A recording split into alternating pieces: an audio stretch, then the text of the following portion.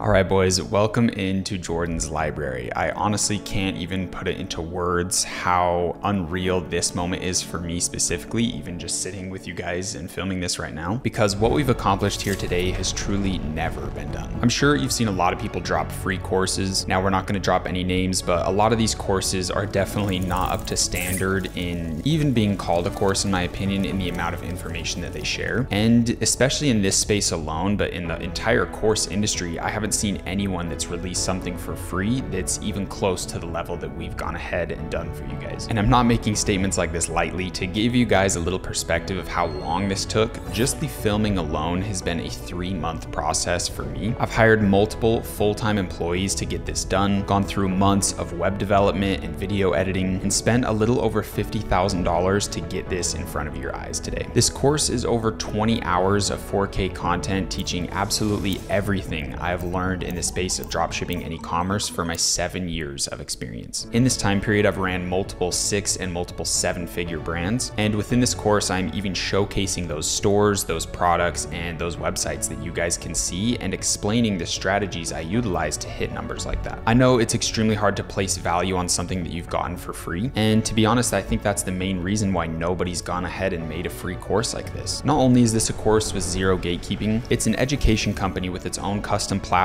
and private community group. And not only am I teaching you guys theoretical knowledge of how to do things, I'm also doing these actions with you. So in this course, there is 4 modules with a bonus module at the end, and we are going to continually be adding content to this course based on what people tell us in the community group. If you guys join the community group and let me know, hey, this video needs a little bit more work, this needs a little bit more explaining, I didn't really understand this, then we're going to be making new videos for you and adding them into the course. But like I said, I don't just teach this, I actually start a new brand with you in this course. I show the entire process of me finding this product on social media. I show me researching different brands that are selling it and ensuring that I can outcompete them. I can make better websites. I can make a better video ad than them. And most importantly, I knew that I could source this product cheaper than the competitor so I could sell it at a better price point and make a higher profit margin. I show that entire process. I show me building my website, which is thenewcup.com. You can go check it out right now. You guys get that template 100% free as a one-click download that you can import into your store, switch out the images, switch out the product, and you're ready to go with a very high converting website. I show me filming my video ads, editing them, posting them as organic, and then scaling them as paid ads later on. And within that 2-week time period, I was able to do $10,000 in sales and profit $2,000 on that, on a brand new product, brand new website, a brand new brand with new organic video ads that have never been tested before. And still I was able to get results that good. So I hope you can see the level of value that's in here. And honestly, value is something that's in the eyes of the beholder. For a lot of you that go through this course, I'll be honest, you're not going to see too much value in it because your perception is tainted by the fact that you were able to just make an account and log in and be here with no barrier of entry, no resistance. And this is the exact reason that nobody's making free courses right now. And if they are, it's a very, very shitty video series. Maybe it's like an hour, 2 hours long. It's on Kajabi, a platform that they just have to plug the videos into and it's done. And ultimately, it's just a cheap funnel to get you to buy their real course later. And the reason everyone's doing this is because people don't place value on free information. It's so easy for you to brush this off as not really having much value because you didn't have to pay for it. You didn't have to place any value on it. But I can absolutely promise you guys from the bottom of my heart, anyone that goes through this course is going to be equipped with every tool they need to completely change their life. I'm not exaggerating this in the slightest. This course has absolutely everything you need, from spirituality, meditation, vision boards. As you can see, I have one right here, but behind there's 3 more, and then there's 3 more right here. You can see on the side camera, there's 2 right there, and then there's 1 in this side corner. So I'm not just teaching you about dropshipping and business. I'm teaching you about spirituality, success, abundance, affirmations, journaling, and how to really have the foundation for success. We have book recommendations. We have daily schedules, dopamine detoxes, PDFs for you guys to download for every single video inside of this course. And we have a private community group where you can get one-on-one private access to me through daily live streams and through my team of personally handpicked student success managers. These are people that have gone through the course, they have ran successful stores, and they know how to answer every single one of your questions. These people are direct parts of my team, and they are inside the private community group there to answer all of your questions, and then I'll be there live almost every single day answering your questions, bonding with you guys, and ensuring that you're on the correct path through this journey of dropshipping and e-commerce. One of the biggest things I've realized is it's not really about the program you're going through. It's not really about the information you're given. It's about the community that you can call to in time of need. And to be completely honest, I think the community group is the absolute best place you could be for dropshipping and e-commerce if you're trying to take this serious, if you're trying to go to the next level and actually take control of your life. There truly isn't a better place that you could be than inside this free course and inside the community group with me. And I really do not make these statements lightly. The amount of work that has been put into this, the amount of intention and time, this has been over a year process now to try to get this to life. I can challenge you guys, if you've paid for a course in the past, or if you're interested in paying for someone's course, go buy it and compare it to this one, and I can guarantee you there is nothing that comes close to what I've created for you guys today. And I'll be honest with you guys, this course is a lot. This is extremely hard to go through. If you were to watch through every second of this course and truly take action on absolutely everything that I say, then this will truly be one of the biggest challenges of your life. Inside just the first module alone, I have you guys doing dopamine detoxes, extremely strict protocols, creating vision boards, doing daily affirmations, and truly teaching you how to consciously create a new identity for yourself, a new life for yourself. And that's just the first module. We still have 3 others plus a bonus module that teaches you how to put out fires and really deal with some issues that you're gonna have happen inside your store. In module 2, I show you guys some of my stores, and I teach you how to build a skyscraper, how to build a genuine brand that has that 7- and 8-figure potential. This course is not just on drop shipping and running little shitty 6-figure stores. I teach you guys how to find winning products and how to wrap these products in brands that sell emotions to people. In module 2, we have one video alone that's an hour and 32 minutes of me doing live product research with you guys, teaching you what to do. I even have private connections with almost every company that you guys need to utilize, like Shopify, like TikTok. So you guys are getting deals and special treatment with these companies because they understand that I have a free course that's going to be bringing in hundreds of thousands of eyeballs that can be directed to their brand. So they have worked with me privately on this. And all of the companies that I'm recommending you guys using are the exact ones that I use on my past stores and my current stores. There is absolutely nothing in this course that is ingenuine in the slightest. So in module 2, that's where a lot of the theoretical stuff is, teaching you guys what to look for, and then I obviously do it with you in some of the episodes. But module 3, cutting the tree, is where we really start diving into taking action and where I start doing these processes with you guys for the rest of the course. We go over legal troubles, AI, how to name your brand, how to design your logo, how to set up your store, and how to build your website, which is really easy because you just have to do a one-click download on it. I show you what apps to get. I show you how to integrate with your 3PL, how to import the product that you want to start selling, how to start creating content for your brand, posting on organic, and really crushing that sector. In module 4, we go over credit cards, testing strategies for your video ads, how to read your analytics and your data, how to create content with UGC creators, how to set up Facebook, how to start running your ads there, and how to start building your team with virtual assistants, which I also give you guys personal connections to the virtual assistants I've been using for years. I teach you guys how to scale, how to track all of your data, and even go over some legal issues that you need to be thinking of to ensure that your brand is going to be safe on its journey to 7 and 8 figures. This course is focused on e-commerce. It's called Ecom with Jordan 2.0, not Dropshipping with Jordan 2.0. Dropshipping is truly just the first couple steps that we take on the journey of e-commerce, where we create real brands, real products, start working with real influencers, and scaling this up into something we can truly be proud of. So that wraps up the course, and now I want to talk a little bit about the paid community group and how you guys can join if you're interested. I'm going to go over things slightly briefly, and if you want more information, there's a button in the top right corner of your screen that lets you join the paid community group and see a little bit more information on what's inside of there. But essentially, I'm creating the #1 spot for anyone who is on the path of dropshipping and e-commerce. The #1 place for you to go to get all of your questions answered, but most importantly, a place where you can be with peers, with people that are on the same path as you, trying to better their life, people that aren't going to the bars every weekend, people that have had to cut off a lot of their friends to pursue the life they truly desire. And when you do that, when you enter this path of entrepreneurship, it's very lonely. I can promise you guys, this office that I'm sitting in now, I have been glued in here for the past 7 years since I graduated high school in 2016. And I can promise you, it's been extremely lonely. There has not been many people physically in Utah that I can relate with, that I can really like sit down and talk about business with and talk about my problems and my issues and my struggles. There's no one I can really relate to because nobody's doing this path. Nobody's taking this pursuit. Everyone's out there drowning away their problems with drinking and smoking 24/7, going to parties, spending money, scrolling on TikTok all day, and not really living intentionally at all. So not only is this community group a place where you can get one-on-one access to me and my trusted student success managers that have the capabilities to make sure that you're directly on the correct path with your store. It's also a place you can have friends. You can have a community of people that understand you, that are on the same path as you. When you talk about your emotions, your feelings, your challenges, they can actually understand them. And most importantly, relate with them and be there for you. And that's what this community group is focused on. But I'm gonna leave things there. If you're interested in the community group and you wanna get a one-on-one connection with me, then definitely go make sure to check the button in the top right corner of your screen. Now, I don't wanna keep this video long because there's truly 20 hours of content ahead of you. But the last thing I wanna say and really drill in your guys' head with this is I hope you can put importance and value inside of this course. I hope you can feel my heart, my intentions, and my purpose for creating this for you. I truly hope you understand the level of opportunity that's in your hands right now. Anyone else that's in this position that I am, with the knowledge that I have, the experience that I have, is charging $3,000 to $5,000 on a course that's not even as in depth or as high production as what you're seeing today. And ultimately, it was a hard decision. This is a course that I could sell access to for $3,000 to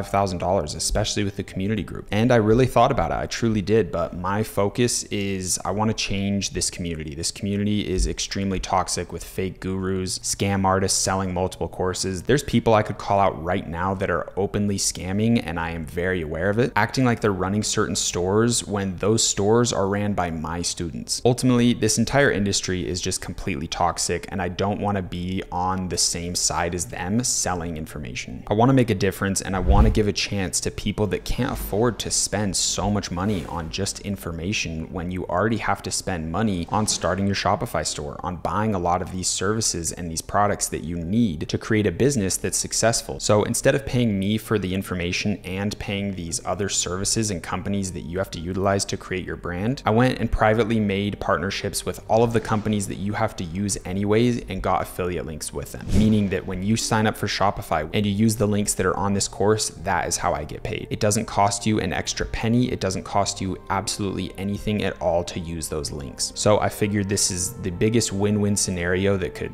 ever be created, and it gives me the beautiful opportunity to share all of my information that I've learned over the years to the people that truly care about it and truly want to see success in their life. If this is something that I could have had in 2016 when I just started, I would probably be 3 or 4, potentially even 5 years ahead of where I'm at now. And that's because this information isn't just a course on dropshipping, it's truly a course on success. So I know I've rambled quite a bit, but the last thing I want to say is if you believe in yourself, if you believe in me, and you believe in the opportunity that you have here today, then I would love to take the first step with you and start our journey off right now. And we're going to be doing that by starting our free trial with Shopify and truly take the first step of this journey together. So right below this video is a Shopify link. If you click on that, it obviously does help me out. There's 0 obligations. If you just want to go to Shopify, you guys can do that. This course is completely set up on trust, but please know that the affiliate links below the video is the only way that I can get this course to you guys for free. So it really does mean the world to me if you use those links. So first things first, we're going to click on this and put in a good email address. Then we're going to hit start our free trial now. And right now you guys only have to pay $1 for 2 months of Shopify, which is absolutely amazing. Ultimately, all the links that are below these videos are going to give you the best deal that the company's offering at the current moment. And right now for Shopify, that's $1 for 2 months of service. So we're going to hit start our free trial. We can hit skip all right here, and it's going to verify and start creating our account for us. And it's going to bring us into the dashboard. It might ask you a couple questions of personal information. Just put those in quickly and then come here and hit select a plan. So there's a bunch of different Shopify plans. We just need to get set up with the basic one. This Shopify one and this advanced one is just when you're really making a ton of money on your store. And basically what you're doing it for is to cut down the payment processing fees right here. So we don't need to get started with that. This is $300 a month, $80 a month. We just need to get started with the $1 for the first 2 months. So this is our first step on this long journey together. We're going to hit choose basic. We want to make sure to hit monthly though. We don't want to be paying yearly. Hit confirm billing cycle and put in your information. Once you put in your address, then you're going to need to put in a credit card. And if you're looking to learn a lot of information about credit cards, there is a ton that I go over in this course. But if you just have a debit card for now, that's totally fine.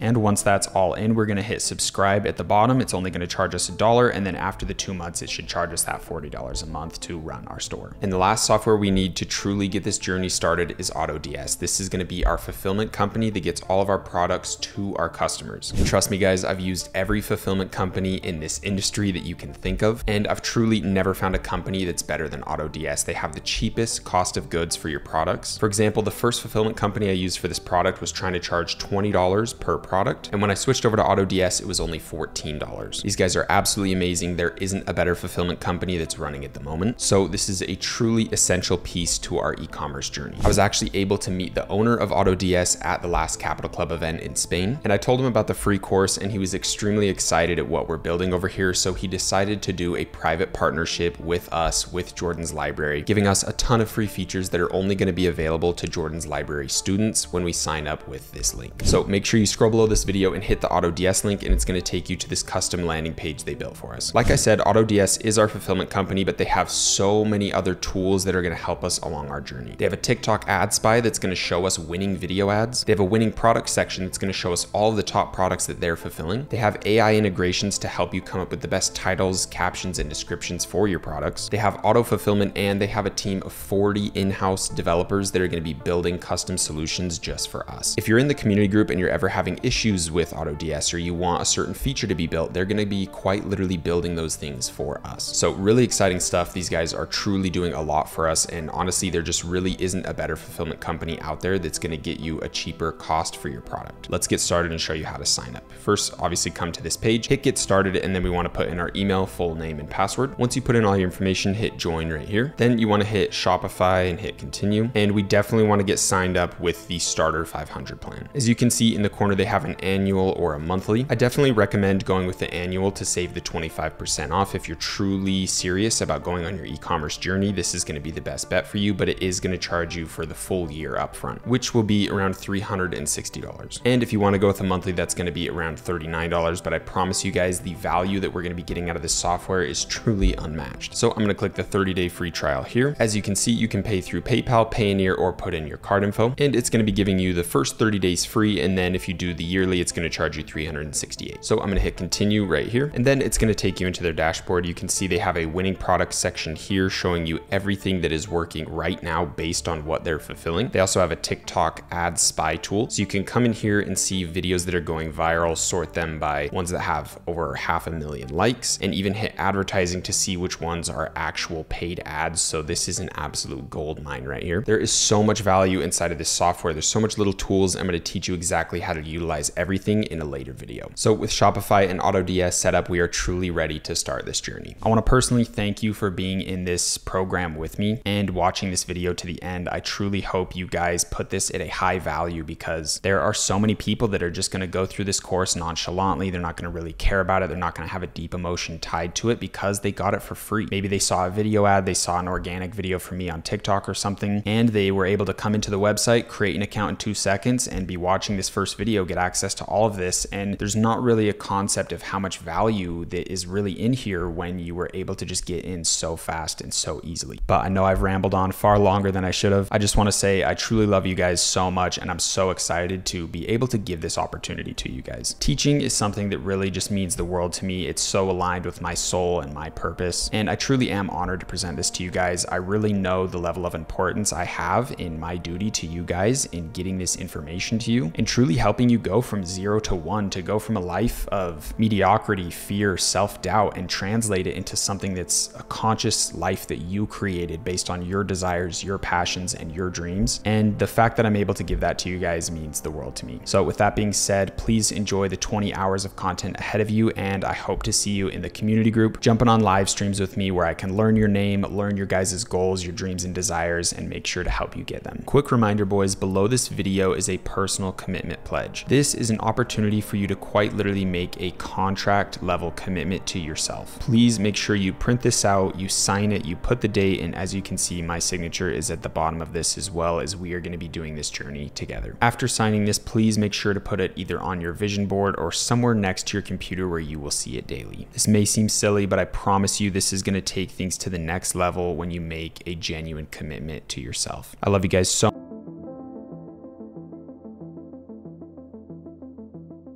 If you're familiar with dropshipping, you're probably assuming it's just like it was back in 2016. But the space has truly changed so much over the years, and it's constantly evolving. So today we are going to jump into the basics of dropshipping and explain the true potential behind this industry.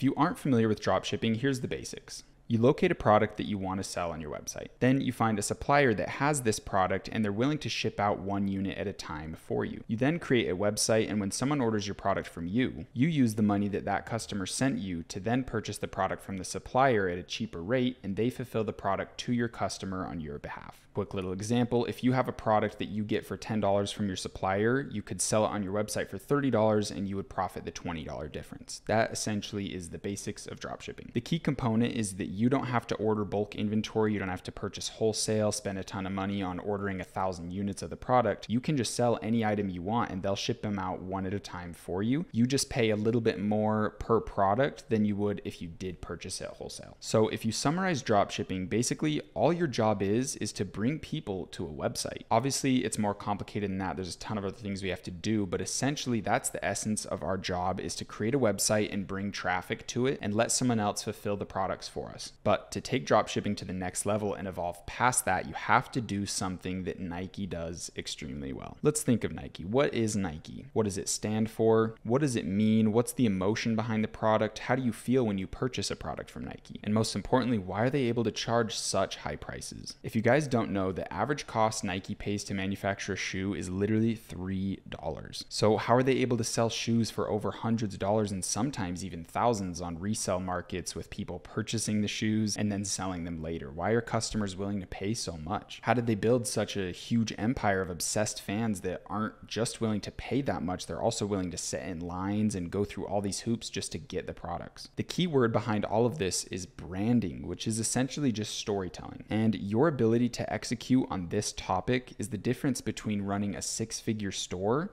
and running a 7, 8, and even 9-figure company. Through this course, you're quickly going to understand that we are in the business of e-commerce, and dropshipping is simply just a method that we utilize to fulfill products in the starting stage. We're eventually going to get away from dropshipping in this course and teach you how to run a huge company. So dropshipping has been huge since 2016, and customers are getting very smart. They know what dropshipping is. They know that some of these products are probably not going to ship to them fast at all. They know the quality's fake. They know these websites look untrustworthy. So if you really want someone to come to your store, believe that it's a high quality product, that it'll ship to them relatively fast, and they can trust putting their credit card information on the store, then you're going to have to do a lot more to convince these people that you're an actual brand selling an actual product and that you're trustworthy. We can no longer make some huge bulk crappy website with 10 products on it and no real branding, no storytelling. That day is coming to an end. It is extremely important to have a story behind your brand, an emotion and a feel, and be targeting a specific audience with the product or products you sell. Quickly, I want to go over an example of a really crappy store and a really good store that both sell the same product. So the crappy store today we have is 24decor.shop. With a store like this, you don't really seem too trustworthy. Like, what is 24decor? If you go check their best sellers, they have drills, carpets,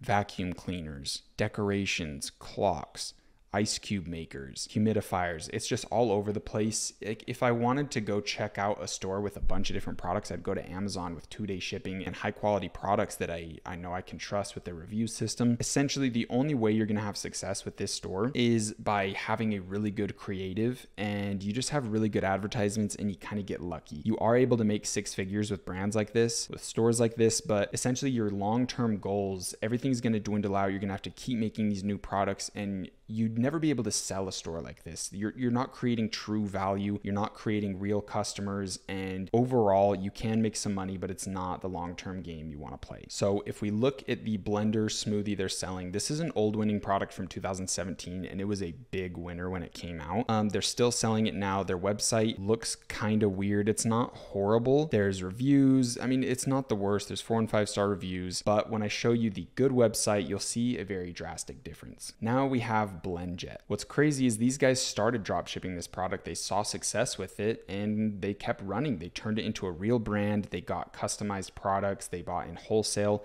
which also makes the product way cheaper.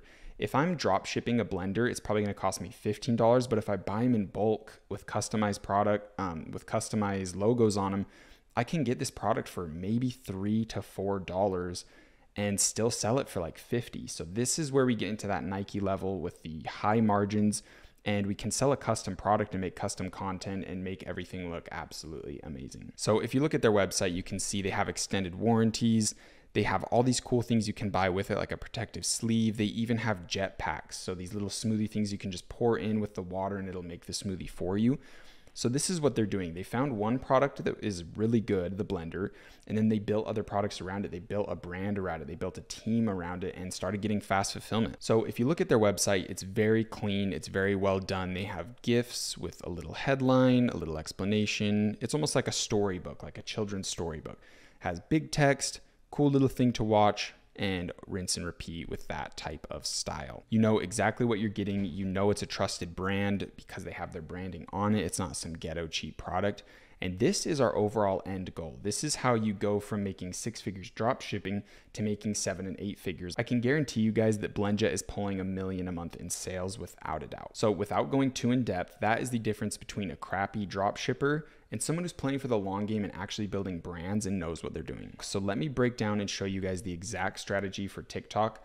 This is going to be super breaking down into 15 steps of basically how you go from a drop shipping store to turning into a 7-8 figure real brand that makes a ton of money. So your first step is to scour TikTok day and night looking for viral products that fit a certain criteria, and I'll go into that criteria in depth. This is just a quick little breakthrough. Once you find a very strong winning product, you're going to order it off Amazon and have it shipped to your house. While you're waiting for it to arrive to your house, you're going to make a really cool website specifically for that product and also make a branded TikTok account for that product as well. Then once you have the product at your house, you're going to make 2 to 3 TikTok videos a day and post them just organically on the account. Now, any videos that perform really well, you're going to take them and turn them into Spark Post ads through TikTok's paid advertising. Now your job is to make 2 to 3 videos a day and turn them into Spark Post ads if they're really good. If you have a killer product and you're really good at making viral, trendy TikToks, you can easily start hitting $10,000 days in revenue just off that alone. And if you're hitting your industry average 20% profit margin, that's $2K a day in profit that you can reinvest into your brand. At this point, you're gonna have a lot of customers coming in and you're gonna need to hire a virtual assistant to take care of the customer support and fulfill all the orders. You're also gonna connect with a 3PL team that's gonna process the orders for you. We never utilize AliExpress.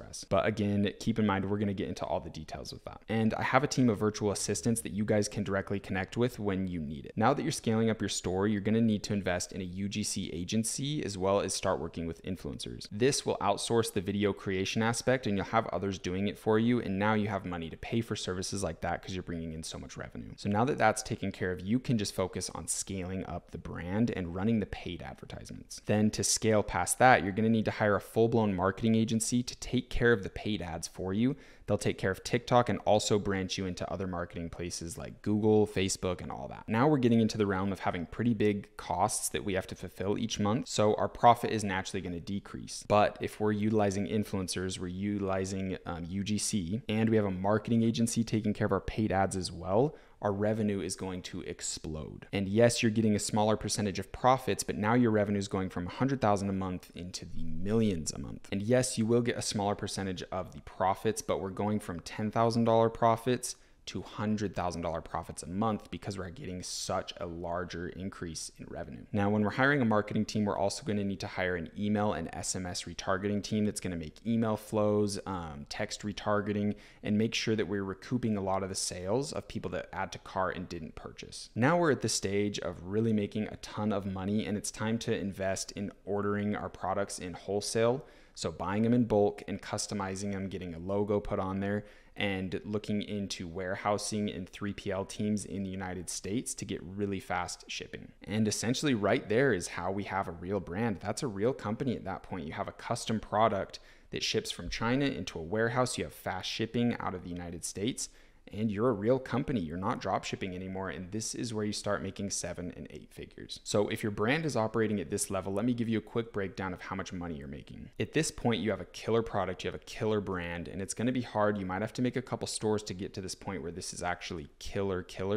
But if you're at this point, your TikTok ads are going to bring in 10 to 20,000 revenue a day easily. Your Google ads are also going to be matching that with 10 to 20K a day as well. And with that much volume, that many people visiting your store, your email and SMS retargeting is easily going to bring in 5K a day at that point. Now, working with influencers, this is huge. You can make $2 a day, or you can make 200,000 in a single day, depending on what level you're working with influencers. There's micro influencers and there are huge influencers. If you have a deal with Kim Kardashian or something, obviously the day that posts, you're going to make hundreds of thousands in revenue that day. So if let's say we're working with a small amount of influencers, they're not huge, but we're working with a lot of them, we can easily bring in 10K a day through that alone. And if we're continually posting TikTok organic, we can bring in $1,000 to $5,000 a day through that as well. So if we add the lowest estimation of all of these numbers up, we're at 36K a day. So 36,000 a day in revenue times 30 days, we are making 1,080,000 in revenue each month. Now, if we times that by 12, we are making almost 13 million a year. And obviously, yes, that is revenue. And an industry average is around 20% profit margin. So that's around 2.6 million in profit for yourself. And I know, guys, this probably sounds fucking insane to you and so unimaginable, but I promise you, running a $12 to $13 million a year store is not that big. There are thousands of stores that are processing more than this each year. If you don't believe me, you can go watch Shark Tank. There's all these people selling these random products you've never heard of, and they'll say their e-commerce sales are millions a year. And for a huge perspective change, how much do you think Amazon brings in a day? The answer is $1.3 billion in revenue a day. And that's based on their last year's sales broken down by how many days are in the year. So they definitely had days that were in the 2 billions of how much money they processed that day. I promise you, making even 100 million a year in revenue on your store is absolute crumbs to this $1 trillion industry. Meanwhile, everyone is saying dropshipping's dying, it's too saturated, it's too competitive. These people just have no clue the actual state of the industry. We're just doing e-commerce.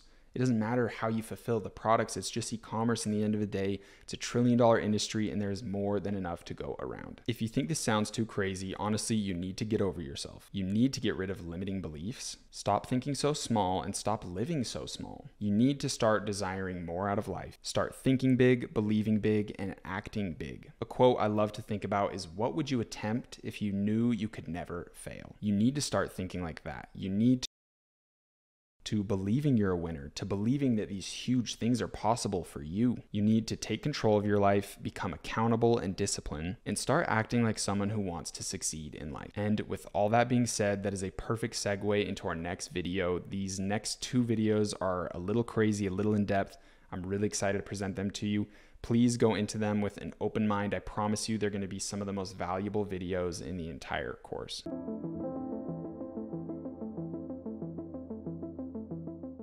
All right, guys, this one is going to be a long one, so please sit and be patient with me. We're going into some topics that I can promise you definitely didn't expect to be learning in a dropshipping course, and it might seem a little bit off track. It might seem a little woohoo spiritual even, but I promise you guys, this is going to be one of the most powerful videos in the course, the most powerful sections, and this is going to be something that if you really put your all in it is going to be the detrimental factor, the keystone to your success through this program. That's something I truly believe. So it's going to be a little long. It's going to be a little bit out there. Please be patient with me. This is stuff that you have to learn to be successful. So now that we know a little bit about dropshipping, we know the foundation, we know our goal and what we're striving for, the focus now shifts to ourselves. We need to understand ourself, our thoughts, our emotions, our actions, our beliefs, and our identity. We need to discover the inner world. And most importantly, we need to clean and organize it so we can create the outer world we desire. The car, the house, the time freedom, location freedom, financial freedom, all that stuff. So without further ado, let's begin.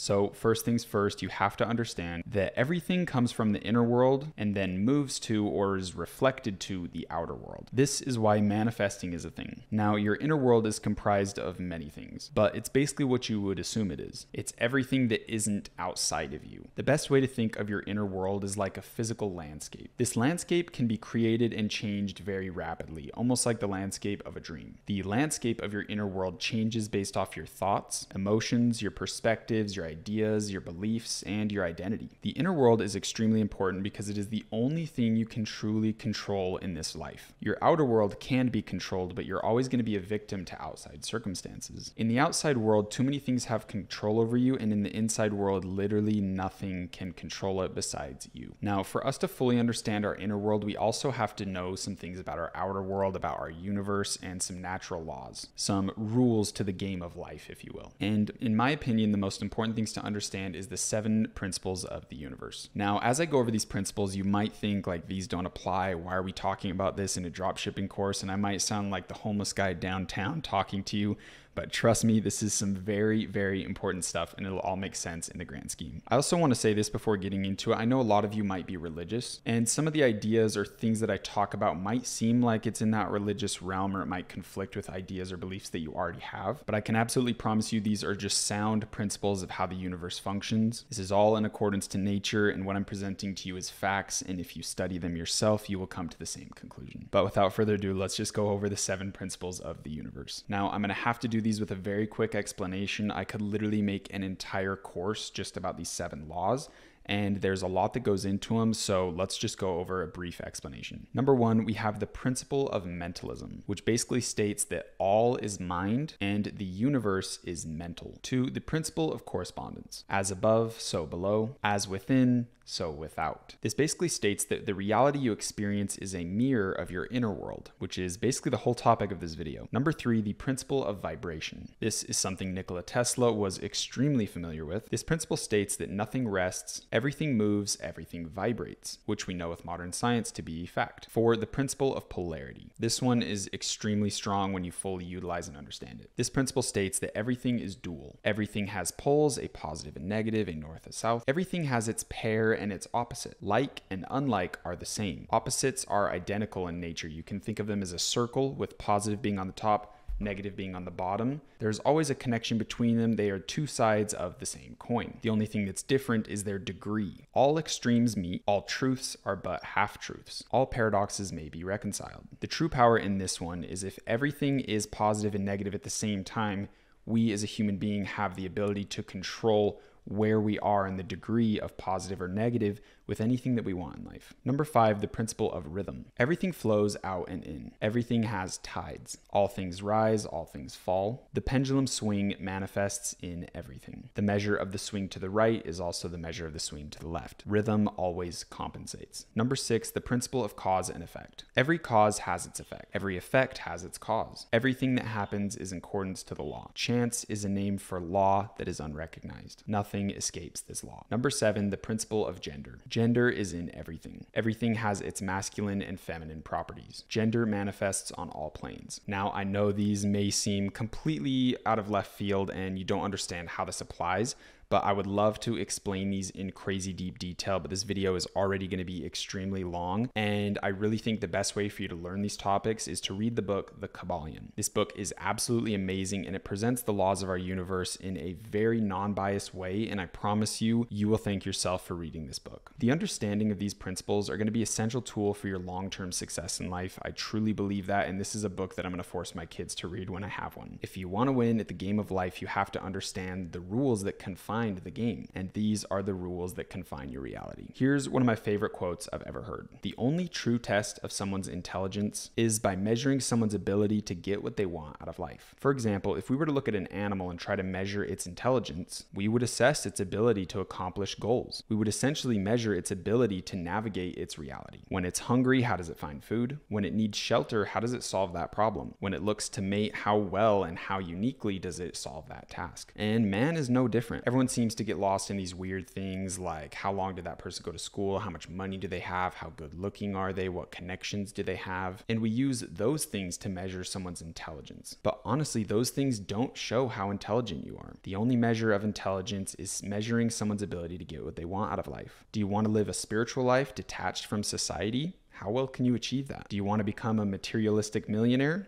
How well can you achieve that? Maybe you want to travel the world with zero belongings and have the financial freedom and time freedom to never worry about money again. That's all great, but how well can you achieve that? Truthfully, nature doesn't care how smart you are. Nature doesn't care how long you went to school. Nature cares about your ability to survive. Now, the ability to survive is kind of more in the realm of what animals are measured by. Humans, in my eyes, are measured by their ability to thrive in life. And that is why we simply must understand the laws of nature so we can best navigate ourselves through this journey towards whatever destination we choose. And for the time being, you're here with me, learning dropshipping and e-commerce in order to profit $10,000 a month. That is our exact goal, to profit $10,000 a month, which means we have to do $50,000 a month in revenue at a 20% profit margin. That's $12,500 a week in revenue and $1,780 a day in revenue. If you're selling a $40 product, that means you need to convince 45 people to purchase it each day. That's it. That's our goal here. That's our specific exact thing that we are striving for. And it's extremely important to understand and break down your goal into exact numbers like that. Your mind has to understand this task deeply. The universe needs precision. You need to tell the universe exactly what you want out of life. And once you do, the universe begins plotting with you on your desired goal. Once you set your internal frequency to the level at which you desire through precisely measuring out your exact goal and what it takes to get there, is the second that the outer world starts utilizing the law of correspondence and bringing that goal towards you. Essentially, that's what manifestation is. But you must dial yourself in on the exact goal, the exact frequency. Think of an old school radio. To get to the song you want, you must tune that radio to the exact frequency that that song is on. Even if you're slightly off, it's going to be fuzzy and you might get something close to your goal, but it won't be the exact goal. Your goal of making $10,000 a month is somewhere floating around in the universe, just like that song is on the radio frequency. Here is your desired goal.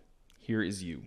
Once you set your frequency to the exact level of this goal, you begin to basically create gravity pulling that goal towards yourself. The inner world and the outer world operate on different time schedules. And since time is basically an illusion, it's not a linear path. So for your inner world to match with your outer world, the first thing you have to do is set the frequency, like we just talked about, to the exact goal. You have to know this goal. You have to feel this goal. You have to commit to it. You have to act almost as if you've already achieved the goal. Because if your frequency's set, you've essentially already achieved the goal. Time is an illusion. It only takes time for your outer world to match and pair with that goal. Once you've set your intention, you've set your frequency, it's only a matter of time until it attracts towards you. Now, we can't just ignore the fact that we live in a material world. If we were transcendent of this three-dimensional reality, the things we desire in life would just instantly come towards us. There's no time to catch up between the inner and outer world. But since we are human beings in this material world, we have to begin to work towards these goals. We must also do the work required to achieve this goal. But just know this, once you set your exact frequency of your goal, you've already done 50% of your job. To achieve the other 50%, you must do the following. Number one, you must hold faith that this goal will come to reality. You must truly believe it's possible. You have to feel that it's possible and that you're deserving and worthy of achieving this goal. You have to fuel this goal with the feelings of already having it. Think of how it would feel to have this $10,000 a month. What would you do with it? Who would you help? Would you take care of your family? Would you buy yourself a new car? Get yourself a nicer place to live? Hold on to the emotion behind these goals, these actions that you'll take once you achieve that $10,000 a month. Inside your mind, you need to create the emotion of already having the $10,000 a month, already feeling it,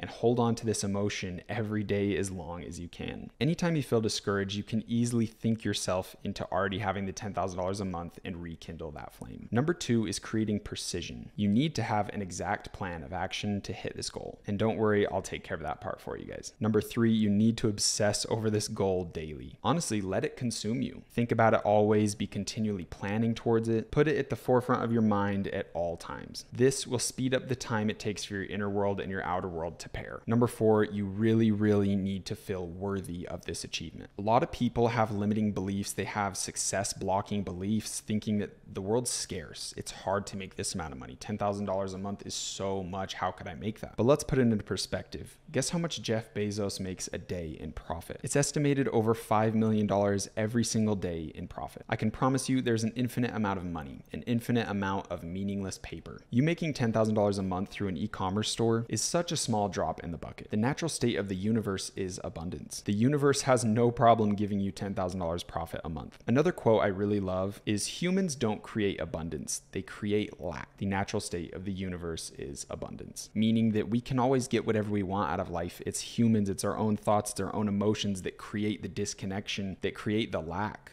that create scarcity, fear, doubt, and all of those negative things. That brings us into number 5. Never succumb to fear, lack, or doubt. These emotions plummet your frequency. It will go from the highest of highs to the lowest of lows when you start listening to lack, doubt, and fear. And when your frequency lowers, you're beginning to manifest things from the lower frequency. So your outer world is attempting to pair with that lower frequency. So it's very important to never listen to those thoughts. And this brings us into number 6. With me saying that, I know it might seem scary, like, okay, anytime I have fear, anytime I have thoughts of doubt, then I'm going to start manifesting that, and then it becomes this negative spiral. You don't need to constantly focus on avoiding fear, avoiding doubt, because if you're focusing on negativity, you just create negativity. All you have to do is just ignore those thoughts. You just have to focus on the positivity. You can't fight darkness with darkness. The only thing you can do to get rid of darkness is turn on a light. So just be a light in your own life and be a light in others' lives as well. If you focus on that, if you focus on having faith in yourself and having faith in this goal, you'll never have to worry about those emotions. They'll simply come across and you can just pass them aside, knowing that it's just your mind trying to self-sabotage you on the journey to this goal. Which brings us into number 7, which is prayer. Prayer is also extremely necessary for success. Prayer is basically the action of tuning your frequency, tuning your inner radio. Prayer is essentially just speaking to the universe, setting your intention, telling the universe, telling your higher self, telling God what you want out of life. Then once that word is spoken, the universe knows and can help you on your journey. Promise you, if you're atheist, no matter what you believe, these are simply facts. If you speak out the information, if you speak out what you desire in life, it comes back to you. There's nothing you can say to refute it. Now, I totally understand a lot of these topics that I've mentioned can be kind of uncomfortable for some people, or it may even potentially clash with your current beliefs. But this information is essentially full of light. There's nothing negative with this information. My goal isn't to get you out of your religion. I'm simply sharing facts that I know to be true about the universe, about our reality. These are the rules to the game, and we want to utilize them to help us hit our desired goal. You have to understand your reality so you can optimize yourself to get what you want out of life. And to me, this is the true meaning of life: to experience what you want to experience, to grow, to feel, to create, and simply just go through life consciously with intention. But okay, all that stuff out of the way, let's try to get back to reality a little. I want to talk about the 2 different types of people that see success in life. This one's gonna be kind of funny, but we have the Gary V's and we have the Crystal Girls. They're both pretty much jokes, but let me explain what I'm talking about. The Gary V's are the workaholics, the people that think simply work and sheer force will get them where they want to be in life. And honestly, they're right. Work is absolutely a huge part of your journey to success. And there's a lot of truth in this mentality and its ability to get you results. But this outlook is so physical, it's so male. And the people that embody this energy usually completely shy away from improving their inner world with things such as meditation, intention, and all the stuff we just mentioned before. Next, we have the Crystal Girls. What I mean by this type of person is the person that just thinks they can manifest anything in life. This person's very hyper-focused on the inner world, and it's a very feminine energy. They attempt to be in a perfect mental state, and they usually are very resistant towards getting their hands dirty and actually working towards things. Now, obviously, with both of these things explained, I'm sure you can see that the best resolution is somewhere in the middle. Like almost anything in life, the result is in between the 2 opposing parties. Now, if you can marry these 2 realities, these 2 different perspectives into one, you're gonna have the best of both worlds. Because when you work on your inner world, it instantly shaves off the time between your reality of your inner world and your outer world pairing. For example, if someone has a horrible inner world, but they just work their ass off every single day, it could take them over 6 months to a year of hard work to achieve their goal. But someone with a solid inner world could achieve that exact same goal with half of the work and in half the time, because they have the rules of nature on their side. I hope that makes sense. That's kind of the conclusion of everything I've talked about. Essentially, just working on hard work isn't going to get you where you want to be. It might, but it's going to take way longer. You need to back this hard work with a clear inner world, clear thoughts, clear emotions, clear actions, clear beliefs, and a clear identity that all point towards your goal of making $10,000 profit a month. And that is why I'm diving so deep into some of these crazy topics. 50% of success is your outer world, your work, and 50% of success is your inner world, your thoughts, emotions, and all that stuff. Now, with that being said, let's go fully back to reality. As I said before, I've had students come in here and make 7 figures their first year in revenue. I've also had people hit $10,000 days within their first month of opening a store. And I've also had people that have paid for this program and they haven't even logged in one one time. And the sad reality is some of you guys will never hit $10,000 days in profit.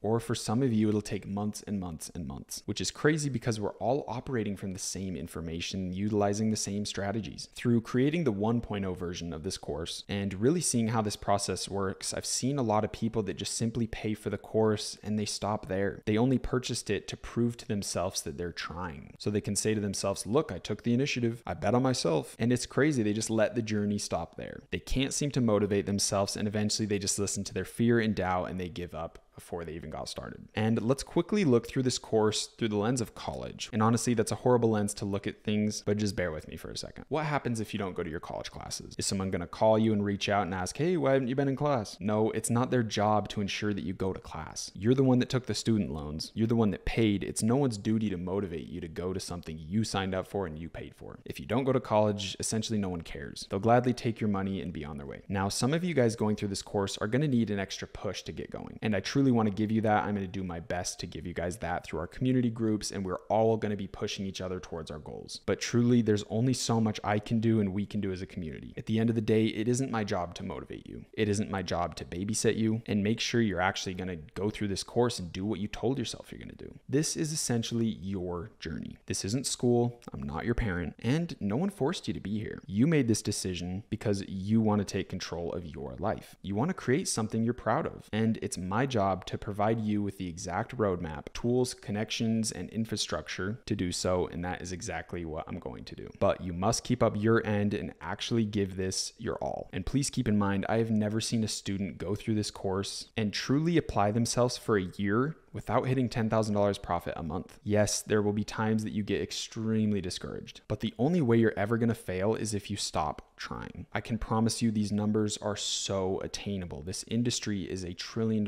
industry. There are thousands of stores that do millions and millions of dollars a month in sales. I promise you got this. I promise $10,000 is so attainable for you to achieve. But what's the difference between someone that hits 7 figures their first year and someone that can barely even get sales on their store? Ultimately, I believe the person who saw success did the inner work. They kept it in the forefront of their mind constantly. They were diligent and disciplined on this path towards their goal. They utilized all my strategies properly, and through doing so, their goals were achieved and presented to them. The opportunity arose, the insight came, they had their click moment when everything seemed to magically work in their favor because their inner world aligned with their goal. For one last example, let's look at someone who hits massive success, but their inner world doesn't align with that success. The perfect example of this is lottery winners. $10 million lands on some idiot's lap. And guess what happens? He has a 70% chance of going broke within the first 3 years. That's a literal statistic. Not just going broke, literally filing for bankruptcy. You want to know why? Because they didn't have an inner world that was attuned at that frequency. They don't have the skills of managing $10 million. They're not at that level. It's like you're in a video game, a level 1 trying to wield a level 500 sword.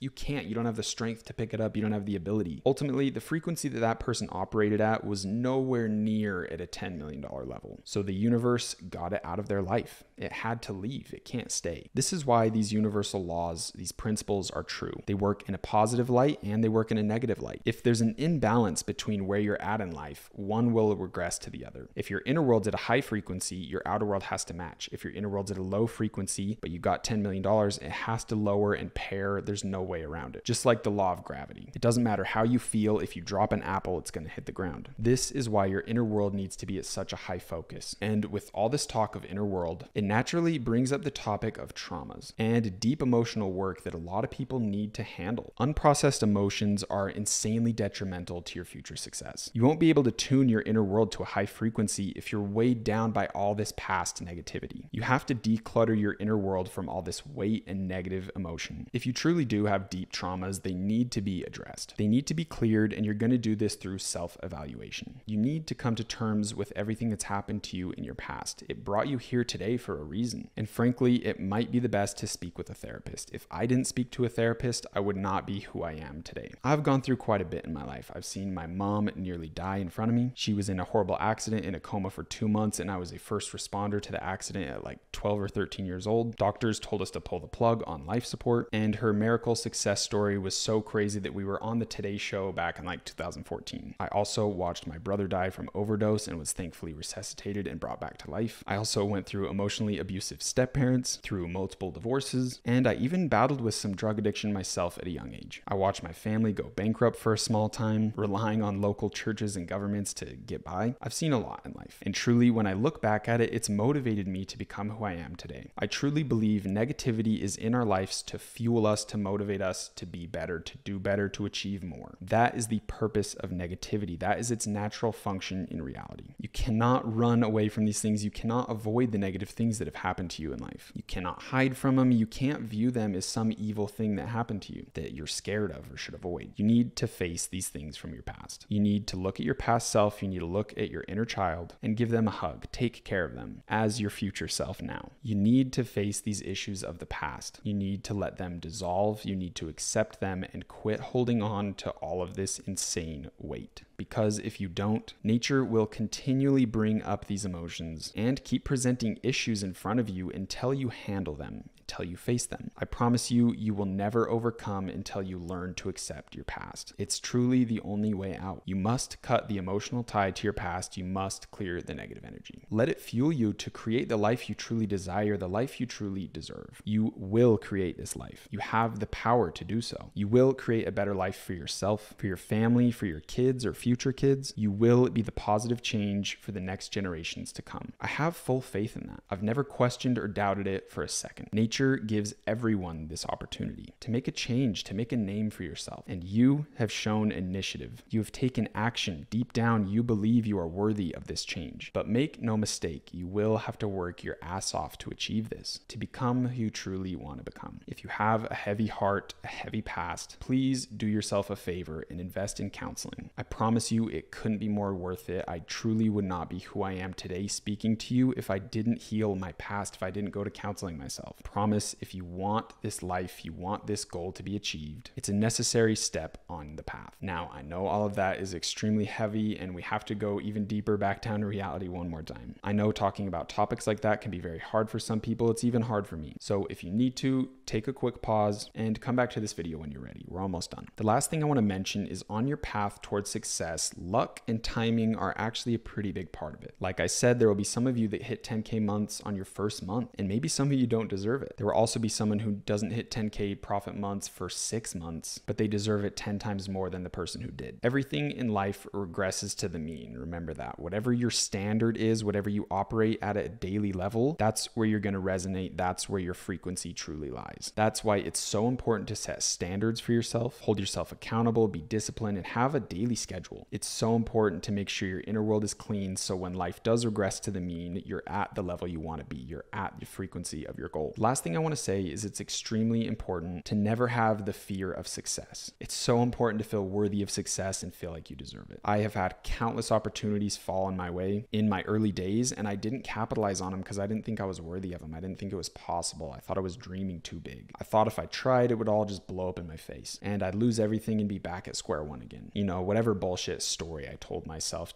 which is basically just an excuse to get out of trying. It's an extremely real thing to get presented with opportunities and not feel worthy of them and shy away from them. And a lot of the times you've done this in your past subconsciously without even knowing you're doing it. I want you to know that everyone gets luck. Everyone gets a big opportunity. The most important thing is to make sure you're ready for it. Everyone catches their break. Everyone has that one day that changes everything forever. You just have to make sure you're ready for that opportunity and jump on it with full force and intention. With that being said, now that we've discovered the inner world, it is time to transform the inner world. And that is exactly what we're doing in the next video. Your last action steps for today are to read the book, The Kabbalion, learn those 7 principles of the universe. Number 2, detach from your past. Seek counseling if necessary. I promise you, your future self will be so grateful that you got rid of that weight. We're essentially climbing a mountain, and a lot of you have 20 to thousands of pounds in a backpack on your shoulders as you're trying to climb up this mountain, and it's just not possible. So make sure you go cut that extra weight. Number 3, just get ready to transform your inner world. I'll see you guys in the next video.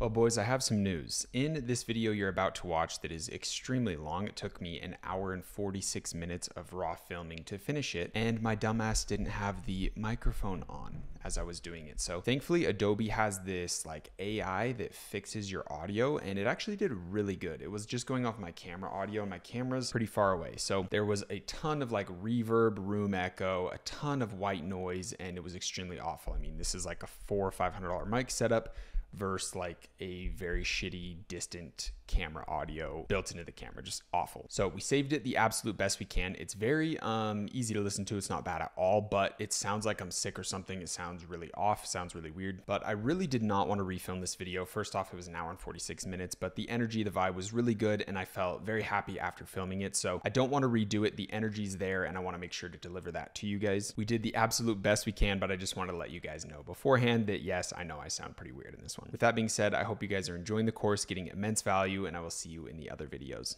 Enjoy. To truly transform the self, we first must understand what it is. We must understand how our reality is created, how our identity is molded. We must perfectly understand the inner workings of our inner world in order to understand how we can break free from them, to create that dream reality we desire, and create the dream self that we desire.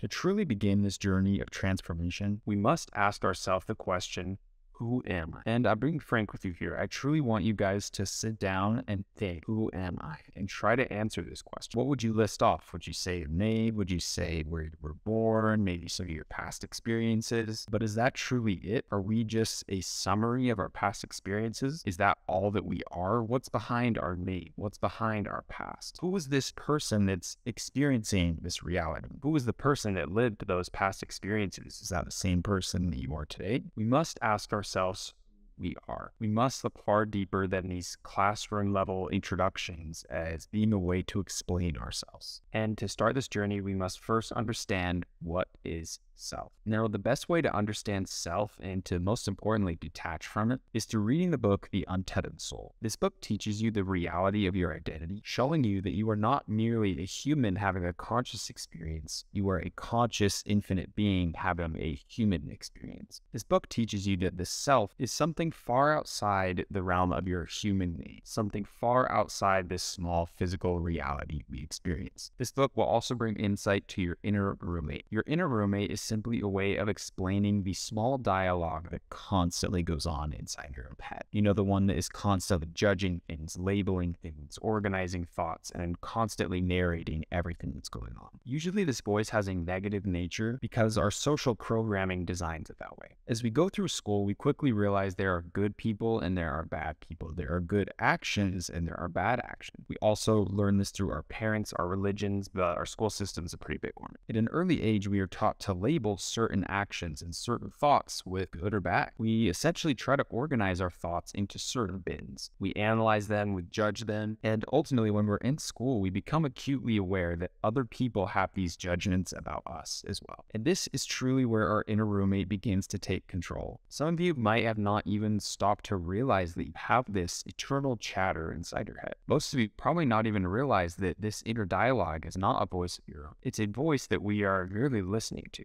This inner dialogue almost always has a negative tone to it, constantly filled with judgment, always sharing negative assumptions, which essentially has us slipping into living a life of fear, scarcity, and doubt. Because our society has trained us to have a negative voice like this, a negative inner dialogue. This inner dialogue is developed through our initiation, our domestication into the social matrix. As a young child, we're put in classrooms, we're told to shut up, we're told that the things that we're interested in don't matter, and we're essentially forced to conform into this reality that they've designed for us. So essentially, this inner roommate is born from our parents' voice. It's born from our teacher's voice. It's born from the religious leader's voice. It's born from the news. And all of these people are kind of combined into one little inner roommate that helps dictate the actions we take, the emotions we feel. And essentially, it tries to govern our actions in order to fit into society. This is a concept that has gone into way more depth in an amazing book called The Four Agreements. Highly truly encourage you to read it and begin understanding the power behind your words and the power behind agreements. These topics are beautifully explained by the author, Don Miguel Ruiz. I hope I pronounced that correctly. And I would much prefer you learn from him from the source of this information. So please go pick up his book, as well as The Untethered Soul by Michael A. Singer. You simply must learn to stop listening to this inner roommate, to stop giving so much weight and so much merit to the inner dialogue and the little voice that just chatters on and on and on, because essentially it's meaningless. Our first ideas might be to try and silence this. We cannot attempt to silence this inner voice. That will only make it much louder. The only thing we can do is stop giving merit to the things that are being said. As the stomach automatically processes food,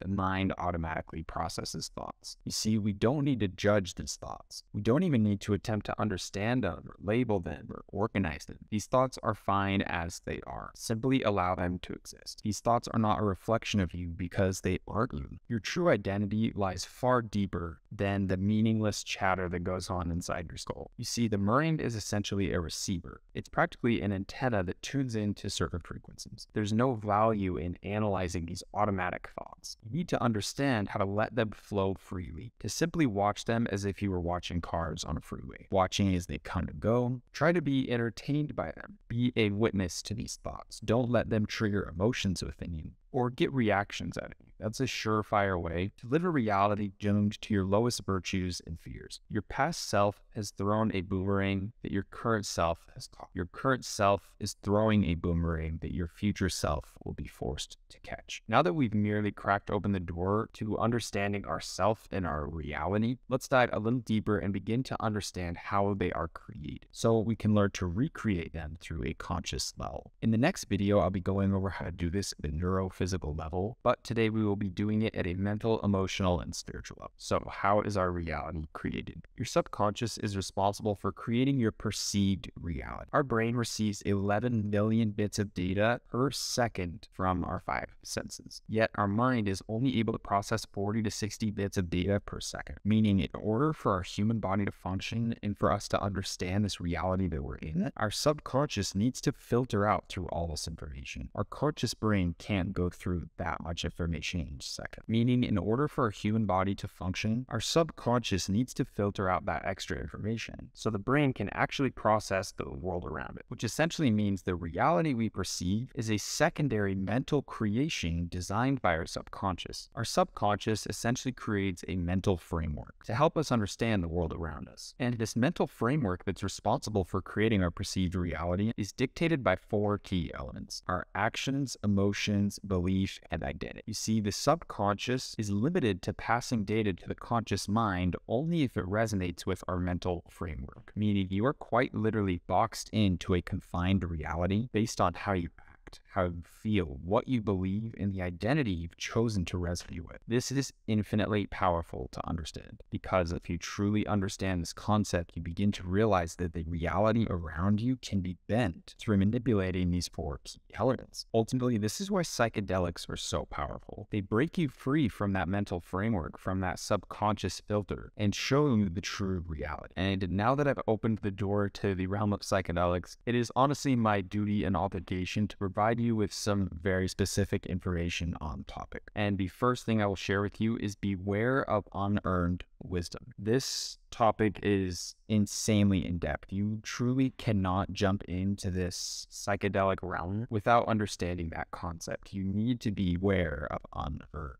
wisdoms. Truthfully, entering into the realm of psychedelics is not something that everyone should or needs to do, and I am not recommending them to you in any sense of the way. Psychedelics open doors to information, and sometimes when you receive information you're not ready for, there can be not harsh consequences, but there can be consequences. Ultimately, I don't believe anyone should be messing around with stuff until you're at least over the age of 20. If you're jumping into this journey, it is insanely important to give the utmost respect to the process and what you're doing, and doing it in a conscious manner. Psychedelics aren't a fun part of drug. It is some very serious stuff, and there's a lot of natural healing processes and elements to it, and overall, it is a very beautiful thing, but it needs to be respected. I'm not recommending this, but I do think it's important for me to share my information because this is a topic that I truly resonate with, and psychedelics have done a lot for me in my life, and in the path of healing my past. And ultimately, if you're going to jump into something like this, you need to be incredibly respectful. You need to do it in very healthy doses and very safe environments, having someone there to look out for you. Ultimately, before we move on, I want to share that I was very hesitant to add that into the course and speak on a topic like that, but ultimately, I think it's something that's getting more normalized. I think it's a very healthy and normal thing to help you on your healing process and your process of self-realization. And ultimately, I do believe it is something extremely good in life. I am not recommending anyone to do it. If this is not something you resonate with, please only take actions you resonate with in life. Please do research and be insanely respectful of this process. And I guess I'll just leave it at that. So let's get back to the topic at hand. Now that we understand that our subconscious is responsible for creating our perceived reality through our actions, emotions, beliefs, and identity, it's now our job to consciously take over this process, destroying our old self and creating a new identity through bending these four key elements, creating a new identity, a new set of beliefs, a new emotional state, and a new set of daily actions. If you're pretty smart, you would have realized that I stated this process backwards, starting with identity. That's because changing your identity is the most impactful thing to changing your reality, followed by belief, followed by emotion, then lastly by action. When we want to recreate ourselves, we must start at the back of the list and work down for changing our identity first. So what is our identity? Your identity is essentially your self-image. It's how your subconscious views yourself. It's based on your past experiences, based on your beliefs, based on your emotions and actions. Your identity is essentially your inner frequency. If your past actions, emotions, and beliefs were at a very low frequency, then your current identity is also at that low frequency. Your sense of identity is almost similar to the level of your character in a video game. If your inner frequency and your sense of identity is at a very low level, it's basically like being a low level on a video game. There's certain weapons you can't equip, there's certain areas you can't go into, there's certain challenges and tasks that you can't accomplish, certain monsters you can't defeat until you begin to level up. This is ultimately why your identity is the most powerful tool when it comes to changing your reality or your outer world. Next, in the level of importance, we have beliefs. And beliefs are a huge factor when it comes to dictating the reality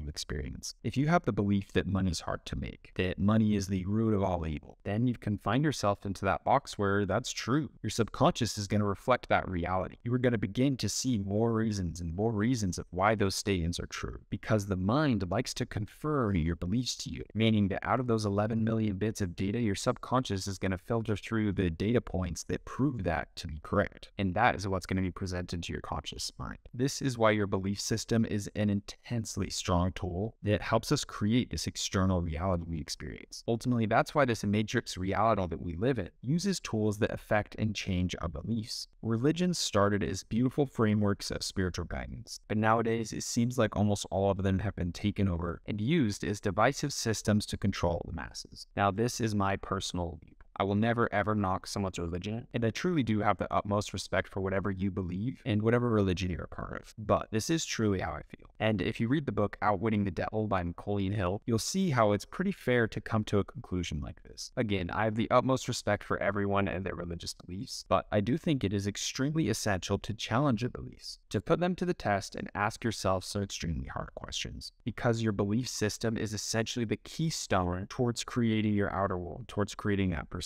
reality. Whatever you believe, you perceive. The only reason that your identity is stronger than your belief system is because your identity is essentially belief systems about yourself. Your belief systems usually address the outer world, but your identity is your set of belief systems about yourself, and your inner world always comes first. Your inner world always dictates your outer world. It's not the other way around. So that's why it makes your identity the most powerful. Next on the list, we have your emotions. Emotions are also extremely powerful when it comes to creating your reality. Your emotions are basically the expression of your identity, expression of your belief systems. They are an expression of your inner frequency. Your emotions are a really big key sign to where your inner frequency lies. Pay extremely close attention to the emotions you feel throughout your day. Your emotions are echoes of your thoughts, your beliefs, and your identity. Emotions should be taken extremely seriously, and they should be understood, protected, and monitored. If you're constantly feeling certain emotions throughout your day, it's ultimately a sign of what actions you should take moving forward in your life. You see, your intuition is tied in with your emotions. against your gut feeling. And truthfully, this is a very sacred thing. Personally, in my perspective and in my beliefs, I think our emotions, intuitions, and thoughts are tools used by our higher self or God or the universe to help guide us through life. They are extremely powerful, and a man who can master his own identity, his own beliefs and emotions is far more powerful than you could ever imagine. Lastly, on our list, we have actions, which might surprise some people, hearing that actions are actually one of the lowest ranking things in dictating our reality. It seems like everyone in the outer world kind of teaches that your actions are the biggest thing that affect your reality, your future, but it couldn't be farther from the truth. Action is a physical element within our reality, which is ultimately really low. Our identity, beliefs, and emotion are something that transcend just the physical realm, ultimately making them more influential in dictating our reality. Although actions are the lowest ranking, they are still extremely important. It's going to be nearly impossible to live a high-frequency life, to have high-frequency emotions, high-frequency beliefs, and identities if you're doing these very low-frequency actions, succumbing to your lowest virtues and really listening to your instinctual animal mind,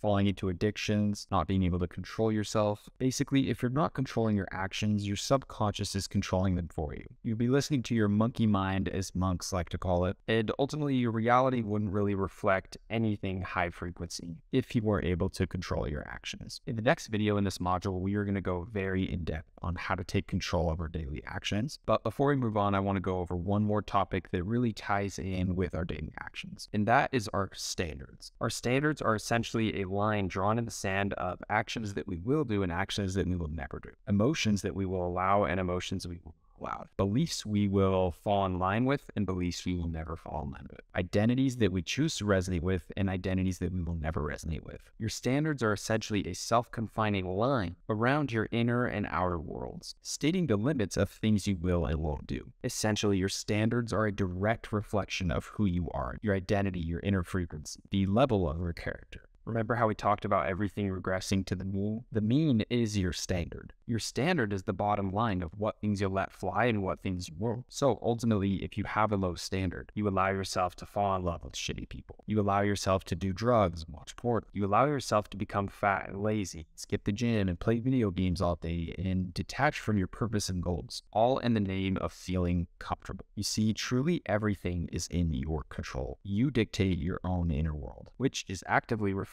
what your outer world is. So it is your responsibility to set your exact standards, and these standards need to be non-negotiable. You truly need to commit the rest of your life to whatever standards you've set for yourself. You need to make sure that these standards embody the future person you want to become. And in the next video, we'll go more in depth at our standards and show you how to break out of the current ones you have and create ones. I also want to go into the winner effect. You see, your life is a reflection of your standards, a reflection of your daily actions, emotions, beliefs, and identity. That's why it is insanely important to create what's called the winner effect. The winner effect is essentially your resume of small victories showing that you're the one in control, showing that you are able to do the things that you set yourself out to do.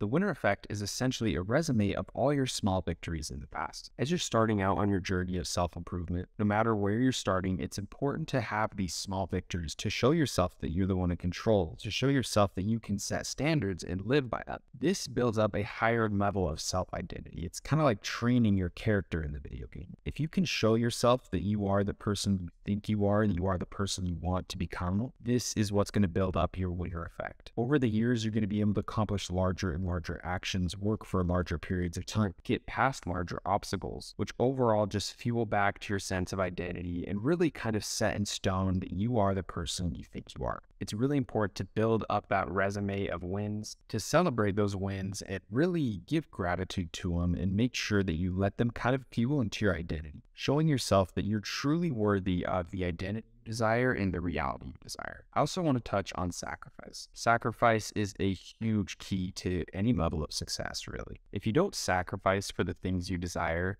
the things you desire become the sacrifice. Look, guys, in the end of the day, we are the ones responsible. It is your job to cut negative things out of your life, to make these key sacrifices in order to achieve what you desire. Cut out bad friends, cut out bad habits, cut out everything that is taking away from your energy, from your time, anything that takes away from that future self and that future reality you want to live. Again, these are some concepts we'll go over in the next video, but it's very important for you guys to understand that sacrifice is not only a necessary part of this journey, it is an absolutely essential part of any level of success. If you truly want to see success, you must be ready to sacrifice. So now that we understand what creates our reality, it's time to take control and create that new reality and that new identity, that new sense of self, that new set of beliefs, that new frequency of emotion, and new set of standards for our actions. We're going to do this through a vision board and an affirmations journal, which I know doesn't sound too manly, fun, or cool. Your vision board is essentially going to be a collection of images and words that resonate with this newfound identity. It's important to have very impactful images, very impactful words on here that will help you align with this new sense of self and this new reality you're trying to create. Essentially, we want to be able to look at this vision board and have it help us raise our frequency to align with our future self and our future goals we're trying to achieve. And the first thing we want to put on this vision board is our exact goal. This exact goal also needs to be backed by an exact date that we want to achieve it. I can promise you that the universe wants to help you through your process of finding success. The essential goal behind everything in the universe is growth and expansion. So it's ready to help you on this path, but the universe likes exact precision. It wants to know exactly what you want and when you want it. So it can aid you and help you on the process of bringing your dream into your physical reality. So the first thing we're going to do is write our exact financial goal and back it with an exact date we want to achieve it by. For example, I will make $10,000 by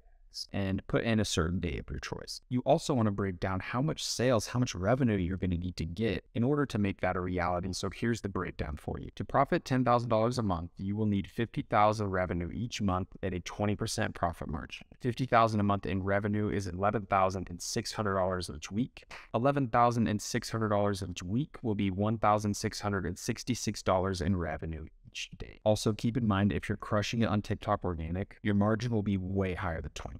Number two, now that we know our exact financial goal, it's important to list some other key components of our future reality and our future self. Certain things like, where will I live? How will my body look for fitness goals? What car will I drive? What people will I be around? How will I feel? Who will I help? What freedoms will I enjoy? What new opportunities will open up to me? What clothes and aesthetics will I have? The key here is to think of an entire future environment. Really picture the lifestyle that will be unlocked by achieving this goal. Create a mental landscape of what that future will look like, and then go find images and words that resonate with it so you can visually put it on the board to be seen every single day. Number three, you really need to find inspirational images that touch the heart and soul. This one's really important. You need to simply look at your board and see these images and feel a very big sense of motivation and excitement for achieving these goals. Here's some examples of how you can find images like this. What are your favorite movies? What are your favorite scenes in certain movies? What are your favorite movie characters? What are your favorite celebrities or people who motivate and inspire? Find images that tell a deep story that resonates with you. Are there any moments in history that resonate with your soul? Think of any story, any trial someone's had to face, any obstacle someone's overcame. Think back to your childhood. Think to the things you've gone through. What motivates you? Ultimately, here's some examples of images that I really resonate with and things that kind of motivate me. Avatar: The Last Airbender was a show that really defined kind of like my identity and beliefs and a lot of things that I resonate with, and it was something I was exposed to at a really young age. And ultimately, seeing Aang made me feel like I was the Avatar, made me feel like I was Aang, like I had this specialness to me, that the world relied on me, like I was the bridge from the physical world and the spiritual world just like him. And ultimately, just who Aang is something I try to embody. And this show, I just can't even explain the impact this show had on me. I really like the Sun Warriors episode where Aang and Zuko have to hold the fire and take it up to the masters, which ultimately like two dragons fly out and show them the truth behind firebending. And that scene, I don't know why it impacted me so much. I don't know if you guys can see it, but I literally have hands holding fire to represent that moment. That's how much I love that episode. It's also going to be hard to tell, but that is Southern Air Temple where Aang was born, and I have that in the vision board as well. Ultimately, I can't explain how much this show means to me. These like golden scenes of Aang's past, and I don't know, man, just the storytelling, everything behind it hit me on such a deep level. I also really liked the anime Sword Art Online, mainly the first season with Kirito and his storyline of being stuck in that video game. And I don't know, my entire youth from second grade all the way to like, I mean now basically too, is been very taken over by video games. And just that storyline, like the character Kirito really reminds me of being. And I truly view life as like a video game that we're all a part of. And I don't know, that show just resonated with me on a very deep level. Jay Alvarez, just as a human being, and like the tattoos he has been such a huge inspiration. His videos in like 2014 and 15 really struck a chord with me and kind of showed me how much the world has to offer, and really killed a lot of limiting beliefs within me of like certain things you can achieve at certain ages. And just his overall aesthetic and outlooks on life were something that I really resonated with, so much so that I hunted down his tattoo artist just to get a style similar to his. Ultimately, we also have some travel stuff up here. I've always wanted a Lamborghini ever since I was young, so I threw that in there. I really want to visit Dubai and just travel the world as much as I can, and I really like the aesthetics of really like high quality homes and buildings, and I really want to live in some sort of like high-rise apartment that is very minimalistic and futuristic. And then down here we have a building that I would love to own from a company, Void Energy, which I have ultimately had to put on pause, which sucks due to the upcoming recession. So in order to best safeguard my wealth, I realized that it's probably not smart to open up one of the riskiest business models during a imminent recession. So that's on pause for right now, but that's something that I would love to do, is own my own building. On my actual vision board, I have the Void Energy logo of the company kind of made here on Photoshop. Yeah, ultimately, these are images that really strike a chord in me and really motivate me and excite me about the future. Next, we have some different words. So I have obsessed up here, destined, patient, faith, I will never give up, I am worthy, 100,000 profit a month, that is a goal for me, abundance. And ultimately, these are words that I kind of need to hear, and things that I need to embody to reach the goals that I have personally. So putting words like that on your board are going to be very, very impactful. Which leads us into number 4, you need to figure out some words for your vision board. Put together a list of words that you think explain the person that you're going to have to become, explain the level of reality you will be experiencing, things that you can look at your vision board or really feel and get excited about. Now let's quickly jump into how to make this vision board. The first thing you need to do is locate what type of board you want to make. I have all of mine on cork boards. You can see the one right there and the 2 right there, but you can essentially do it on anything. You could put just pictures blank on the wall. You could grab a whiteboard and just put them up with magnets. You could just tape images onto a mirror. It doesn't really matter what your board is. The main thing is it needs to be really close to your computer where you're going to be working, so you can see the board daily. I'll show you guys real quick. We have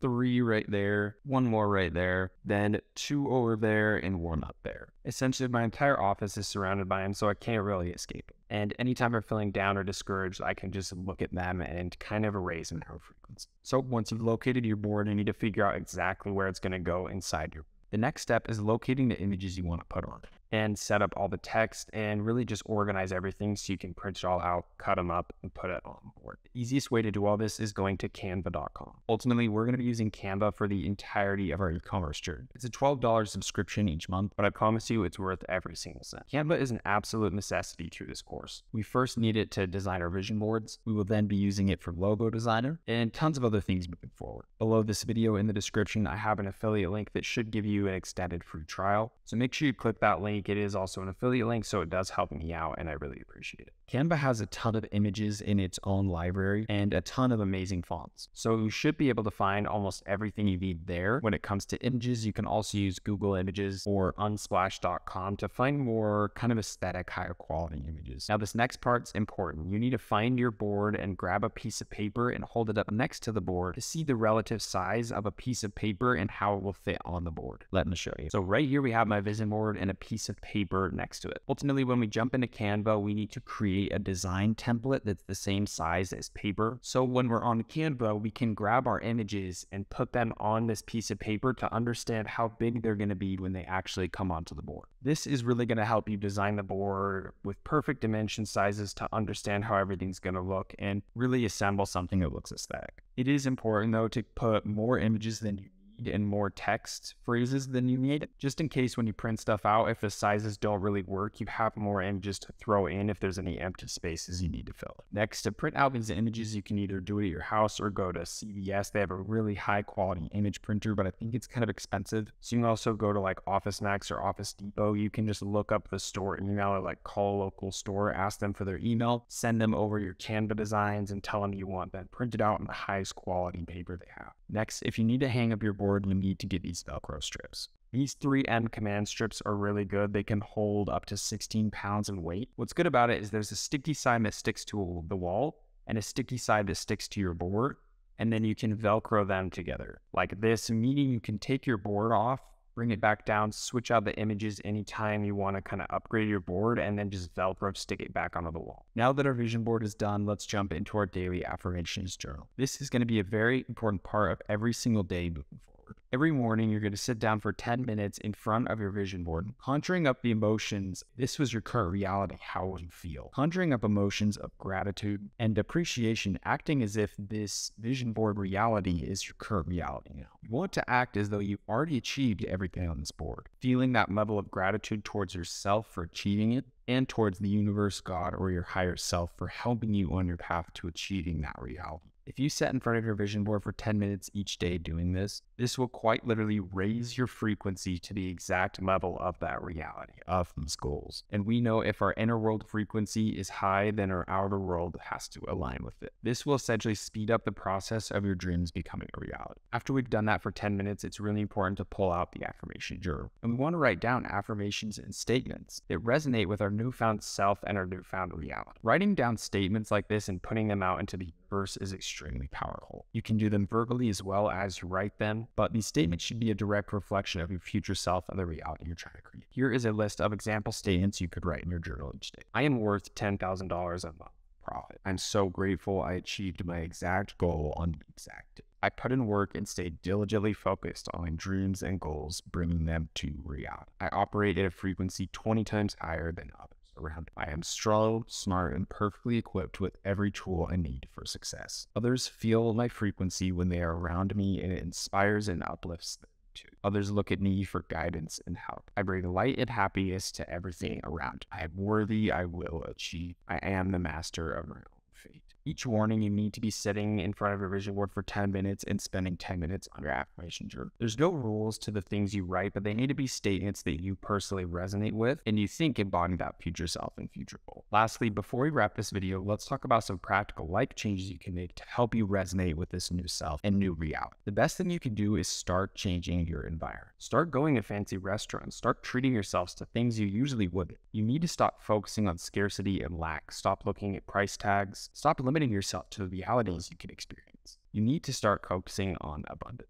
This is our time to take action and to show ourselves that we are worthy of this change, to show ourselves that we are in control, that we can actively break out of this old identity, assume a new one, and start living in this new environment, this new reality that we are going to actively create consciously. It's important to match these inner world changes with outer world experiences. Obviously, only do things that are within your means that you can afford to do, but if you're truly trying to level up, it's very important to show yourself that you're worthy of leveling up, that you can spend money on yourself. It's really important to cultivate that new environment. Go to that fancy restaurant once a month. Go look at a fancy new car on the dealership. Go look at new clothes and designer stores if that's something you're interested in. Go drive around really nice neighborhoods and imagine what it would be like to live in these houses. Start setting your frequency higher. Start setting your focus and start aiming higher. Imagine all these things are yours already. The only thing that's truly separating you and them is time. The moment you change your inner frequency, these things become yours instantly. The only reason they are yours in this exact moment is because it takes time for the outer world to bend to your will and match with your newly set standards. Guys, money is all around. Millions of dollars are in circulation every second.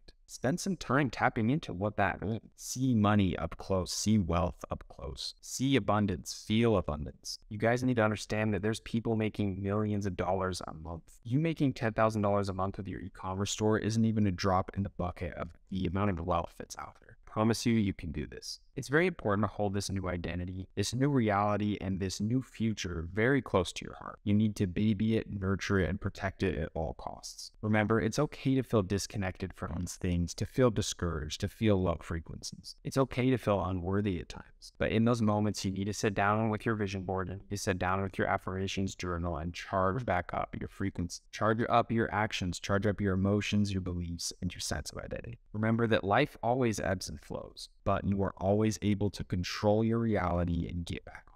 the past. Anytime you're truly feeling down and discouraged, close your eyes and picture your future self in 10 years. They have accomplished everything that you set out to accomplish. Imagine they kneel down to you and lend a helping hand, lifting you up towards your goals, inspiring you and showing you that you can do it. Your future self is always there to lend a hand to you. In all honesty, they probably love you more than you love yourself in this exact moment. They're truly there to call on them anytime.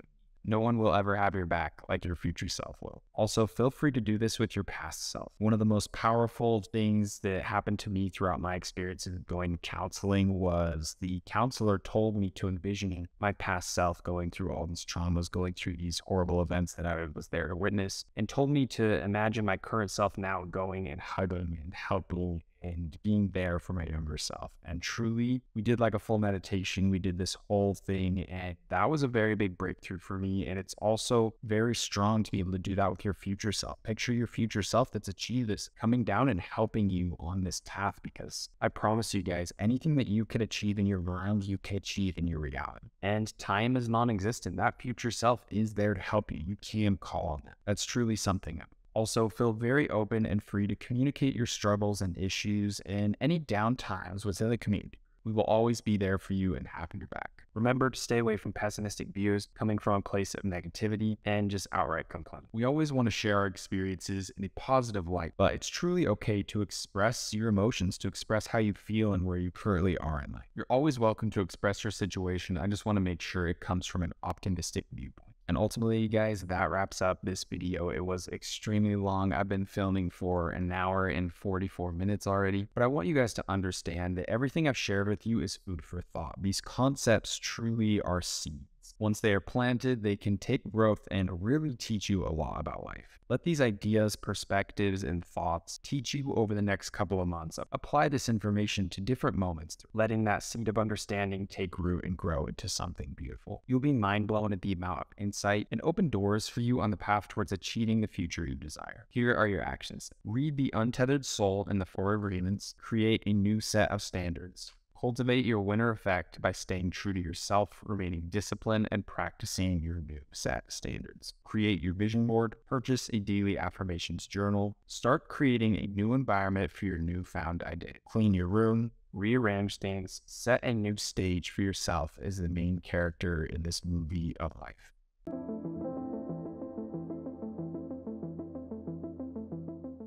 All right, so we just took an extremely tiny glimpse into the rabbit hole of spirituality. I know those videos must have seemed really long, but I promise we barely scraped the top of the iceberg. But now that we slightly understand how our inner world works and how our outer world functions with the 7 universal principles, it's now time to connect our inner world and our outer world together, taking full control, aligning our actions, emotions, beliefs, and identity together towards our goal for massive success.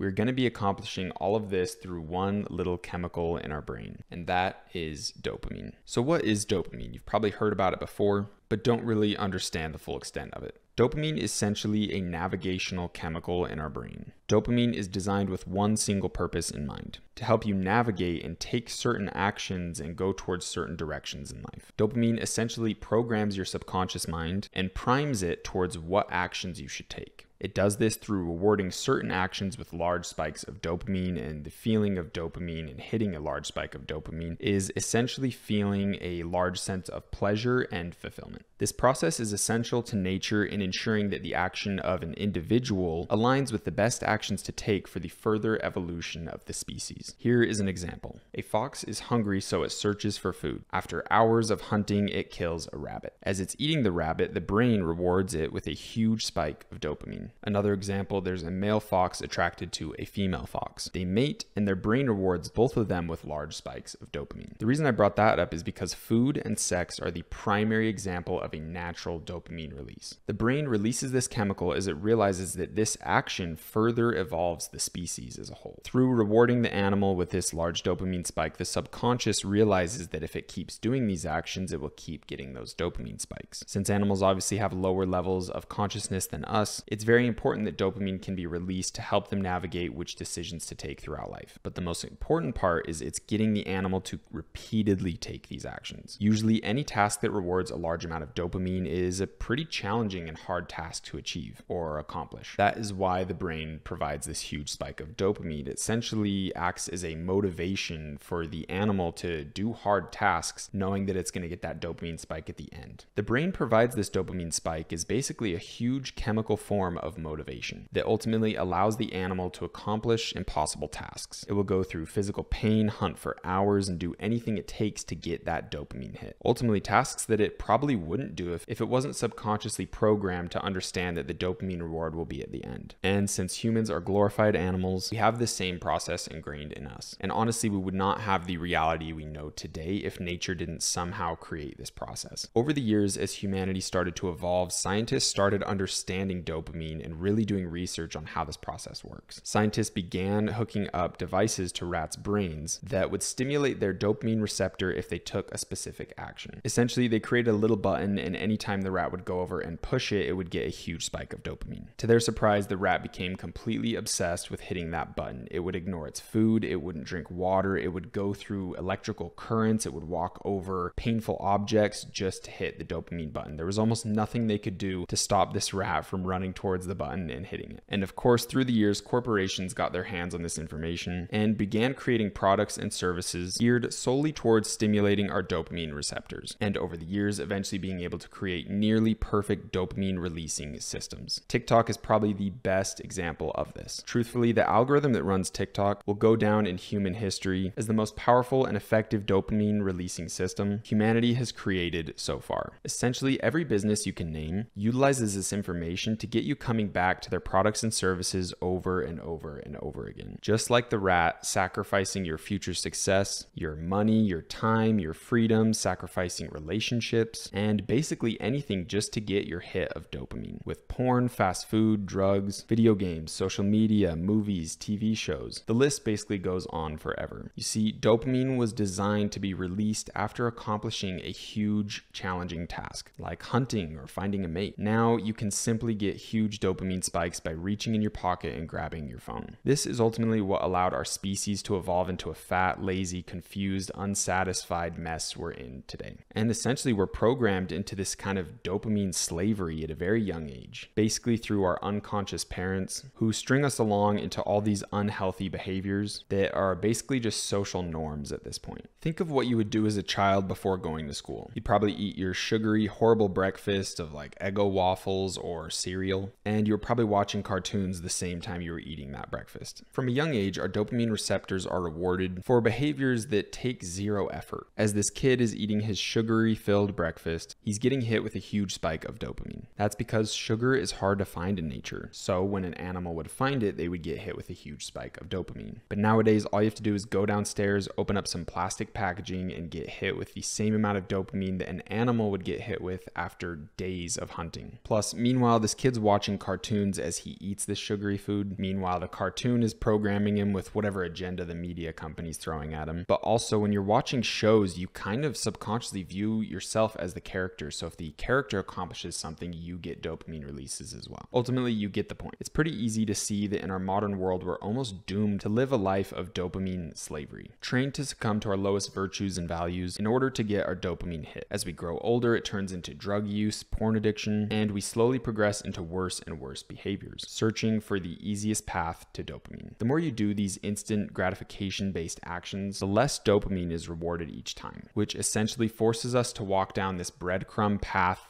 to hell. And being woken up to information like this is not too fun. It has a pretty dark nature, realizing that our entire society is built off systems like this. To realize that systems like this were consciously created by others. Realizing that the true people in power in this world want mindless slaves who are distracted by their own primal urges, who are too dumb to question anything, and ultimately just people who accept reality and will work to just simply survive. But with all that being said, essentially no one is to blame for your reality but yourself. Greed will always take over people, companies will always optimize for the most profit, and governments will always want mindless citizens, or it creates too much of a problem for them to manage everyone. At the end of the day, you own your own inner world. No one can take that from you. No company, no system, no government, or any amount of dopamine can take over your inner world and sway you to take actions you don't want to take, unless you allow your actions, emotions, beliefs, and identity fall into resonation with statements like, I'm addicted to X, I'm not an overachiever, I don't have what it takes, I'm depressed, I've always been like this, I can't change. You see, ultimately, words are spells that create your own reality. The thoughts you think and the words you speak quite literally cast spells around you. Why do you think it's called spelling? Ultimately, this is why I've gone so deep with explaining your inner world, so I could present you with this idea today and we could ultimately come to this conclusion together. You are the one that's in control of your life. You're simply not limited by anything. Some of you might believe you're depressed. Maybe you've even been diagnosed. Maybe you take medications. Maybe someone told you you have a chemical imbalance in your brain and you're doomed to live a life of depression. That all you can do is take mind-numbing medications to hopefully manage it for the rest of your life. And maybe you agreed. Maybe you allowed that information to resonate with you. Maybe you allowed that statement to creep into your identity. Maybe it took hold of your belief system. Maybe it took power over your emotions and started affecting your daily actions. You see, the most powerful way to control someone is through changing their identity. Can you see how just accepting one identity statement ends up with you being fully controlled by it? If you align your identity with something and your beliefs fall in line with that identity, then your emotions are governed by it, and then ultimately changing your daily actions, completely boxing you into the reality of whatever identity statement you resonated with. If you don't want to feel depressed, you simply cannot identify yourself as someone with depression. I think ultimately a lot of people in our society have allowed themselves to resonate with statements that limit themselves, that give out the control that they naturally have as an individual. I think a lot of people in our society have also fallen victim to millions of different sources of dopamine, becoming completely addicted to them, and pushing that dopamine button has become their only sense of fulfillment in life. Accomplishing nothing, searching for the easy way out, hoping to become rich with minimal effort, subconsciously thinking that true fulfillment can come as easy as all their addictive forms of instant gratification. Everyone is used to receiving fulfillment in a blink of an eye. Everyone has such a low expectation of what it takes to feel real fulfillment and success in life. Let's think about video games. Through a couple minutes or hours of hard work on a video game, you can level up your character, get access to new weapons, rank up, and make tons of money inside the game, reaching all sorts of levels of fulfillment through easy-to-reach dopamine releases that the game developers consciously designed to keep you addicted to their game. The game of life doesn't have these little breadcrumb paths to dopamine that easily allow you to feel dopamine and senses of fulfillment without conscious mental activity. In life, you can put months or years of work into something without a single milligram of dopamine being released, having almost nothing to show for your successes. Life is on a scale 1,000 times larger than these video games, than these TikTok algorithms, sugary food, and porn sites. An animal will hunt for days on end, working their asses off just to simply eat to get their dopamine release. Meanwhile, all we have to do is go through the McDonald's drive-thru, and we're still pissed if we have to wait 5 minutes in line to get our sugary, saturated, empty carb piece of shit meal that releases 10 times the dopamine that the animal would receive through a full day of hunting. So if we want to break free from a lifetime of social programming and dopamine addiction, the best thing we can do is a dopamine detox. Dopamine detoxes are a huge and absolutely essential component for success. If you're living in a reality that even slightly mirrors the one we've been talking about this whole time, then one of the most beneficial things you can do is rewrite your story and recreate yourself on your own terms. I thought it would be perfect to bring up the topic of dopamine detoxing once we went over all the inner world work, explaining the vision boards, the daily affirmations, so we can now utilize the last keystone, the last nail in the coffin to finalize our success and truly create the lives we desire. So what is a dopamine detox? A dopamine detox is essentially the process of rewriting your brain through reprogramming your dopamine receptors. We do this by cutting out all forms of instant gratification. Essentially anything that has the ability to spike your dopamine without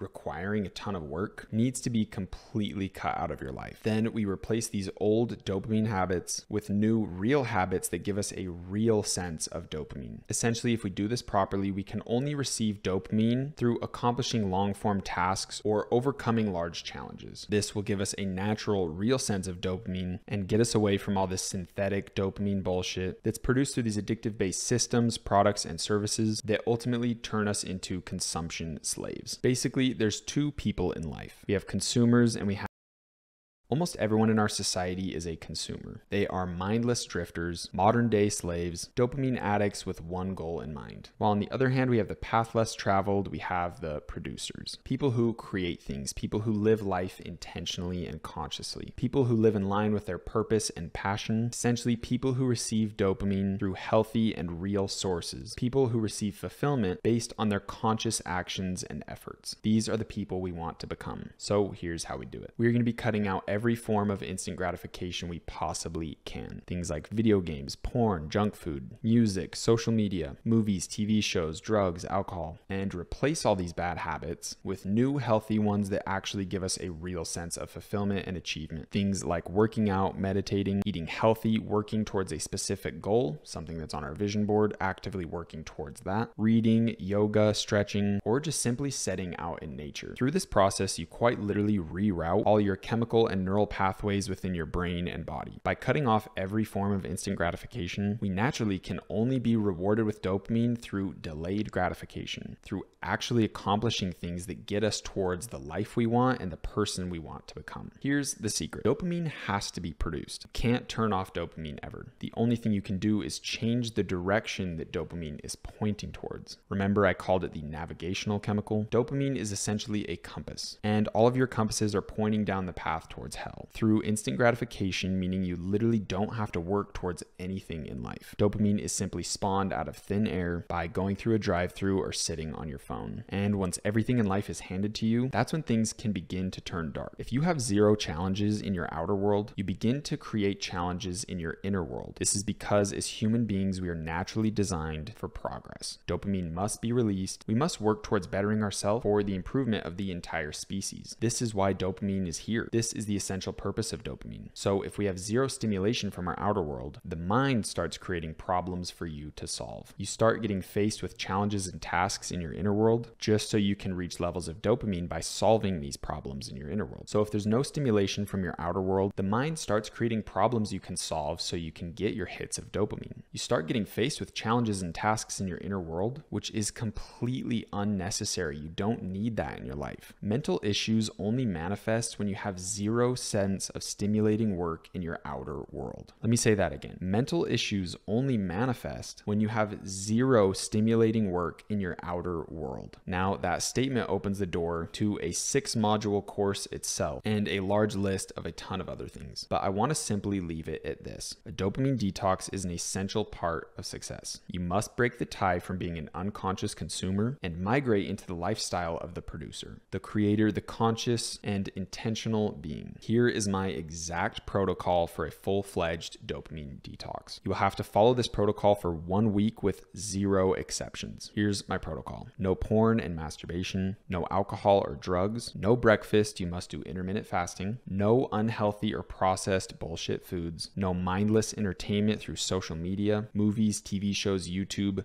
none of it. You must work out every single weekday, even if it's just for 30 minutes. You must drink as much water as you can each day. I try to do a gallon every single day. You don't have to do a gallon, but I really advise it. You must meditate for 10 minutes each day. You must journal your thoughts and feelings for 10 minutes each day. And you must read 10 pages a day. You must work towards your desired goal for 2 hours each day. So that would be our dropshipping store, trying to get the $10,000 profit a month. You must get 8 to 9 hours of sleep each day. You must spend 30 minutes outside, even if it's just sitting in grass or going for a mindless walk. This one's a hard one. You can't listen to music the entire week. You also must adapt into cold showers. You can do a normal shower, but you have to turn it to cold at the end of the shower at least. and try to get into taking full cold showers if you can. And lastly, you must have absolutely minimal phone time, no more than 1 to 2 hours a day, and try to keep all of your tasks on your phone and on your computer as organized, conscious activities that are going to progress you to become the person you want to become. Now, I know that protocol is absolutely insane, and for doing that for a full week is honestly one of the hardest things I've ever done in my life. Anything you've been avoiding in your life must be addressed at this time. Since you will have a large amount of new free time, since you have no distractions anymore, you have the time to explore yourself, to explore your reality, and to explore the things you've been running from your entire life through distractions. Most of us don't even realize the things we're running from through avoidance, distractions, and instant gratification. So when these things are gone, you essentially see an entirely new side of yourself, your mind, your actions, your reality, everything. It's almost like you gain a new level of consciousness that you've never had before. This is your time to heal, to kill your old self, to solve problems, and actively recreate yourself through conscious and decisive action. We are no longer going to run away from our problems. We are no longer going to hide in instant gratification and mindless distractions. This process is essentially going to shine a light on your soul and on your entire life as a whole, showing you things you didn't realize before, bringing up emotions you forgot in order for you to process them. I promise these 7 days are going to be like anything else you've ever experienced, and it's going to be extremely hard. I followed this protocol last year, this exact one. I even had some more rules on top of it, and truthfully, it was so hard to get through all 7 days. On day 5, I found myself just angry, just frustrated and mad for no reason. So many emotions were rising up from my past, and I was forced to process them. There was nowhere I could run. There was nothing I could do to distract my mind. And ultimately, I saw a new level of reality. I was able to analyze my thoughts and actions and truly see myself from a third perspective. I promise the value you're going to gain through these 7 days will exceed any expectation you have for the process. The beauty about dopamine detoxes is that you don't have to do this forever. You don't even have to do this for a long time. It's 1 week out of your entire life. You just need to accomplish this hard reset in order to break free from the past and consciously create a meaningful future moving forward. And then you're done. You don't need to follow this protocol forever, because now moving forward into the future, you're going to have this understanding to help you navigate correctly through the actual decisions you want to make. You will no longer fall into unconscious pattern, habits, and actions, but if you do, you can just do a simple dopamine detox again. It is healthy to do these 1 or 2 times a year, just depending on whenever you need it. And if this exact protocol seems too challenging, you can do this for a 3 to 5 day time period, or you can do a full 7-day period with less rules and slowly work your way into doing a full 7-day dopamine detox with my exact protocol. You're welcome to go at your own pace, but I promise you, if you have the courage to jump into the deep end and do the full 7-day protocol, I promise it'll open your eyes in a way you could never imagine. And it's ultimately worth all the pain and struggle of jumping into the deep end. Now, since you have to read 10 pages a day, this is the perfect time to pick up the book, The Kabbalion, that I mentioned before, as well as the book, The Science of Getting Rich. You need to finish these 2 books before anything. I ultimately have a list of like 30 books I can recommend you guys, but it's extremely important to get to the other books when you're ready for them. Before we end this video, I want to quickly reiterate how powerful this process is. Dopamine is quite literally the most powerful and potent form of motivation that exists on the planet. And I'll show you how through a little example. Think of your consciousness, think of yourself as a little surfer out in the ocean. Now think of dopamine is a massive wave, essentially an unlimited source of power. Previously, this immense power, this huge wave, was driving us in the wrong direction, forcing us into our comfort zone, and it was directing us towards that path to hell through instant gratification, addiction, and endless consumption. But now that we have changed the direction that this navigational chemical is pointing, we literally have an unlimited source of power behind us to take us absolutely anywhere we want to go in life. All we have to do is ride that wave, choosing the direction we want to travel. This wave will never die. All you have to do is keep riding it. Once you accomplish this dopamine detox, it's important to give yourself a pretty large reward. Like we said in the first video, it's extremely important to celebrate your successes. And this is a huge success, a major win for your long-term growth and self-improvement. Make sure you treat yourself, but you need to be careful. There's only one rule with that. You can't reward yourself with allowing yourself to do negative habits. Here is a perfect example. I just finished my dopamine detox, so now I'm gonna watch porn and smoke weed again. This literally just puts you back in the circle of self-sabotage, taking you further away from your dreams and changing that navigational chemical to point back in the direction we just worked so hard to change. You need to reward yourself with things that bring you closer to the person you want to become. We need to think of our future self as a millionaire that's accomplished all of these goals,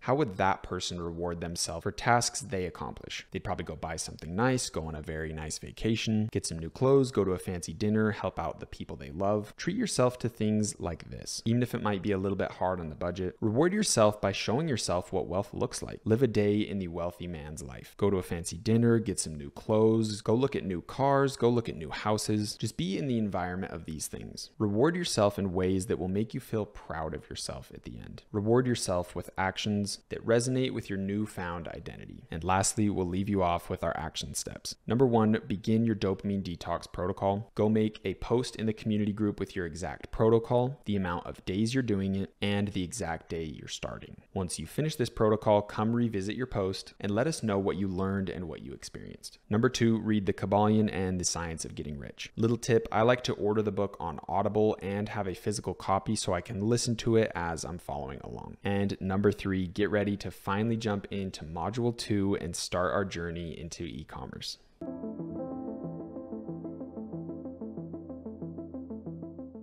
Hello, ladies and gentlemen. Welcome into the second module. I have put an ungodly amount of work into organizing this and perfecting it, and I'm quite the perfectionist, so I can quite confidently say that this is one of the best things I've ever made and something that I am the most proud of. This course means a lot to me, and this community means the world to me. I truly understand my duty to you guys, and I can promise you it's the highest priority in my mind to make sure you have an absolutely amazing experience going through this course, being a part of our community. And in the end of the day, everything that I do is to provide value to you guys. Seeing you guys grow gives me the most fulfillment I could ever imagine. It's very deeply aligned with my purpose, with my soul, and something that I just truly enjoy doing. Teaching and seeing people grow is one of the most fulfilling things I can imagine. So with all that being said, let's go over what I'm talking about in today's video. Today, we'll be diving deep into one of my TikTok stores that's had some pretty notable success. This store was operated solely through TikTok. I'm going to be breaking down basically everything you guys could want to know: the products, the ads, the website, how I found the product, and everything along those lines. I started this store basically at the exact same time that TikTok ads were born. So this store was where I learned everything. This is the store where I tested everything and really found the strategies that work for me today. So without further ado, let's dive in.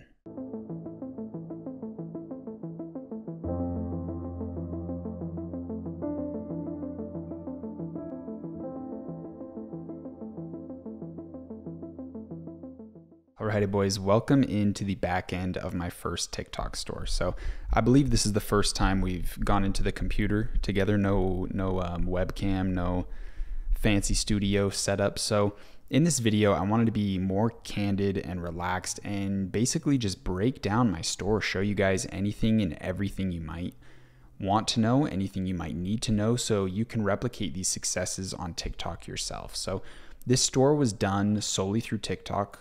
Looks like we started around August. Yeah, August, September-ish. First month had like 30K in sales. Yeah, we had some really big instant successes. If you take 2 seconds to look at the graph, you can see there's a lot of issues, a lot of big tanks in sales, huge explosions, big tanks, and I'll really dive into everything. Our average sessions was a little bit more. You usually want to see sales higher than this number. Customer rate returning was pretty decent. I'll also be going over my biggest Facebook store that I had and showing you guys literally all the analytics and everything for that. And so it'll be interesting to see how the numbers compare and contrast. But yeah, 1.43% returning, 2.26 conversion rate. I believe that's pretty standard. Average order value was 34, but we bumped it up here at the end, and I'll talk about how I did that. Had almost 20,000 orders here. You can see the personalized necklace was the top product, and we'll get into the whole website.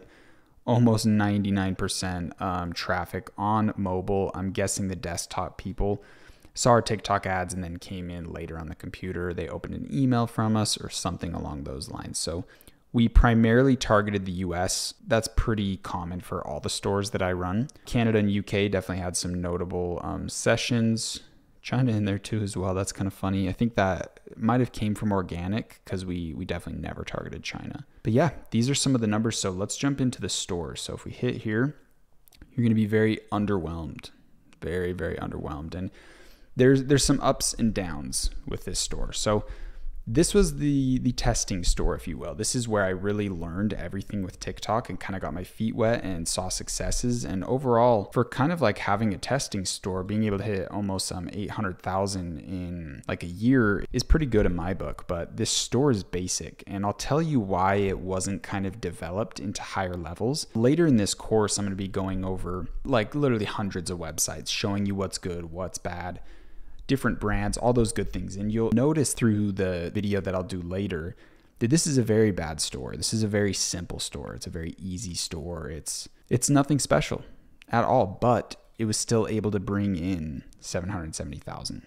So this is the store to give you kind of a storyline of how it came to be. The first thing I want to go over is the vintage photo keychain. This was the product that started it all. So let's go to the product page again. Underwhelming, very, very underwhelming. It's almost unbelievable to think that this store actually brought in that amount of money, but it just goes to show you that I think a lot of beginners, a lot of people that if this is your first store, you're going to be really caught up in like, oh, I have to make my store perfect or I'll never get sales, or all this money I spend on ads is just going to go down the toilet because they're going to come see a horrible website and never purchase. And honestly, it's just not the case. You'll come to find that in my later video, when I do case studies of other people's stores and other brands and break things down, that a lot of stores look like shit and they do millions in sales. Right? There's a lot of boomer websites. They look really bad. I'd call this a boomer website for sure, right? This looks horrible. This is a video I took in a spiritual shop with my girlfriend. That's her hands holding the thing. You can literally see me in the pictures. Like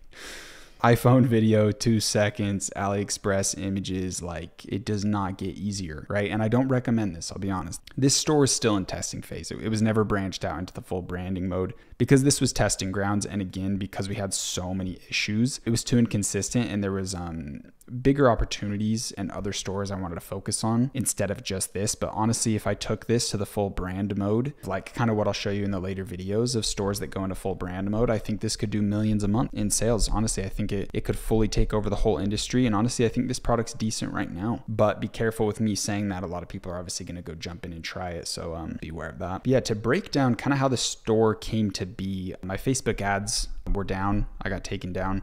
TikTok was just coming out and I wanted to jump into it. And I had a friend that recommended me the relationship niche. He said, it's doing well on TikTok. I have a store that's doing it. Why don't you go give it a shot? So I looked up products that kind of fit this relationship niche, or like a gift for a loved one. And that's obviously where the name came in. Super simple. Like this is just text on Canva, guys. Like boys, this is as bare bones as it gets, right? So attempt this product. And the reason I chose this product is because I found a good video ad for it.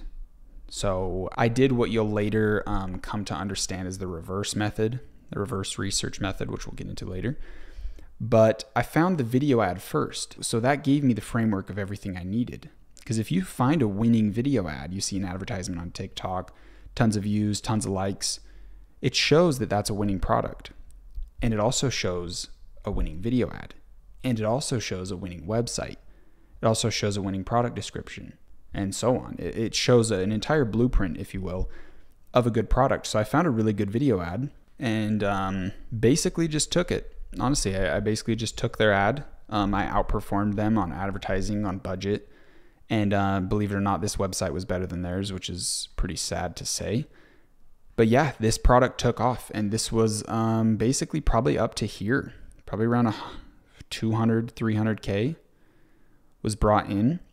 And around January, something really cool happened. So, I mean, yeah, go visit this website, Loving Surprise, go study it. A little 10%, woo.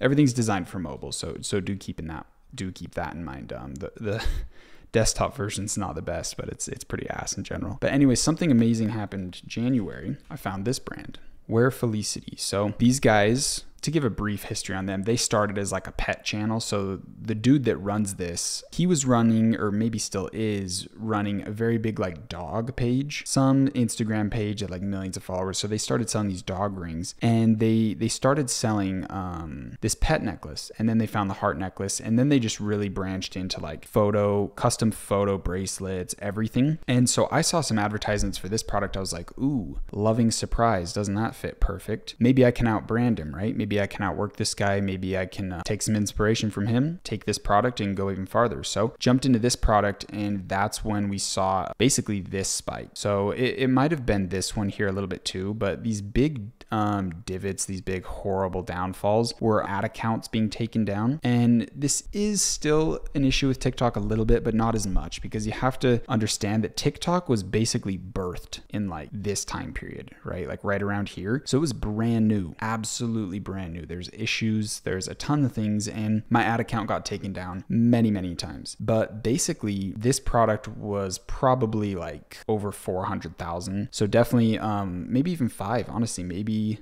5. So a good majority of our sales were coming from this necklace. And sad to say, I didn't even branch into the bracelet, and the bracelet's their top product right now. If you click their Google ad, it goes right to the bracelet. So that's kind of how you know their top product. I'll be teaching you guys a bunch of little hacks like that, but they're sending all their Google traffic to their top product, right? They're not going to send it to their worst product. So this one's the big winner right here. I don't know if these reviews are legit, but these guys, they're still kind of sleeping. Like honestly, you could still scale this product up a ton and brand it in a way better way. I don't want to be like a super big advocate for this product, this kind of like industry, because I haven't tested it in a while, and maybe it is dying, maybe it is dead. But if you have good video ads, you can make anything come alive. And this was a really good product, and it wasn't too long ago, right? I mean, depends what time you're going through this course. Everything's relative, right? But it wasn't too long ago from when I'm filming this now. So definitely some potential there. So we tried some different products. We did like a sterling silver, kind of like a upsell for it. We tried to jump into the pet niche, targeting pet people, making like pet videos. This calendar keychain took like a little bit of buzz. It maybe got like 10,000 in sales and just kind of fizzled out. We couldn't get good video ads going for it. And that's something you'll come to find with TikTok and with Facebook as well, is your success is based on your video ads, honestly. So obviously you have to have a good product, right? Obviously you have to have a decent website at least, but this is a good example of not having to have the best website. But truly at the end of the day, the absolute best thing, aside from having a winning product, because we know we need that the most, it's your video ads. So all these big influxes came in when we had a really good video ad, right? So, our video ad died. Ad account went down. We got the ad account back. And then, we got a new video ad working really good. So obviously I'll explain everything in depth, but that's a good kind of gist of the storyline of the store. And now I want to jump into TikTok and show you guys a little bit about the ads we're making and give you more context there. So Loving Surprise is the brand name. And if you'll notice here, we have some videos with some decent views. We got 2 million, 1.7, but there was way more. So let's start at the start of the story. You can see all of these video ads for the little keychain, right, with the little photos in it. Then the calendar, didn't see too much success, and then we got the photo necklace going. So we had some UGC people. These basically were all of like our own personal videos, but the real thing that was bringing in the majority of sales, low key, was basically just grabbing Where Felicity's ads.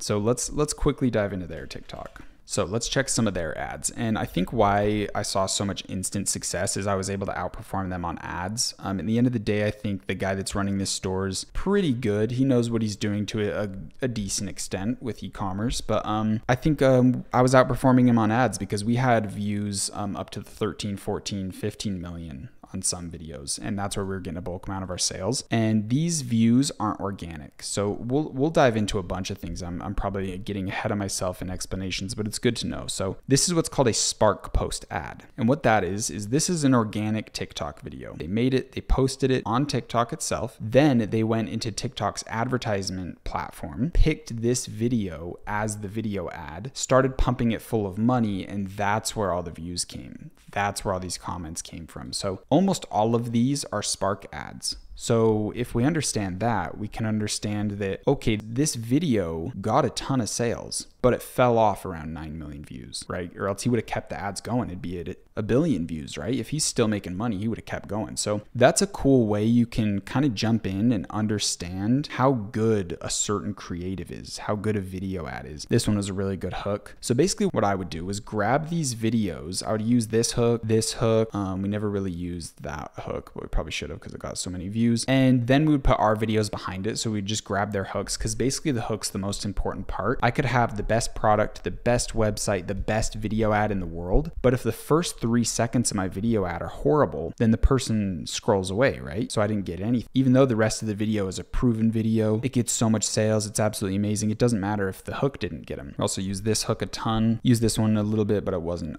too good. And I'll go into like legalities. I'll go into the issues of using people's videos, and you have to be very careful, right? There's obviously the little moral debate, but there's also things you just want to be careful legal wise. And there is some kind of gray lines. There's some things you can do, but overall, my biggest thing I could say is I don't recommend it. I don't recommend stealing videos.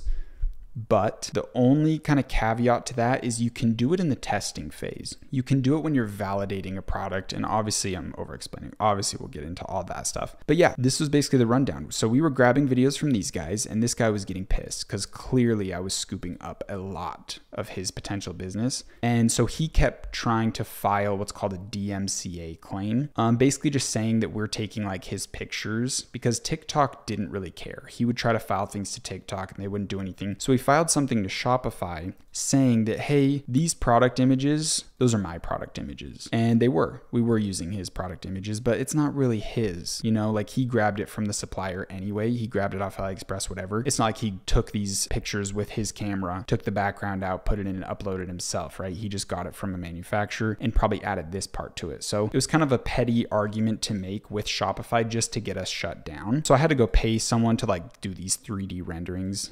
So they're all different, whatever. He takes the store down. And eventually I think he filed so many complaints with TikTok that they did take our video ads down. So we had about like 5 times this in video ads. We were pumping video, honestly, probably like 20 times this, pumping video ads out, taking and mix and mashing all his clips into new ones, bulk testing them on TikTok, seeing what works, scaling up budgets huge. And we'll go into strategies obviously, but that's basically what happened. That's basically it. And if we want to go into some nitty gritty of like, oh, what was your ad copy? Oh, what was your offer and all those things? I'll be real with you, on TikTok, doesn't really matter. Get a good product, get some good video ads, test them a bunch, let TikTok tell you what works, and then just run with it, right? You might have a video ad like, I thought this video ad was really good. Need some gift ideas. That's what we specialize in, and it promoted every product. 2K views. This thing, I ran paid traffic to this. Horrible. Absolutely horrible, right? So you can't really have these predetermined ideas. Oh, this is a good video ad. You never know, right? You never know until you post it. You never know until you run ads to it and kind of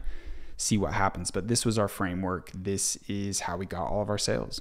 Now, I also want to go over like branding. You can clearly see there wasn't too much of it in here, right? There's no custom content. There's no like brand ethos. There's no like emotion we're selling with the product, which is important, but we're not doing that, right? Because this was testing phase store. Yes, it has potential of like loving surprises, relationship products. So there was good thought to it. There was good framework and good long-term potential. There was just no execution. But yeah, the branding, the vibe was, hey, get something cute for someone you love, right? Something custom.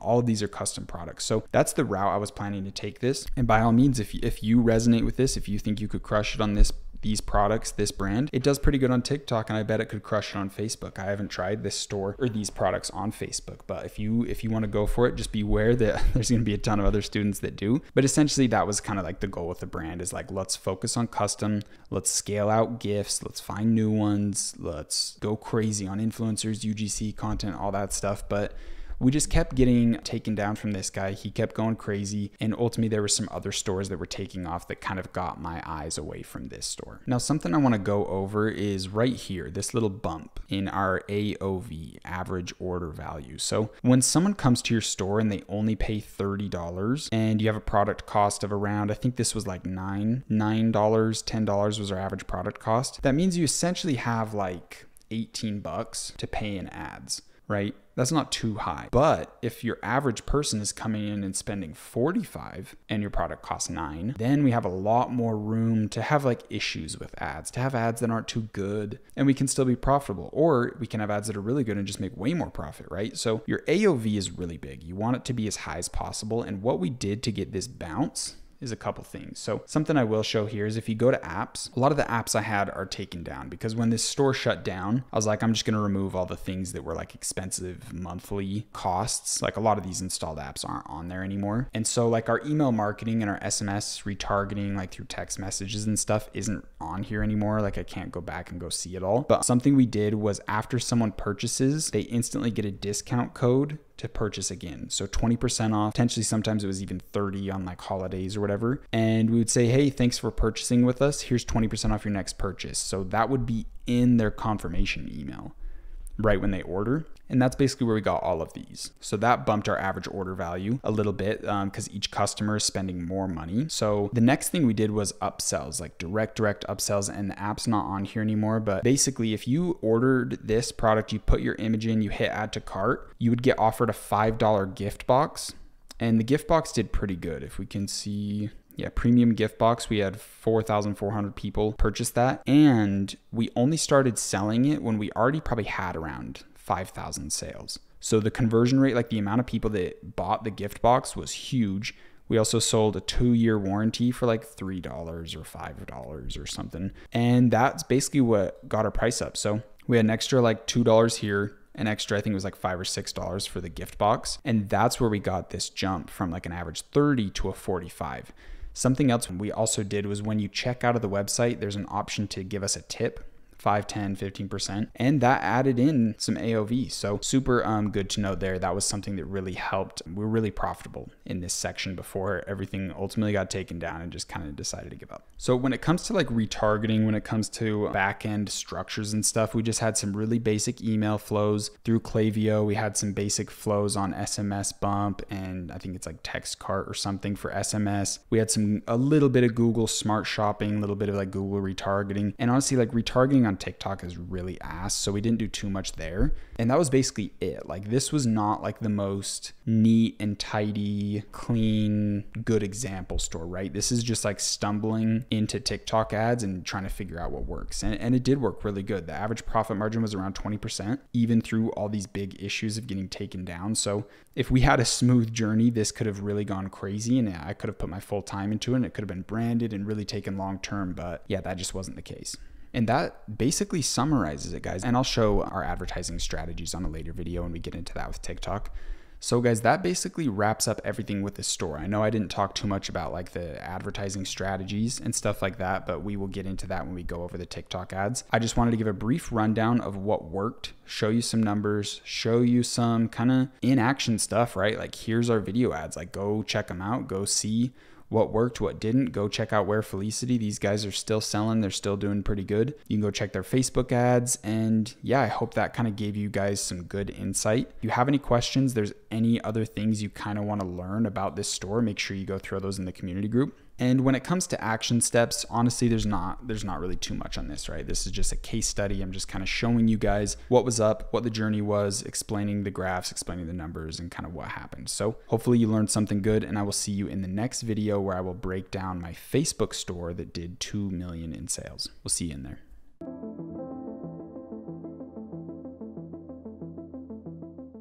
All right, welcome in, boys. Today we're going to be going over my store that I did 2 million in sales with, and this one was only through Facebook. So kind of an interesting contrast having a store that was solely TikTok and a store that's solely Facebook. So I think these are beautiful examples of showing you guys different strategies, different potentials, and the different approaches that really work well based on the different media platforms. This breakdown is going to be extremely similar to the last one, talking about my strategy, what products I did, why I did it, giving the full storylines, and giving you guys basically anything that you want to know or anything you might need to know to see success in the store that you make. This store is interesting because Facebook is coming back now. Facebook has had a ton of issues, and overall I think it is a burning bridge. I think it's a ship that has set sail and is not going to be coming back anytime soon. But for the time being, Facebook is less strict. It is possible to get on there. It is possible to run some ads. So before Facebook really kind of dies out, which I think is its imminent future, this old strategy that I used to do is still working.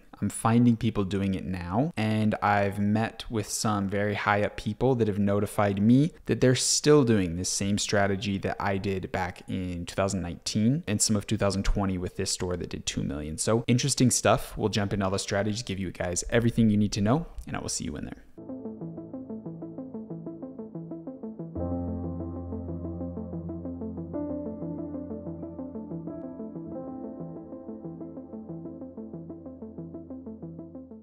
Alrighty, ladies and gentlemen, boys and girls, this is the big store. This is one of my top stores. This is Street Style Men. So this is the store I did 2 million in sales on Facebook ads. Thankfully crossed the milestone, almost didn't, almost got stopped at 1.9. We have a ton of sessions, right? So our number isn't too close. We usually want those to be even or the sales higher. But yeah, this was my store from like 2020 to 2021 December 30th. So this store like fully died, and then I started the TikTok store right after. So a little timeline stuff for you there. We had a high average order value, pretty extremely low conversion rate. It seems like a ton of add to carts, but almost no one reached checkout. And this was kind of due to we were doing worldwide marketing. So some people would add to cart and they would have some issues, right? Like their currency, their location, their country, something along those lines would prohibit them purchasing or their checkout process. We had a really high customer return rate, and I'll be real with you, don't really know why. That one just might have to remain a slight mystery. I did do a ton of email marketing. I paid someone to really dive in on this store and crush emails. So I'm assuming it was from them. I had a retainer of around, I want to say 3,000 a month, something along those lines. And they honestly crushed emails. The Klaviyo account did really good on emails. You can see the top products here: Space, mesh sneaker, durable leather sandal, sneaker, turtleneck sweater, and another sweater. So this store was kind of around men's fashion. Well, it was around men's fashion, but kind of more of like a, 150,000 just from marketing. So this is just from Klaviyo, I believe. So pretty decent there because we only started, or actually, I think this was me around here. Then they came in and kind of blew it up. So, but yeah, they were working on it around the whole time frame. So Klaviyo sales, pretty decent. We had a ton of people from India and Pakistan that would view the store. I think there was checkout issues for them though. So I think that's kind of why the conversions were a little bit low there. But yeah, shoes seem to do really well on this store. And what's interesting is a lot of the people that I'm finding still using this old strategy are selling shoes. So big value bomb there. Shoes on Facebook do really good and they have a high perceived value and really good margins. So super interesting, but we will be diving into that in one of the later videos. So we have 30,000 orders here and a pretty high AOV. So that's really why this store did so good, is that average order value, man. Having $62 as an average customer spending helps you spend a lot more on ads. It helps you do a lot. So let's jump into this store. And again, pretty underwhelming. We have, this one was a little bit better on desktop, but it's on the same theme as the Loving Surprise one. It's called the Turbo Portland theme, and I can give you guys a free download on it. Or I believe you can literally just Google free Turbo Portland theme and grab that. But here it is. We had some premium men's fashion, and I did some decent quality testing to ensure that these products were actually high quality, and we really kind of went around that. This is like a high quality Dapper's menswear fashion type of brand, and honestly, like I guarantee this was just a bunch of dads. Honestly, like we probably had the average customer was probably around 40 years old, but outerwear, you can see instantly that we had a ton of products, an absolute ton of them. You can kind of see where the different strategies started to develop. But yeah, with this store did really good, man. 2 million in sales in like a year. It was like 1 year, I think it was slightly over. Look at some of these things. Sadly enough, boys, these actually sold a lot. Crazy. Like some things that you would just never, and this sold too. It's just like, oh my God, like who's buying this, man? Some stuff would just pop. Like I think that is god awful hideous. Same with that, but they would just sell, man. It was super weird. So to go over the strategy with this store, it was basically just bulk test products. It's quite literally it. Like I thought this would pop. This did horrible. Dude, this got like no sales. Like so weird. Like Facebook is bizarre. Stupidest shirt ever. Literally got sales. So weird, man. But yeah, this store, the strategy was literally just test like 10 products a day. Import these products really quick. Like look at this description, man. Ooh, little colors. Look like blue and then navy, literally same color. Like just kind of ghetto, but simple, right? Easy. You know what you're getting. With the quick little description, you'd put like a little 2 sentences together, and then you'd have little based on 5 reviews, and there's some reviews in there. I think they don't show up anymore though, because this store, it's not in commission. Like this is old, man. So I'd have a VA that I would pick all the products. I'd bring them into Oberlo, and we don't use Oberlo anymore. So this is back in the day.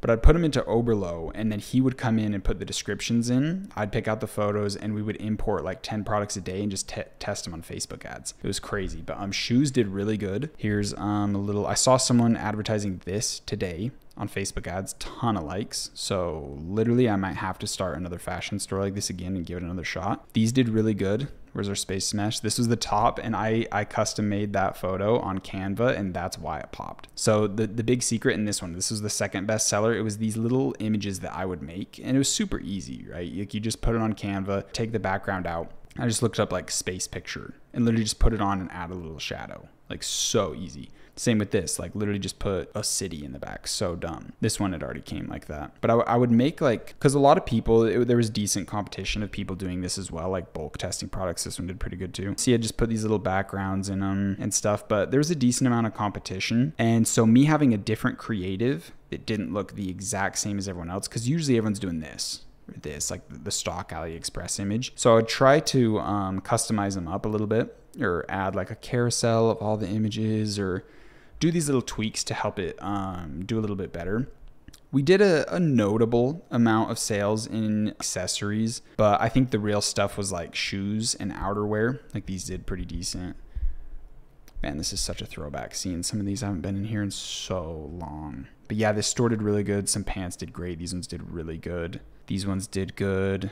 Yeah, so the main strategy to break it down is basically just that, like so simple, like run picture ads on Facebook, do some basic targeting, throw 10 products into Facebook ads a day, $200 budget on each product. And if it made money, great. If it didn't, who cares? Because if you do 10 in a day, usually like 2 of them would be decent. So those ones would cover your cost. And then sometimes like 1 of them would be a huge winner, like this one, like huge sales, like easy 6 figures, just this product. So when you're bulk testing, it would just make up for itself, right? So you would just keep throwing spaghetti at the wall and wait for something to stick. And that was basically it. Super simple, super easy. Just throw money in ads. You have a product that's doing good, just throw money in ads. Oh, your product burnt out, fizzled out. You wouldn't focus on, oh, I'm gonna make a new ad of it, or, oh, I'm gonna order it to my house and make a video ad. Nope, get rid of the product, get a next one in. And just go fast, fast, fast. And there are a ton of people still doing this strategy. I was kind of mind blown. Some of the people that I've met mentioned that they still do this strategy, this exact thing on Facebook. So the thing with Facebook, and we'll get into all this stuff again, jumping ahead of myself, just like the last video, that's probably something I'm gonna do a lot in this course, but Facebook has waves of strictness and waves of leniency. So when Facebook's doing good, when their earnings are good, they're on track, they get very strict with the people who can advertise. But when they're struggling like they have been, their earnings reports are down, they're losing a ton of money, stocks are down, they let almost anyone advertise. So it gets a lot easier.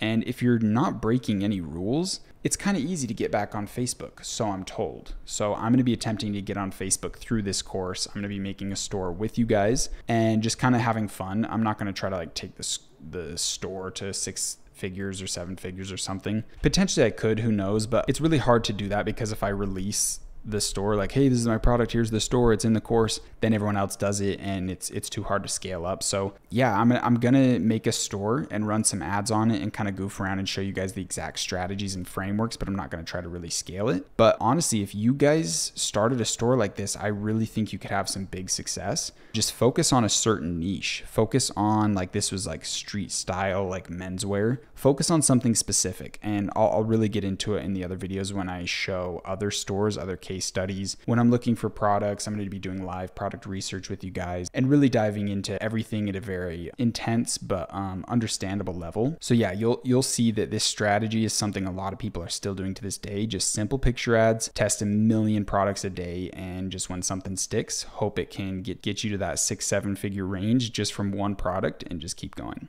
When it comes to like the advertising method itself of like the strategy that I did, I'll go over that in the Facebook ad stuff, but it was basically super simple. Just a Facebook ad image that is this exact image, like your front image of the product, basic, like 2 sentences, get them to click in. Super basic, easy website to check out. And usually my assumption is like some dude's on his phone at 4 a.m. It's like, oh, I might need to get this. Oh, what is it? Simple. All right, you're selling to dudes, right? Like they don't want to go, oh, is it my size? Oh, is it going to shrink? They don't really care, right? So men are like easier to sell to. So I think it was easy to get sales through this simple thing. But on the flip side, women are easier to sell to, like they'll buy things more, but you have to kind of appeal to them more, right? Like if you're selling women's clothes, you have to have all the information, all that stuff. So I think that's why this like bare bones strategy really worked good, is because we were targeting dudes. They're like, I don't care, that looks nice, fitted fitted turtleneck sweater, whatever. Add to cart, easy. All right, I'll go to checkout. And honestly, like we were just printing sales with products, man. Like this strategy was working really good. Okay, so to give you a quick run through, we had like 20,000 page likes, which is kind of crazy just from running ads. Here's kind of a look at some of our ads. So this was literally it. 2020 fractal design shirt or fractal dress shirt. Hurry up, our 50% off sale ends soon. And just a link in there. And then they also have the button link right here when it's like a running ad. And that was it, man. Like so stupid, so easy. You would just throw 1,000 of these up every single day and try to get people to purchase. It was like kind of like a lottery. It was kind of like a gamble of like, oh, is this product going to work? Oh, I think this one's good. Oh, is this one good? No, this one's going to suck. And then, oh, this one worked. This one didn't. And it was pretty fun just throwing products up and kind of seeing what happens. Shoes were really good, but yeah, everything was like down to a science. Like we had the exact ad copy. We'd copy and paste, change the product name, put in the link, boom, done. And we would just bulk do them. It was a pretty fun, but tedious process. And these were some of the ads that were posted. So this ad, these are not all of our ads. These are just some of them. There's things called ghost ads. Like when you make an ad inside of the ads manager, it's just kind of like its own post that's floating around in Facebook. But these were kind of like spark ads where you make the ad using the Facebook post itself. So all the likes and all of the comments go onto your page, if that makes sense. So these were like our page post ads. We had a ton of ads that would just float around and those would get a ton of sales. But yeah, that was basically our framework. It was super easy. Just copy and paste, throw up a product, and it was really fun. And we did a ton in sales.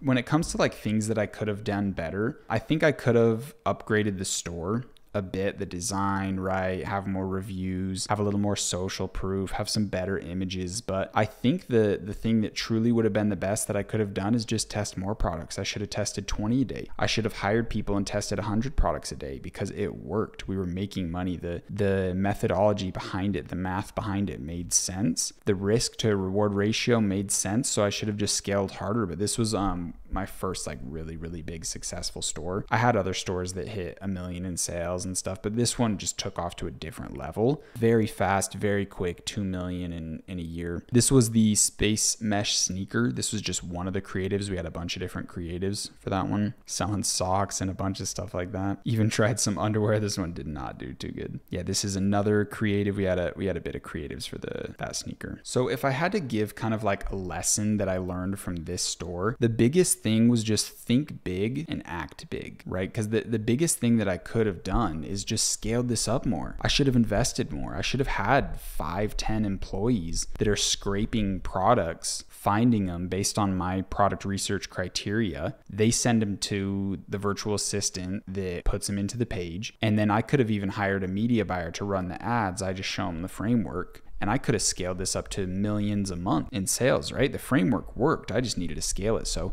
I think the biggest thing that this store taught me is it's possible. Think bigger. You can execute bigger. And this was a big learning lesson on Facebook ads. I had some other like fashion pages in the past. If you've seen my YouTube videos, I kind of talk about those. They're not up anymore, or else I'd do a case study on them. Like the Shopify isn't set up. Like for me to be in here showing you guys the analytics, I still have to pay $30 a month. So I've been paying $30 a month forever on this store, just so I can use it as a case study just for you guys, just to kind of show what's up, right? Just to use it as a teaching opportunity. But yeah, the biggest thing I can say is this strategy still works. People are still doing it, and I will show you guys in depth how to do it when we get to the Facebook ads strategy. But I wanted to teach you guys kind of like what the TikTok method looks like in a rough sense and what the Facebook method looks like in a rough sense. Obviously, you can do any product on TikTok, any style store on TikTok, any style store on Facebook. But these kind of seem to be a good example of what I've come to find a lot of other big e-com dudes are doing, is kind of some things along these lines. And in my next video, I'm going to break down tons of different brands, different stores, why they're good, why they're bad. It's going to be a very, very fun, in-depth video where I just come in, break down all these stores, show you guys some product research, show you guys some things that are good, some things that are bad. And that's going to give you guys a full-blown understanding of what kind of things you might want to pursue on your store, right? Do you want to focus more on Facebook? Do you want to focus more on TikTok? And ultimately, there's a lot of strategies, right? There's a million ways to make $1 million. But the objective of this course is to teach you the paths that I've seen work and to teach you the paths that I've seen work for other people, to show you guys what the big players are doing. So as much as I would love to just say, hey, this is the one strategy, this is what works, only do this, it's just not the case, right? It's just not realistic. So I want to show you guys absolutely everything. If you have any questions, make sure about this store, my past store, make sure you throw those in the community group. Make sure you guys are reaching out to all the people in your community, welcoming anyone who comes in, and just being super responsive there. That stuff means the world to me, and I will try to be doing the exact same with you guys, making posts in there and just having fun with you guys. So let me know if there's any questions with this store. I'm happy to revisit and make another video, a new video going over any topics you guys want. So this course will obviously be growing. I'll be adding in videos. I'll be taking away some videos if a certain strategy doesn't work. Your guys' success is my biggest focus. So anything I can do to make this course better for you guys, please let me know. And I will see you guys in the next video where we're going to be going over top niches, top stores, giving you different examples of good stores, bad stores, and all that fun stuff. So I will see you in there.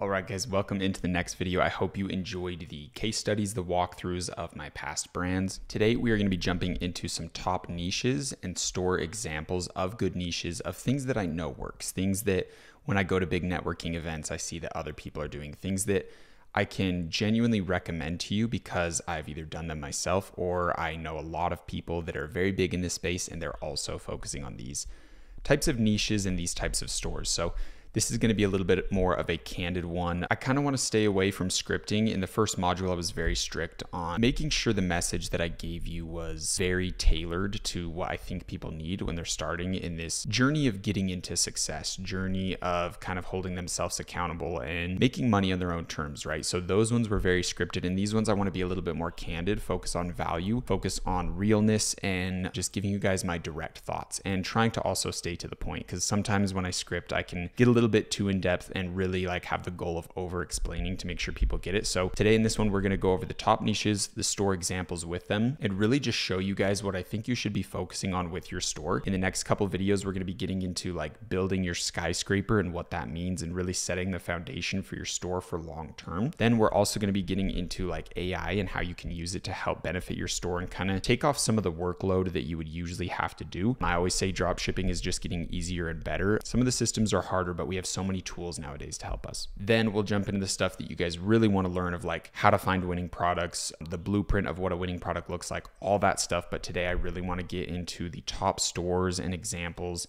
and really just show you guys what you should be shooting for.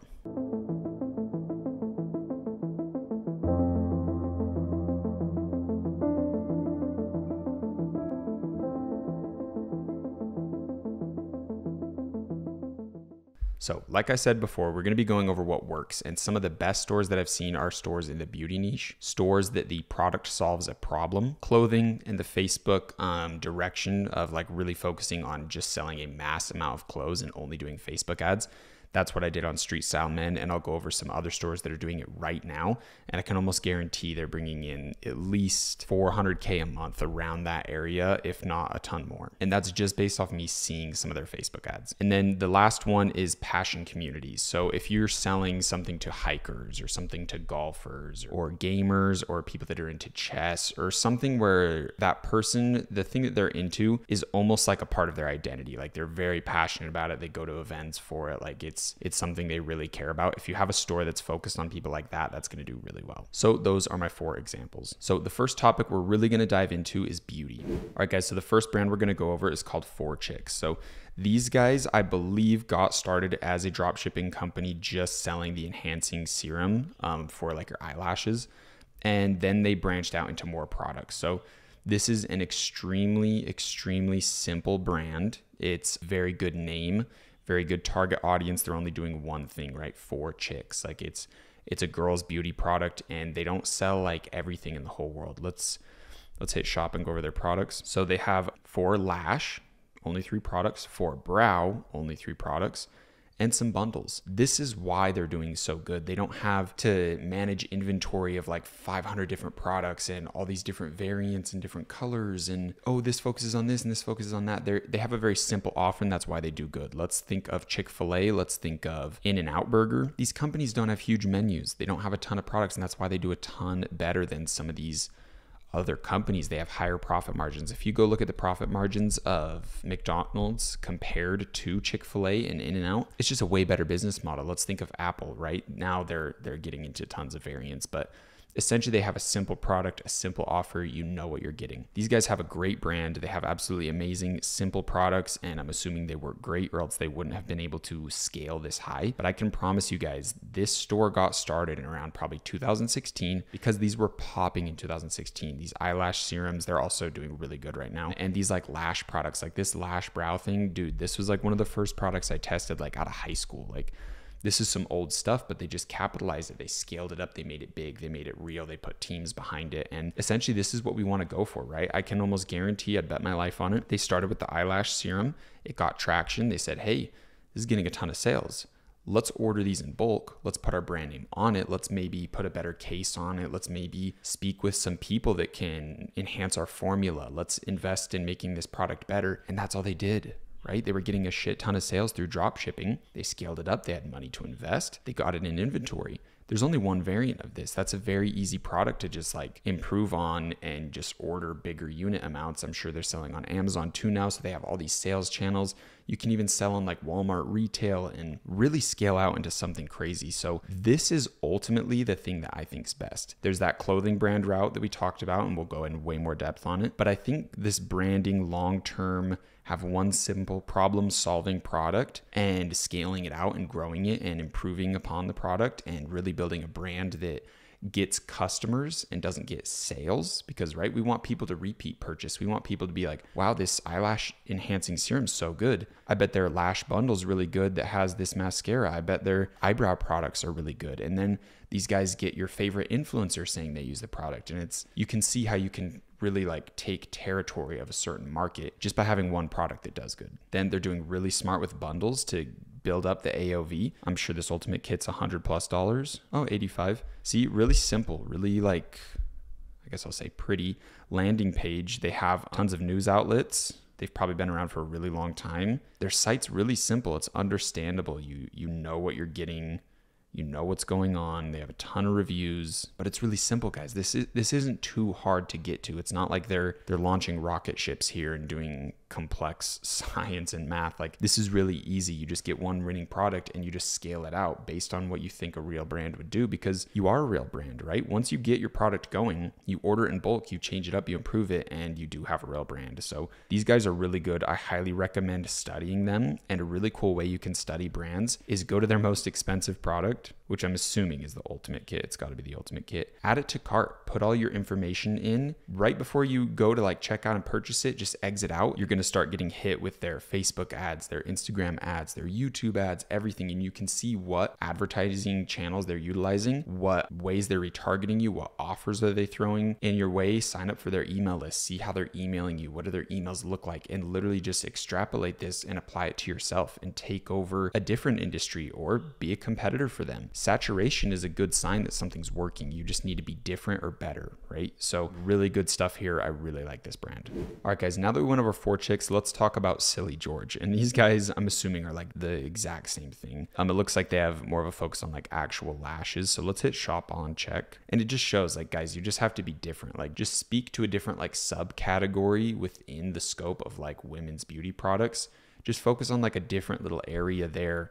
Talk to people in a different way with a different focus, like a sub focus, and you can do really good, because saturation just means that people need these products, right? How many like teeth whitening companies are there? How many like toothpaste companies are there? Deodorant companies? It's just a huge market. So if you can speak directly to a specific group of people within the market, you can usually take a pretty decent size of the pie for yourself. So let's look over them. It looks like they probably got their start dropshipping eyelashes, which was very big. It might not sound like it was big, but dropshipping eyelashes was big. So I'm assuming they got there and then expanded out. This is something that High Smile has done as well in the teeth whitening industry, which we'll go over them. Yeah, they start ordering their stuff in bulk inventory. They start customizing it. It's the same story, right? But these guys have a little bit of a different approach. They have like lashes, magnetic lashes. They have the serum. They could have started with the serum, then got into lashes. You never really know, but this is just another example of someone you can study within the beauty niche. And I guarantee these guys are pulling some crazy numbers. If you go check out their Facebook, go check out their Instagram, you can see that they have a decent following on their brand. It looks like they're getting like no views. They might have bought followers. That's actually super funny. But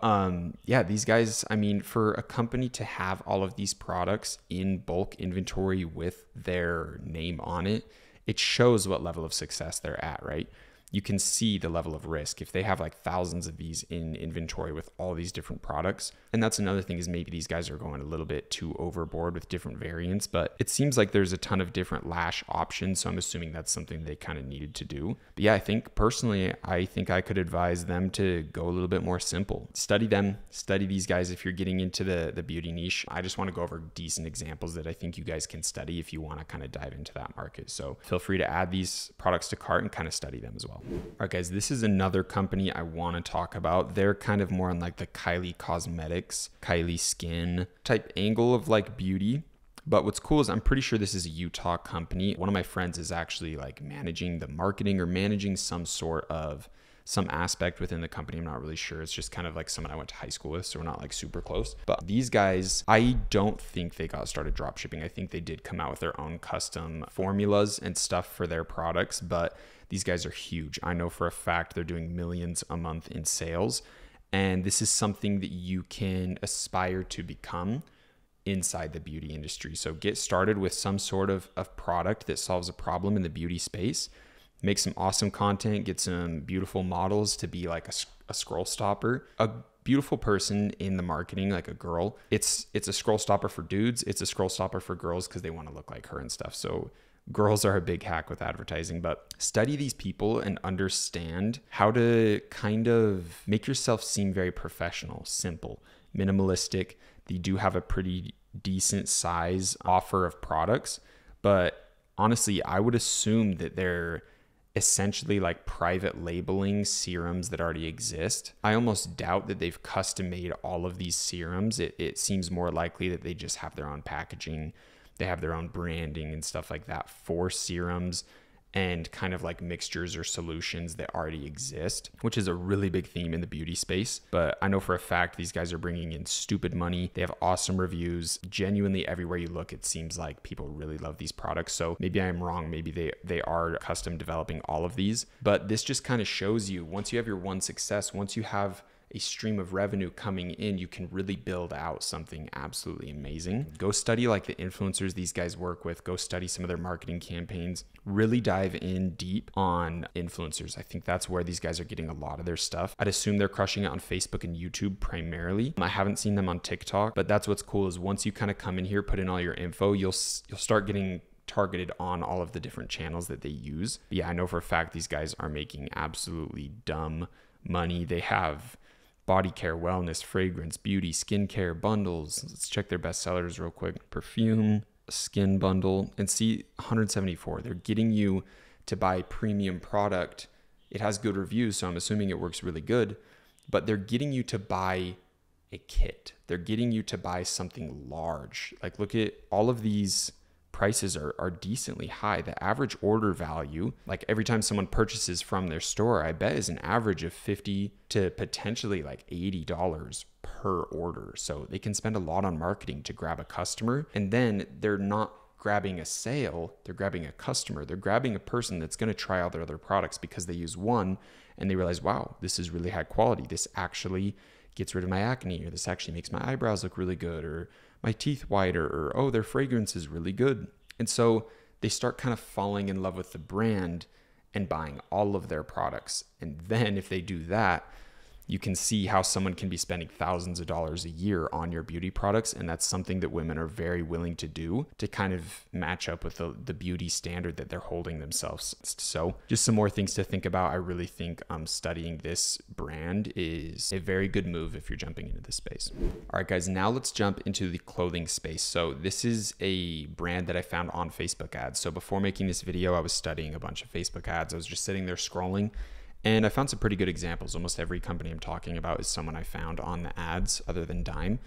And these guys are really funny. They're really unique and interesting because their website sucks. Like, this is super street style men vibes. And it just kind of proves that it's still working now. So basically, I think the two best options you can dive into when it comes to like making a store that's going to make you a lot of money is the really long-term path with finding the products that solve a problem and creating the brand, or just bulk testing a shit ton of clothes. Those seem like the two best opportunities within dropshipping today. The clothing route is obviously a little quicker, I'd assume, based on my experience.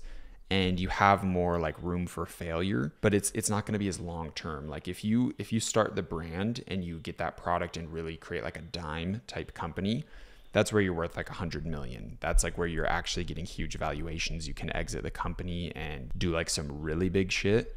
But this is more the route of like, I can make 6 figures a month profit with my store, but I probably wouldn't be able to like sell the company. You probably could, but it wouldn't be anywhere near that realm of like dime of like making a real company. So I did want to share that.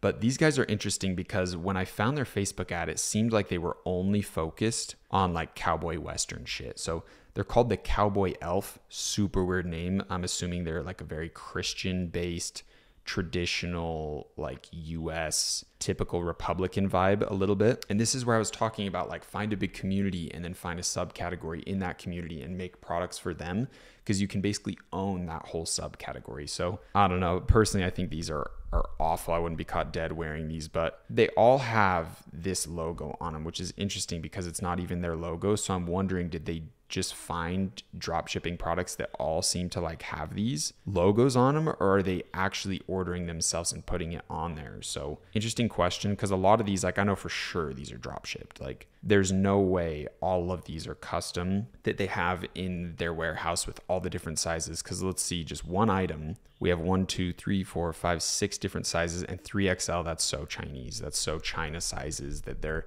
refitting into men's sizes. But that's their whole Western cowboy section. Then they have a faith section, where it kind of comes in with that cross there. So they're doing mass scale products into subcategories of like faith, of like cowboy stuff. And ultimately, like some of these things might seem extremely weird to some people, but to that person that you're speaking their language, that passion group, it really hits, and it's something that they want to wear. So they're doing the street style men approach, testing anything and everything they can get their hands on. Hey, if it doesn't work on ads, who cares? Let's test the next one and just keep going. So yeah, 25 pages. So this is street style men's strategy, and it shows that it works. These guys are running ads right now, and they have a huge store, and I bet they are making $1 million a month. I really think they are.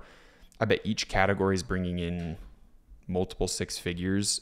It's crazy how much potential you can really get into. That's where it's interesting. Like they have some products that are the same. So, but I'm still assuming this is totally drop shipping. There's just absolutely no way.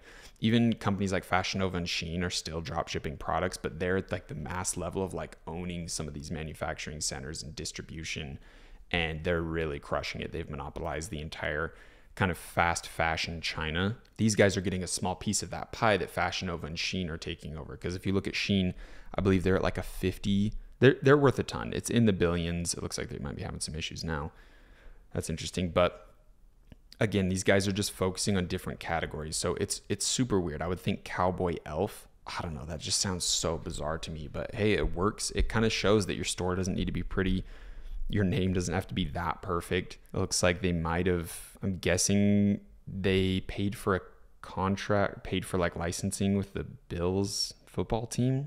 I'm not into sports. I don't know too much, but that is actually really interesting. And this is where you can run a store that like some of the products are legit. Like some of the products are like custom things you're making, but a majority of them are still like drop ship stuff. I'd assume this is maybe like a print on demand approach. Like they paid for licensing and then they're doing print on demand, because I just know for a fact they're not holding inventory of all this stuff. See, just focusing on one community and giving them like all the options they could potentially want. I really wish I could pull up some numbers and show exactly what these guys are pulling.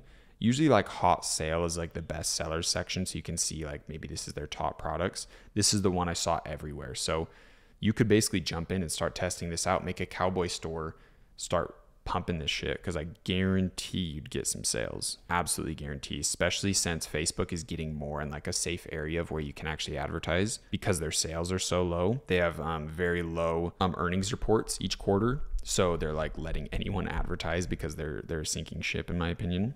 But it's still going to be good for a while. But yeah, these are probably their top selling products. Yeah, everything's just niche, bro. Like everything's just like you either love it or hate it, which is good, right? You want love it or hate it products. So the people that hate it just won't watch your ad, because you want someone that isn't interested in your product. You want them to leave your ad quick, right? Like you don't want them sitting watching your whole ad. You have to pay for them to click, pay for them to do all these things. You want them to get out. If you don't like it, like your hook should grab the person who wants this product and get rid of everyone else who doesn't. And you do that by speaking their language, and we'll get into all this stuff. But yeah, study these guys. I can guarantee you they're making $1 million a month in sales without a doubt.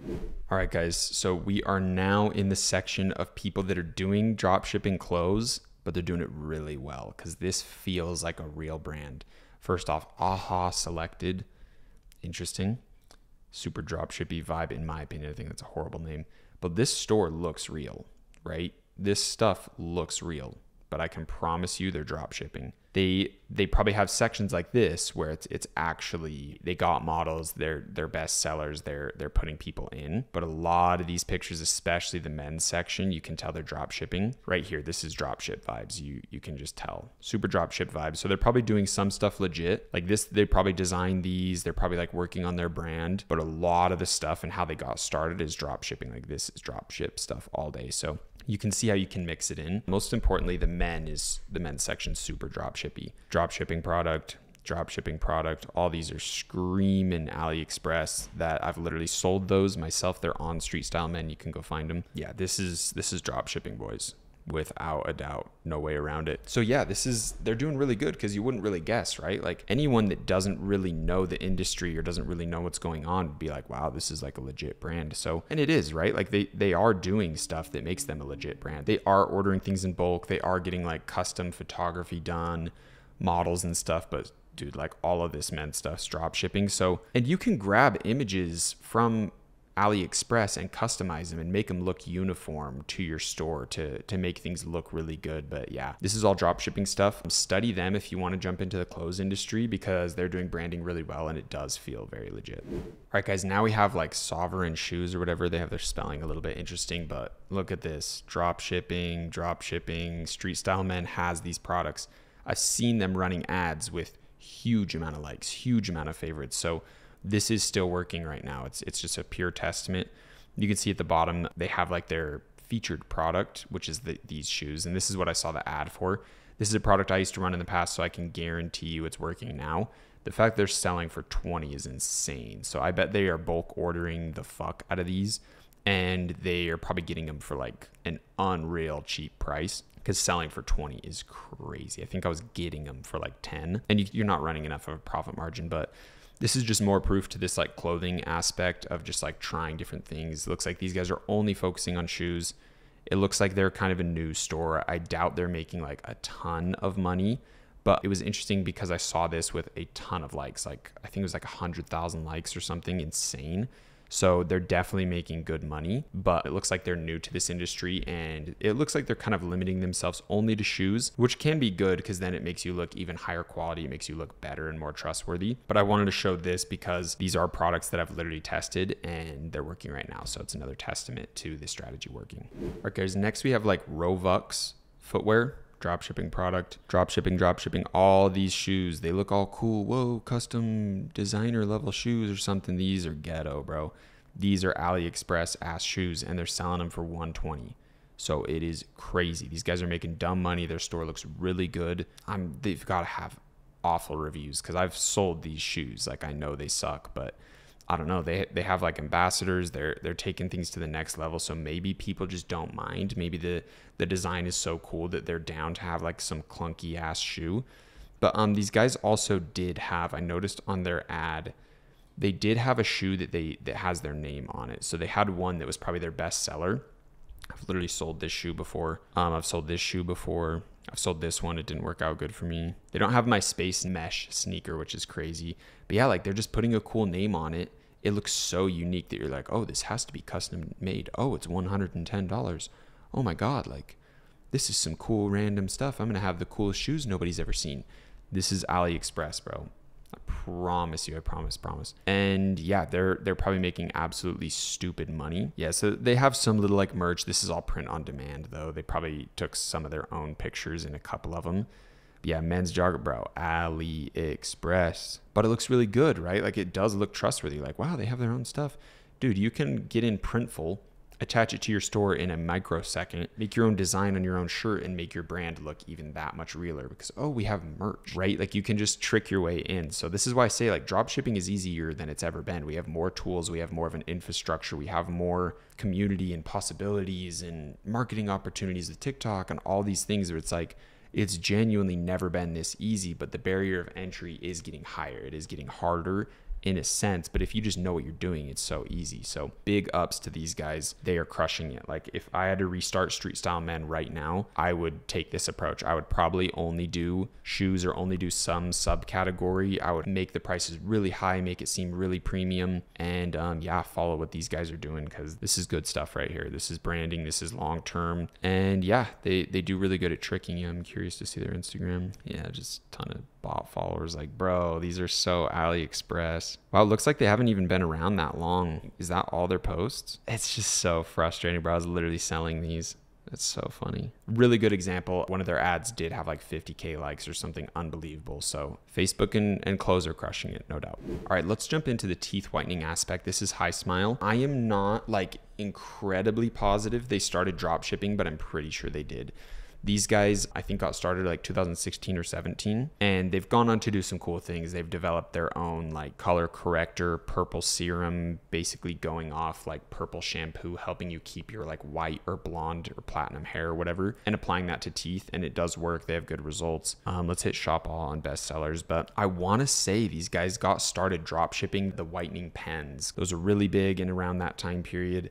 They kind of took the snow teeth whitening approach with like the thing you can bite on and get the UV light on your teeth, pairing it with their purple stuff, with their teeth whitening serum. And yeah, they just really took over the whole like oral care whitening approach, and they have really good ads. This is probably one of the only like brands that actually crushes TikTok. So really go study them. All of these companies I'm mentioning, if you kind of want to take their approach, make sure you're diving in, adding their products to cart, doing all that good stuff. So this is a brand that I know without a doubt is making millions a month. They're really big. I think they even have like a ton of retail stuff where you can like get it in Target or Walmart or whatever, potentially different stores. Yeah, they have different stores for each location, which is definitely something you have to get into when you're like really crushing it. But you could go sell High Smile for hundreds of millions without a doubt. So that's why I think it's the better approach. If you're just looking for short-term money, the close on Facebook might be better, but you're at mercy with Facebook. So it sucks. If Facebook gets good earning reports or there's a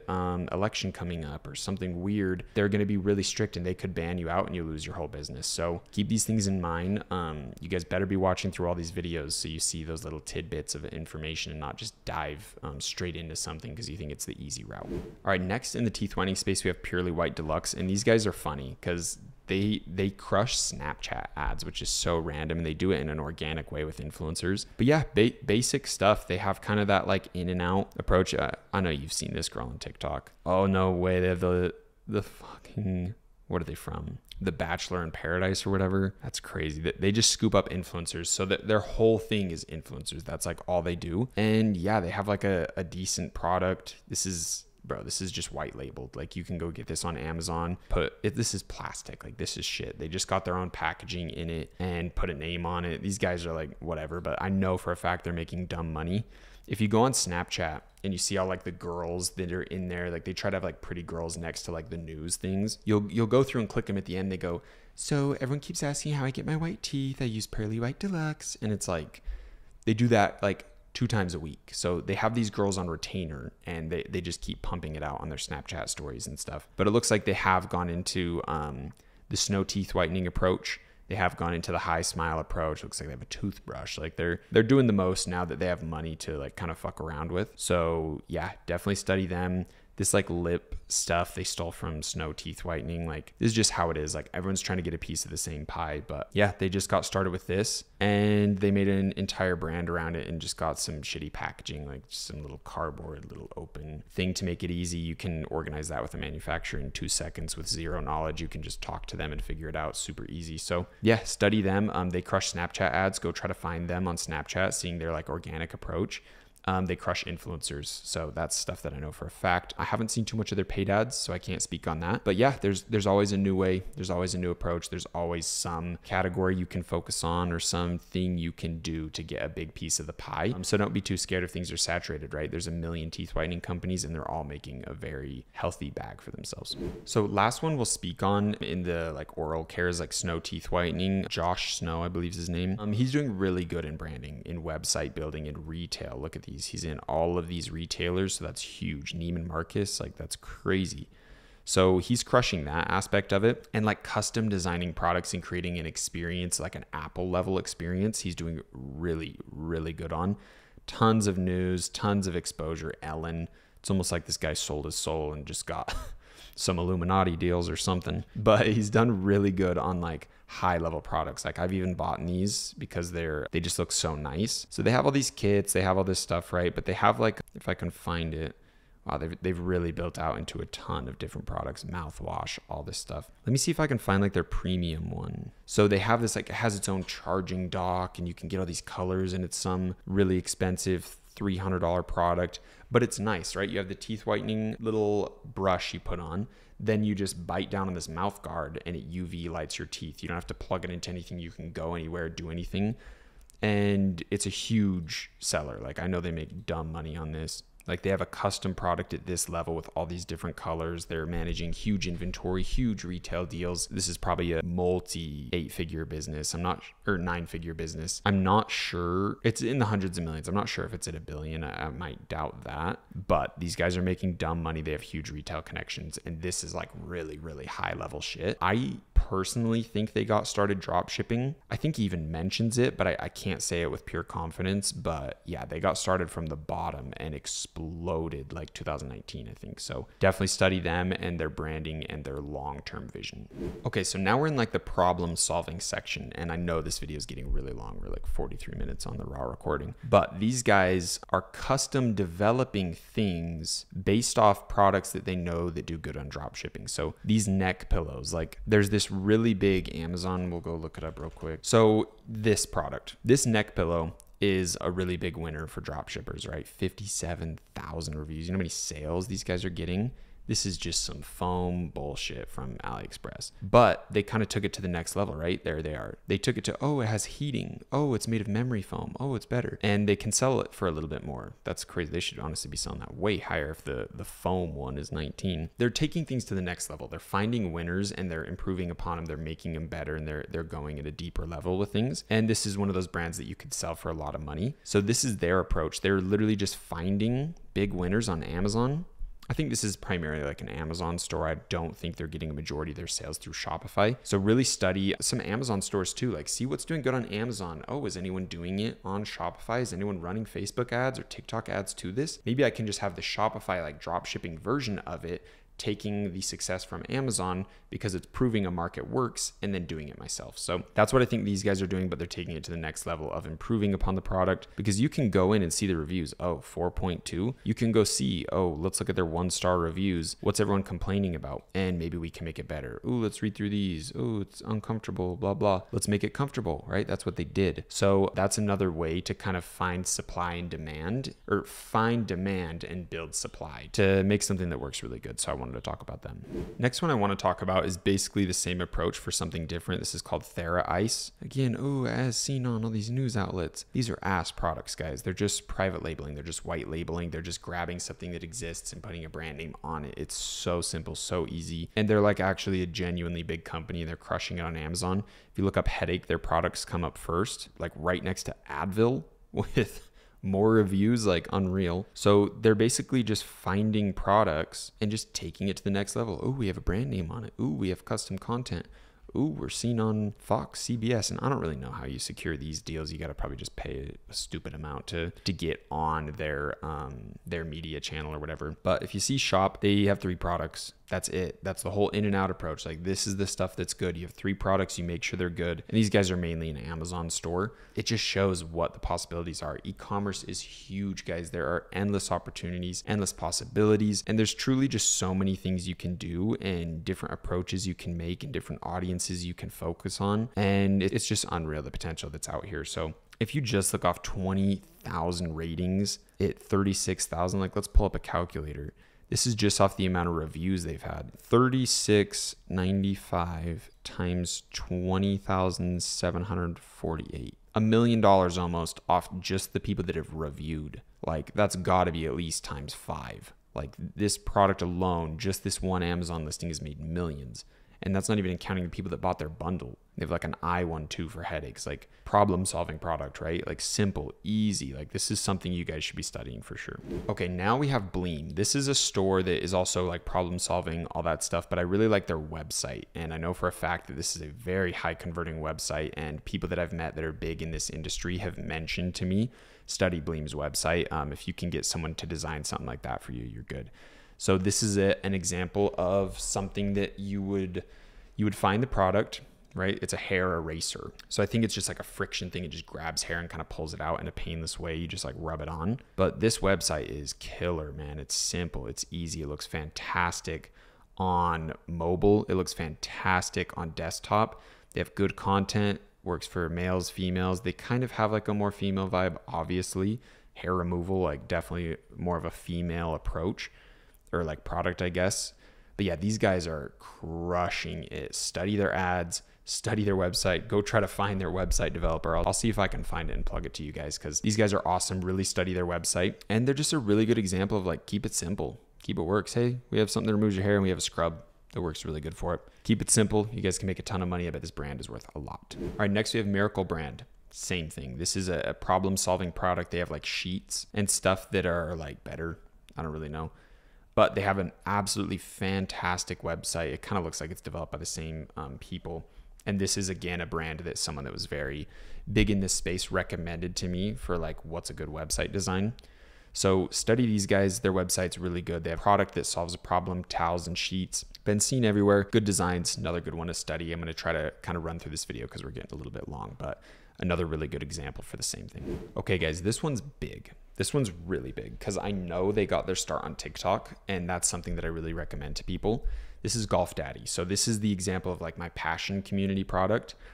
These guys are just great, dude. Their web design is sick. They keep leveling up. They keep improving themselves. Every time I go visit them, their store is better. Their products look better. They're really investing in creating a community, and golf's getting really big right now with people like Good Golf and like this kind of younger community of people getting into golfing. I think it's all kind of due to COVID. Like, people were bored, wanted to get outside, and golf was an easy way to do it. But they started drop shipping this mat. It was a shitty little mat, ugly, kind of something like that. And they made it better. They got their brand name on it. They put it on like a wood pallet that can hook into your golf bag. They got like promoting products to upsell, Twilight balls. That's their standard one. This is drop ship product, dude. They got started. They're taking it to the next level with killer website design, crushing YouTube shorts, crushing TikTok. Look at that. They're units. They are freaks. Their branding is so simple, so sick. It's almost like what's it called? Happy Dad. It's like the same vibe. Like, they're crushing it. They had a simple product.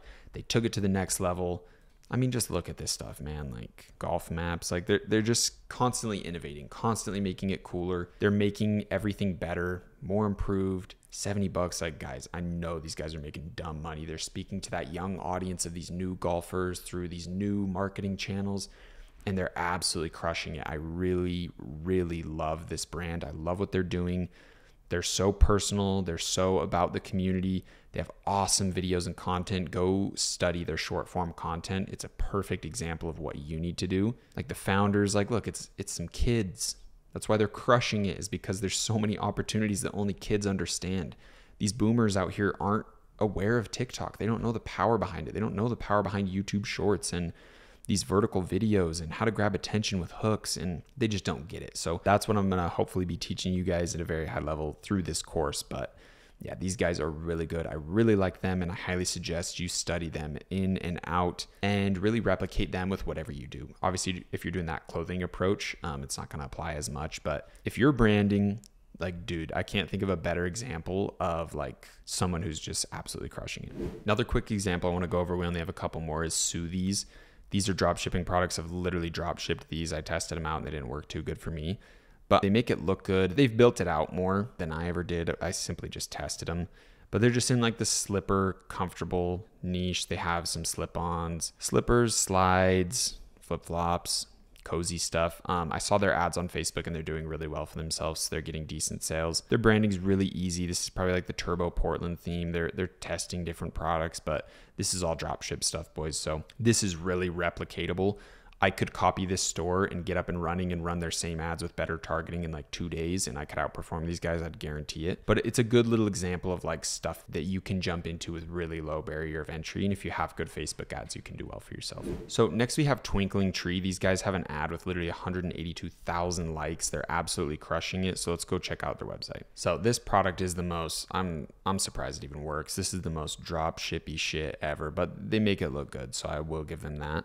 They're just in like the lighting space, lighting industry. My mom literally bought one of these, so I guess it's working, right? The Twinkling Tree, the little fairy light tree. This is basic shit, guys. This is easy. Like, okay, they made some icons. They paid someone on Fiverr $10 to make icons that match their logo, or they just did it on Canva by themselves. But yeah, this is simple shit, guys. I think they got lucky on their ad, I won't lie. But yeah, I bet they made a ton of money off this. Very basic drop shipping right here, but it's a testament to Facebook still working really good and barrier of entry is not as high as you'd think. So this is that Italian luxury Sovereign shoes or whatever company. This is one of their ads that I saw. They're trying to go for like bankrupt. We bankrupt the company. Everything has to be on sale, 80% off. That's like their little angle they're going at, but 1,000 likes on an ad doesn't mean you're making decent money.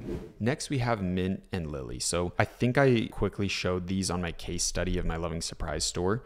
But these guys are just kind of taking over the jewelry space, but they're focused on the same things that Where Felicity's focusing on, that Loving Surprise is focusing on.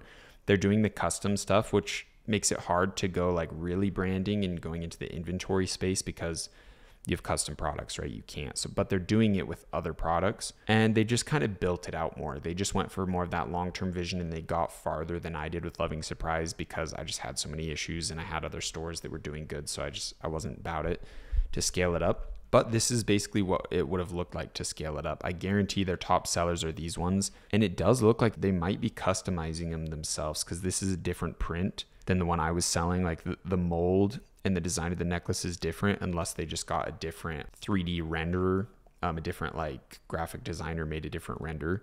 But I would guess that these custom products are their top selling, these photo ones. And I'm guessing they saw Where Felicity do it and they just copied it. But good example, they branded it out pretty well. Yeah, maybe they are doing these in-house or something because they look ugly or they look a little bit weirder.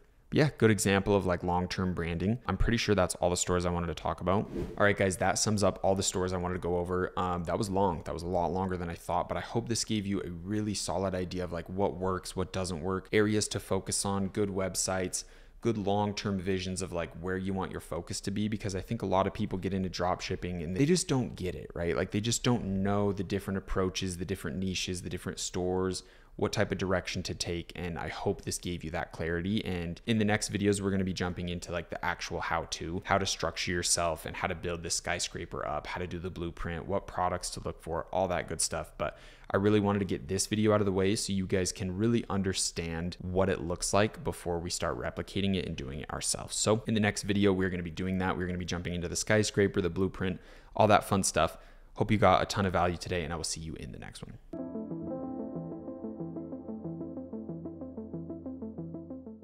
Alrighty, boys, welcome into building a skyscraper. Now, I hope you enjoyed the last videos going over my stores and going over niches and different stores that I recommend. I hope that's broadened your horizons or given you a decent idea into what works right now and what I know other people are doing right now, and kind of helps you think in a longer term, think in a wider scope of potential, if that even makes sense. But today we're going to be going over the kind of like the schematics, the blueprint behind building a skyscraper and why why I think it's such a perfect example of when you're thinking long term and you're trying to build out this brand and you're trying to build something bigger than yourself that you can eventually sell. It's basically like building a skyscraper. You need to have your blueprint organized. You need to have all of the math down to a T to execute on this vision. So without further ado, let's dive right in.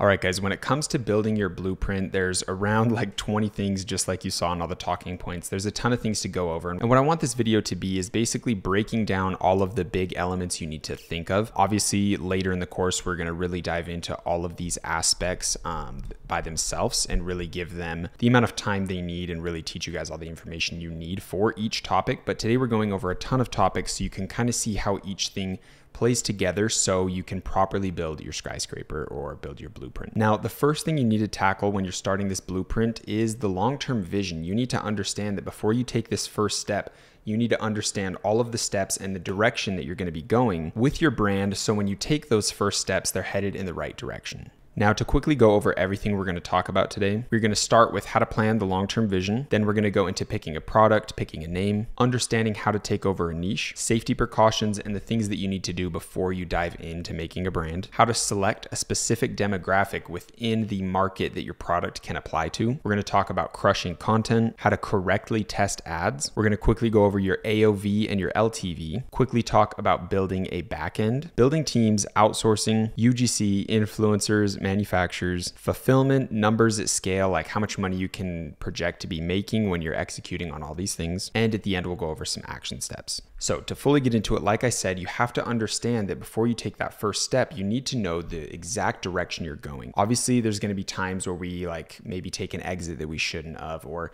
we make some sort of mistake and we have to do a U-turn or backtrack and refigure things out. But we really need to understand at least which direction we're going to go with our brand, so we're not putting a ton of effort and action into something that we're going to have to backtrack later. So keep that in mind as I go through the rest of the elements. So the first thing you have to do when you're creating a skyscraper, when you're building out this blueprint, is you have to understand what your product's going to be. You have to understand all of the elements that go into a winning product. Not all products can be winning products. And when I say that, I mean like long-term actual winners. Like obviously there's some things that'll be like gimmicky toys that can be like a winning product for a couple weeks or something. But true winning product is something that you can build a brand out of, something that can last forever if you know how to nurture it. So we'll go really in depth with picking products, but you have to understand that the product is basically the sun and the brand you're building is like the solar system around it. Like your product is everything at the start. Also keep in mind what I'm saying doesn't fully apply if you're going to go that like street style men route and just kind of like sell a bulk amount of clothes and just test a trillion different things, because that does work. There are a lot of people doing it right now. But when it comes to that, you're going to have to kind of study like Fashion Nova and you're going to have to study Shein, because they did do the skyscraper route. They did build a brand around a business model like that, but it's really different. And the main thing I'm going over here is how to build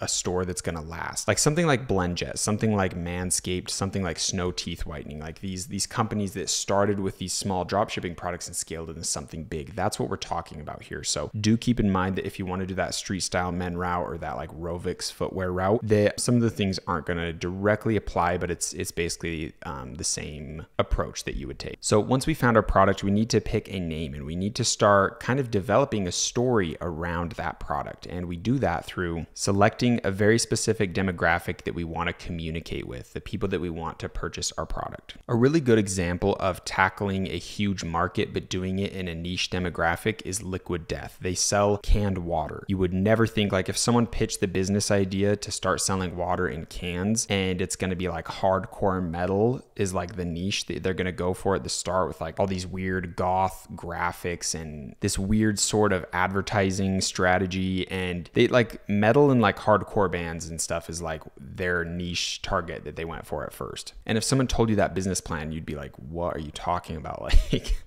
this is the shittiest idea I've ever heard. We're going to start a canned water company for like people that like metal music, but they are like $1 billion company within like their first 2 years of running. So It's absolutely insane. But what they did is focus on a headshot market. They focused on people that are very specific passions, dreams, desires, emotions, and they targeted to them. And then the product kind of spread from there like wildfire. And it's good if we do that for our brand as well. So once we understand, hey, we're focusing on this huge market, but we want to focus on this specific section of the market, then we can pick a name. Then we can start creating a story around our brand, because a brand is basically a transfer of emotion, right? If we think of Nike, they sell us an emotion. They sell us, oh, if I have these products, I'll be the best. I'll just do it. I'll take control of my life. I'm going to be that professional athlete. They tell stories through their ads, and they speak to people who are very motivated and self-disciplined and want to be the best. That's what they do in their ads. They're not making ads for fat people.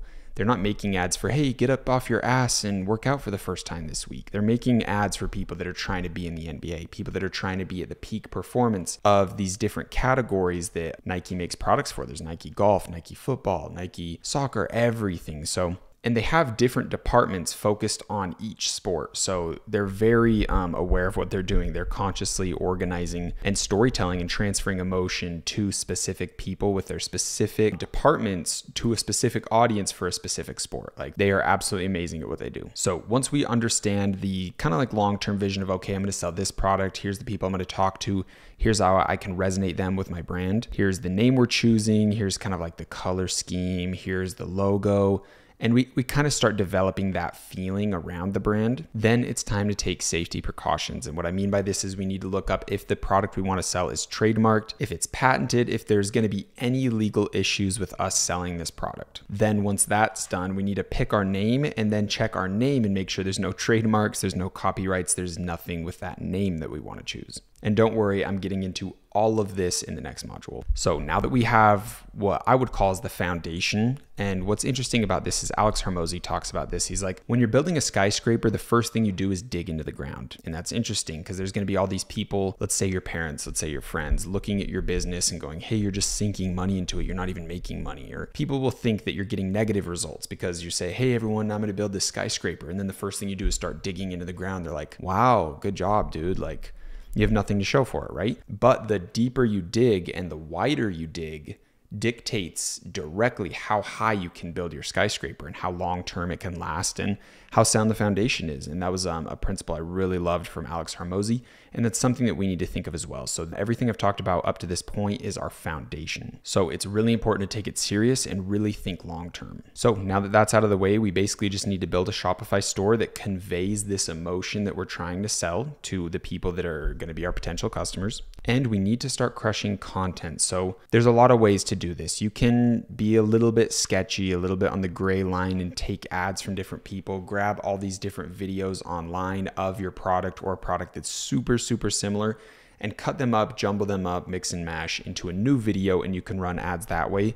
Or on TikTok ads, you can just directly steal ads, which I have done, a lot of people do, and it's definitely a gray line, and you don't want to scale your business with someone else's ads. You cannot do that, but low key, you can test them for a little bit. So usually that's what I recommend. If you have a product you really want to jump into, start a brand, take someone else's TikTok ad, change it up just a little bit, but keep the hook. The hook's the most important part, and try to get things running. Try to see if you can get some sales and see if this product is worth your time to like order the product from Amazon and film your own videos and kind of like really put some effort into it, because building a store is pretty easy. You've seen some of my stores. They are nothing close to impressive. So you can get going pretty quick. You just need to convey that emotion. And like Loving Surprise did convey that. Street Style Men did convey that, even though it sucks. It was basic. People knew what they were getting and it was an easy process for them. So realistically, you can choose a product, create a brand, create a foundation pretty quick and test it out with someone else's ads on TikTok. With Facebook and stuff, I haven't ran Facebook ads in a little while. And through this process, I'm going to be restarting Facebook ads. I'm going to be creating a store with you guys as a full-blown example. And we'll see just how lenient Facebook is, because I've heard they're very lenient right now, but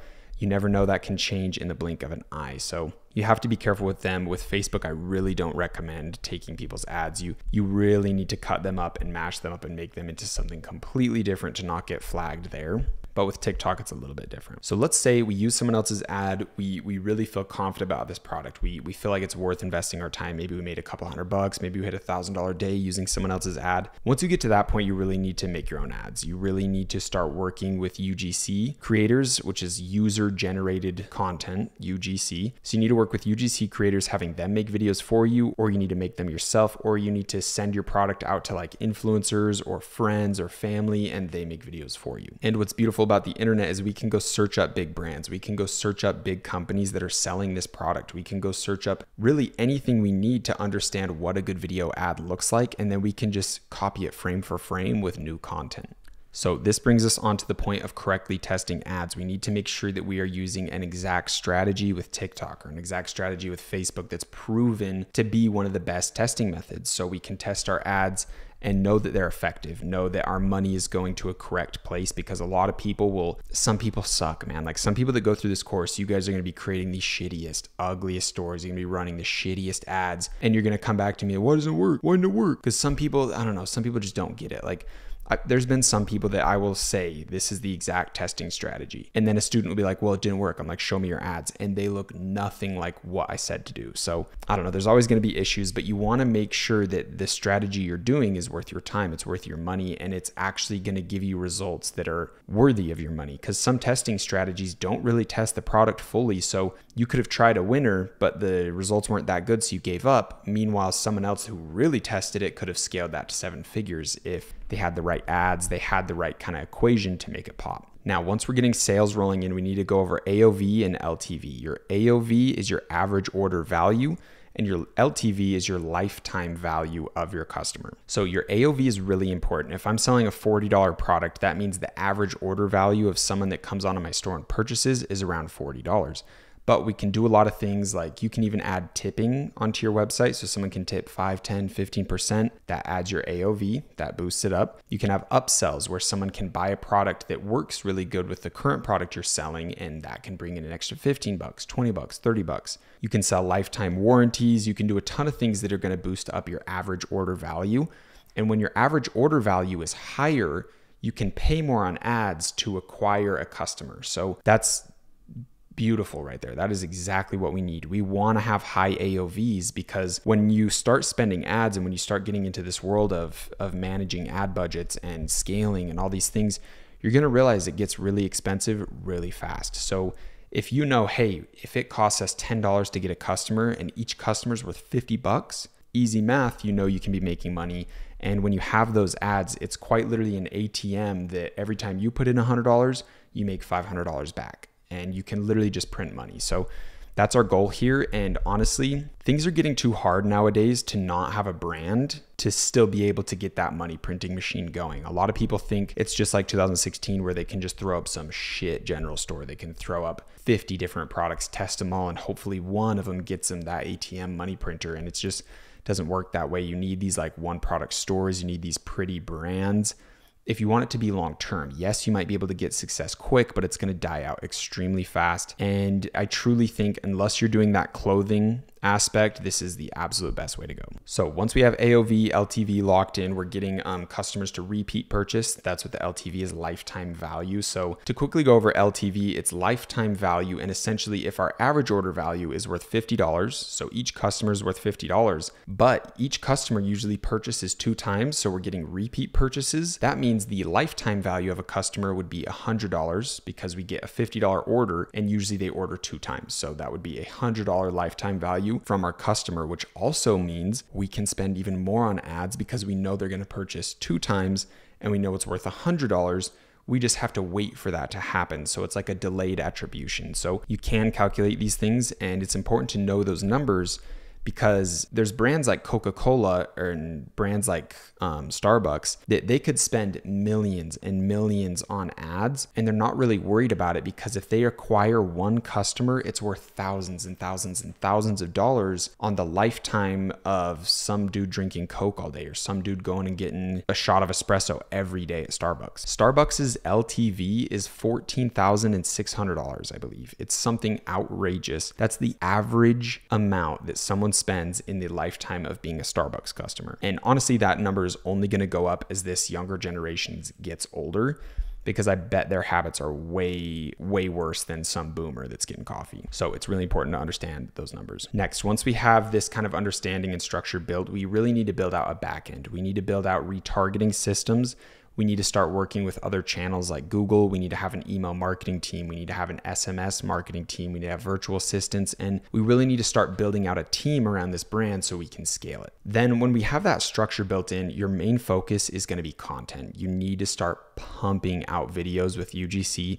You need to start pumping out videos with influencers, and you really just need to take things to the next level. You need to start paying models to make videos with your products. You need to start paying high list influencers to make videos with your products. And the amount of value that you get out of this stuff is 20 times more than you would ever think. So once you have a brand, once you have all of this set in place, your entire focus needs to switch to content, even the media buying. And media buying, if you don't know, is just like running the ads. Usually you're going to hire that out. You're going to hire some professional in Facebook, some professional in TikTok, some professional in Google. And it's kind of hard to find those people. So I'll try to plug people that I personally trust. And ultimately, I met a lot of people at the last networking event. So I should be able to plug you guys with some really good stuff. If you guys have stores that are scaling, try to personally reach out to me any way you can, and I'll help you get plugged with the people you need. But yeah, that's basically the name of the game. You want to create a brand, and then you want to just focus on content. You want to start scaling out your content like you could never believe. And once you're really bringing in some money, I'd say minimum like 100K a month in revenue, you need to start speaking with manufacturers, ordering this product in wholesale, and you need to customize it. Maybe your product is a big seller on Amazon. You can go look up the reviews, or you can look up the reviews from your own customers and see what's wrong with the product. What are people struggling with, and make it better. You need to improve upon the product,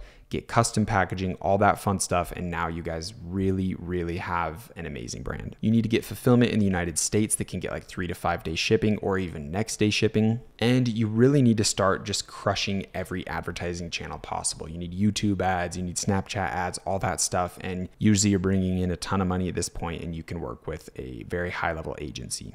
To give you an idea of kind of like some numbers when you're at scale like this, let's say you have like 50 videos made, and you know that all of these videos convert well on paid ads. You can be getting easily 10 to 20 to 30K a day on TikTok alone. You can easily be getting 50 to 100K on Facebook if you really know what you're doing and you're really crushing the creatives.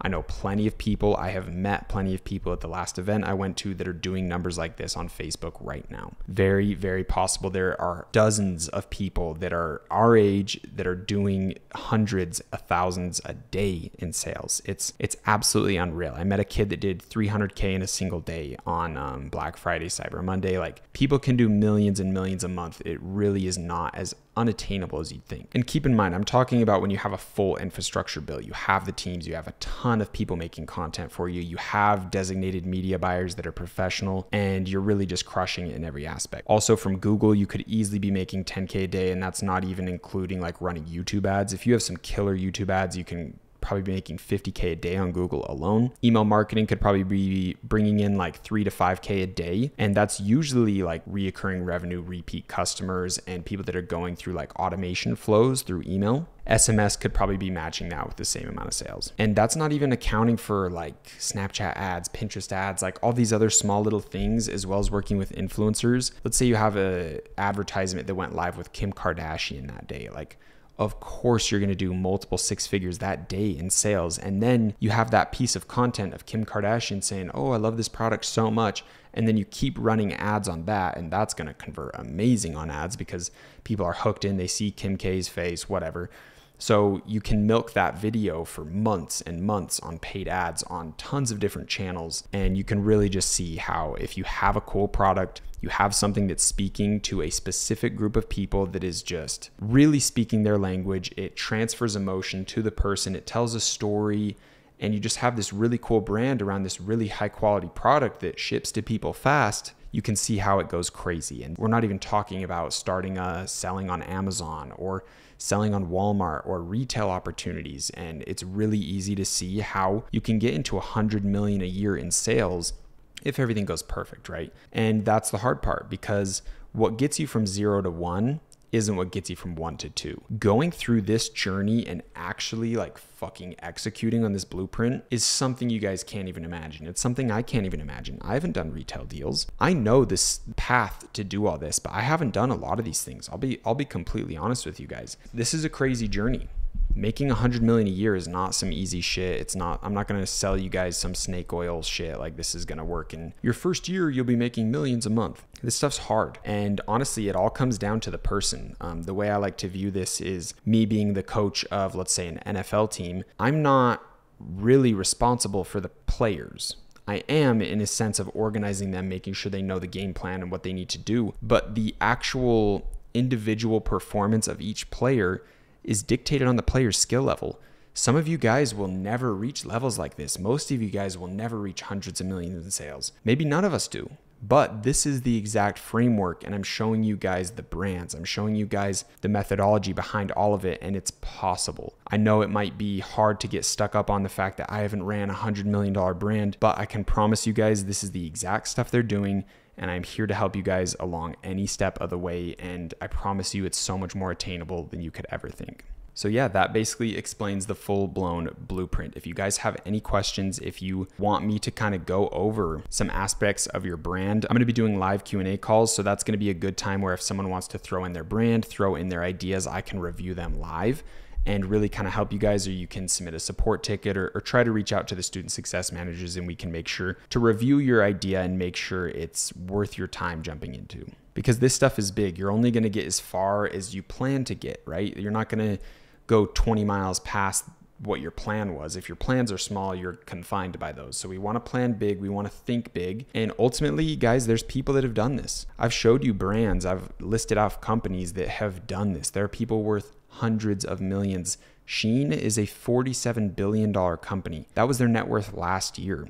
We looked it up and it looks like they're having some problems now, but to be in a $1 billion evaluation and get started with dropshipping is truly unreal. And I hope you guys can really mentally imagine that possibility for yourself, because with anything in life, if someone else is able to do it, there's no reason you're not able to do it. So I really want you guys thinking of module 1, thinking of those frequencies, thinking of leveling yourself up, leveling up your character to be worthy of things like this, things of this magnitude. Don't let yourself get caught up in fear or doubt or listening to these negative voices in your head, or the mom and dad that doubt you, or the friends that doubt you. Let those things fuel you. And I promise, something that I really enjoy, something that I love to think about, is you can always call upon your past self and your future self to send energy to you in this moment. Kind of a random thing to mention, but it's something I truly believe and I do in my life all the time. Call on your future and past self to give you energy, get past anything, raise that frequency up. And I promise you guys, if you believe in yourself, the sky is the limit. If you take action on everything that I'm teaching you here, these blueprints, these things are possible. These businesses worth hundreds of millions are made every year. Every year there's some new brand doing something where you look at it, you're like, oh, why didn't I think of that? That was so simple. That was so dumb. Like, anyone could have done that. Opportunity like that is constantly opening. This world is a revolving door of opportunity. There are always things that are leaving, and there's always things that are coming in. Our reality changes so quick that new opportunities are sprouting up every second. It's to the point now where I really have the eyes and the vision to see opportunities, and it's really hard, because once you're really leveled up, once your character level's high, your main focus is saying no to opportunities, because you have to stay dialed in on that vision. You have to have the blinders on, like the race horses, so they can't see the other horses. They're just focused in on themselves. Yeah, kind of a random tangent, but I just can't say how much I believe in you guys, how much I know there is potential out there, and I'm just really excited to see you guys succeed. So make sure you ask for help from your student success managers, from me.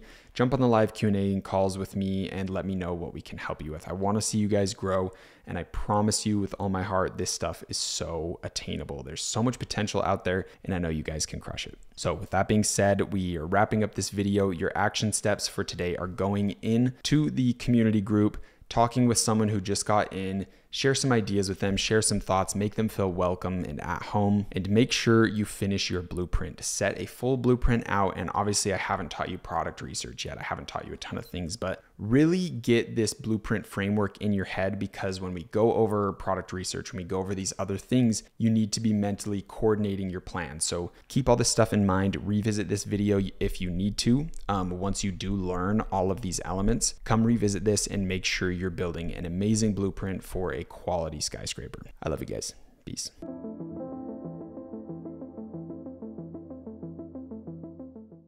All right, guys, welcome into the next video. I hope you enjoyed the last one talking about skyscrapers.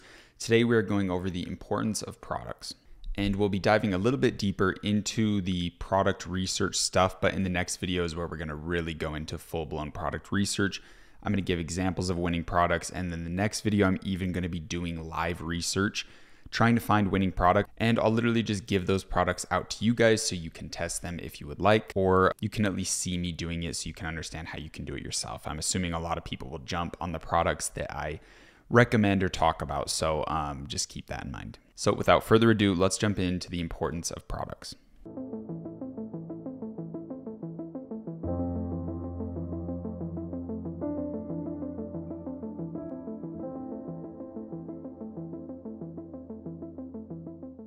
All right, guys, so since we are going to be covering how to find winning products in a later video today, I want to talk about why the product is so important and basically what we need to look for in a product to ensure that it has the potential, ensure that it is a winning product. And the way we do that is referencing my winning product blueprint. This is basically a 10-point system that's going to go over the different qualities and attributes that a product needs to be able to be a foundation for a skyscraper. So obviously we can have winning products that are gimmicky toys. We can have winning products that are a piece of clothing, and we can do the street style men approach and do a ton of clothes. But for us to really build out that brand and really build out something special and amazing, we need to have a specific product. There is a very specific criteria we need to match and make sure our product is in alignment with. So let's jump into that. The first thing is pretty common. You've heard this a million times from every guru on the planet, but the first thing is a wow factor. So a wow factor definitely helps with your ability to scale and your ability to convert new customers or like new potential people into customers.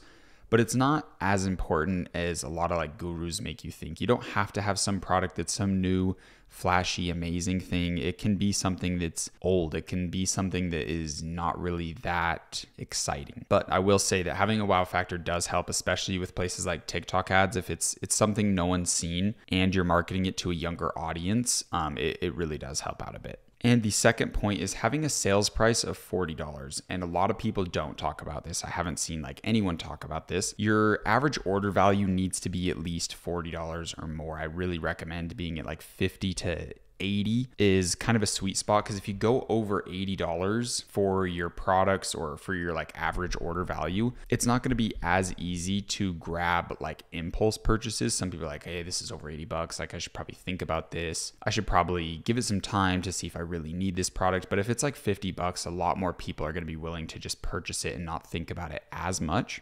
But the reason we need at least 40 is the average cost to get someone to purchase something on ads is around $20. So if your product is like selling for 15 bucks, you just don't have enough money. It's not even about margin. Even if you're getting your product for extremely cheap, you're just not going to have enough money to justify scaling up ads to huge budgets. I'm talking $10,000 a day in ad spend. It's going to be really hard for you to hit those numbers. It's not really likely. You can probably get to the point of spending $1,000 a day, getting profit and doing some things like that. But when it truly comes down to running high level advertisements, you do not have what it takes. Mathematically, it is impossible for you. You have to have a sales price of at least like 50, honestly. Like 40 is even a little bit low, but I definitely recommend 40 at the lowest. Anything higher is going to be in your best interest for sure, and I'd probably cap it at 80. Number 3, if we're selling a product for $40, I really recommend trying to get down to the $10 for the cost of the product. So this basically ensures this is a 4x multiplier on our cost of goods. So our revenue or our sales price is $40 and we get the product for 10, meaning that we have a 4 times multiplier on our cost of goods. So this is I'm not even sure what margin that gives you. I'm fucking horrible with math. I use calculators, margin calculators, all those things. So I'm not the best with math, but you have to have a really high margin. I really recommend a 3 to 4 to 5x on your product costs. And when you're drop shipping, it's hard to do that. So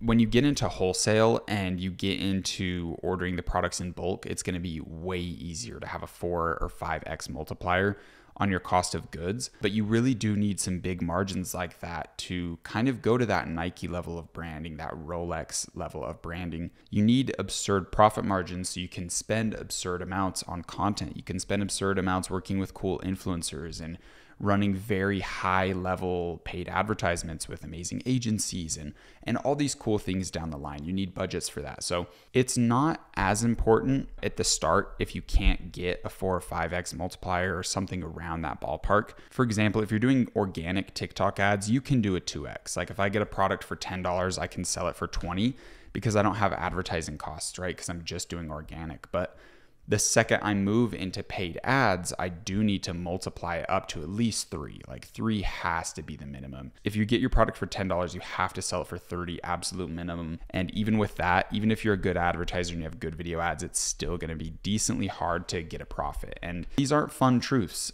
This stuff is a lot of things that people won't say. A lot of people, for some reason, don't talk about like numbers and where your products need to be at. I truly haven't found any gurus that even mention this stuff, which is very alarming in my opinion. But yeah, it's just the case of reality. A lot of products don't have what it takes to do paid ads. Like a lot of these gimmicky toys that sell for $15 will never work on paid ads. So it's something you definitely need to understand. And to give you a quick like mental layout of how this can work is you can get a product for $10, start doing organic and sell it for 20, jump into paid ads, sell it for 30, see how things work out. And then you can eventually get to the point of ordering it in wholesale and then getting your margins back lower into a place that makes you more profitable. And then you can jump into the long term and really allocating huge budgets into advertising and huge budgets into influencers, UGC and all that stuff. So it's kind of like what I said before, like what takes you from 0 to 1 doesn't take you from 1 to 2. What takes you from 1 to 2 doesn't take you from 2 to 3. So we have to constantly be evolving and changing and adapting. And that's some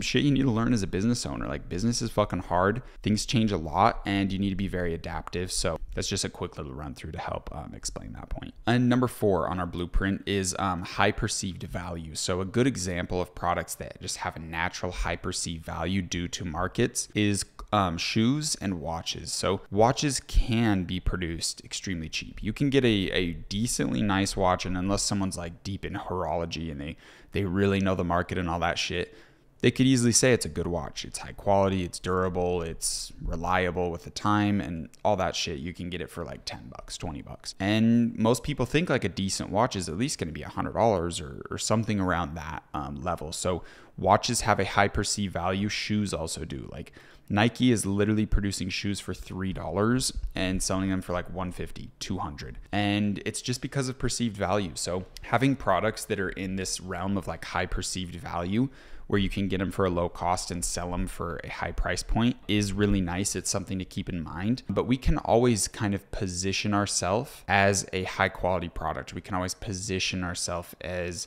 a luxury brand or position ourselves in a certain way that gives perceived value. Because like, again, like Rolex has very cheap watches. They have a date just watch that is extremely uncomplicated. It's a very basic watch and it's a stainless steel watch. There's literally nothing crazy about it, but you're paying a shit ton for the brand. You're paying for that Rolex logo. You're paying for someone to look at your wrist and go, wow, this guy is doing pretty well for himself. So you're paying for those things. The watch really isn't worth that. The brand is. So when we get into long-term vision and deeper down the rabbit hole of starting our business, perceived value can come just from the brand, just from the logo. But at the start, it's really good if your product has some inherent high perceived value within it. And point number 5 is your product solves a problem. If you are marketing your product to a specific group of people within a mass market and it solves a problem for these specific people, when you address that problem in ads, I'll give a quick example. If you're selling like a baby product and someone just has their first kid and they're realizing like, holy shit, there's so many more things that went into it than I knew, you can address that language, address that perception within your advertisement by saying like, I just had my first newborn kid. I didn't realize I had this problem, but this product helps me. That's going to naturally filter out anyone who doesn't have a kid. They're going to be like, oh, this ad isn't for me. They go away instantly. And the people that actually just had their first kid are going to hone in and actually listen. And why is that good? It's because it attaches the people that we want, and it gets rid of the people that we don't want. And so Facebook's algorithm, TikTok's algorithm, Google's algorithm can see, okay, the people that hone in and listen fit a certain demographic, and it can help you find more of those people. So your advertisements will naturally do better. And we're solving a problem for that specific person. So there's a big emotional involvement within the video ad. There's an emotional involvement within the product, and they're excited to get it. You spoke their language. They're like, oh my God, this is like made for me. So having that ability within your product to solve a problem for a specific group of people is huge. That's where you're really getting into building like a customer base. And then you can go deeper into the world of like the baby niche. The firstborn kid niche, that can be your little headshot market within like the children's market, is like parents that have their firstborn, like getting them products that they didn't realize they needed. And that can be your whole marketing ploy. So that's some free value for you guys there. That would be a really good brand to start, and just source out products like that. Test out these baby products on TikTok, test them out on Facebook ads, all that good stuff. And if you're talking to a very specific headshot group of people and you're solving their problems, you're going to do very well for yourself. Now, point number 6 in the blueprint is that they use the product daily. This one is really big. If someone, I'm just going to keep running with a baby example.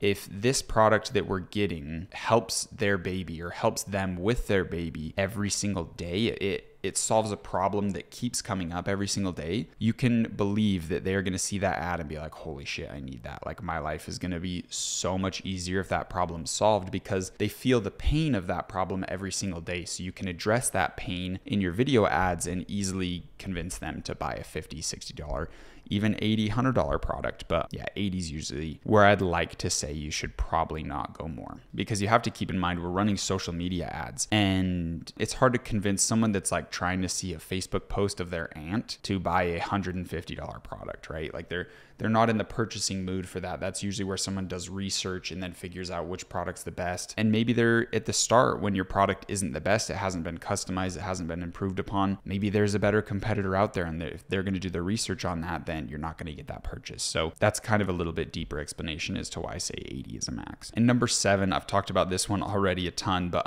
have a specific and passionate community that you're marketing to. Just like the person that has their newborn child, if you mention that in an ad, they're going to listen. They're going through an extreme experience of having their first kid, and they're in a new world. And when you speak their language, you can believe that they will listen. So figure out how you can pair whatever product you think is your winning product that you found through the product research method that we're going to go over in the next video. Try to figure out, how can I get this product in front of a passionate community, and how can I tailor a brand around them that speaks their language? Number 8, make sure your product is relatively small and lightweight. This is going to help on like packaging and shipping and all that stuff. Because when we get into the world of like wholesale purchasing thousands of units and getting warehousing and stuff done, if we're selling like bed frames or fridges, it's hell. Like, so much of your cost of goods is going to go into shipping, and it's just a mess. So if you can have something ideally that like fits in your hand, that's going to make your life a lot easier. So number 9 is just like advice. I would advise you guys to stay away from like electronics. Kind of, there's some electronics that can be very well tested and high quality, and you wouldn't have any product issues with them, but be very like wary of the electronic side of drop shipping, because you can get a lot of shit products. And we're trying to build a skyscraper here. We're trying to build a brand, and you can't do that by selling shitty products. Your customers are going to be pissed. Your customer service is going to be a mess. You're going to get chargebacks, and that's just not what we want. We want to build something of value. We want to give value to people. So you can do electronics. There's tons that work, but just be super safe with it. I'd also recommend stay away from things that are like glass or that are going to break easy, or anything that's like ingested, like supplements or anything along those lines, because you can get into legal issues and someone can say there's some hazardous XYZ, or someone choked on it and they can sue you, or something weird like that. So if you can just have a product that solves a problem, fits in your hand, and there's like nothing sketchy about it, that's going to be the best place you can be in. And lastly, number 10 is you need a product that isn't seasonal. This is like the most important thing Because if your product is, let's say, only sold in winter, in summer, you're just fucked. Like, you're literally just gonna get 50% of the sales that you usually would. And yes, winter will be amazing, Q4, all these good things, but it's like, you don't want inconsistent income like that. You can't build a brand. You can't consistently reinvest revenue and make these good long-term decisions on a brand that's constantly fluctuating in the amount of money that it makes with its profit margins and just with its revenue in general. So you need a product that no matter what time of year it is, it's always going to sell the exact same. That's going to really give you the stability you need to build your skyscraper, especially when you're new to this. Like, maybe you could get into running seasonal products once you really know what you're doing, but I just don't recommend it. So another thing that I want to go over is hiring your product. So I read this in some sort of marketing book. I want to say it was Blue Ocean Strategies, but I don't think it was. I think it was something else. Your product is essentially an employee that your customer hires. This is the best way you can think of your product. So let's say that family that just had their first child, they're the employer and they have a product, or they have a position they're trying to hire for, and your product is interviewing to solve that problem, if that makes sense. I know I didn't explain that the best, but they're looking to hire your product to solve their problem. And if they think another product or another service or something else will solve their problem better, then they're going to go with that. And there's a really good example of how many different things can solve different problems that you never would really think of. And a good example is, let's say someone has the problem of they're trying to cook eggs in the morning, but the eggs are sticking to the pan. They have a ton of different products they could hire to solve their problem. They could get a nonstick pan, they could get butter or cooking oil or spray, or they could eat out, or they could hire a chef, or they could fast and do intermittent fasting and not eat breakfast. So there's a lot of different potential things someone could be looking for as the solution to their problem. And so the best thing you can do is convince them that your product is the right solution by addressing these other solutions and explaining why these ones are bad and why yours is good. So just a little marketing psychology, little side note right there.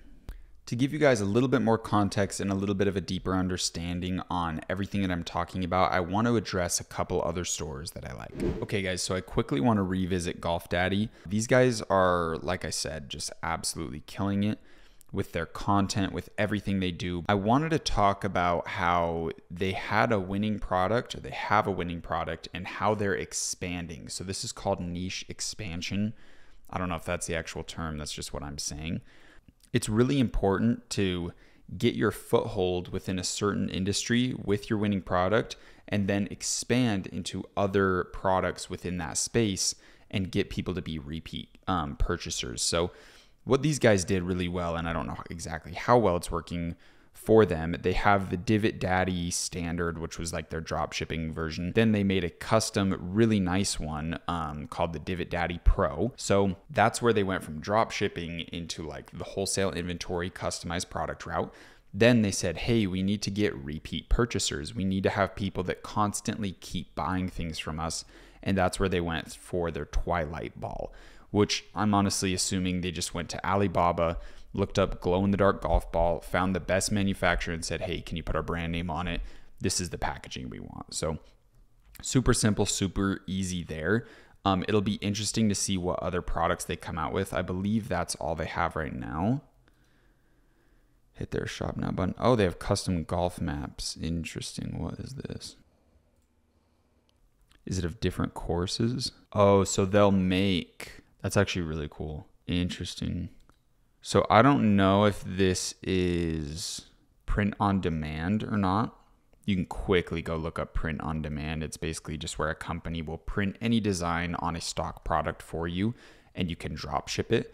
So this is cool because you can, if you have your favorite course, like maybe you went to Hawaii and you golfed there and it was such a cool experience, as a gift, someone could get you this blanket that has that exact golf course mapped out on it. So very, very interesting product there. That is not something I would have expected. And there's a framed version. Super, super interesting. I wonder how well this is doing. That'd be a little bit harder to make content around, But that's smart. Like, this is a good golf gift. Like, someone that's like a big golf nerd would love that. So it just shows they're being unique. They're expanding. They have this brand personality, and you can just feel and see the things that they're doing. And it's done at a very high quality level. They're throwing so much money back into this brand and really just making it amazing. It's simple. It's to the point. You know what you're getting, you know it's high quality, and these guys just crush it. So next, I wanted to go over this brand called Warmies. I just found them. They just seem to be crushing it. So they have products that are in like the warm and cozy space, like boots, slippers, neck wraps, eye masks, hot pack, heat pads, and they're all very branded. They have that like fuzzy, cozy, warm feeling, and they have like a bunch of stuffed animals. And it's like, how much does a stuffed animal really cost? But when it's marketed this well and the brand is created this high quality, it's hard to really argue. And I guarantee that they're making millions in sales each month. And it's just a really simple product. Like, there's nothing special about this stuff. It's literally just stuffed animals. But their branding is so good, and they've expanded into a huge niche of warm products. But I bet they just got started with a couple stuffed animals. They probably got started with like these first 4 and just expanded into other ones, and then said, oh, we can do boots and slippers, and okay, we can just have the whole like warm and cozy space as our niche. So this is their form of niche expansion. Nobody starts a brand and invests $200,000-$300,000 in all these variants, getting everything in stock and fast shipping. The best thing you can do is start with drop shipping, test out a couple things, and build it out based on success. So you're not risking anything. So this was another brand I just wanted to talk about quick, because I think that they're crushing it. Their brand emotion, the storytelling, and the overall feeling that they give. Like, this is the type of stuffed animal you'd get for your first kid. And they know that. Juniors, Warmies, like, or what is it? My first Warmies, like, these are all like infant, baby stuffed animals. I bet if you just had a kid, you'd be eating this shit up. You're like, I want my kid to have some cute little stuffed animal he remembers forever, and it's some high quality, nice one from Warmies. Like, they're just selling you on something. Like, look at these images. They're really selling you, and they do a really good job. And I bet the product's super high quality as well. So just another quick example for you guys.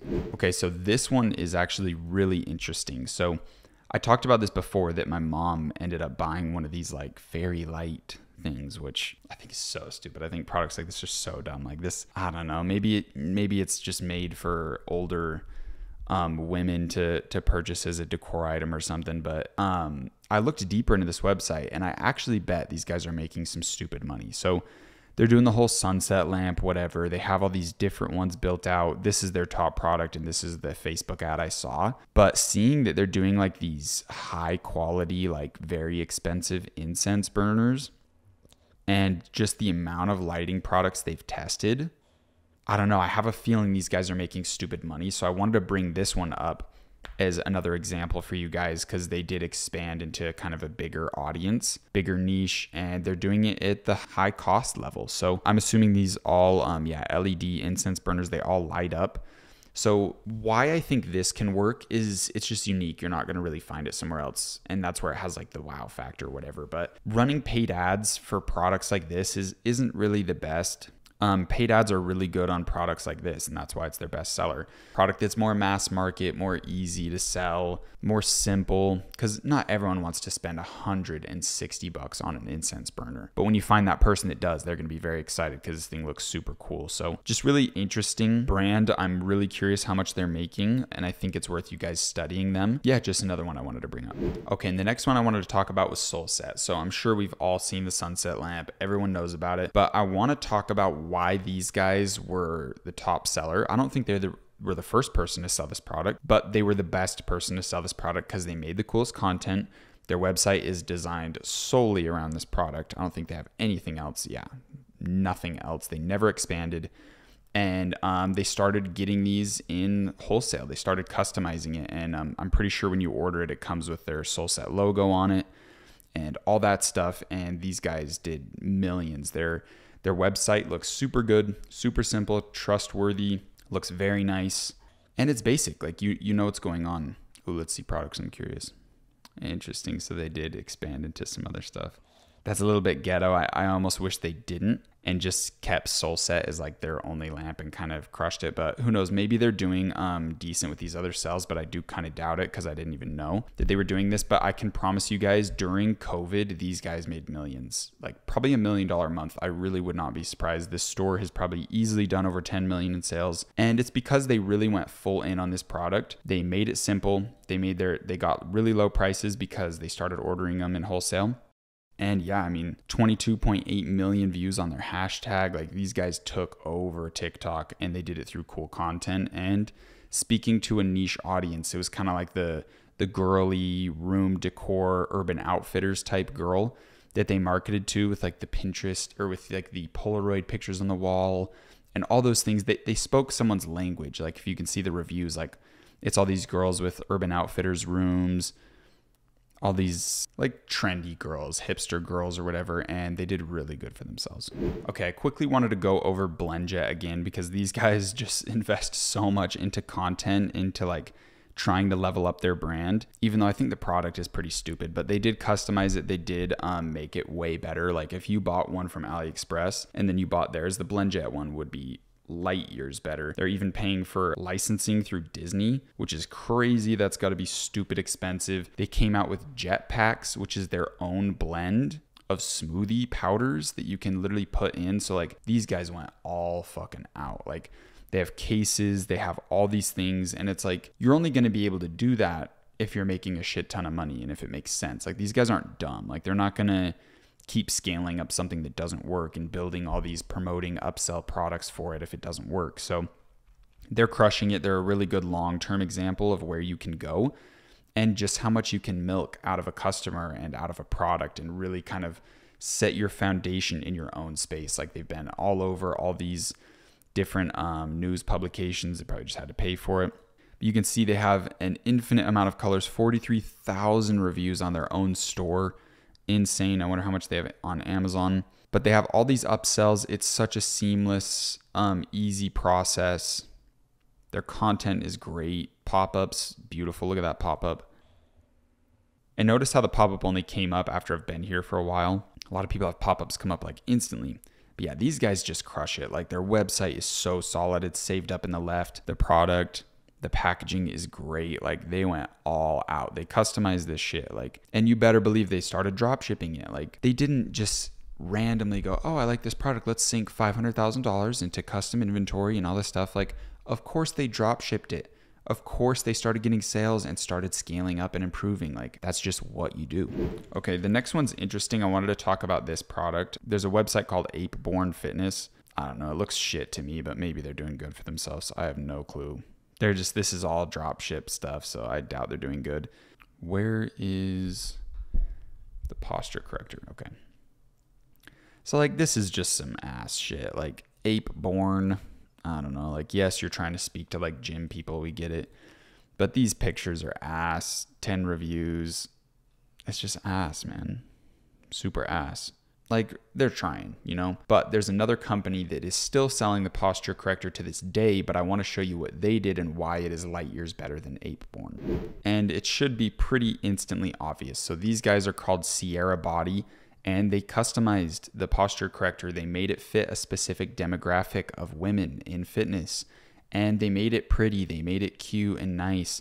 Look how much better it looks. Way more high quality. Like, I can promise you, if some girl, if you put two options in front of them, said, oh, do you want the Ape-Born AliExpress posture corrector, or do you want the Sierra Body customized one that's all cute with little pink color with different sizes where it's made to fit a woman and her body build? Like, clearly they're going to buy the other one. Clearly this one looks way better.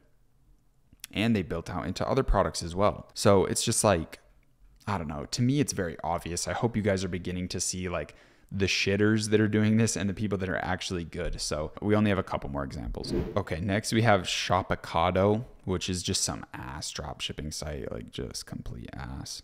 Oh, we sell anything and everything.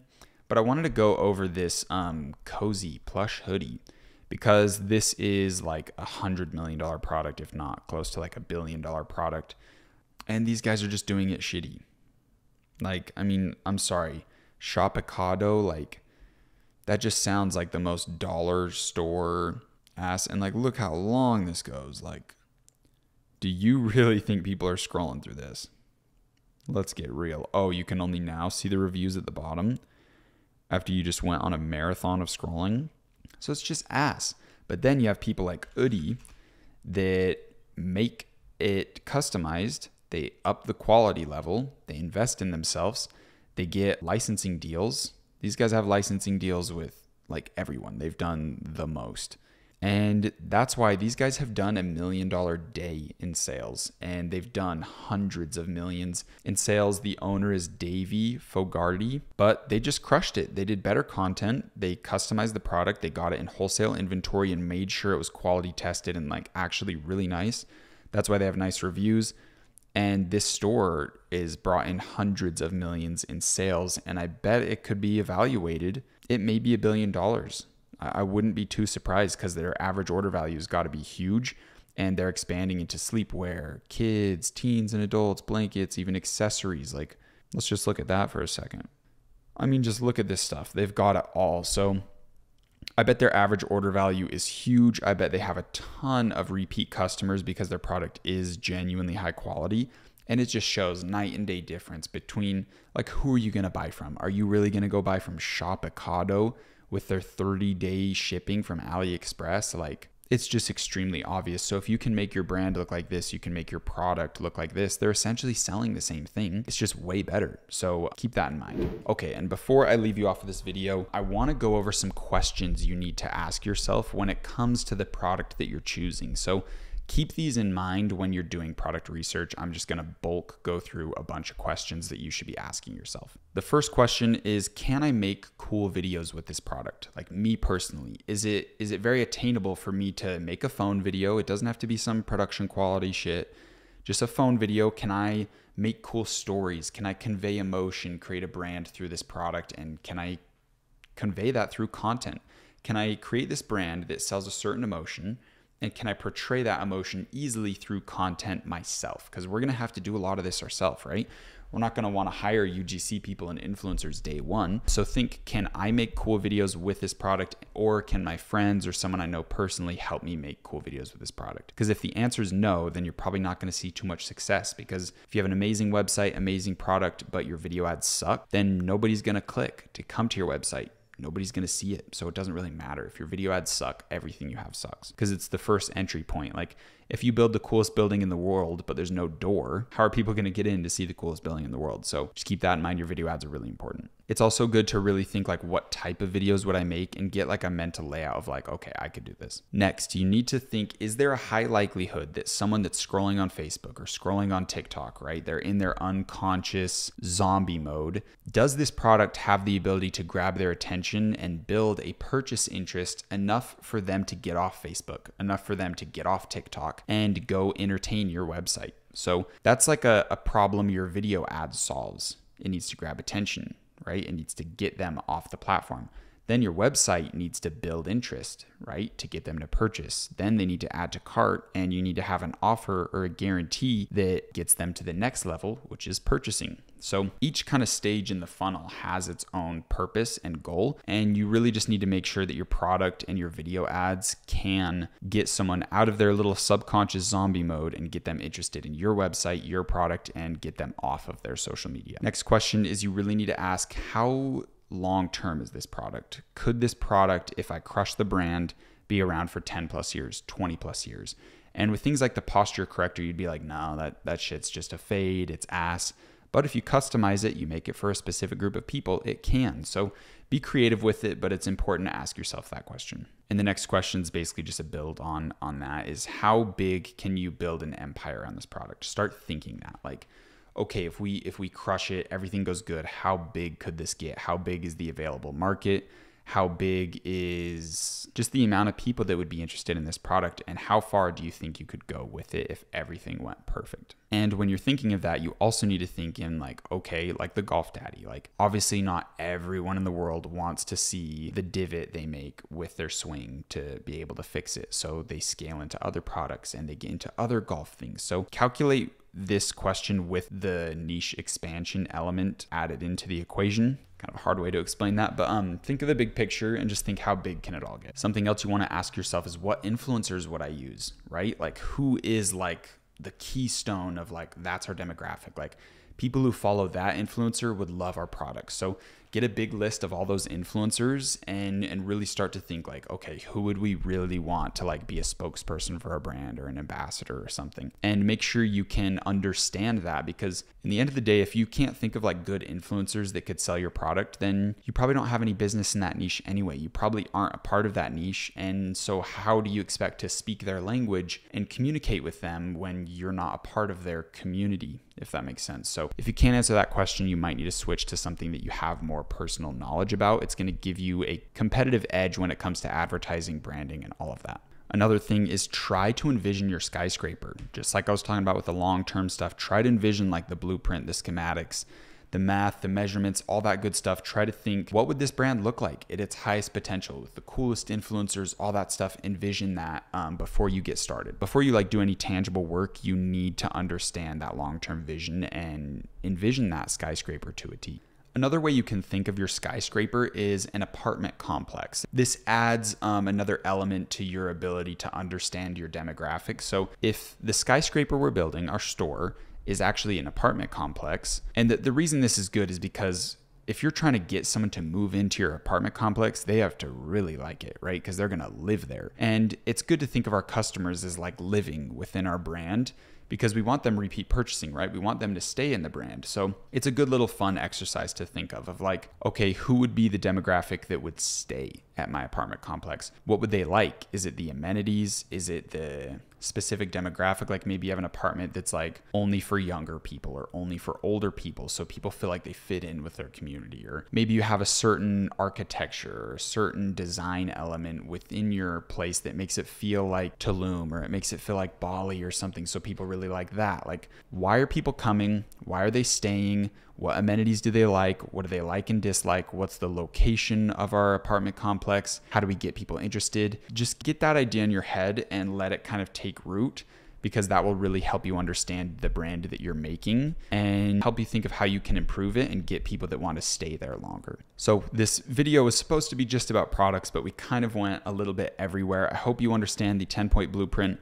I hope you really understand the next level of thinking of where we're going. We're going to get into everything, branding, all that fun stuff. We're going to get into how to find the winning product, which will be the next video of me actually doing live product research with you guys. And I will tell you, like, if a product's really good, I'll say like, this is good. Like, go for it, go try it. Just keep in mind, a lot of people are probably going to do it. So it might a little saturated. People might be running the same ads to very similar websites. So keep it in mind, but I am trying to give you guys anything and everything that you need to succeed. So I hope you learned a lot in this video. For your action steps, make sure you are very familiar with this 10-point blueprint so you can apply it and answer all these questions. Make sure you're also familiar with those questions that I said at the end, so you can ask these questions and cross-reference this blueprint when you're testing a product, when you're researching a product, when you're thinking, is this product good? You can reference the blueprint, reference those questions, and really get a good understanding if this product is worth your time or not. Next, please go into the community group and make a post talking about your journey so far. Relate with the other students, answer some people's questions, but only if you know what you're talking about and you're 100% sure that your answer is correct. The last thing we want to do is answer people's questions and give them misinformation or something that's going to guide them down the wrong path. But ultimately, I hope you enjoyed this one, and I will see you in the next video doing live product research with you guys. Peace.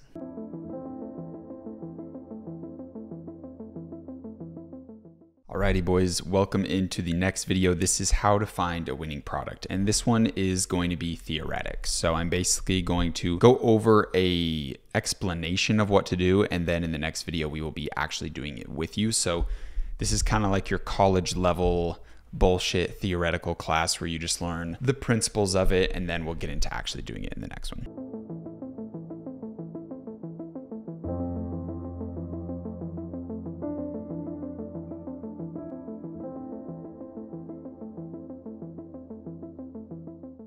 So in this one, guys, I want to be quick and to the point and give you guys everything you need so when we're actually doing the product research, you can really understand what's going on. And there's basically 5 elements when it comes to doing product research, and the best thing is going to be a mix of all of these 5 elements. Now, there's 3 direct strategies. The first strategy with product research is called the reverse method, and this one is my absolute favorite. This is what I do. Any product that I have found that's done good is through the reverse method. This is especially true for TikTok and Facebook. Like, the reverse method is absolutely flawless. It's the best. It gives you the highest level of certainty with your product's ability to work and scale. And it gives you just a ton of security. It lets you know that the product that you're putting all this effort into is actually worth your time based on other people and their results with it. So the reverse method is my absolute favorite. Next, we have the supply and demand method, where you basically search up trends, you search up different topics or things that are going on and try to match that demand with supply. So that one is good. A lot of people do it. And this is more for like your trendy route and seasonal stuff and things along those lines, which you can do. You can crush it. Like, if you know winter's coming up, we have all these different seasons you can take advantage of. You can do some supply and demand research and make a couple $100,000 in a month off a really successful store. You just have to understand it's not going to last. So the supply and demand method can work really good, but it's more situational. It's not as long term because demand always changes. And I don't know, it's not my favorite, but it's strong and it has a place for sure. Next, we have the AAA method, which is Amazon, Alibaba, and AliExpress, and scouring those websites. And then the 2 other elements are like properly knowing how to utilize Google Shopping, as well as checking out affiliates. And I don't really see people talking about that last one too much, but all of these methods are extremely good, and don't worry, we are going to get to them in the next video of me fully executing everything, showing all of the different methods and how to mix and mash them and utilize the strengths of each one to really understand the full scope of what you're doing. How good is this product? Testing it through all of these different methods and really like meshing it with the blueprint, seeing how that pans out, thinking of the long-term vision and really understanding like, okay, this product is killer. It has that big potential for branding. I know what influencers I could do. I can check the research of people that are selling it now, seeing how good it's going. Product research is very open-ended. It's open to interpretation, and in the end of the day, you never really know how good something's going to do off the rip unless you're doing the reverse method, and that's why this method's so good. And to briefly explain it before we dive into it, the reverse method is sitting on these social media platforms and studying the ads that you see. So sitting on Facebook and liking all the ads, so it keeps feeding you more ads, and it keeps feeding you more ads based on the things you like. So you go to the websites, you study them out, you see what works, what doesn't work, you see these different strategies. And within me spending like 20 minutes on Facebook, I got probably 20 websites that I know are doing 6 figures a month or more. So I can extrapolate that information, build out my blueprint, and all I really have to do is outperform them. All I have to do is make a cooler video ad or a cooler picture ad or a better website that's more focused on a niche community. It's more direct, and it's just overall better. It sells more emotion, and that's not really hard to do because a lot of these drop shippers are getting information from shitty gurus, and it's just not panning out. They're not really doing branding. They're not really doing storytelling, and they just suck. Their advertising methods are not that good, and it's pretty easy to outperform people. So that's why I really love the reverse method. So I will sit on TikTok and Facebook a good amount of my day studying ads and literally just seeing, okay, how many likes does this ad have? And since I've been media buying and using ads and purchasing ads on Facebook and TikTok for years and years,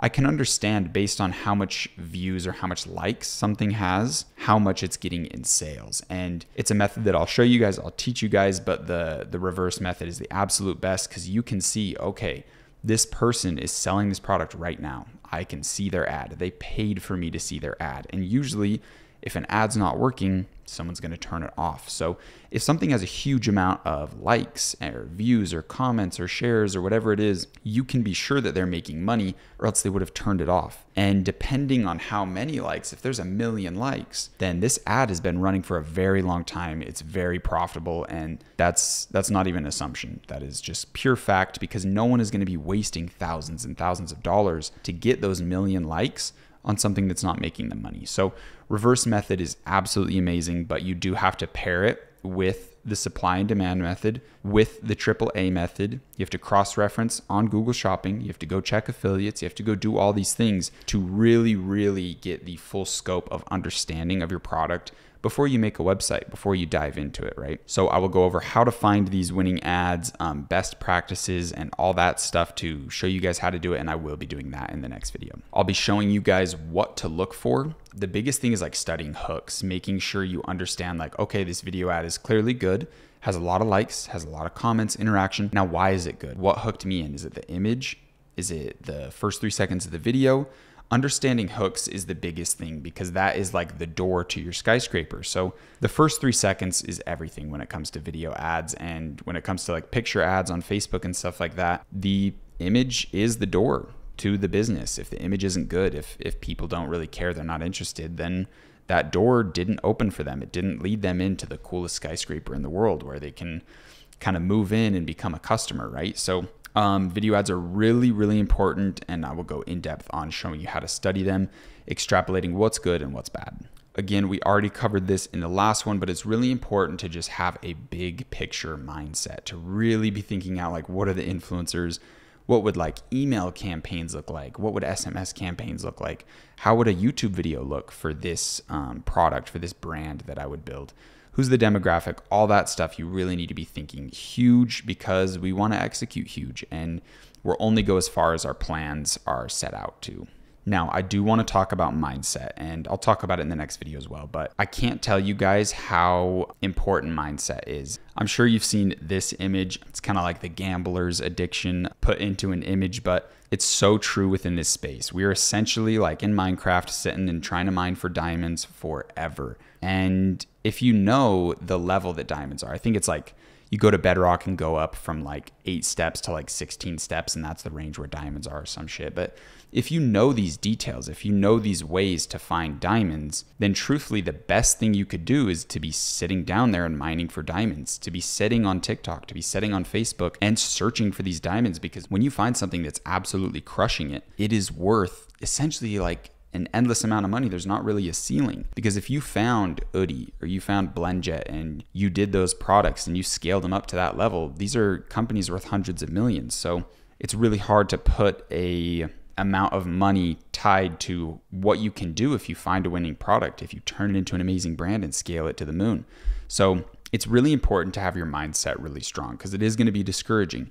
You're going to be going through ads and searching for days and sometimes just finding a bunch of shit and not really feeling any like resonance with the products you're seeing. Like, I can't picture a brand. I don't know if this is like me, because in the end of the day, like, you want to create a brand that is a representation of you and it speaks to you, so you can speak to the customers because you are in alignment with the brand. So that's something that I definitely recommend. And it can be hard. It can be super discouraging looking through products all day, getting stuck in the unconscious wave of TikTok or Facebook and forgetting to do product research and just sitting and looking at hot girls on TikTok or looking at stupid shit and wasting your time. Because in the end of the day, that's what those algorithms are made to do. They're made to make you an unconscious zombie. And hopefully we are going to be getting away from being unconscious zombies and utilizing this platform to really live the life we want to live, right? So it's important to be extremely disciplined and resilient with your mindset, not letting fear or doubt creep in. Really hold yourself strong and keep mining, keep going until you find that thing. And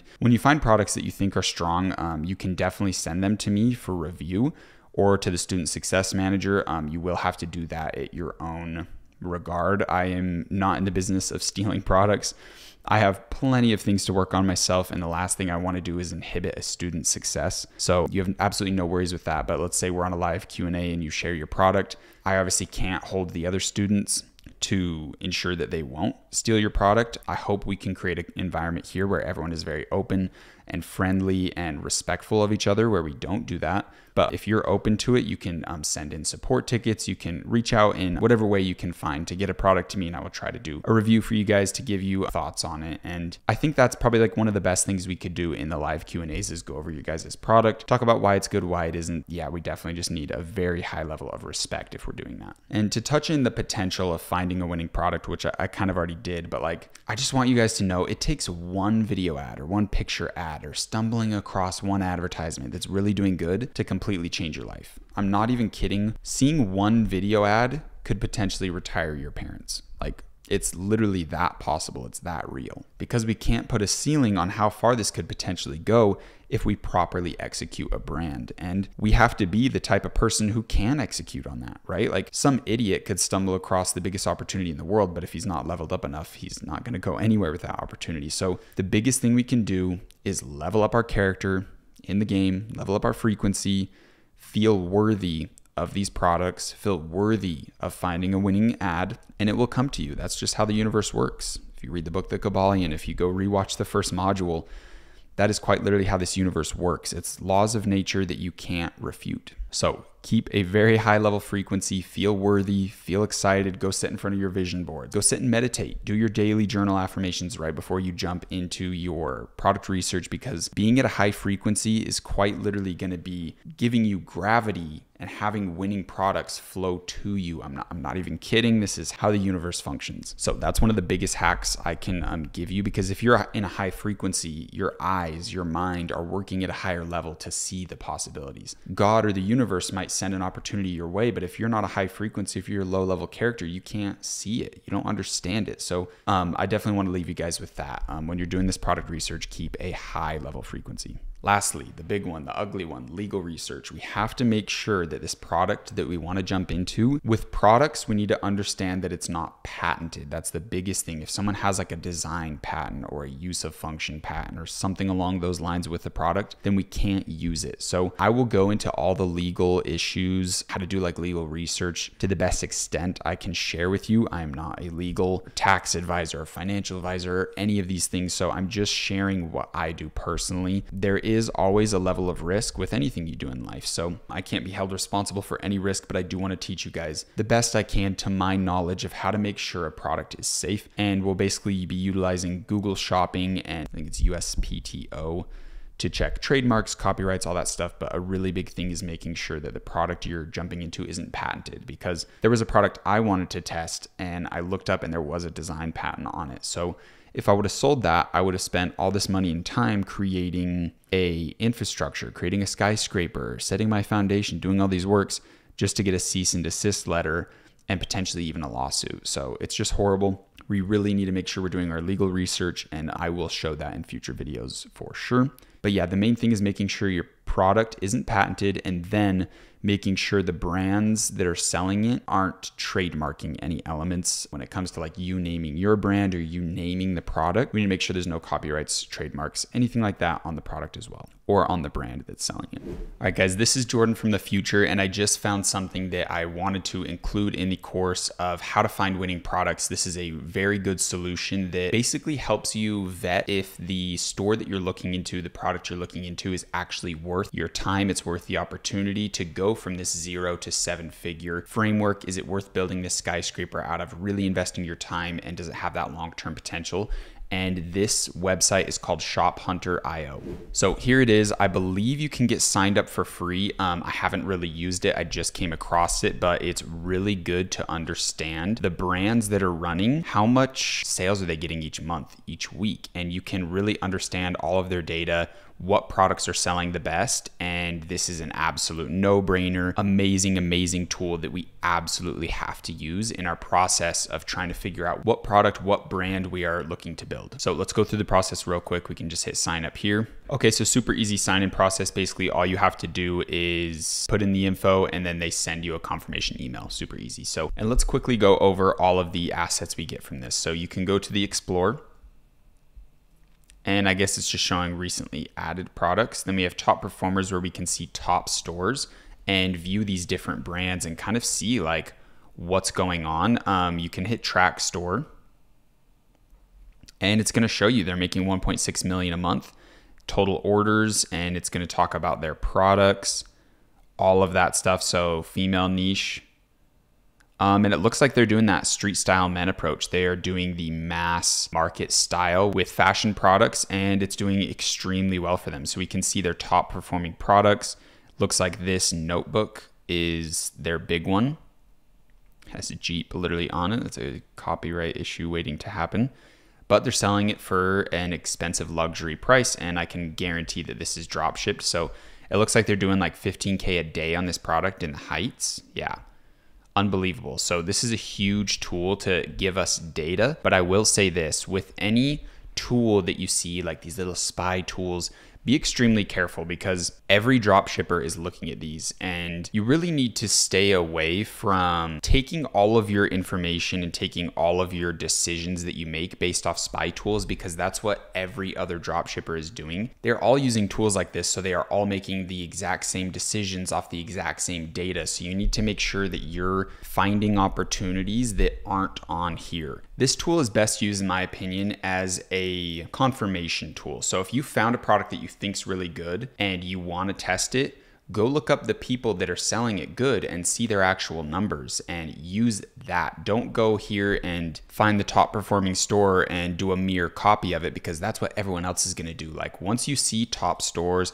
top products on here, it's a good sign that everyone else is jumping to this and they're going to be doing it as well, which leads to a huge amount of saturation, competition, and it overall just makes things really hard. What's interesting with that store is it's a Brazil only store. So they're only targeting Brazil, doing $1 million a month. It's unbelievable. So there's really big stores in here. Yeah, one's doing 10 million. Is that a month?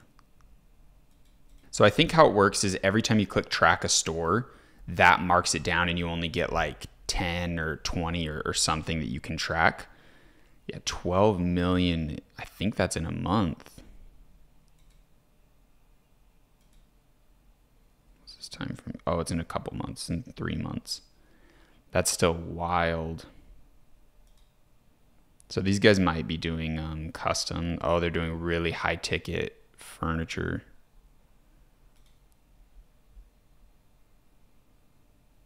Yeah, I don't think this is directly on AliExpress. This is what's called high ticket drop shipping, and you need to be able to resell things like this. And I'm not sure if this is exactly what they're doing, but you can get resale deals with huge retailers, and you can drop ship like bed frames, barbecues, hot tubs, saunas, like these huge things, and get percentage deals on them. And high ticket drop shipping is definitely a very lucrative opportunity. So I'm assuming that's what they're doing. I don't think. Maybe they are Kova. Maybe that's like their real, not Albany Park. So they're just selling a Kova product. So yeah, they're just a high ticket retailer. Let's look up Albany Park. So in the end of the day, like this stuff's interesting, but I don't think it's best to come in here and copy exactly what the top stores are doing, because I think a lot of people are going to do it. But yeah, these guys are doing very high quality, high ticket drop shipping. Their Albany Park is not paying for some huge warehouse where they keep all of these huge couches and stuff. So let's at least see the stuff they sell. Yeah, just seating, just couches and chairs. They do like beds and other stuff. Yeah, just chairs and seats.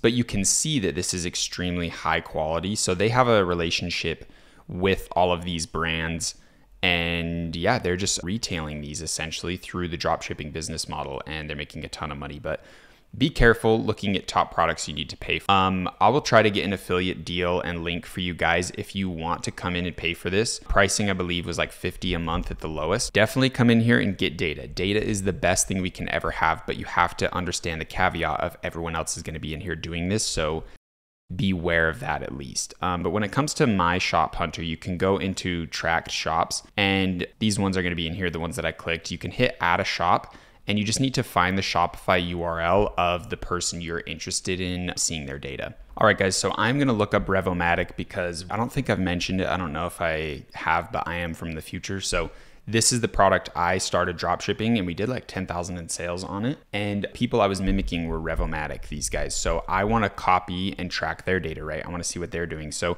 what we do is go to their website, we hit view page source, and then we wanna hit Control F, we get a window like this, and we want to hit My Shopify.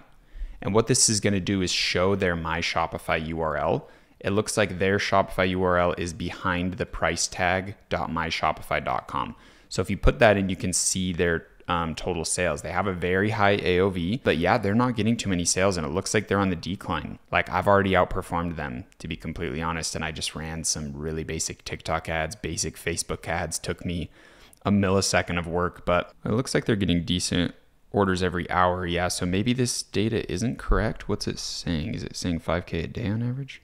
Okay, yeah, so it's averaging 5K a day, I see. So these are the touch points for each day. I thought it was saying for 3 months it was 5K. That would have been very low. But yeah, so they're doing decent numbers. Looks like they're having 7K days sometimes. They're primarily on Facebook. So I can understand that if I crush it on Facebook ads, I can very easily mimic this, and these guys aren't even on TikTok. So pretty easy work. I know they're using Google AdWords as well. CJ Dropshipping, that's really funny. They're not even using a 3PL. That's embarrassing. Klaviyo, Tidio Chat, Judge Me. These are the apps they use. So cool information there. But definitely ShopHunter.io is huge, guys. This is something that you cannot get away with not using. You need this data, you need this information, and if you want to pay for it, that's up to you. But if you do, please use the affiliate link below, because ultimately this is a free course. That's the only way I'm getting monetary compensation for all the work that I've put in here. But in the end of the day, it is your guys' decision to do that or not, and my decision is just to provide value to you guys here. So it's just something that helps out. So yeah, make sure you're utilizing this. This is absolutely huge opportunity. This is just me from the future coming in for a quick message, and I will let you guys get back to the rest of the video. So with that being said, your action steps for this video are to basically just level up your frequency. Sit in front of your vision board, set in front of your daily affirmations journal, get your mind right, get in that meditative state, hit your 4 shots of espresso, whatever you got to do to get in the right mindset before we jump into product research. And I will see you in the next video. Peace and love.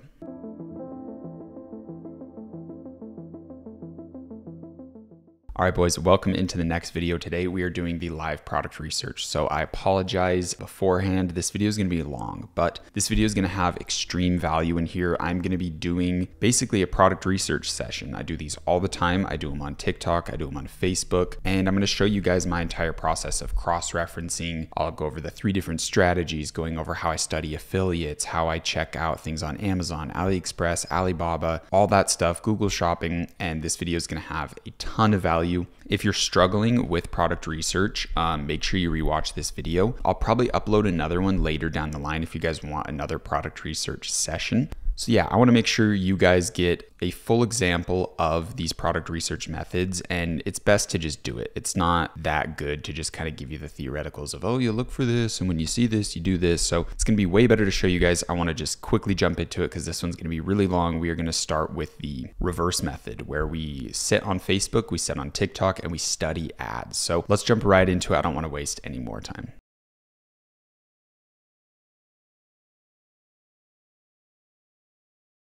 All right, guys, so we're jumping straight into it. We're on TikTok, and I just got this video. It's by Crizio. It's the crystal little light thing. This thing's been everywhere. I think it's kind of a good example of like a bad product. Yes, it's cool. Yes, it could get sales. Like I guarantee you could do 6 figures a month if you crushed content and you really just went hard on this. You knew what you were doing. You had a good website and you had a team behind you. Like let's say you've already ran 7-figure stores.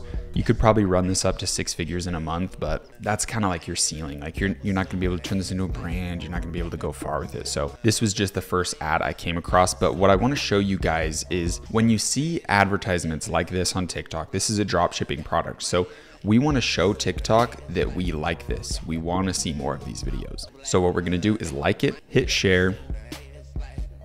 When we do that, it shows TikTok that we really like this. We're going to put a little comment. This is awesome. Stupid as hell. We're going to hit order now. And I'll kind of go through websites too to give you guys information. This video is gonna be long, so just get a drink, get some food, get cozy, because we're gonna be sitting here for a while. So the website looks decent, I won't lie. Yeah, website's definitely chilling. Nothing bad I can say about the website. Good reviews, simple, to the point. Logo could maybe be better, name could maybe be better. And they only have the crystal lamp, so that's pretty good. It conveys trust a little bit more than like if they were selling a bunch of random products. Maybe they could sell a bunch of crystal based products or light based products and it wouldn't seem too like far out. But yeah, let's do a quick add to cart, show TikTok that we like this. And yeah, we'll just exit out from there. It's best to like literally share your info, hit initiate checkout, do all of that, put in all your info, and then don't pay. That's gonna really show TikTok you like it, but I'm not gonna be plugging in all my info. So what I'm gonna be doing is keep scrolling until I see the sponsored bar at the bottom left. So that's the name of the game. For TikTok, I literally just rinse and repeat, sit and do that all day. So let's keep going. We're gonna find a bunch of them today. So obviously Hulu, that's not something we wanna see. We only wanna stop on dropshipping ads. Supplier, that's, I don't know what that is. What's this one? New favorite food, some dog food.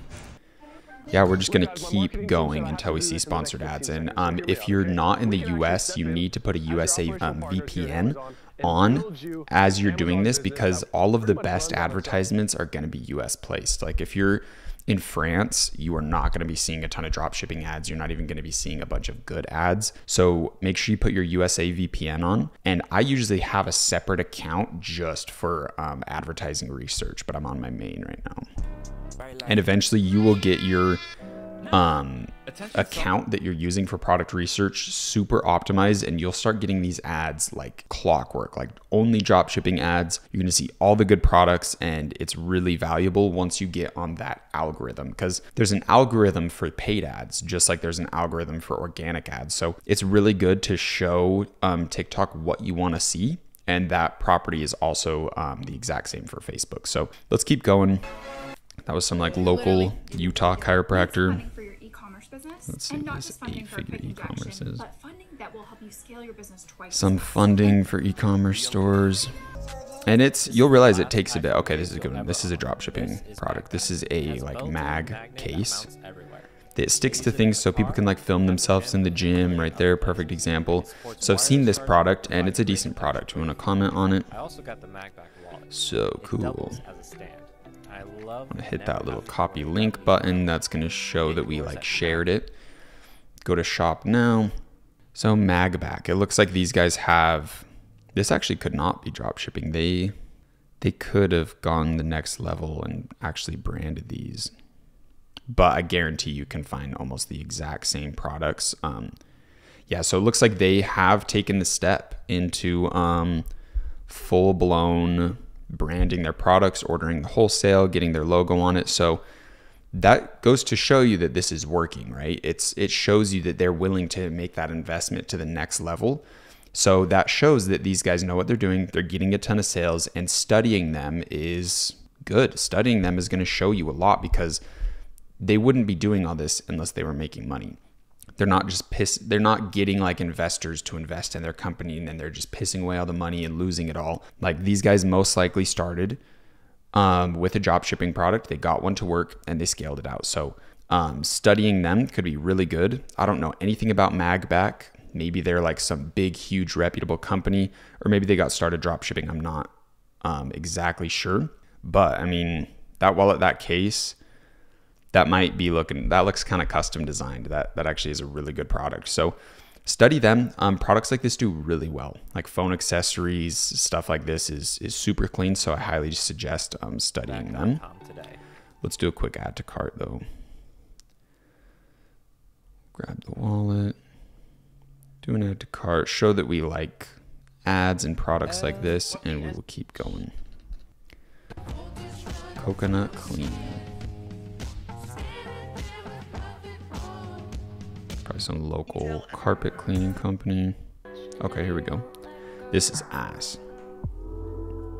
So they're trying to go off the Juice LEDs. Juice LEDs is a company that probably made millions during COVID. You can go study them. They had a decent thing going. I'm not sure if they still do, but they were the one that crushed the Galaxy projector, like this thing, around the same time that Solset was crushing it with the sunset lamp. So we definitely want to interact, even though this is ass. That's made on Canva. That logo is really bad. Website's all right, I guess. Yeah, I can't complain too much. The website's decent. The colors and shit is just really bad, and it feels like childlike. Like it feels like preschool vibe. I don't know. Like personally, if I was to buy a product, I don't want like a preschool vibe from the store. I want like a professional vibe of like high quality. Like I don't know. It's just, this ad sucks too. I can't hear the audio because I don't want to be like blasting audio, but Yeah, definitely not my favorite. Let's also give it a little share. I think these guys have comments off. Yep. I recommend having comments on ads, honestly. This is another one. I've actually been seeing this one a lot. So since I've seen it so much from so many different brands, I would assume it's doing decent. So take that information however you want. Website's bad. That banner looks god awful with that color. Yeah, not looking too hot. Yeah, that's ass. Ass store. So yeah, this product's decent. The website's really bad. The advertisements, I mean, I guess that grabs attention. It could be pretty good. So another thing to know is this is a Spark post ad. You can see by the hashtags in it, it's a post, and when you click it, it goes to their account, which proves it's a Spark post ad, which I'll go into explaining later. But it basically means that they're posting the video on their account, and then they're connecting their account to their advertising account on TikTok's like paid advertising platform. And then they're using this post as the ad. So they're not making the advertisement within the ads manager. They're grabbing an existing post. So we can see these guys have gotten decent views. So what this means, every video with decent views, they're paying for all these views. These are not organic views. And the 1.3 million one, this was probably a way better advertisement. I bet he probably got like 6,000-7,000 in revenue off that ad. That's usually around, like, you usually get around $5,000 per million views, maybe sometimes up to 10, if that makes sense. I know this is really confusing because you guys don't really know Spark ads, or maybe some of you do, but for a Spark ad to have 1.3 million views, I'm assuming they got around 10,000 in revenue, 5 to 10,000 in revenue. So you can kind of judge and see like, okay, this guy's doing decent with his ads. Some of them completely suck, like these 100 view ones, 200 view ones. But you can see the 200,000 views, 400,000, 1.3 million, 500,000. And if you wanted to do this product, maybe you could grab the best hook, the 1.3 million hook, and mash up the other videos. And then you could test this product really quick, make a store, try it out, and see if it gets results. And then if it does get results, you can order the product from Amazon to your house and start making your own videos and scaling the product. So hopefully that gives you a little bit of understanding of like the easiest way to get going is to see someone succeeding, grab their tools, use their blueprint, right? So we're trying to build a skyscraper, and we just found someone that has blueprints. Another architect has just showed us his blueprints for his skyscraper, and we can assess how quality his skyscraper is. How many, if it's an apartment complex, like how many people are living in it. So this guy's getting decent customers, but this is not something I'd be like, whoa, this is really good, go try it, guys. Like, I wouldn't really recommend this, but I know he's at least getting sales. This guy's definitely made at least 50K in revenue, I'd say, based off his views. Maybe 30, maybe 20 to 30 at the low end, but 50 plus at the high end. He's also trying these. They're things that you chew on, and it helps like get rid of your double chin and like give you a more chiseled jaw. Definitely decent product. Not weird to sell those together. They're kind of in the same market. So yeah, I hope that makes sense. I hope you guys got some decent value out of that. Let's keep looking. If you're an entrepreneur Hey Flo, let's put some. You're looking to grow. This guy's funny, bro. If you guys see these ads, oh my god, FMO Media. This guy is literally Better Call Saul in real life, dude. So funny. Let's bring back this all right, the old projector. This is from COVID 2020. This was a decent product. So he grabbed, I've already seen these ads. He grabbed clips from other people and just put his logo on it. Wow. So we'll interact with it. We'll show TikTok that we like this stuff. Let's go review their store. 999 Utopia. If it's like a Juice WRLD reference or something. Yeah, website, like these colors don't convey trust, guys. Like you might think like, oh, like we have this purple theme and we're going for purple. Like, it doesn't look good. It really doesn't. Like, people don't want to read titles in purple. It just does not speak trust. It doesn't convey it. And see, he's selling car hood lights, vintage cameras. Like, it's just not the vibe, guys. This is a perfect example of what doesn't work. This guy's maybe done a couple thousand max. in revenue, but it's like, it looks like the mini vintage cam was his top product. Oh no, it's a slideshow that goes through all of them. Yeah, it's just not good, man. Not good. Don't recommend it. This is a good example of what you don't want to do. Let's keep going. You got to try to avoid all the girls, all the stupid videos trying to grab your attention. Two biggest reasons. Marketing. The skincare routine. Lumen. I am reviewing. High Smile. High Smile is good. So these guys, I'm 90% sure got started drop shipping, and now they're making custom products. So when you see brands like this that have gotten to that next level, it's good to study their ads. I think that ad's horrible. It did not grab attention anyway. It didn't communicate what the product is until like 20 seconds in. Just not good. That shows like even these like big advertising companies. Okay, here's a BlendJet copy. That's funny. So what's interesting about this one is it's a Spark Post ad from an influencer's account. So this should go, oh, interesting. They're trying to trick you. So I'll tell you a quick strategy. With Spark ads, you can have an influencer. So let's say I'm BlendJet. Let's say I'm running the company.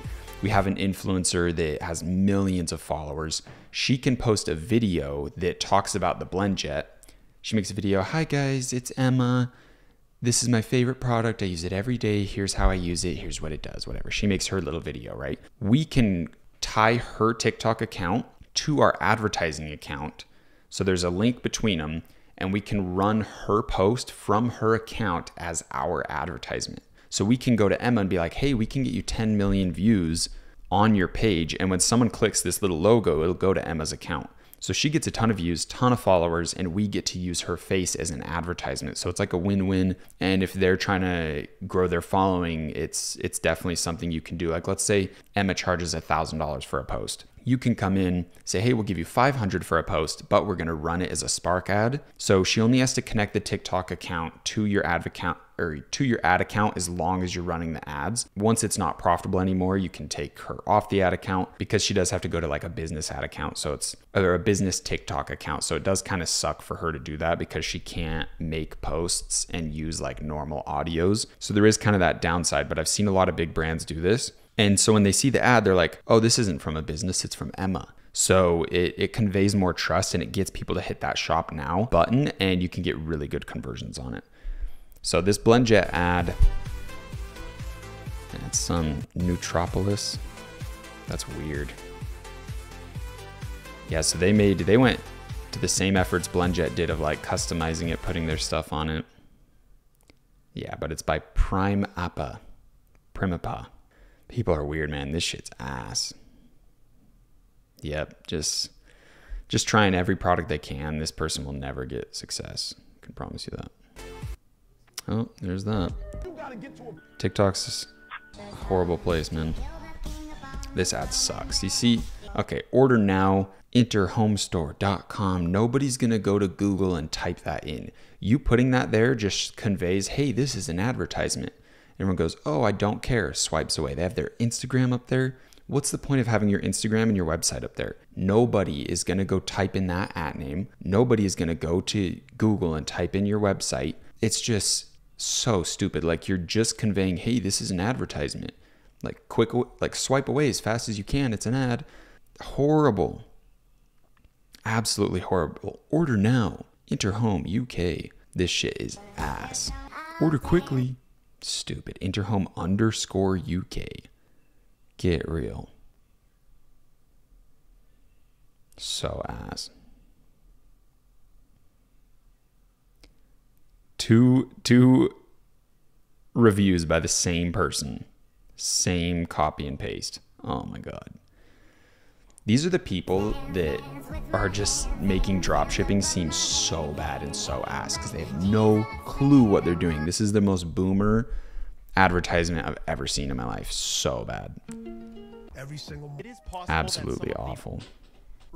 Athletic Greens, studying their ads is a really smart move. They work with probably like 100 UGC creators a week. Like these guys are freaks. They are pumping videos, pumping ads. They have their advertising campaigns on TikTok, on Facebook, whatever, and they just cycle in like 50 new videos every week, probably 100 new videos every week. And then they let TikTok or they let Facebook pick which ads are good. And it's kind of hard to explain how to do that. I'm definitely getting ahead of myself a little bit. But they just keep funneling in new videos into their advertising campaigns so they never die. Their advertising campaigns always do good because they keep the same targeting, but they just cycle in new videos because videos will perform for a couple weeks to a month max. Like videos don't last too long. So studying these guys is a good move. More shit trying to distract you, man. Posture pals. So I think I might have even went over these guys' stores. That little shop now button that comes up, they custom did that. Looks super good. Definitely study them. I mean, this is an old winner from 2016, like super old, but it's on Facebook, or it was a winner on Facebook. So now people are grabbing old winners from Facebook ads 2016, 2017, and they're bringing them to TikTok now. So this website's decent. See how they kept everything, like they have blue and black, but they kept the real information in black because it looks way more professional. They didn't put it all in blue. It looks stupid. So yeah, this is decent. Definitely decent. Can't complain. Website's not too bad. FAQs, all that stuff. And see, these products make sense at least. Posture Pals, it's all stuff that's going to help your neck and back. See, this is what we want to go for. These guys are doing it decent. And I'm guessing their next step is once they get a little more consistency, a little more sales, they'll start putting their logo on the products. Maybe they'll customize the straps like that Sierra Beauty did. Maybe they can have a blue posture corrector with Posture Pals on it, and they'll take it to that next level once they're ready. So these guys know what they're doing. No doubt about it. And remember, ass, bro. So ass. Who in their right mind looks at this video, goes, wow, I want to buy, I guarantee it's playing the worst music. What? Bro, nobody buys that shit. That is ass. Horrible music. It screams, this is an advertisement with content that I found from an AliExpress listing. I put it in a video. They have their TikTok, the TikTok advertising logo in the right corner. They didn't even put their own charismatic sales. They didn't even put their own brand logo in the ad.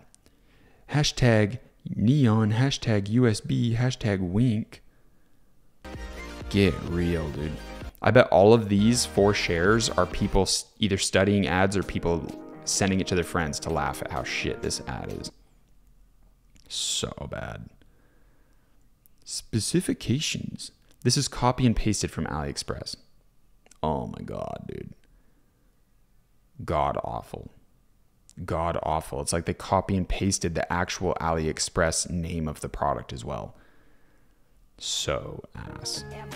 That stuff makes me want to die. It's so bad. So in under 14 days, all these e-com kids trying to scam. Oh God, dude. See, this is why everyone runs ads like this. Like, dropshipping's dead. No, I tried it. I tried dropshipping. Yeah. They had Shop Express as their website. Oh my God. Running a USA targeted ad with Canadian currency. Nice. So bad, dude. That is the worst ad. You think that's going to be the hook? That's going to get people interested? That looks like I just went to a chiropractor from the 90s, dude. And that's the picture on their wall. So bad. That logo, Shop Express, so bad. And this is why it's easy to succeed, is because you're competing against this. Look at this. They're not even putting their logo in their own ads. Gadget assistant.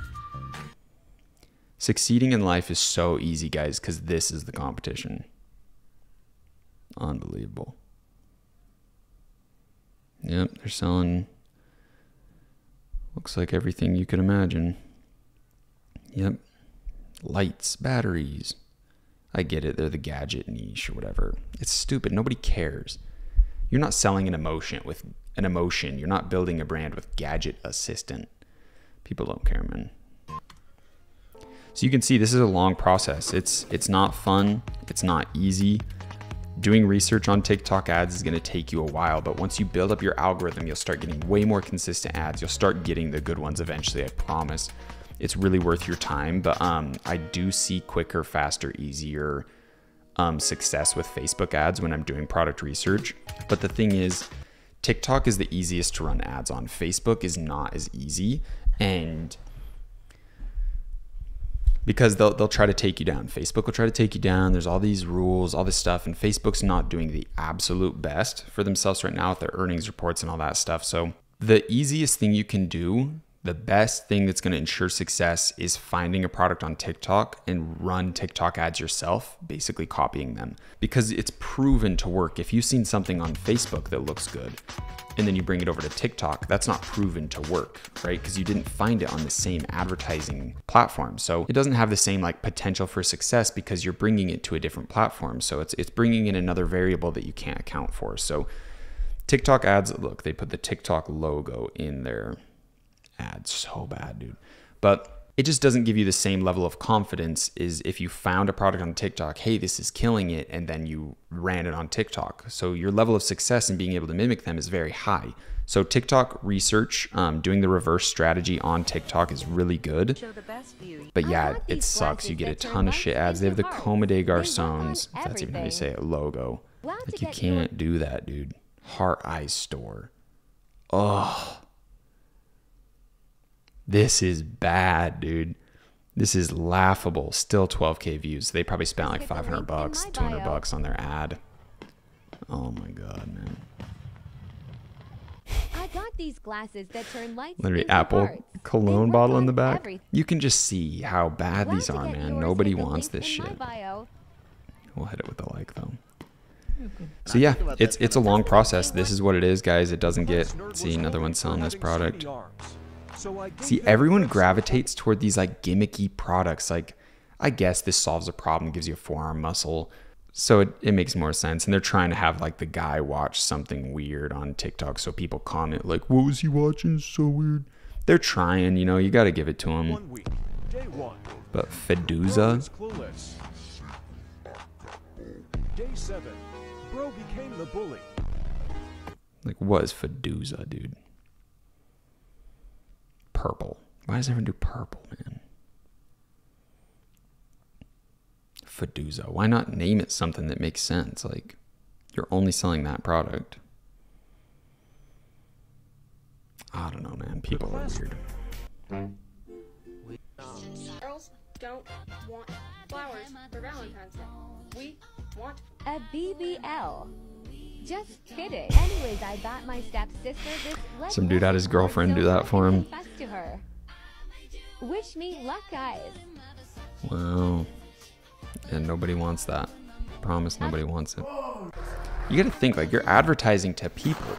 Like, be practical about it. Like, nobody wants that, honestly. Like, if you gave that gift to your girlfriend, is she gonna be like, oh my God, like, I love it so much? Like, she'll be like, wow, that's cool. Thanks. Have you ever dreamed of... You gotta think, like, you are advertising to people. You need to convince people to buy your product. Like, okay, Wear Felicity, we talked about them. These guys crush it. I know for a fact they do 6 figures a month minimum, absolute minimum on their store. All they do is that girl, they run her as the advertisement and they run her afterwards. So those are the structure of the ads. And they keep putting in new hooks to refresh in the video. Cause like I said, videos don't last forever. So, yeah, these are the guys I copied in the past. I did 770,000 in sales copying them. So yeah, these guys are definitely good. This product is probably still going pretty strong. I mean, I see their ads all the time. Oh, you have to upload a photo to add to cart. But yeah, they're definitely something worth copying. Andy's Self-cleaning next. brush. What's This that new logo? pet comb is so easy to use as it has a And this click pop-up, option to that's remove not the hair. good. It's over the text. Like, you see how people just don't think about things? They don't think about the user experience of the viewer. The viewer is not going to be trying to read all these things. They see it's an ad and they leave. So another thing you can learn is this sponsored bar, this gray thing in the bottom left, we don't want them to look at that because the second they look at it, their subconscious goes, ad, I don't want to see it, bye. So we want to keep their attention at the top of the screen. We want them looking up here. We want to grab their attention up here so they're not looking down there. And if we have a video ad that grabs attention up here, like, hey, look up here, and then like shows the product or something, it's at least going to help them not realize it's an ad. You obviously still have to have a good ad, but if you can keep people's focus high up, it'll help you for sure. Shit, ad. What is this logo? Oh my God, bro. This is your guys' competition. Oh my God. Like, did the manufacturer make that for you? Straight out of China? That is ass, dude. See, oh man, I know I'm just repeating myself a million times, but like these guys suck, dude.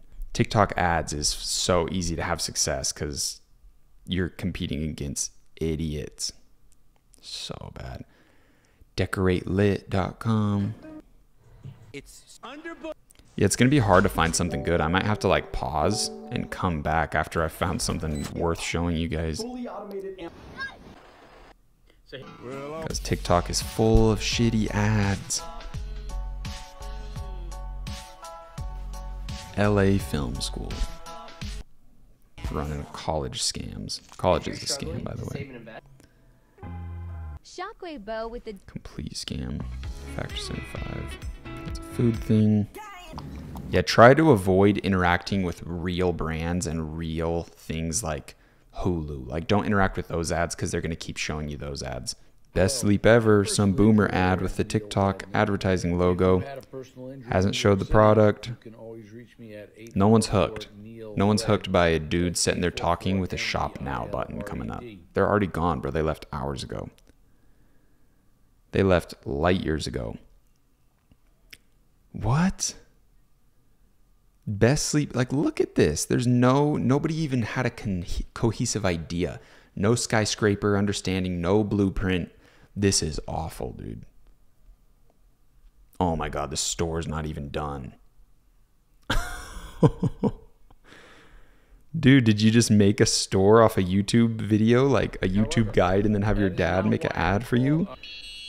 Like, nobody even put thought into that for a second if this is good. Okay, here we go. This is decent. Okay, so this is building off of what Loving Surprise was doing. If I was still running Loving Surprise, I'd probably test this. They're basically doing print on demand where someone uploads a photo. They turn that photo into like a little art stencil. You could probably do that with AI. Then they send that little stencil over to Printful and they send you that hoodie with the little stencil that AI made of the art that you sent in, of the picture that you sent in. So this is good. This is like some Valentine's Day shit. The advertisement's not that good. I really don't recommend putting in your logo in the videos. The text is up here. It's not even on. Like it's covering. You can't even read it. Like I am surprised this one did so well, but it did so well because the product's cool, because it's unique and it does something. So let's check out this website. This is actually a decent one. Custom My Love. So yeah, this stuff's decent. Definitely like has that wow factor, you know, but it's not like super cringe, super bad. Oh, that's bad. Don't put emojis in your store. So a little confusing. Looks like you can kind of grab whatever template you want, put in the thread color, number of people or pets. That's funny. But stuff like this is hard because you can only drop ship. So I'm guessing the cost is pretty high. 52, that's not too bad. Not too bad, but yeah, you can't like order these in wholesale. You know what I mean? Like buy 1,000 units at a time. Like, so you are stuck to doing drop shipping forever. Like you're never going to get your prices lower. But since it's a custom thing like this, it's like a premium and you can charge a bit for it. Like honestly, you could probably sell this for 80 bucks. People sell blank sweatshirts for like 50 bucks anyways. So definitely get your price up there. But yeah, it's a lot of work. But yeah, this is good. This is a decent ad. The ad needs a lot of work. You can make it so much better and way less like gimmicky looking, like the shop now blue button, so distracting. You also want to keep your, and I'll go over this when we do ads and stuff, but you want to keep your text like the so cute Valentine's Day at him and tell him this. That text is too much, so it's raising up your brand name, the custom My Love Office. What the fuck? Office. Why is that in there? It's raising everything up, so it's grabbing their attention because normal TikTok videos don't do that. There's a button that says like read more and then it does the caption. So subconsciously people remember that and they see text in a place where it shouldn't be and they go, oh, it's an ad, skip. So there's a lot of subconscious stuff you need to be aware of. So you want to keep your See that text, just see how big that is? It's huge. It's taking up like a fourth of the screen down there, or like a sixth of the screen, whatever. But you definitely don't want to do that. You want to have like 50% off now, like go shop now, or whatever, like 4 words max. No stupid hashtags. Let's see this though. Humidifier comes to my Just an home. unboxing ad. That's good. That pop-up's good. Absolutely a surprising domestic product. I can turn the knob to adjust its brightness easily. No brands. I bet they sell everything. Yep. They sell it all. No brand story, no emotion, no long-term potential. They've had some ads that have popped off though. But yeah, they're running Spark ads. They've had some things do decently well, but unless you're in the millions, I wouldn't say it's anything worth like copying. Like if you see something with 10 million views on a Spark ad, that's worth copying. They've literally done custom packaging for what? Earrings? Oh my. This ad sucks, bro. I know I'm just repeating myself so hard, but like everyone is ass. What is this, AliExpress? They send you to the AliExpress link? Oh my God. What is this? Dude, people are so bad. Horrible. Let's do a couple more and then I want to get into Facebook. This needs to be talked But yeah, about there's more no real seriously. secret, guys. You just study ads. You avoid the girls dancing in front of you. Oh my God, it's Tell so her how bad, much you bro. love her. These are the people telling you that dropshipping's dead. Like,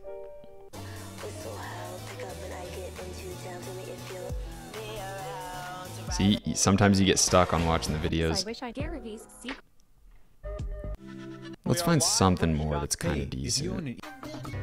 But yeah, there's no secret. It's just a grind.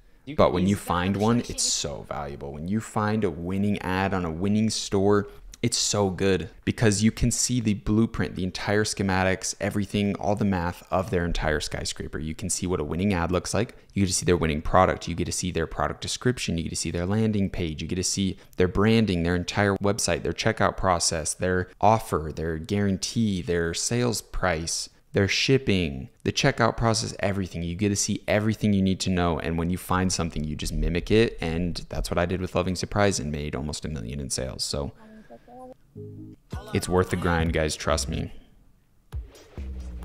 See, people just putting the TikTok logo with these photo slideshows don't do good. Dude, there's been so many UFO videos, but these ecom TikTok dudes. Purple. When you see brands, it's good to at least watch them to kind of see what they're doing. See how that ad was short and concise? That's because they're paying an agency that knows what they're doing.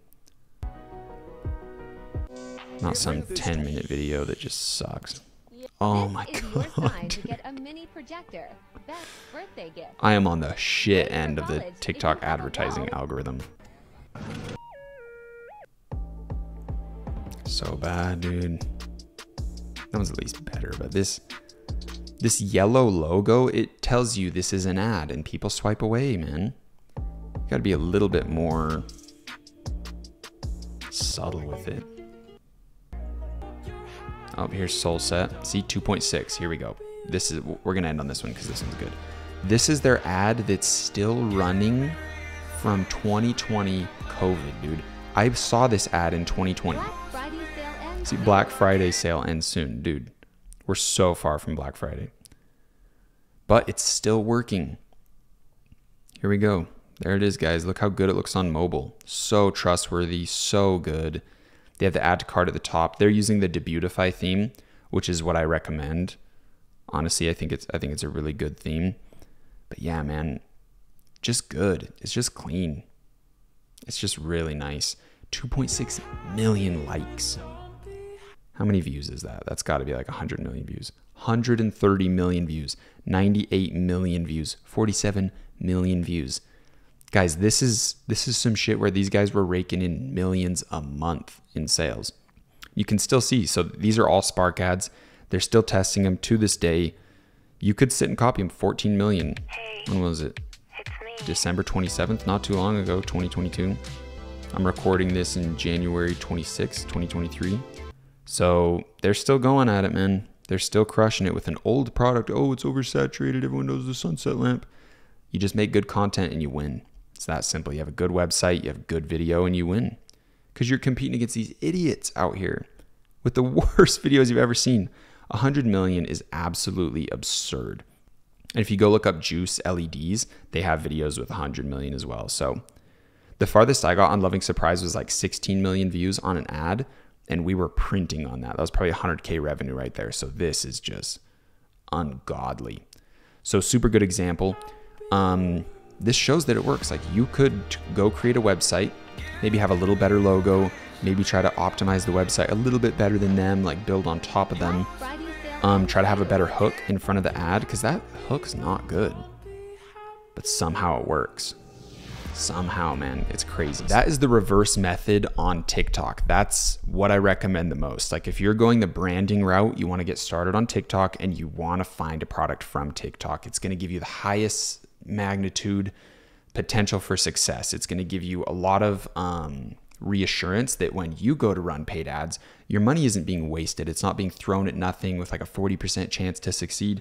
You have a really high chance of success because you've seen it work, right? If you were to go take this exact ad from Soulset and run the sunset lamp to a similar website, I guarantee you're going to get sales because that's just how it works. You're going to be in competition with them though. So the advertising is going to be very expensive and you could get flagged for having the same video. So you'd have to change things up and stuff, right? But it just goes to show that once you find something like that, it's like a gold mine. All right, so that is the reverse method. And now we are going to go on to Facebook and do the exact same thing. All right, guys, we are now in Facebook. So let's get started. Let's just jump right into it. This is Dime Beauty. First thing we see. These are the people that I showed you guys. It looks like they have some angry emojis on their ad. Oh, just one person did it. But see how that communicates negativity? Just one person did that. And now their ad is probably going to get less results because of that person doing that. Interesting stuff. But basically, we're just going to be on here studying ads, trying to find dropshipping products. Some guy selling you a course. Snow teeth whitening. So my algorithm, I've been visiting the websites I showed you guys. So we're probably going to see a lot of their ads, right? Because I went on their website. So now I'm on their pixel. And a pixel is a tracking system for who visits the website so they can go on Facebook and say, hey, show this ad to anyone who visited the website in the last 30 days. So I'm going to be on their algorithm for a lot of the stores that I already checked out. Smile activities. Okay. What's this? This is a custom product. Notice how their ad's super simple. Smile actives. I guess that's how you say it. What is it? Whitening gels and pens. They're just going off. Okay, these guys are good. This is great branding, great website. It looks like they're going off the old 2017 teeth whitening serums. There's 1 trillion companies still doing teeth whitening to this day. So it's good. This is really good. They just took it to the next level with branding, but I guarantee they were drop shipping at first. So yeah, this one's really good. I guarantee they were drop shipping for a while and then just got into the branding element. Once it was seeing success, so definitely good there. And here we are with the twinkling tree. Look at this shit, 193,000 likes. One of my top ads I've ever had got 100K likes, and it was on the Instagram feed. It was like 101,000 likes. It was on a t-shirt for Street Style Men. And bro, 22,000 comments, 15,000 shares. This is probably the exact ad my mom came in and purchased this product on. I'll literally go grab it because I think it's funny. Too funny. You can't make this shit up, bro. You can't make it up, bro. This shit works. People are buying this stuff, man. This looks like ass. This looks like duct tape. Like silver duct tape was placed around it. Crazy, man. It just goes to show that people buy this stuff. So this ad has been everywhere. I showed you guys their store. I can promise you they've made millions in sales off this. So I don't know, man, this is something I usually wouldn't recommend, but you can't argue with the numbers. You can't argue with what Facebook says is working. So super basic picture. They probably grabbed it from AliExpress. Super basic logo, basic store. They started with Twinkling Tree. They started this.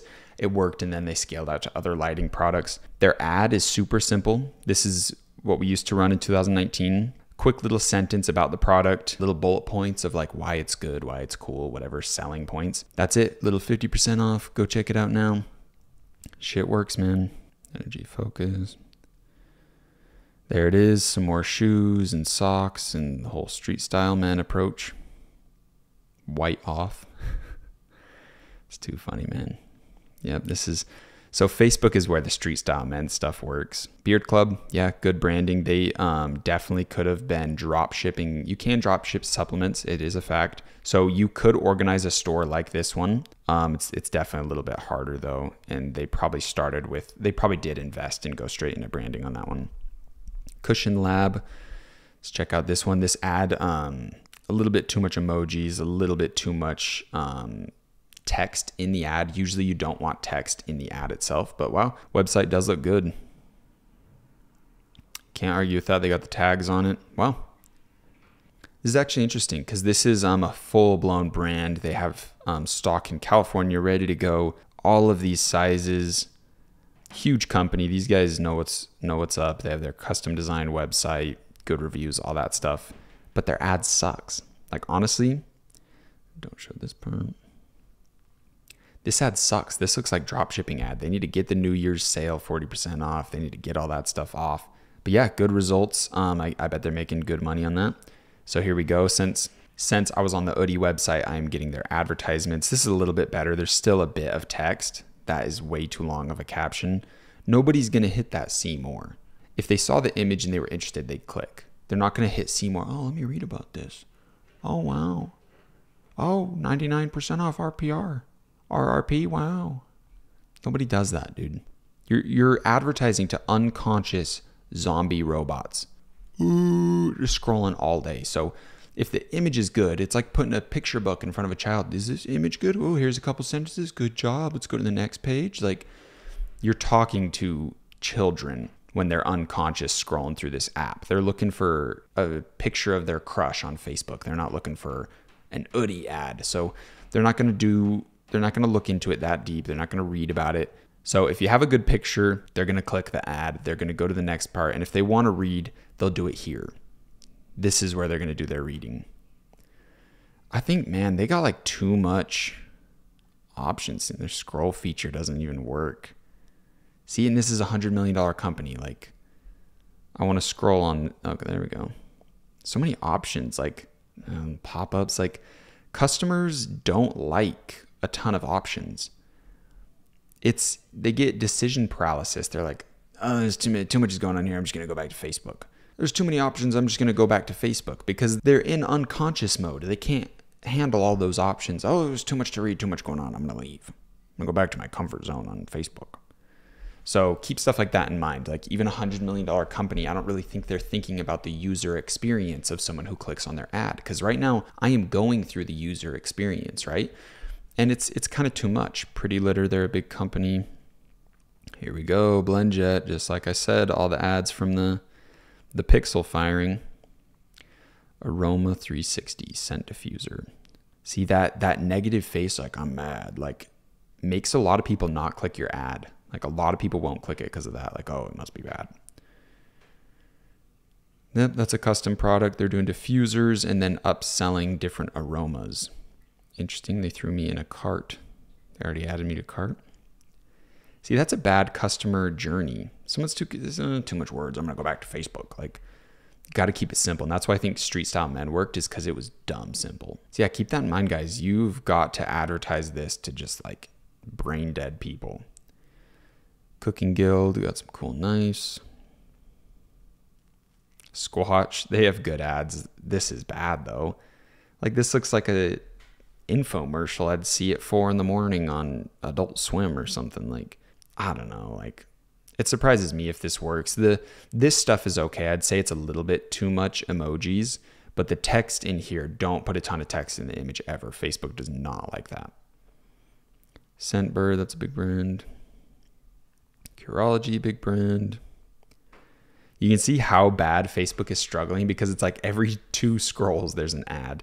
Everyday Dose, it's on like AG1, Athletic Greens. See, maybe I'm wrong. Maybe I'm wrong, guys. I'll try to admit it, because all these ads I'm seeing are just mad text in the image. But Facebook used to hate that. They used to penalize you and raise your CPMs on that. Here we go. Street style man vibes. Let's go. Yeah, everyone is putting a ton of text in the image. So maybe that's the pro strat. Another one. Look at these ads, man. They're everywhere on Facebook. They're drowning. They're like begging for people to run ads.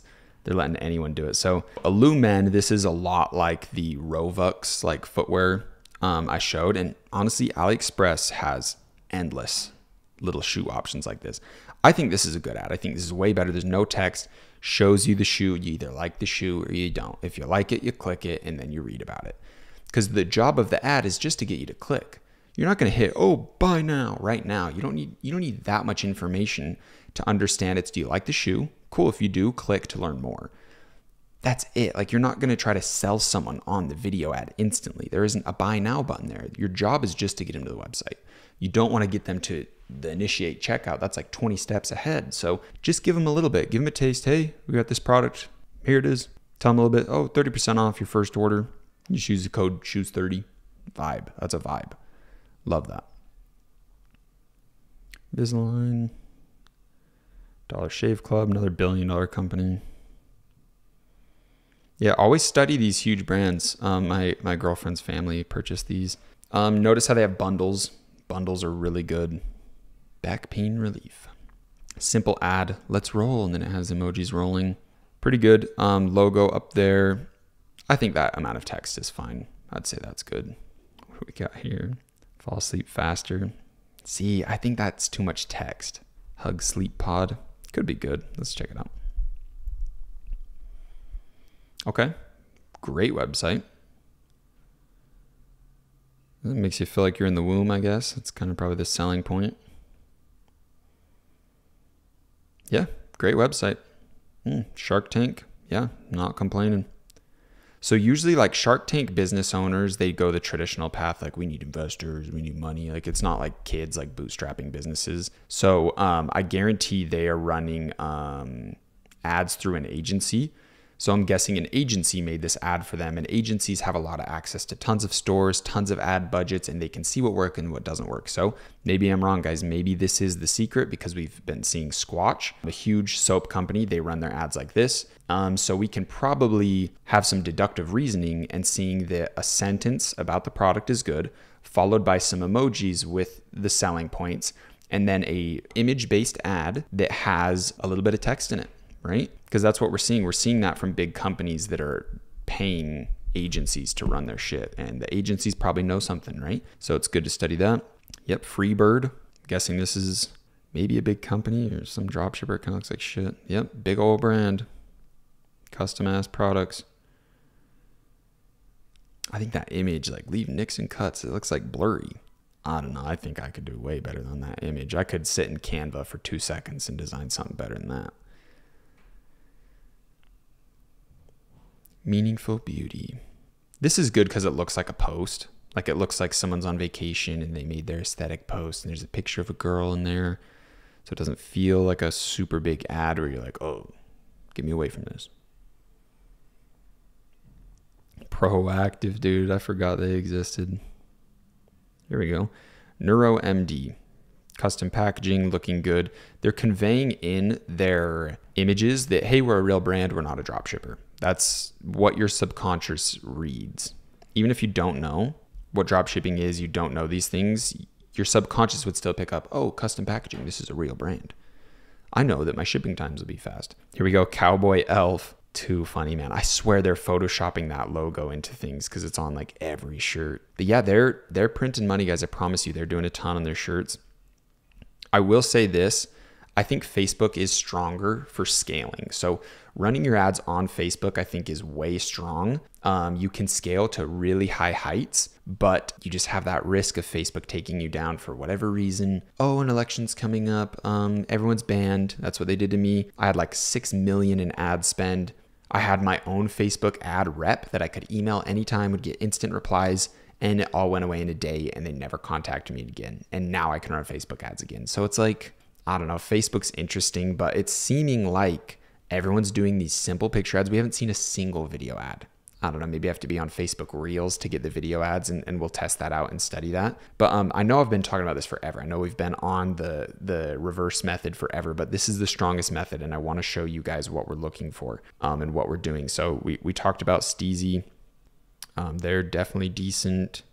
Thursday Boot Company, like that's a vibe. That speaks a language to someone. If you like black clothes and you like that dark aesthetic, like you see this and go, yeah, fuck yeah. Like, cause someone's speaking your language, right? The matte black collection, like these look sick. These look nice. Why wouldn't you click it? If you like this stuff, you'd totally click that. So great one there. Looks like they're just selling a bunch of boots.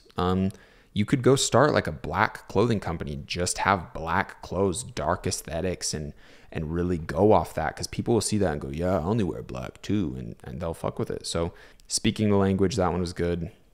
I don't know. To me, I see ad and I go bloop. Like my subconscious was ready to scroll past that. But I guess someone that is having toenail issues would see this and go, wow, yeah, wish my toe looked like that. So I don't know, maybe this is for 40-year-old moms with bunions or whatever, so it doesn't speak my language. That's why I scrolled so fast. But that just goes to show, like, speaking someone's language is very, very important. This here, that's literally this right here.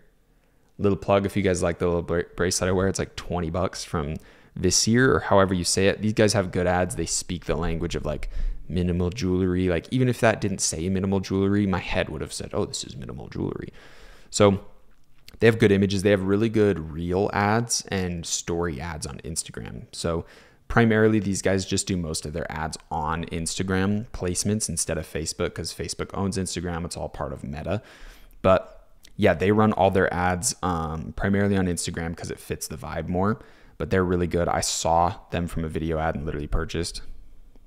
Let's do a couple more and then we'll go try to see Facebook Reels and see what's up with that, because I haven't done research on Facebook Reels. MeUndies, yeah, this is just like because Valentine's Day is coming up, so people are definitely pumping products like this. But I bet that this is a store that's very solidified. They've been running stuff for years. Custom stuff always does good. Here we go. 10K likes. Wow. On that. So these guys just copied Oodie. Winter is coming. So they've been running this ad since probably September. Crazy. They're making money. Canada's favorite hoodie. Meanwhile, I'm in the US doing US targeting, saying Canada, winter is coming. I don't know, man. You don't have to be that good to see success. You just need a working ad account on Facebook. People will buy anything. Cloud massage. I'm guessing this is a drop shipping product. They might have their logo on it. Yep, they do. That just proves that it's working, right? So if someone's really in the business of buying a $300 like calf massager, foot massager, they're probably going to do some research, right? They're not going to just straight up buy it off impulse $300 unless they're balling like that. But most people sitting on Facebook all day are not balling like that. So yeah, keep that in mind. Website's good. Nothing bad to say about the product. Overall, my goal here with doing this and showing you guys stuff is I want you to see my mind when I see like how I think about things, how I view things based on what I see. Branding, the Ortho Cloud. Wow. So this is another, we saw that one other brand that kind of looked like shit, but ended up being good. That did like those mattressy memory foam seats and all that stuff. So it looks like another company's doing the same thing. Are they branded is the question. Because if they're branded, then we're showing this really works. We got multiple brands competing with each other. Yeah, this is just dropship. Yeah, I don't like these buy quantity deals. I don't like these white watermarks in your logo look so bad. That literally might be the other company's logo on the, that's funny. They're trying though. You got to give it to them. They're trying. They're just on the cusp. Once they get more sales, once they get more consistency, they're probably going to go the branding route. But this is good. This is good stuff. There's a couple things I'll hate on them for. The blue, they could convey way more trust and professionalism. But overall, this is good. I bet they're making money. No doubt about it. Don't show this. The ad's decent. The ad itself is okay. It looks a little, the BOGO bundle, take that shit out. Make it a little bit, like this is so Christmassy. Like, dude, Christmas is over, man. Like, but it shows this ad's still working or else they would have turned it off. And the reviews in there, I don't like that, man. But hey, can't argue with what works. Let's do one more and then we'll jump into the reels and give that a shot. Some pain patch. Let's see one more dropshipping product. Here we go, baby. Ceramo outerwear. Just taking the street style men approach, man. You guys can definitely get started with some street style men shit. Sell some clothes, try some Facebook ads, see if it works. The thing is, you just don't want to get banned and then get screwed. You know, so whatever approach you take is definitely up to you. We got Miracle Brand selling those sheets and towels and stuff. They have a great website. Someone I really look up to within this space told me that their website's like very good, like copy their website. So keep that in mind. Clean Skin Club, some subscription monthly box, another monthly subscription box. Those do good, man. If you start taking over a certain niche and there's like an opportunity to do a monthly like box club membership thing, definitely do it. Cozy Earth selling blankets. Oprah's favorite things. Snow teeth whitening. See, this is like a Spark ad. Like this is them grabbing a post from Britt Ellamore, if that's even how you say it, and running it to their own website. So it looks like a post. You're like, oh, this is just a post. Like some boomers like thinking it's not an ad. So that's the upside of doing that. Let's get one last one that's good. We're getting a lot of real brands. Maybe we ran out of the drop shipping algorithm. Now they're just onto the real brands. This fucking guy, see him everywhere. Bleem's good, great brand. Looks like that's a retargeting ad. So that's why I had low views. Jeez, ton of skin products, ton of beauty products. There's the Purely White Deluxe hitting me with the pixel ad. Come on, give me something. Rise, everyone copying Mudwater. Another leg massager from a different brand. My algorithm's getting to know me now just based off this research alone. Back pain. Pain products do really good. Interesting stuff.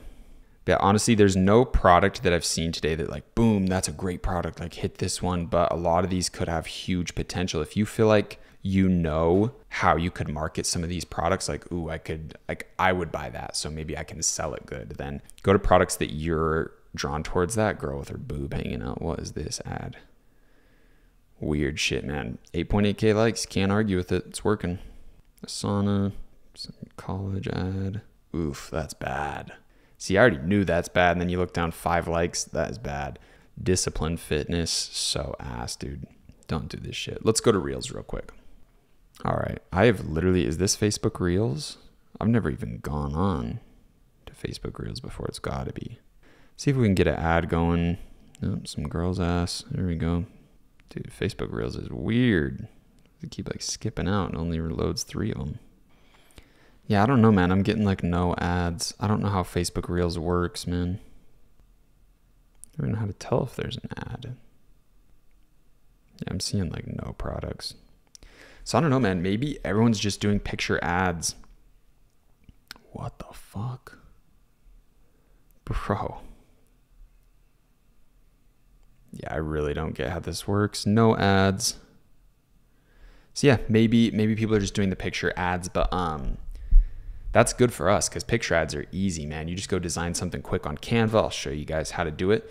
But yeah, through this product research, there's not like necessarily something that I found that I think is like super killer.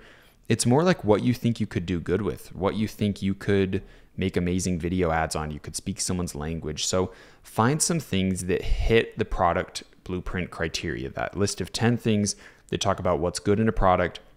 When you find something that you think like you can envision that brand, you can envision that long term, go with that, man. But try to find something that does have good results. Like don't just think like, oh, I do computer gaming. Maybe I can sell AliExpress like a mouse. Like maybe I can get a gaming mouse and get it off AliExpress and make a good brand out of that because I like gaming mouse. You're not going to do good, man.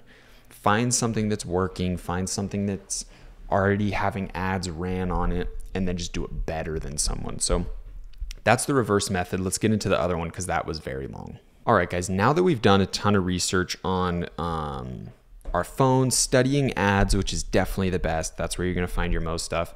This is just another route you can take. So this is called exploding topics. And you can see certain trends that are being talked about that are ranking high on Google's algorithm of search inquiries. So if I go on Google and I type in undraw, like this one says here in the right corner, these are things that are getting like random explosive growth in Google searches. So you've got ArtGrid, that's a subscription software, PowerDash. You can see all these random things. I'll try to find, okay, perfect, sea moss gummies.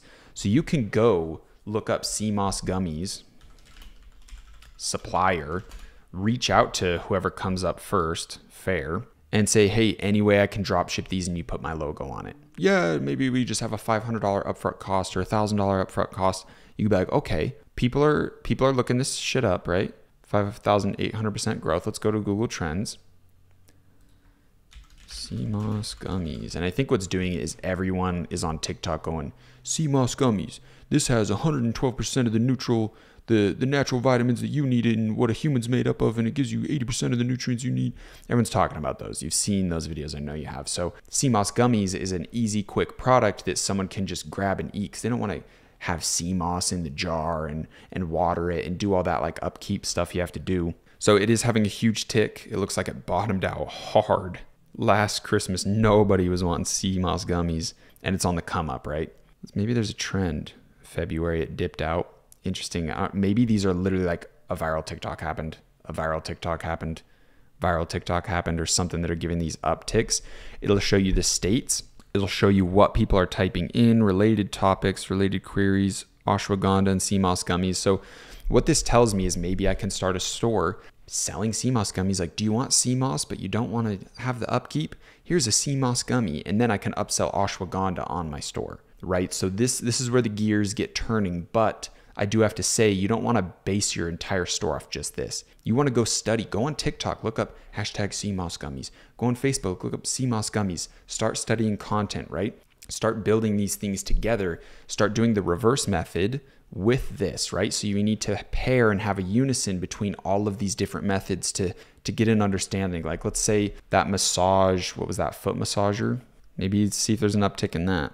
This is just some basic shit. Just right across the line at 75. Doesn't go up, doesn't really go down, no big trends. But you know what I mean? Like you can go check out these different things. Like, hey, I saw a lot of shoe advertisements. Are people looking up shoes more? Is there a certain niche of fashion that's like trending more than something else? Like, is streetwear getting really big? Oh, let's look up streetwear. See how many, oh, little uptick, right? In November was an uptick. Maxed out at 100. That's just past 12 months. You can see 5 years. So I hope that gives like a good understanding of like, because this is the supply and demand method. This is the supply and demand method of searching, where you want to see where people's attention are, where people looking into things, and then fulfill that demand with your own supply. So a really good example is the sea moss gummies and or collagen gummies. Boom, here we go. Vitamin C serum, these are all going together. So maybe we can start a store that has sea moss gummies, has collagen gummies, and we can say, hey, do you want sea moss? Do you want collagen, but you hate the taste? You hate the upkeep of getting sea moss? And then you upsell them vitamin C gummy or vitamin C serum. You upsell them ashwagandha. And you guys can find wholesale vitamin supplement people that can just put your logo on it. It's 100% a thing. You just have to be really safe, because when people are ingesting your product, it can, I don't know, someone go, I choked on it, or someone can try to do some weird lawsuit shit. So keep that in mind. I don't personally have experience doing it.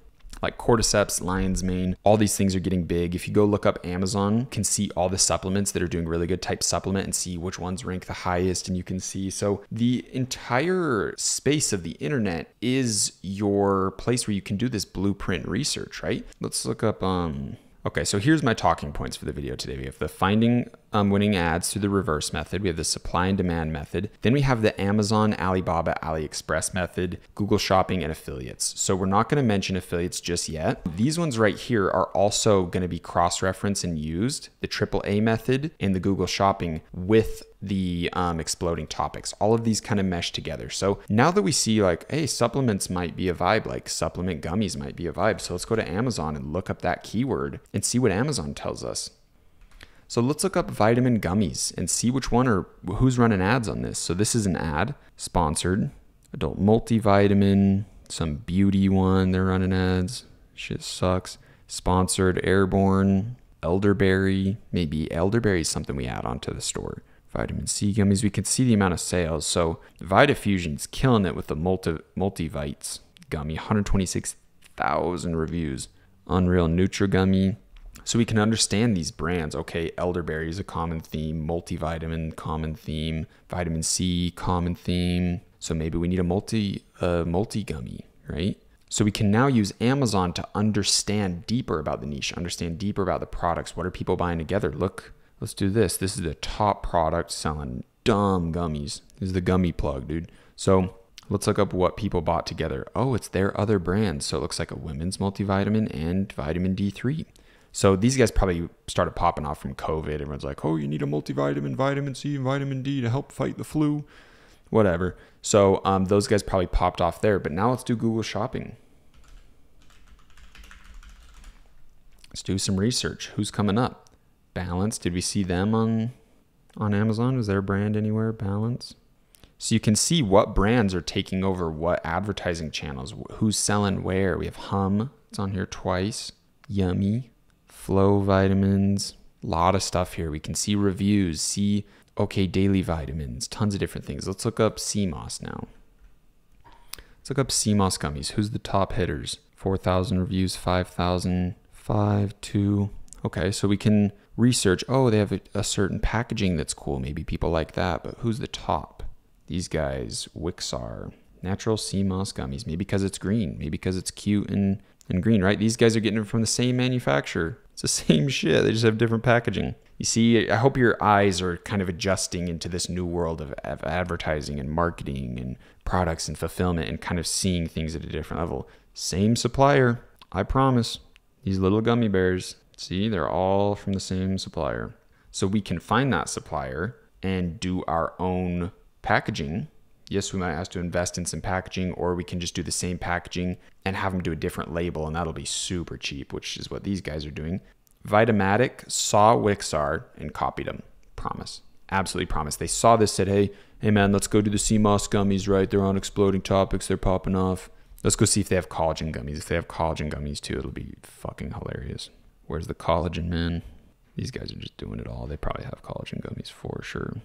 CMOS gummies. You can see the ones that are in their new packaging are probably their new products. These are like old ones from the past. What's crazy about Amazon is you can't drop ship. You have to send all of these. You have to send hundreds of units or thousands into their fulfillment centers. So these guys are big. Vitamatic they've been doing this shit. Tons of products. There's ashwagandha gummies. Guarantee they have the, yeah. So I hope you can see like the cross-referencing of like, okay, on Amazon, people have tons of sales, like 1,000 reviews. That's a lot of reviews. They're getting a lot of sales. Maybe I can start running ads on TikTok and have a Shopify one, get my start there, make some money there. And then maybe I can get into the Amazon route and be an Amazon seller and be a competitor to them. Maybe I can get retail opportunities. I can go try to talk to GMC. I can try to go talk to some local supplement place, get my products there. And you can build out your 7-figure blueprint from that.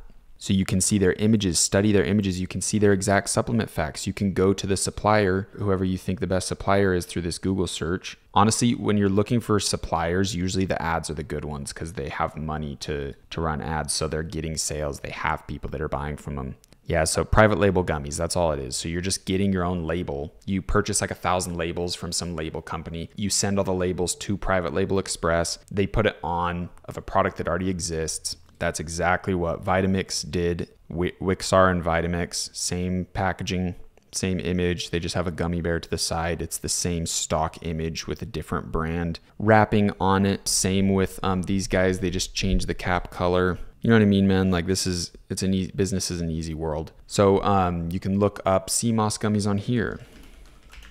Who are the sellers of CMOS gummies? And you can really dive into some stupid research. See, these guys, we didn't see them. Wild and Organic. Who are these guys? Same ass packaging. They're using the same supplier. $25. Let's see all their sales prices. 22, 9. Wow, these guys are hitting a mad undercut. That's actually crazy. How are you selling for 9, dude? But see, the 22 one even has more reviews and sales. So it's crazy. And you can study that. Like, why? Does this convey more trust? Does this convey more professionalism? Does Vitamix look a little too salesy, a little too like great value dollar store vibe? This looks cool. This is great. They did good on this. Great content, right? All they did was private label a vitamin.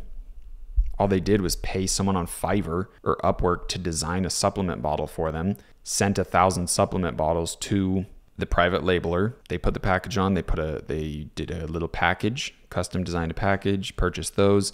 And you can go see what are all their products. What's they're selling? Oh, let's go to their top sellers, best sellers. Looks like beetroot, ashwagandha, Adrenal support, interesting.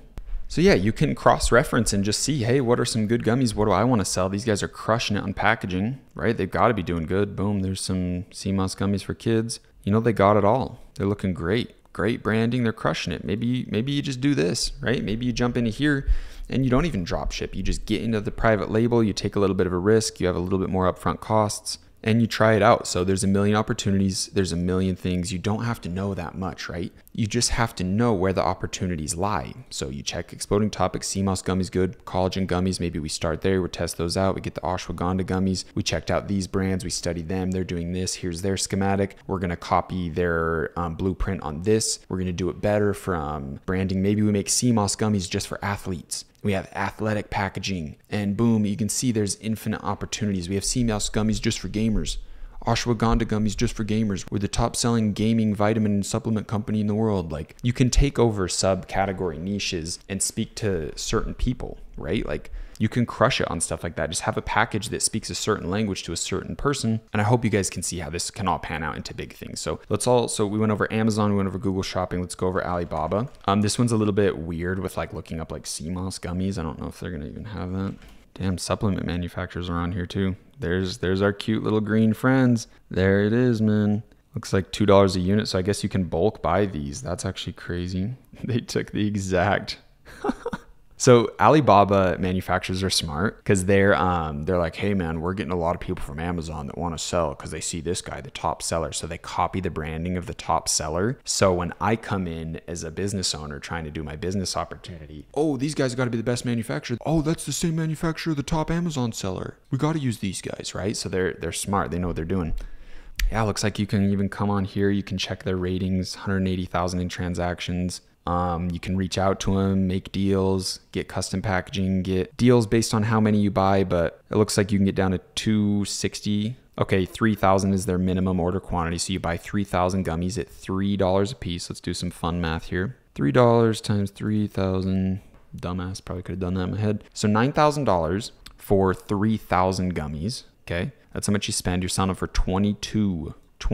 So let's do 3,000 times 22. 66,000 minus your 9,000 upfront cost. You just profited $57,000, but that's not accounting for advertising costs and not accounting for shipping, fulfillment, getting all of those into the US from Alibaba. You can also check AliExpress, but these guys for sure aren't going to have CMOS gummies to drop ship. I can almost guarantee it.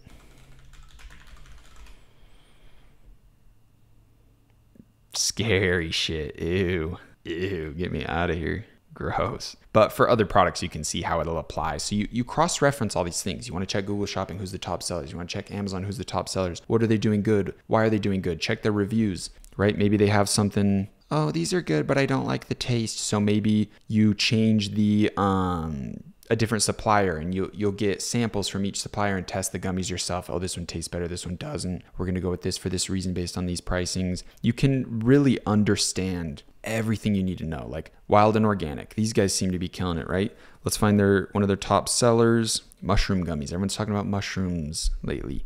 Maybe we can add to cart and we can see where they target us. Do they send us Google ads? Do they send us YouTube ads, Facebook ads, TikTok ads? Because they can grab data from whoever's been to their website and start showing them ads. So then you can understand the blueprint of how they run ads. Okay, I can see the exact ad they sent me. They sent me a picture ad with this ad copy.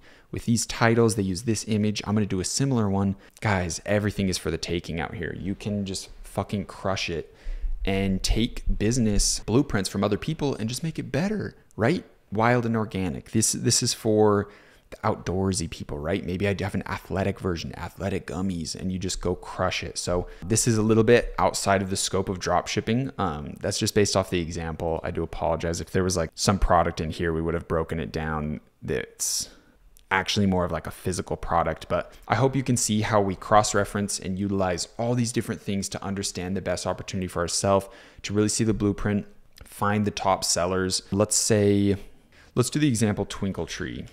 Let's extrapolate that one real quick so you guys can see. So the Twinkle Tree, let's go to shopping. So let's say we just saw that ad and we're like, damn, maybe I want to get into the Twinkle Tree. Let's extrapolate it. So we have Shein selling it, Sparkle Trees, Twinkling Tree, Pottery Barn selling something, Temu, Twinkling Tree, we got tons of people selling it, Freedom Crafts. These ones are like different ones. Temu, Amazon, Wayfair. Everyone's jumping in on it. Sparkly Trees. So we saw Twinkle Trees. Let's see Sparkly Trees. Let's see what they're doing. Oh no, I did go over this one with you guys. So let's see Twinkle Tree or whatever.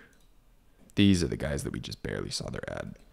Okay, so they got Christmas favorites. They got them all. Twinkling Tree and Sparkling Tree are just straight copying each other. They have this warm yellow lighting on all their images. Can promise they're drop shipping all of them. So they're getting people to come in, look at the fairy light tree, and then they're like, oh, maybe I want the lunar one too. Or, oh, my wife would love this one, or my husband would love this. The kids would love an origami bird in their room. They really would. Oh, the charming crystal lamp is so cute.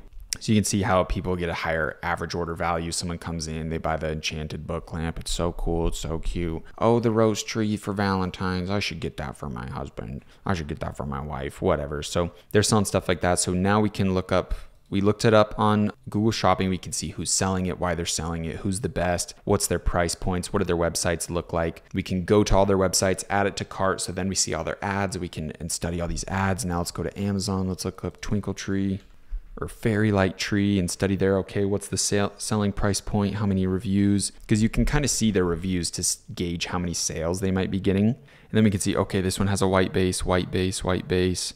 It's exactly this one. Seeing it in person is unbelievably underwhelming. This shit is ghetto, bro. I could throw this thing a mile. I could snap it in half with 2 fingers. Shit is ass. I bet you're getting this thing. Okay, and then that's another thing. Let's go to Alibaba. Let's see how much we can get it for. Yep, 4.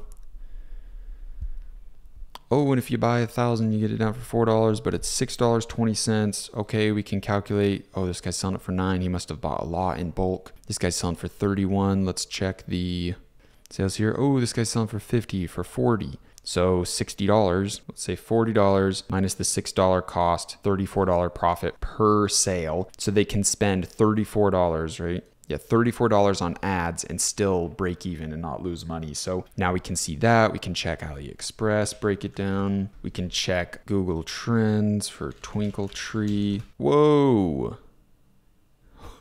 What? Dude, someone's crushing this product every winter. Whoa. What? Okay, so this is some crazy seasonal product. See, like this is the shit that you're gonna figure out. This is some crazy. Twinkle Trees has been doing this since 2018. This is just when they run up their ads. Twinkle Tree and Sparkly Trees. Bro, that's actually fire. Next winter, you guys need to jump on this. Unreal. It goes from 0 to 100, man. This year was their top year. Wow. I'm actually impressed. Okay, let's go to AliExpress. Let's see the Sparkly Tree, Twinkle Tree. Let's see what's up here.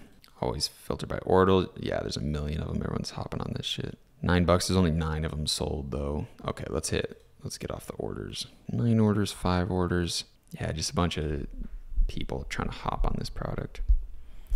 We'll get into 3PLs and fulfillment because we don't use AliExpress to fulfill our orders. I have private 3PLs I give you guys access to. So you can just send them the ad. You can send them Sparkly Trees. Hey man, I want this product. Can you give me this? Or you can send them the AliExpress link like, hey, can you source this? How much? Guarantee they can get it for like $6-7. So yeah, that's basically everything I do to do product research. I go through that entire process. I mix and match all of these. But the biggest thing I do is I set on TikTok ads. I set on Facebook ads, because that's showing me what people are spending money on. Then I extrapolate, then I do all these things. So that's the best way to do it. Something I also want to go over real quick is let's just go to TikTok and let's look up Amazon made me buy it. You can also go out to these hashtags. All right, guys, so we are in TikTok and we're going to look up Amazon made me buy it. Okay, and we can do product research here. So we can do product research off hashtags on Facebook, hashtags on Instagram, hashtags on TikTok. These are all going to be products that people are really trying to sell. And what's good about this is you get organic video ads that are doing good, but something that does good on organic doesn't mean it's going to do good on paid ads. So do keep that in mind. But this is going to show you example of good products, good ads. You can test these out. You can extrapolate them into the Google Shopping research, the Amazon research, Alibaba, AliExpress research. But what I really want to show you guys, and you get to see the likes, like 800,000 likes. Boom, like maybe this is a good product as the bathroom stuff. See how they made their ad? They made their ad interesting. Oh, call 911. See, they're using their product in a cool, fun way to see Uncle trying to open the door, bro. Like they're just making it a TikTok video that's entertaining, but it's an ad in the end of the day. So you can study stuff on here. Just keep in mind that everyone studies for products on Amazon made me buy it, TikTok made me buy it, Amazon finds. So the real thing I want to show you guys here is this. And even stomach, so you can wake up feeling more refreshed and can throw your old pillow out the door. And this outlet timer will automatically turn off hot tools like hair straighteners and clothes irons based on the time you set, so you don't have to worry about accidentally leaving it on when you leave. 3 random Amazon. So this guy is called Simply Solve Finds. Let's turn the volume off again. And he has 2.8 million followers making organic videos and getting dumb views on products. That's it. This guy fucking prints money, sells products. He has his Amazon link in the affiliate section, so he's making a shit ton of money. But what people don't know is that people are paying him to do their product. So let's say I'm on Amazon selling this tongue scraper. This tongue scraper gets rid of the I will pay him, hey man, we'll pay you $5,000, make a video ad that we can use later. So he gets the product for free, shipped to his house. He gets paid like $5,000 probably for his ad. It gets a ton of organic views. So I get sales, right? Because it sends them to my Amazon link. This guy only does Amazon. He doesn't really do Shopify stuff. So my Amazon link starts getting a ton of sales from him. He gets a commission on those. And I get a video ad that I can run to my Amazon link. So now I can run a TikTok ad using his video. Now I can run a Facebook ad using his video. So this guy makes a ton of money and people are paying him to do it. So someone's only going to pay him on a good product. So we can sit and study all these products and know, damn, these are good products. And we can extrapolate and we can do all those things we did. We can find a good product. Maybe a tongue scraper is a good product. So we go on Facebook, we search up tongue scraper. We go on TikTok, we search up tongue scraper. We see video ad ideas. We see stores selling them. We study the stores. We go on Google Shopping. We see how many people are selling tongue scrapers. Who's the biggest brand selling a tongue scraper? What's their sales price? What is their advertisements look like? What does their product page look like? What's their landing page? What's their guarantee? And you can just go fucking crazy. Who's their Alibaba supplier? How much is it on AliExpress? What are the profit margins? Let's look at Google Trends on tongue scrapers. Let's see how many people are checking it. And it's like, holy fuck, your mind can just explode with how much information you can grab and really study and see what the best opportunity is. Then we can also do shit like go on Amazon and check up tongue scrapers, see what do people frequently buy with their tongue scraper. Maybe it's a certain toothpaste. Maybe it's tongue scraper travel carrying case. So then you can upsell that in your store. Now you have a tongue scraper store and it's like, holy shit, dude, the possibilities are endless. So I'm going to cut it off here. I hope you guys got everything you needed here. If you still have questions, please go into the community group, ask me questions. But your action steps are today is just to turn into a unit. Study like a motherfucker. Go through every Facebook ads, TikTok ads, go through all these funnels, check Google Shopping and start learning the gears of how business functions. Start searching people's backends. Are they doing email marketing to me? What advertisement channels are they utilizing to run ads to me now that I visited all these stores? And it's like, damn, you can just get into the deep end of studying how these businesses function. And then once you find a product you feel really called to that is doing good on ads, you already saw it, people are paying for traffic on it, so you know it's a good product. How can you do it better? And figure out their blueprint, figure out your blueprint, make it better. And I hope you guys can just go crush it with this information, because this is the stuff that builds $100 million brands. It just takes the time, right? It just takes the skill. It just takes the ability to think long-term and act long-term and reinvest the money and make the brand huge. All right, guys. So I know you have endured a very long video so far, but I forgot to put in one of the biggest things and one of the biggest secrets when it comes to finding huge advertisements and understanding what a winning product is and getting that like whole blueprint that's necessary when we're trying to do the reverse method. So this is really big. I can't believe I almost forgot it. I forgot to show you guys the Facebook ad library and TikTok's creative center, where you can literally study their top ads and you can study ads within Facebook. So let's say we were finding eyelash serum is like a really good product. We'll just type eyelash serum. It's already up here, but you can see all of the ads that were launched in January 2023, and you can see the ones that are still active. You can see what their creatives are. You can literally understand their entire creative. You can understand everything that you need to know. You can find their website. You can find everything. So the fact that Facebook is letting you see all this information is unbelievable, and I can't believe I almost forgot to show you guys.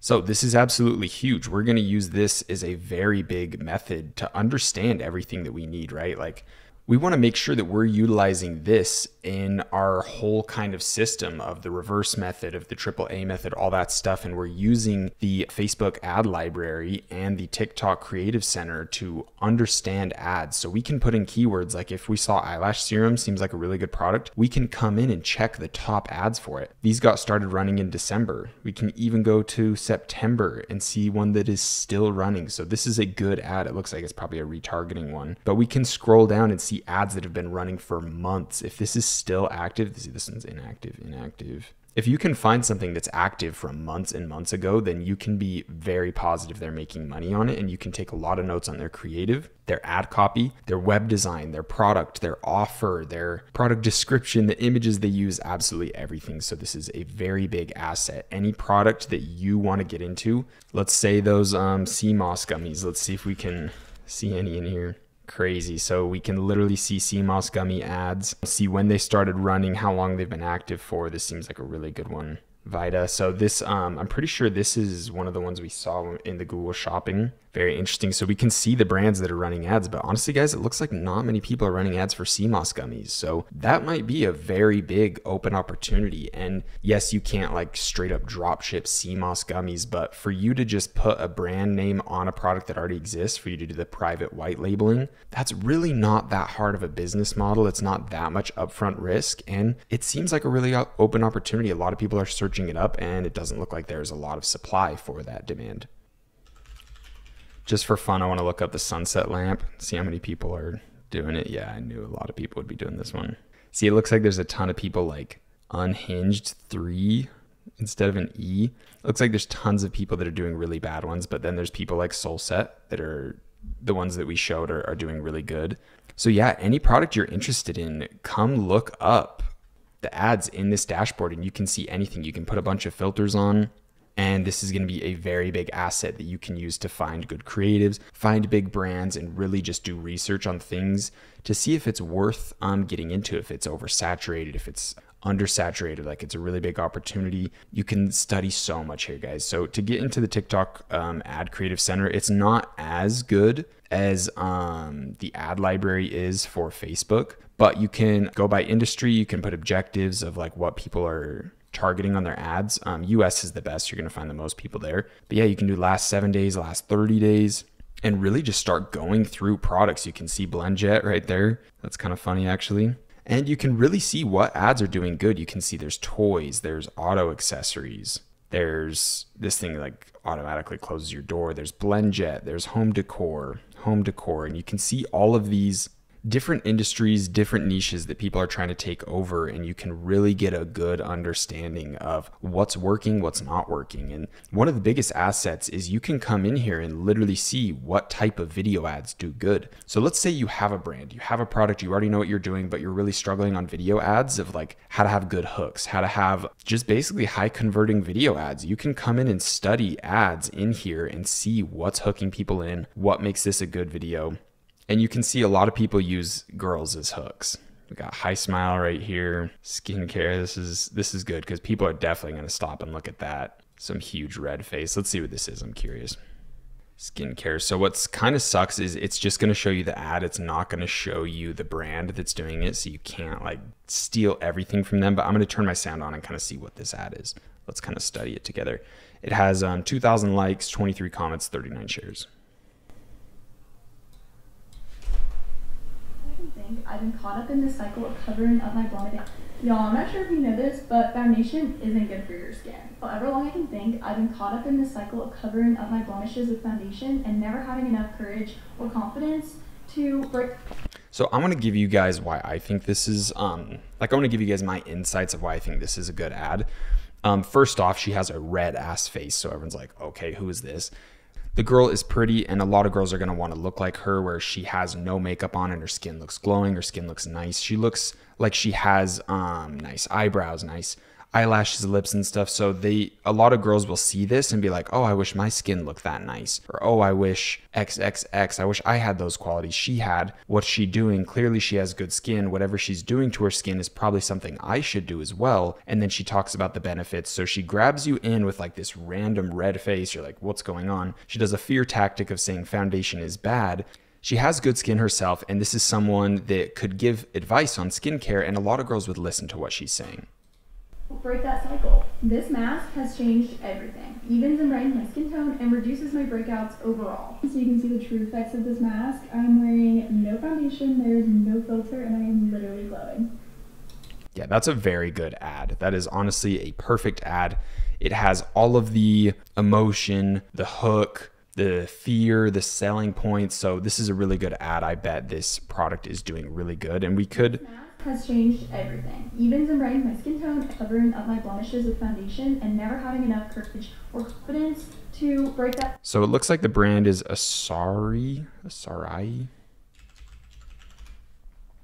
So we can literally just look it up and study them there. So they have really good branding.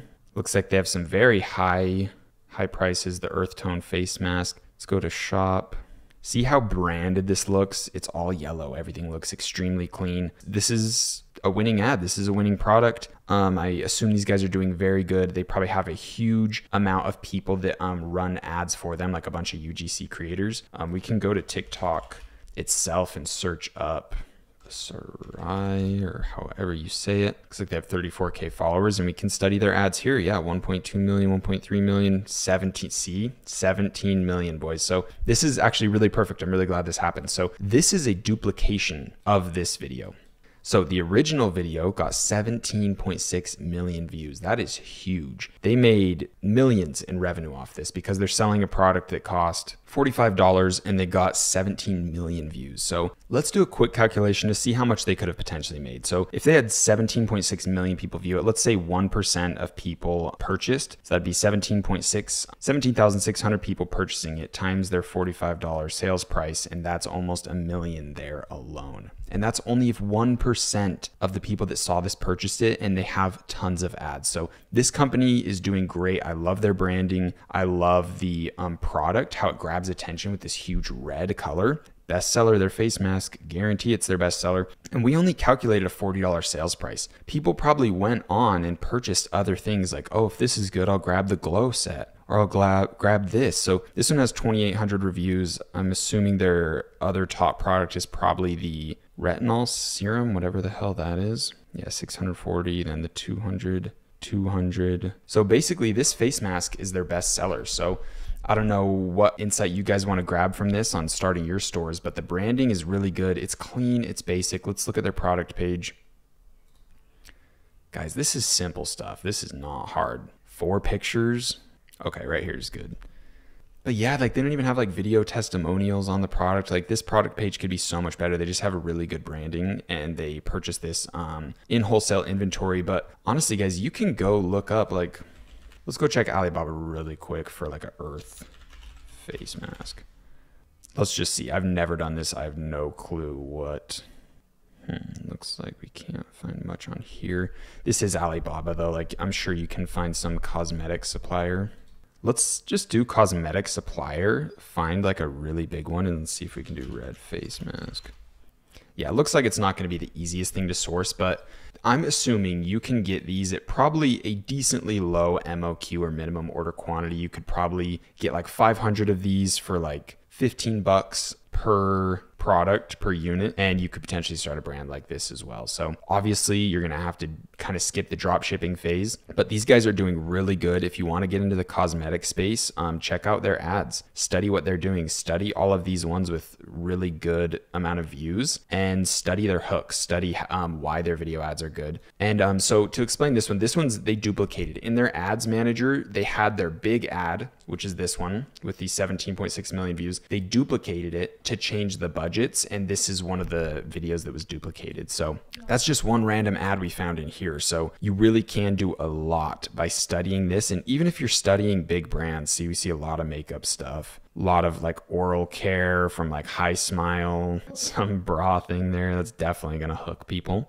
So yeah, like really jump in here, study ads, study the ad library, look up, and see their ads here, and boom, now we can literally just study all of their ads. This is some crazy shit. The fact that Facebook and TikTok let you do this is a little bit suspect, a little bit crazy that they're open to sharing their advertisers' information like this. But yeah, any brand that you think's doing good, throw their stuff in the Facebook ad library and get studying, because it's going to be a huge asset for you guys. So yeah, enjoy the rest of this video. I'm recording this after because I forgot to add it in. Yeah, I really hope you guys got a ton of value and information out of this product research one. I hope you guys have everything you need from this video. Really long one. I do apologize for how long it is. If you still have questions, let me know in the Discord. Yeah, I think that basically wraps up everything I wanted to go over, and we will see you in the next one. Peace.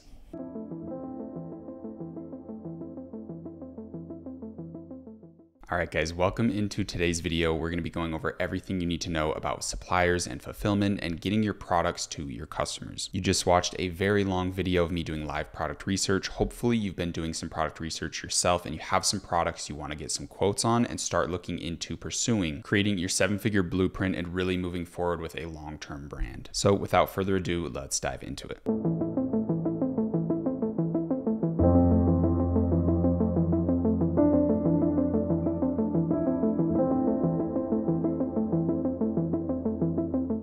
All right, guys, so when talking about fulfillment, there is a perfect one-stop shop called AutoDS, and I have tried a lot of different suppliers. I've been dropshipping for years, so I've moved through multiple different 3PLs. I even fulfilled on AliExpress in my very early days. And through all of these years, testing all of these different fulfillment companies, I've never found anyone who's even close to AutoDS. I had the opportunity at Capital Club in Spain to meet with the owner, Lior, and we've made a private partnership just for this course where you guys are getting longer free trials, custom features that are only available when you go through the link I'm about to provide to you guys. And like I said, I have a personal connection with the owner. So if there's any features we need, if there's any issues we're having, they have a team of over 40 developers that are going to help us get to the bottom of anything that we need within the dropshipping space. These guys are truly second to none when it comes to fulfillment, good pricing, high quality teams, automation, and building new tools that are going to help you in your dropshipping journey. So if you check the link below this video, you're going to see I have a private landing page with these guys that just shows how much they're willing to do when it comes to making sure their customers are happy and actually partnering with us personally for Jordan's library. So hopefully you guys have some products to test, because we're going to jump into AutoDS and show you how to use absolutely everything within their platform. If you click the link below this video, you'll see we have a custom landing page, which just shows how willing they are to put in work for a private partnership. They did all of this just for Jordan's library. So let's get started. Click the link below this video. You'll see the custom landing page. You can scroll through here if you'd like, but they do really well with the stuff that they set up. So we're going to hit get started right here. And I already have an account, but I'm going to make a new account just to show you guys the process of signing up. All right, once you put in your email, full name, password, all that stuff,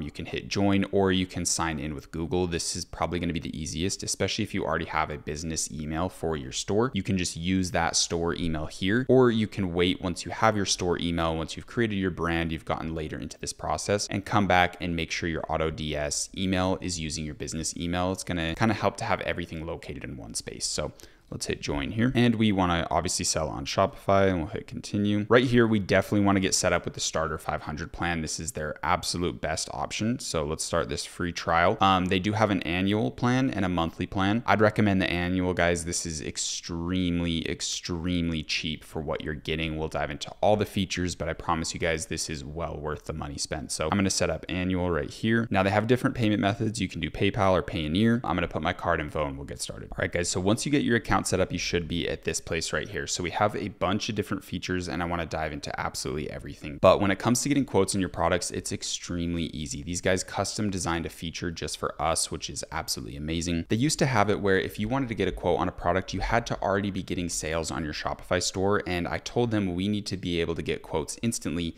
So we know what pricing to put our products at so we can start getting sales and most importantly, get them profitably. So if you sign up with my link, you're going to be able to get the feature where you can get quotes instantly day one without having to have any orders previously. All right, so getting into it, like I said, AutoDS has a ton of different features, a ton of different tools, and they're always building more. They have a massive team, so there's probably going to be new features that constantly come out. But right now we have what's called the winning product section, the marketplace, TikTok spy tool. We obviously have our dashboard. We have our place where we can check our orders and quotes for different products. We have our products list in here. If we were selling like 50 products, all of them would be in here. We have a little draft section for any products that need some editing before they go live to our store. Then we have a customer support section and AutoDS wallet, which we don't really need to get into too much. And then a little academy section. If you guys ever need help with certain info, you can get some free info in here as well. So first things first, let's get into the marketplace right here. This is a section where you can essentially find products just like this. You can find winning products right here. All of these products that are listed in here are doing well. They have a smart algorithm that's understanding what type of season we're in, what products did good last year, and what products are currently getting orders on their site right now. So we can get a good understanding that these products, they could be saturated. They might not be like massive winners, but they're at least getting sales. They're getting traction, or they did the year previous. For example, sharing just some of my thoughts with these products. This one right here, I'd say is a little too saturated. A lot of people are doing this one. This product seems pretty decent. A product like this, I sold a ton of back in the street style men days. I sold a lot of that product, so I can vouch for that one. A lot of people have sold a ton of money with this one and this one. I mean, and this too, but these are pretty saturated. I would say personally, these are also great products. These like Skims knockoffs are definitely good. I have even some UGG knockoffs in here. Personally, I'll be honest, I wouldn't recommend using the marketplace and winning products section to get winning products. I think there's a lot of people that have this software. There's a lot of people that are going to be in here looking to test and work with these products just like you are. So that can create a lot of saturation. I think the best way to go about product research is doing what I showed you in the previous videos. But if you want to come play around, let me show you how to utilize it. So you can do ships to United States, which this is what we want to do. We want to have products and brands that are built in the United States. That's the best option. You can look up ships from, so you can find suppliers that are in the US. This is US fulfillment, which is amazing because if you want to use the TikTok shop feature, you need to be shipping from the US, and you also need to get products to the customers in 7 days. So TikTok shop is a massive asset right now, but it's also a little bit, it has like a barrier to entry. It's not the easiest to get 7-day fulfillment in the US when you're drop shipping. So usually the TikTok shop is something I recommend once we're doing wholesale, once we have some warehousing in the United States, but this is a place you can try it out. We just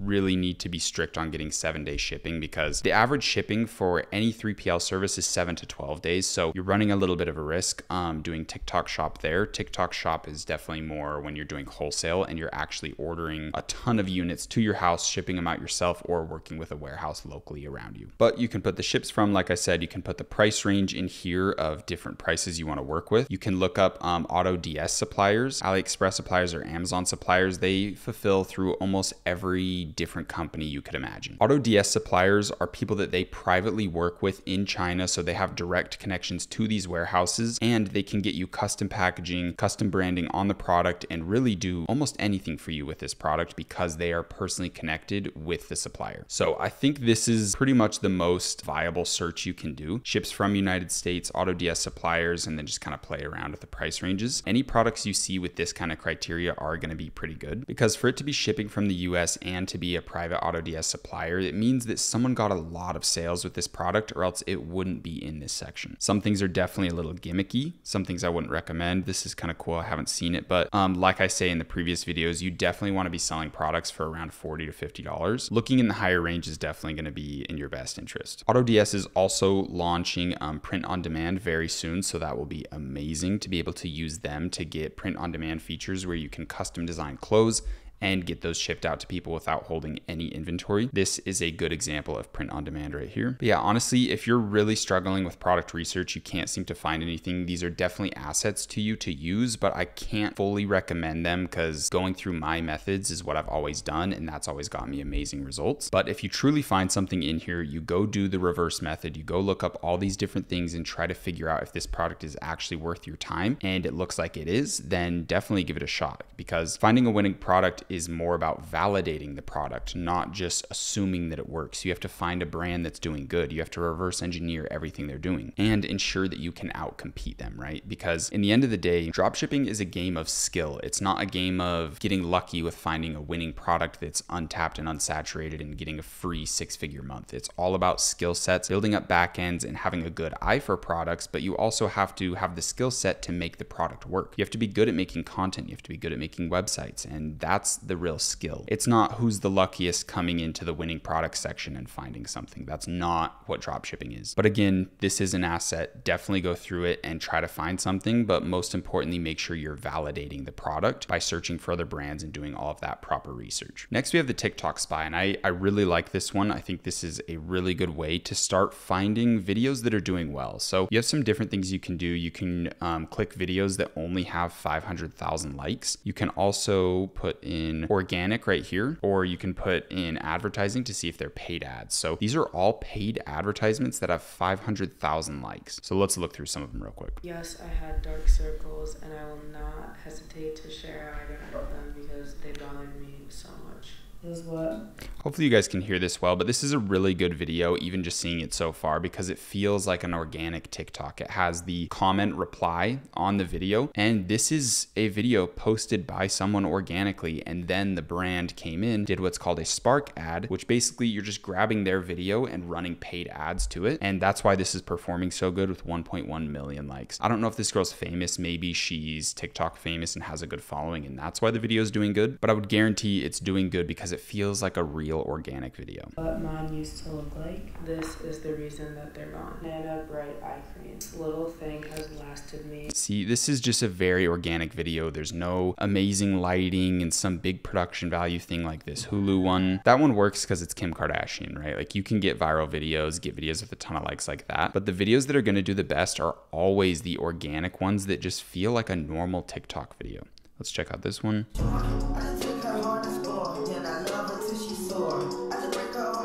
Just a person in their room making a genuine video. So coming on here is a really, really big asset to just see what type of videos are doing good. Other than searching through likes, you can search impressions, the interaction rate, call to action button. So you can click shop now to make sure that they have something they're selling, which is a really good filter to click on. Again, we went through the sources, and you can even put in keywords, but honestly, I would be in here daily. I think this is a really good asset to you on your journey to not only understand what products might be doing good, but to understand what creatives are doing good, what videos go viral on TikTok. Coming in here and being able to see the latest videos that did good is a massive, massive asset. And what's really funny is I always say, like, use girls for your video ads because videos perform better. And look at all these top videos. There's like 4 with guys in it. It's all girls. So this kind of shows you what products do good and what type of people are on the app. Like girls purchase way easier and girls do way good in advertisements. So having beauty-based products, we see a lot of beauty stuff in here, a lot of clothing stuff. Keep these things in mind, right? Maybe this changes a month from now when you're looking through here, but there's a lot to be said about having females in your ads, selling feminine-based products, and having products that are around the beauty space. There's a lot to be said because this is a lot of what we're seeing that's doing good. So make sure you come play around with the TikTok Spy tool. This is definitely worth your time. Next, we have our dashboard. This is going to show our orders with our store, all the information we need to see to make proper decisions with our brand, what our profit margins are, all that good stuff. Not too much to really go over here. Next is orders. So this is where we're going to see the nitty-gritty details of all the orders we have. Quotes. This is where we want to be at. So to get a quote, what we're going to do is go to products and click add a product. So we want to import one product to our store. I'm going to click this. I already have a product in mind. So throughout watching the course later, you're going to see this video come up. I started running this brand and I got 10,000 in sales with this product in 2 weeks. And on that 10,000 in sales, I profited 2K. So that's been very nice for us. You'll see how all of that plays out later throughout the course, but I want to get a quote on this product. So let's show you how to do that. All right, guys. So later in the course, you'll see how I found this product. I was scrolling through TikTok and I saw advertisements from these guys, Revomatic. Looks like they changed their website recently. Very interesting. But what's really cool about AutoDS AWS is you can literally come grab a link from your competitors and come put it in, and they'll source the product based on that. So region worldwide, Shopify is where I'm getting my supplier source from. You can put links from Costco, Overstock, Costway, Etsy, all these different options, which just shows how robust and how big AutoDS is. These guys are not running a small operation here. Obviously you can do things like AliExpress, but it's gonna auto see like where you put your link from and put it in. And let's do edit quick now. I'm basically not gonna publish this yet because you wanna come in, go through it, put in all the information. You wanna put in the description properly. You wanna set up the variants. Look, it's even grabbing content from their website, which is a massive asset, right? Like we have to redo these images and I'll show you how to make your own images, but having it just auto formulate this off the website that you're trying to mimic already is very nice, but you can get in DMCA claims. For example, if I was running this store and I had Revomatic, even if I cut this out, even if I cropped it and Revomatic saw it, they could come onto my website, file a DMCA claim, and get my website taken down. So we definitely have to remake these things, but all you have to really do is go into Canva, create these images very similar, but not exactly identical to what they're doing, and you're pretty much done. They even have something cool here where you can optimize the description with AI, which is crazy. So you can play around with this stuff. There's a little balance where you use credits, but it's very, very cheap to use. So cool stuff you can do there. You can come in and sell different variants. I would like to sell a 1, 2, and 4 pack of them, so that's perfect. It's gonna grab all the images of the website. So really big asset, super crazy, but we obviously have to change these. So we can at least like download them here and go into Canva and make changes to them or grab certain things that we want, but really big asset there. You can do specifications, anything else you need to do, but I am going to import it because once you import it, that's where you get the ability to get your quote. So now when we refresh the product section, we have our product here and we can hit these buttons and hit request sourcing. So right now we just triggered it to give us a quote, and this is going to take around 24 hours, which is extremely fast. I've worked with multiple 3PLs in the past, and usually it can take even up to 3 days to get a quote on a product, which is definitely not fun. So I'm going to pause it right here, and then we're going to come back tomorrow once I have the quote on this, and we'll go into how to create a cog sheet. We're going to go into everything else you need to know about fulfillment, how to manage your orders, how to get auto fulfillment, and all that good stuff. But I will come back in probably 24 hours. It might even be sooner to show you guys the quote on this product, and we'll move forward after that. All right, guys, so it's been under 24 hours and my quote already came in. I think it genuinely took maybe 14 hours, maybe 10. So quotes are coming extremely fast.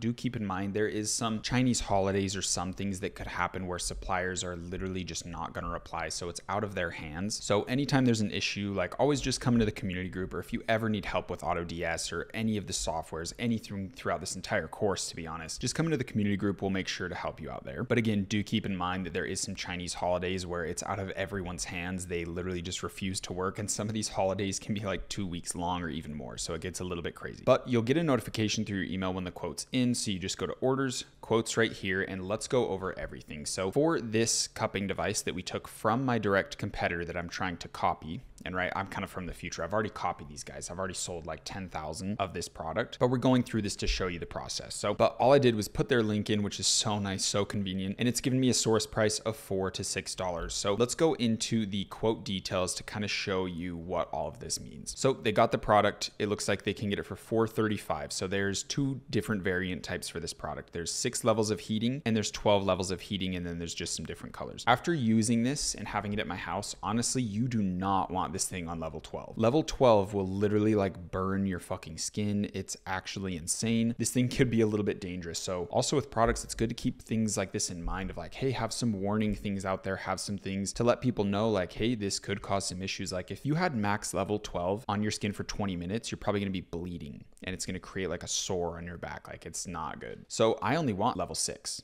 So that's nice. It's going to save us $4. So, and I only would have known that if I ordered the product to my house from Amazon and actually like tested it out and tried it. So the really cool thing in here is it's going to show your shipping and processing time. So you can go in right here and switch things around. So the absolute cheapest is going to be $840. I don't even know how to pronounce that. Sunyu shipping. But if you scroll down, we can do 8 to 13. Unexpress is usually always the best, but it's going to be a little bit more pricey. But honestly, since we're saving a little bit, I wouldn't really mind to do 8 to 13 just to get it to customers sooner. I don't really mind paying $1.40 more. So let's calculate the full cost. So $435 plus $984. Looks like we're getting the product for $14.19 shipped to the customer. So what's really important to keep in mind here is if we're going to have the person that's purchasing the product pay like $5 for shipping, that's going to account for a lot of our product cost as well. So keep that in mind when you're kind of calculating your pricing of what the customer is actually going to pay. Are they going to get a certain price that they have to purchase it at, but they don't get free shipping? Or is shipping included? Is it not included? All those good stuff. And that's the perfect segue into the COG sheet. So this is our COG sheet. It basically stands for cost of goods. And I'm going to quickly run through everything here so you guys can understand what you need to do for your store. So this is the template for the new cup. This is our COG sheet, and we're going to make a new one based off a little theoretical product phone case to show you how to do it. So let's dive into this. So the new cup costs us $14.20, right? I'm planning to sell it for $50, meaning that I have a break even of 36. So all of this is your $50 minus your $14.20. So technically it should be a little bit lower. It should be like 35 or something, because I don't think it's accounting for the cents, but it doesn't really matter. So essentially, if I'm selling this product on paid ads and the product sales price is $50, the cost is $14 for the product, this means I only have $36 I can spend to acquire a customer on paid ads to break even. If I spend $30 to get a customer, I lost $1. So our break even's really important to know. It's basically just our sales price minus our cost of goods. Super easy, super simple. Next, we have our return on ad spend, or our ROAS. This one's a little more complex, but you don't really need to understand it too in depth. When we get into the reading analytics section of running paid ads and all that stuff, I'll show you guys more in depth what the ROAS really means, but it's really just your return on ad spend. And all you need to know is that you're going to calculate it by grabbing your sales price right here and dividing it by your break even. So your return on ad spend is essentially calculating how much revenue you're generating based on how much money you're spending on ads. So if I spend $1 on ads, I would get $1.39 back if this is the ROAS that I'm seeing in my TikTok dashboard. So when you're in your paid advertising dashboards, whether it's Google, Facebook, TikTok, anything, you're going to have a little column called ROAS. Basically, all you need to do is come in and make sure that your ROAS is above this number. So once you calculate it, you're calculating your floor. Basically, I should never be below 1.39. And then we'll get into all these other things and see why these ROASs are lower. We'll talk about all that. But basically, if I have a product that's $50, I'm selling it for 50, I get it for $14.20. I need to make sure that all of my ads are above a 1.39 ROAS. That's all you really need to know for right now. The reason these ROAS numbers are lower is because the sales price is a little bit higher. So let's kind of talk about what all these mean. So with this new cup product here, I'm going to be selling a $5 lifetime warranty that basically just says if anyone has an issue with their product, I'll just refund them, give them a new one. If I ordered this product to my house and it came broken, they have that $5 lifetime warranty. I can see it on their order. I'll just give them another product. The product's only going to cost me $14, right? And almost no one's going to hit me up on that. So it's basically free money. You want to make sure you're doing this. You want to add in a warranty on your product. So this would raise my cost to $55 for a customer to purchase, but it still only cost me $14. So I'm making an extra $5, meaning my break even rose to $41. So now I can spend $41 on ads and I won't lose money. If I spend $40 on ads, I make $1. If I spend $43 on ads, I lose $2. Pretty simple stuff here. What's really nice is it allows me to have a higher ROAS number or a lower ROAS number and still remain profitable. So that's what we're really going for here. This is if I charge them for a warranty and a $5 shipping cost, which I end up doing, then my average order value for each customer is going to be $60, meaning I have almost $50 I can spend on ads and I only have to hit a 1.3. Hitting a 1.3 ROAS is pretty easy. Like even if you are a complete beginner, you should be able to hit a 1.3 ROAS on your ads. Then this is just kind of a fun calculation. So this is wholesale. If I buy these products in wholesale, accounting for shipping, warehousing and stuff, I can get them from around $7, maybe even cheaper. If I buy like 10,000 units at a time, I bet I could get these for like $2, which would be insane because when you're selling them for 55 or even 60, you can see that your profit margins, your numbers that you're working with are insane. Hitting a 1.1 ROAS is so easy. So this is why wholesale business and branding and thinking long-term is our main goal. So now that we've done all that stuff, we want to do just a fake product. So let's say you were on your AutoDS quote, you calculated your shipping and your item cost, and it came out to $7.42. Let's just roll with that number. So what you're usually going to want to do is at bare minimum, We did 742, right? We want to see those. We're selling it for 742. The absolute minimum you want is a 3 times your cost of goods. So at minimum, I should be selling this product for $22 because we need a 3x. We need a 75% profit margin. So honestly, I would sell this for 25, just round up a little, or you can straight sell it for 20 and just charge for a warranty, a lifetime warranty and shipping to kind of recoup some of the other costs. So they're actually paying 30 once they pay for shipping, once they pay for all those things, but we'll go through all that stuff here. So to calculate our break even, we want to hit equal, grab this number, put in a minus, grab this number and hit enter, meaning our break-even point is $12.58 that we can spend on ads. And keep in mind, guys, I don't recommend selling products for under $40 because we need around 20 bucks minimum to spend on ads because ads get pretty pricey. Only having $12 to spend on ads is not very good, but this is just an example. So to calculate our ROAS, we want to hit equal, grab our sales price, hit divide, grab our break-even and hit enter, right? Sales price divided by break-even. Sales price, break even. Boom. So our ROAS is 1.59. It shouldn't have the dollar sign. It's just doing that because I did the decimal thing. So now that we have that, we can do the warranty for an extra $5. Copy these over. So now our warranty, the cost of goods is going to be the same. 742 is never going to change, but now our sales price is 25. And then with shipping for another $5 as well, it's up to 30. Put those in the middle. So let's calculate our break even now. Equal, grab that, hit the minus. Oh, it was trying to auto fulfill that too. That's really nice. Let's see if it does that again. So equal, boom, boom. No, it doesn't. Let's grab this, hit the minus sign. Looks like our break even is going to be functioning like that. Let's do some ROAS. We do the sales price first, then divide by. So equal, grab sales price, divide, click this one, equal. You can see our ROAS goes all the way down to 1.3.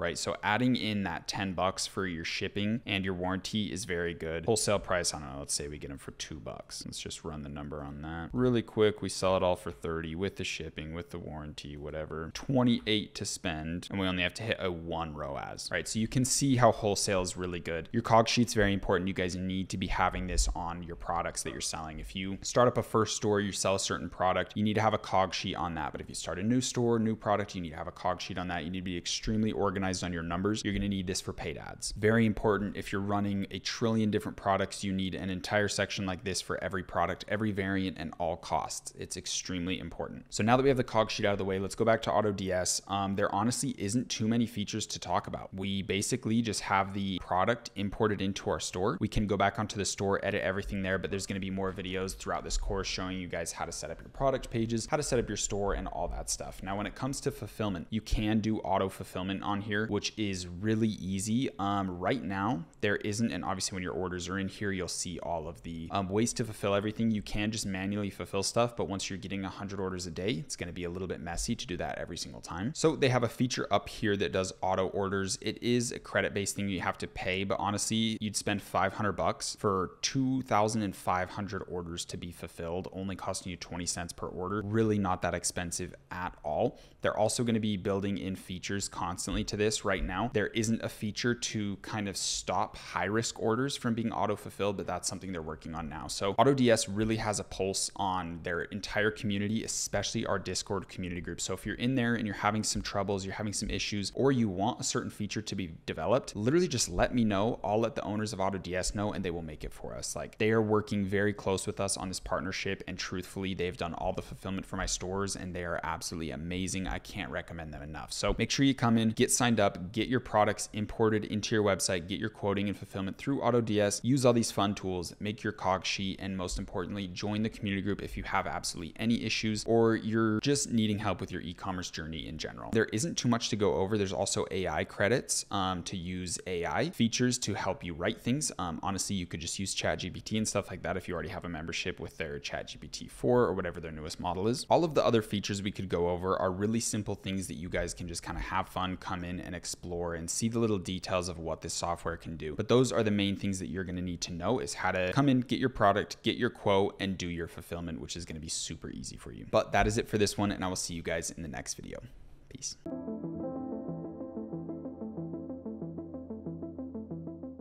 All right, boys, I hope you enjoyed the last video. Today, we're going to be going over branding in depth. And Branding is a topic I have talked about a ton throughout all of my videos of how important it is.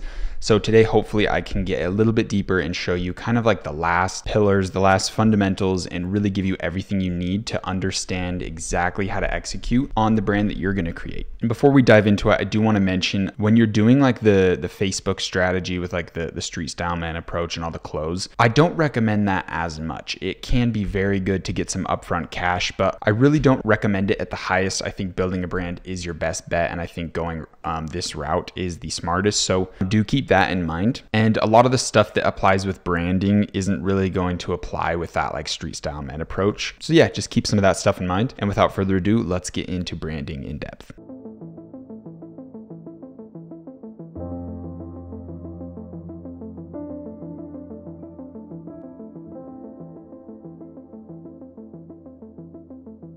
The first thing I want to go over is framing and positioning. I really cannot stress how important this is, and someone who explained it in a very beautiful way is Virgil Abloh. He gives a comparison of a dirty, like let's say like a Pepsi can on the side of the road. It's old, it's tarnished, it's basically a piece of garbage just sitting in the gutter, right? So get that as a kind of vision in your mind. There's an old dirty Pepsi can sitting in a gutter, and then we have the same Pepsi can that's put in a high-class museum. It's on a pedestal covered with glass, it's roped off, there's a ton of people looking at it and taking pictures. Now, both of these are the exact same thing, right? If you put a random person, if you did like a social experiment, showed them the dirty can on the street and then showed them that exact same can on a pedestal in a museum, they would have completely different thoughts about it, even though it's the exact same thing.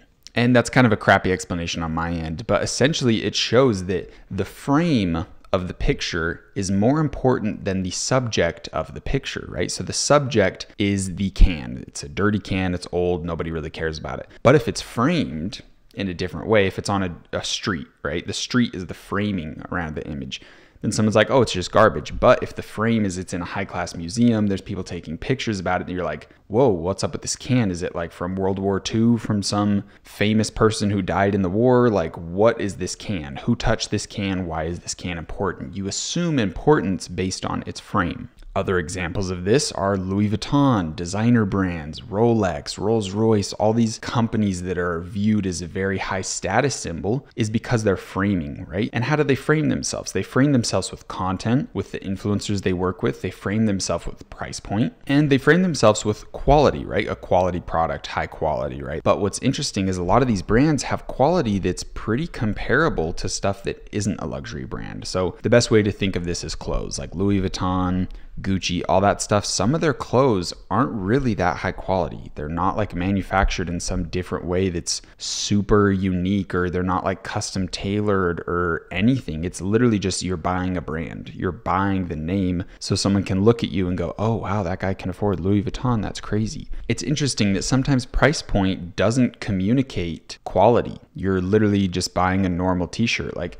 these t-shirts I wear in all of my videos are $12 t-shirts. They're from Rue Porter. I buy them in wholesale and they're literally great t-shirts, but they're only 12 bucks. Like the quality of this t-shirt is probably higher than some of Gucci's shirts, some of Louis Vuitton's like thin t-shirts. Like this is a nice like 6 or 7, I think it's like 8-ounce cotton t-shirt. Like it's a really nice, sturdy, large, oversized t-shirt. And a lot of brands sell stuff like this for hundreds of dollars. Like you can go get a Louis Vuitton t-shirt for like 800 bucks. And I guarantee this $12 shirt that I got wholesale is way better quality. So it's really interesting when we get into framing and positioning and just kind of commanding high price points, and that can be something that builds the brand. Companies like Patek, companies like Rolex, they sell stainless steel watches. The watch has like the complication, like if you're in horology, like the complication behind the watch is like nothing. Like it literally just tells time. It doesn't even have a date function on it. Like it's insanely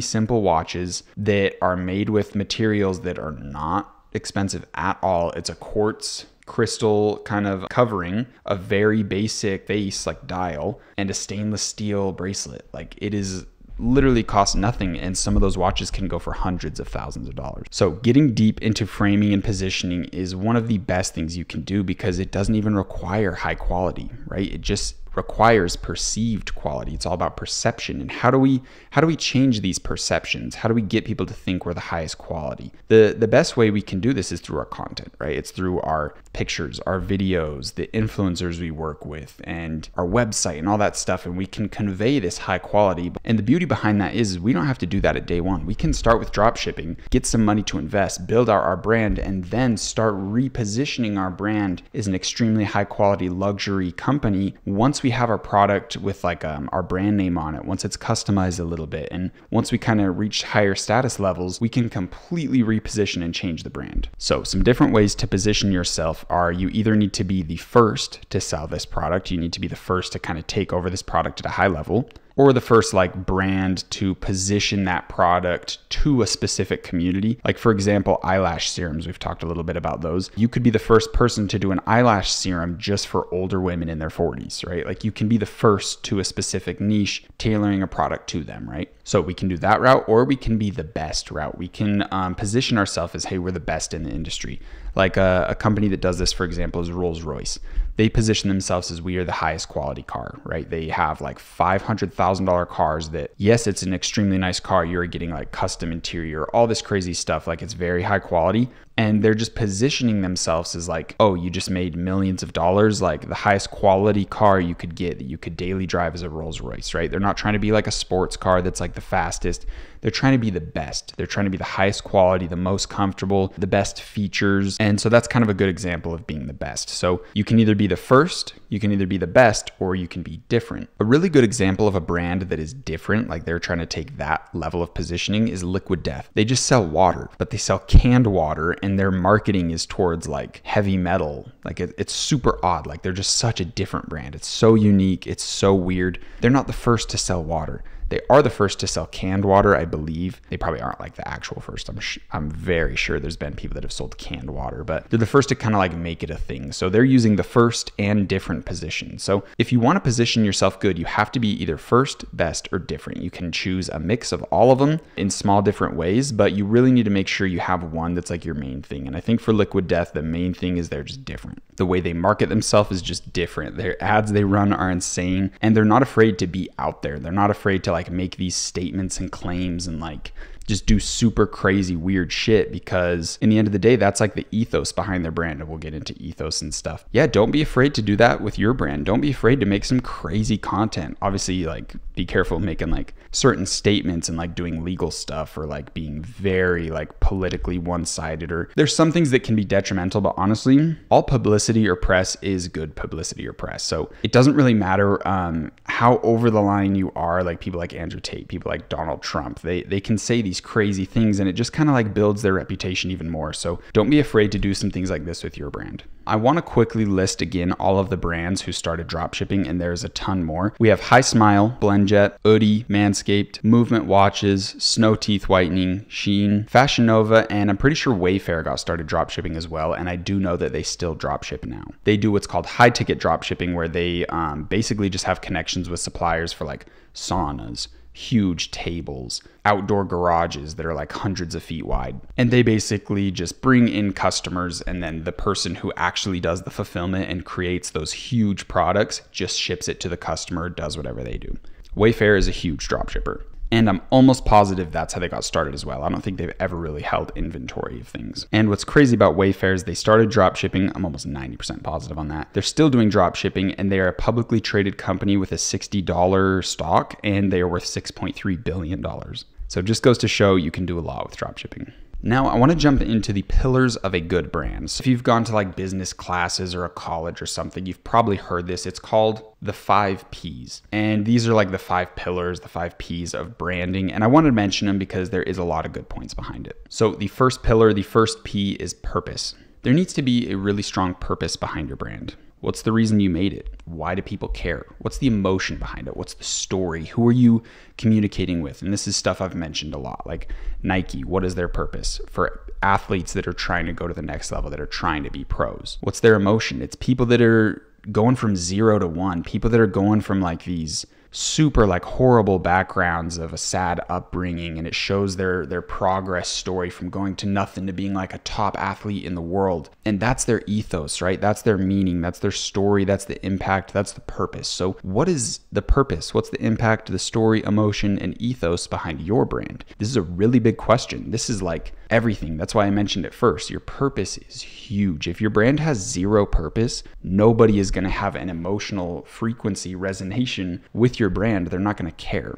So it's really important to have your product resonating with a specific demographic, a specific community of people, but your brand also needs to resonate and kind of further that connection and create something deeper, that your brand really means something, that people feel it. There's a story behind it, and that story and that impact, that purpose is delivered in all of the content that you create. All right, so the next pillar, the next P is your perception. And this is something that you're not directly in control of. It's kind of like the indirect perception based on your internal and external actions that your brand takes. It's based on your product's quality, the content you make, and it's a reflection of how you do work and how people interact with your brand. Like, let's say you have a certain perception you're trying to build up of being very high quality, but when someone orders a product and it delivers to them and it's really low quality, then your perception is dictated off that, not what you said. So this one's a little bit harder to explain, but I hope that kind of makes sense. It's also based on internal things. Like if you say you have a very good brand culture, you take care of people that work for you, but someone comes into the brand and you don't do that, then your brand perception is changed. So it's ultimately a reflection of your actions and how you execute. So your perception is kind of indirect, but it's a really, really big one, and you need to make sure it's very good. Now, the next P or the next pillar is personality. The personality is also similar to reflection, but it's more of the one you can control, and it's kind of the one you can't control as well. These are a little bit confusing, but personality is based off like the tone of voice you have in your advertisements, how you talk to your customers, what your brand's opinions and moods are on certain things. Your personality is built on how you position your brand, but it's also built on the personality of the people that resonate with your brand. This is where it's kind of indirect, because people really form a certain perception of your brand based on the people who like it. Let's think of Supreme, for example. They were a company that was created by skaters, so obviously skaters kind of resonated with it, and that's kind of their demographic. Like if you think of someone who's wearing Supreme, you think of someone who likes rap music, someone who's into like pop culture, someone who's really into skating and is kind of like a rebel, and that's kind of their brand personality. And they did intentionally create that, but your brand personality kind of take like a life of its own, where it can go places that you didn't expect. Like you can make a product and your goal is like, okay, we want 40-year-old women to resonate with this brand. And for some reason, there's some complete other demographic out there that takes control of the brand, and they're the ones who actually like it. And now you kind of need to reposition to cater to them, because that's where your money's coming from and they're giving your brand life. So now you kind of have to pivot and reposition. Now, usually that isn't the case, but it is important to understand that the type of people that, let's say if you're a clothing brand, the type of people that wear your clothes ultimately have a reflection of your brand. So this is a really cringy, really like bad, weird example, but let's say you have a clothing brand that's designed for like people that think they're alphas, right? People that think they're like the top G. But then a bunch of nerds start wearing this brand and your brand gets popular and everyone sees like nerds wearing it. Then someone who's actually like an alpha top G isn't going to really wear that brand, because the perception and the personality of the brand has been changed by the people who wear it. So kind of cringe example, but this is really something that you need to be kind of aware of, that the people that resonate with your brand can overall change the perception of it. This is why high level watch brands like AP, like Patek, like Richard Mille or whatever, have really strict guidelines of the people that they let buy their watches, because they don't want it ever getting into a certain demographic that they aren't trying to cover. And they also can basically just do this with price points. If you just sell your watch for $500,000, then obviously only rich people will have it. So that's another way to kind of dictate your perception and personality of your brand. The next P or the next pillar is your position. Positioning is really important with your brand.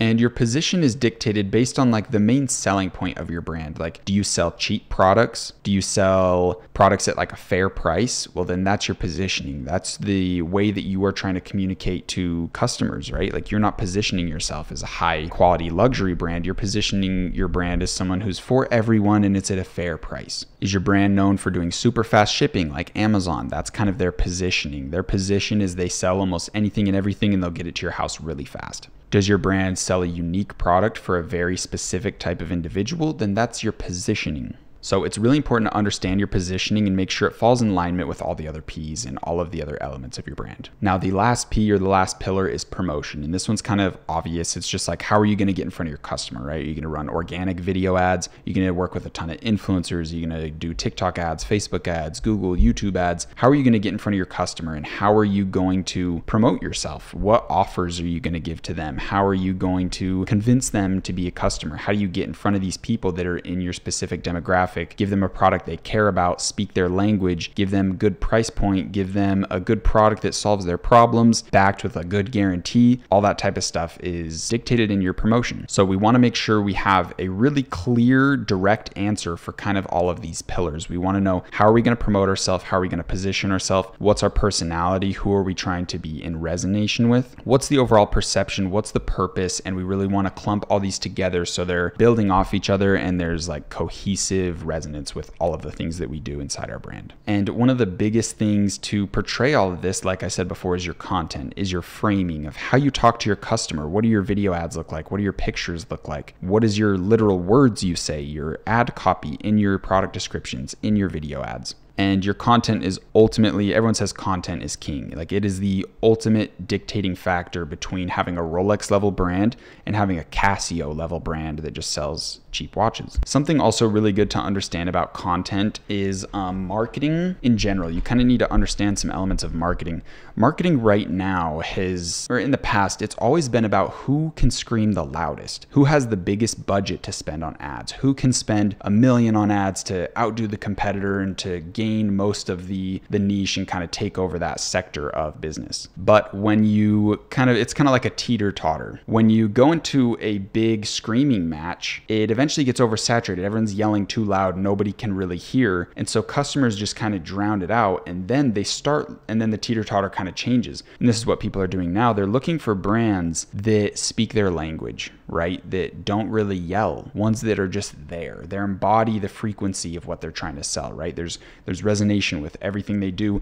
And they're focusing on brands that have good customer experience and have high quality products. Now more than ever, your reviews are so important. Because we're doing online business, right? Someone can go online, check your Trustpilot reviews, check all these things, and make sure your brand is actually what they say it is. Make sure your products are actually what you say they are. And people can really kind of proof check you really quick. So people are starting to figure out, okay, we don't have to spend as much on ads. What we should really do is grab this budget that we were using for ads and make our product better, make our shipping faster, make it more high quality, make the overall user experience better. Right? Like when you buy a product from Apple, their user experience isn't anything crazy, but they have this really nice box and you open it up and you get this feeling of excitement, and the presentation of the product, the unboxing is like the user experience, the customer journey. You get to peel the thing off the screen and it's fresh and brand new and you're all excited. So businesses are now starting to figure out that the best money you can spend is on high quality products, and word of mouth will just catch fire. It's just natural. If someone has a very high quality product, they had a good experience, and they're a part of a certain specific niche community, like hiking. Let's say I have a hiking company. I sell hiking boots. They're the best hiking boots you've ever seen. They are so comfortable. They solve all the aches and pains you could have in your foot. They're warm, they're comfortable, they're lightweight. And when you purchase from our website, the user experience is amazing. It's simple. Our customer support is just fantastic. When you open your box, there's little secret things that we never told you would be in there, like a little free gift and 20% off your next order and all these things. And you're just like overwhelmed, like, holy shit, like I did not expect this. Like this company went over the top for me. And what that does is you just earned a loyal customer, but now they're in a hiking community, right? They're going to go on a hike and tell everyone like, these are the best boots I've ever had. You wouldn't believe what the company did. You wouldn't believe their customer support. It was so amazing. And they don't even run ads. There's a lot of companies that are going towards that direction. And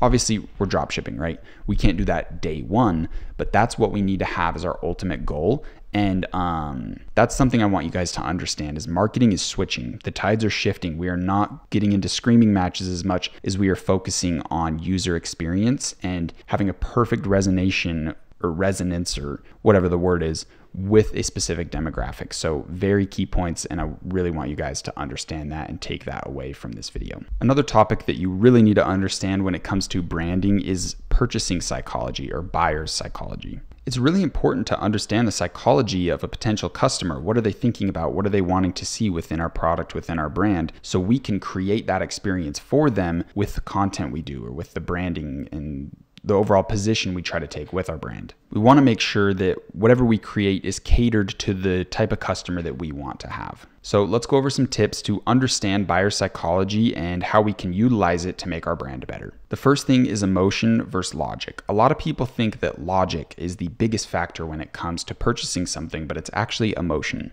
Emotion is literally greater than logic in its level of importance. When people go to make a purchase, they have two different factors going on in their head. You need to appeal to their logic and you need to appeal to their emotion. The logic is really easy to appeal to. Basically, all you have to do is offer them a guarantee, have a decently fair price point, and it'll make logical sense in their head. Okay, I'll get the product. If it's not amazing, I have a 14-day money-back guarantee, no questions asked, that I can use if the product isn't what I think it is. And overall, the brand seems very trustworthy, comes with a lifetime warranty if it ever breaks. So you can really appeal to their logic very, very quickly. So the only thing that's left is to get them emotionally. You need to have an emotional sale. They need to picture their life being improved through having this product. They need to picture that, wow, once I get this, the feelings that I have are going to be so amazing. Let's say you have a brand that has that really good user experience of like opening up the product. The unboxing process is like super cool. You can show that in your product description. You can show that on your website, show a video of someone unboxing it and the emotion you'll feel afterwards, and show people in like customer reviews with the benefit of the product. Let's say the product like the eyelash serum, it grows your eyelashes. Make sure all your reviews are of these pretty girls that have huge eyelashes. So anyone comes in and sees and they go, wow, I would feel so good if I didn't have to put on fake eyelashes. And if my natural eyelashes looked that good and all I had to do was put mascara on and I'm ready to go anywhere and I look super good. You need to sell on that emotion. That emotion is what's going to get them to purchase it. Them thinking, wow, I'll look like that pretty girl with ease just from using this eyelash serum and I won't have to pay $200 for an eyelash appointment every couple months or how often girls do it. That's what they're buying on. They're not buying on logic. They're not buying just because you have a guarantee. They're buying on emotion because they want you to solve their problem and they want to feel like, they want to look like the person that is reaping the benefits from using your product. So it's really important to show that to them and to appeal to their emotion. It's the most powerful thing you can do. Another tip I want to explain is that novelty equals value. If you can sell a product that's never been seen before, something that someone is like so amazed even exists, that creates novelty and that creates value in your brand. You're also seen is one of those positions that I mentioned, right? You're either first, best, or different. You're the first to sell it, right? So it is different. So it is automatically assumed that it's the best also. You're hitting like all of those points. And that's kind of where I talked about wow factors being important, is because a wow factor is kind of given off novelty. It's kind of given off of something like, wow, I've never seen this before. That's really cool. And if you can sell something like that to someone, it gives them a powerful emotional experience of like, wow, I've never seen a product like this. And they'll show their friends, like, they'll be like, oh, where'd you get this? This is cool. I've never seen something like this. Then they plug your brand, word of mouth, and if you have a good customer experience and all that stuff, you can really blow up off that alone. I kind of already mentioned this, but the third tip is just guarantees. Make sure you have a guarantee with your product. You need to offer some sort of guarantee, money back guarantee, a lifetime warranty, something along those lines, because a lot of people aren't even going to do it. Like if you have a 14-day money back guarantee and someone gets the product, a lot of them are too lazy. If you go ask all your friends, like, when's the last time you returned a product? Everyone's like, I'm too lazy to return a product. So it's super easy to just give a guarantee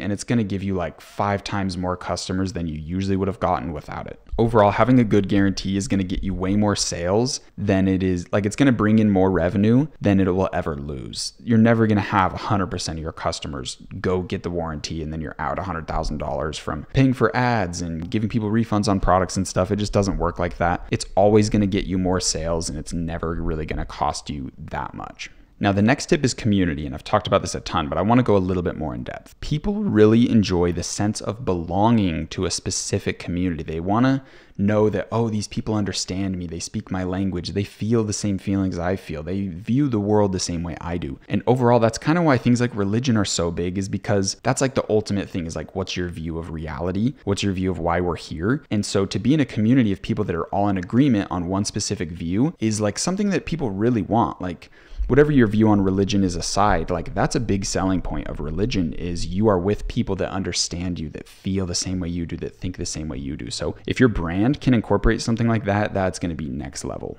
And one of the best ways you can kind of create that community is actually through your reviews and testimonials. For example, let's say we're selling those eyelashes, right? We're doing the eyelash serum. And let's say we have a brand that all we do is target people that are older, right? We want to have like the 40-year-old moms is our main customer. So what we can do is we'll have like really pretty young girls using the eyelash serum as the ad, but the way we talk to them and the way we target our customers on our Facebook ads, on our TikTok ads, whatever, is we target the older ages. We speak to the older ages. Would you like youthful lashes again, right? And we could be called Youthful, right? That's the brand name, whatever. But the most important thing we could do, the biggest thing we could do is in all of our reviews, all of our testimonials, like we'll have video reviews of our brand. It's all old people that say like, my eyelashes look so young again. Like I feel like I'm 20 again. My eyes look so beautiful. I'm so happy to have them back to how they used to be or something. And then all of the girls in our ads are young, so it gets their attention. Like that's a recipe for an amazing brand. And let's say I'm a 40-year-old woman. I go onto that store and I see that everyone who's buying, all of the girls in the testimonials are also 40-year-old women. My subconscious is going to be lighting up of like, wow, this brand is made for me. Right? And that's the emotion we want to sell. Like that's what's so important, so strong. And I can guarantee you any 40-year-old woman with bad eyelashes is going to see that and be like, okay, it's only $30. I'll buy the product. Then now you're kind of creating that community group around that demographic, and then you can get other products and just do that same niche targeting on that specific type of person within these huge markets that we know do so well. We can also test things out like having older girls use our product for a while. They get really good eyelashes and then they make our video ads. My eyelashes used to look like this. Now they look like this. They're so youthful, right? And we can really just crush it with this brand. And we want to make sure that we use like communal language. Like we want to speak the language of what 40-year-old girls talk about, what they're interested in. Say these key terms like youthful. Like we want to speak their language of the things that pain them, the things that excite them, their desires. We want to speak to them in that way. So another thing you can do, a little hack, is like find some older girl that has a large following, a very big influencer. Maybe try to find one with bad eyelashes. Give her like $1,000 because she'll have a big following, right? Give her a ton of the eyelash serum. Say, hey, we want to partner with you. You get 20% of our business. We want to do a testimonial of a before and after of your eyelashes, and we want you to be the face of our brand, right? That's what Prime did with Logan Paul. They gave him a huge percentage of the company. They probably gave him like 40 or something big for him to just be the face of it. Logan is not running the business side of Prime. He does not know how to do and execute things at that level. Running a drink company is unreal hard. So a very developed businessman just came to him and said, hey, you can have 40% of the company if we can use your face. So this is something that can really change and be like a huge opportunity for us, because that girl is going to have a lot of followers that are just like her, right? You follow someone because you're in resonance with them. You resonate with them. You like the things they like. You like the things they do. And you're probably around the same age as them. And you're probably going through the same things as them. So if someone like that can be like the face of your ads, the face of the brand, you can create an unreal amount of value and a really like a cult-like following with the people that follow her. If she's constantly recommending this brand, they're all going to go try it. And that can be kind of like the seed, the root of your brand that really gets everything going. And then you can do that with tons of influencers. And now you're a very established brand, so you're not going to give out percentages and stuff like that. But you can really see how influencers can do a lot for you. Another thing you can do that's really cool that a lot of people don't talk about is use your brand development, your product development, and like your process of creating a brand, your process of creating a product as the story behind your brand. And low-key, this is something I did myself. I've been starting an energy drink company called Void Energy, and it's something that's on pause right now because I think we're gonna go into really deep recession and things are gonna get really weird. But I started this company with making videos of like, here's day one of starting an energy drink company. I'll turn the audio on for you guys. So first things first, we have to come up with a brand name and logo, and then come up with the ingredient list for the energy drink as well as what flavors we're going to do. And after spending a light $15,000, here's what we've secured so far. We've gone with the brand name Void Energy. The domain was $3,415. Then we've got $1,500 for the filing of our trademark and a big chunk. So basically all I did was share my story of, hey, I'm starting an energy drink company. Here's day one. Here's the things I'm focusing on. Here's what I'm doing. And it got a huge following. You can see some videos were close to the millions. The first video hit 1 million. It gained like 100,000 subscribers with like 20 uploads, maybe 30 uploads. Yeah, like 27 uploads. Ultimately, I stopped posting on it a long time ago because I'm taking a break from it. Last year, So this is something you can do with your brand. You can say, hey, this is day one of starting a beauty and cosmetic brand, and here's our goal, and this is what we're doing. Right now we're selling products that already exist, but we hope to start selling our own custom products, making our own formulas, but this is just how we're getting started. Follow us along for the journey. We're going to be giving out free products to the people who view it or anything. Study my videos I did on Void Energy. Go study that stuff because it gained a huge following, and people like to follow stories. People like to see progress, and when they can follow live, when you're like, here's day one of me starting a $1 billion cosmetic brand. I'm going to try to compete with Maybelline. I'm going to try to compete with Kylie Cosmetics and make a name for myself, and I want you guys to follow me along the journey. We're going to start with dropshipping, then we're going to custom brand our products, and people are like, okay, I want to see how far this guy goes. Like, this guy seems dedicated. Like, let's watch his journey. All I have to do is follow him and watch. And then you have a big audience that you can market to. Hey, if you want to support us, please go try out our new product.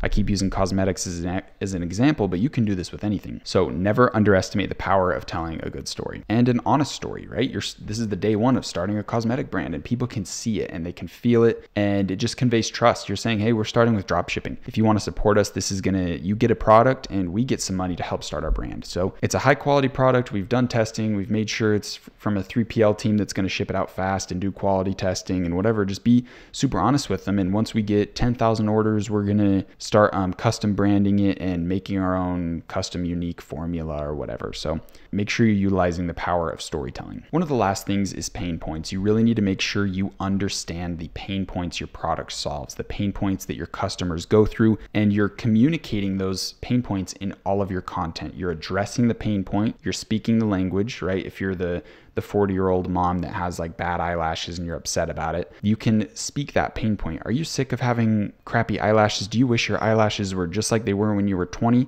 Well, here's the product that everyone's raving about, right? And you show a bunch of old ladies getting good eyelashes off it, right? So you want to make sure that your video ads, your website, your content, your images, everything that you do talks about your pain points, but most importantly, talks about how your product solves those pain points. Now, basically the last thing I want to go over, and I hope you guys are getting a ton of value in this. I hope you're really understanding how brands work and thinking in a bigger picture. Because we want to pair all this stuff with our blueprint, right? With our skyscraper ideas and really mold everything together. So the last thing I want to talk about is branding and pricing correlation. So once your brand is getting more developed, once you get into that like custom formula or whatever, you're making your own product, you're putting your own brand name on it, you can command way higher prices. So let's say your eyelash serum you get for $10 when you drop ship it, you sell it for $30. But when you start customizing it, when you get your own formula, maybe you add something in that's like a sales point, like, oh, we also have vitamin C that helps you look younger and brightens your skin or whatever. You add something to it, you put your own brand name on the product. Now you can command higher prices. You could probably sell that same thing for $50 or $60 or $70. And this is ultimately how you're going to have a higher profit margin to relocate your budget, your money that you make, you reinvest it into high level influencers, working with 40-year-old ladies that have huge followings, and really making sure that you're crushing the branding element. And you're going to need a lot of money to do that, to really crush the positioning, to crush the framing. All that stuff is going to take a lot of money. So when you get into the realm of custom products and wholesale inventory and all that stuff, you need to command higher prices, and you need to focus on making higher level content that frames you in a way that's worthy of that high price.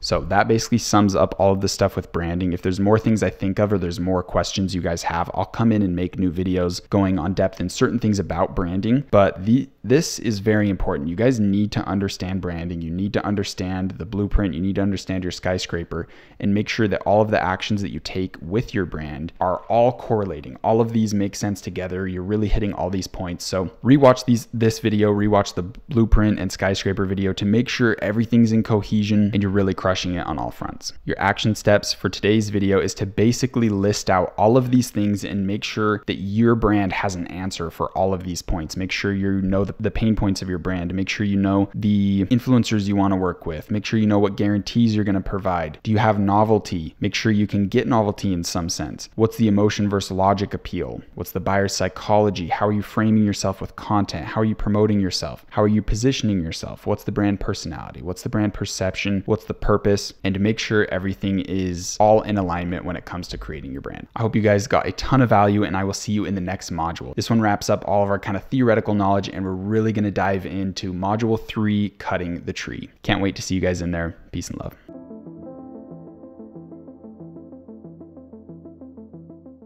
All right, boys, welcome into module 3, cutting the tree. And what a funner way to get into things than to talk about our potential legal troubles. Not too fun to jump into legal troubles, but it's something that we need to make sure we're very clear on. Make sure that we're not stepping on any toes. We're not going to have problems, because if we're building this brand with the skyscraper mindset, right? Like we want to go to 7 figures, 8 figures. We want to get our products in wholesale. We want to get them branded, all that fun stuff. Then we really can't be having any legal troubles. We can't put all this effort in just to get shut down because our brand name is too similar to another brand. So we really want to avoid that stuff. We want to avoid any trademarks, any patents, any DMCA claims, anything like that. So today I'm going to be talking about all the legal troubles and how to avoid it, but I do have to say that I am not an attorney. I have no legal background, and this is not legal advice. I am just coaching you guys on the best information that I can based on my personal experiences to help you avoid troubles with your brand. So without further ado, let's dive right into it.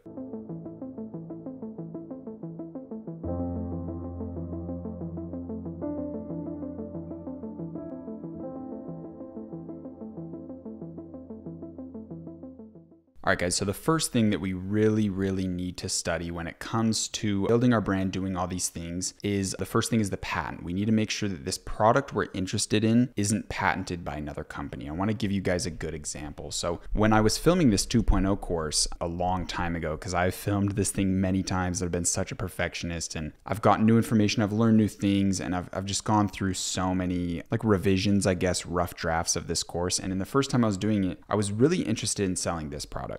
So this is a brand called Trees, and they had this really cool product. They're trying to be like the next Manscaped. That's like something they're kind of going for, but for bathroom accessories. So the cool product they had, let's go to their shop. They have a really great web design. And honestly, guys, I was planning to literally like put in time and effort to try to make a 7-figure brand, and I was going to copy these guys. So these guys are badass, but they've done all their research. They've done all the work. They patented their design. So I saw a dropshipping ad for this, and I was like, ooh, that's a great product. Like my spider senses, whatever you want to call it, were going crazy. I knew this would be a huge product. I knew I could make so many good video ads for it. I was already ordering on Amazon. I was ready to go to IKEA and film on all the different bathroom things. Like my ideas were going crazy. I thought I was going to be able to take this to the moon. And I even built up a store. It was called Bad Bathroom. That was going to be the brand name. I was going to go in it. They have this great little video ad. I was going to go in IKEA and film a ton of these with different bathroom backgrounds, but the product's killer. So someone was drop shipping this. They got taken down, obviously, because it's a patented product, but this product is great. Like I even searched for drop shipping products that are like similar to it that I could do, and there's none that are as good. So they custom designed this. They had a manufacturer custom design it for them. They made their own content, but honestly, like I'm not even kidding. Like the amount of upfront cost for you to go to a manufacturer and say, hey, can you build something like this? Like we just want a brand on it, and we just want the pockets in this area, this in that area. It's all silicone. Getting them to make that is maybe like 2,000 units. And it's got to be less than like $5,000 startup costs. And boom, right there, you're starting with a really good product. It's branded and all that stuff. So ultimately, they made a good move. This was their product that took them off, and then they built a bunch of other ones. But to get to the root of what I was saying, they even have like a little beer cozy, which is, I was going to get Happy Dad and do Bad Bathroom Happy Dad and just have it in there. I thought it was going to be so cool. So the main thing I did is I was interested in doing this product, but I was like, there's no way I'm the first to do this product. I've never seen this product before. There's no way I'm the first. There's no way I caught something like this because it's too good. So what I did was I just typed in Trees patent, and there it is. Trees patents. Boom, there it is. The exact holder. So I was like, damn, like I even filmed course videos. Like I was teaching like, guys, I'm going to do this product. And I was like showing people and telling all this stuff. And I was going to build up that brand as a case study. And yeah, I figured out it's patented. So if there's any product that you're interested in doing, this is kind of rare. This is the first time it's happened, but I randomly thought like, why don't I do a patent research on this? Because there's no way this is open. And ultimately it was really easy to see that it was taking you out. You can also look up Google patents. It'll show you all this stuff, and you can click somewhere that shows the art. I think you hit PDF and it shows it. Yeah, it's right there. So you can go to Google Patents and type in any brand name that you're interested in, like kind of copying any company that has a product. So let's say you're interested in, this one isn't going to work, but let's say we've talked about eyelash serum a lot. So We look up eyelash serum. If there's a product we're really curious about, this is the process we want to do. Kind of name that describes the product we're looking for. So we'd look up the most broad keyword term, which would be eyelash serum. We'd go to shopping and try to find all the big brands that are selling it. So obviously you can't patent eyelash serum, or maybe you could have if you were lucky, but it's not patented. A ton of other brands sell it. Maybe you could patent a different, like a specific mix of it. But anyways, whoever's selling the product you're interested in, you would try to find the biggest seller, and you would look up all these brands. So you would look up Thrive Cosmetics, patents, Roderm, patents, Liaison, or however you say that, patents, Vegamore, patents. And you search up all these brands, you search up all these people selling it. And usually if you can only find one person selling that exact type of product you're interested in, then it might be because they patented it and they're the only one that can, and they can shut down anyone else who tries. So let's try to think of shower organizer and try to see if we can find other people selling it. Toiletries. See, people have similar ones, but they're not the same. Bespoke Post, they're selling the toiletries one. I already checked that. Flip. So these guys might be running, they're selling that. Flip, maybe they're selling the toiletries one, but toiletries, they've got this market by the grip. Yeah. They've got this one. This is all them. So I bet they're making a really good amount of money on it. But what sucks is you go study their brand and their ads suck. Let's go check Facebook ads.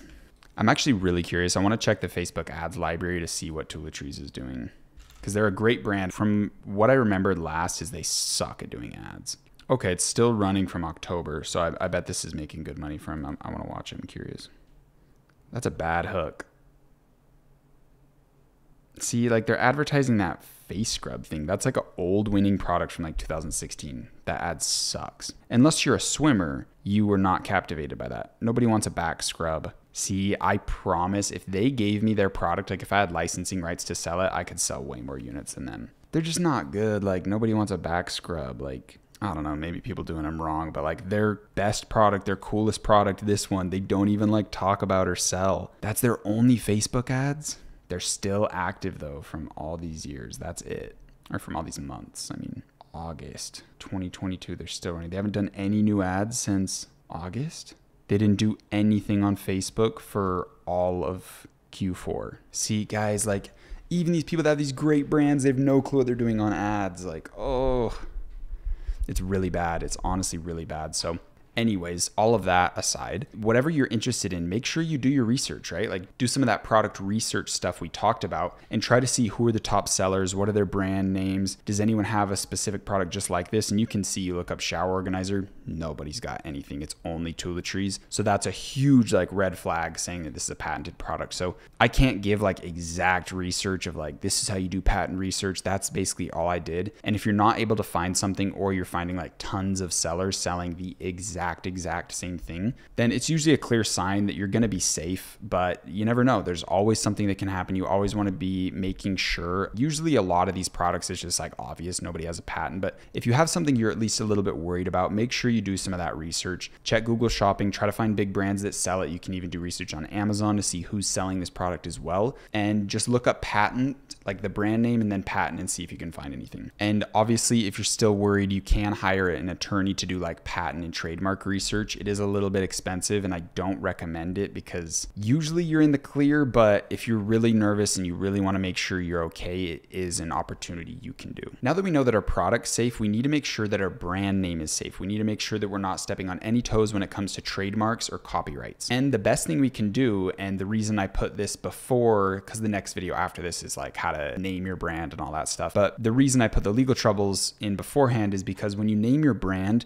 the best thing you can do is like just name it something that doesn't mean anything. Toiletries, like, yeah, we get it, like toiletries and tools, it's like, right, like it's a mix of that, but they made up a name. So making up names is usually a really good sign to ensure that you're never going to have a trademark issue. You're never going to have a copyright issue. But if you have a really good idea for a name and you really think like, ooh, someone's got to have this name, let me show you roughly how to do some trademark research to ensure that you're not going to have any DMCA claims or get your store shut down or anything like that, because it will be a huge bitch. To roughly explain it, I'll get into it, is each product, each kind of like niche that you're in has a schedule, or I think it's called a schedule. They have like a class. If you don't know, I was starting an energy drink company called Void Energy, and I still do want to start it, but it's on pause for right now. But energy drinks are in class 11 or schedule 11. I can't remember what they call them by. But in Schedule 11 or Class 11, that's where all the energy drinks are. So for me to sell or to use the name Void Energy while selling an energy drink, I had to do research and make sure that no one within Schedule 11, Class 11 has the name Void in it. Because if they did, then I could be taken down by some other company saying, hey, no, we own the name Void within that energy drink space, that Class 11. So you have to make sure whatever product you're selling, you have to first figure out what class it's in. Then you need to do research on what's called TESS, which is the United States like trademark research database, to basically say, hey, is anyone in Class 11 using the name Void? And their filters, their system to do the research in their database is built in like, I swear, the 50s, dude. It's so ass. Like, it's got to be from the 90s still.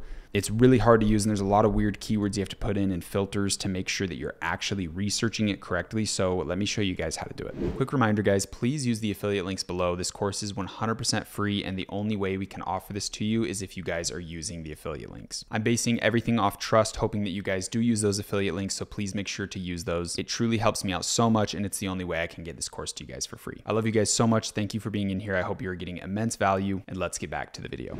So the first thing you want to do is check what class you're in. If we're selling eyelash serum, then we want to type in eyelash serum trademark class, and we can see it's in class 3, which includes cosmetics, skin, hair treatment, cleaners, substances for laundry, cleaning, polishing, scoring, or abrasive liquids. It's kind of interesting, like laundry and skincare and the same thing. If you don't know a lot about how the US is completely poisoning us with food, deodorants, water, everything, it's interesting because a lot of the soaps that you use are classified as like detergents, like laundry detergents. So it's interesting that they put skin and like laundry and cleaning, polishing, scoring, and abrasive liquids in a skincare class. Like, it's really weird. The government's out to get us, boys. If you don't know that, you need to start jumping down some rabbit holes. Anyways, it's in class 3. So let's go to TESS. So you want to hit this one, the Search Trademark Database USPTO. And we want to go to Search Our Trademark Database. We want to hit Basic Word Search.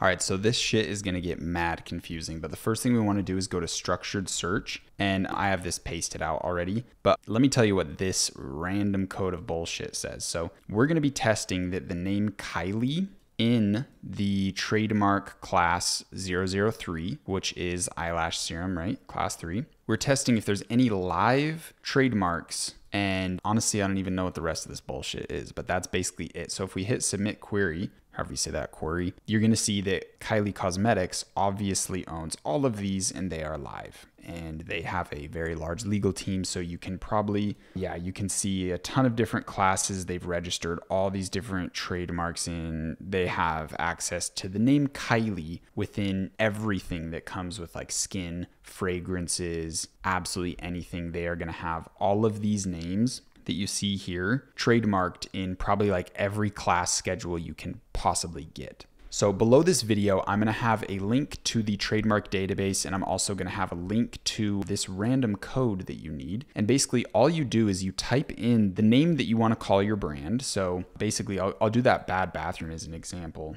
Okay, so class 11 is what that like Bad Bathroom brand I wanted to do is called. So it would be 011 because we have to have 3 numbers. So it wouldn't be like just 11. You have to have 011. And when I put in 3, it was 003. So you have to have 3 digits. And then right here, actually, let's do it back here.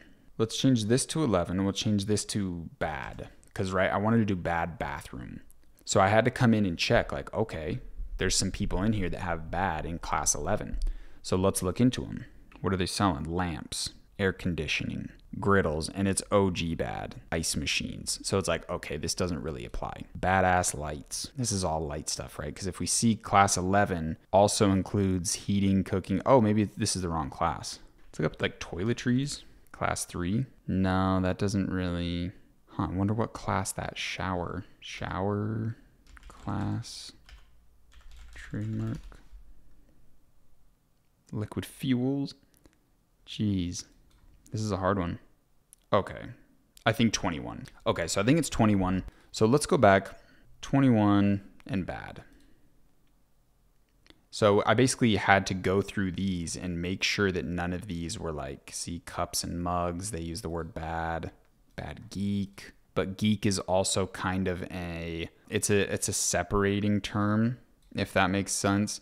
And honestly, this is stuff where like if you're really nervous about something, it might be good to get a trademark attorney to kind of like do some research. But honestly, the best thing I can say, guys, is just pick a name that doesn't exist. I'll also have a link to another video. If you're really wanting to dive into trademark research, I'll have a link to a video that's going to give you a full walkthrough of everything you need. But honestly, guys, the best thing you can do is make up some name and come in here and check that your made up name is going to be fine. It's not going to have any issues. So that kind of covers like your trademark stuff. Do some research on there. I'll have a video below of some like actual attorney that's going to walk you through how to do that stuff. But that's basically the search. You put the parameters that's below this video into the test stuff.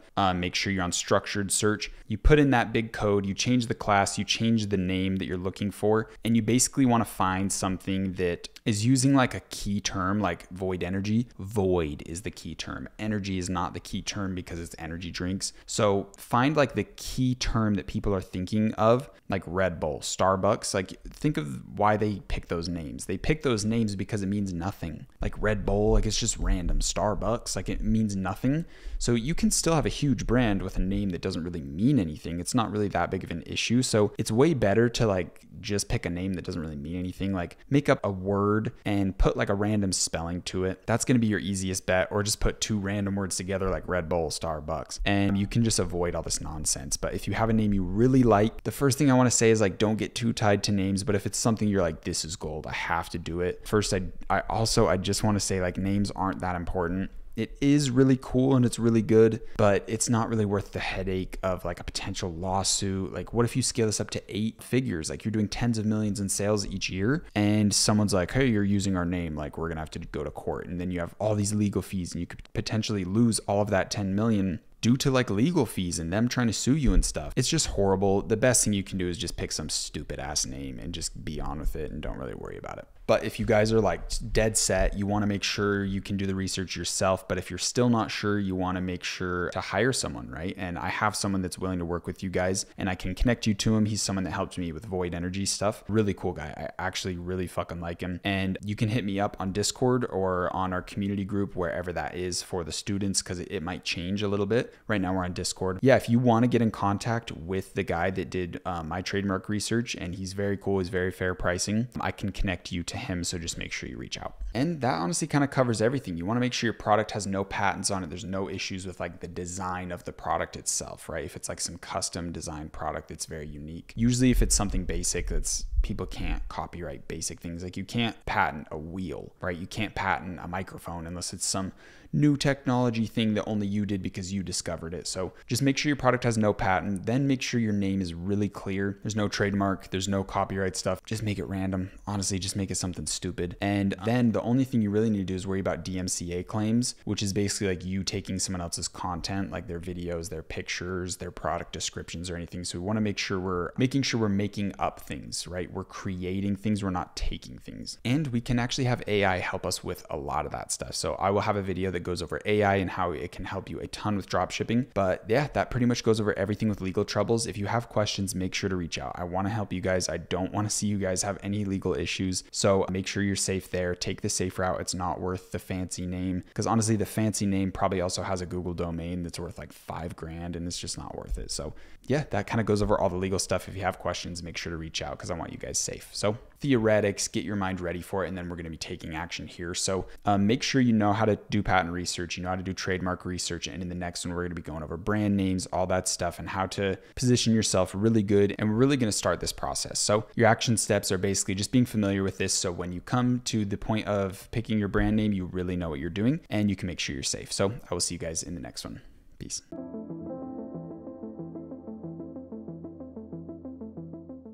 All right, guys, in today's video, we're going to be going over AI and how to use it. And this might seem like extremely exciting, like we can use AI to cut 90% of our workforce and we're going to be able to just like print out Shopify stores and work so much more effectively and get all these benefits. And there is some huge benefits, but I do want to say that the current state of AI isn't as effective to where I would let it replace a lot of the things that I would do personally. And we'll get into it. There's still so many opportunities, but I do want to say that I don't think the opportunity is as big as all these like clickbait YouTube videos are trying to make you think, but it's going to get there. We are just in the starting days of AI, and I will make more videos that are updated based on how AI changes, because currently there's a lot of things that I wouldn't replace my personal skills with. I would rather do it myself than have AI do it because it's just a lot higher quality. But that is going to change extremely quickly. We are in the birthing stage of AI, and it's going to take over this industry. It's going to give so much more opportunities. So today, let's jump in and show you exactly what I would use AI for before we get into truly cutting the tree, truly taking action on all of these steps. And I'm going to be doing it with you guys. I'm going to be creating a store, showing you how I'm doing it and all that fun stuff. But let's show you the things that you can use AI for so you can get a good idea before we start actually cutting the tree. So without further ado, let's get into today's video.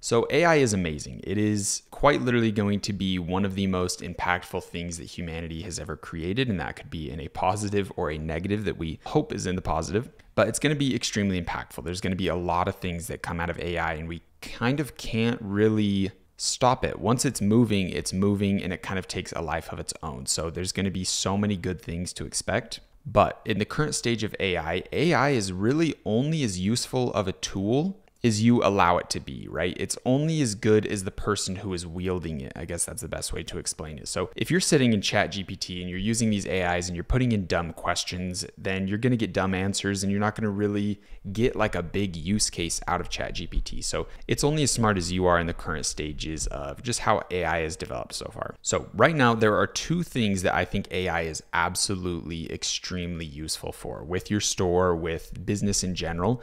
And those two main things are brainstorming, coming up with ideas, playing things out, and almost using ChatGPT as a dialogue or a consultant to get information, because it's grabbing and scraping information from the internet, from Google. So the best thing we can do is kind of have an interview with ChatGPT. I want to do this. What are your thoughts? What is the best business opportunity in 2023? What are the best niches to cover? What is an open opportunity that you see that is not being saturated or overused in the market? Asking questions like this and bouncing our ideas off of it based on things that we've done in product research.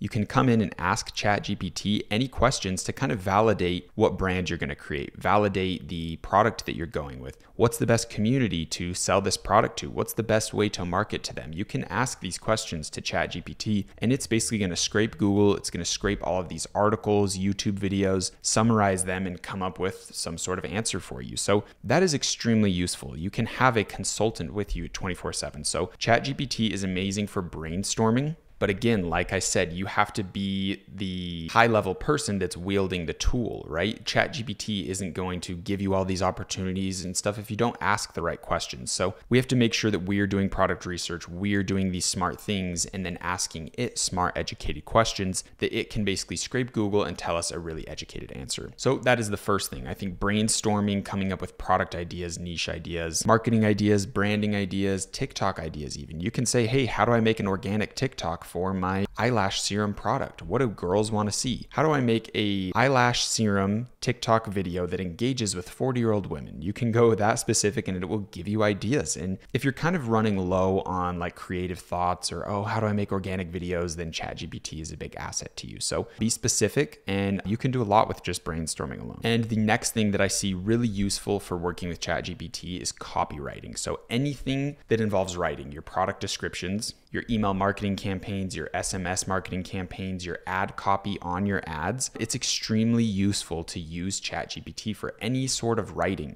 Now, the best way to get the most out of this is through, let's say I want to sell eyelash serum. I can go search all of the brands that are selling eyelash serum on Google Shopping, because anyone that's a big brand is going to be using Google Shopping. So I can go check out all of the brands there. I can see their product descriptions. I can copy that product description, paste it into ChatGPT and say, hey, make this better, or hey, make this more romantic. Hey, make this same description, but tailored to 40-year-old women. Like, you can do all of these crazy details. So that's one of the best ways to use it for copywriting is go find someone who is already being successful with that product description or that email marketing campaign, because you can go sign up. Let's say you found the biggest brand selling eyelash serum. You can go give them your email, sign up for their newsletter, get all their emails, copy those emails, put them into ChatGPT and say, hey, reword this based on, and you can type in your branding element. So let's say reword this if it was only for 40-year-old women, or reword this if it was only for, and then you can just kind of insert your specific demographic or the specific type of person that you're trying to market towards. So this is where ChatGPT is really useful. But honestly, other than that, there's not too many use cases that I see that are extremely valid. So there's things like DALL-E, which is another open AI tool, and it can do like text to image, but these text to images are like blurry, they're warped, they look weird, and I would never ever, like let's say I need a Facebook ad for my eyelash serum. I'll give you an example. I'll go on DALL-E and show you.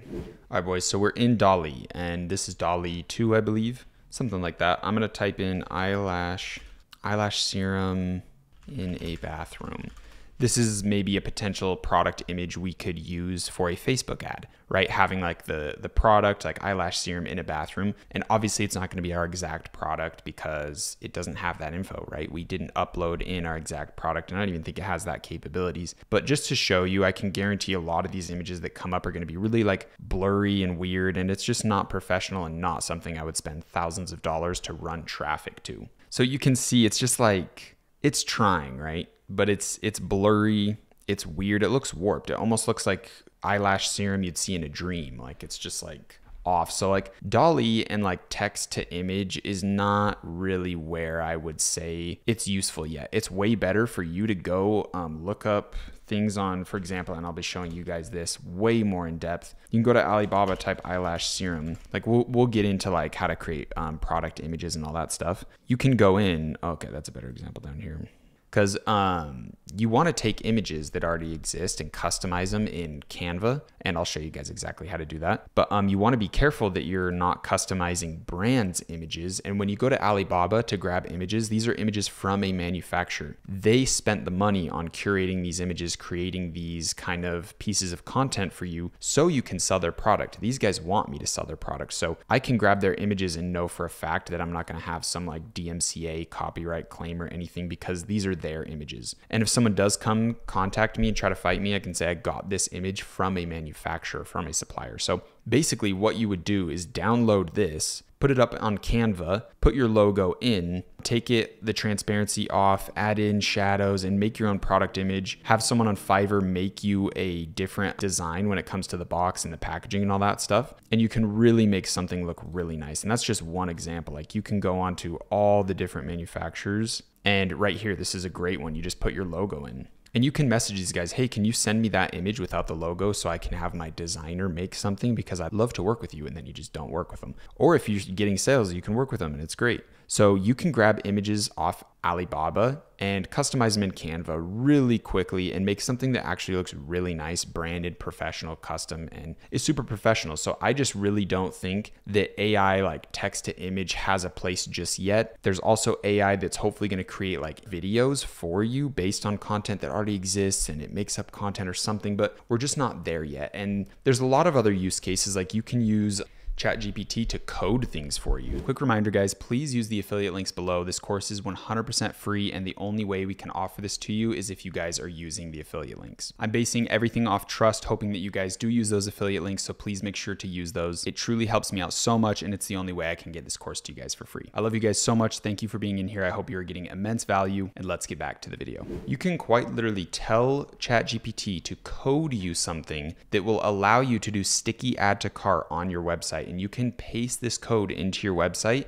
and get a sticky add to cart, which means it's literally doing it right now, which is absolutely fucking unbelievable. This is insane, right? Because usually just for a sticky add to cart, you would have to pay like $5 a month from some app on Shopify. And overall, we are going to be paying for a certain theme that I think is really good, that gives you a ton of features, because for you to come in here and get every feature that you need, make sure it's pasted correctly into your Shopify JavaScript and there's no errors, there's nothing that's kind of conflicting with each other, is kind of a mess. And we want to be simple We want to be streamlined and we want to be efficient. We don't want to have any issues with our store once we're running traffic to it. If we're paying $1,000 a day in traffic and we have some code issue that we don't know how to fix because ChatGPT created it for us, then that can be some big issues. But for something simple like, hey, I have a store built, but I really just want sticky add to cart, most likely ChatGPT and this code right here is going to work perfectly. That's insane. It's literally coding something for me, and I can even do this. This is unbelievable. Fucking crazy. Now give me instructions on how to install it, and it literally does it. Unbelievable. So we're just getting at the very, we're just scratching the surface when it comes to AI. There is so many things that are going to open up, and there is going to be AI that will basically generate a human. You can tell them what product you want, show them an image of the product, and they'll show that human dancing with the product or making like some UGC video for TikTok that you can run as an ad. And it'll be a completely fake person that doesn't exist, some virtual human they created using filters, using art, using other AIs and stuff to genuinely create TikTok videos for you. Unbelievable. I promise you we are going to get into stages like that. So everything that AI can do right now is very good, but it's going to get unbelievable. And right now, truly, I think the only really good ways you can utilize it is product descriptions, any sort of copywriting, and doing sort of like brainstorming. Like I said, like let's do some brainstorming here. I'm just going to ask it some random questions. Is it a smart idea to start an eyelash serum company in 2023? Okay, it doesn't. Let's see. It's only as good as you. So let's maybe ask it a better question. Oh, it's literally telling me better questions. So it's quite literally smarter than me. All right. So after asking, is it a good idea to start an eyelash company? It's giving me all of these things to think about.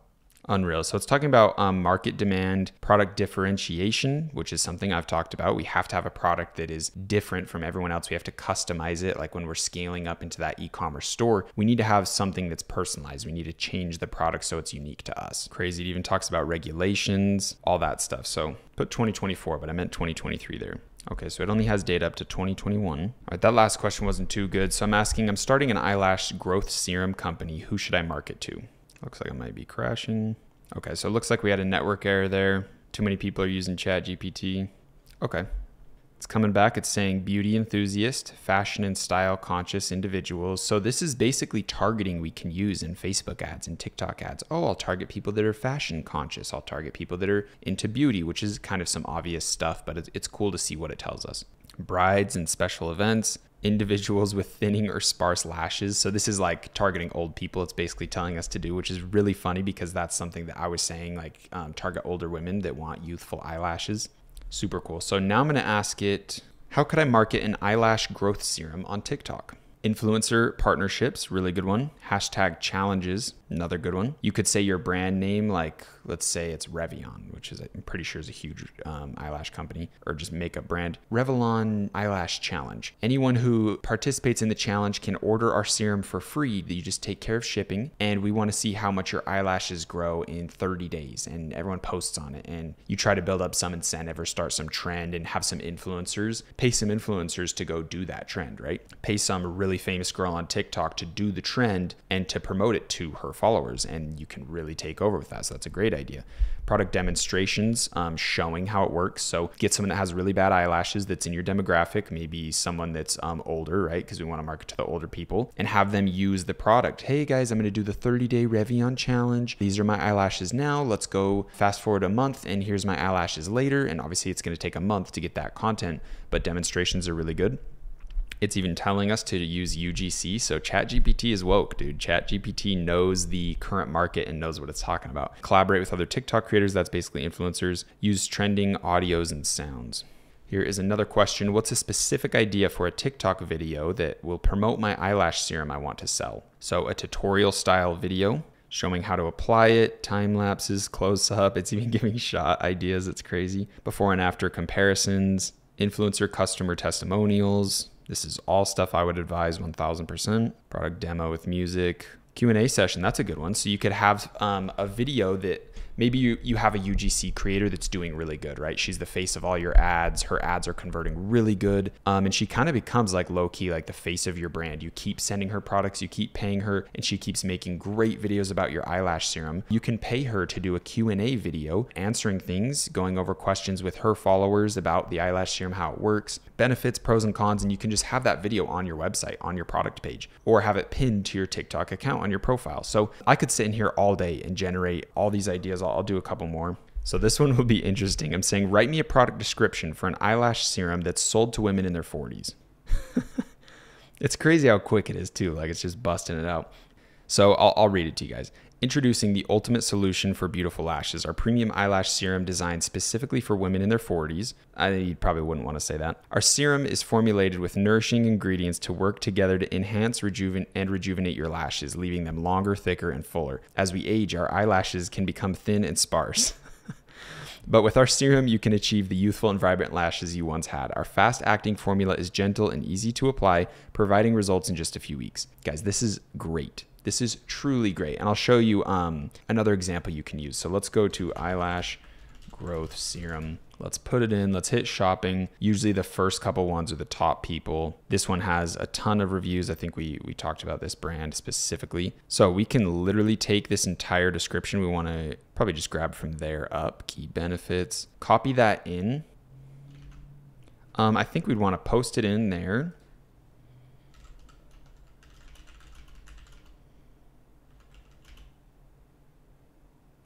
That's funny. It just gives me its thoughts on it. Very interesting.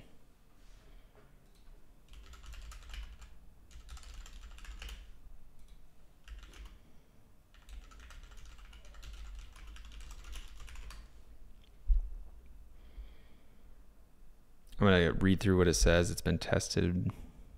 So apparently it's going to rewrite this description, but it seems like it's just kind of coming up with its own shit. It's like a mix of everything. It's so interesting to see what it writes. Yep. Application of how to use. Like, guys, it would take you an hour, 2 hours to sit down and write a description, right? Because you need a killer description. You need something that has beauty tips, how to use. So it's kind of unformatted. So I'm going to tell it to format it like the other description right here, where it has kind of some of these lines, key benefits. So let's see how it formats it. But yeah, unbelievable, guys. It's so quick, it's so fast. So ChatGPT is a fucking unit. You can use it in so many ways, and ultimately it is based on you. It's based on your creativity, and it's based on you giving it good information so it can properly give you good results, right? So this is a perfect example. This is genuinely a really good description, and it's unique. So let's say there's another element to our brand. Let's say, and there's truly just so many things you can do. Like we can tell it to shorten this. So now it can go through and shorten this exact thing that we told it to create. And this is completely unique. This does have some percentages that are directly from them, I believe. So yeah, that's something that's not unique that we'd have to kind of take out.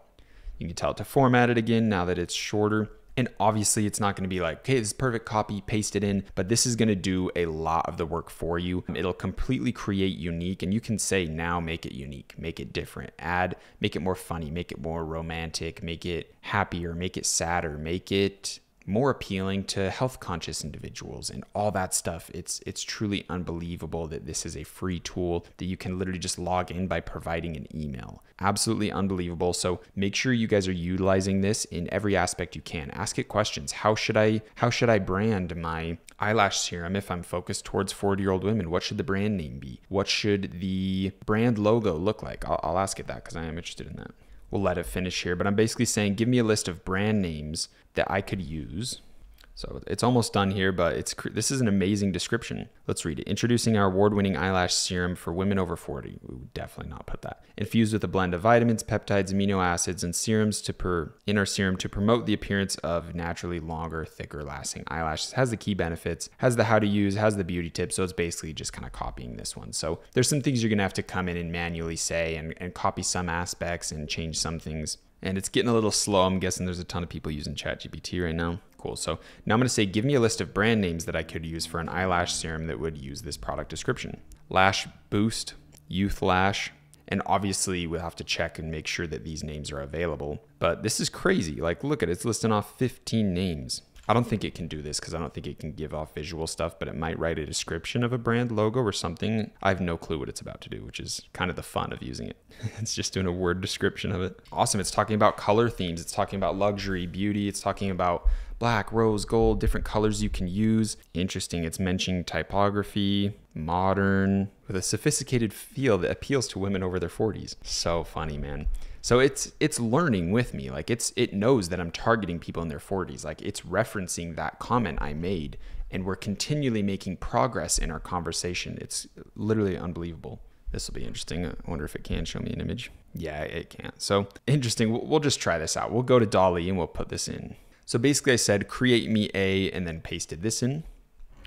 Really interesting to see what this is, kind of using the two AIs in cohesiveness, but I bet it's going to be bizarre. See, like it's just weird, like it doesn't know what to do with letters. It's just like trippy. It's like a fever dream. It's really weird, but it can give you ideas, right? We can at least get ideas of what something would look like. But honestly, I think the best thing you can do is go to Google Images, hit eyelash brand logos, and just kind of do some stuff in here. So it looks like, yeah, it literally just basically did that. It basically just grabbed all of these and mashed them together in like a non-proprietary way. It's just weird. But you can come in here, you can do a lot yourself. You can use AI with you, but a lot of things, it's not going to replace you just yet. There's a lot of things you need to do. You're going to need to make your own logo. You're going to need to make your own images. And there's other things that can do logos, like I think it's like tailor-made designs or tailor design logos or something. They can do it for you, but we're just getting started, right? We're just going into dropshipping. And in the end of the day, logo design, coming up with images is not that hard. And yeah, I will show you guys how to do all of that stuff, but I hope you get a good amount of value out of this and understanding that ChatGPT can help you create your brand. It can be your consultant. It's like having Google morphed into a person sitting right next to you that can answer any of your questions. Hey, how can I make a really good Facebook ad?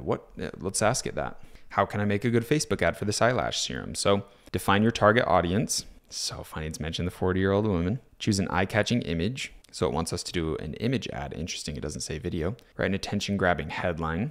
And it literally writes us one. Unbelievable. Tells us to write a compelling body. Few sentences talking about benefits. Add a call to action. Unreal.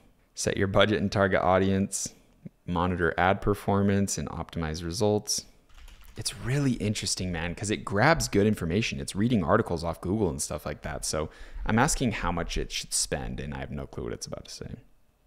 Target audience, advertising goals, competition for space in the industry. Recommend to start with a smaller budget, 5 to 10 per day. Once you get a better understanding, adjust your budget accordingly. So yeah, I can't give like direct answers, but it's good advice. Truthfully, it really is. So have some fun in ChatGPT. I'll hopefully be making some updated videos when there is really big advancements in AI and what you can do with it. And if you guys have any questions, throw them in the Discord group or the community group. I'm not sure if it's going to still be on Discord, but yeah, let me know any questions you guys have. Make sure you're using this as much as you can. Ask it questions. Bounce things back and forth with ChatGPT and use it as your consultant to help guide you based on information on Google. Why wouldn't you use this, right? It's literally free. So use it in any fun, unique way you can. And as more ideas and more advancements come, I will be making more videos on it. So that wraps up this video on AI. I will see you in the next videos as we will get deeper into the process of cutting the tree, starting our first successful store and scaling it to 7-8 figures, building our skyscraper, and really taking our first steps into the e-commerce journey. See you guys there.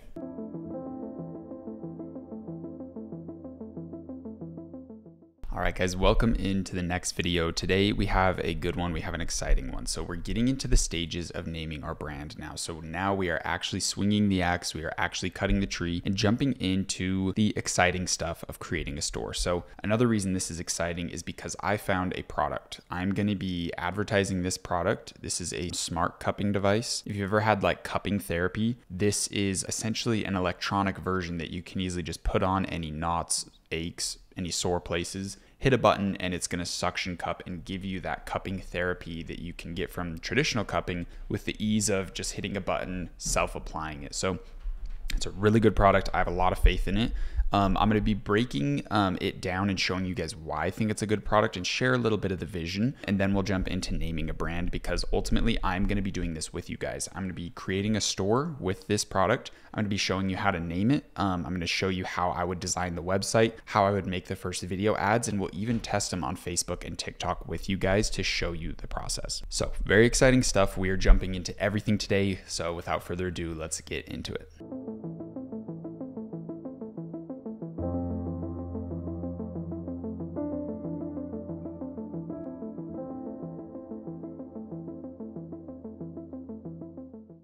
So I want to talk a little bit about this product, why I think it's good, and show you how I found it and why I think there's like such an opportunity and how I kind of did some research and all that stuff. So in my computer, we can see that I'm in the Facebook ad library, and I've looked up cupping device. So I found this product on TikTok from these guys called the Smart Cupper, and I think they're doing really good. They are in the stage of just barely starting to order their product wholesale, and they're starting to put their brand name on it, and they're starting to like level up their website.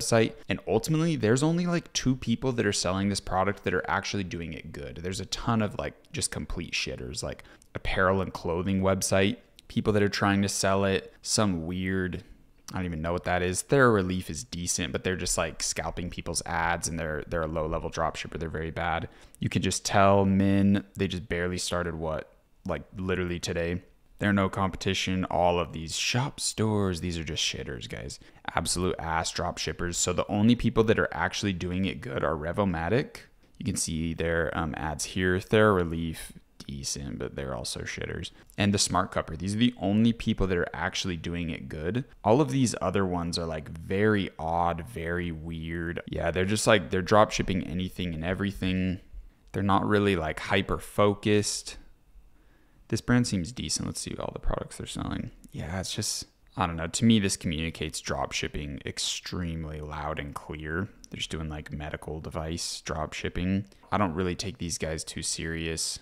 Yeah, I don't think this is any competition, to be completely honest. Yeah, and that's like it, guys. There's like no one running this. So these are all just shitters that are hopping on because of Revomatic and the Smart Cupper. So Revomatic has dove deep. They are fully in on this product. They've been around for a while. And honestly, based off these like likes and followers, I can tell that they're definitely hitting at least $10,000 days, because I know that they're not even utilizing Facebook that well. A lot of the stuff they're doing is on Google, but they have this very well-designed custom website with their name on their product, which shows me they're investing in it. But this is really why I think this product is good, is because these guys are already investing in a pre-therapy and post-therapy serums and products to put on before and after using their cupping device. So they're either investing in like custom serums to be made, or they're just white labeling them. And even if they're white labeling them, it shows me that they're investing probably like $2 to $5K on this website, thousands of dollars, like tens of thousands on the custom packaging, the branding, the pre and post serum products, all this stuff, the custom content. So these guys are making a good amount of money. And then the guys that are copying them is Smart Cupper. So these guys are the only real people that I'll be competing with. You can see some of their picture ads here, very decent. They're not bad at all. And I can show you guys exactly how to make stuff like this, which we will be making. They've been going since probably like summer last year. So let's see their website. Still very decent, has the custom vibe for sure. They're doing great on their website, and it looks good on mobile as well, which is the big thing. And if we hit buy now, ooh, that's interesting. Kind of a mess up there. Their product's great, right? They're going with the black one. Usually everyone has this red one right here. So they're going with the black one. And I've seen in their ads that they do have a custom product, like they have their brand name on it, and they have it in warehouses in the US because they're able to give 2 to 4 day shipping, which is super nice, super cool. So it shows, okay, people are investing in this. It has opportunity. And ultimately there's only 2 people that are actually like good drop shippers, actually good people in e-commerce. And both of these guys started drop shipping, and then they've scaled up into their full blown branding. So this is really good. I think this website's made by Debutify, which is how I will also make my website. But yeah, that kind of breaks down how I found the product, why I think it's a good opportunity. And ultimately, this product has our 10-point blueprint. It has huge potential to scale up into a 7-figure like health and wellness brand very easily. And this product solves a pain point, a literal pain point. If you have neck pain, aches from bad posture, I do very bad. I'm sitting here like this 80% of my day working on shit, making videos for you guys. So I literally am a customer for this product. I know the pain points. I know how to make video ads. I know how to grab people's attention. And ultimately, I think this is a home run product. I already ordered this from the 3PL. The quality you're getting is actually extremely impressive for only a $50 sales point. And when you order these in wholesale, I guarantee you can get them for like $10. So pretty unreal value. That's a 5x margin. I think this product's really good, but ultimately it's only going to be good as the video ads that I make. If I make some video ads that I think are good, but they don't really convert well, then it doesn't really mean anything, right? So it's all about conversions. It's all about testing ads. You have to make tons and tons of ads to finally find that one that really hits. And ultimately, I do want to say that I could drop like 5 to 10 video ads and they all could flop. And I still wouldn't give up on this product because it hits my criteria points. I see that there's only 2 people doing it and they're doing it in a very good way. They're scaling up. They're doing the wholesale. They're taking that path. So it shows me that this product is capable of doing everything that I want to do with it. So it's really important to make sure that when you're picking your product, when you're building your name, when you're building your brand, when you're building your skyscraper and doing all this stuff, that you have a product that you are going to hold onto, that you're going to cling to and work to make sure that the product works. You don't want to give up really quick. A lot of people will run like 2 ads. They'll make like 5 organic videos and be like, oh, this product sucks. I guess I'll just move on.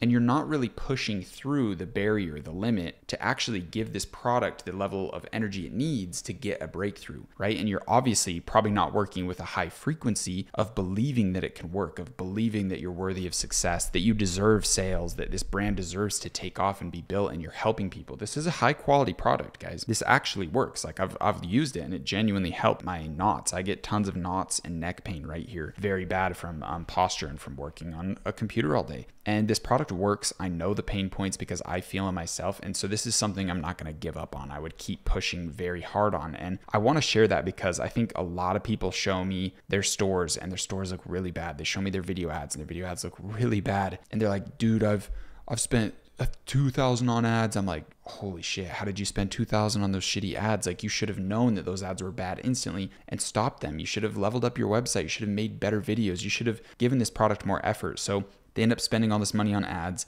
They have really bad videos, really bad websites, and then they just give up and move on to the next product, and they're not improving. They're just doing these shitty business models, these shitty attempts on different brands, different stores, and it's just never going to pop through because you don't have the skill set, you're not executing correctly, and you're not giving it enough time. So really important stuff there. Yeah, if you guys have any other questions, throw them in the community groups of like why I chose this product, anything that you want to know, and I can dive a little bit more in depth on it. But another reason is these smart cupper guys, I want to pull up their TikTok.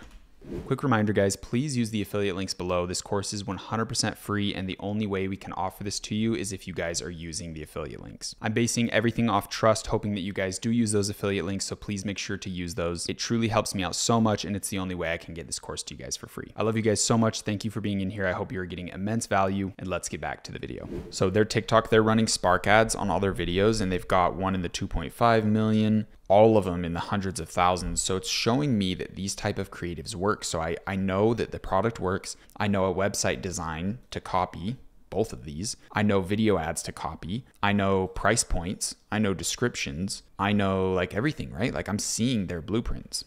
I can see their blueprint. Let's go to their product page. Ooh, I don't like this. Ooh. Yeah, that is not my favorite. These guys might be more going for like the boomers, a boomer sale, because this kind of looks like a boomer vibe. They're selling these for like $60. I know that I can get these for like 15 through my supplier. So that's huge profit margins, and that's not even at wholesale, guys. So really good product here. I really think there's a ton of potential. It's solving those pain points. I think it's really good. But yeah, we can see the exact stuff to copy. So when it comes to web design, when it comes to video ads, I already know what to do.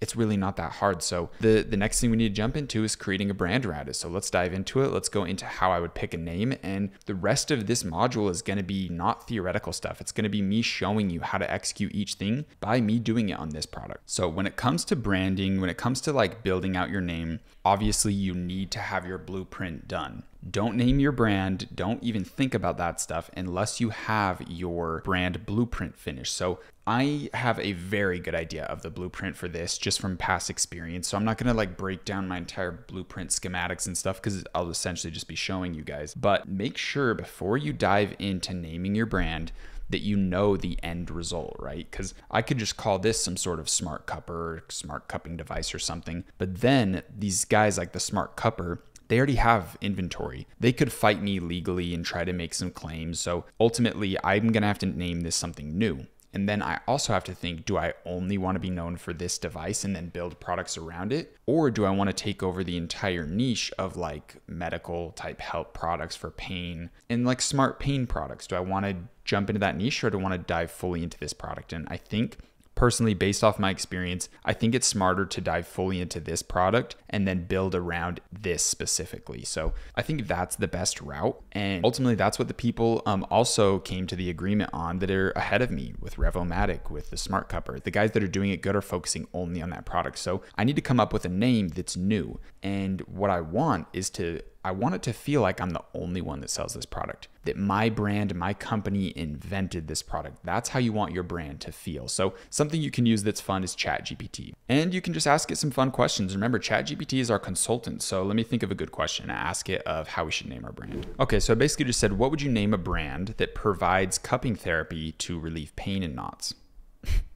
Is that literally it? Cupping Relief Co. So just kind of having fun with it. Cup IQ, IntelliCup, Smart Press, Health Cup, Pain Away Cup. So these can kind of give you ideas and you can just have fun.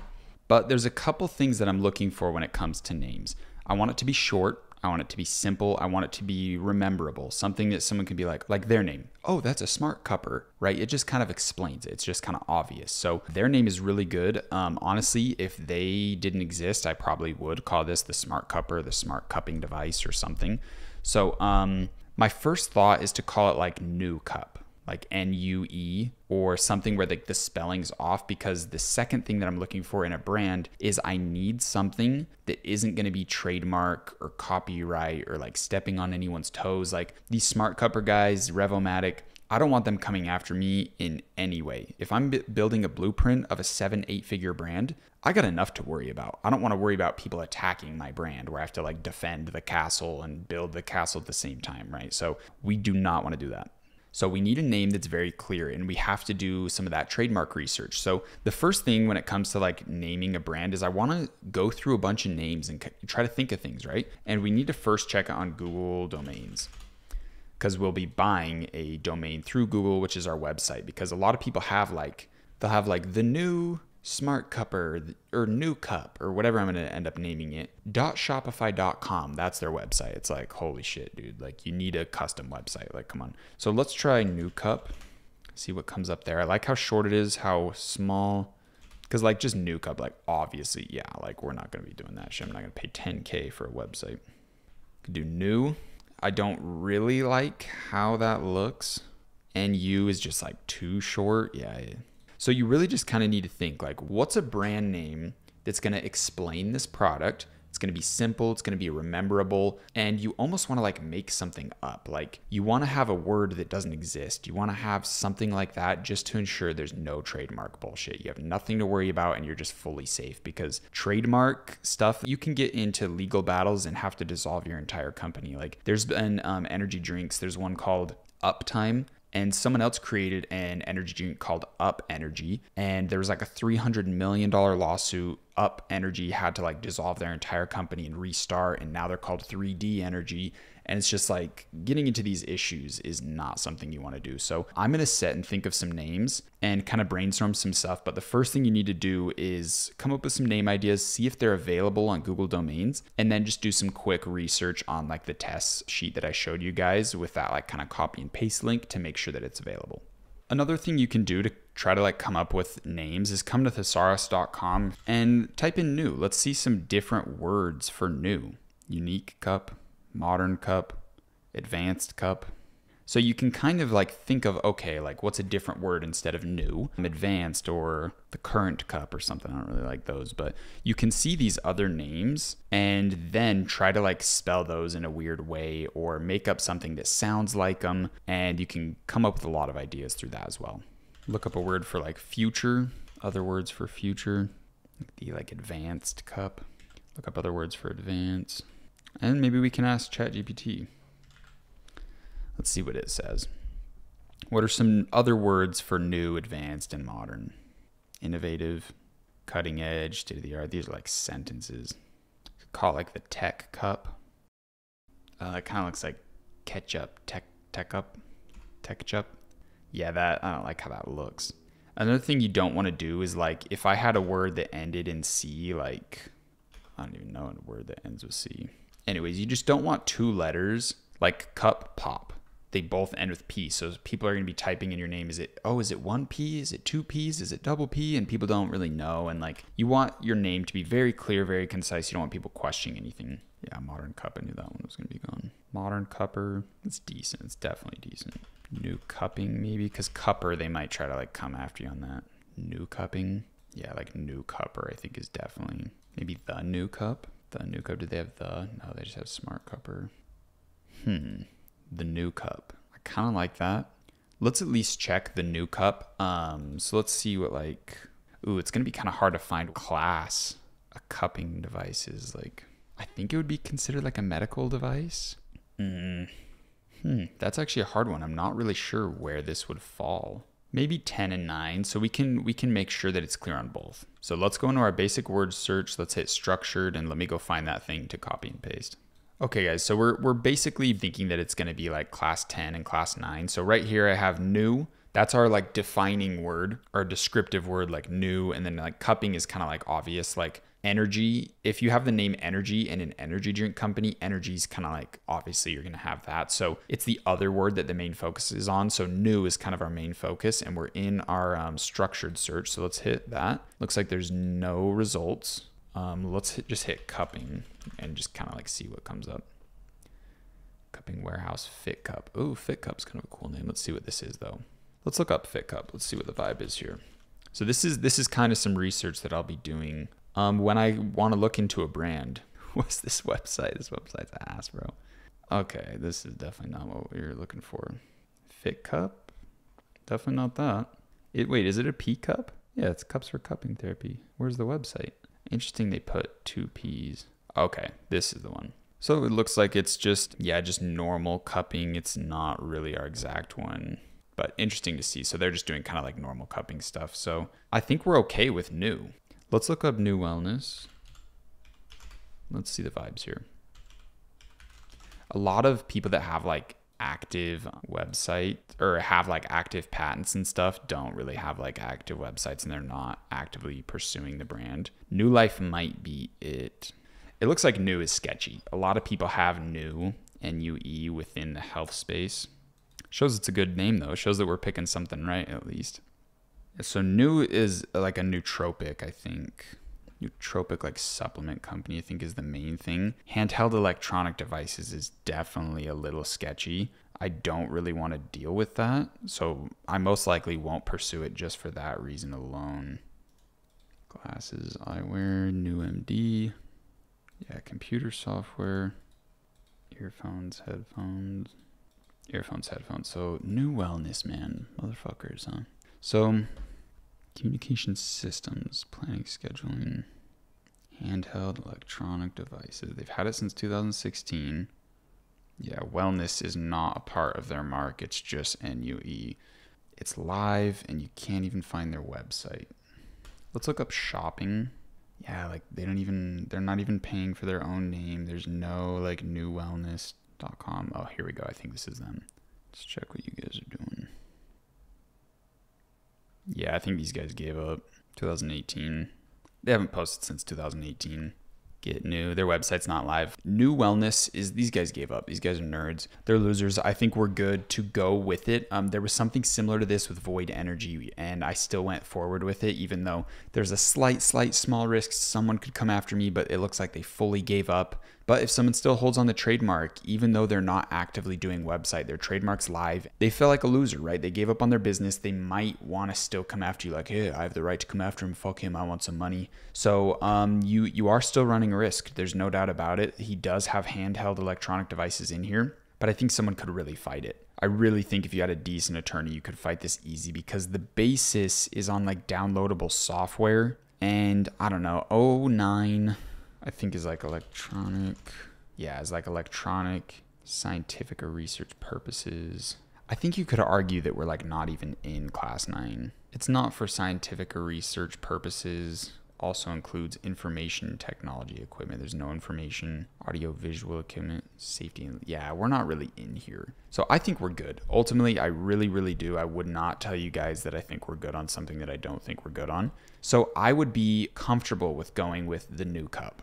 I think it sounds good. I think it sounds like new. There's a lot of other brands that are using it within the health and wellness space. So I think it proves and it shows that this is a name that sounds professional, and I overall think we can do a good logo design on it. So I'm gonna come in and buy this. There's gonna be some things that we'll have to like cut out and not show you, but basically when it comes to buying your domain name, you just wanna purchase it here on Google Domains. It's super easy. But before you fully dive into a name, really make sure that you guys, you specifically, who I'm talking to, whoever's listening, have done the product blueprint, the brand blueprint. You know exactly where you're going with this brand.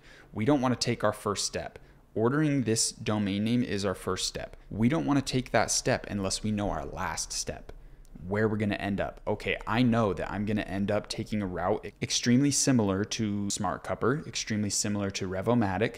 I'm just going to try to outperform them on ads. I'm going to be a direct competitor, and I'm going to try to act like we're the ones that made this brand. I'm not going to make any claims, but I'm really going to, like, how I talk about this brand in my copywriting, in all of the things that I do, I'm going to make it seem like we developed this. This is our product. And I think having like the new cup on here would be super sick. I think we can go with the red. I really like this red color in our web design. Ultimately, the SmartCupper went with black. Their brand's all black, so we can be like the new cup. I don't know. I think it sounds really good. I think we can go far with it. So I'm ready to move forward because I already have blueprints ahead. I already have past experience. But for you guys that don't, really make sure that you know exactly what you're doing before you purchase your brand name. Have that blueprint ready to go. So once you add to cart, you pretty much just go to the purchasing process. And you're also going to want to get your Google Workspace, but make sure you do it as a business starter. So you want to have all of these settings on. Privacy protection, auto renew is totally fine. And then when you create your first admin account, you want to have your name is the new cup, like that. So when it references you in emails, it says, oh, you have an email from the new cup, not you have an email from Jordan Bown, because I put my first and last name there. Then for username, I just put hello@thenewcup.com, and we're ready to go. And we are good to hit purchase. Now we want to purchase our Google domain first because we can create our Shopify through our Google domain and really connect it, and it's going to be super easy. Cool. So we got that all set up. We should be getting an email to whatever email we purchased with. I purchased with one of my personal emails. So I'll go on my personal email and it'll give me details of how to log in to the new business email that I just made for hello@thenewcup.com. Cool, so I just got an email from Google. They give me a temporary password right here that I can just copy, hit sign in, type in my little hello@thenewcup.com, paste in that temporary password they gave me, and set up my account. Cool, so now we're signed in, and this should be our business email that we are now gonna be paying $6 a month for, which is honestly not too bad. And we have our domain for $12 a year, which is stupid cheap. Cool, so we have our business name fully solidified. We have our email fully solidified. And now our next steps are basically to start setting up Shopify, to start integrating this email, this website into Shopify, getting all our settings going and jumping into web design and all that fun stuff. So make sure you guys are taking your time before you move on to really think of your brand name. Think about the long-term potential, think about where you're going, because with New Cup, I can't go sell other medical devices or like pain relief devices. Like I can't go the route of like, oh, we only focus on like neck and muscle and like back pain, because we have cup in our name. So we have to have like cup based products. So I did solidify myself in, but I think it's the best route to go. So again, just make sure you're not putting like a ceiling on your head of your brand name, but you're also not being like calling yourself like painaway.com, like we take away all pains and we focus on everything, because we want to be niche. We want to be specific. We want to help people with one thing only. They know what to expect,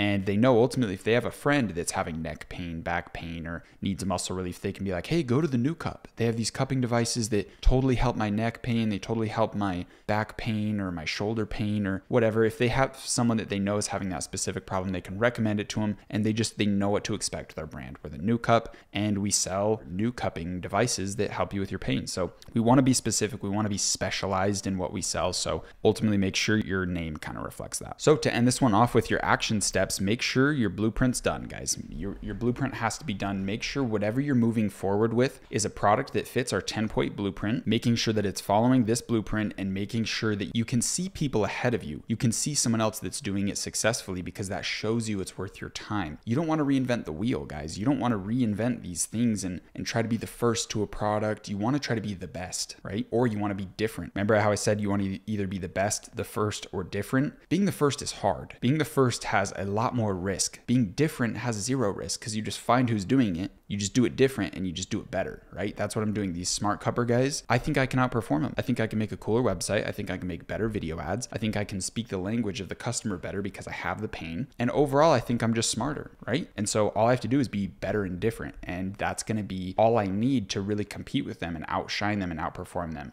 And like Revomatic, they're the biggest, but like, what's Revomatic? Like, can you really recommend your friend like, hey man, I got this Revomatic device. Go look up revomatic.com. They're gonna be like, what? Like if you just look up new cup, go look up the new cup, man. This is it. It's the new cup. It's the new cupping device. So I think overall, this has way more like mass potential of people memorizing it, and I just have to market it better. So make sure you guys know what you're doing before you take this step. This is your first step, so you need to have that last step figured out, like I said. So your action steps are finish your blueprint, have it all written out. Like, don't cut corners on this. Like, if you guys are serious about success, you need to be very in-depth on what your exact blueprint is, what influencers you're gonna work with, have all of these questions answered and ready to go. So in the next video, we are gonna be going over like logo design, and then we're gonna be setting up our Shopify and all that fun stuff. Logo design is pretty fun. Don't get stressed out over it. It's actually a pretty fun, easy process. And at the end of the day, it's not the end of the world. You just need something simple. Like, what is this? An S and like 2 C's that make an S and a circle because it gives a circle on your body. Like, it's easy, right? We can make that in 2 seconds. So don't stress too much on logo stuff, but I'm really excited to get going. I'm excited to build this brand out of this product and show you guys what to do when you're making these moves, right? Like, I don't want to just give you guys theoretical knowledge. I want you guys to see me do it. There's no promises of me scaling this up to some huge brand. I'm probably not going to really run much ads on this. I'm going to run ads to show you guys what to do, but I'm not going to be trying to take this brand to 6-7 figures or anything. And I might even give this brand away to one of you.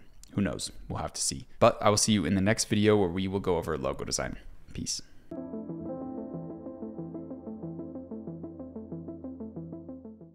right, guys, I hope you had fun in the last video with naming your brand. I hope your blueprint's making sense and you're really seeing a vision come together here with the product that you found through our product research methods. So before we jump into doing our Shopify, setting everything up, linking our domains, linking our emails, all that fun stuff, we need to have the logo design finalized because we picked the name. Let's quickly pair it with the logo, get fully dead set on the exact direction we're taking. And yeah, let's fully dive into it. This process might be a little bit hard for some. It might be super fun for others, but the biggest thing is just have fun with it. Design things, try different things out, show things to friends, but don't get too caught up on it. It's really easy to feel like your logo design isn't perfect. It's not worth the 7 or 8 figure brand, but I can show you guys plenty of huge companies with dog shit logos, and they're just simple. Almost every company that's huge has an extremely simple logo. So don't get too caught up in it. Try to have some fun, let your friends help you out, let them give you ideas and thoughts, and I'm gonna show you a really fun, easy, and just kind of like best practice when it comes to designing logos. I have made hundreds of stores and hundreds of logos, and I'm kind of getting good at this point, I guess I could say. But I'll show you what I do on all of my brands. Yeah, it's a very simple method. And without further ado, let's dive right into it.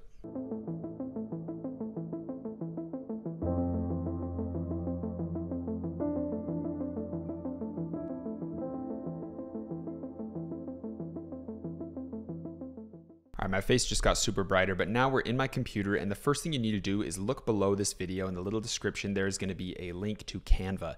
Canva is quite literally one of the most useful things, and it is one of the most well worth the money purchases you could make when it comes to building brands and doing things online. This is like an easy Photoshop. I design every logo in here. I design my product images for my website. I design product images for Facebook ads. Absolutely everything is done through Canva. So if you click the link below, you should be taken to a screen like this, and we just want to go to monthly and get Canva Pro. This link below is an affiliate link. It does help me out if you guys purchase it. But if you would like to spite me, feel free to go click any link. Just go to canva.com or whatever. But I do appreciate if you guys click the link below. It should offer you guys some sort of deal if they're doing a deal. This affiliate link should have whatever is the most optimal deal that they are currently presenting. It should provide to you. So hopefully you get a deal through that. But it should be around $12.99 a month, and I can promise you guys we are going to get all of our value out of this, and it's absolutely necessary. So make sure you start your free pro trial, because we are going to need some of its features to make our logo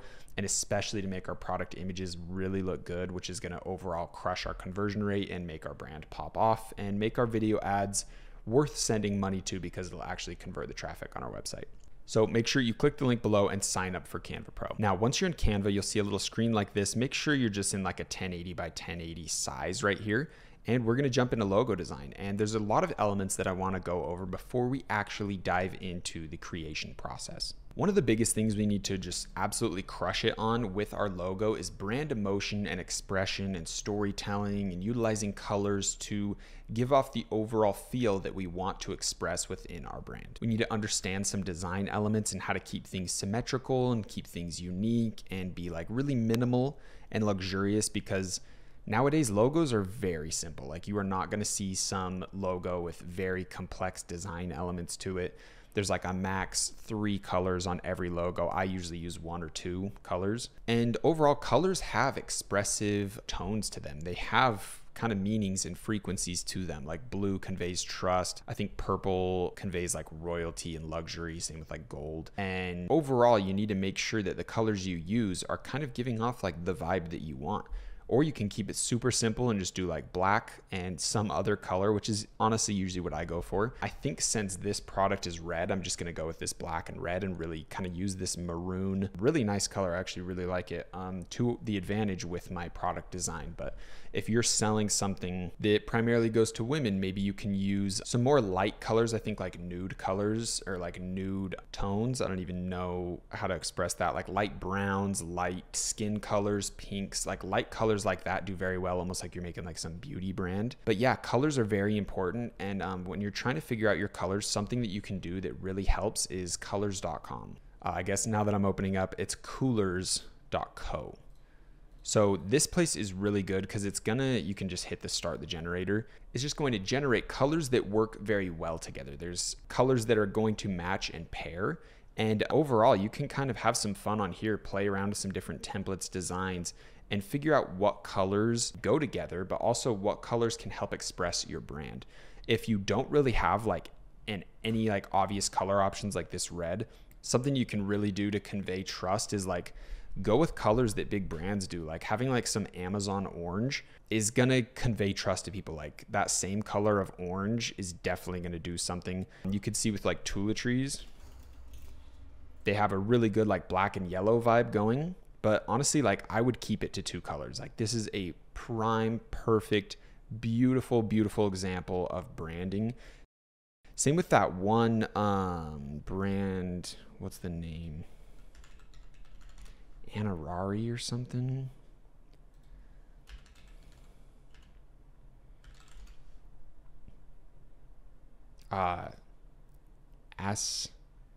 Asarai.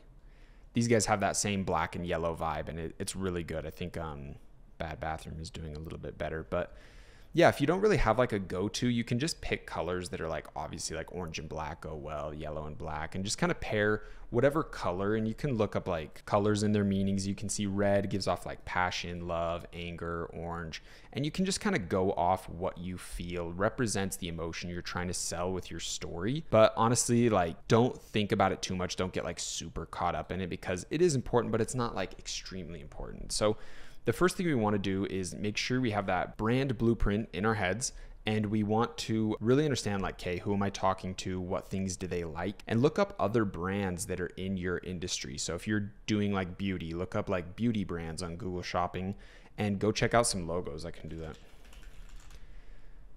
really quick here. We can just go to like beauty. Let's do beauty products, or actually let's do beauty brands. Let's go to images, beauty brands logo. And we can just kind of see an overall vibe. You can do things like that. I really like just text logos. Honestly, text logos are my favorite. And then adding small elements to them. That's my absolute favorite thing. Like you'll see most brands are just text with very small things, like whatever this is, Estee Lauder, whatever the hell that is, I don't even know, and Anastasia, like these logos with all these pretty movements and things, those are going away. We're getting into like The Ordinary. That's a perfect brand logo in my opinion, and that's a very big beauty brand. Like Yves Saint Laurent, like we're getting away from stuff like this. I just really like text stuff. So Aveda, another perfect one, like very small brand elements. Olay, perfect. Cool text, little bit of movement. Dove, another good one, just a little icon. Garnier, just text with a little vibe to it, a little something tiny. Ulta Beauty, a little. Amazon has their little smile. So feel free to find like a cool text and honestly just like add some little swoopy to it, add a little line, make one letter a little bit bigger, and you can actually come up with something really cool. You can also look up different industry logos and just kind of see whatever industry you're in, like do this with the beauty, like exactly what I'm doing with the beauty brands. Like if you're going to do like fashion or something, then you can look up fashion brand logos. But honestly, like almost everyone is just doing that kind of text thing with a little bit of movement. And you can see the transitions that have happened over the years on these big brands. Yves Saint Laurent, they went away from it. Balenciaga went away from it. Fuck these brands, by the way. Fuck Balenciaga. And all of the absolutely insane pedophilia bullshit that is happening. We'll save that as a little side tangent. But yeah, the parent company Kerning that owns a lot of these brands is fucking evil. Cartier, same thing. So yeah, the main thing is just getting a really cool text. So the first thing we want to do is go into this section and look up logos. Or not elements, sorry. We want to go to design and go to logos. This is why Canva is so sick. You can see different logos. They'll give you different text. Like maybe you like that text. Maybe you like this big bold one, but you have to make sure it conveys whatever brand vibe you're going for. Like a lot of the stuff in Canva is going to be like the cutesy little random stuff. So we're going with the brand name New. We can see like, do I like that? Like, does this fit my vibe? Just kind of like play around, like New cupping therapy. Maybe it can go like this. We can have them line up like that. And that's pretty much a logo. That's like basically ready to go. You can hit Control and zoom in, kind of make sure that these lines go together, and you can grab a square just to kind of make sure it's perfect. Let me grab this square.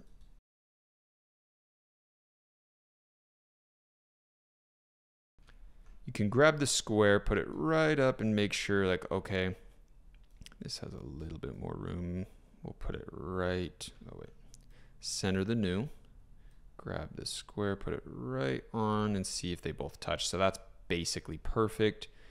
And then we can do the same on this side, right where it touches. And boom, make it perfectly line up. And that could be our vibe. Extremely simple. We can go with that color blue. And maybe we want to do that maroon vibe. So maybe we do this red. Get a little bit darker. New cupping therapy. Maybe we can play with black. Not kind of like white, if anything. Maybe this one can be black. No. So you can really see how like designing a logo is honestly like not that hard. Like find some cool text that you like and make some changes. You can also make this go like that and put it up. That also looks great, and you can just kind of have fun with it. I personally don't like this text, so what I would do is keep going through, scroll through these logo templates and try to find something you like. Like maybe you like this karma. Oh, okay, so maybe we can play with lowercase. We can do uppercase, lowercase. Maybe we like that vibe. Kind of get all this stuff out. I don't really like that one. That looks minimal. That looks fun. That looks cool. Can do new. Something else we could do is add like a big space like this. Copy and paste it, put the U in and make it like bigger or something. Put that smack in the middle. Hit it to the back right there. And then to make these go farther apart, you can hit this up here and do letter spacing. that'll kind of expand these out. So then you can kind of play around with things. Maybe the U's bigger and it's down in the middle. We want these really small, like hugging right under it, and maybe that's our logo. Or maybe we want uppercase with these ones. Kind of see what that looks like. And you really can just have a crazy amount of fun doing a ton of different things, but I really advise let's stick with text and do something to the text, or add like one small little icon to it and just keep it at that. We don't want these really like cutesy, feminine, thin logos. Like these are not good logos. Like this is like a logo that some girl who's making like custom candles in her basement makes. This is like her little logo she designs and the business fails. Like you need big, bold logos, easy to read. Stuff like that's a little bit better. But yeah, stuff like it's just really big and bold and you need to see it and be able to read it. These like complex logos or these thin ones are really not the vibe at all. So make sure we can find a text that's like really big. Let's get that. We can add some spacing in. Let's see what it looks like. On uppercase is a little bit better. Let's get it tight, make it really big. We could just do something just like that. Maybe add like a period.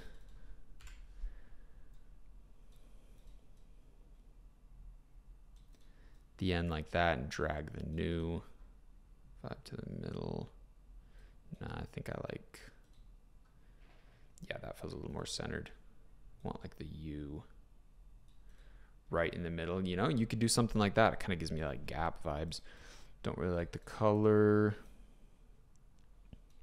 You could do something just like that. You can switch this up. You can search up Anton if you like, because this font's called Anton. It's see like the bold version. You can see the light version, add bold, add italic, and really just kind of like start going crazy with it. You can add the underline. Maybe that looks cool. Maybe you want that little line over the top, because this will kind of explain like new, like you, like the pronunciation line. Maybe we want that black. You know, you can really get into just a ton of different things, but every it looks like that U's not like directly in the center. That's probably a little bit better. Let's see if we make this black, what that does. Because this is pretty red and black, you know, so maybe that's a little better. This gives me almost like a makeup vibe. Like I feel like I'd be buying like makeup or something. It looks like this side's not fully centered. It looks like the U is pretty centered. Try raising it up. It almost gives me like a Netflix vibe too, with just the type of font. That's interesting. I wonder if Netflix is using this font. But yeah, just scroll through these and really find something you feel called to. Look around at other brands, like maybe you're starting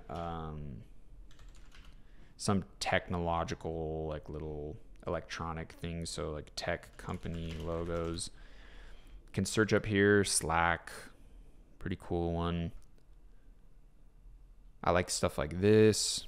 That's a cool use of color. I actually really like that, and I guarantee they saw that these colors go to well together on like coolers.co. Yeah, tech companies have great logos. Really like that one. So maybe we could try something like that. So maybe we could do a big U. We'll put it in a box. Let's make it white. Yeah, let's make it big. Let's make it white. Kind of hate when the letter's super big. Okay, let's make a little box. Let's do a rounded box. I think that's better. Let's make it black.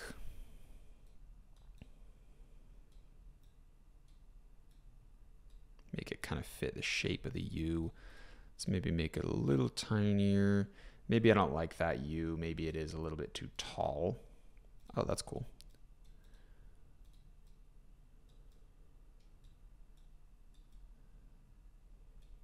Ooh, that kind of bugs. The fact that the U is not like dead dead center. So if your centering's off because of all these like weird little lines and stuff, something you can do is put a box on the side and boom, that's your center line. So now we can just kind of match up the U with the line of this box, and that's pretty much centered now, even though our text box is like super weird and stuff. And just hit Control-Z there. Cool. So maybe we want this red, maybe we want this white. No, I think the other way's better. Okay, so let's go back to that E logo that we thought was cool. We can do a dot, so we'll have to recenter. To bring this guy back up, let's bring him right to the middle. Recenter there, copy and paste. We can take a little dot. Little square dot's kind of cool. We could put it right there. Then let's see if we can do this effect. This one will be a little bit interesting. Let's go to shapes. Looks like maybe something like that. Then let's go for a, ooh, I don't think it's gonna let me flip. I think that'll work though.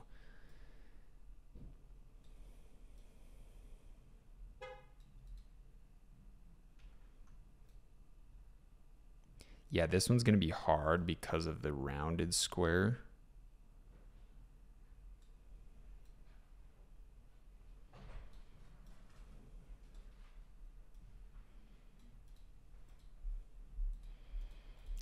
Call this stuff out.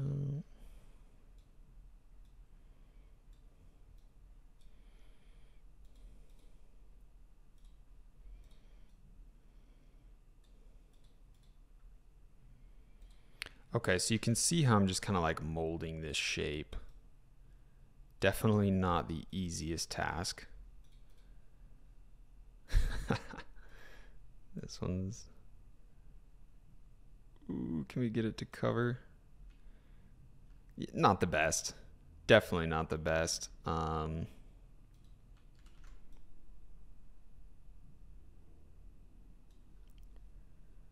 We can try to flip this one this way.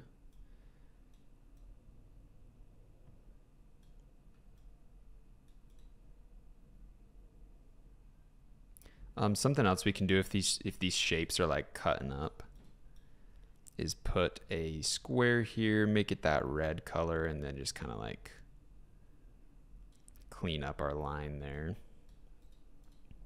Even though it kind of misshapes everything, we'll put this one back.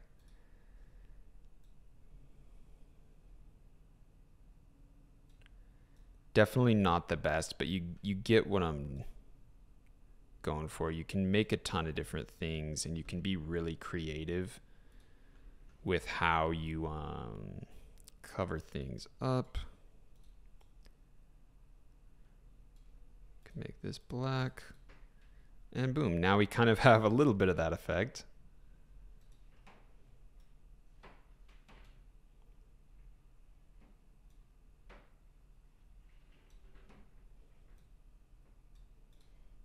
We can make that circle. Let's do another one.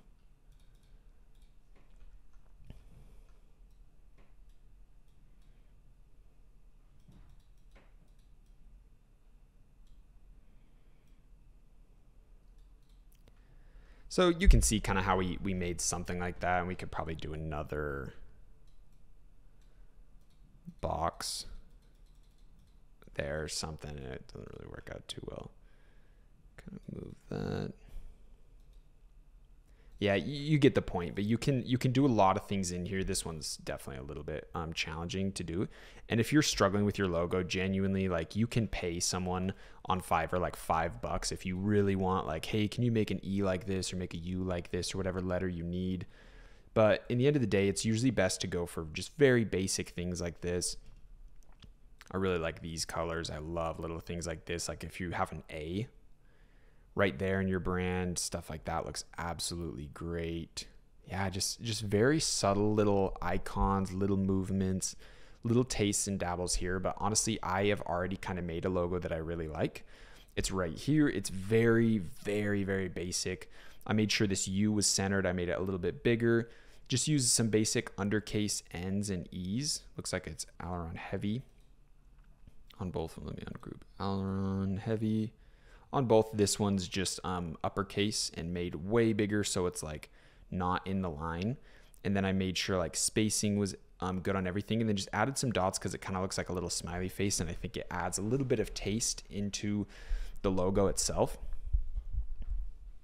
So guys, this one took me like 5 minutes to whip up, and honestly I kind of like it. And a good way to see like your view of your logo through like a customer's eyes is like making it really small and seeing how readable it is, what like the vibe is of it, because people are going to see it is like, if it's a TikTok ad in that little low right corner, it's going to show that circle with your little logo in it. So this is basically what people are going to see.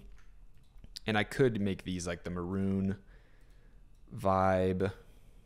Actually kind of looks nice because I think the website is going to have a maroon vibe. Doesn't look centered for some reason, but I mean the spacing in between there and there seems pretty even. So yeah, I think we're going to go with a logo like this and make a web design that kind of goes off that black and red right here. But that's basically logo design, guys. Don't get too like stuck into it. Make things simple, make things very readable, make them bold, and make sure the colors and the overall vibe and expression of the brand fits with the community you're going to be marketing to. With this one, my goal is really just to have like something basic, trustworthy, simple, and kind of easy to get behind. Like, oh, new cupping. Like this is the new cup therapy. And we could even do a copy and paste on this and go look up Alarion, or however you say it, thin, and do, okay, let's make these line spaces way smaller, make all this way smaller. Could write modern cupping therapy, kind of add that as a little tagline under there if we feel like doing so. Make sure this one kind of levels up with the M, levels up with the E, drop it down a little. And you could do something like that. Maybe the italic looks a little bit better. Do a little smaller, maybe add some more letter spacing. Put it right under that U that's smack dab in the middle. Looks pretty good in my opinion. You could also try lowering this to give it more of a flat line feeling, so it feels like this kind of goes with it better. Make it a little bit bigger, drag these up to the middle, make sure to keep that spacing good. Yeah, you could do it like that, but overall I think I like this kind of feeling right here, and I don't think I'm going to do the cupping therapy. I like this kind of odd feeling you get of the U being out and it kind of looking like a face, and then the N and the line kind of going there. So I think we're going to go with this.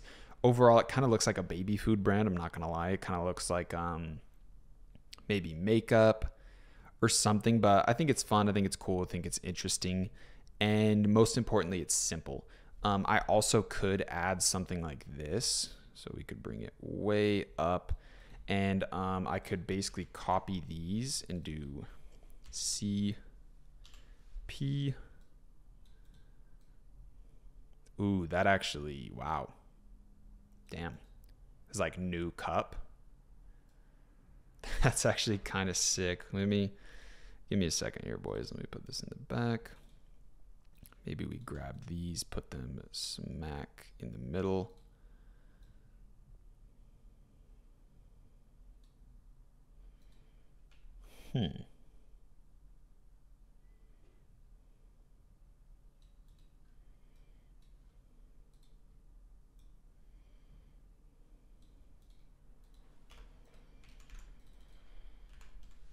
See, things will just kind of come to you when you're in that logo design process.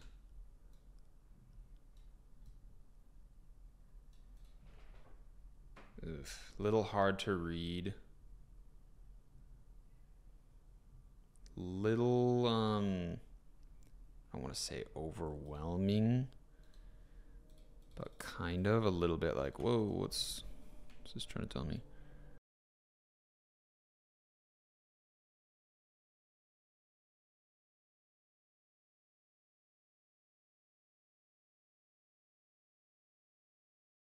Quick reminder, guys, please use the affiliate links below. This course is 100% free, and the only way we can offer this to you is if you guys are using the affiliate links. I'm basing everything off trust, hoping that you guys do use those affiliate links, so please make sure to use those. It truly helps me out so much, and it's the only way I can get this course to you guys for free. I love you guys so much. Thank you for being in here. I hope you're getting immense value, and let's get back to the video. Yeah, it's kind of like, what the fuck does that say? That is a cool play, though. Like, that's, don't get me wrong, that is like very cool use and creativity. There might be a way we can get it done. Let's add more spacing.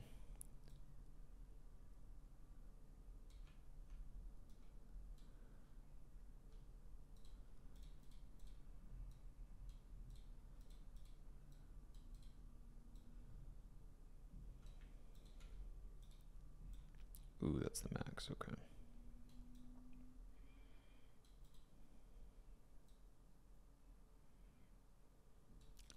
Yeah, overall, it's pretty hard to read.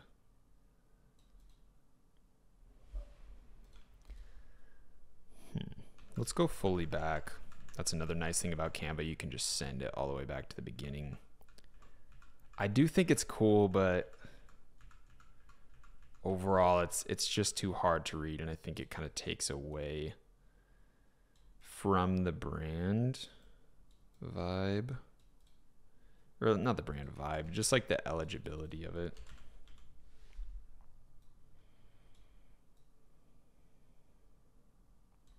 Maybe we could add this one in here, because I do like the thought of like cupping in there, like the new cup, like.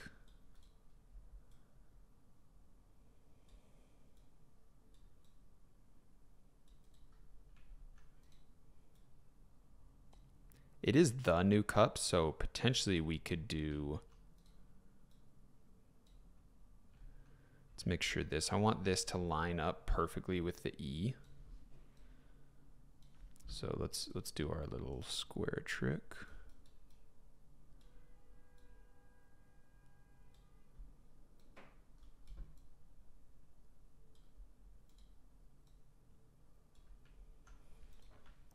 Okay. That's actually pretty interesting because it like perfectly fits. Like 3 letters, the new cup. Maybe we're vibing here.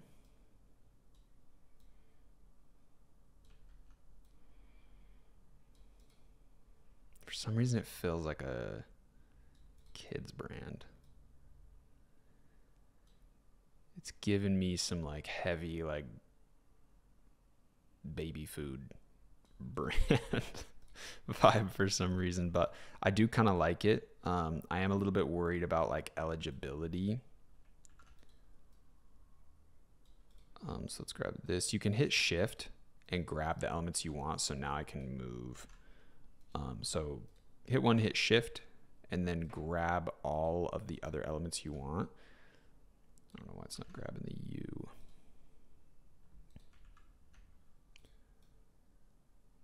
Or we can just drag this up to have the middle line and then just drag here fully. Make sure that middle line is lined up, and then go a little bit smaller on this side so the sides are lined up.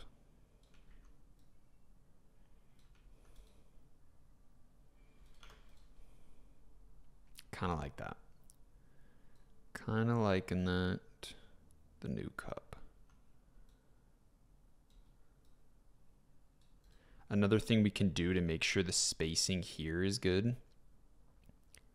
Let's take this, grab that spacing, and see if we can also fit it there. So yeah, spacing's pretty good. The new cup. I kind of think that's a vibe. Just hit the camera. But I think this is kind of cool. New cup. I might make some small little changes. But yeah, this is, yeah, it looks tacky. The new cup, huh? That is right in the middle. I also want to check the spacing on the sides to make sure it is fully in the middle there. 108. So it needs to move over just a little to the left.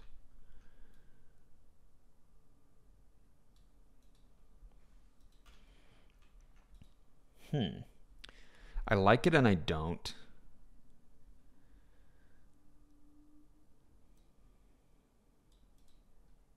No, definitely not.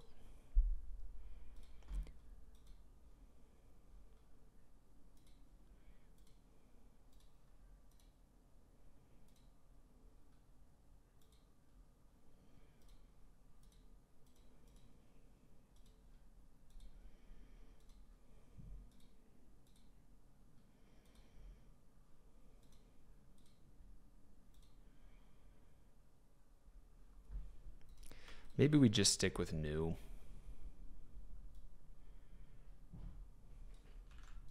It's really hard. You can definitely get stuck just adjusting things. Something you can also do is, let's go back to this.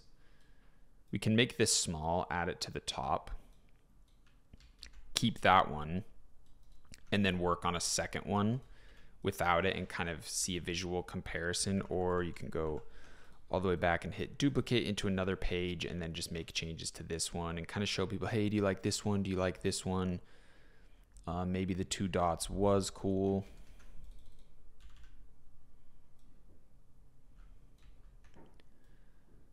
Bring these back.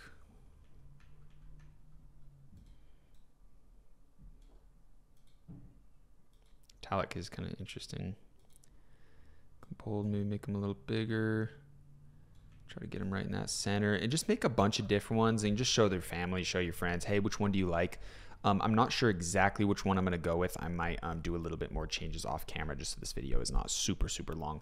But that's basically logo design. Have some fun with some color elements, have some fun with changing up some text, move things around, get some insight from your friends, and just don't be too strict on yourself about it. You can overall change it later down the line, but when you get into like wholesale inventory, customizing products and stuff, you're definitely going to be stuck with whatever you do. So yeah, make sure you like it, keep it simple, keep it bold, and just don't overthink it. Make sure you're studying people in your industry, in your niche, and doing something similar. Everyone with like the smart cupper and stuff, they just have like text with a little icon. So maybe I go with something like that. Who knows? I will be showing you guys the final design later down the road, and I can do a quick little breakdown of exactly how I got to it and why. But that's essentially logo design. Make sure you hit us with any questions if you have any. We can help you with logos, but just don't get too caught up on them. And I will see you in the next video when we jump into doing our website and setting up Shopify and all that fun stuff. Peace.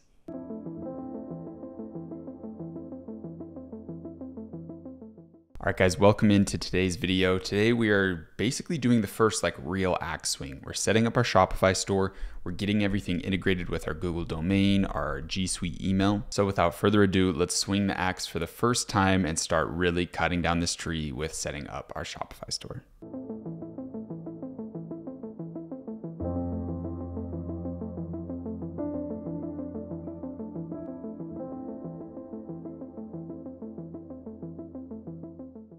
All right, guys, the first step is to click the link below to get your Shopify trial for $1 for your first month. So this is a deal. Oh, I guess it's 3 months of Shopify for $1. Unreal. So you guys are going to be getting that deal on the link below. It is an affiliate link, so I obviously do appreciate if you click that one, but it should be giving you the best deal that Shopify has. I don't know if like they're going to do this $1 a month deal for the first 3 months forever, but it's an insane deal right now. And whatever the link is below, it's going to give you the best deal that they are currently running. And right now it's this, and hopefully it's going to be this for a long time because that deal is unbelievable. So the first thing you want to do is put in your business email.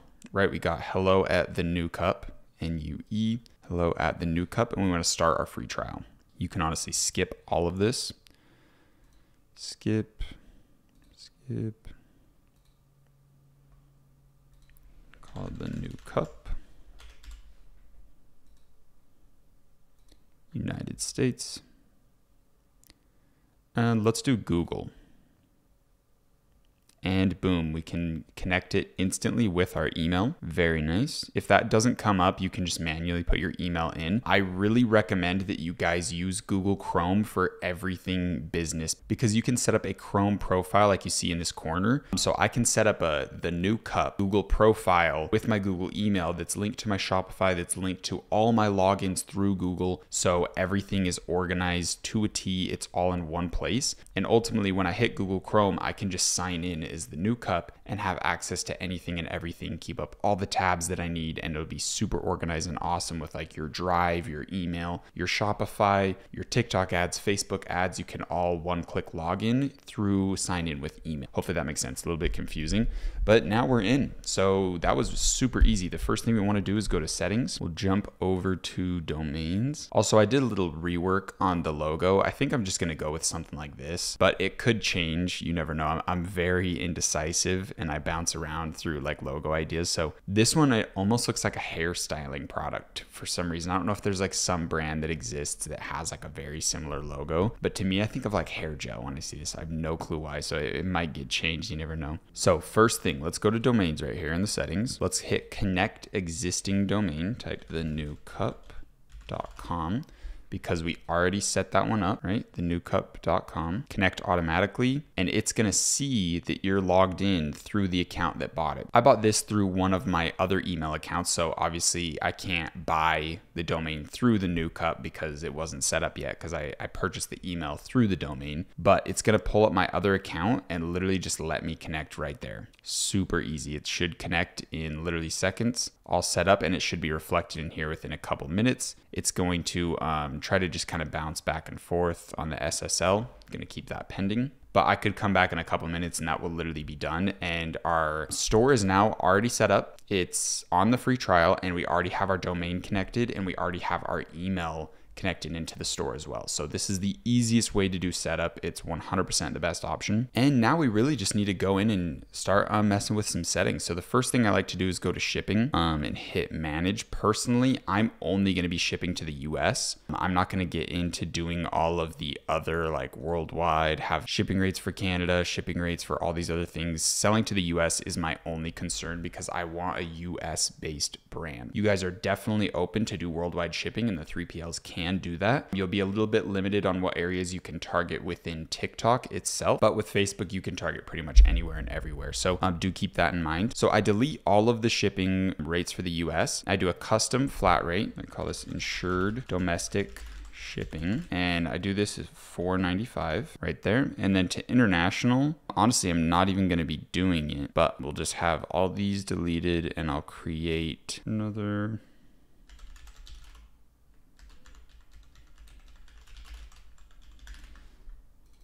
Call this one $4.95 as well.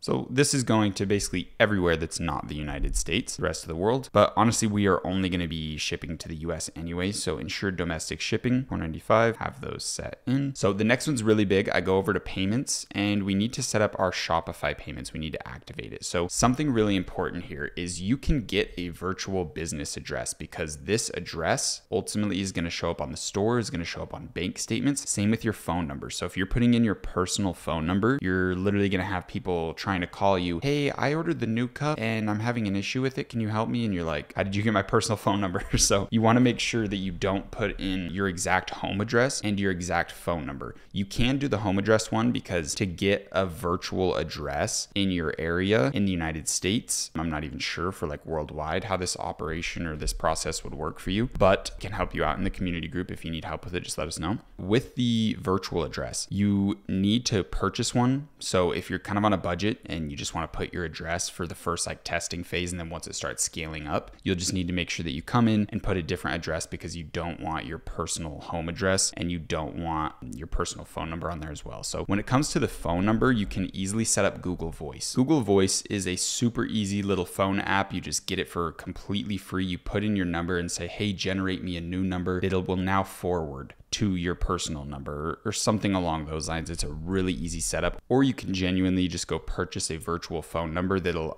even keep track of the voicemails and all that stuff. And you can even set up a virtual voicemail that says, hey, this is the new cup. Please call back at another time. We don't have any agents available. Please contact us on our email at hello@thesmartcup.com. You can set that up for like, I want to say $10 a month. And I'll have the links to the websites that you can use in the video in the description below. Of the links, I think it's like iPostal 1 for the virtual address, and then I'm not sure exactly what it is for the virtual phone number, but I do recommend just doing Google Voice at the start. So I'm going to put my personal information in, and then I'll see you on the next slide.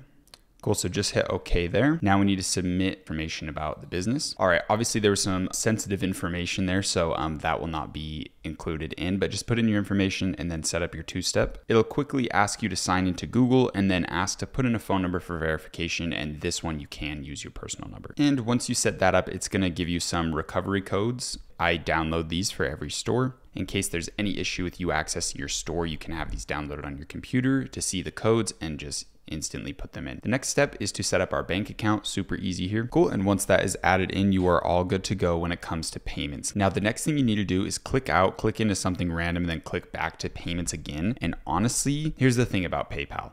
PayPal is great for your customers. It will bring you in more sales when you have PayPal on your store versus when it's not on your store. But PayPal is an absolute bitch. It is horrible to deal with. You have to answer your chargebacks and be on PayPal. Like if you're scaling to like 10K days, you need to be on PayPal like every single day, checking chargebacks, checking any issues, just to ensure that when one comes in, you reply to it within like 24 hours. You give them all the tracking numbers, all that stuff, because PayPal is going to be on your ass. If you aren't extremely on top of it, they are going to freeze your entire account, refund everyone, and you lose a shit ton of money and you get permabanned.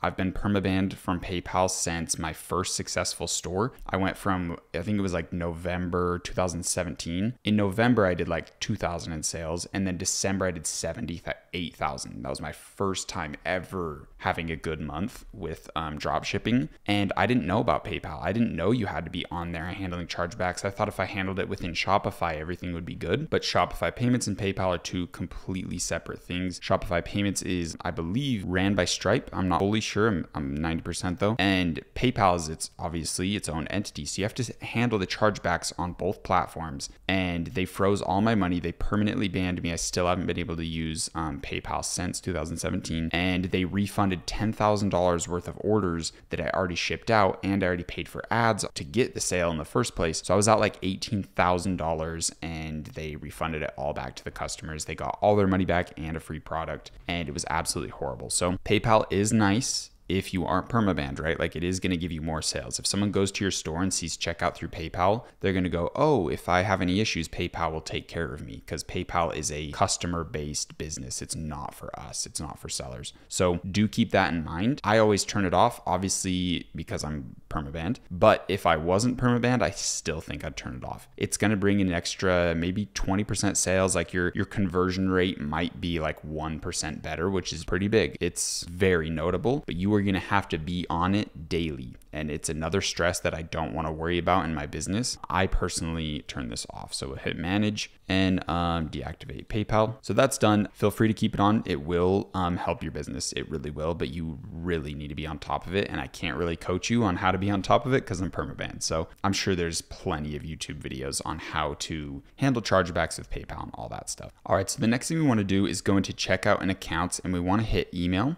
We want to turn off this show a link to the shop app. We want to require first and last name. Company name, I mean, we don't really need that. You can have it on don't include. Optional, required for phone number. This is a good one. You want to have tipping on. You can do 10, 15, 20% tips. And honestly, some people will just be like, hey, I like this brand. And especially if you're really going for that like community vibe of speaking to a specific niche, and you're also providing a very good story with your brand and an emotion, and people will resonate with it and be like, hey, I really like like this, it's cool to see something like this around, like I'll just give them a tip, and that's going to give you free extra money. On one of my stores alone, on Loving Surprise, the TikTok store, that store did like $2,000 to $3,000 a month profit in tips. Unreal. So super exciting, easy, fun money right there. So that'll help with your ad costs. That'll help with just giving you some profit in your pocket, which is very nice. You can keep all of these on, keep these settings. Okay, the next things we want to do is hit these marketing options. We want to do email, pre-selected, and SMS, and then click legal settings here. It'll take you to this page, and you want to populate the privacy and terms of service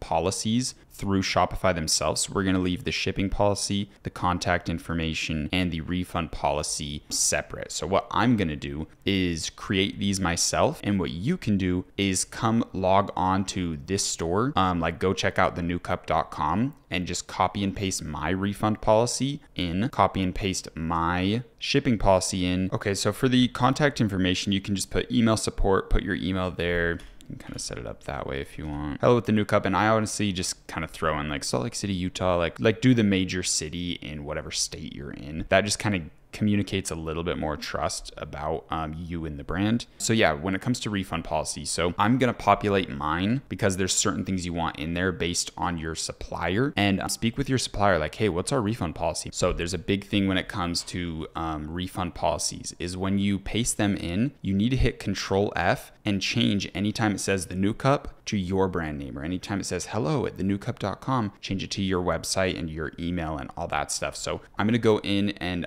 populate these, and I'll be back really quick. So just whipped up the refund policy. I like to keep a 30-day money back guarantee, and that's something I promote on the website heavily. That helps with conversions. I have little icons for it, all that stuff, whatever. But 30-day money back guarantees, you need a guarantee on your product. And if you're not willing to do that, then your product's probably shit. Like, order it to your house. I know this product works. I know this is good. So I am willing to do a 30-day guarantee on it because this is honestly something I use all the time. Like, it's actually really good. So I do really recommend that. You can try to do like a 7-day or 14-day or something if you're really like on the edge, but I think a 30-day money back guarantee is the move. It conveys trust with your brand. Yeah, so just kind of speak with that with the 3PL team. Like, hey, can we do this? What's the process of doing the returns? And they'll give you all the details you need. So the main thing you're going to need to do is go to my website, grab the refund policy, copy it, and come to your policy sections and paste it into your refund policy. Then you need to hit Control F, and a little tab's going to come up here, and you need to type new. And then anywhere it says New Cup, you need to change obviously to your brand name. And then anywhere it says my email, you need to change to your hello@yourbrandname.com, changing your email there. So there's quite a bit of places it names it. You'll need to change all of those there. Then you'll also need to go down to the shipping policy, copy and paste that off my store, and do the exact same thing. Change all of the brand names, change all of the email addresses, and you'll be pretty much good to go. And we can just hit save right here. And we know that all of our policies are taken care of by Shopify auto-populating some of them and me taking care of the other ones for you guys. So we can exit out of this, and now we have our marketing options set up. Nothing we need to do here, and we can hit save, and now all of our checkout settings are good. Now that those settings are in place, we need to pick a plan. So we can click that little button up there, or just go to plans within your settings, and we want to choose the basic one and get set up on this $1 process for literally 77% off or whatever it just said. This is amazing, guys. The fact that they offer all of this is absolutely unbelievable. Shopify is the GOAT. They make it so easy. This process has been so easy. We basically have set up our store other than our website. So super insane there. Ooh, they upped their prices on monthly though. You only get $29 a month for year if you do yearly. So I mean, I guess it's $39 a month now. So for the first 3 months, it's only $1. Like, unreal. So it's $1 a month. So $3 for 3 months. Then it's $39 a month. So you can hit confirm the billing cycle there. Then just pick the card you want and get set up. Super easy. Then we'll click start plan. They'll ask you for a little questionnaire thing. You can just cancel out of that. So next thing we want to do is go to this top right and hit manage account. And I'm going to change this obviously to my name. You can upload a little photo if you'd like. Make sure you're on your correct time zone, and you can hit save right there. Cool. So that basically sets up our Shopify store. It's quite literally that easy. We have everything integrated. We have our shipping ready. We have all of our policies ready, and we're basically good to go. So super exciting stuff. In the next one, we'll be going over like all the apps and getting a little bit more into like the nitty gritty stuff before we start designing the website. So super fun stuff there. But I hope you guys got a ton of value out of this video. If there's any questions you have or anything that you're stuck on when it comes to setting up your store, then please reach out to the community group and we will make sure to take care of you. Much love, guys. I will see you in the next one.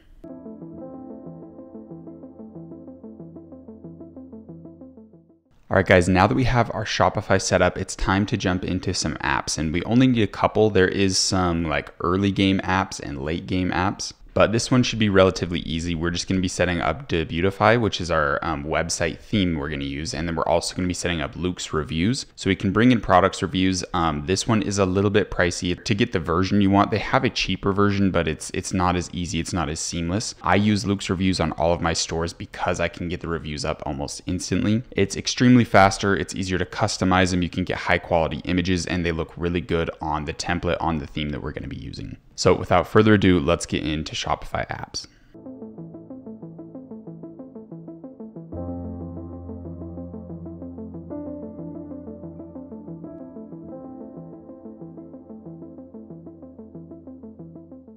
So quick little update, I changed the logo to something like this, and honestly, it's probably not good to have like the product image in your logo, but I think it's fine for like the early game of doing drop shipping. Like once this brand like gets to the point of like 7-8 figures custom products and is like a full-blown brand with inventory, obviously we would want to change it to something like this.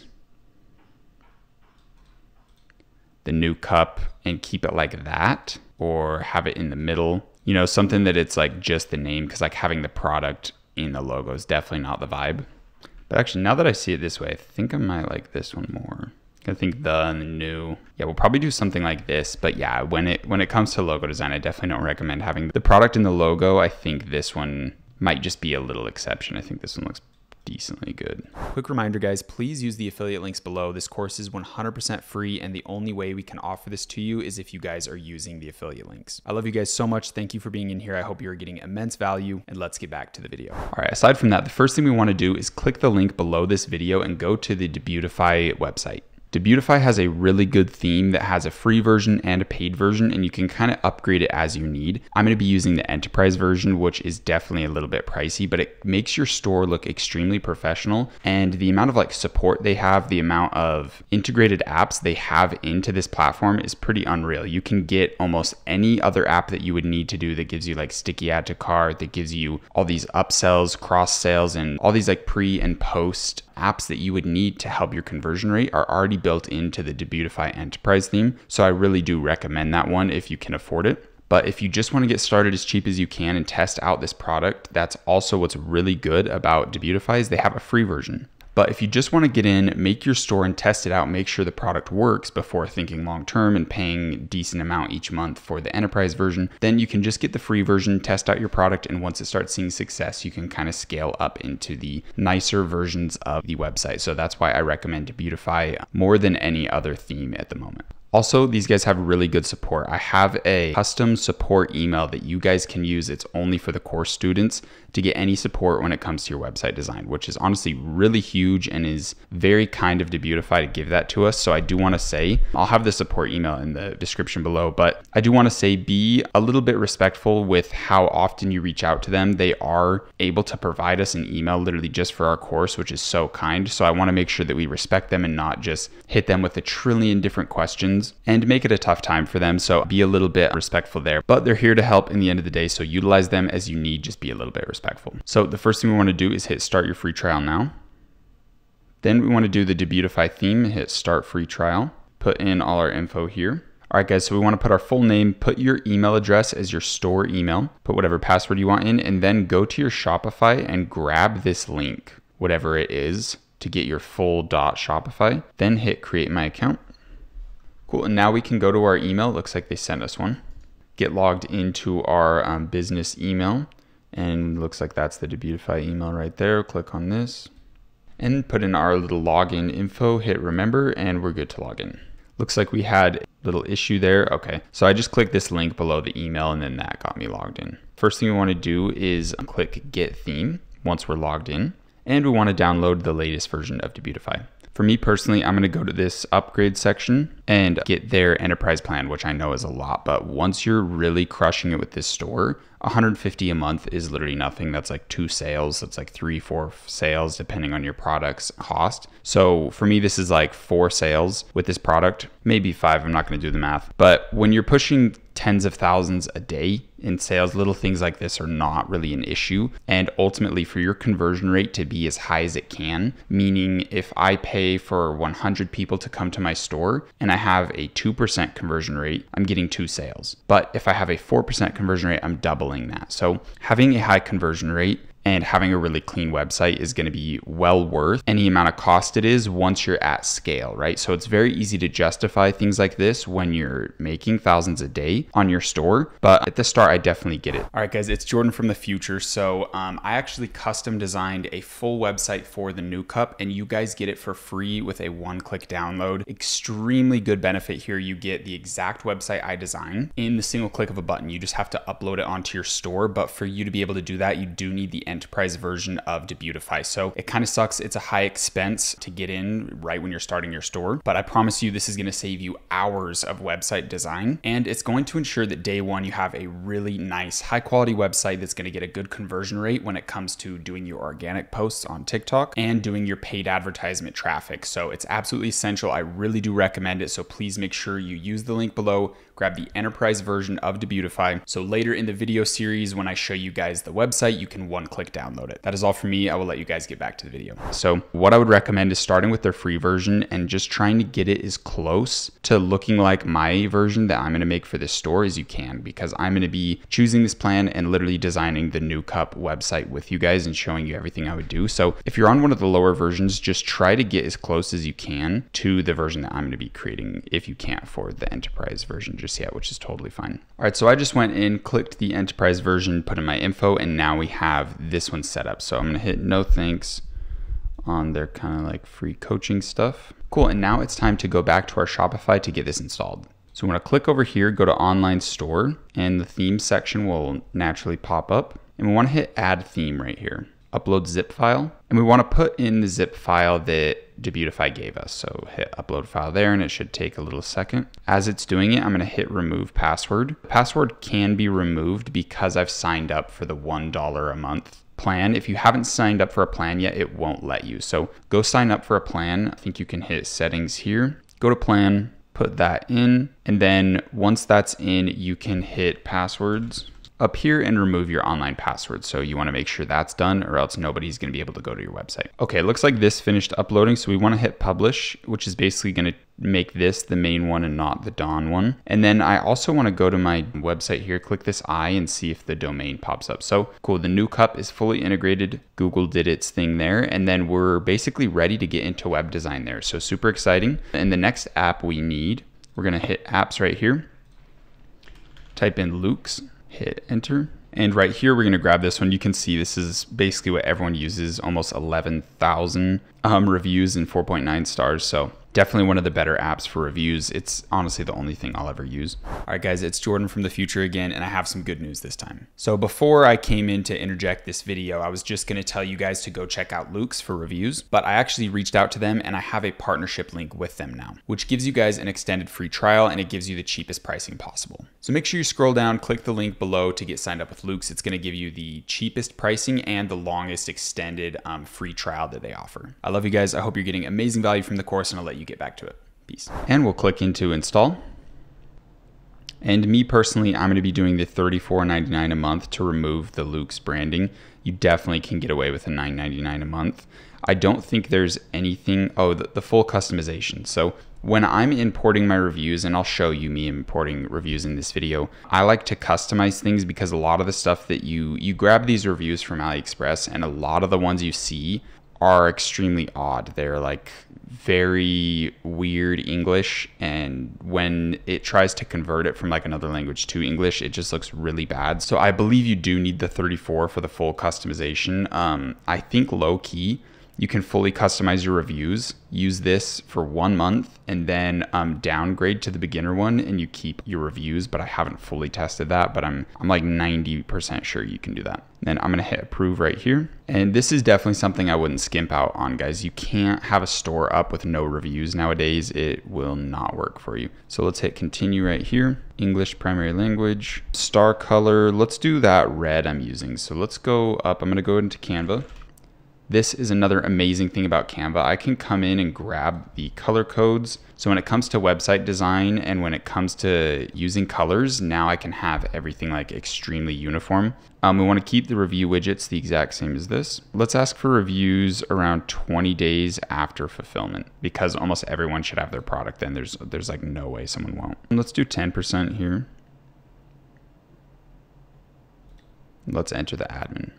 Cool, so they have a big process of like getting reviews from your customers, which is not really our focus in the early game, right? We're an early game with Shopify, we're on early game with our brand. So we're not really dying to get reviews from people. Once we're in like the wholesale game and we have like custom inventory and we've scaled up to that point, this is your best friend. You need reviews with your product logo. Like if I had the new cup like on here in the cupping device and then all of the reviews show that, that is a huge credibility builder and trust builder, and that alone will skyrocket your conversion rates. So when it comes to getting reviews, that's more of like a mid-game, late game type focus that you want to have with your brand, but for right now it's really not too important. So let's click to import reviews. All we're going to do is drag this up to our bookmark section, which is really nice, and then we just need to go find our product in AliExpress. Cool, so I just put in kind of like the main keyword. Everyone's calling this a smart cup or smart cupping, which is really good for that one guy that secured the brand name Smart Cupper. But we have a decent amount of them sold here. So what's really nice about that is there's a ton of things I can get reviews from. So I can go and snag reviews from all of these ones. But the first thing we actually need to do before we can import the reviews is go back to our store, hit products, and we just want to create a new product. We're going to have a whole video on how to set up your product page perfectly, and I believe it's going to be the next video. But right now, we just want to do the new cup. Just put something in so we have a place to direct all of these reviews. Cool, super simple there. So let's go back to AliExpress. Looks like this one's definitely the biggest one, 3,269 sold. Decent reviews too. It's always a good sign. The product is surprisingly high quality. Like this is like one of the rare AliExpress products that is like genuinely really nice. Some different colors there. But the main thing we want to do is go hit reviews and hit our little import to Loox button. So we'll grab our product. It's already imported, this one that we made, the new cup. So within AliExpress, it already did that. We want to do 100 reviews. We can do all ratings, all countries, to English, and then only reviews with photos. That's very big here because we want to gather in as many photo reviews as possible. All countries we want because we need as many as possible. And these are going to come in with broken English. They're going to come in really weird. So we're going to have to import them into a Google Sheet, which is, it sounds a little complicated, but I promise it's not. I'll show you guys every little step of it. But we import them into our Google Sheet, and then we can customize the rating, we can customize what they say, and just kind of come up with something that's a little bit better than the broken English. And a lot of people could say this is like some gray line stuff, like customizing reviews, but we're just getting started, right? Like we absolutely have to have reviews on our product. And honestly, like this has come to me, like I have used this product. It has genuinely helped me with my shoulder, neck, back pain. So it's definitely something that I can write some reviews off and feel very ethical about. If I ordered my product and it's some dog shit product, then honestly, I truthfully, like for me, I would not put in the reviews like all these, oh, it's the best product you'll ever have, if you know it's pretty shitty. So obviously your moral compass is your own moral compass. And to be honest, guys, if you're selling a shitty product, I don't understand what you're doing, because you're not going to be able to build a brand out of that. You're not going to be able to scale up to 7 figures. You're not going to be able to build your skyscraper if you have a shitty product. So definitely make sure your product is good. And in these reviews, just give an honest review that you would and say it in a bunch of different ways, right? So let's hit preview and import. And what's cool is it's going to show you all of the images. And this one, I don't know. I don't really like any of these images, honestly. And I don't want to show any packaging ones. So I'm going to hit reject on that. We want stuff like this. That's perfect. Import. I'm going to reject this just because they're like sideways. Let's do this one. You can only pick one. So that's why I'm kind of making sure to pick a good one. Let's hit that one. Let's do this. Oh, this left one. So here's another thing. Another thing is this is a variant that I'm not going to sell. I'm only going to sell this red one, right? Because we have the red branding. So this one I don't want. So I'd have to do this one that shows like the circle because I don't have this blue one, right? So we have to reject there. So keep that in mind. Yeah, I don't really want to do any of the ones with packaging. That one's sideways. I want to keep it looking really clean. I think that one's good. That's a really good one. Blue one is cool. You could go start a blue brand and just sell the blue one as well.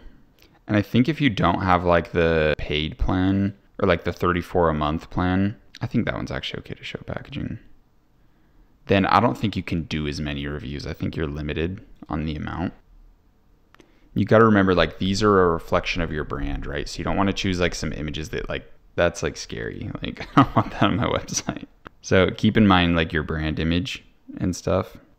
These are kind of good because it shows the suction cup. So I think I am going to use that one. That one's perfect. Cool. So it looks like we went through all of the ones on this one. So we can click out of here and go to another one with a ton of sales. Looks like this one has 2,000. Let's go to this one. Hit their reviews, hit our little import to Loox button, select our product, hit 100, keep everything the same, and then just hit only reviews with photos. Let's see what these ones are. Cool. We just want to get as many as we can, honestly. Like if you can get hundreds, like that's great. So I'm not going to continually film me going through this for hours. So I will come back right when all my reviews are done and I will show you the process of getting them into the spreadsheet and all that fun stuff. All right, guys, so I'm still going with the red, but there is some really cool content with the blue one on this AliExpress. So they have the blue here, cool little elements of branding, and really good image right here. I'm going to be creating stuff in Canva just like this, but this is a really good example of like branded content. I'm going to make a red version of this. But this is great. This is the type of stuff we want to do. So for example, someone could really make a solid brand around blue. You know, you can make all of this blue, grab the blue one and have that vibe there, which could be really good. But the only thing is there's not as many review images of the blue one. So that's why I'm not going to do it. But yeah, I just wanted to give you that little update. I will be showing you guys how to make custom content like that when we design our product pages and all that stuff. So all right, guys, once you got as many images as you can from AliExpress, you want to scrape all of these listings, get as many reviews as you can. Then you want to come back to Loox, hit your reviews tab, and hit export all reviews to CSV file. Next, we want to hit the import reviews section and hit the Loox import file template right here. We want to hit make a copy. And this is going to give us the exact template we need to import all of our products. So we have our product handle, the rating, the author, the person's email, the body of the review, like the text they're saying, the date it's created at, the photo URL, and then if it's a verified purchase or not, we want all those to be true. So what we want to do is then hit File, Import, click the Upload section here, hit Browse, and then grab the file that Shopify gave us. Then on the import location, you want to make sure it's Insert New Sheets and keep on Detect automatically. And we should be able to hit import here. We can hit open now once that's done. And what we want to do is grab all of these and paste them within this template because this is the exact template and format they need for you to download this and then re-import it back into Shopify, back into Loox. So you want to grab all of these, hit copy, come in here to this and hit paste. So these aren't going to be formatted correctly, right? So what we need to do is this product handle right here, we can delete all of these. The product handle is going to be this. So this is really important. What we need to do is go to our products right here and see the name that is listed when we hit edit right here. You need to see this, the URL handle. This is what it's referencing when it says ID right here. We can get rid of this one. This is the reviews that I exported, and then this is the template we need for the import. So the product handle where it says t-shirt is this, your URL handle, the new cup. So I'm going to change it to new cup. And this right here is literally the link to the product. So when I'm running my Facebook ads, when I'm running my TikTok ads, this is the link that I copy and paste and put into the ad. So I want this product to be called New Cup in the link. And then we can change the actual title. We can change the description, all that stuff, and it's not going to matter. We just want to make sure we know what this link is going to be. And we don't want some like huge link that's like 5 words. So tiny link, new cup, and it could just be cup, could just be new. Honestly, I think I'm just going to keep it new. Hit save there. And then now when we go to this The most important thing is we need to make sure our product handle is exactly the handle that's on our website here. Then we need to make sure the ratings are all correct. We can add some, change some to 4, just so it doesn't look like perfectly 5 reviews on everything. That looks a little fishy. Finish out all of the names. You can do a different format if you want, but I really think that Alex D, Leo R, like having the names like that's the best. Copy the same emails, doesn't matter. And then the body, you have to customize every single review, which sucks. It's definitely not fun at all. But for the conversion rate, worth the time and effort, and it's gonna make sure all your ads do better, and it's gonna give you the right website, the right design that you need to see success. If you're cutting corners on stuff like this, then your store does not have everything it needs to potentially even succeed. So make sure you're not cutting corners and you're actually writing good reviews here. You can go to other stores and like copy and paste their reviews in if you want, like literally go to another store, look at their review and copy the text there and paste it in, but that's also a lot of effort and you don't want to take people's reviews word for word. You can maybe have ChatGPT write you a bunch of reviews. I'm not going to test it out because I just personally write them. Yeah, kind of sucks, just grind through that one. Make sure all your image URLs actually are correct. Cool. And make sure all verified purchases are true. Then once this is done, you want to hit File, then go to Download and make sure that you download it as a CSV file. Then once that's downloaded, you want to go back in here, upload the template file that you just downloaded from your Google spreadsheet, and it'll import all of the new reviews. So once you're finished here, we still have a little bit of steps. So let's go back to Loox reviews. Let's go into reviews here, hit bulk actions and delete all reviews because we want to get rid of these. Then we want to come back to our spreadsheet, hit File, and make sure that we hit Download CSV file here and get that onto our desktop. Then for the last time, we want to come back in, hit Import Reviews, go down to the bottom, and upload that exact CSV file that we just got from our Google spreadsheet in right here, and that's going to populate in all of our new reviews. Okay, so I'll quickly show you what that process looks like. I have my other template that I already designed. I deleted all my reviews. I'm coming to Import Reviews, hitting Upload. And once I hit import on the CSV file that I downloaded, it says, hey, we'll email you at your business email once the import is complete. So you can hit close, it's gonna be in the process, and you can go to reviews. Oh, cool, it looks like a bunch of them already jumped in. So this has all of my little writings in here, all the images, good to go. I think there's like 60 of them that I found. So it'll take a little bit for all of them to come in, but cool, I think that's most of them. Then we'll go into settings right here. There's a couple little last minute tweaks we need to do, and then we're done with apps for a really long time. The next apps that we get into are gonna be more of those mid and late game apps like SMS retargeting, email marketing, way in-depth data collection with Triple Whale and stuff like that, but we don't need to get into that until we are further along with our brand. So let's actually go to branding and then go to our logo and make sure that we download our logo off Canva. I think this is going to be my final logo, and when we're downloading this, we want to make sure that we hit download right here. Let's just scale it up to 1000 and hit transparent background. So you need to be on PNG for your file type. Hit transparent background and download that. Then we want to come back in, upload our file. Oh, it needs one with 512 max. Okay, cool. So let's download again. Looks like our original one's fine. Let's hit transparent there. Cool, now we got that uploaded in there. It looks like we have our color chosen. Sorry, once we got our logo in, let's go to display reviews, hit the review widget. Make sure we're on grid. Pages per view, 20 is good. Review dates, hidden. Item type can be hidden. And then when it comes to sorting, so you might see that your reviews, like once we do our product page, once we're on our website stuff, you might see that your reviews, like some ugly images are at the top, and maybe you want some better images at the top instead of like the crappy ones. So in your sorting, you can do like newest, highest, and if there's one that you really want to be at the top, you can either like come in here and see which image it is. Like maybe, let's say you really like that one, whatever, even though that one sucks. You can make this one have a date that is more recent and then tell it to cycle in the newest ones. So all of the images that you like the most, put them at a more recent date. So then those ones can be at the top, and then you can hit sort by newest, and that will help you get the good ones at the top. Other than that, once we finish our website design, you can kind of come back to Loox and make sure that all of these styles, the vibe kind of fits. Like maybe this one's already set to black text, but it's based on us having a white website. And if we have a black website, like where like the website's blacked out, kind of like Soulset, they have a blacked out website. So when they're in their reviews, they need to make sure they hit white text, right?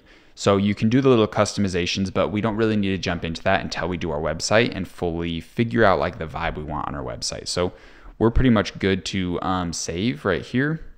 I think there isn't even a save thing, but let's go to reviews. It looks like 61 of them are all in, 4.9 stars. Got all the images in there. Good stuff. So that finishes up all of the early game apps that we need to do. The last thing I want to say is if you're having any issues with importing, they do have a little import template instructions thing here. So try to solve that. And they also have a help section if you're really struggling with anything. So make sure you get help from them. They're going to be the best people that can help you if there's any issue with your import, with your template, or anything along those lines. Some common issues you might have is like date issues, verified purchase issues, or product handles not being correct. So make sure all of those are correct. But that is basically all we need to do. In the next video, we're going to be going over your product page, which is a really important one. We're going to be nailing down your descriptions, getting your product images organized, and absolutely everything that you need to have a killer product page and up that conversion rate. So I will see you in there. Peace.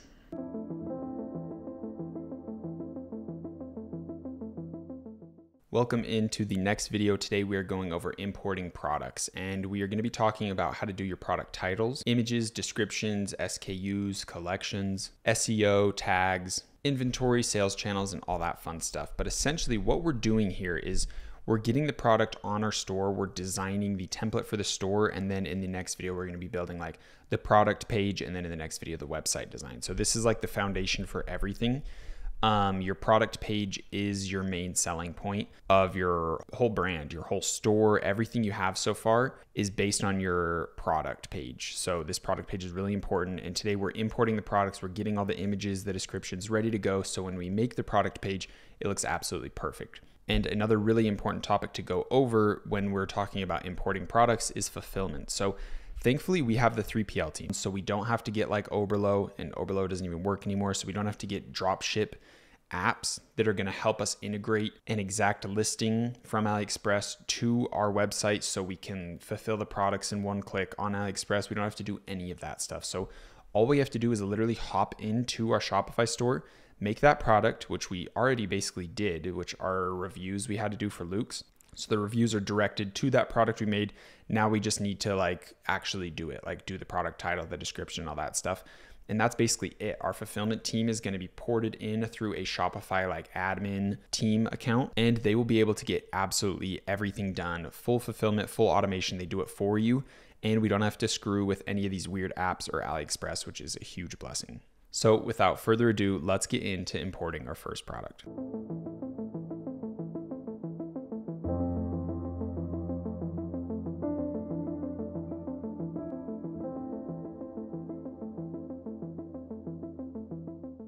So first thing we want to do is go to our Shopify screen, hit products, and go to that page that we, and right here, interesting, put apparel and accessories. That's actually interesting. So the first thing I guess we'll do is come do this. Basically it's electronics, but vendor new cup, that's fine. The main things we need to do are change our title. And with anything that I do in the dropshipping space, in the e-commerce space, is I look who is selling the same product as me, who is doing the absolute best within this industry, and how can I mimic them? How can I copy them? How can I be better is the most important question. So the first thing we want to do is go to Google and type in the most broad keyword we can that explains our product. So this is a smart cupping device, and the top seller is going to be the person up here and the person here. So thankfully it's the same person. TheraRelief seems like to be the second biggest. They're paying for Google ads. And what's funny is the smart cupper, those other guys that I was studying, aren't paying for Google ads. And we know the smart cupper is doing better than TheraRelief, and TheraRelief's trying to sell it for $138. Oh, they're doing the custom packaging stuff, so good for them on that. But this looks decently bad. I wonder how it looks on mobile. See, they're copying Revomatic to a T. They're trying. It doesn't look too bad. This is a Alibaba image. Decent pop-up on for the email there, not bad. Yeah, I've already seen this video. This is on Alibaba. Not bad. They got the Loox reviews going. It's not my favorite, but they're really trying and they're not doing bad. I think they probably got a prototype. Oh, I see what they did. I think they just edited the normal packaging and put their logos on it. I don't think when you get it, it actually says TheraRelief. So I don't think they're at that level just yet. Lumbar traction, interesting. So someone's on the same vibe as us. They know the cupping device is a good product. They also know this one's a good product, so I'll have to do some research into this. Yeah, there you can really see the editing. That's super bad. They're trying though, you got to give it to them. So I'll have to study their ads and kind of see what the vibe is, but 179, okay, 42. I wonder why here it says 138. This must be an old listing. 138, yeah, I don't think, oh, it's for a 4-pack. Interesting. Anyways, the top person is Revomatic, and these guys are copying Revomatic. Revomatic has nice little features like this, but honestly, like, their website isn't my favorite. It's a little bit like Boomer vibes, in my opinion. The shipping details really good, returns, specifications, that's all stuff we want to copy. Their content looks really good on website, but I don't remember how it looks on mobile. I'll have to check it out. But things we really want to copy are like big testimonial reviews like this. I have people that seem credible within spaces. The features I really like. I like the traditional revotherapy versus traditional cupping and the reviews and stuff. I think our reviews are a little bit better. FAQs looking good. Didn't find your answer, get in touch with email. Satisfaction stuff, it really builds that credibility. And through the custom content, you can be like, okay, these guys are trustworthy. They're going to send me a good product. And ultimately, that's what we want to do. Our biggest focus is to give people that vibe, to give them that feeling of, oh, these guys are trustworthy. Free US shipping, full warranty, hassle-free return. We definitely want this. This is huge. People see that and they go, okay, I'm safe. I'm going to be safe. I'll get my money's worth. And if I don't, I can return it. So big thing we want to copy there. Looks like they didn't even do it. See, like you can just tell how this is a little bit more tacky, more cringy. The vibe's not looking too good there. With Revomatic, you definitely see this and think, I'm going to get the product. Like you can picture that this is going to come, it's going to be high quality and it's going to work. So, and you have the warranties, the hassle-free returns and stuff to give you that confidence. So definitely want to take notes on there. And when it comes to images, I want to take big notes there as well of what type of stuff we want in there. Seems like they just got a shit ton of images, which I usually don't like. I usually like to keep it simple with a little bit of images. I don't really like that up there. I'm going to check real quick what this looks like on mobile, and I'll throw up on the screen right here. All right, so the homepage is looking really good, actually. Very good. Video reviews. These guys are crushing it. Yeah, this looks a lot better than I expected. Let's go on to the cupping. Yeah, actually, this is fantastic. I think some people might get confused with all these buttons here. Someone would be like, whoa, where's just the pay button? Amazing. This is gas. Actually gas, wow. Okay, so they are crushing it. This looks super good. And I want to do the best I can to copy them in the most simple way. So I really want to try to get as close as I can to these guys without spending like weeks on it. I don't want to hire some developer. I don't want to get some custom theme. I want to use Debutify and get as close as I can possible to this without like killing a ton of time, because I just want to test the product. I want to test out video ads and I want to make sure I can get results that are worth building around this brand, right? Like building this skyscraper. I want to test, hey, is this foundation strong? Is it good? Does it have what it takes? But seeing from them, it does have what it takes. I'm just going to need to make sure the video ads are good. So basically, in the end of the day, it is worth it. It is worth it. Like if I had $100,000 willing to put into this brand, or 50, probably need like 20 max, it would be worth it to get this product in, get the brand going, get a custom website, and start paying a ton for like high level people to make ads for me. It would be worth it because all I need to do to outperform these guys, they're proving to me that it works. They've set the money up, they've put it in, they're getting the sales, they're doing the volume. So all I have to do is make better video ads than them and have a cooler brand. And honestly, Revomatic, like I don't even know what that means. So I think it would be easier to have a cooler brand with the new cup and really frame this as like, this is called a new cup. This isn't called a smart cupping device. It's called a new cup. I think you could take over a market and do that very easily if you have good video ads. So I know I say that a lot, but I do want to preface that. So they're showing me that this is worth investing into. So I want to try to copy them as best as I can. And ultimately, that's what we're going to be doing with our title, with our description, with our media. So let's see what they're doing for their title. The picture looks like they're just having their brand name with a trademark, Smart Cupping Massagers. So let's do something similar. Let's do the new cup. I almost want to stay away from smart, but I think I'm going to keep it in because I want people to change out smart for new. Almost like how someone will say like, hey, can you get me a Kleenex? When they're literally called tissues. That's just the brand Kleenex. Like you want to have that effect. Like, oh, can you get me the new cup? Like pass me the new cup. Pass me the smart cup. Like you want to kind of have that vibe. So I almost want to get away from smart, but that's something we can do later down the line with like the branding vibe. So I think that's good. I think throwing trademarks in your titles is a really big key. When it comes to description, we want to copy them. And it looks like they don't really have like a description. They have a bunch of images, a bunch of titles, a bunch of pop-ups. And I think we'll be doing a majority of that stuff within our web design. The big thing I do want to make sure is in there is something like this. So I'm going to have to make a very similar one that kind of fits my red color instead of their orange.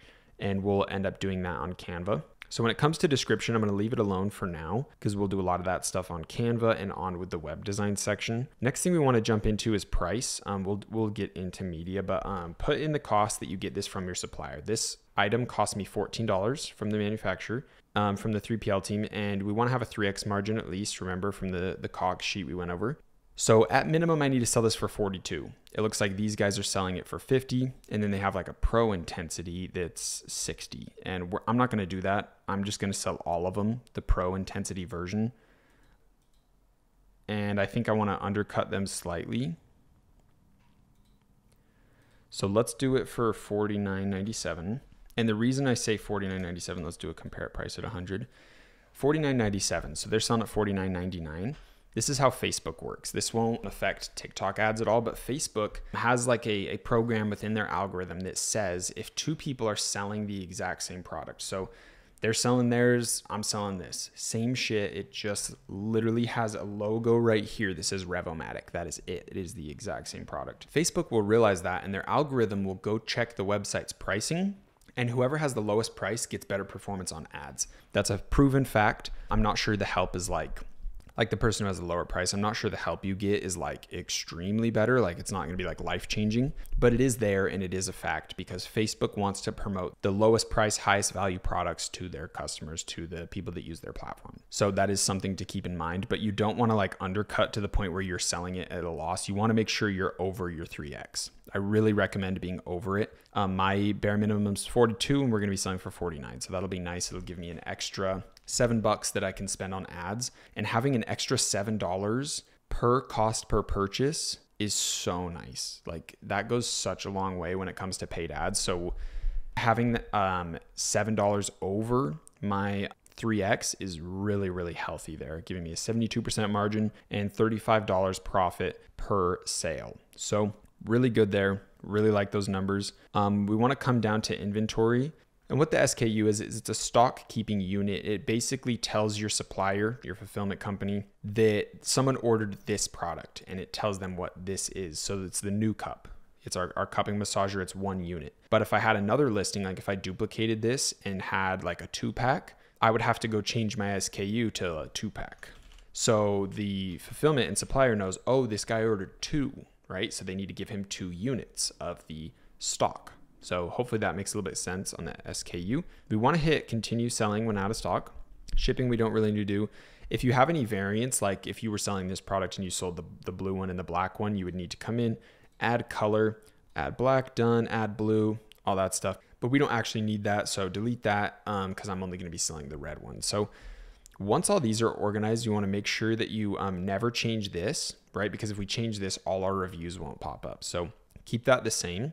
For organization, like you can just put like whatever main category it fills. For product type, you can do the little trademark collections. I'm not doing collections because I'm not selling multiple products, but if we get to the point of building this out as a big brand, then you can set up what collection you want it to be in there. Very easy. You can add a couple tags. I do believe that Google their search engine optimization is going to track what tags you put in. So you can put smart cupping device.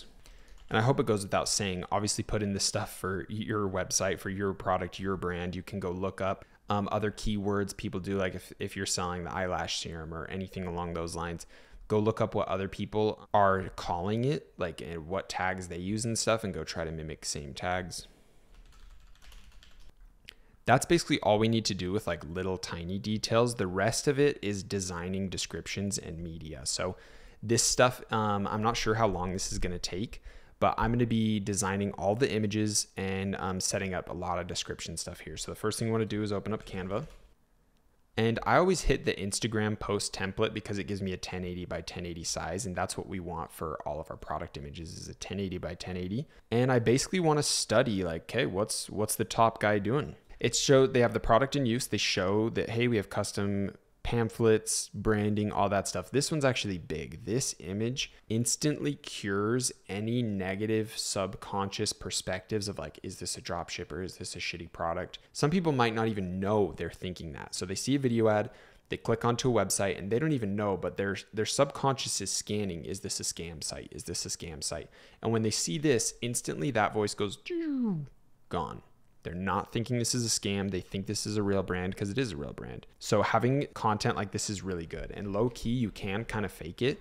Like you could go pay a graphic designer like $5 and they can make fake little pamphlets. But when someone gets the product, they're not going to get those. So it's damaging to the brand if you're doing that at scale, right? Like you don't want to do that because then you have a bad brand image and you're not going to get repeat customers because people are like, you had all these pamphlets, you had all these pictures, all these reviews showing the name on the product. The name's not even on the product. There's no pamphlet. It's in Chinese packaging. So you don't want to do that. Some people definitely will though. Like the Thera Relief, I guarantee when you order that product, there's no way it's coming with Thera Relief packaging on it. So do keep that in mind. I think images like this are good. This just kind of shows the intensity and standard. Differentiation, red light therapy. That's a really good visual explanation of what you're getting. I think this is definitely what we need. We need one of these in here. Cool. So just taking some mental notes of what videos do well. They did a little red effect there, adding it in. This one's big. We've got your back, lifetime warranty. Very big. Cool. So when it comes to designing product images, this is very, very important. We're going to do everything on Canva, but we need to go to Alibaba. This is really, really big. We need to put in our smart cupping device. Let's do smart cupping massager. I think that's probably going to bring you the best results. And let's click these. We want trade assurance. We want verified supplier. So these are going to show us the top sellers for this product. So 4.8 reviews, 27. 27 is really high. That's good. Okay, this is probably our guy. Oh, looks like we get a little video. Let's see if this is just completely bad. What are these square ones? Where are they getting squares, dude? This is the top seller. So why we're in Alibaba, why this is good is the images that they have, we know are safe to use because they're from a supplier. They are not from another store. They're not from AliExpress. AliExpress, they don't care. They will grab images from other brands. They'll put them in their stuff. So when you get images from AliExpress, you know they're not like fully trademark safe, and someone can throw a DMCA claim on you and get your site taken down. Let's check this one because that other one's actually sketch. The fact that they have a square. Okay, so this is the video ad that Thera Relief posted on their YouTube acting like it's theirs. It's a decent video. It definitely is decent. There's nothing too bad about it, but we want to come in and see what images we can grab to create a feeling like Revomatic. Right, so let's scroll down their bio. Let's see what images they got. This is good because this fits our branding vibe already with the red. Pretty decent. Not too bad. Yeah, images are decent. They're not too bad. They're kind of similar to the other one. This might be literally the exact same listing. So all you want to do is basically come through, check out all these suppliers. Even if it's a shit supplier with no reviews, you just want to come check on, see, because they might have some content like this that looks really good. So come through, find some good images, and basically what we're going to do is see which one we want to copy. I think we should make one of these first. So let's grab an image that shows the product like that.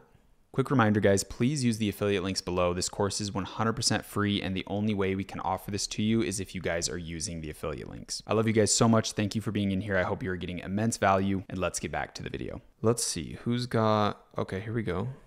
A little bit better. That one looks bad though. Let's get it really clear. Here we go. Okay, these are pretty decent. Decent images. I want a very clear circle like this. I want a very clear one. So let's keep looking.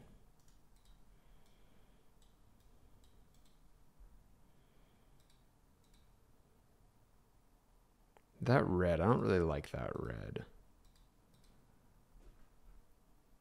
Oh, another video. Haven't seen this one. Oh, it's some completely different product. Definitely some stuff we can use here. Okay, that's pretty good. I think this explanation kind of sucks. I think what Revomatic did's a little better. Great pictures though. Can definitely use these. Let's see what we can do with this. Oh, interesting.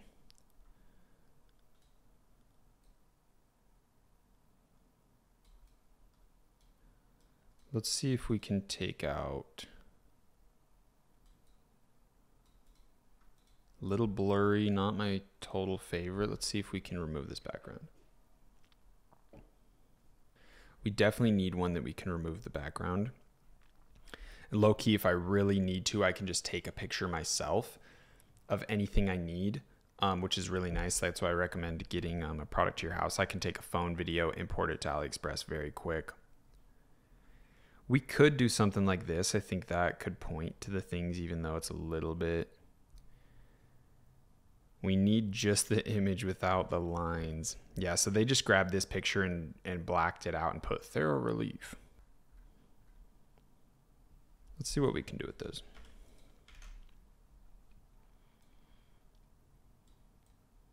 Try to make the sizes even. Load up pretty big, try to throw that in the middle. Let's see what we're copying. Pressure release, pause.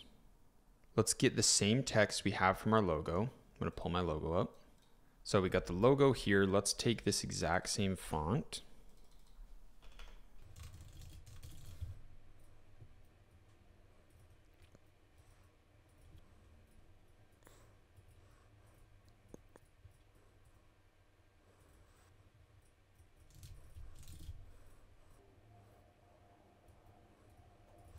Cool, so we got these built in.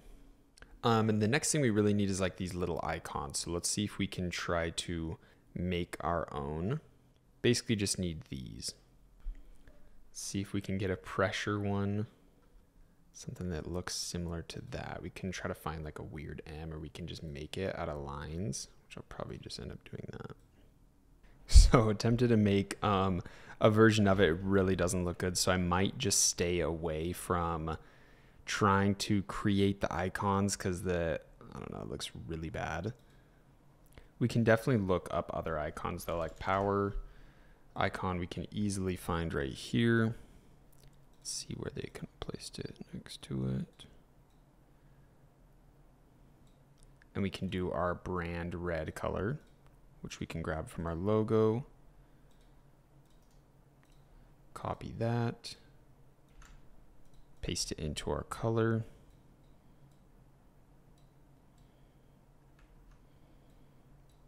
Have that in the middle. The word power looks very fake. That's weird. The word power does not look right. Oh, but we also need to keep the same font size, 31.9. Oh, cool. Suction strength. Yeah, I think it's going to be really hard to mimic all of these, so I'm not going to specifically do that, but let's get some lines in.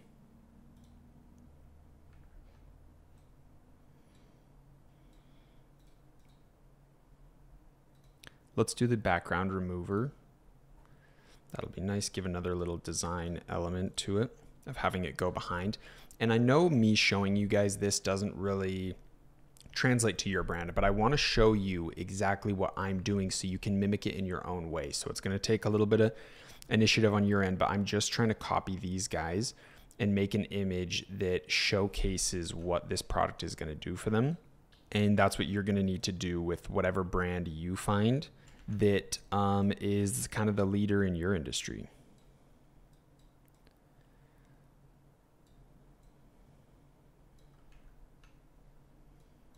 And Canva is very self-explanatory. You should be able to come in here and do everything you need to and figure it out. Not too hard of a process to manage, but what I'm going to do is basically create all these little lines like this that go to each one of the little elements, and then we'll look for like a product background, which I think you can literally type product background, and there we go. So we can find some really cool ones. We'll go to photos. Let's see what they have. They just have like a straight up just like background, like literally probably this. And what's nice is like, yes, this is such a close copy, but they can't come after me. Put that 2 back. Let's actually scale it up a little bit more. Maybe we can try this. Let's see what this one's looking like for us. Put this 2 back. See if we can get this one looking good. Yeah, I don't think we can unless we make it huge. Because it doesn't look like it's going to be sitting on there. Like even if you throw in a shadow, it looks too big. This one could be cool.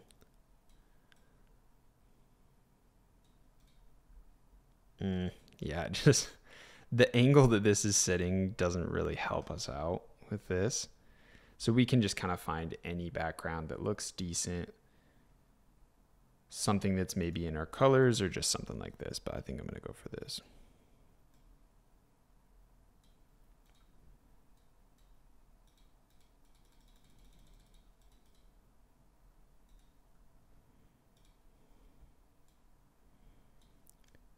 Set up a little higher, just a little background gradient. Let's grab a shadow.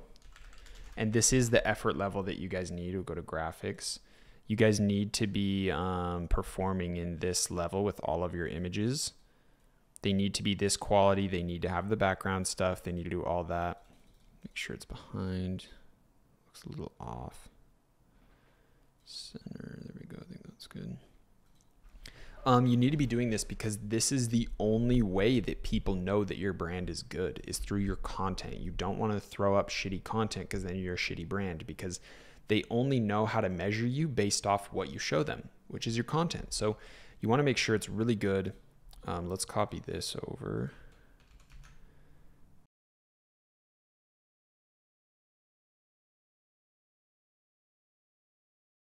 Cool. So you can obviously see how this looks a lot better than just some like kind of bull crap we could have whipped up in like 2 seconds. We really want to have that brand feel. You can make your shadow a little bit less intrusive. You can just very instantly see that this has a better vibe to it. It showcases what's going on. I really want the icons. Maybe I can go to Google Images and see if there's some sort of icons or something I can grab somewhere. See, there's so many. iSmart, they can't do that. You can't put I in front of it. There's them using that. Oh, that's a decent video. But this isn't a product. That's not the same product. This is a $180 custom designed one by a company called Ached Away. So it's just like there's so many shitty drop shippers, but yeah, I don't think there's going to be a place I can find the icons. So I can't get it exactly, but I think this is really good. This will be one of our first images. So let's download this one, PNG, and make sure we don't do the transparent and keep it at 1080. Then let's go and see the next image we want to make. So we could make one like this, put some text on it. Let's go for a red light therapy. Let's try to make one of those. So I just made a copy of this one and we're just going to delete everything. We can keep that same background if we want. And I found this image online. This one's going to be really good. Let's try to do the background remover on it. And I think we can use this for red light therapy and make our own cool version of, let's go to it, this image with this right here showing like a red pulsing light coming from the middle. I think that'll be super cool. So let's throw a shadow on. I think that's a good size. maybe kill it a little bit, make it a little bit more dry. And let's bring everything up a little bit more. I like to drag in images like this, get it right to the corners to make sure it's centered. Cool, so let's look up red light. We'll go to graphics. That's a little too much. I don't want it to look like very edited, cringe, like some fucking shit from Marvel movie. And that looks really intense too. Let's just do a nice pulsing, or not pulsing, but a nice little light there. We want it to kind of only affect the middle area, so we need like a big one. Maybe we can do this, not this one, where was it? Something like this, but just tone it down a ton. Put that small in like the center. The main thing you want to do here is like still make it seem realistic. See, like what that red in there doesn't look realistic. That looks kind of weird, but you didn't really notice it, right? Until you start looking. So doesn't need to be like some over the top flawless edit, you know? Like you could do some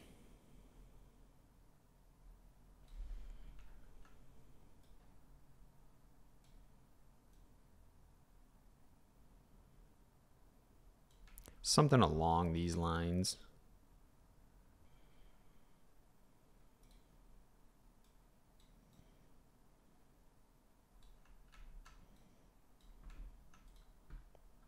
I think that's more of our vibe. That looks a little bit more professional. I can also look for other images. Maybe this one's not the best. Maybe like a more upright image. All right, so I also found this image at the bottom, and I'm going to make a comparison. You can just hit duplicate page to get another version of your same background, and you can kind of mess around with it. So yeah, I think this is definitely going to be better. Cut this in, make sure we're getting it centered based off its lines. I think that looks a little bit better fitting.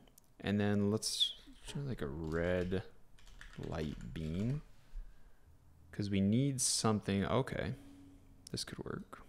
Could maybe get rid of that. And okay, I think that definitely gives off the vibe we're going for. Maybe a little red glow in the center, make it really transparent. I kind of like what that does. And then we need like a beam like this, like some sort of like the light projected out like this, but red. I really wish we could get that red.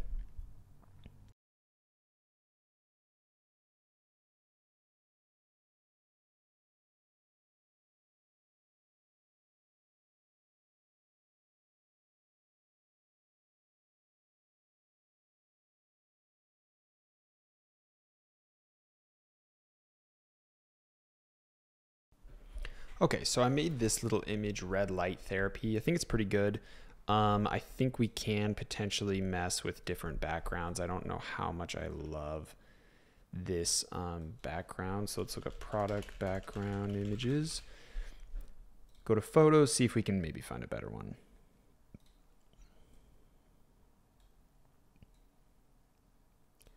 It seems like a lot of these like shadow type ones do really good.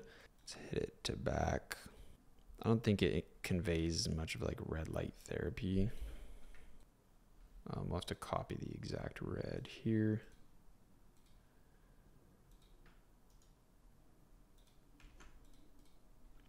Yeah, I mean, it's good. It's not bad. It's a little bit better. Maybe we can throw this bold.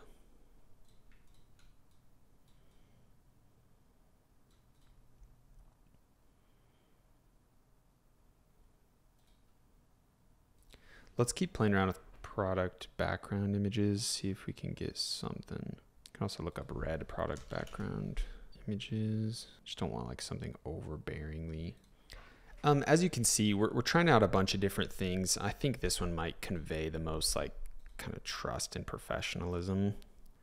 It's hard though, and you do want to take a lot of time in these product images, guys. This is something you cannot cut corners on. This is something that proves if you're like a shitty drop shipper, if you're an actual brand. So we need to really spend time on this and take note of what they're doing. They have a little red light at the top. Maybe we could do something like that, and really make sure this is something that's professional, something that's really good, that portrays our brand in a nice lighting.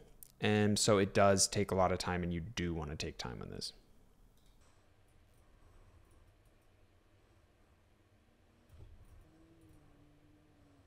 I'm kind of liking this. You can see like this kind of looks professional. Like this does not really look too bad. Maybe that does.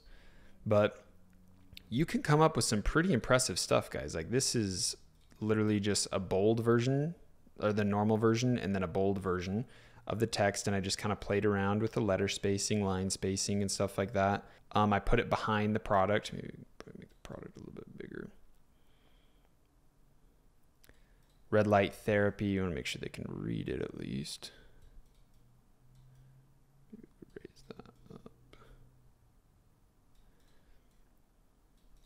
And you can make stuff that's decently impressive very quick. Let's try to make it all just a little bit smaller. And you don't really need a ton of experience. Like I just grabbed the image, background, removed it, put some random lights, put a shadow, played with some text, put some light up here.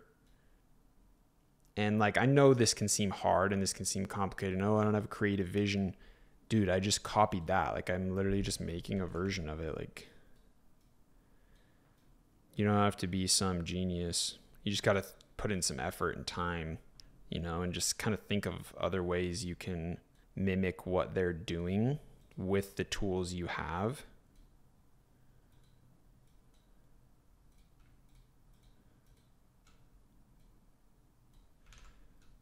Because honestly, in the end of the day, content's pretty easy, guys. Like this stuff is pretty easy. But just have some creative effort. You know what I mean? You don't got to be some crazy dude with high level skills, but just put some time in, put some effort in, and just show you care, you know? Make it seem like you care, put that effort in. Maybe we can center that out. I think that might be a little bit easier. And then it would make more sense for this one to be red. So where's that red shadow? This one. But then our background image, maybe we keep the black. I still think there's something we can do to give off that red light vibe more. Okay, the white looks bad.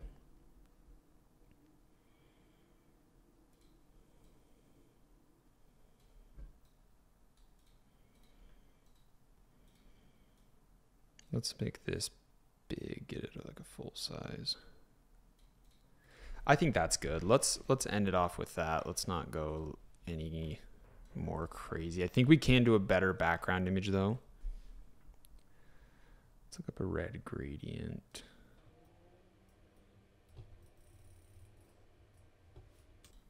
That looks pretty good.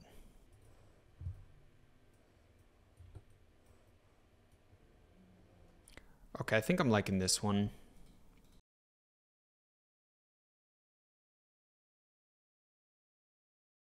So the only thing that's kind of missing is like a logo in the middle. So let's go grab our logo. We will need a white version of it. Throw this in here. So honestly, guys, this is the stuff that kind of differentiates me from most of these drop shippers is I put time in my content. I really make sure that my shit looks good before I start running ads. And that's why my ads perform better, is because of stuff like this.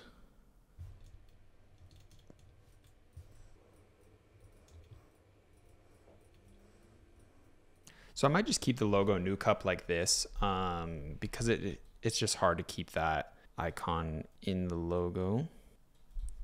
Then let's add a shadow at the top. Make sure it's all the way in the back. Cool. I think that is pretty good.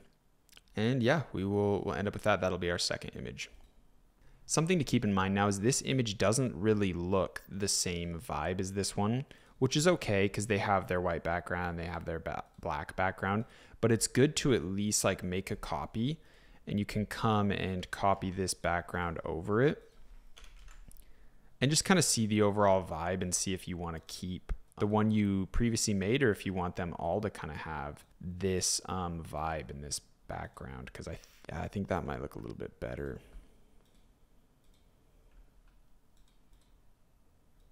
This is why playing with colors is so important. And I know this is a long video. I know you guys are like, I don't want to watch this guy just fucking design product images when it doesn't even make sense for me. I'm not even doing this. But you need to watch this and you need to see the details of everything that I'm doing. You really do, because this is the stuff that makes me different. This is the stuff that makes me have high success levels when it comes to running ads and decent conversion rates and everything along those lines, is because I put the time in, right? You know, the Abraham Lincoln quote that I talked about of, if you give me 4 hours to cut down a tree, I'll spend the first 2 sharpening my axe, or whatever the numbers are in the quote. But it's really good to have variations of black one, a white one, to kind of like see, like scroll out, look back, which one do you like the most? Which one do you think looks the most professional? And it's kind of hard. So usually I'll keep the different versions and kind of see which one I like, or show people and have them give me opinion. Because usually when you make a design, you don't have the best thought process or the best perspective when it comes to judging which ones are better. Usually other people will. So that is another kind of design element and little secret that I'd like to share with you guys. But I know that watching this is probably so boring, and a lot of you could have even given up and not even, already stopped watching, but I think the bottom one looks better. Top one also looks really good. I might just keep the top one, but you never really know until you design them. So it's really important, guys. Don't cut corners on this. Watch this all the way through. See the stuff that I'm doing so you can do it as well for your brand, and really just don't cut corners on this.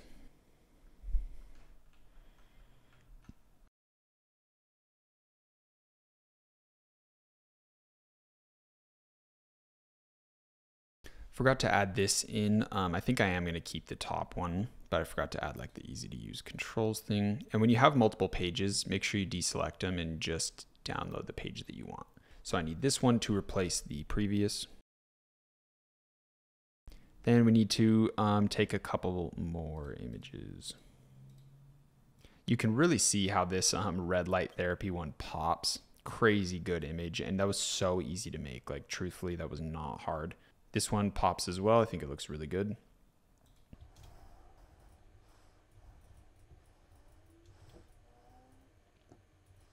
Also really important to make sure that you're always adding in branding elements to the images like this, like new cup, like that really translates into like building trust. So I'm going to re-download this one more time. Cool. So I think we're going to put the new cup stuff all. Oh, that one's off. Okay, so I really like the look of that. I think we're going to put new cup on every single image we make, but these look amazing, guys. Like you can tell this was not too much effort. It was really quick, and yeah, you can do a lot with Canva and you really don't need that much skill. The next one I think we need is a in-use image. So let's see what we can find online. Okay, guys, so I found this image of someone using it on Alibaba and just took the background out of it. Let's make this black. I want to use this and be like self-application, something along those lines. Like you can put it on yourself very easily. So I definitely want that for this one. Quick reminder, guys, please use the affiliate links below. This course is 100% free, and the only way we can offer this to you is if you guys are using the affiliate links. I love you guys so much. Thank you for being in here. I hope you're getting immense value, and let's get back to the video. All right, boys, we're back, and I basically took a break. I've like been to the gym. I did a cold plunge. I've been working for hours and stuff, but I got the images done. So let's view over them really quick. We got this one with the new cup logo. This is going to be the final logo, keeping it super simple. Then we have the simple controls: pressure release, heat intensity, power, suction strength. New cup, easy use, self-application. These are all images from Alibaba that I cut up and made. New cup, red light therapy, 30-day money back guarantee. So I think we're going to stick with just these images. I might make more, but these are based off of Revomatic. And I know those videos were so long, so we got this one mirroring that. But I hope it showed you some details of like what my workflow is like, how I find basically inspiration and find people that are doing good and just make it different. So we got the frame for frame copy right there. Let's go to this one. We have my version, simple controls, the little new cup logo. Then this one I kind of just like made up. I guess this is the one that's similar, but I just kind of made this one up. I thought it looked really nice. Red light therapy, we copied this one. Honestly, I think I might like mine a little bit better, but they're both pretty much the same. This one, 30-day money-back guarantee, showcasing the product, someone using it, and then I just put a tile background back there. All of these are like, I don't know if you guys, I've been doing this for a while, so I don't know if someone thinks this is like super impressive or super simple, but this stuff was easy. I'm telling you, it was really easy. This is all content from Alibaba. You just put it in. I'll show you. It's super easy, guys. I just looked up background image for tile. I found all of these, made them the same size, removed the background, put a little shadow on them, did some text, grabbed a check mark, put my logo on it. Super easy. This is the only one that was maybe like a little complex with like little lasers, a shadow, a red background, and then the logo with another little shadow behind it. Then this one, I mean, this is crazy basic, guys. Like, it's just a background. I even put a shadow on this one. Oh, I guess I did. It's super basic stuff, guys. And then this is obviously literally just an image with the logo up there. So obviously when it comes to description, we're going to have a ton of more images. We're going to have like some of the drop downs, FAQ and all that stuff. So I am going to leave description out of this video. It's already been extremely long, and I'm going to go over it when I do website design, because there's going to be some elements that are done on the website itself, like a drop down FAQ will be done on the website. It won't really be done in my description. So I'm going to personally save the description for last, because I don't know what I'm going to do on the website versus what I'm going to do in the description. So we will go over all of that stuff in some of the further videos when we do the website design. But when it comes to the actual product page itself, for me, that's all I'm doing. The only thing is the meta description, and that will automatically populate with the description in here. It's active, it's ready. I can show you guys what it looks like so far. This is just on the basic Debutify theme. So obviously nothing is like tailored in, but you can kind of see FAQs already populated in, reviews are populated in from our Instagram. And we're going to put our guarantee here and stuff. And honestly, like just the basic template you get from the enterprise version is really impressive. Like the fact that I only made a product and put images in and it already has like this layout and looks this good is super exciting. So we will get into all of the rest of the stuff in the next video when it comes to like product pages, or in the next couple videos. But that is it for this one. For your action steps, just make sure you're making really quality images, guys. This is the vibe of your brand. You can see I did white, red, white, red, white. And you guys really need to have this storytelling vision with what you're doing, and you really need to make sure it's high quality, it's professional, and it's presentable. You want to be able to show this to a boomer and be like, do you think this is a real company? It's a great thing you can do. Go to your parents, go to even your grandparents, go to anyone that's kind of older, that's not like super aware of e-commerce, of drop shipping, of what's trustworthy, what isn't. Like someone that's a very blank slate. They have no real idea what's going on, and boomers are probably the best. Show them your website and be like, hey, what do you think? What do you think of this? Is this trustworthy? The best thing you could do is go up to them and say, hey, I've been having a lot of aches, or whatever your product does. For example, for mine, I'd go, hey, I'm having a lot of aches. Do you think this product would be good? Like, have you heard about the new cup? And just see what their thoughts are. They'd be like, oh, this looks like shit. I would never buy from this. Then you're like, damn, I got a lot of work to do. Or if they're like, oh yeah, this looks pretty good, then you know, hey, that could be a potential purchase. They don't think there's any red flags, but test it out, obviously with your full website once it's done. But with your images, definitely get your friends and family's thoughts on each one. I think these are great. Honestly, I'm really excited with them, really happy with them. We'll add in tons of more content, and I will give you guys my examples of every piece of content that I make, give a little walkthrough of how I made it and all that fun stuff. So I hope you got a ton of value out of this one, and I will see you in the next one. Peace and love, boys.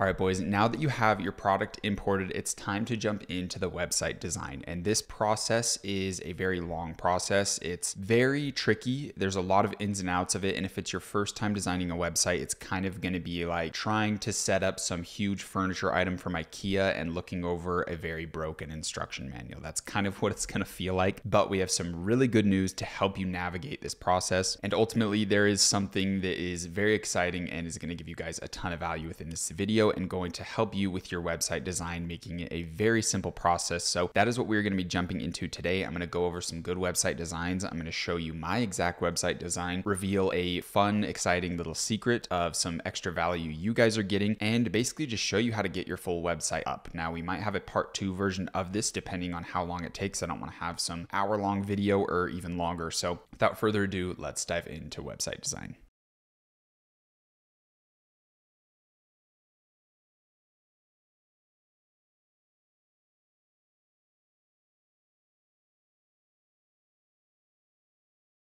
All right, guys, so you are joining me in the computer now, and today we're not going to have any video in the corner since I record this in 4K. It is very huge files, and I don't want this video to have some huge file on it when I'm essentially just showing you how to set website stuff up, so we don't really need it. So the first thing I want to do before we actually jump into the designing process is going over again exactly what I'm copying, what websites I'm setting up, and what attributes I want in my website. So obviously, Revomatic is the guys I am using as my model, right? I am trying to mimic these guys the best I can. So when it comes to their homepage, when it comes to their product pages, their website, reviews, all that stuff, I want to have something that's really similar. And what's really amazing is I'm pretty sure this is designed on the Debutify enterprise theme. So we can get pretty similar to these guys. They also have like paid a professional graphic designer to really like make amazing content, and they've probably paid a Debutify web designer to create specific icons to really format and integrate this art in a way that is custom, even though it's still just on the Debutify theme itself. But it's good news because we can get very close to this. So quickly just going over their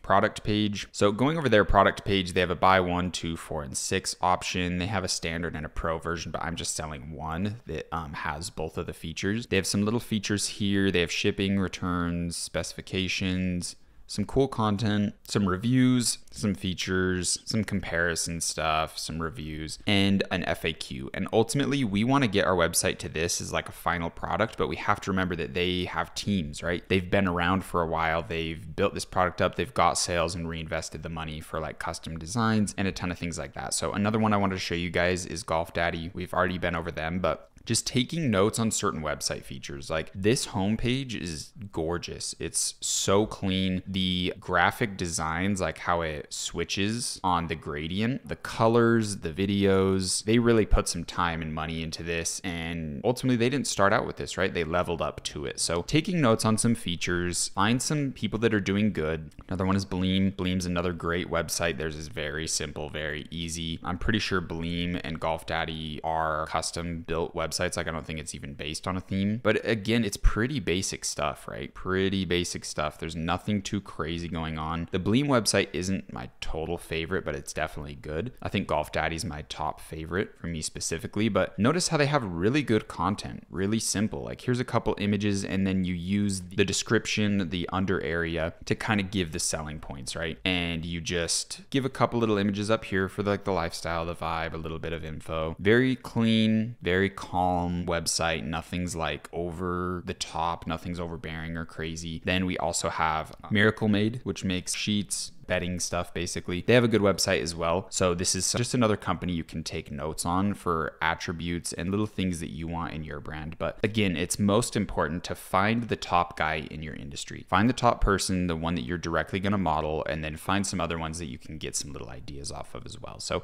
if you can't find any, definitely use these 4 as a little bit of a framework of what looks good, what converts well, because these are all brands that are doing very good for themselves. So good stuff there. Make sure you guys are mimicking people that are successful. But to get to the good news is I have already designed a website and you guys can literally one click download this website and import it into your store, which is crazy exciting. So this is the New Cup website, and keep in mind we're on the desktop version. The desktop version is not where we're sending customers, right? We're getting all of our customers, quite literally all of them, from social media where people are going to be on their phone. Like 99% of people are going to be on their phone. So keep that in mind as we go through this website because it's not optimized. It's not really like specifically designed for desktop. So we have some big art here that I made up. We have a little welcome to New Cup. We have the product coming up here. We have this awesome newsletter with some cool content in there, 10% off when they sign up their email, and it's all functional. So when you put in your email, it sends you your 10% off code. We have some features right here, just like Revomatic. We have the buy 1, 2, 4. I didn't add a 6 option because I highly doubt someone wants to buy 6 of them, but maybe it's a good thing to put in. It's definitely something I consider. We have a moving add to cart button. We have the returns, specifications, shipping details, cool little image here, some testimonials, an FAQ, our guarantees, and yeah, it looks super good and simple. We'll hit shop up here and you can kind of see the exact product page itself, but again, keep in mind this is designed for desktop. When I show you the mobile version, it's going to look a lot better. So I made this custom art that you guys have seen for the product page itself. So make sure that you have your product page done in the sense of having like the images organized, and I will be showing you basically the rest and how to easily do it. We have all of our reviews in, make sure you have those. We have the FAQ, the testimonials, and then the guarantee. But when we jump on mobile, it's going to look a lot better. And when you hit add to cart, you get a pop-up of a lifetime warranty upsell for only $5 to get a lifetime warranty on your new cup. So super cool here. This is going to help give you an extra $5 per sale. Then we have a $15 away from free shipping. So if someone wants to buy another new cup, it's going to automatically give them the buy 2 discount. So they're not paying $100, right? They're paying $80 because that's the buy 2 discount, and then they're paying the $10 for the 2 warranties. But they can just have 1 warranty if they want, or they can get a warranty on both of them, and they have free shipping now. We have our guarantees in here. We have our quick links, all of the info they need. We have a little about us. Looks really professional. We have our virtual phone number in. We have our email address. Everything looks really presentable and clean. Then you hit checkout, and you have the little logo and a quick, easy little checkout process. Other than that, we have like a little our story, which is literally just something I whipped up easy with the little guarantee there, a little contact page, and we're basically ready to go on this. This is a store that I would easily run advertisements to, but let me quickly show you it on mobile. All right, guys, so we are in the mobile homepage. You can see the art looks a little bit better. We have the product page. Homepage basically looks the same. The sign up looks way better. So this is optimized for mobile. All of the Debutify features are optimized for mobile, which is perfect. That's exactly what we need. 10% off new cup, your first new cup. I think this looks absolutely amazing. The FAQ, they can scroll through, get any questions answered, and oh, you didn't find your answer, get in touch, and then it sends them to, ooh, looks like that button's not working properly. Interesting, that usually sends them to the form. I'll have to go fix that real quick. Then we have our warranty and guarantee stuff down here. But the most important thing is let's go to shop. So this is the product page designed for mobile. You can see everything looks very clean, very simple, organized. They can hit returns, tells them about the returns process, specifications of the new cup, shipping details, frequently bought together. This is another version of showing them the upsell. So they can see that, oh, I can get a lifetime warranty for only $5, so $55 for this product to be insured forever. Then this is the part that's only on mobile. This part looked really bad on desktop, so I have it set up in the back end to only show up on mobile. This is my kind of storytelling process, similar to what Revo is doing in their product description. So here's the content. This might look super professional and over the top, but this was really easy to make. Looks like one seamless large image that tells a story. Very good stuff there. Then we have our reviews. We have all reviews right here. They can hit show more reviews. Then we have the FAQ. The get in touch should work here. Yeah, it works here. I'm not sure why it didn't work on the homepage. Easy fix though. Then we have our warranty stuff there, but we'll go back. They can see the testimonials, the don't take our word for it, hear from our returning customers. You can see those reviews, the all new cup guarantee, about us, and then the whole time we're scrolling, we have that sticky add to cart. Then this is what the pop-up looks like on mobile, extremely good. We'll hit claim offer there. We can see, oh, I could get free shipping if I just buy one more. So people hopefully will buy one more. They'll get an automatic discount code. They see their warranty. They see they can get USA-based customer service, a hassle-free return, a 1-year warranty automatically, and then the lifetime warranty if they want it, and 100% satisfaction guaranteed, which is extremely important. And this is why we can't sell crappy products. We have to have something we're confident in, but ultimately the reason this website's so good is the color combinations and the content that I've made up. So super simple, easy, clean website there.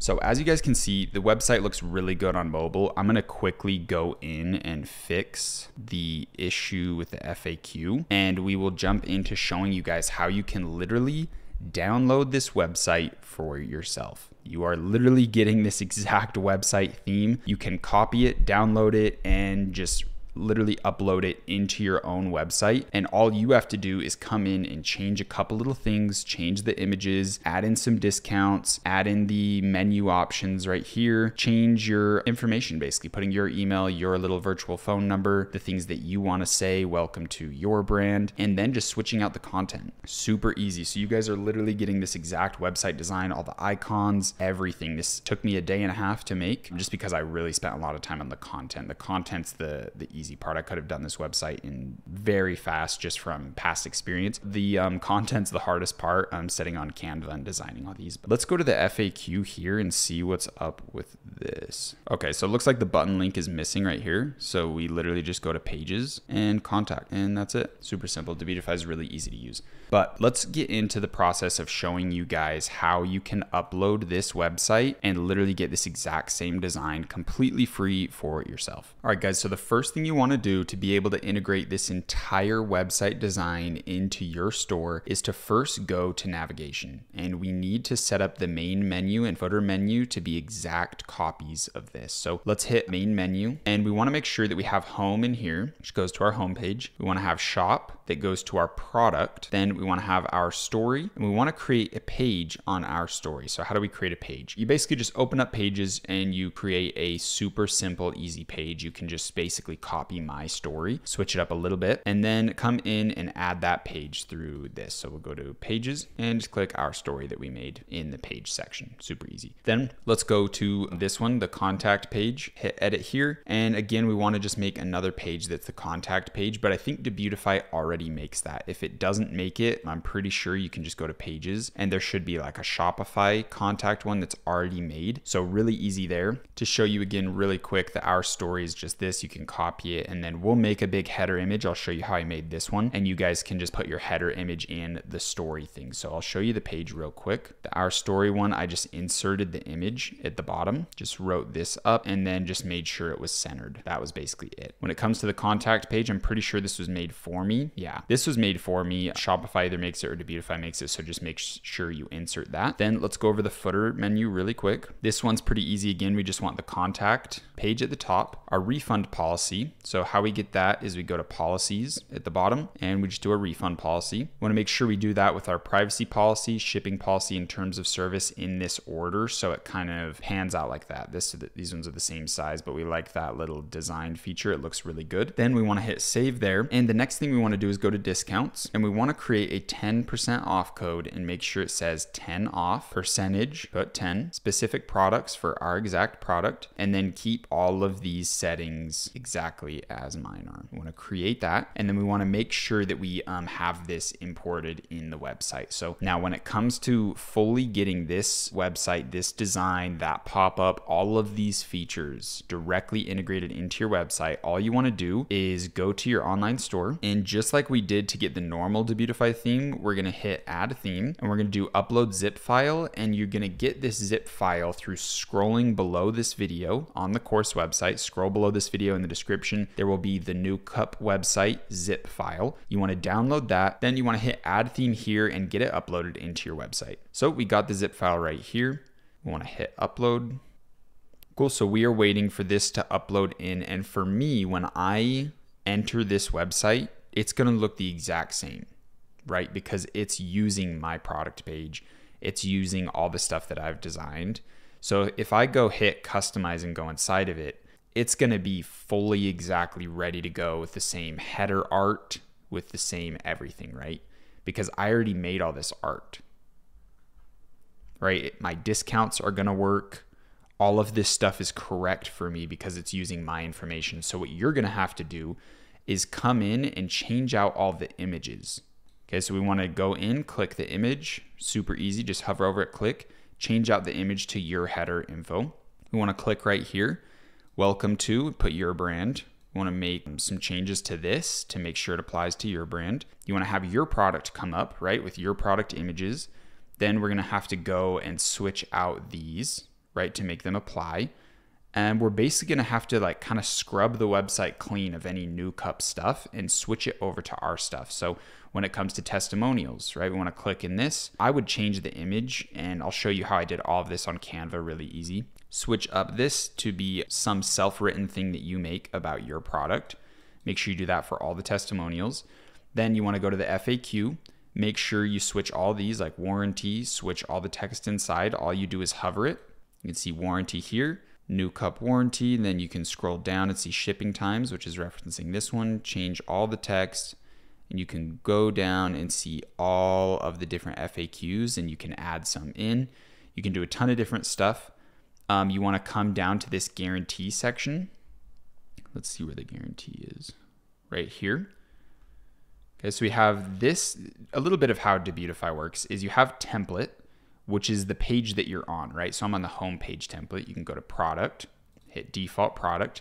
Then you have your product template. But below this is a lot of the features and different settings that Debutify can do. So let's go back to the home page. So even though your guarantee is up on the website, it's being referenced down here because your guarantee goes to all of your pages. It goes to your product page, your checkout page, your add to cart, all that stuff. So we want to hit our guarantee here, and we want to change up some of these icons if you need to, but hassle-free returns, 100% satisfaction guaranteed, USA-based customer service, free 1-year warranty. You should keep all of these. And what's cool is when you switch your colors, because maybe your brand goes off the blue color, right?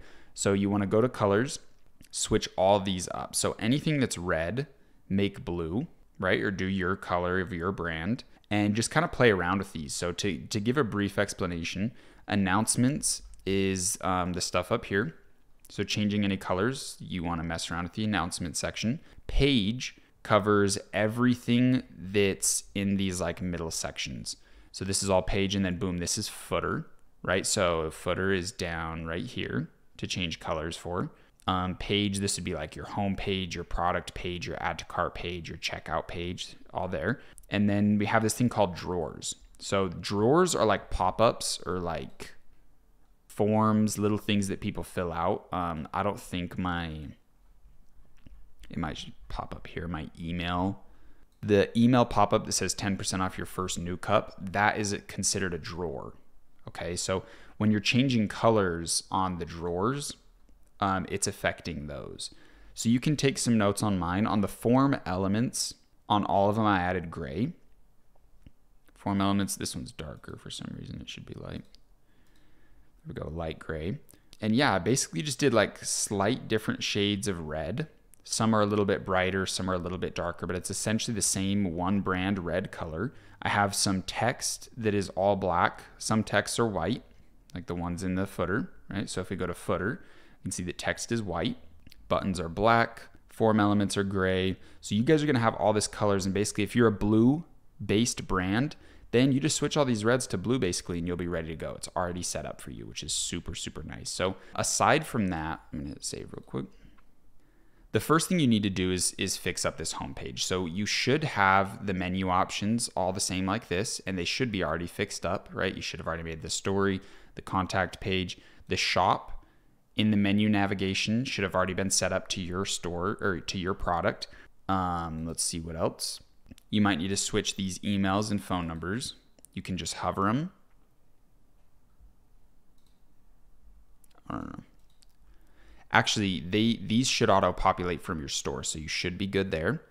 Your footer policies and everything should be organized. That should be done. So the main thing is just getting your homepage content organized, right? The image, the text. Then this right here is pulling up featured products. So it's pulling up all our product info. So you haven't done any product info, so this will probably be blank. But when we get to the product stuff, I'll show you guys how to switch out all this, but don't worry about it for now. Then we have this image. It's a featured image. So you can see everything here. We have a featured image. So to mention all of the features that are in here on this homepage, we have a first thing that's featured content that's just blank. I didn't do anything on this, and it's only showing on mobile because when we switch to desktop, it doesn't have that spacing, right? And the reason I'm doing this is because the mobile and the desktop version are different. This image is on a slideshow that only shows on desktop. I have a slideshow image here, right? There's the image, only showing on desktop. So when I go to desktop, it's showing this image. You see how it's a little bit cropped? It's a little bit cut off because it had to fit the correct dimension sizes. So if we go look at this, The desktop size recommended is 3,840 by 2,160. Okay, and then if we go to the mobile one, which is this featured image, only show on mobile, this one needs different settings, right? So we'll go back to the slideshow. The slideshow is weird. It's not formatted to fit perfectly on desktop and mobile. So for the slideshow, it looks really good on desktop. So we have it only viewed on desktop. But for the image to look good on mobile, it doesn't look good in the slideshow. So I'm on mobile. So the slideshow, to get this big banner to look good, you have to only do it on desktop because the mobile version looks really bad. When I add in this image on mobile, it's really cropped. It looks super stupid. So what we had to do is add in a featured image below that's only showed on mobile. It's on full width, right? Because we do full width, it's like cropped in like that. So we want full width, so it takes up the whole thing. So basically all that you need to know to make this look good on yours is go to slideshow, hit slide right here, and make sure you're creating an image with the Canva size of 2160 by 3840 right here, 3840 by 2160, and make sure you're making an image kind of similar to this one, right? Product in the middle, maybe people using the product on the sides, and then just some little different angles of the product itself with transparent backgrounds and just some fun text. Pretty easy to make, but I will show you how I made them. So you want to add your desktop one into the slideshow, and then you want to add your featured image. This is your mobile one. It's already programmed, so you guys don't have to mess with any of this stuff. But you want to add this image in, and then this image is based off these dimensions. The mobile image you make is 2160 by 3840. So let me show you what that looks like in Canva. Okay, so this is my image. This is the 3840 by 2160. This is the desktop one. Okay, and you can see really cool up here. We have a picture of the product. This "Don't Forget Us, Come Back." Very cool here. This is my header image for desktop, right? And it's pretty simple. So I'll show you guys what I did. We have the red light therapy. This is a piece of content I built for the product image, right? It was already here. So I copied this, pasted it in here. It's all transparent, right? Because we have the feature to do edit image, background remove, right there, which makes it transparent. I put in a really basic like brick pattern. Really simple, easy right here. You can go to photos, just grab one, find something that you like, but this looks like tile in a bathroom, and I kind of liked this one. You can look up white pattern. You can look up a ton of things to find different stuff that you think looks good, but this was what I ultimately landed on. A simple background. I had these images from Alibaba. I added in little white blurs to make it look transparent with the white background, right? So this one was 2 images I had to put together. Control Z there. But you have to get a little creative, right? These were just product images from AliExpress itself that I took a transparent background on, and then I put a shadow beneath them. You can just look up shadow. Go to graphics. First one there. You can see I also did one here, and I made it a little bit more transparent. I just looked up red little lasers right here, just another transparent image. And yeah, just to make them blend a little bit well, I added in some blurs to make it kind of all go together. If you're interested in the fonts, this one is now bold. This one is just now. And this one has the extra bold on it. Pretty simple, right? It looks really good, but essentially this is nothing crazy. Very simple, basic stuff, a little background, some text.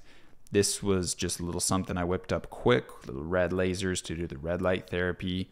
Enjoy the relief you deserve. Just some fun little text that fits in with the brand. Just some images of the product, and we're good to go. So this is the desktop one, and this is the size 380 by 2160. So let's see what we need for the mobile one. We'll go to featured image, or no, we'll go to slide. And then the mobile one, 2160 by 3840.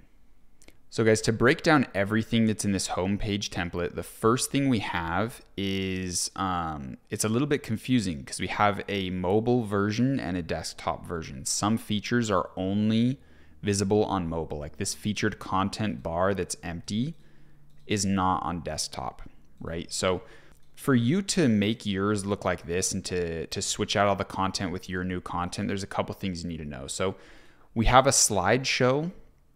The featured content's blank that's only showed on mobile, right? Not on desktop.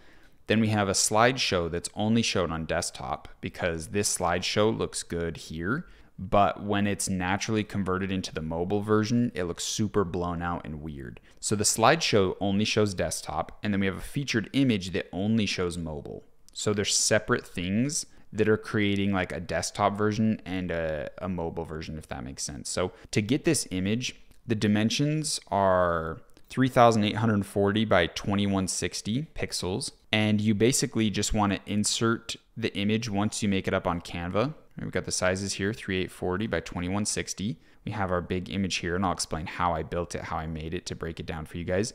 You just want to come in and insert it in the slide in the background image desktop, and then you want to go to featured image and import the same one here on the mobile version. The settings are already made for you guys. It's already ready to go. You just need to insert the image. So how I made this image is actually really simple, even though it might look a little complex. Also really cool, we have like the product up here with the please come back, don't forget us. You guys will automatically get this. You'll just have to switch out the image so it has a picture of your product, and we'll show you how to do that. So in here, this is pretty basic, guys. All I did was look up like a white pattern because I knew I wanted a white background, but something that wasn't like over the top.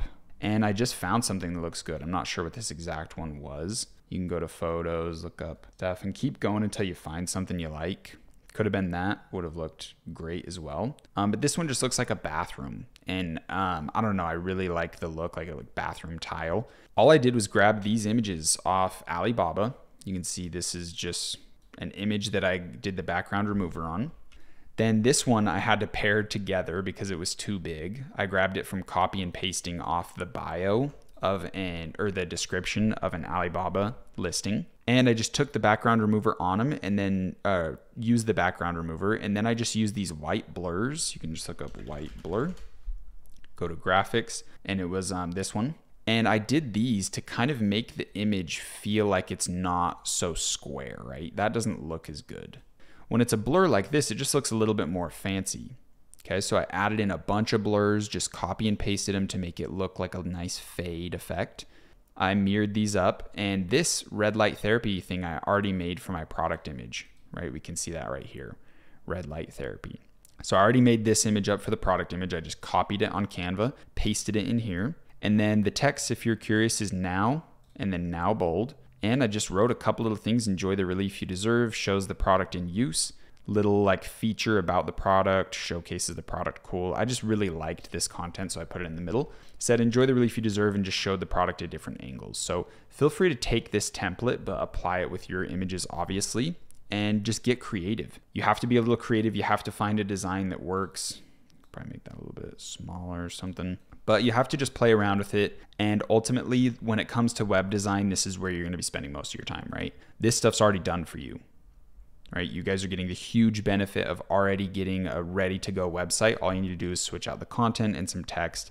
And it's pretty simple. So most of your time is going to be spent in here making these images. So this is my header image.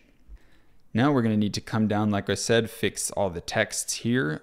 We will fix the product stuff later. We want to insert a new image here. You can do the all new. You can copy something just like this and have your product with a transparent background in there. Maybe add some shine to it, some colors. Use a background that's within your color. Like if you have a blue background, or if you have a blue based brand, you can look up blue background, put a gradient like that in. Like this is pretty cool. Maybe if you have like a product that's like really happy vibes, you could definitely do something like this. It feels like a summer day. You can do something like this. It's more artsy.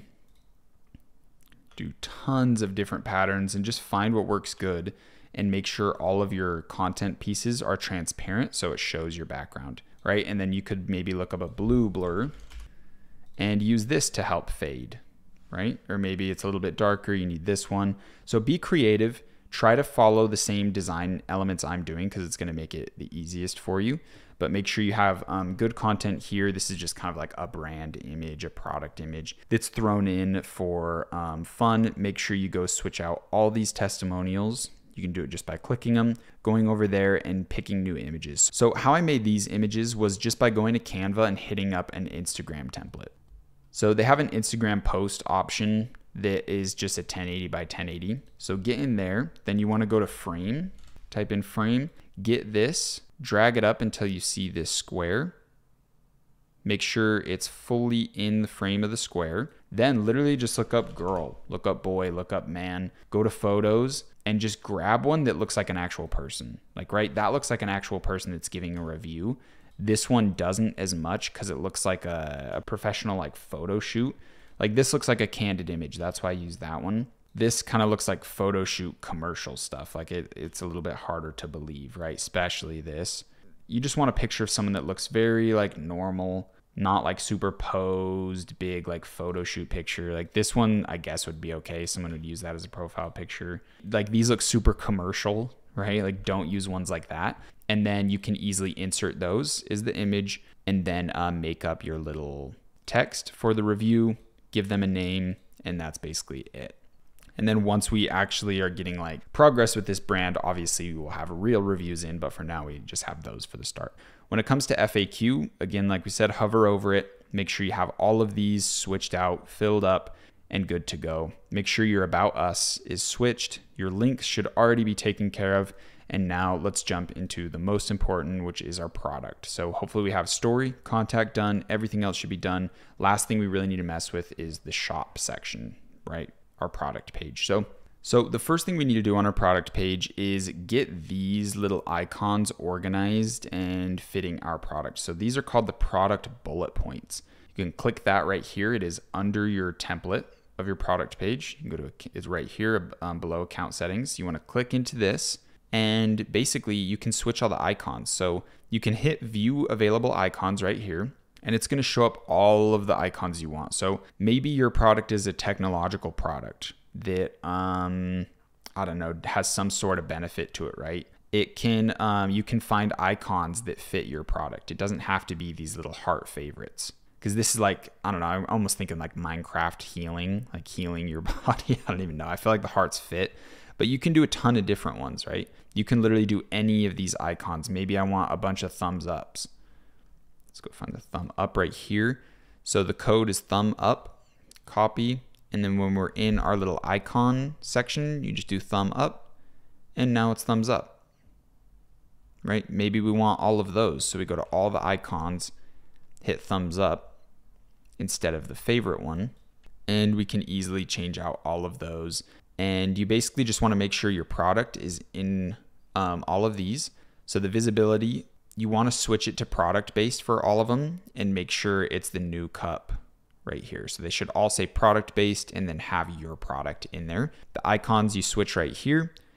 And yeah, pretty simple. You just put in your bullet point that you want and it'll make all of those. So I think I am going to not do these ones. I think I'm going to keep the favorite. Come back, switch all these really easily.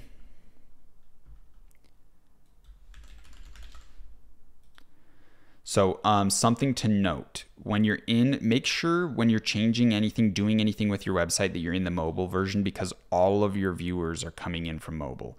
They're not coming in from desktop. So when you see these like self-application, if these texts right here, they're lining up because I consciously did that. We go back into the new cup stuff right here. If I type a lot more, just random words, see how it does another row. So I had to consciously make these a specific size so they all are on 2 rows and end perfectly like that. With the high quality one, that was like the only word I could fit in was high quality because if I have one more text, then it boop, drops it down here and makes it look a little bit uglier. Okay, and then when it comes to quantity, this is the next thing we want to fix is our quantity breaker with our exact pricing. The quantity breaker is right here, quantity breaks. You want to click that, go down here and show on product page. All these settings should be totally good. Just make sure your product's in and you can switch the quantities. You can have buy 5 come up right here, right? But we want buy 1, buy 2, buy 4. You can do a buy 6. The most important thing here is making sure the pricing is good. So how this works is the 20 is the amount saved. So if I do 30 is the amount saved, watch how it affects the price. It goes to 70 instead of 80. So you'll have to figure out how much you want to give as a discount for your customers. I get my product for $14. I sell it for $50. That's my margin. It's like a 72%, I believe. You want to make sure that the amount that it costs to buy two is giving them a decent savings, but is still giving a good margin for you, right? So for me to sell two of them, it cost me 28 bucks, right? 14 times 2, that's my product cost. Cost me $28. So if I sell it for 80, let's do 80 minus 28, I'm still making $52. And I'm getting someone to spend $80 on my store instead of 52. So this is very worth it for me. For them to buy 4, let's see, we have 14 times 4. It cost me $56 in product. So 150 minus 56, I'm making $94 on that sale profit. So it's worth it to me, because if I have a $90 profit on my $150 sale, that's still really, really good numbers, but they're still getting a large perceived discount of 50 bucks. It's basically buy 3, get 1 free is what this buy 4 option is. So make sure your numbers are good. Make sure you're still getting a big amount of profit. You can kind of see that my product sells for 14, or that I get it for 14, sell it for 50. And these are the numbers that I deem worthy for myself. So have something that mirrors for your product, and make sure you have fixed amount, buy 2, buy 4, and then make sure the quantity is leveled with it. Buy 2 quantity, buy 4 quantity, and make sure that they are getting a good discount, but it's still profitable for you. So now that the quantity is organized, the next thing we want to do is make sure that these little product blocks are organized right. The return specifications and shipping details, we want to put our information in here. So how we access this is going to the product tabs section right here. And you can see each tab has its own thing. So this is all organized and ready to go. You just need to switch out the information within the text area. You need to switch out from your brand name, and you can keep the 5 to 10 day shipping, because that's a decent average. It's usually like 7 to 12 days, but then I say that it takes us a couple days to fulfill the order, to like process it, right? From the back end to like actually packaging it and selling it. So it ends up being like 7 to 12 days, but I just put 5 to 10 here, and then our customer support can kind of help them out of, hey, we have like a 2 to 3 day processing time to get your order finalized, ready to go. So that helps them understand. And then the actual shipping itself does take around 5 to 10 days. So you can keep that. Then you can go to the next one and then change this text here to have your email, and do whatever changes you need to do necessary there. And same for this one, just have the specifications of your product, the dimensions, size, all that fun stuff. Next thing we need to do, and this one's big, is we need to create our product images that create this really big effect here. This is huge, guys. This is like the main selling point. This is where the customer is going to be viewing all this stuff and deciding if they want to buy or not. So this is really big. This is what I call like the children's storybook, right? Big images. Oh, little text here. Oh, cool. Red light therapy. Wow. 30-day money back guarantee. Ooh, easy to use. I can put it on my pesky like shoulders and neck pain that I have, and I can do it myself. No one has to help me. Wow. Simple controls to use it. Easy to reassemble and clean. Wow. I can buy 2 and save an extra $20. Wow. Cool images, good. I can see that this is something that's going to help me, and then the reviews and all that stuff. So we need to be storytelling really good here. And the main thing we want to give them is say, hey, this is going to solve your problems. This is going to make you feel better. This is going to improve your life, and it's safe. It has a 30-day money back guarantee. It has a 1-year warranty, right? We have all these things at the bottom. We have all this good stuff here that's going to help them feel safe. Okay, because when you see this brand, they're like, wow, this is a real brand. This is a real company. They're selling high quality products. They're offering a lot of guarantees. They feel safe, right? So they're ready to purchase. But the main thing that's selling them is this section. So how do we do this? If you go to our product section, you can see that we have featured image, featured image, featured image, featured image. So this big storytelling thing is actually cut up into 1, 2, 3, 4 different images. So let me show you what those look like on Canva. You can see what they look like here. Big template size, big template size, big template, and that's what's creating this big story. So how we do this is we want to go to Canva and we want to create an image that is the size of 2160 by 3840. Okay. This is going to give us that big, large template that we can start designing on. And the main thing we want to do is duplicate it 4 times. 1, 2, 3, 4. And we want to kind of create a story. And this is going to be like our children's storybook that helps them decide if this product's a good fit for them, right? So we want to pick a design that can be in the background that's going to look like it's infinitely repeating itself. Because for example, if we do you know, that red background I was using. So if we use this red background that I had for like the red light therapy and some of the other images I used, like this one, this doesn't work because it doesn't create that storyline feel. When I duplicate this, there's harsh black lines that show that this isn't a single image. We want this to feel like they're scrolling through a single image. Right here, it kind of doesn't feel like it right because the design I did, like I could blur all these out, but when I did it, it looked a little bit weird. So I just kept it like this, but you can see I did some blur there with those white blurs, some white blurs here to make it look better. Some white blurs to make it seem seamless, right? Because the line that ends this image, because this is one image right here, you can see it. The line is just the brick line, right? So I was very conscious about that. It's right here.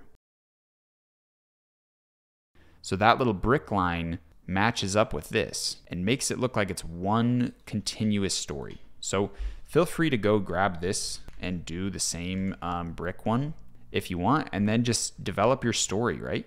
Grab your product images because you already designed these ones. So go grab, copy and paste them and try to create a storyline that can give off the feeling of this. Let them know how this product's going to make them feel, how it's going to improve their life. And yeah, it's basically just that. It's simple text in there to kind of illustrate what's going on. I did the bold, the now font, and the bold now font, which is what I use for my logo as well. And we just say a little story. Hey, you can buy 2 and get $20 off.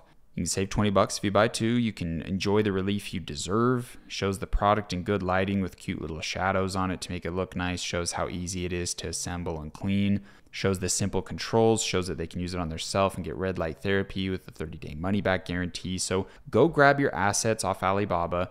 Go grab your images you've already made and start copy and pasting certain things in to make a big storyline. So I hope that gives you insight on how you can create these. Have some fun with it. Get some friends to help you throw some of your stuff in the community group. I can review it and help give you guys pointers on some of our like live Q&As we do and stuff like that. But you guys really need to spend your time perfecting this. Getting your images for your storytelling section is huge. It needs to be really good. So spend like 90% of your time designing your website on this alone. This is massive. If it looks like shit, you're not going to get sales. So really big one there. Take some pointers from me. Take some design elements. You're 100% safe to. I'm not going anywhere with this product. I'll probably run some ads on this just to show you guys what running ads looks like. But essentially, this is going nowhere. So you guys are free to use this design and style and all that stuff. But I wouldn't really recommend using this product because I bet a lot of people are going to be using this exact product and try to make a copy brand. So your reviews section should be auto-populated in here from your reviews that you did on Loox. Really nice. Your FAQ should auto-populate in here. If it doesn't, just come in again and copy and paste the sections from your homepage that you already switched. Paste them in here.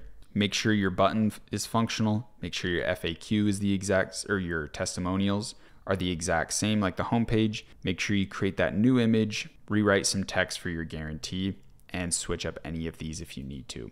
It's just the icons, right? The icons right here.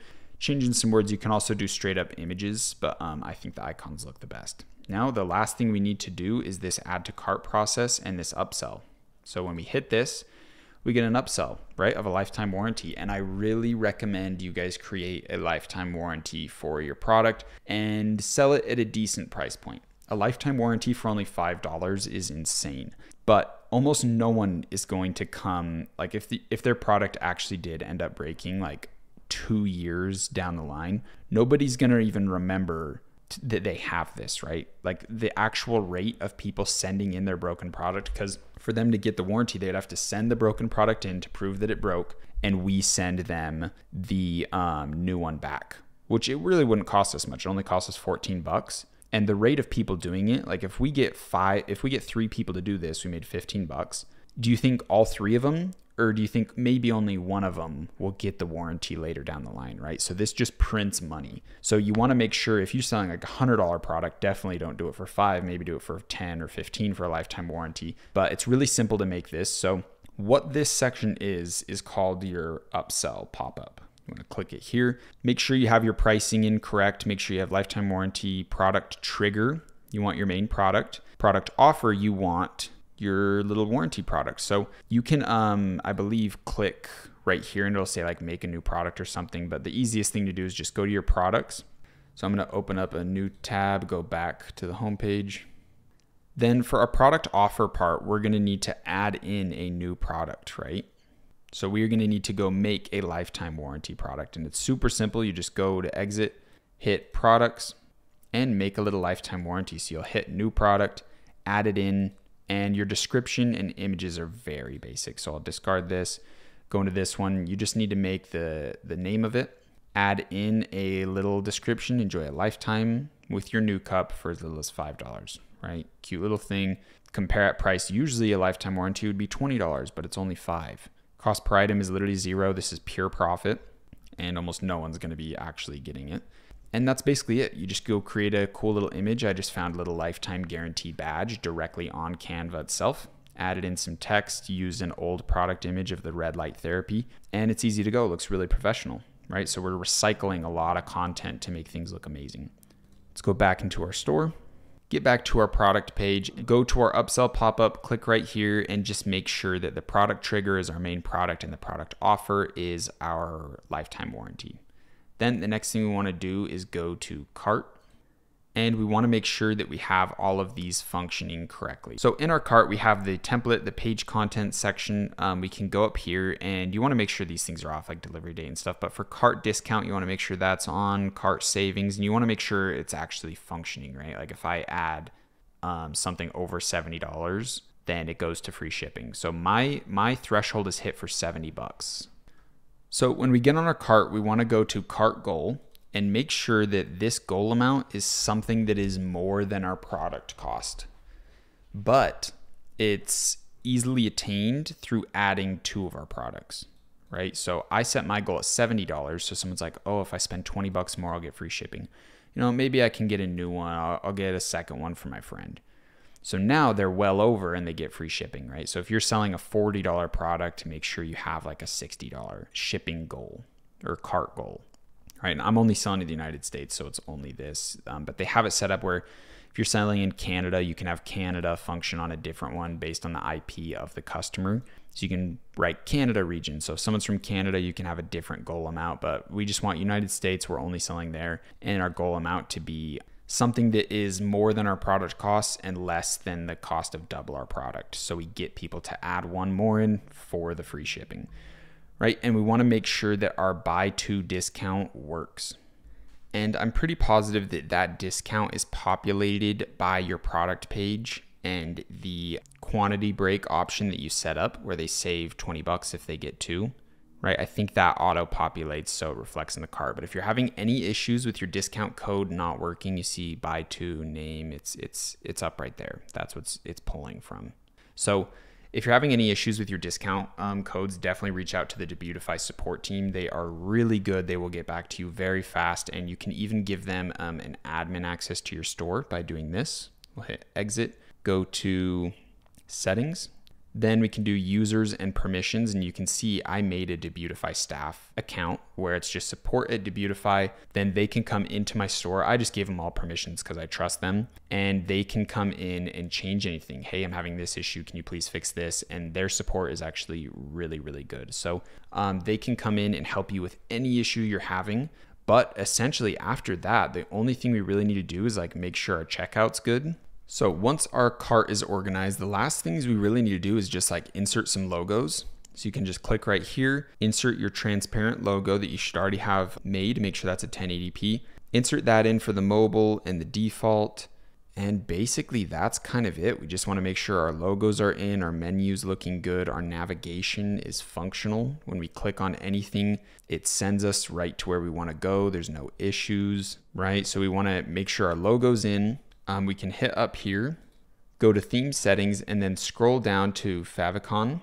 So in the favicon, you want to make sure that it's your product image right here. So they're going to see, oh, that's that product I was interested in, right? Up at the top of all of their websites they have on their desktop. If they're on it, right? They're going to be on mobile like 90% of the time. So it doesn't matter too much, but I think having your product as your favicon is a really good idea. So put that in there, or if you don't want to, you can just do a logo. But if you don't have an icon logo and you just put text up here, it's going to look really bad. So that's why I like doing the product image. So make sure you have that in the favicon or fave icon, whatever that is. Then scroll all the way to the bottom and go to your checkout and make sure you have your logo put in here as well in the custom image. Make sure it is center and large, and change your colors to your brand colors, right? So if you're blue, change blue here. If you're purple, change purple there. And that's basically it, guys. You should have a fully functional, ready to go website that easy. So if you had to come in and custom design and organize this all yourself, it would take way longer, but that's essentially the process. You have a fully functional website, your discounts should work, and this is ready to go for video advertisements, right? It's not the absolute prettiest, it's not like insanely high level, but it's really, really good for day one. Like really, really good. It's well branded. You have your guarantees in there. You're conveying trust. You're offering deals. You have pop-up sales, sticky add to cart, all these other features, the little moving add to cart, all these other features. You have to download a ton of apps and organize. And the beauty of having Debutify is the fact that you guys can just download my template, switch out some images, switch out some content, organize a menu, and you're ready to go on your website. And this can work for any brand you do in the future. Maybe the first product you do doesn't do too good. Maybe you want to try another brand later down the line. You can use this theme forever. Super nice, very nice. So let me know if you guys have any questions at all, any website issues. Please first reach out to Debutify. They can help you. They can literally log into your store and literally hands-on help you. They can get on video calls with you. They can do amazing things. Their support is very dedicated and very, very good. I have done support. You can see that I had some issues. I had them come into my store, and ultimately it was a very easy process. So if you're having any website design issues, make sure you go talk to them first. And if there's still something that you're struggling with, try to reach out to the community group and we will try to help you the best we can. But Debutify is definitely the people you want to reach out to. Now, your website is pretty much done. The last thing you want to do is go on and make a purchase. You want to make sure that this works. So go through just like you're a brand new customer. You go onto the homepage, you go, wow, this looks nice. I want to see what this product is. So you click on it. Wow, you go through it. Wow, maybe I do want to get this frequently bought together. This feels like Amazon, right? Like this gives them Amazon vibes, which also conveys trust. So yeah, maybe I would want a lifetime warranty. And if they don't want it, they can just click it off. Cool little feature. So they add this to cart, right? If I add one more item, I get the free shipping, and then, I can add 2 more to get an extra 50% off. So the 3 doesn't work, but when I do that, boom, highest discount applied. And then I'm getting a $155 sale. But technically they would want 5 lifetime warranties, right? For each of their products, or 4, since they're getting 4 of them. And that's a $170 sale for me that cost around $56. So good profits there. And you want to make sure it works, right? So obviously like put this down to 1. But all you really need to do, you can just delete this one, is go into your discounts and create a 100% off discount code. I'm actually going to order 2 so I get the free shipping. Go to checkout, and then you basically just want to come in here, make a discount code that is 100% off, amount off of products. Discount code percentage, just call it 100% off specific products. Pick your product there. Add this. So you want to create this and then literally go order your product. You want to go in, add it to cart, check out, and use your discount code here, and make sure that everything functions and your order comes up in your order section, and that conveys that everything's working, your discount codes, your full process, the store is fully functional and ready to go for the next step of testing. But there is one last thing. You guys need to set up this newsletter thing. I did forget about that one. So this newsletter pop-up is really important. Let's go back into the store, hit customize, and we access the pop-up by going to theme settings, scroll down to newsletter pop-up right here. Keep all the settings the exact same. I think the time trigger 40 seconds is really good, or a scroll depth of 60%. That's what I have. You want to have 10 off, amount 10 for a 10% discount. And that's why we needed that 10% off discount I told you guys before. So if you don't have it, you can go make it. I don't know why these aren't working, but you can go into discounts and make the 10 off. Once you do the purchase, make sure you delete this, because you don't want someone typing in 100 and getting a free order. But you want to make sure that you have this 10 off discount code. It's called that. And then in your newsletter itself, if we go back to the store, to get back to it, we go to theme settings, scroll down to newsletter pop-up, and we have our 10% off, 10 and the amount, 10 off on the discount code name. And that will give them the 10% off discount code when they do the newsletter. So to get this image, this one was kind of hard. So let's go into Canva and let me show you how I did it. So this is the image. The size is 1400 by 1000, and it's pretty small within here, but it's right in the center. It's a little bit raised up. I think the point right there is the straight middle, but I have it a little bit down. And basically what I had to do is, because this needs to look good on mobile and desktop, this pop-up, and they have completely different frames. So on mobile, it's a very wide image, and on desktop, it's a square. So you need to create something that's 1400 by 1000, and you need to get it in a similar size as this. So this is your reference. Keep it in a size like this, and it'll look good on mobile. It'll look good on desktop. You can put it smack dab in the center. It should be fine. But make sure there's like a lot of room on these sides. I just added in a little shadow up there as well. But get a good background image that fits your brand, your colors, all that stuff, and use the same font. This is ultimately really easy. This is just an image of the product, little lasers behind it, the now bold, the now bold. This one, yeah, they're both got the little extra bold on them.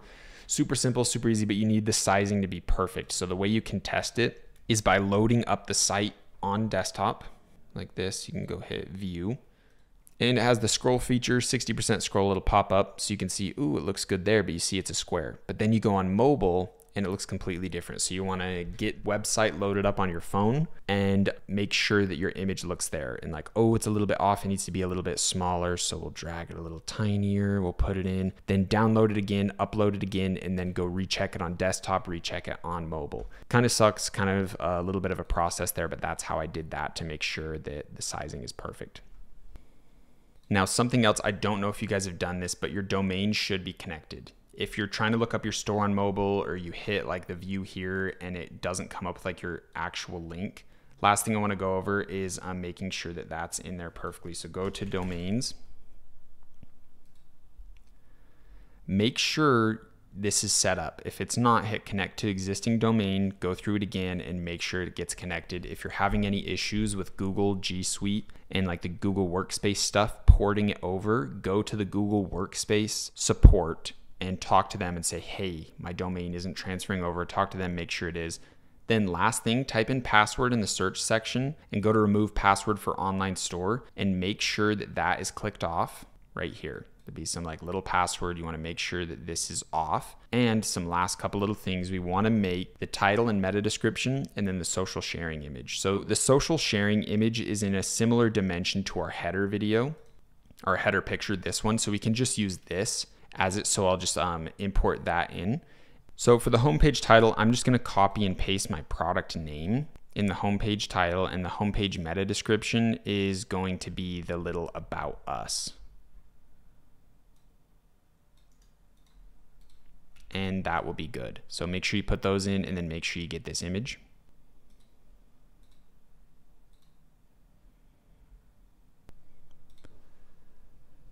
Cool, now we got that imported in. We're gonna hit save, and then this page title will change to this, and the meta description will change to this, and the link and everything will change. So when you share this to someone, like if you text someone, hey, go check out my website, it's gonna populate this information that's really good. When it comes to Google Analytics, Facebook Pixel, and all that stuff, we will add those in later. We're basically in the testing phase, so this stuff isn't super important now, but once our store is doing good and we're getting sales and we're building the brand, the Google Analytics, Facebook Pixel, and all that stuff is extremely important. So your website should be fully functional. You should have done your test order, seen it come through, and had zero issues there. Your site should be fully conformed to your brand, your vibe, your product, and you guys should be fully ready to go to the next step. If you have any questions when it comes to website, please reach out to the Debutify guys. I will have their support email below this video, so you can scroll down and see that next to the zip download. And we always have the community group, your student success managers, and me able to help you out with any questions you might have. So good luck with your website design. Have fun. Rewatch this video multiple times if you need to, and I will see you in the next one. Peace and love, guys.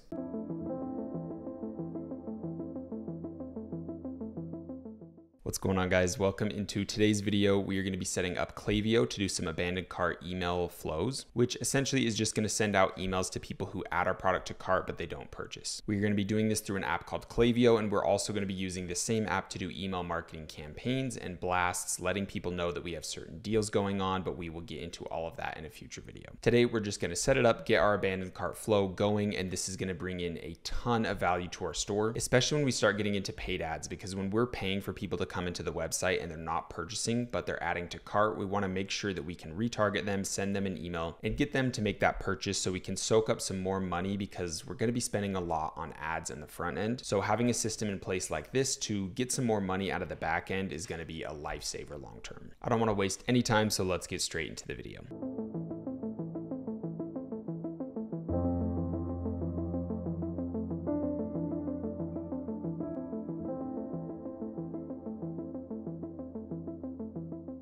All right, guys, so the first thing we want to do is scroll below this video and click the Klaviyo link. This is an affiliate link, so it does really help me out when you guys click this, and ultimately that's the only way I can get this course out for free. So when you do click these, it does mean a lot. Once you click the link, you're going to be sent to a page like this. Make sure you fill it out and then hit create your account. Next, it's going to ask you your Shopify URL so you can get connected. So just put that in. Mine auto-populated, yours might do the same. Then hit continue. Mine asked me to log in really quick, so I just logged into my Shopify. Then it sent me to this page. All we need to do here is just hit install app. Then we want to hit continue on this page and make sure to put our sender email address as our business email. So mine is hello@theducup.com. Then hit continue, click email and SMS. Then it's going to have you verify your email. So just go open up your business email and click the link they send you. Then you'll be sent to a page that looks like this. You can hit skip now because we shouldn't have any sales on our website yet. But if you already have some sales, make sure you go to your customer section in Shopify, export all of your customers' information into a CSV file and import that here. And you can follow their easy step-by-step guide by just clicking import and going through all that. But I'm going to hit skip for now. Next, you can build out your brand library, which you can put in all your logos, all your product images and stuff like that. But I'm just going to do that later. So you can hit skip for now and skip for now here as well. Next, they're asking us to set up SMS, which is basically just text notifications for the same abandoned cart flow that we would set up for email. And this is really good to set up if you're only targeting the US. So that's what I recommend to start brands. But if you're targeting worldwide, you're selling to multiple different countries, it's going to be really hard to text all of them. There's so many different rates and some countries are extremely expensive. If you're only running advertisements to the United States, it is really good to set this up, but we don't need to do it right now. Next, it's asking us to set up an email welcome flow, which we'll get into later. We don't really need to do that now. This is more when we're kind of scaling up and we're hiring an email marketing agency to work with us. So we'll hit skip for now on this as well. Basically, we can ignore a lot of the setup stuff and just go to flows and hit up the abandoned cart. Now, Klaviyo naturally sets something up that's going to send them an email after 4 hours. So basically, when someone clicks to check out and they put their information in, but they don't purchase, it's going to wait 4 hours and then it's going to send them an email saying, hey, you left something behind. Then 20 hours later, it's going to say, hey, your cart's about to expire. Make sure you purchase. And this honestly just isn't the optimal way to set up the abandoned cart flow. So we need to get in and change some things. First thing we need to do is go to this and set up a 30-minute delay. So let's click minutes.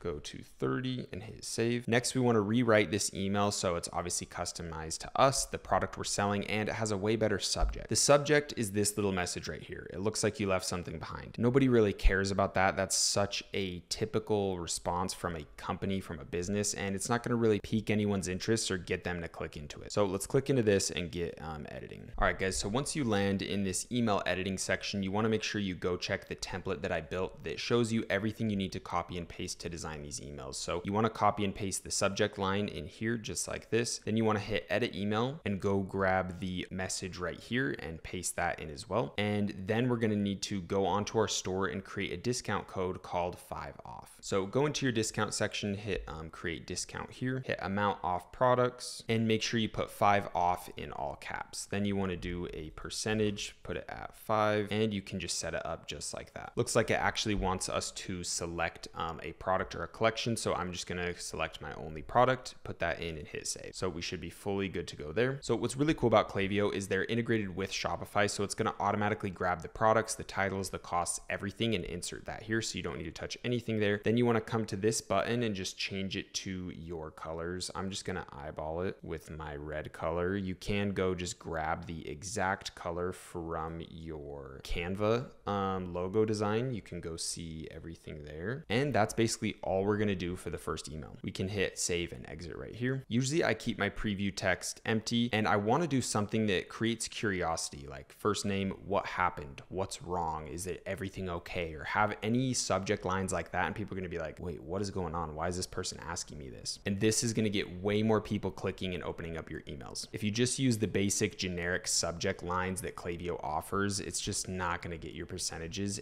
the place you want it to be when it comes to open rate, click-through rate, and all that stuff with your emails. Then we can hit done at the top right corner. Next, we want to go down to this trigger time and set it to 5 hours. Then we need to go edit our second email. So let's hit edit right here. And we want to change this subject line to first name, are you there? Then you want to hit edit email, come in here and change the section. This is going to be pre-built in with some crappy message, and paste in the one from the template. I always like to do the text alignment in the center, like this. Gonna come in and make some of these bold. So make sure it looks like this. And there's something at the end that you're gonna have to do. So right here, it says, we can't wait for you to try your new cup. Obviously you need to come in and put your product's name in there. And we now need to create a code that's called 15 off. So let's go back to our discounts and set up a new one. Come in here, put 15 off, 15%, hit specific product and click our new cup, and we should be good to go there. Next, let's come in here and turn the drop shadow off and use that same red, or obviously whatever your brand color is. If you're using blue, put that there, and we should be good to go. Let's hit save. Oh, let's hit preview and test. Cool. So this is what it should look like. It should grab the person's name, show the products. I think there was some issue here. Oh, this is because the person tipped $17, so it is showing their tip here, and there's obviously not a quantity for that, so there's no issues there. This is for if someone actually ordered. It's just grabbing my data from someone who purchased on my site. So everything looks good here. Hit done, hit save and exit, then hit done. Now we need to create another trigger. So I just hit clone right here, and then we want to drag this below. And then this one is going to be set to a full 24-hour delay. So let's click into this, do days, and switch it to 1, then hit save. Then we need to clone this email as well and drag it below. So we're going to have 3 emails in this abandoned cart sequence. Then let's hit edit right here. And then the subject line for this one is, this is your last chance, with the first name there. So let's hit edit email. First thing you want to do is come in here and paste this in based off our template. We can't hold your cart any longer. Then come in and paste over the message in the body of the email. And we are using the exact same discount code 15 off, and we're building urgency saying that it's going to expire in 24 hours. Since we cloned our last email, everything should be good with the red button. So we're good to hit save and exit and hit done. And we are good to go. This is our full abandoned cart flow, and this is going to be saving us thousands of dollars when it comes to scaling up our stores long term. If, for example, if you're spending like $2,000, $3,000, $4,000, $5,000 a day on ads, then email sequences just like this one can be bringing you in an extra $10,000 to $15,000 each month very easily. On one of my biggest months, we did $360,000 in sales, and just our email sequence alone was responsible for $40,000 in sales. So trust me, this is extremely worth your time, and you need to get it set up. Next, we can come to the top and click review and turn on and hit dismiss. And basically that's just going to make everything live. So hopefully when we refresh, all these will say live instead of draft, and it looks like we're good to go. So anytime someone hits the checkout button, puts in their information, but they don't end up purchasing, they're going to get this email sequence. At 30 minutes, they're going to get an email. At 5 hours, they're going to get an email. And at 24 hours, they're going to get the last email. And that's basically all we need to do with Klaviyo at this moment. Later down the line, we're going to be utilizing SMS. We're going to be utilizing email campaigns for certain holidays, certain deals that we're trying to offer. This is especially important in Q4, but we will get into all those details in a later video. Make sure you guys get this done. It's extremely important, and please use those affiliate links. It means a lot. Much love, guys. I will see you in the next video. Peace.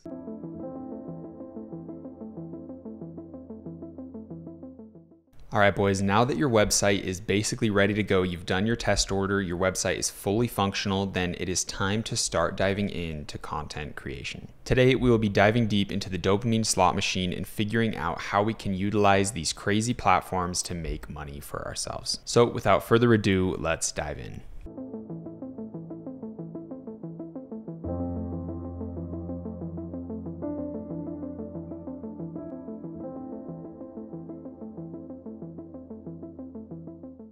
All right, guys, when it comes to starting your journey into e-commerce, starting your journey into marketing, we are pretty much ready to go. We have our website, we have our brand, we have our product, we have the 3PL integrated in. If you still haven't integrated the 3PL team, make sure you do that, get them integrated in. It's extremely easy. They can also walk you through the process. But essentially, if you're on this video and you followed all these steps, you're fully ready to go and to dive into your marketing journey. The first step in this marketing journey is understanding content creation and understanding how to utilize organic content, how to run an account, when to post, and most importantly, how to make videos that actually have a chance of going viral, getting you free traffic so you can then understand, okay, this video works, it got us some sales. Then with those sales, you can utilize that money to run your paid ads, and you already have a video ad that works well. So the organic route is going to be our testing grounds. It's going to be extremely important and paramount to our success, mainly if you don't really have too much money to get started, right? If you have a couple $1,000s to throw into ads that you can easily lose and you're not really scared about that, then your journey can be a lot faster and a lot quicker. And ultimately it might cost you a little bit more, but it is going to be a little bit faster. But I honestly recommend starting with organic content, because in the end of the day, you need to understand what content works and what content doesn't. You need to know these TikTok algorithms, these Facebook algorithms, YouTube algorithms, Instagram Reel algorithms. You need to understand how all of them function and how you can properly utilize them, because that is going to be what propels you to your future successes down the line. You have to understand how to make good videos, what hooks work, and ultimately you kind of need to be a professional in this space of your e-commerce journey. This kind of needs to be your bread and butter. You need to be the guy that's looking over content, right? From your UGC people, from the models you hire, from photo shoots you do later down the line. You need to understand these algorithms and know, hey, this works, this doesn't work. Hey, our brand has a really high success rate with videos like this. So you can train the UGC people that make videos for you, or you can make them yourself. You can edit them up and you know what works. So you need to crack the algorithm for your specific brand, and it's different for everyone. But today we're jumping really in depth on the exact process of how to nail it down. The foundation of everything is very concrete when it comes to these algorithms and what works, but it's all up in the air when it comes to your audience, your brand, your product. And the first thing I want to go over is that these social media platforms are dopamine slot machines. They are giving people happy chemicals based on the videos they see. If they see something really sad, it's giving them a release of emotion. If they see something really funny, it's giving them that huge dopamine release that they've been looking for. They're going to share with all their friends. And ultimately, they're sitting on the slot machine, continually scrolling on the feed, looking for that dopamine video, looking for that viral thing of like, no way, this is crazy, I have to show my friends. So this is like the biggest secret. If you understand that all of these social media platforms are just dopamine slot machines, the only goal behind all of these platforms is to help give content that other people make to other viewers that can see the content and have an emotional reaction, have a transfer of energy, a dopamine release. That is all these algorithms are designed to do. So if you can make your video a dopamine release for the people within your market, within your space, like if you're doing golf videos, if you can make a super badass, funny, entertaining, exciting video for your brand, and if it speaks the language of the golf community, you can bet that they're going to be sharing it for free. They're going to think it's so funny, and you can make this video a slight advertisement for your brand. You can throw your product in, but the main focus isn't your product. That's a sub focus within the video, right? We want to focus on how do we create engaging content? How do we make cool videos, and it just happens to be about our product. It just happens to promote our product. It just happens to be directed towards the people that would be perfect for our brand, right? And ultimately, we will be going over a ton of people that are doing this very well right now and studying their methods and strategies so we can utilize it for ourselves. And that brings us into our next talking point. The biggest thing you can do is find someone who's succeeding and mimic them, right? That's been the entire theme of everything I've taught you guys. I hope that has been transparent in the words that I'm saying and in the videos that I'm making for you guys, that anything we do in life, we want to find someone who succeeds and we want to mimic them and then make it our own. We want to take the foundation, the essence of what they're doing and make it personalized, make it unique, make it a part of our brand, right? So the best thing we can do is study others and recreate the things that they did that worked very well for themselves. So it's important to find people that are succeeding when it just comes to content in general, right? People that are just doing amazing numbers, like Mr. Beast. Like obviously he has cracked some codes that we can utilize, especially with his brand Feastables. The chocolate bar companies, we can see his ads and literally take notes on them and understand, okay, he's telling stories in his ads. He's going up and doing random interviews with people, making them go on some crazy trip, and then he gives them a chocolate bar at the end and like $100 or something. And we'll dive into his ads, but it's really important to find these big players, find these big, huge companies, these big personal brands that consistently go viral, and study them. But it's also important to take notes from them and to take notes from the top person in our industry that's selling our product or something that's very similar.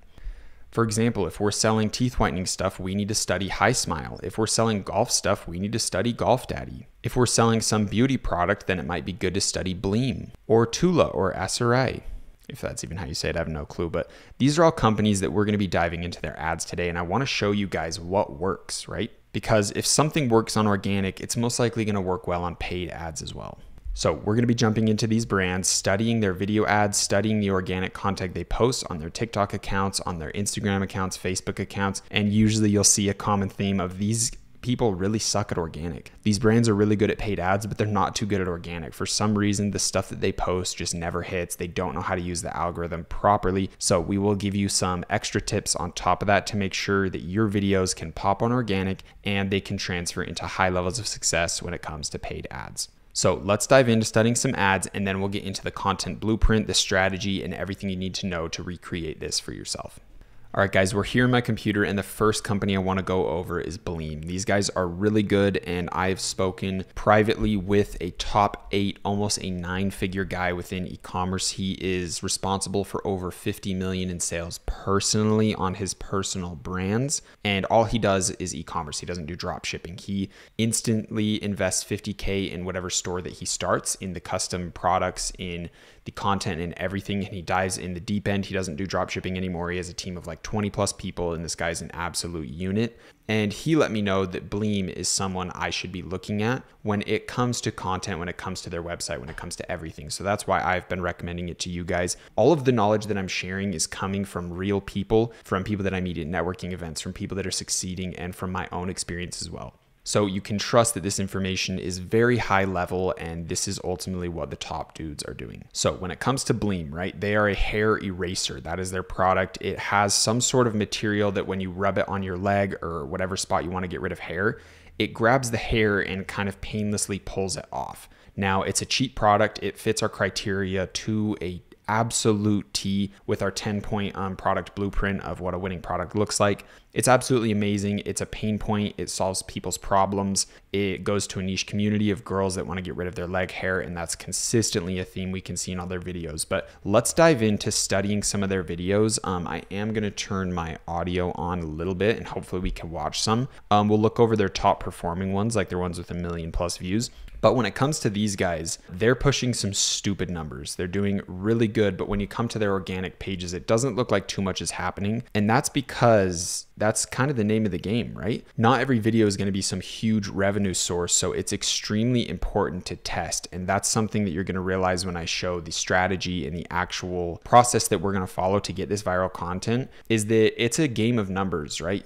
Every TikTok video is a dart that you're throwing at the board, right? So if we have more videos, we have higher chances of hitting a bullseye, but we're not going to throw a bullseye every single time. But the longer that we're playing the game of darts, we can understand, okay, when I throw it at this angle and my wrist is in this position, and we can start to understand and find consistencies within the game to see how we can hit more bullseyes and have higher chances through posting our TikTok videos, posting them and seeing what works. This doesn't work, maybe seeing that this thing works, but this doesn't work. We can see what hooks are solid, what type of audios we want to use, and we can start getting our numbers way more consistent. But at the start, it is going to be a hard game. So if we scroll past, it looks like videos haven't done too well for them. And most likely these are all of their organic views. I don't think they're running Spark ads on all of these. And we went over a little bit how Spark ads affect your views, and it can make your account look extremely huge. So I don't think they're using Spark ads on all of them. I do think they are organically getting these views, which is impressive. When it comes to these all being organic views, that is very impressive. And then I think they kind of pick and choose some that they want to do Spark ads on, and you can see some will start hitting 1 million. So this is their first 1 million one. Let's hopefully get my sound correct in here. Okay, so pretty basic video. I don't find you funny.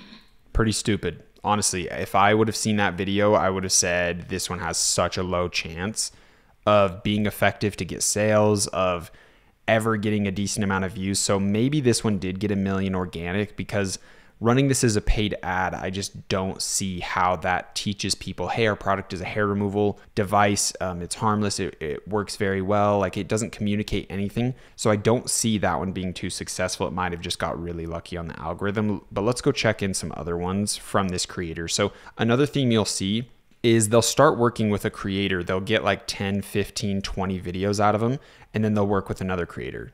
Then you can see they worked with this girl. Worked with her. Maybe they brought the blonde girl back because she did really good. Okay, here's a new girl. And you can kind of see that they're picking UGC creators, getting 10, maybe 20 videos out of them, and then moving on to the next and seeing which creators work, because some people will have just an ability to make a better video. A UGC creator will just be better, or their face is more attractive and it is a better hook, which is kind of sad to say, but that is the truth of it. Pretty people are better hooks. So you'll see that some UGC creators just have this like random thing that works, and some just completely suck. But what's good is you get all those videos from your UGC creators, and you can put them into your library, cut them up into 1 million different ways to make 1 million different videos. And it's overall such a good long-term decision. So wow, it looks like we're already at the bottom. Let's see the first date of the video they ever posted. Wow. Okay, so they started March 12th. Last year. That's very interesting. They've come a very long way in a short period of time. So let's see their biggest video. It looks like it's this 2.9 and the 3 point.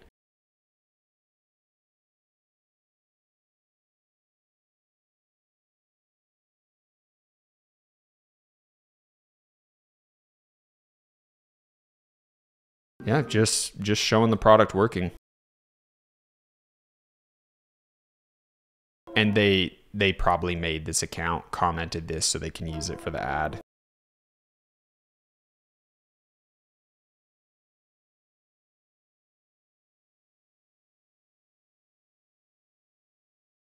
Pretty basic, easy stuff, right? Just showing the product in use. So obviously you can have some like high level production videos, like I talked about, doing some like Mr. Beast storyline, big event type stuff, or you can literally just show the product in use. So it's really good to make these over the top videos, but it's also really good to make really basic ones. So the main thing you need to do is just grab a whole handful of darts and start throwing them at TikTok and start seeing what works, what doesn't. And you guys can start off with horrible videos. It does not matter. Like 3.3 million, 2.9 million, it's a leg and they're rubbing the product on the hair. That is literally it. Unbelievably simple. And it looks like these guys did start, oh wow, they have 11 million view here. It looks like they did start with their product already white labeled, already branded. They already had the logo name on it. They picked their cute little color. I bet the manufacturers weren't initially making this color. So what someone probably did, and another thing you guys can do, is you can start off just drop shipping, blatantly drop shipping on a crappy site, prove that it works, and then create the whole brand later. I obviously don't recommend that. I think it's better to just start and transition, but that could have been a strategy that these guys did. But ultimately, this is someone that is a drop shipper that knows what they're doing and realized this product had success and started it instantly day one with white labeling, having their brand name on the product. So this is the exact method that that top 8-figure guy was using. So very good to see. Let's see this 11 million one. I really spent years of my life making this just because my wife won't stop complaining about her strawberry legs. Yeah, like they did not custom design this product. They're not the inventor of the product, but they tell a story in their video. Super quick, super easy. That video takes a millisecond to do. That one had to have been paid ads. There's no way they got 11 million on just that. But you can see that they post a ton of different video styles.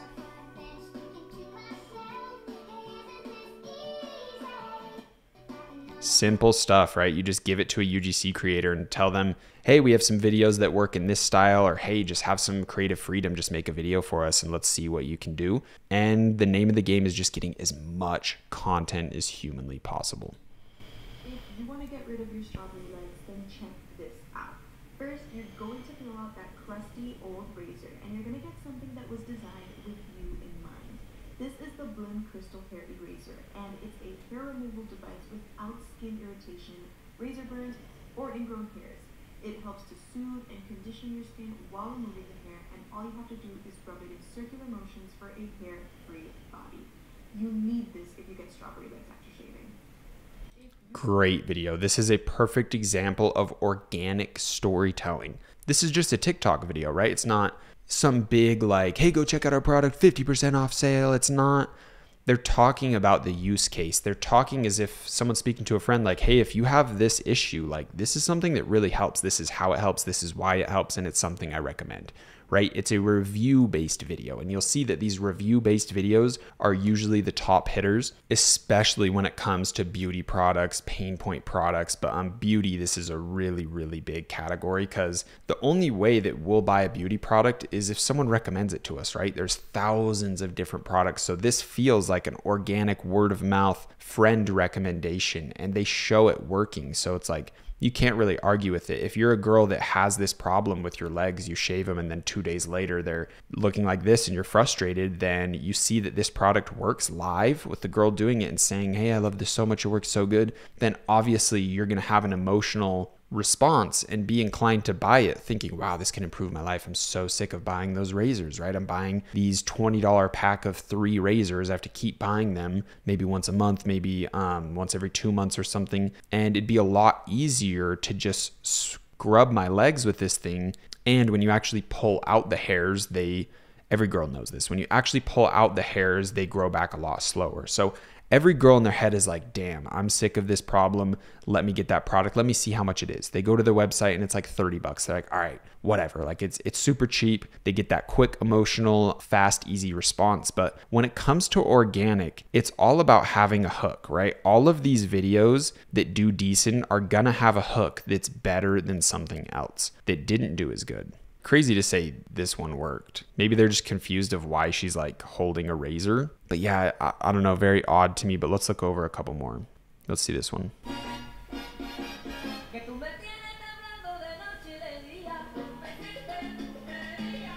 So this was definitely a really big trend. They posted this on May 22nd. And around that time, this audio was doing really good. So I bet this one is organic views. And I bet it got them a lot of sales. But something that's really good about this audio is it has that kind of alarming effect at the start if you hear it. That just kind of like grabs your attention and you're just kind of like honed in. And that's why I think this audio went really trending. Because another thing that guy told me when I met him at the event was that using an audio cue right at the start of your video drastically improves the performance. So that's why using audios like this is really strong. It's just kind of like a hook disruptor. And that's why audios like this work so well, is that little ding or that kind of alarming sound they hear at the start is a disruptor, right? It gets them out of their unconscious scroll loop. They just kind of like hear something and then they hone in. It's just a natural response. Like a dog barking is a subconscious alarm for you to be like, what's going on? Right? Like it's just nature, it's biology, it's what we're designed to do. So if you can have some like alarm or ding sound that's really quiet, you don't want it to be like extremely overbearing because then someone's going to get annoyed and just swipe away. But they are utilizing this strategy in the video. And it seems like strawberry legs is definitely a term. I had no clue, I've never heard of that, but girls probably know that. And they're speaking the language to the girl. Afraid to shave because I get bad strawberry legs. Like I don't want to shave and then have strawberry legs 2 days later. Some girl is going to read that and be like, I hate that. You can see that all these comments are girls, right? The algorithm is promoting this to girls. Like dudes aren't going to be like, yeah, that sucks. I hate that. They're speaking the language of their community. They're backing it with a trending audio. They're finding a trend that already exists and saying, how can I utilize this trend for my product? So this is some basic stuff, really easy stuff. Let's go over a couple more.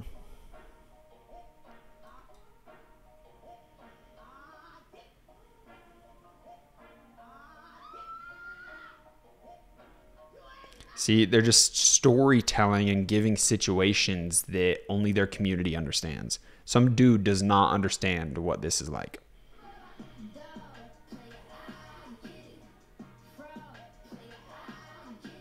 Yeah, it's storytelling. I think the hook could be a lot better, but the emotional transfer is there. And ultimately, that's the secret behind everything we do. The biggest secret is that these videos that go viral have a good hook and they have a transfer of emotion. That is absolutely it. It is quite literally that simple. If you're making a video for a specific audience and you have a video that transfers emotion, it gives them their dopamine that they're looking for on this slot machine, and it has a good hook, then that's all you need. Because if your video transfers a ton of emotion but it doesn't have a good hook, then someone already swiped away and they never got the emotional transfer because you never hooked them in. So that's why this video only got 11K, because this is a really good video. This transfers emotion. Girls understand this, they feel this, they've been in situations just like this. But I think the hook's really bad. It just like takes too long. Someone definitely scrolled away already before that phone even came up. So another thing to take notes on. Let's go over a couple more. I mean, that's definitely a hook for some people, I guess. It's definitely like an alarming, like, holy shit, I'm looking at some girl's hairy armpit, but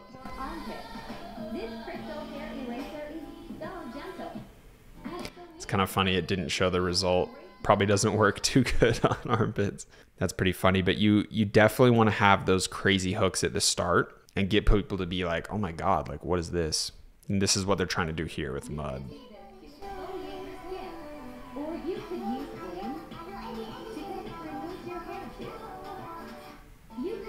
Yeah, I think you could do a little bit better on that one.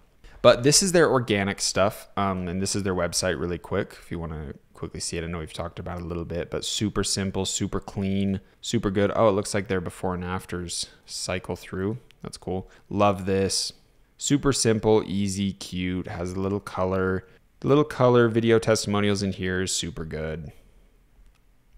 Right, videos everywhere, the little storybook telling, the children's story type energy. But let's go into this. So something else we can do is when we find a brand or we find someone who we think is doing really good on their organic content, you can just Google Facebook ad library and easily find this and just search up your brand name. And we can see all of the ads they're running. It's going to say the dates. They started February 13th, started running. February 11th. These guys are making videos like it's no one's business. Like they are posting something almost every single day on here. They're coming in and testing new creative, cycling. And ultimately, this is the only way you'll succeed. You're not going to produce one video a week and be getting $10,000 days in sales. It's not how the math works. It's not the system. It's not the strategy. Something else is we can see their advertising vibes. We can see everything. Like aside from their targeting, we can see all of their ad copy, which is really strong. We get to see all of their hooks. We get to see everything. So this is a little bit more valuable, right, than just kind of going on their TikTok, because ultimately they're probably not posting all of their ads as organic TikTok videos. I know that the guys that are doing this are most likely paying a stupid amount in paid ads, so they're probably not focused on organic as much. Organic is more of like building a brand and kind of like starting with a low budget strategy. If you have $100,000 ready to go into one brand, you're not going to be strategizing on organic content. You're going to be running paid ads like crazy. So the best thing we can do in the end of the day is study their paid ads. And it looks like they have a very consistent theme when it comes to how they run their ads with the cute little emojis. So let's check out some of their ads. My strawberry legs started to disappear within 2 weeks. This product has helped thousands of women gain their confidence back. It's a Gleam crystal. See, so they're not posting this on their organic. These guys don't give a shit about organic. They are focusing on paid ads 24/7 because these guys have a budget and these guys make sales. Hair eraser. Within 2 weeks, they were kissing their hairy arms, chest, and legs goodbye. One woman even said she saw. This is an absolutely flawless killer ad. The music, the person coming up to make it more credible, more personal, showcasing how it works, storytelling, shortness. It's a 30-second video. Very big, in your face, gross, hairy legs with a pretty face there explaining how she's gotten rid of them. They have the text telling you what to expect in the video. And it's telling a story, right? You can disappear strawberry legs in 2 weeks. It started to disappear within 2 weeks. This product has helped. And she almost looks like she's in like a little lab coat. I think like low key, subconsciously, people will say that like, wow, this is like a credible person, right? This is someone to listen to. She almost looks like some dermatologist or something in the corner. Thousands of women gain their confidence back. It's a Gleam crystal hair eraser. Within 2 weeks, they were kissing their hairy arms, chest, and legs goodbye. Like honestly, after seeing these videos, like I could tell that if my girlfriend saw these videos, she would buy this. I know for an absolute fact. Like it just hits. It hits their pain point. It's a cheap, easy solution of like $30, and they don't really say how long it works. I'm assuming you have to keep buying them. It's probably not going to work for a year, right? The same exact Bleem one product. You probably need to buy multiple of them, and they probably wear out just like a razor, which is good because they're also getting repeat purchases. Woman even said she saw results within 1 week. It lasts up to 1 year. There it is. That's for you. Thousands of 5-star reviews, and it's on sale right now. I will seriously never shave again with another razor. You have to go check. Yeah, like throwing things in the toilet, lighting things on fire is definitely another thing people use for hooks and just for like other clips in their videos. Them out and get yours before they sell out. This is so solid. Like honestly, I bet this ad alone is going to make them hundreds of thousands in sales because they have all these clips. They can use this exact same video with a new hook, right? They just post the first 3 seconds and it's a little bit better. And that's all they need to do, right? They can have this one video, then they can make 100 other videos that just have different hooks and it's the same video, and they could easily make $100,000 revenue off the one video, especially on Facebook because Facebook is more slow and consistent and scales very big, while TikTok can kind of give you a big boost in sales instantly, but then it kind of is inconsistent and has that ability to die out. So just that first ad alone is amazing. It looks like they have another version of it here. Yeah, they have it without her in it, so that's their other variant. This product has helped thousands of women gain their confidence back.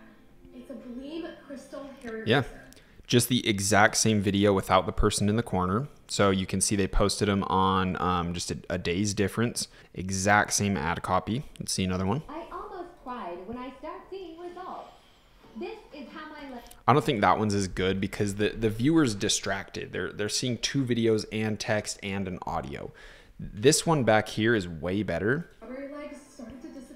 because there's one focal point, an explanation, and then the girl explaining, right? But right here, I'm seeing too many things. I have to understand like, wait, what's this girl's reaction? Wait, what's going on there? And it's kind of such a small frame that you're like confused what's in her hand, what's she doing?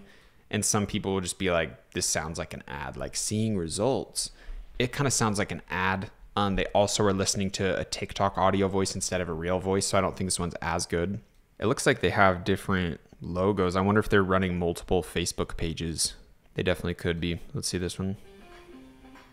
First, you're going to throw out that crusty old razor, and you're going to get... See, like they're just going over the top. Like your razor obviously doesn't look like that. Something that was designed with you in mind. This is the Bleem Crystal Hair Eraser, and it's a hair removal device without skin irritation, razor burns, or ingrown. This is the usual theme, guys. It's like, let's have a decent hook of like something that grabs the attention of the exact audience. Let's have like some TikTok comment in there that illustrates what we're doing or have some sort of title.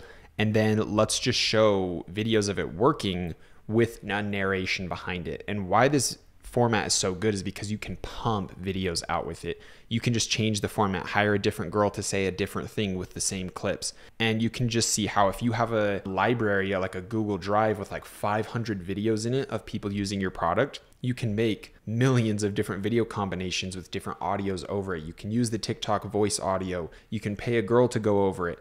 You can post it without the girl in it and then with the girl hovering over and doing it, right? You have endless variations, and this is truly the strategy. So I think these guys are just a little bit too focused on paid ads that they're not utilizing organic, but all of these video ads should be on their TikTok, but they're not, right? Kind of weird. I don't really understand that. They might as well post it for completely free when they're posting it on here, right? They posted these like very recent, and they could easily come in and post those on here, but they don't.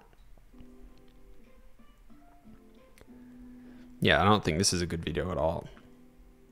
Very weird. So they might have someone that just runs their organic, and then they have like the real ballers running the paid ads, but I think they should just post them in the same place. There's no downside to it. So a little bit of an issue there with what they're doing, but really come in the ad library and study these guys because they are consistently uploading new videos all the time. And ultimately, these guys are amazing, and these videos are going to do good on organic as well. These videos need to be posted on organic. They're great. They're hooking. They're engaging, they have a good hook, they tell a story, and they let people know what their product does. It educates them, it speaks their language, and it's overall just the exact type of formula that we want to do on our organic TikTok videos, on our Instagram Reels, on our Facebook Reels, on our YouTube Shorts, whatever we're doing when it comes to our brand, right? Because once we kill it on TikTok, we want to scale into these other platforms. So it's good to post all of these videos you make on all of the different platforms for your brand. Quick reminder, guys, please use the affiliate links below. This course is 100% free, and the only way we can offer this to you is if you guys are using the affiliate links. I love you guys so much. Thank you for being in here. I hope you're getting immense value, and let's get back to the video. All right, now that's Bleem. Let's go to Hi Smile. I want to also look up their Instagram, or their TikTok, sorry. So 2.2 million on TikTok, and you can see that these guys kill it when it comes to TikTok. I think Bleem is definitely not utilizing TikTok as good as they could be, but Hi Smile's just different. They put in work. They probably have a huge agency or a huge self-created team that is just pumping content in an unbelievable way. These guys are posting very consistently. See, this was 16 hours ago, 16 hours ago, 1 day ago, 1 day ago. They're posting multiple times a day, rarely skipping. They're having different styles, different faces, different UGC creators, and ultimately they're telling stories in all of these videos. But let's click some of them that have high views.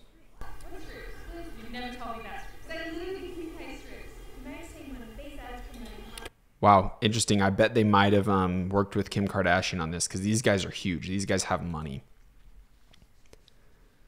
20 million. See, they're using different demographics of people, older man, a young woman. They're getting all of these demographics so they can appeal to different people, because teeth whitening is something everyone wants. So they have to have these specific demographics that speak that language to that specific person of like, hey, are you an old man with shitty teeth and you're sick of it? Like, it can speak that language to that customer. Also, their product's just beautiful. Like, it just looks really high quality, clean, and nice. And ultimately, they use like a purple toothpaste to whiten your teeth, just like how a purple shampoo can help you keep your blonde hair if you dyed your hair blonde. They're utilizing that as a hook, right? Like, they're showing like purple teeth all the time, and I'll show it in their other videos, but it helps when your product is a good hook like that. Guys, 20 fucking million views, and it's just a boomer in front of a camera saying, hey, I found this product. I'm just gonna see if it works. Here's me trying it out. That's it. There's no production value. There's nothing. This guy put a phone up. He's a boomer. He doesn't know TikTok. He doesn't know what's going on. This is probably the brand owner's uncle or something. Like, shit is so easy. He has cat hair on him. Like, he's not ready. He doesn't have his lighting on. He's not in a perfect background. He's literally just making a video and transferring emotion from one human to another human on a dopamine slot machine platform that gives someone the dopamine they want. Maybe someone's watching this and go, wow, I have really shitty teeth. If this guy can get good teeth off one use of this product, let's see it. You guys probably can't hear anything. But right, their product has a viral effect of giving people purple teeth, a purple mouth. It's just a use case. It's just a review. It's so simple.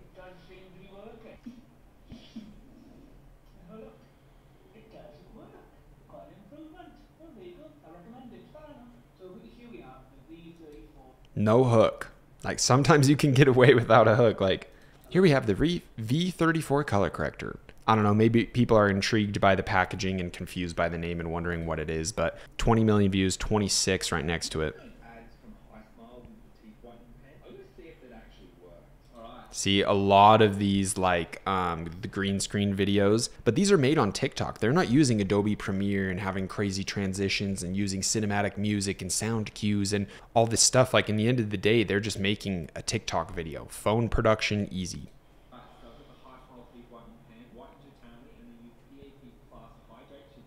hope you guys can hear this, because I think it's just going from my computer audio into here. As it whitens them, I'm going to see if it's factor cap. If I pause. Factor cap, like testing a product, like they're speaking the language of the audience of TikTok. They're not trying to talk to boomers. They understand the platform they're talking to, and they're using terminology and stuff to resonate with them. Cool. Because factor cap was like a big trend on TikTok. Oops, let's zoom in, get close up on my teeth. So it's been 2 minutes. And I am almost positive, I'm 99% sure that Hi Smile started with drop shipping the teeth whitening pens. And that was in probably 2014 or 15 when they were like the absolute first to this. So they're still doing it now, but they are absolutely infinitely scaled past where they started, but they did get their start in drop shipping. Let's see my results. This one's camera quality is definitely more than a phone, but he's in a studio. He's a UGC creator for the brand, so he has the studio, but this one looks very organic. Let's see this. I think it's just a pretty face that's hooking people, honestly, because that what she said at the start, I have no clue what she even said. Hi Queens, how are we? I've just popped into Coles and picked up the new Hi by Hi Smile range, which is all their new flavoured toothpaste. I've literally seen this product everywhere, and I'm going to put all the flavours to the test and rate them all. Basic video, dark, in a car, no production. So let's run inside, get out of this really terrible lighting, and try all the flavours and see what we think. Okay, right now in my bathroom, I'm going to try all the flavours. I've got them all here. I'm going to do a taste test. I'm going to give you my live, raw reaction. First up is mango sorbet toothpaste. I actually love mango sorbet. So. You can see it's just darts, just throw darts at the board, and they probably do run Spark ads on all of their videos. I have a huge doubt that they're pulling 64 million views, 9, 15 million, 36.9 million, 12 million, 26 million. Like, these numbers are absolutely disgusting. And it's because every video that they post, they probably run as a Spark ad. And once it stops performing, they just turn it off. So this one was probably ran as a Spark ad. I would think this one's a good hook, but it didn't do good, right? So you never know. Sometimes you'll think you have a really good throw of the dart, but it just completely misses the board. So this one probably ran as a Spark ad and it just didn't convert. So they turned it off really, really quick. Yeah, let's go see that 64 million. This is like the Andrew Tate style text editing. Okay, so that's just a new hook. The news anchor could have not even been speaking about Hi Smile at all. They just found a clip that is a new hook, right? The first like 3 seconds, 4 seconds, 5 seconds. Then they go into a video ad that they always produce, which is this. See that pretty girl with purple dripping out of her mouth? They just put top 3 hooks and put them all in a row right there. Those are their past performing hooks. And it is purple toothpaste. That was probably another hook. Like, so when you realize, okay, we have like a list of like these 10 videos that did really good, it's because their hooks were really good. So you can organize one video with all of your hooks in it and then narrate a story over it. And yellow, they're complementary colors. And when complementary colors come together, they cancel each other out. Clever. Beautiful explanation and showcase visualization of the product working. InStyle magazine raving, GQ has been talking about it. A ton of social proof. Wait till you see how much wider your This is a perfect ad. Perfect ad. Flawless ad. That's why I got 64 fucking million views. Do you realize how much money that is? 64 million views, and it's not even like a flex. Like, all their videos are getting these, like, millions of views, millions of views. But you can see they still have the shitters. And for them, a shitter is like 40K views, which is unreal. But these guys are a unit. They are a production house. They're a content creation company. They're hardly a product company, right? They have maybe 5 different custom design products, which is hard to do, right? Like, it's not easy to make these custom serums, cool packaging products, but they did it once and then they just turned into a production company, a content company. If you want to win in the game of e-commerce, you need to be a production company. Think of Red Bull. Red Bull has one product. They have a couple of their seasonal flavors they'll switch out in the summers, right? They're little colored cans, but they have Red Bull, original, and then they have sugar-free. But what they're doing is creating content. Red Bull is a content company. Let's think of Amazon. Is Amazon a product company? Amazon's a shipping company. They ship products in 2 days. That's what they do. Red Bull makes stories. What does Nike do? They tell stories. They create inspiration. That's what they sell. These companies, these brands aren't selling products. They're selling content. They're selling a story. They're selling and doing things completely different what you think. You think, oh, Nike's just a shoe company. There's so much more than that. Hi Smile's just a teeth whitening company. There's so much more than that. They are a production house. They are posting like 4 times a day. Like, look at this hook. They really went hard on that one. Holy shit. And it didn't really work that good, right? Only 1 million, which is crazy to say, only 1 million, but you can see they tried to replicate this hook because it did so good on their 64 million view. video. But I hope you guys are getting to see the picture that a lot of these companies that are really big, they're doing something behind the scenes that's actually making them big, right? These guys are a content company that happen to sell teeth whitening. That's basically what it is. That's the perfect way to think about it. And if you want to win in the game of e-commerce and in branding, then you need to do this. You need to be a production company, a wheelhouse that just spits out videos. So I've gone very long in talking about this. Overall, there's a ton of other video ads. There's a ton of other people I want you to study, but I'm just going to list them out because this video is getting really long. If you want to understand and see big players that are making good video ads and good organic posts, then you need to study Bleem, Hi Smile, Squatch, the soap company, Wear Felicity. They're a small company that I already talked about that I mimicked and sold almost $1 million worth of products. They sell the personalized heart necklace and bracelet that has a little photo in it. Study their video ads on Facebook ad library. They have a ton of them and they post very consistently, and that's the backbone of their success as well. Study Tula and Asarai. It's spelled A-S-A-R-A-I. These guys also have a product that it's like that red face mask. I talked about them as well. It's a viral product because it's a hook in of itself. Someone using the product is a hook, just like the purple teeth, right? Your product is naturally a hook. And hopefully we can mimic that with this random product hanging on someone, sucking up their skin, and their skin is like see-through in this little bubble. Hopefully we can use that effect for our videos as well. So try to think, how can I get my product to be a natural hook, right? Just simply using the product can be a hook of itself. So we've gone over examples, people that we want to study. Now let's get into the content creation blueprint. But how do we do this on a consistent basis? And how do we create that wheelhouse that can consistently spit out these videos? So our content creation blueprint is actually pretty simple, right? Because in the end of the day, all we're really doing is creating darts and throwing them at a board. That's basically it. And when it comes to what type of videos do we make, hopefully I've showcased that very well and showed you brands that are going to be continually doing this, right? In the next 3 years, you can continually study Hi Smile and see good video ad examples, right? They're going to be doing this forever. They're not going to stop, right? Because it's making them money. So you can continually hop in and find people that are crushing it always. You just need to know where to look. You need to know who's succeeding. And you'll always find inspiration of, hey, I can create a video like that. And you can always get constant ideas. So when it comes to our content creation blueprint, we are just going to follow this strategy here. The first thing at the top is strategy. We need to have a very in-depth strategy before we start filming of like, this is the video I'm going to copy, right? Like maybe we can go see Hi Smile and their 64 million view video and say, okay, this is my strategy, right? This is what I'm going to try to mimic. I'm going to have a similar hook. I'm going to have a similar voiceover, and I'm going to have clips of my product instead. And I'm going to use good hooks as my products. I'm going to have a consistent series of 5 good hooks that I found online of someone else doing it. And I'm going to organize them in and make this video for myself, or I'm going to order the product to my house. I'm going to film videos and clips just like that, and I'm going to use them for my videos. So we have that strategy outlined perfectly before we start filming. That's very key. Next, we go down to production, right? We have to actually film the shots, and it's good to just basically copy clip for clip someone else, because in the early days, we aren't going to be like at the cutting edge, testing a new hook, testing these new things, right? The starting days, the early days are about mimicking, but we don't want to take their videos. We can't take their videos, because if we have a video that's completely stolen, ultimately, yes, we can test with it. It needs to be switched up at least. It can't be the exact same, and we can test with it, but we can't scale with it. If we scale with it, we'll be seen, we'll be noticed by the brand or by someone. They'll report it, we'll get flagged, we'll have DMCA claims on our Shopify store. TikTok will try to shut us down.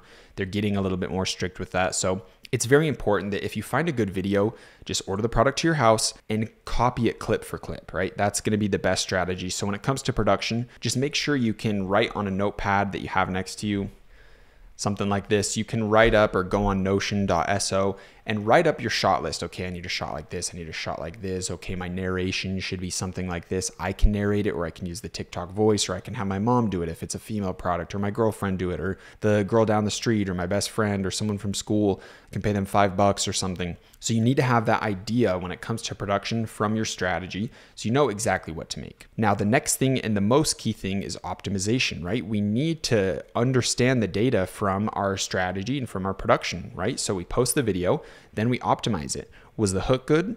Was it bad? Did people not feel the emotion? Show this video to people and ask, like, what did this make you feel, right? Try to get an understanding of, like, is the transfer emotion there? Okay, maybe that's there, but the hook wasn't there. Or okay, maybe the hook was good, but nobody felt anything, so the video didn't go viral, because quite literally everything that goes viral on TikTok is a mix of a hook and a transfer of emotion. It makes someone feel something. So where do we go wrong? Where do we go right? And how can we do it better the next time we go into the strategy stage? And we are just going to continually cycle through this loop. It is fucking easy. It is simple, but it is needed to be done at a high level. It needs to be mass produced. You need to have 500 videos that you can throw into your TikTok ads, that you can throw into your Facebook ads. And ultimately, that's the biggest backbone to your success. It's the biggest secret, right? The person who tests the most will win the most. It is that simple. It's a very, very easy strategy to follow, and it's extremely true. If someone is selling the exact same product, they have a brand very similar, and they test 20 ads a day and you test 1 a day, obviously they have a higher chance of finding that big winner, that 64 million view video, and they'll just simply outperform you. They'll build bigger teams because they get more revenue, they get more sales, and they will completely destroy you. Business is a game of competition. It's a 24/7 game that has no refs almost. I guess there's some refs, but it never stops. This game never stops. Someone will compete with you. Someone will take your product. Someone will take your video ads. Someone will try to outperform you. Someone will test more. So if you can test more, you will always win. And that's if you have a good product and a good brand. So make sure you have those in line, which you should already. Now, before I leave you off, I know I did a lot of reviews on videos. I did a pretty long video on this one. We've talked about a lot. But the last thing I want to show you guys is Feastables. Now, Feastables is obviously the company that either Mr. Beast works with or owns. I'm not sure if he directly owns it, but he probably has a huge equity stake in it if he doesn't. Their storytelling is really good because it's obviously Mr. Beast, right? He tells stories. He makes unbelievable content. So if we look at their videos, they have 2.4 million, tons of videos in the millions, and obviously it's Mr. Beast, so they have a shit ton of money, they have a ton of connections, they have a team, they have capabilities to really do these crazy videos. But when you look at them, a lot of them could be done with a low budget. They could be done with no team. All you would really need to do is have the confidence to walk into a Walmart, go find someone, offer them $100 to do a challenge, and you do a challenge with them, right? And the challenge can be something cheap. It doesn't have to be something crazy. So these guys, which is crazy, they're not doing as good as High Smile, which is nuts. High Smile is an absolute production house unit. And let's see their first video. It was posted 2022, January 26th. So it looks like they haven't done too much. They don't post too frequently on this. I think they're focusing on quality over quantity. And honestly, that's just not really the vibe. The vibe is High Smile. The vibe is mass production of videos. So I think that's why they haven't gone too far. Obviously, they have 120K followers, which is insane. It's such good results. But I think with the magnitude of who we're talking about, Mr. Beast, the team, and all of that, I think they could be doing a little bit better. But let's go over their 12 million view video. Hey, for $100, would you try this chocolate bar while skydiving? No. Yo, for $100. This is simple, right? Like, you could do this very easily. I'm being completely serious. You could do this so easy with your brand.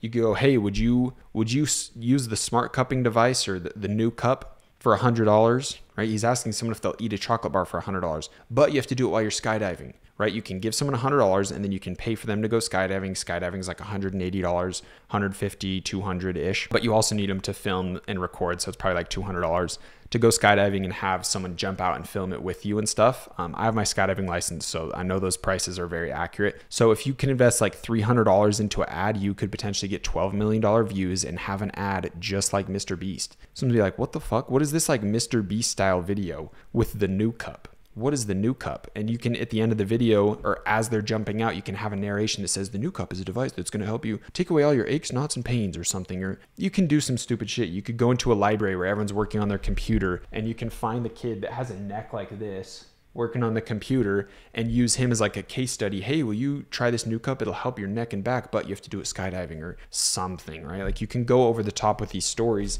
And ultimately, this is like a $300 budget video, but let's watch it. $100, would you try this chocolate bar while skydiving? Yes. I'm so serious. I'll do it right now. Man, I can't believe. See, you'll always find the one guy that's just down. And a ton of people, skydiving is a bucket list. Like, they want to do skydiving. So if you can give them $100 to do it and pay for them, like, they'll do it. Or you can just do it as a skit and you do it yourself. You and your friend, you pay your friend, you don't even have to pay him, right? Like there's always a way to finesse.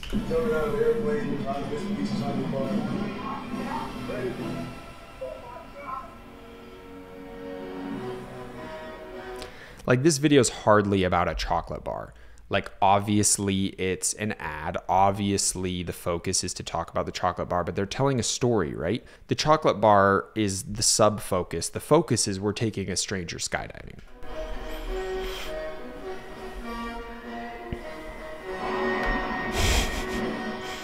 Oh my goodness, this is the most best chocolate bar in the world. I don't even like chocolate, but this is really good. Hey. Super simple, super easy, big storytelling, and ultimately that's their highest view video. I'm pretty positive. So I hope you guys got some good ideas of organic content, paid content, and the type of structure you want your video ads to be. Study these people, find their good videos, and ultimately, like what I want to teach you guys, I want it to be future proof. I don't want to say this is the exact strategy, just do this, because eventually it'll change and then that won't work. But if you follow people that are production houses that have teams of 100 people that are spending millions on making content, studying them will always work because they are always at the cutting edge. So I hope you guys got an unbelievable amount of value because truly what I've shared with you today could be worth billions of dollars. This is a huge method that these companies are doing to rack in hundreds of millions in sales a year. I'm not sure High Smile's net worth, but I'm gonna look it up right now. After a quick Google search, it looks like their valuation is $300 million. Ultimately, what I've shared with you guys today is the secret sauce. E-commerce is not about who has the best brand. I mean, it is. It's not about who has the best product. It is a little bit, but the biggest thing is once we have a product, once we have a brand, right? Anyone can do that. It's not that hard. The hard part and the part that actually measures your level of success is your ability to create content for the dopamine slot machine. Can you transfer emotion? Can you hook people in? Can you post 4 times a day? Can you do all this stuff? And whoever does it the best is the ultimate winner. So your action steps for today are to study people in your space, study these dudes, start your strategy, production, and optimization cycle, and get going, right? Start making your first videos. And in the next video, I will show me attempting to make some videos for the new cup. For this product here, I have some shots of when I was in Thailand with this product. So I will try to develop some organic videos myself. I'll show you how I'm gonna make them. Should be a fun, interesting video. I'm gonna post them. Hopefully they do good. But if they do really bad, it just doesn't really matter because it's a numbers game, right? I wouldn't stop there. I'd keep making videos and I would keep taking shots and I'd keep sending this to different UGC people and scaling up and throwing more darts, right? I'm going to be making a couple videos. It's the chance of me hitting a bullseye is probably not the highest, but it's a numbers game. I'm excited to show you guys how I would execute on this, but make sure for your action steps, you're really putting in a ton of effort to this because this is the ultimate leverage action. This is the thing, this is the 80-20 rule, right? That 20% of the effort is going to give 80% of the results, right? It has that leverage. So really go crush it on this. This is a big video. Hope you gained a ton of value. Much love, guys. I will see you in the next one. Peace.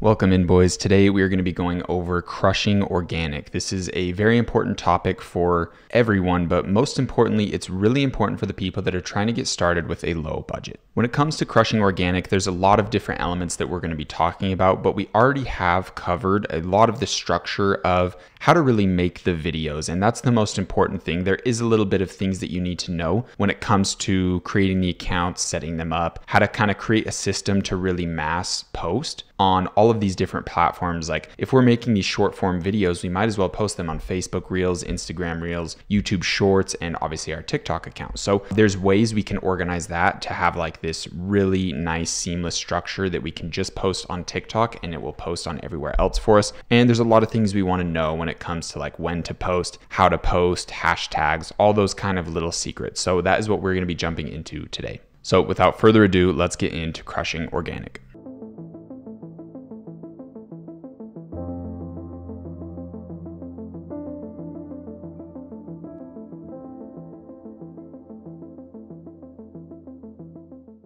All right, now the first step we want to do is get into TikTok. TikTok is our main source of everything. That's where we're going to really test our videos because its algorithm is most likely or has like the highest probability to let you go viral than some of the other ones, but we still do want to focus on the other ones. And I do want to preface this. When you're just starting with testing your store, it's okay to just focus on TikTok and then create the Instagram, Facebook, YouTube Shorts, all that stuff later down the line. Because ultimately, if we test this brand, test this store and this product idea, and it doesn't really go anywhere after quite some time, it might be a smart idea to transition into something else. And we don't really want to invest so much time into like creating an Instagram, a Facebook, posting there, and focusing on those things. They can be put off later down the line. So just keep that in mind. So we are in my phone, and the first thing we're gonna do is get into TikTok and make a new account. I'm just gonna use phone or email, put in a random birthday. Then we wanna go to the next section and put in our business email. And obviously create a little password. Cool, and we created the account, and it for some reason gave us some random @ name. Let's see if we can grab the new cup. The new cup, hopefully this is available. Perfect. So if your name's not available, you're gonna have to do some trickery to kind of get in there, like add in some, like a period or a hyphen or something along those lines, or kind of change something up. You might have to be a little bit creative. And we wanna go to Canva, download our logo and get that inputted as well.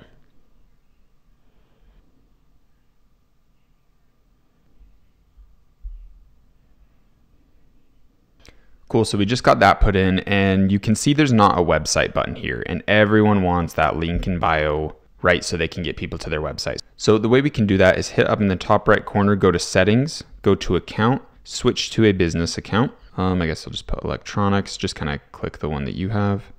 I'm gonna add the email address, get that in there. Cool, so finished off the little things it was asking for us there. We have our email input, and now we can go into Business Suite and do business registration. This is the key. So if we can register our business, then we can get the link in bio day one. So when it comes to answering the questions they're looking for, they want a business license ID. That's basically what they want. You can also give them an EIN number from an LLC. And that's what I recommend, because if you guys are jumping into the world of business, you're jumping into e-commerce, you want to take this very serious and you're ready to go when it comes to running businesses and getting away from the 9-to-5, getting away from this college route and just the standard route. You want to make money online, you want to be in charge of your own income, then you need an LLC anyway.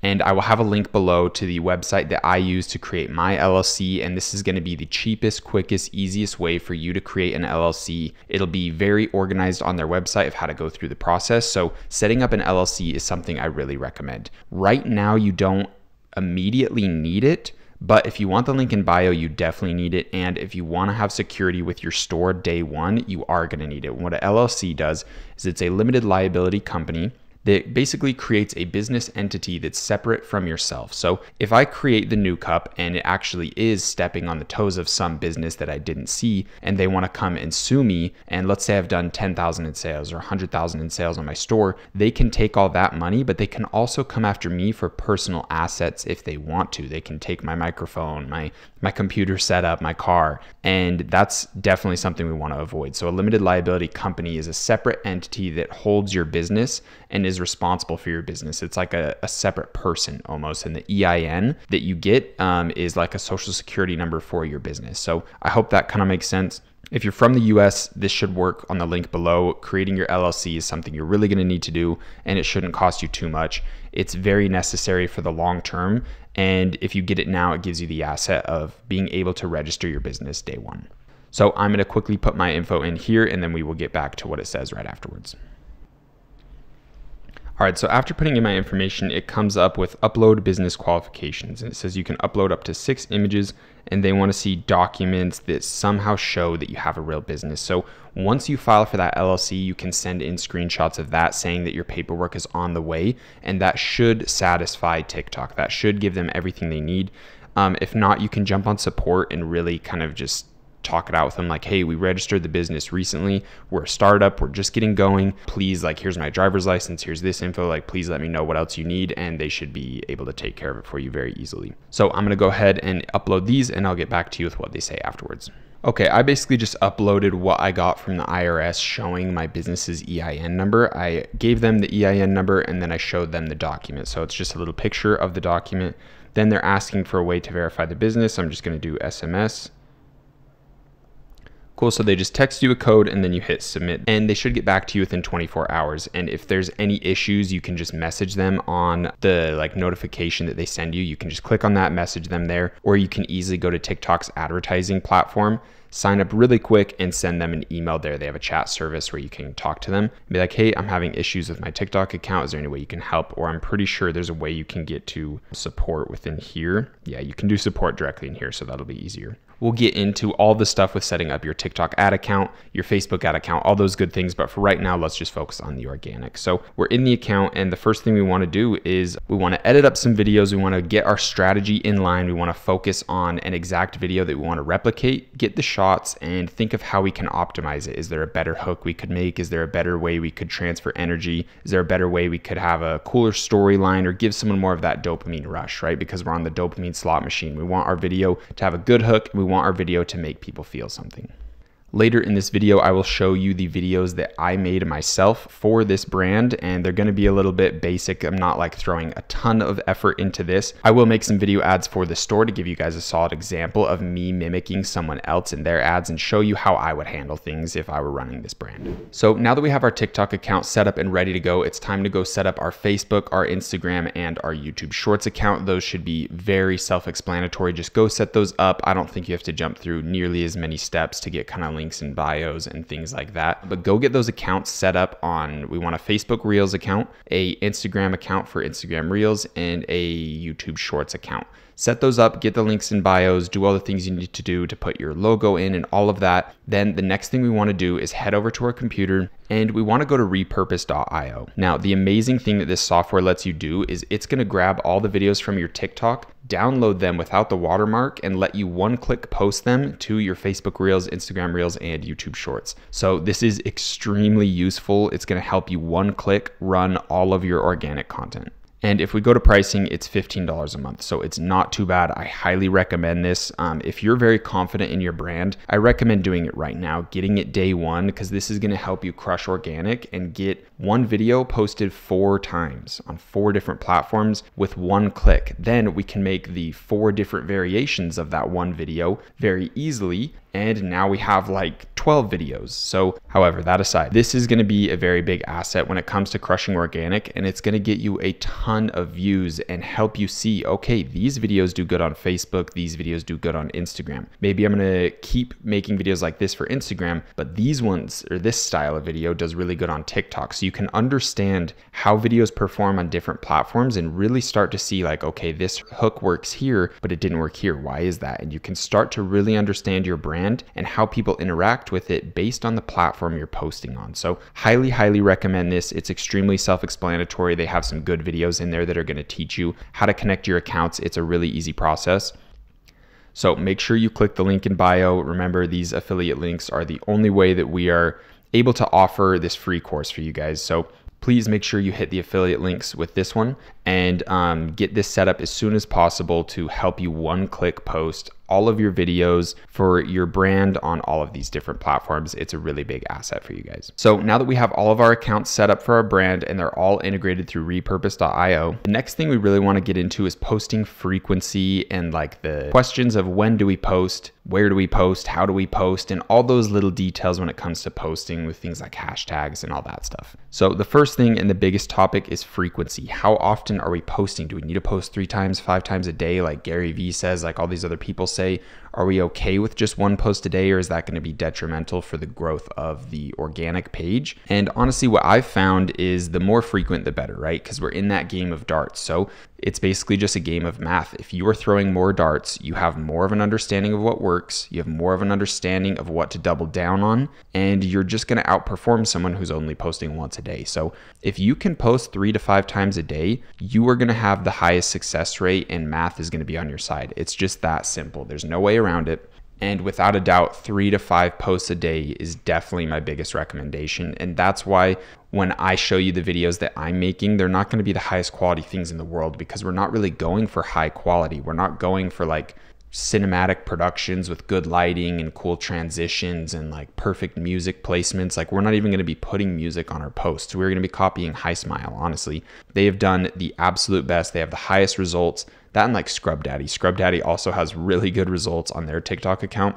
So we're going to be copying brands like that. Quite literally, you can go in every single day, say, hey, we're going to copy these 3 to 5 videos, go get the shots yourself, even if they're kind of bad. Or when you're more later down the line with your brand, you can send out your product to a bunch of UGC people. You have a bunch of creators that already have the product. They already have a relationship with you, and you can say, hey, could you get us some shots like this? And that's going to be really nice moving forward in the future to help you get your 2 to 3 to 5 posts a day on your account. I would say those are the absolute minimum. But remember, these posts can be variations of the same video. So you can do 1 video a day, make 3 to 5 variations of it, then post all of those, and then with 1 click on Repurpose.io, those 5 video variations are going to get posted 4 more times. So now you have 20 videos from basically just 1 video. So you can see how you can really start taking over organic when you start using Repurpose.io, and that's why I recommend it to you guys so much. Now, if you're thinking about when should I post, do I post early in the morning? Do I post late at night? I've found that there's some things hold weight when it comes to posting. Like there's like posting on Instagram from 9 to 10 a.m.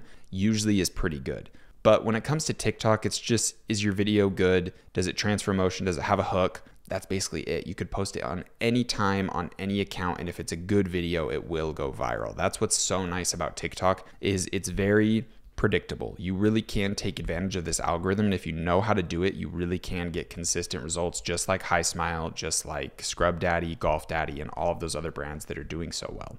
But honestly, I wouldn't really think like, oh, I should wait to post this until it's 9 a.m. or 10 a.m. because that might be better. It's just post the videos, guys. Don't really get caught up in worrying about, is this a good time to post for the algorithm? It doesn't really matter. When it comes to actually posting the videos, I find that no hashtags are the best for TikTok, because when you put hashtags in, it puts a little ceiling, right? They're going to send out this video to the people that they think will resonate with your hashtags. And if someone else, like a different demographic or a different algorithm type person, would resonate with the video more, you'll never get to know that, because you put like a tunnel, a little ceiling around your video saying, hey, this video is only for this focus, only for these hashtags.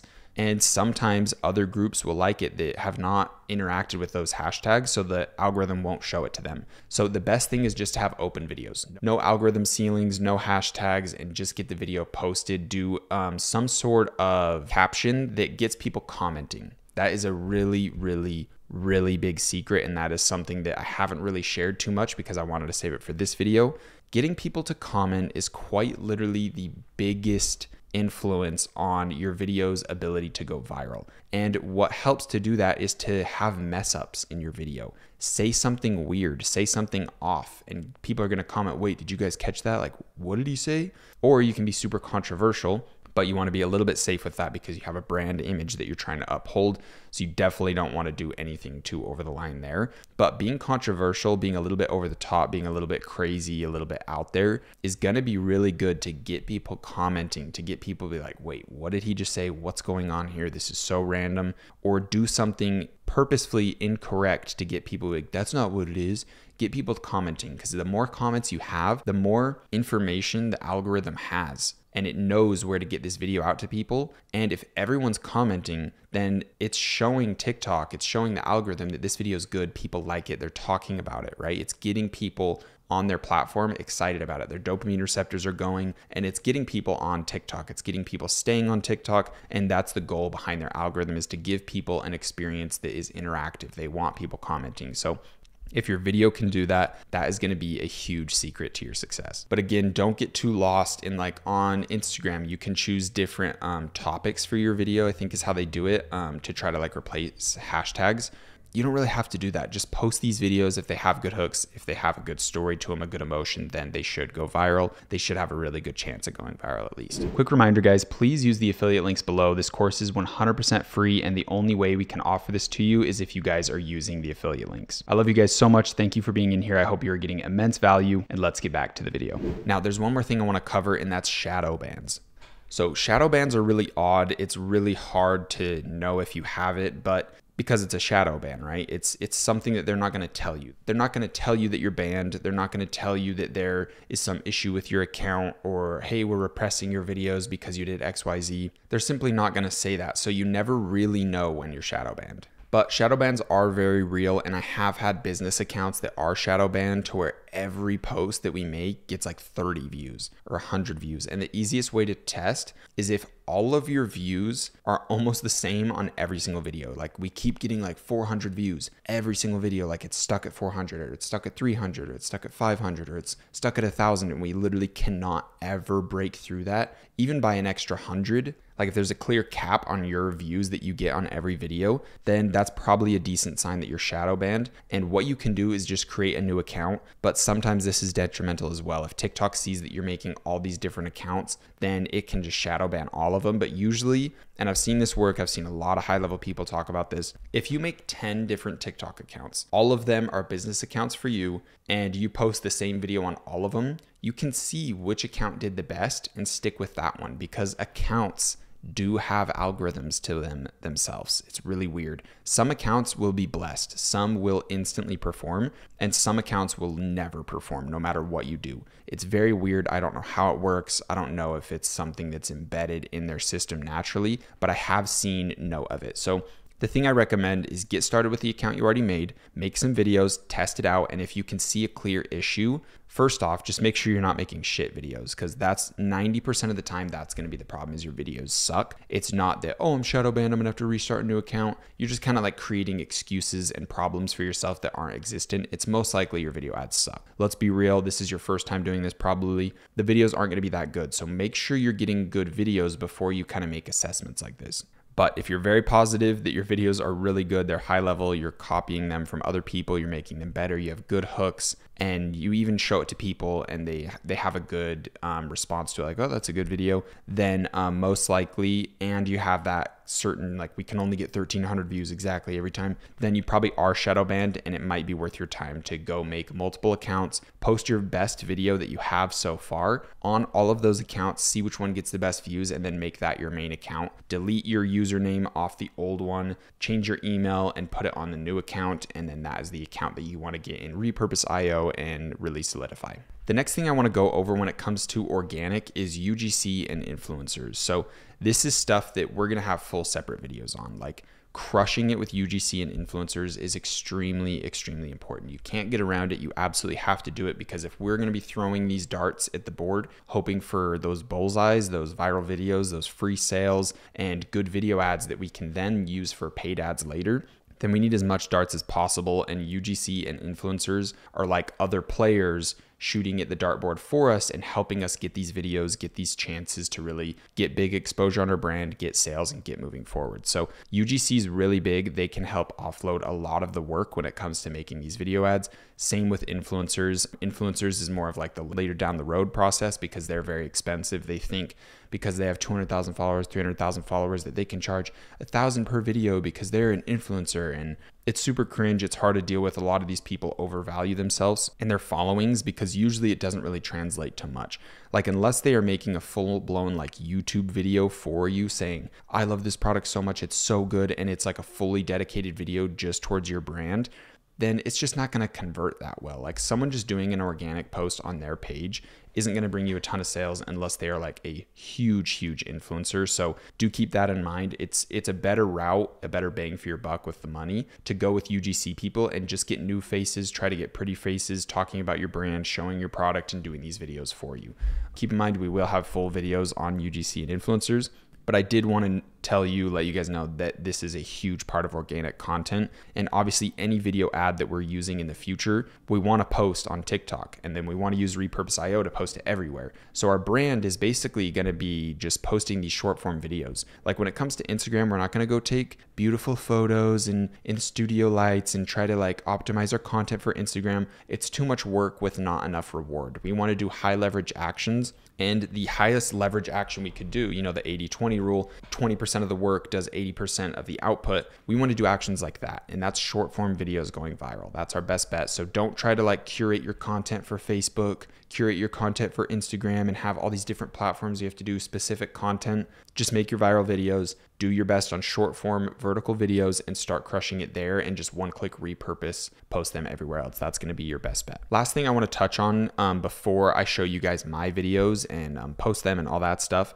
is mindset. I want you guys to understand that it only takes one video to completely change your life. My first student I ever had is Sebastian, and he crossed 7 figures within his first year of working with me. He literally had one video that completely changed his life. It got 5.4 million views on organic. He got like 6K in profit, like 13K in sales off of that one video. And overall, it set up his brand to be at the point of being worth multiple 7 figures. He's absolutely crushing it. He's got wholesale deals with Cisco. They've bought his products for their employees. He's got a wholesale deal with Richard Mille, whatever, the extremely exclusive watch company. If you walked in there with $1 million and said, please let me purchase a watch, they would laugh at you. They would never let you do it. The fact that this brand reached out to him to buy products for their employees is just absolutely unbelievable. He's doing really big wholesale deals. He's crushing it with his brand, and it's all because of one TikTok video. He came to me not really knowing what he was doing. And once he got that video taking off, he really saw the potential, saw the capabilities of creating a brand and the long-term amount of money you can make. And he started crushing it. He was doing $300,000 months, and he's just been a huge success off of his first video. He really buckled down. He started learning things, crushing it. He consistently asked me for help and really grew his brand, but it was all because of that one video. And I want you guys to know that one store, one product, one brand, one video ad alone can completely change your life. So when you're throwing these darts at the board, have that faith, have that stuff where you're looking at your vision board, you're journaling your affirmations, you're having a high frequency when you post these videos, when you make these videos, right? If we're making this video and we're posting it all from this like very scarcity mindset, doubt, fear, this is never going to work, I'm never going to have the viral video, we always just get 30 views every time we post, this sucks, I suck, this brand's stupid, nobody cares about this.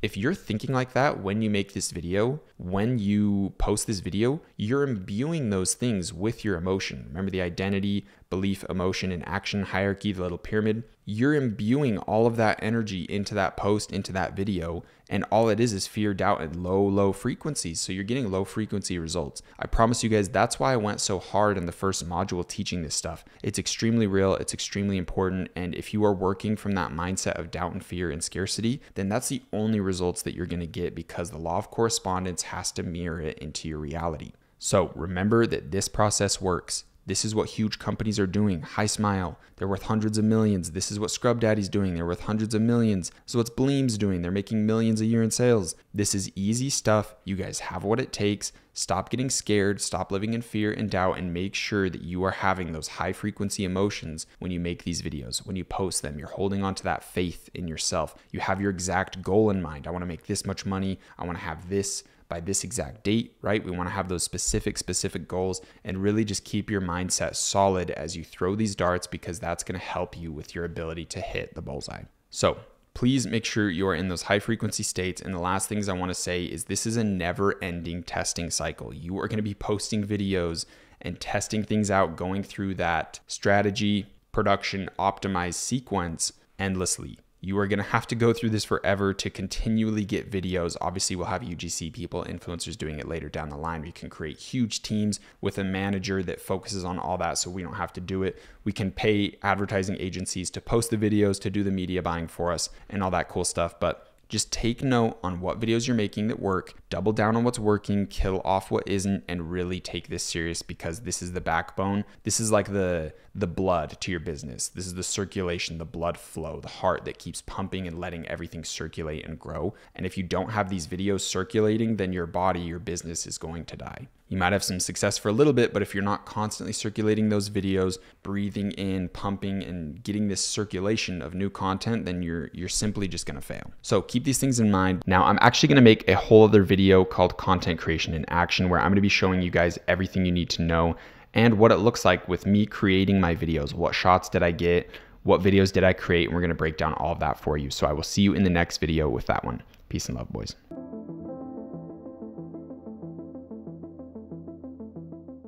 All All right, guys, welcome into the next video. Today, we're going to be going over content creation in action, and I'm going to be giving you a little bit more of like practical tips and showing you how I would do it. I've made some video ads for this product, and I'm going to show you kind of my take, what I would do on it, and give you guys some real examples instead of kind of some theoretical stuff like we've talked of before. I'm going to be teaching you a ton of different hook options and really just showing you how to utilize as many videos as you possibly can out of the clips that you have of you and your product, or the videos that you get from your UGC people or your influencers later down the line. But most importantly, we're going to be going over some video ads that I made. These are just some like test fun ads. These are basically my first throws at the dartboard, so keep that in mind. I would make as many videos as possible, see what works, what doesn't work, what videos are good for hooks, what audios are good for hooks when it comes to like the voiceover that you would either use with text to speech feature or that you would actually do with your own physical voice or have a UGC person do it for you. Being able to test like what type of talking points work and all of that good stuff. So keep in mind, these are the first videos, and for some reason after uploading them, the quality got shot. The quality is really bad. They're a little bit blurry. I had high quality uploads on, so I'm not really sure what happened there. But yeah, without further ado, let's get into today's video.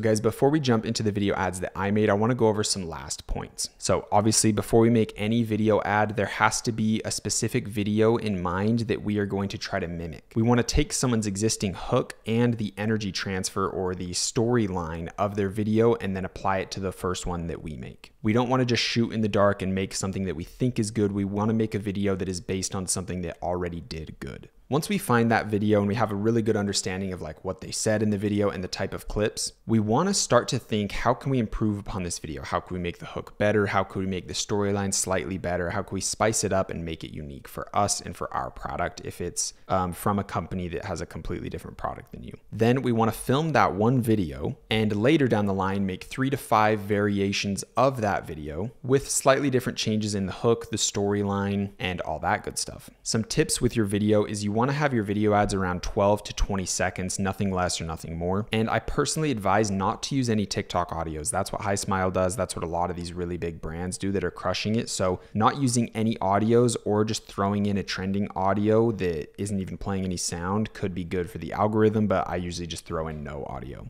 And again, remember, on all of your videos, you want to post them 3 to 5 times minimum with different hooks changed inside. So you can even keep the same storyline, but you want the first 3 to 5 seconds, that first clip, to be different on every variation so we can see which ones work, because those hooks are really, really important. Those first 3 to 5 seconds mean everything. Now, before we jump into my videos, I want to share a list of some different hooks or video styles you can do that I know work very well. The first one is like the random hook clip. So you can get something that is just like random and bizarre, and you say the title of the video, like, for example, you won't believe what this product does or something, and then it just has like some random clip of something stupid. High Smile does this a lot. They'll spray their like purple teeth whitening stuff on a banana. Like it's just random, like you have no clue what it is, and that's just their hook for 3 seconds, and then it gets into their video ad after. So that's a hook style you can do. The next is the really popular like disrupting style where you have like a loud sound, nothing too loud that's like annoying, some sort of big reaction, or just something that's surprising and over the top that happens instantly within like the first 1 to 2 seconds. The next hook style you can use is literally just good looking people. That will help you a lot more than you think. Another little tip is if someone is the hook, like their face is the hook of the video, make sure it's very big in the frame. You want their face to be like very, very big in the frame. It's really going to hook people's attention in. Not sure why, but for some reason that one works very well. Another hook type or video style that you can do is like the how-to guide. In this video, I'm going to show you how to take away your neck pain or something like that, and then show them the product, right?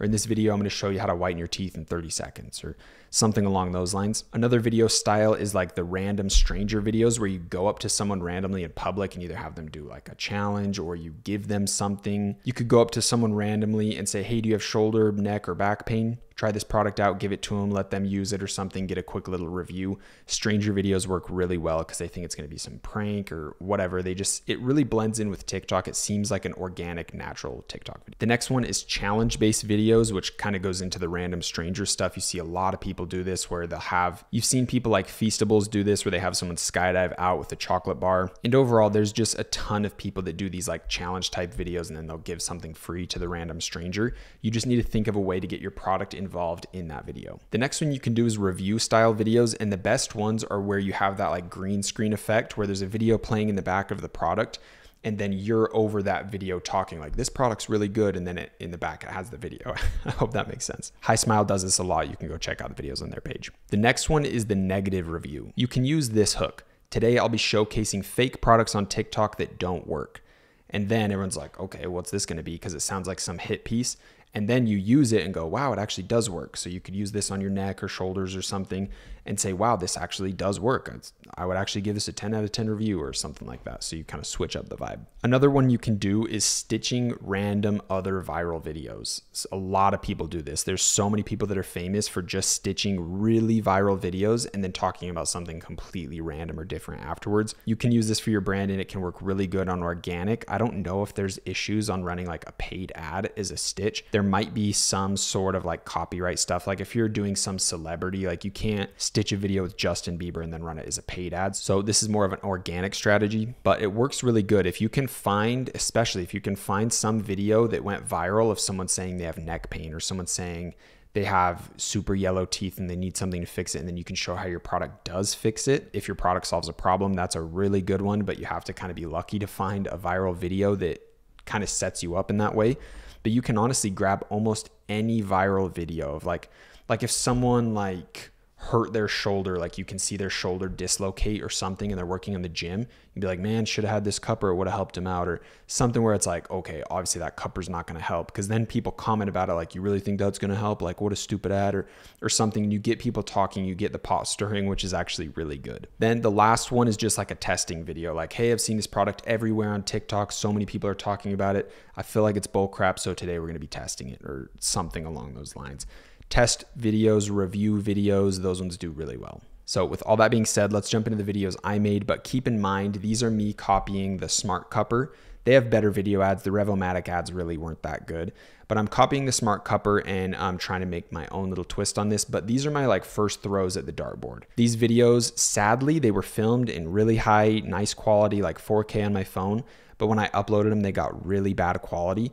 I'm not sure why, because I had like the high quality uploads little thing switched on before I posted it. So not really sure why. And the audio is actually really bad. I forgot to take the sound out from the original video, so it has like the wind from the video and stuff, but I can easily just redo it. This is just for like testing purposes to show you guys. But let's jump into my phone and show you the first ads. All right, guys, so we're in my TikTok account for the new cup. I switched the logo to like black because I thought it looked a little bit better and kind of took your eye away from like the brand name in the corner for like the profile picture. Like when you're viewing the video, it just looks a little bit better having a black profile picture instead. But let's go into the first ad. Keep in mind, the quality got butchered and the audio is really bad, so I would definitely redo these, but here are some of the first videos. I used to have super bad neck and back pain until I found this cupping device. It's a modernized version of traditional cupping. Gives you all of the benefits of cupping with the touch of a single button. It helps your headaches, inflammation, knots, aches and pains, and can even improve your circulation and speed up your recovery from the gym. You've got to check it out. Okay, so I said circulation in that video to try to get people to comment, be like, what did he say? Or why did he say it like that or something? But this video is basically just a frame for frame copy of a video from Smart Cup, the Smart Cupper, but I switched up the audio of like what I said just a little bit. We got this next one. Today I woke up with super bad lower back and shoulder pain from sleeping in my $1,000 a night pool villa in Thailand, but thankfully I brought my new cup. It's a modernized version of cupping therapy. It gives you all the benefits of traditional cupping with the click of a single button. It helps relieve your headaches, knots, and muscle pains, and can even improve your circulation and speed up your recovery for the gym. So that one, I'm obviously saying that I was in my $1,000 a night pool villa in Thailand to get people to comment. It's just kind of a piece for that, for people to be like, why would he say that? Or why is he bragging this video ad or something, just to get people stirred up in the comments a little bit. But that one is, all of these are pretty much the same clips in different orders with different storylines on them to test things, but they're all based on this video from the Smart Cupper. So this is the video from the Smart Cupper that I'm mimicking. I used to have really bad neck and back pain. The Smart Cup Cupper uses cupping therapy and red light therapy to help relieve aches and pains. Plus, the heat therapy can improve your flexibility. It's so easy to use. I can use it anywhere on my body that hurts. Plus, it helps to reduce headaches and inflammation. You've got to check it out. So all of my videos are basically mimics of that, so keep that in mind. We've seen the first two, let's go to this last one. If you get super bad knots, aches, or pains in your shoulders or neck, then you need to try this thing out. It's a modernized version of cupping therapy that gives you all the benefits of traditional cupping at the click of a button. It's extremely easy to use, and it comes with a 30-day money-back guarantee and a 1-year warranty. It's designed to help with headaches, knots, and muscle pains, but it'll also improve your circulation and speed up your recovery from the gym, and it's currently 30% off right now. So I like that video ad a lot more. It brings up the 30-day money-back guarantee, the 1-year warranty. I think it has a little bit better hook showing off the villa too. But again, for some reason, the quality is really bad. Like the video quality, the audio quality is really bad. So honestly, I would redo these personally, but I wanted to whip up something to show you guys instantly. In the end of the day, making these videos took like 2 seconds. I already had the clips from my trip, and I already knew that I was gonna copy that smart cupper video. So I recorded these clips with that in mind. Just got a bunch of them, and then it's really easy to just switch up what you're saying, switching up the storyline and talking from a different point of view, using a different style of hook. And yeah, it's just really easy to get like 80 different videos out of my like 20 clips that I got from Thailand. So these videos were really easy to make. I'll basically go over how you do it. So first thing you'll do is go into TikTok, grab all your clips, import them in, and then you can go to this top right corner here to edit them out. You have this little TikTok studio, and you can edit and grab all the clips. You can see the quality is way better in here. I'm not sure why it's so bad in the other one. For example, like this video alone looks so much better. And you can just kind of order them in whatever way you want to fully mimic the video you're copying. Grab it and kind of just cut it up a little bit so it's a little faster. You can start right there, have it show the product going on, then the side profile of the skin, then you can hit split, delete. I liked having this one at the end to show like, oh, it helped me so much that now I can go swim in my pool villa or something. And that was like an audio that I was gonna plan to do, like, I woke up with pain, but now I can go swim in my pool villa because it solved my pain. This is another little side one of just showing how it can be used on like any part of your body, showing like the skin getting like sucked up in to prove that the product is like suctioning and it's working. This is like, oh, I woke up with my bad back pain in my lower back. You can split that one, cut it. Oh, I also had really bad shoulder pain. Right, so you can see how there's like a theme in every clip that I was like planning to tell the story in. Just kind of clip them and show them. This is a really good one of showing the product and then showing like the pool villa we're in. So you basically just pick up all the clips you want. You want to be in a range from 12 to 20 seconds. You hit save. You make sure your audio right here, or first you can hit enhance. I think that I had enhance on. That might be why the quality got a little bit weird. I'll have to test that out. You want to make sure your original sound is down to 0 so there's not like the wind and stuff. And then you want to just hit audio editing and basically say, if you have bad neck, shoulder, or back pain, then you need to try out this cupping device. Hit pause there, we'll hit save. If you have bad neck, shoulder, or back pain, then you need to try out this cupping device. You can see how that sounds a lot better. For some reason, when I actually posted it, it just like totally botched my audio and the video. Like you can see in this one, it looks way more clear. It's probably because I had that enhance thing on. But essentially, you just want to put in that little audio recording of giving your testimonial. But I will say this process works a lot better with girls. Like if I had a girl that did all these shots and then you have an audio of the girl saying this product helped my shoulders, my back, my neck pain so much better. For some reason, guys in video ads just don't perform as well. It's kind of wild. So I wouldn't expect these videos to perform insanely well. Yes, the clips are really good. Hopefully if the video quality is not completely shit from uploading, but I really wouldn't expect this to convert like extremely high just because it's a guy in it. Like girls really do perform so much better. So if you have like a girlfriend that can help you out or some close girlfriends, that's going to be really nice. Or if you're a girl yourself, then you have a big benefit there. But that's basically it for the video. You also have some features like this. Hit that, and then you can do this voice feature. If you have neck and back pain. If you have neck and back pain. You can easily set these up. So we can have this right at the front. We'll hit set duration or let's go back and hear when she stops. If you have neck and back pain. So like right when we start turning in, you can see that oh wow, they have an audio visual of where the audio ends, and it'll auto go to it. Wow, that's actually really nice.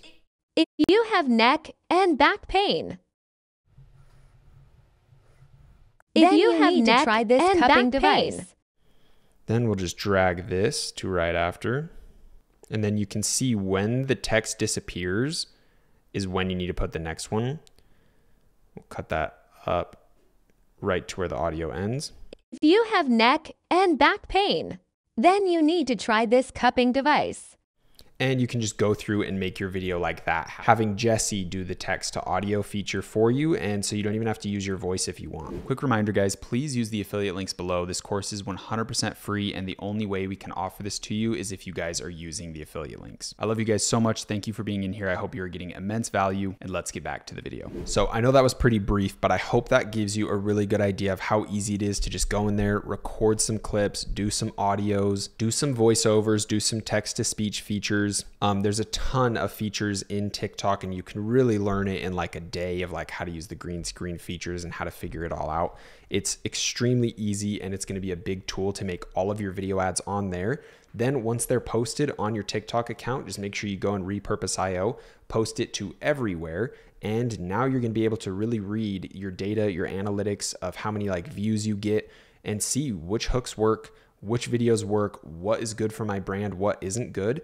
And you're going to have more information, more data to kind of change your throw essentially when you're throwing these darts to make sure your aim is on point, and each video is going to be kind of like a stepping stone to figure out what works and what doesn't. So through doing this for a couple weeks, you're really going to have a clear idea of what videos do good. And now you can coach your UGC people. You can coach your influencers of, hey, our video ads work really good when you do XYZ.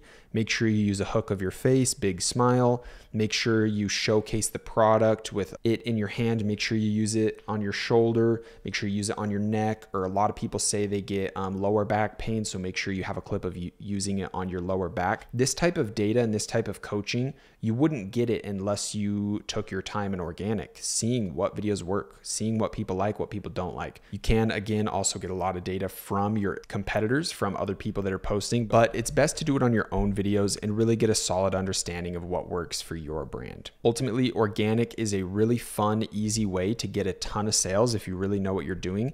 But the best thing that it does is it teaches you how to post. It teaches you about video ads. It teaches you what's good. It teaches you what's bad. And it's giving you a very high level skill set of how to make video ads on social media that can transfer into hundreds of thousands, even millions of dollars in sales if you master this craft. So even if you have a ton of money to jump into the paid advertising strategies and do all that fun stuff, I really, really recommend diving into organic and giving it a solid 1, 2 to even 3 months worth of effort so you can master this skill. Essentially, all of the social media platforms are the exact same.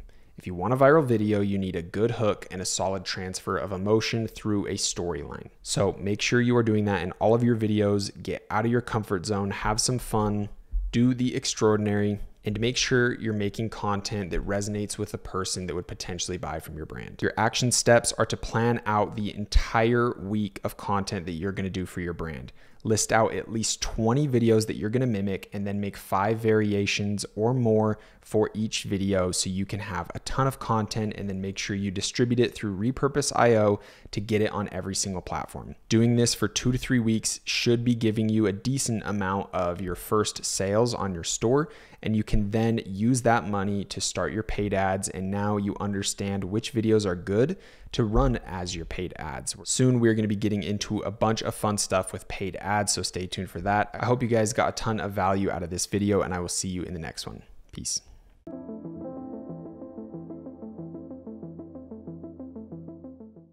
What's going on, guys? Today in this video, we are going over our TikTok setup. We are going to get everything integrated with our store, create our ad account, get our pixel running, and all of that fun stuff. Now, I hope before you're moving on in this video that you have some videos posted on TikTok Organic. We need to be posting on there. We need to be consistent because when we get into the next module, which is reaching for the stars, we're really running our advertisements, we're scaling up, and we're really putting everything in action. We need to have TikTok Organic as kind of our lifeline, as our kind of like the heart that pumps the blood throughout the business. So we really need TikTok Organic to be moving. We need a ton of videos because we are going to be cycling those into our paid ads and stuff, but we are not going over that today. Today, we are just setting up the TikTok account. But I hope before you progress that you have been crushing it on TikTok, because it truly will be the backbone for your initial success within the next module. But without further ado, let's get into today's video, setting up your TikTok account.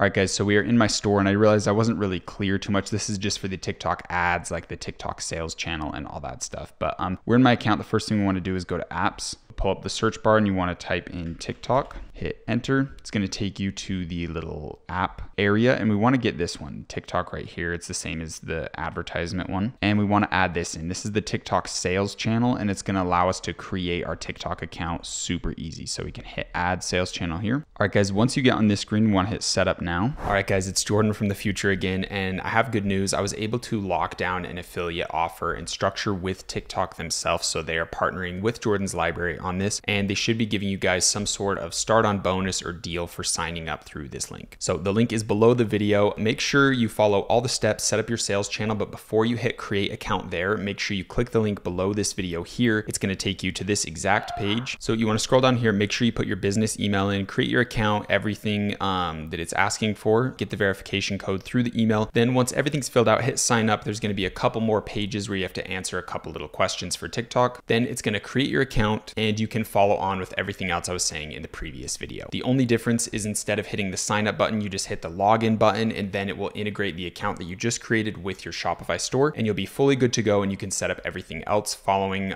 everything I say in the previous video. I love you guys so much. I hope you're getting amazing value out of the course. Please remember to hit the links. It really does help me out so much. I hope you're getting amazing value in this course, and I will let you get back to the videos. And we want to hit create new. Now we want to set up all of our information with our business email. So we want to do the hello@thenewcup.com, just like this, or obviously putting your brand name in. Then you want to create a password for yourself. Then they're going to send you over a code. Once you hit the button, put your verification code in and sign up. Hit connect here. Now we want to create new when it comes to the TikTok Ads Manager. Now, when you get to this section, make sure that all the information is correct. This is going to come up with like your Shopify, like .myshopify, whatever link. So it's going to be like some long random name. Just put in your official brand name, switch to your correct time zone, put your phone number in. Don't leave your business phone number in there. And you can choose your industry. It doesn't matter too much, but I'll just put electrical appliance, I guess. And we'll hit sign up and connect. Now we want to hit the maximum option when it comes to the data sharing. Our privacy policy should be fine to mention this. If you're copying the one from my the New Cup store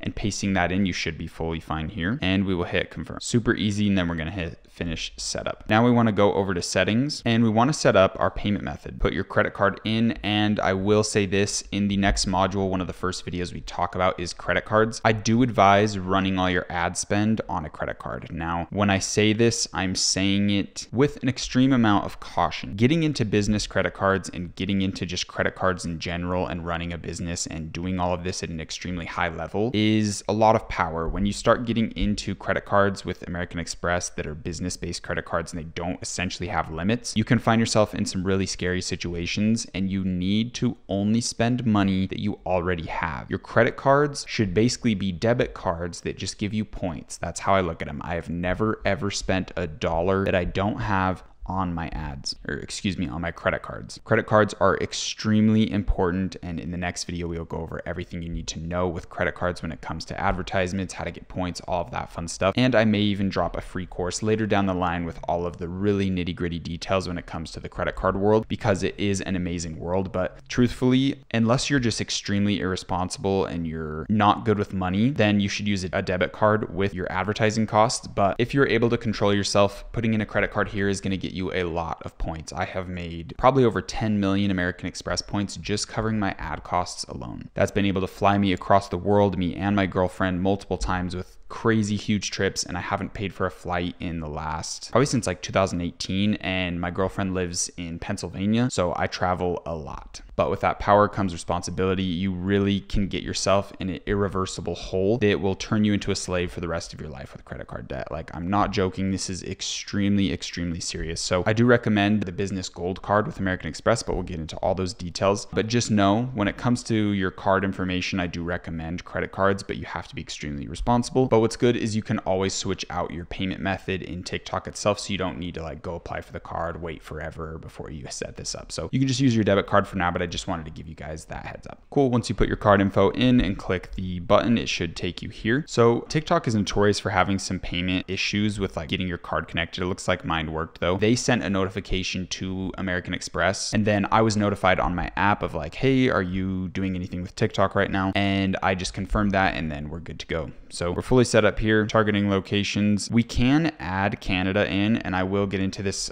in the TikTok advertising video on the next module. When it comes to the drop shipping phase with your brand, where we're not getting wholesale inventory, we're not customizing our products, we're not doing anything large like that, it's okay to target US and Canada, and I actually do recommend it, but we will have to also go into our settings and change some settings to allow people to check out from Canada, because if you followed my Shopify setup video, no one is allowed to purchase from anywhere but the United States, so we will have to include Canada in our shipping settings. But I'm going to confirm that because I do recommend doing US and Canada just in the early days with your brand. But once you get into the wholesale inventory and stuff, it's going to be too hard to ship to multiple countries. So just keep that in mind. We're going to hit confirm here. Now we should be okay to hit back to overview. Once this TikTok marketing pending account review thing is done, then a button will pop up and we can just go directly to the TikTok advertising platform there. It looks like we actually do have Canada in here. I forgot that I did have some international areas set up, so we actually are good there. Just wanted to be sure. Let's go back to TikTok and check if we're approved just yet.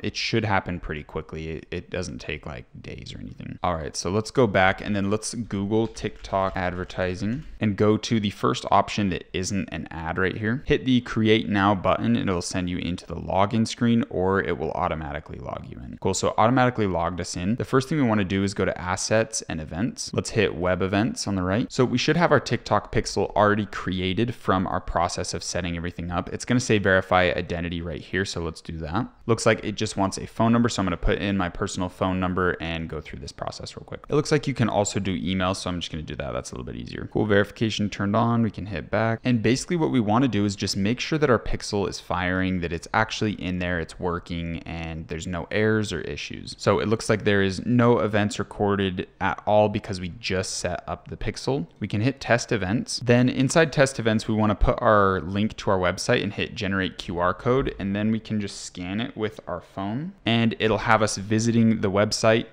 It's all loaded up right there. And we basically just want to go through and go all the way to the checkout process. And then obviously we're not going to purchase, but we want to add to cart real quick, go to the checkout process. I'm not going to put any info in, but you can see on the screen now it has the add to cart detected, has initiate checkout detected. It doesn't have view content because I didn't go to the web page. I just hit like the purchase button off the website itself, but I am going to go to the product page and hit view content. So now we should have a view content come up. Cool. So everything is working good.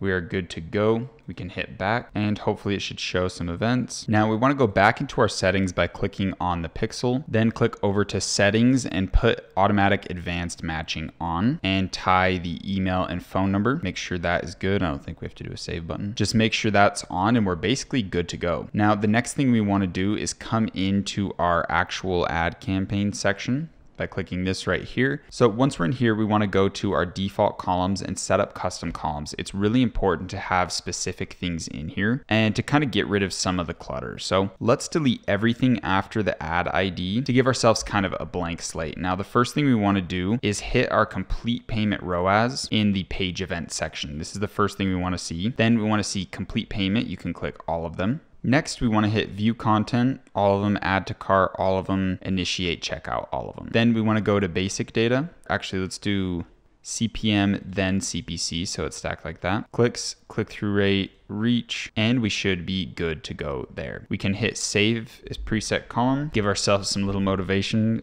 put 1 million in sales for the little name of it. Now, what this is going to do is set up all of your columns. So when your analytics are in here, like when you've been running an advertisement, it's going to show you all those analytics. And that is extremely important for you to make key decisions in scaling advertisements up, killing advertisements that aren't performing well. And ultimately, we will get into all of that in the next module, showing you how to run your ads, showing you how to read the analytics, giving you absolutely everything you need to scale up your store, hit those $10,000 days, do all that good fun stuff. But for this video, that is basically it. Our TikTok is fully set up. It's ready to go. Hopefully we've been crushing it on TikTok organic. So we have a big list of videos and we know which videos did good and we know which videos did bad. So now we can bring those good ones into paid ads. So that basically wraps up everything for module 3. This one was a pretty long one, but this was our first time kind of swinging the axe, cutting the tree, getting our feet wet, getting into doing those action steps. And now in the next module, we are going to be reaching for the stars as we run our advertisements and really get this ball rolling. Seeing which videos suck, which videos do good, and having a list of your top videos that are ready to go into paid ads. I hope you're excited. I'm very excited to teach you guys all this stuff, and I will see you in module 4, reaching for the stars.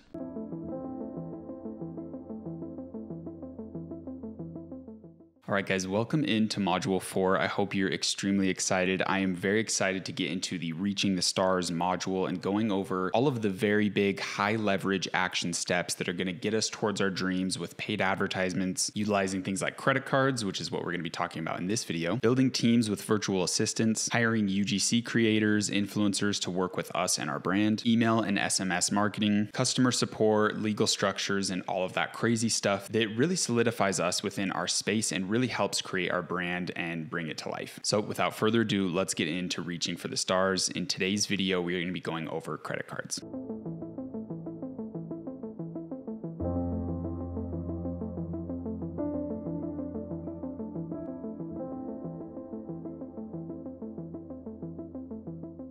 All right, boys, when it comes to credit cards, there is a lot of really, really important things that you need to know and be aware of before you enter this world. Ultimately, credit cards are a huge space. There is a ton of intricate fine lines. There's a ton of loopholes and a ton of different approaches to credit card hacking, credit card churning, and it essentially needs a whole course of itself. Like, this is a very, very lucrative opportunity to utilize credit cards, but it's also a very destructive one. If you are not good with this and you're not good with money and you don't have self-control and you spend more than you have, then you can find yourself in a lifelong loop of credit card debt, a hole too deep that you will quite literally never be able to climb out. So I am most likely going to be making a complete credit card course that goes over everything that you need to know within Jordan's library. I'm not exactly sure when that would come out, but for now, I want to give you at least the essentials so you can operate your business to your best capabilities, get free points, and help you travel around the world for free so you can literally work from your laptop and live that life of financial freedom, location freedom, time freedom. And credit cards is one of the biggest tools to achieve that. So the first thing I need to go over is extreme caution. And I know I talked about that in my last video, but I can't explain enough how important it is to be extremely careful with your credit card. You cannot spend more than what you have. I never even cut it close. If I know I had $10,000 in my bank account, I wouldn't even put close to $10,000 on my card, even though I know I can pay it off. So your card is essentially a tool, right? This right here, this is the business platinum card. This card is a tool and I want to utilize it in a proper way. I don't want to spend money that I don't have. That's not a tool. That's a liability. It's not an asset. An asset is using a card, a credit card, just like a debit card. I have zero risk. I'm not playing with money I don't have. I know that I can pay it off and I'm just getting free rewards and free benefits. So that is the only way to tackle credit cards. Your credit score and your ability to pay off your card and not get into credit card debt is one of the most important things you could do with yourself. Credit card debt is absolutely crippling and destructive and will literally take the rest of your life to pay it off. If you have some crappy job where you're getting paid $15, $20 an hour or something and you're $20,000 in credit card debt and you still have to pay for your house, for your car, for your food, you're literally never going to climb out of that with an 18 to 24% interest rate on it. You're completely screwed. And that is another weight in your backpack when you're climbing the mountain to try to get to financial financial freedom, to try to have location freedom, time freedom. If you're weighed down by credit card debt, you're screwed because it's growing. Your backpack is literally getting bigger every year, every day, every month. So extremely important. If you guys get in credit card debt, you are completely screwing yourself, and it shows that you don't really care about your future if you can't utilize money in a proper way. If you can't successfully use a credit card like a debit card, and I pay my credit card off every 2 days. Every 2 days I go in Amex and pay off both of my cards. I have a platinum and a gold card right here. So cards are extremely important, and if you can't utilize them,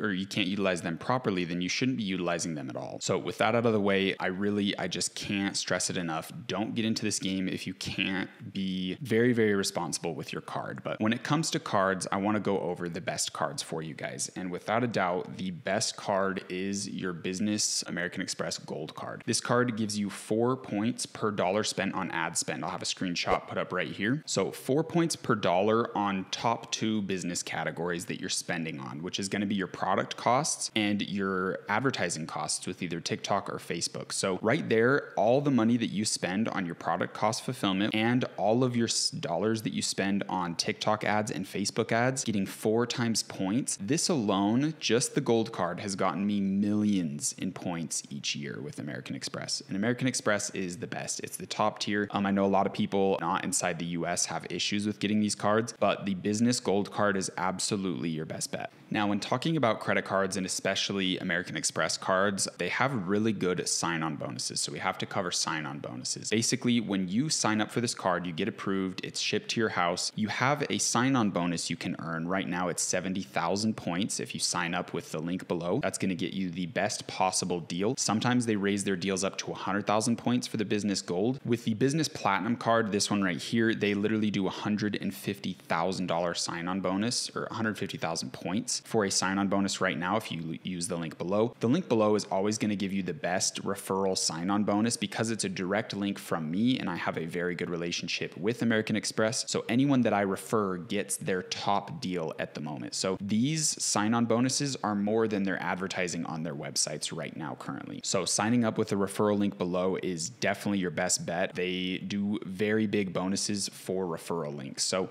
make sure you utilize those. But what sign-on bonuses are is you get the card once you're approved, then you have to spend a certain amount of money on each card in a 3-month time period. So let's check out what they have for the business gold card. It looks like they want you to spend $10,000 within the first 3 months, and they will give you a free 70,000 points. Now, with that 10,000 that's spent in a 3-month time period, you're also getting your 4 times points rewards on that if you're spending that on your TikTok ads and on your product costs. So it's very good to sign up with these cards once you're succeeding on a store. I don't think it's the best idea to just say, hey, I'm getting into this world of business, of e-commerce, I'm going to sign up instantly. I don't think that's the best bet because this card is $100 a year, gold card, and then this card is $700 a year. I think it might be $600, it might be $700. It was $500, but it's going up. So these cards have yearly costs, but their bonuses alone are extremely worth it. With a gold card, you get a ton of side bonuses that literally pay off the card itself if you just redeem them. With the platinum card, you also get a ton. I'm going to show it right here. Platinum card gives you a ton of bonuses like $1,000 credits with Dell, $150 credits with Adobe. And if you just simply utilize those, you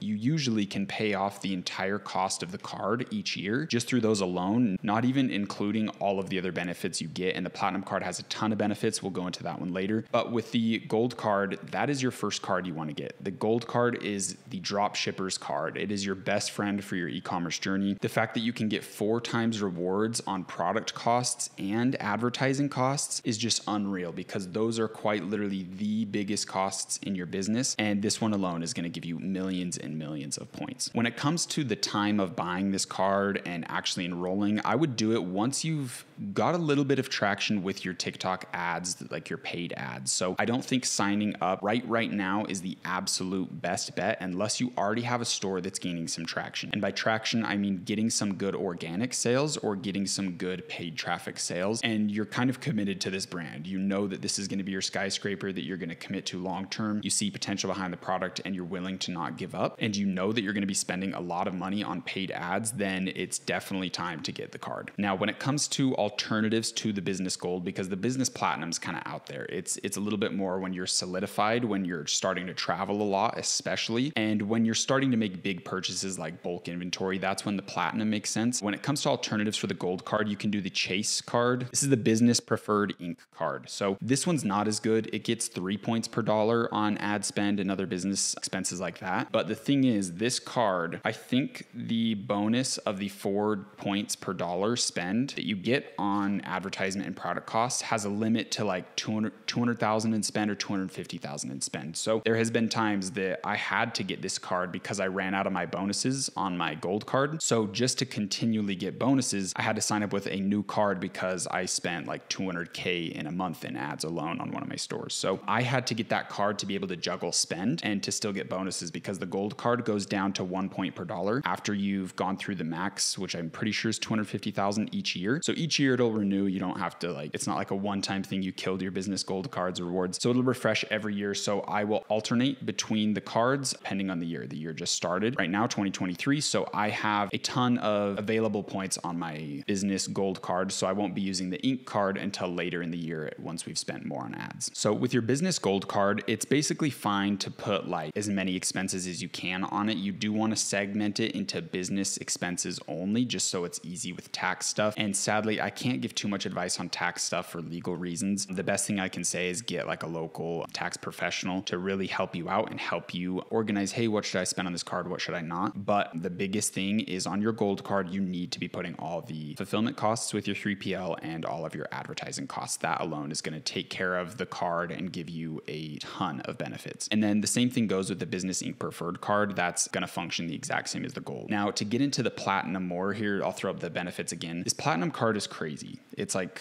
either $600 or $700 a year, not a month. All the fees are yearly, they're not monthly. And this card has a ton of crazy benefits. On any Delta flights, I get a 35 or 30% refund on the flight, and I get 5 points per dollar on the cost of the flight. So let's say for some reason I ran out of my American Express points, I can use my platinum card to buy the flight with cash, and then I'll just get a refund of 30 to 35%. That's like every Delta flight is like 30 to 35% off because they just return the money to you in points. It's crazy. And then you get the 5x points on top of it. And you get access to the Centurion Lounge, the Delta lounges, and those alone are huge. Those are in almost every airport that you go to that's at least half decent, like a pretty big airport. They're all going to have either a Delta or Centurion Lounge, so you get free access to those. Any purchase over $5,000 gets, I believe, 5x points. It might be 4x per dollar spent, so that's really huge too. So when you're ordering your products in bulk, let's say you're selling that eyelash serum, you've ordered like 10,000 units, that's going to be more than $5,000. So you use this card and you get a ton of points on it. So there's different cards for different situations. There's a card that is with like, I think Citibank and Costco that's really good for gas and groceries. So there's different cards for different situations. And that's why I would seriously need to drop a course just on credit cards itself, because it's such a crazy industry. And there's truthfully so many opportunities because there's no limit to how many credit cards you can get. If you're responsible in paying them all off, you can just keep getting new cards for new sign-on bonuses, right? If you spend a ton of money on your business, it's easy for you to spend that $10,000 in 3 months to get the sign-on bonus. So boom, you just got 70,000 points here with this card once you do that. And then let's see the amount you have to spend in a month. For the platinum card, right here, it looks like you need to spend 15,000 in the first 3 months. So if I'm spending 20K a month on ads, I can easily sign up for this card, get 150,000 sign-on bonuses or sign-on bonus points, and then I can get 70,000 from this one. And then I can also get 100,000 at this current moment with the business ink preferred card. So that's 150 plus 70 plus 100,000 points. That's over 300,000 points, which is equivalent to $3,000 that can be used on flights, that can be used on hotels. You can literally pay off your own bill, but there is specific things. So these points are only going to be, there's different value systems. That's the best way to explain it. If I redeem my points just to pay off my card itself, so like just a straight cash refund basically on my card payment, it's not going to be as useful. But if I use my card for hotel and flight, then it's going to have that direct equivalent. So if I had 300,000 points, that's going to be $3,000. So that's kind of the equivalent. I think that's every point is like every 1,000 points is worth $1, something like that. So very, very useful there. You want to make sure that you only use your points on flights and on hotel stays, and you can stay at some very, very bougie exclusive places. You can fly completely free. I've been flying free since probably 2018, and my girlfriend lives in Pittsburgh, so we go back and forth all the time. I've been to Hawaii, Italy, Thailand, and ultimately been back and forth from her house a trillion times. My tattoo artist is in California, So I would fly there once a month to go see him. I did that for 2 years straight. So yeah, it's an incredible amount of points, and I still have almost 700,000 points right now just sitting. I also help pay for my friends and family's flights. So it's crazy. When you start getting into running a successful store and you're using these cards, it is genuinely a life changer. But again, it comes with that double-edged sword that if you don't pay, if you make mistakes and slip up and spend too much on this card and you don't have that money, then you are literally screwed.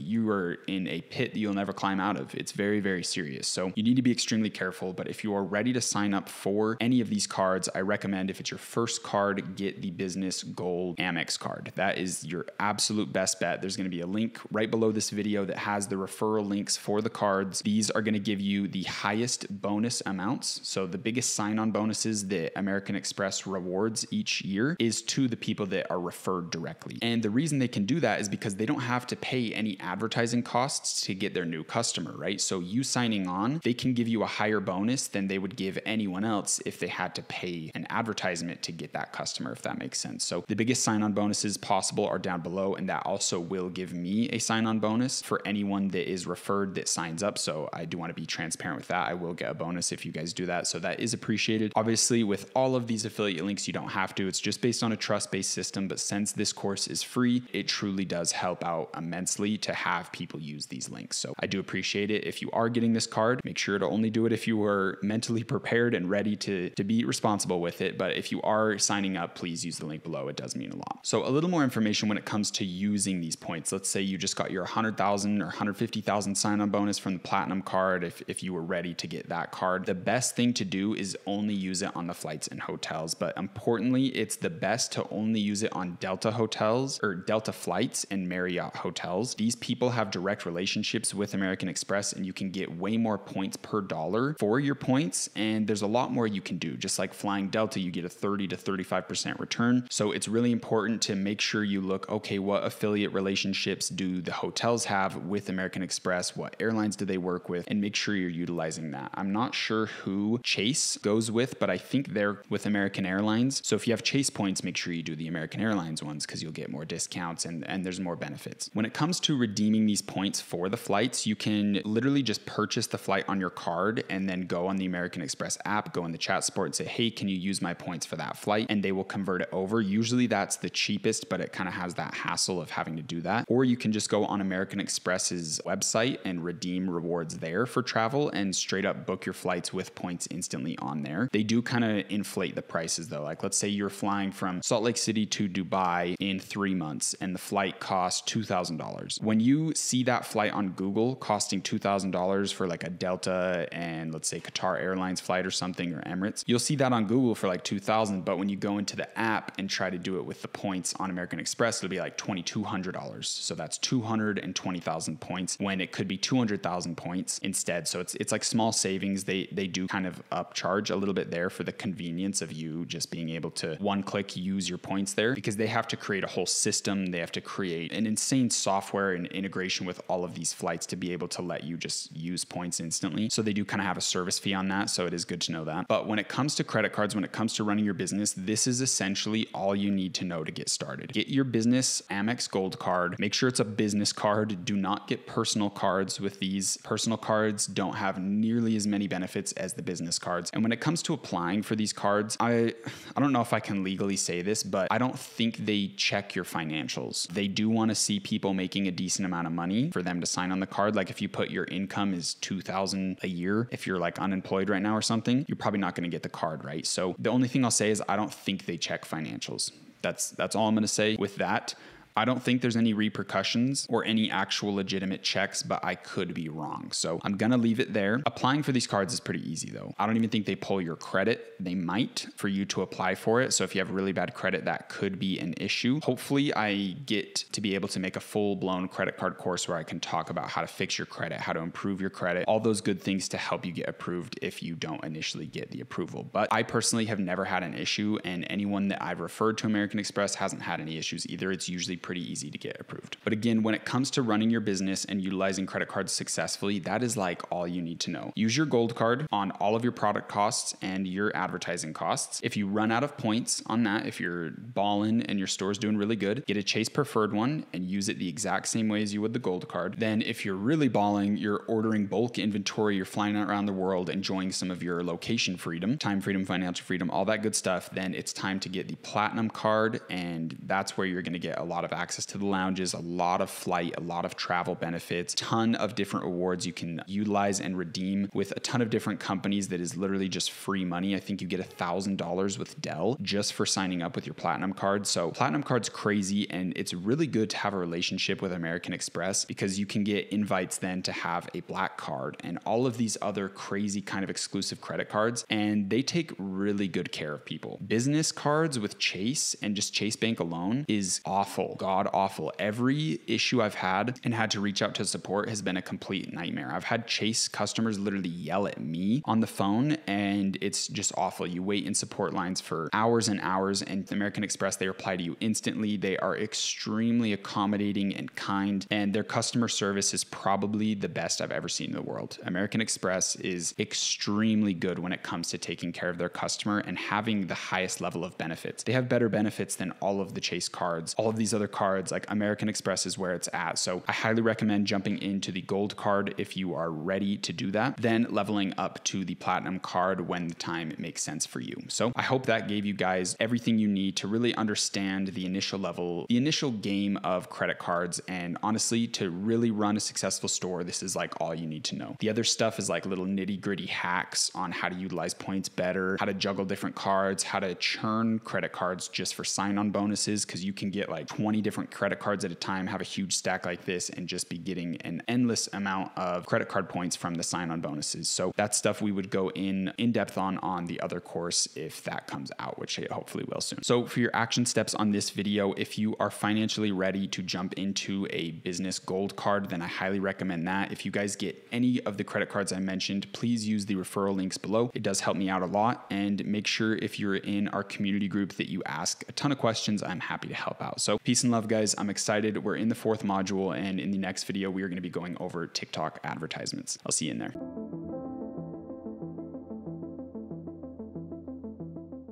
Welcome in to the TikTok advertising section of the course. Now, this video is going to be a little bit brief because we are going over the testing strategy. So I know you guys are extremely excited to be here at this stage, and I'm truly hoping that you progressed here naturally throughout the course. You didn't just come skip to this video, because this course is honestly been put together with 6 months of effort and organization. And truly, if you think you're ahead, you think, oh, I already have a good store, oh, I already know what I'm doing, and you just skipped towards a video like this where I show the TikTok advertising strategy, I highly, highly advise you to go and watch for the first time, if you skipped, the entire course leading up to this point. Module 1 alone is extremely valuable. The spiritual understanding, the knowledge that's shared there, the wisdom that is going to help you in your success and help you with being spiritually aligned and healthy to be able to perform well on your TikTok advertisements and to be able to look at things non-emotionally. Again, this course has been laid out in the exact path that it is for a very strong reason. This course is extremely good. I've put my entire heart and soul in this, and it's really important to watch it the full way through. So quick little caveat, I do want to say that, but I'm extremely excited to share this with you guys. It is going to be slightly brief because this is the testing strategy. So with TikTok ads, their testing strategies and what's working the best right now is really basic. It's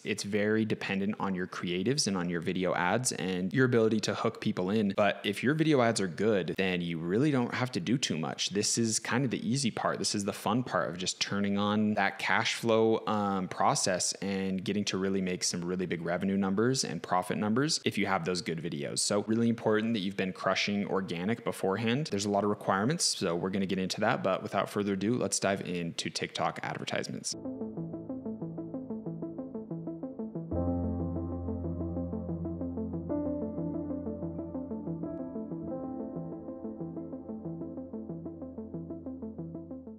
All Alrighty guys, so we are in the TikTok advertising platform. Make sure you pull this up, but I quickly want to go to TikTok itself, go over to the new cup and check this out. So let's see what the videos are at. I posted these a couple days ago, almost 600 views on every single one. So this is a decently good sign that all of them got at least that amount of views. But remember what I said, when you're shadow banned on an account, or if the brand new account you made is having some issues, then you're going to get like the same amount of views on all videos. So decent chance there that we have some sort of shadow ban or something, but 600 views is good. I'm not complaining. We'll see how it plays out. Ultimately, when it comes to running paid ads and getting into TikTok paid advertisements, all that fun stuff, you should have more videos made. This is an example store. I'm not going to be trying to scale this store to the moon. This is an example for you guys to understand the best processes. So I would at least have like 10 or 20 videos made so I can see which ones are the best performers, and then I can grab 3 to 5 of them to bring into my paid ads. So on that note, I want to talk about some requirements before we jump into TikTok paid ads and actually using this strategy and making sure that we are ready to do it. So the money that we spend is properly allocated and we're not just losing a shit ton of money and kind of being dumb. So when it comes to requirements to kind of have ticked off before you get into your paid ads, is you need to have a decent budget. To jump into paid ads successfully and at a high quality level of someone who really knows what they're doing, you're going to need around $1,000 minimum to test your brand, your product, your store. Now, you can get away with a lot less. A lot of people have got testing strategies that are very simple, very easy, and they can just throw a couple $100 in and get a really good idea if something works or not. But I'll explain why that's not feasible and why that doesn't really test the essence of your product and your brand. You need to do way more, you need to spend way more, and you need to have more videos, because ultimately these $200 strategies that people do that are kind of cheap and let's just try things out, it doesn't really test your product, it tests your video ads. Your video ads and your products kind of go hand in hand, and when you want to test a product, you need to test a ton of video ads to really see, okay, this product maybe isn't that good, because usually it's the case that, oh, this video ad isn't that good. The product could have a ton of potential, but you backed it with some crappy ads. You only had 3 of them in there, and it just didn't really give the opportunity that the product needed, or that TikTok needed. It really didn't give them enough videos to kind of truly test this product. So really important to have around $1,000 to throw into ads. Now, you're not going to throw that in instantly. You have control of how it's spent, where it's spent, when it's spent. But I would say you should at least have $1,000 that you can throw into ads, and it's not going to like kill your daily life, right? Like money that you can lose in the worst case scenario. Next, you need at least 10 qualified videos. Now, what is a qualified video? A qualified video is one of your top performers on TikTok organic. So if I need 10 qualified videos, I probably should have posted like 20 or 30. I'm leaning more towards 30. Once you've posted like 30 videos, you can see what are my top 10 best performers that have the best views. How can I make them better? How can I improve upon them? Try to scale that up to where you have 10 qualified videos that are extremely good. They have a good hook. They're getting good views. They're engaging. People are commenting, and overall, it's just a really good video. You show it to friends and say, hey, what do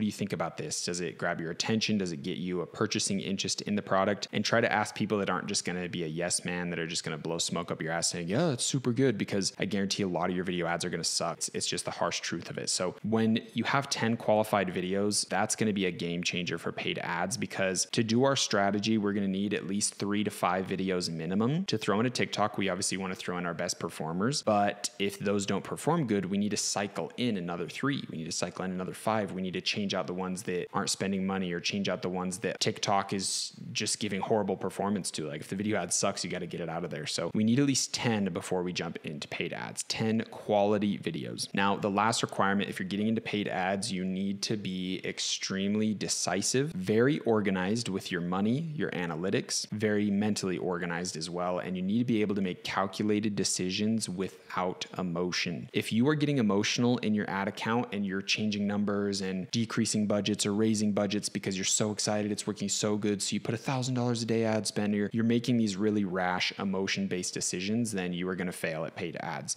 It's very important to be emotionless, to be decisive, to work off analytics, work off numbers, and just not have emotion anywhere near this process. So with that being said, let's jump into TikTok 101 and give you guys a full outline of what we're really going for, some rules, some do's, some don'ts, before we jump in and actually make an ad in the TikTok advertising platform. First thing, fuck $20 budgets. You need to have bigger budgets. This is not enough to to test your product. It's not enough for TikTok to give you high quality, good traffic. It's just not good. You need to be at least $500 to $100 daily budgets per ad group that you're running. Also, the reason for that is because we are throwing 3 to 5 videos in that ad group. So the ad group gets $100 in daily spend, and then it divvies that up between the 3 or 5 TikTok videos. So each video, if you have 5 of them, is getting like $25 a day or $20 a day. So you can't really do $20 budgets. It's just not enough. You need more. The next thing, USA and Canada targeting is going to be your best bet. You don't really want to get into a bunch of different countries, and these are going to be the highest quality traffic. So you want to make sure that you're targeting those only. Keep in mind though, when it comes to ordering product in wholesale, and we're really running a brand with custom products, inventory, and all that stuff, it's going to be hard to ship internationally. Your best bet is going to be to only sell in the United States. So when you're in the position of transitioning from drop shipping to US and Canada, you need to make sure you change all your ads to only US when you have that inventory in the United States, because you're not going to be able to get fast shipping, and it's going to cost a lot to get your products from China to USA and then to ship them to Canada on a regular basis is not going to be the easiest. So we want to focus only on the US. I think there's also some legal issues and stuff when you're actually getting into like real business with custom inventory of paying VAT fees, all that stuff. We just don't want to get into it. Next, scared money doesn't make money. This is insanely true. This is one of the biggest lessons that was the hardest for me to learn in my dropshipping journey. It was really hard for me to not be scared to spend money. Like, I remember the first time I started getting into $1,000 a day budgets, my ad account, and it was absolutely mind blowing to me. It scared the shit out of me. I would be on my ad account every 2 seconds, refreshing, making sure every dollar is spent perfectly. And when you're kind of thinking in this like scarcity fear mindset of I hope it works, and you have these doubts and you're scared to throw that money because you really hope it comes back and you can't afford to lose it. Thinking like that does not do good, because then you're bringing in those emotions. You're bringing in fear and doubt, and that's lowering your frequency, and it's really going to give you shit results, and it's going to make you scared, and you're going to make decisions that you shouldn't have made, emotion-based decisions that weren't based on analytics, that weren't based on data, it was based on your own fear. And the biggest growth that I've ever seen in my life was when I finally just said, fuck it, let's throw some crazy budgets. And I started getting to $20,000 a day in ad spend and spending hundreds of thousands a month. And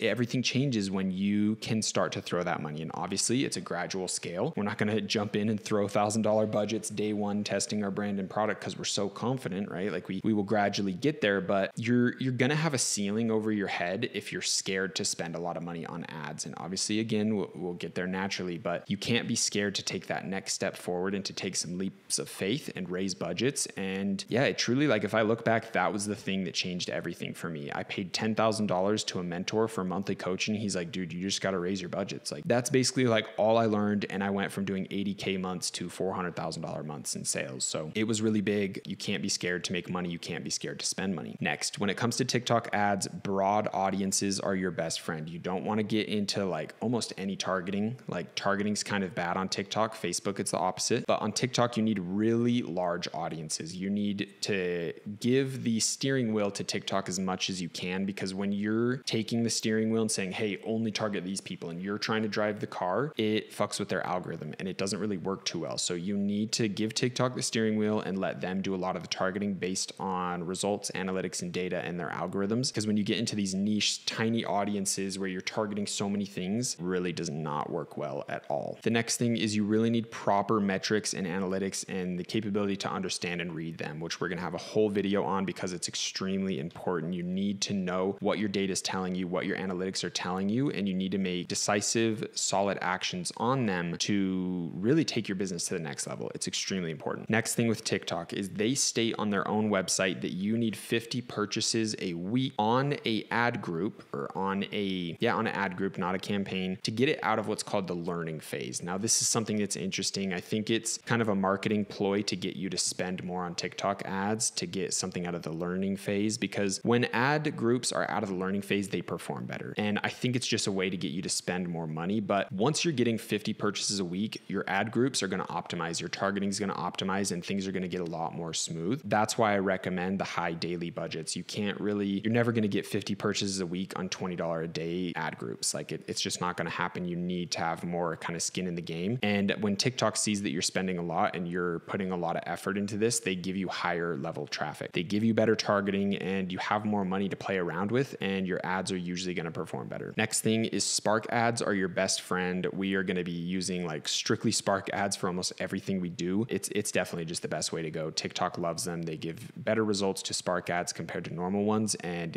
we'll get into it, we'll explain it, but it's definitely your best option. Another thing with TikTok is don't be afraid to scale your budgets really quickly. That's not something I'd advise on Facebook. Like TikTok's unique with that. Scaling pretty fast is actually an asset here, but that comes with a caveat, which is our next thing is you need to rotate your videos so frequently, like very frequently. You need to come in your ad group and see what videos are performing, like good results, what videos aren't spending any money because TikTok thinks it's a shit video, cycling those out constantly. Maybe like if I have 5 videos inside my one ad group, one of them is going to get a majority of the spend. And if that one's not performing well, then I need to get that video out of there so the spend can allocate to the other videos. And if one video is not spending at all, I need to get it out there because it's clogging things up. And so you need to have it to the point where you're cycling in videos all the time. And that's why we need to be crushing TikTok organic. We need to be using UGC influencers, having friends help us make videos. We need to be making tons of videos a day ourselves because it's that dartboard game, right? If we have 1,000 darts and we're sitting in front of the dartboard, eventually one's going to hit. And when one hits, we want to turn it into a paid ad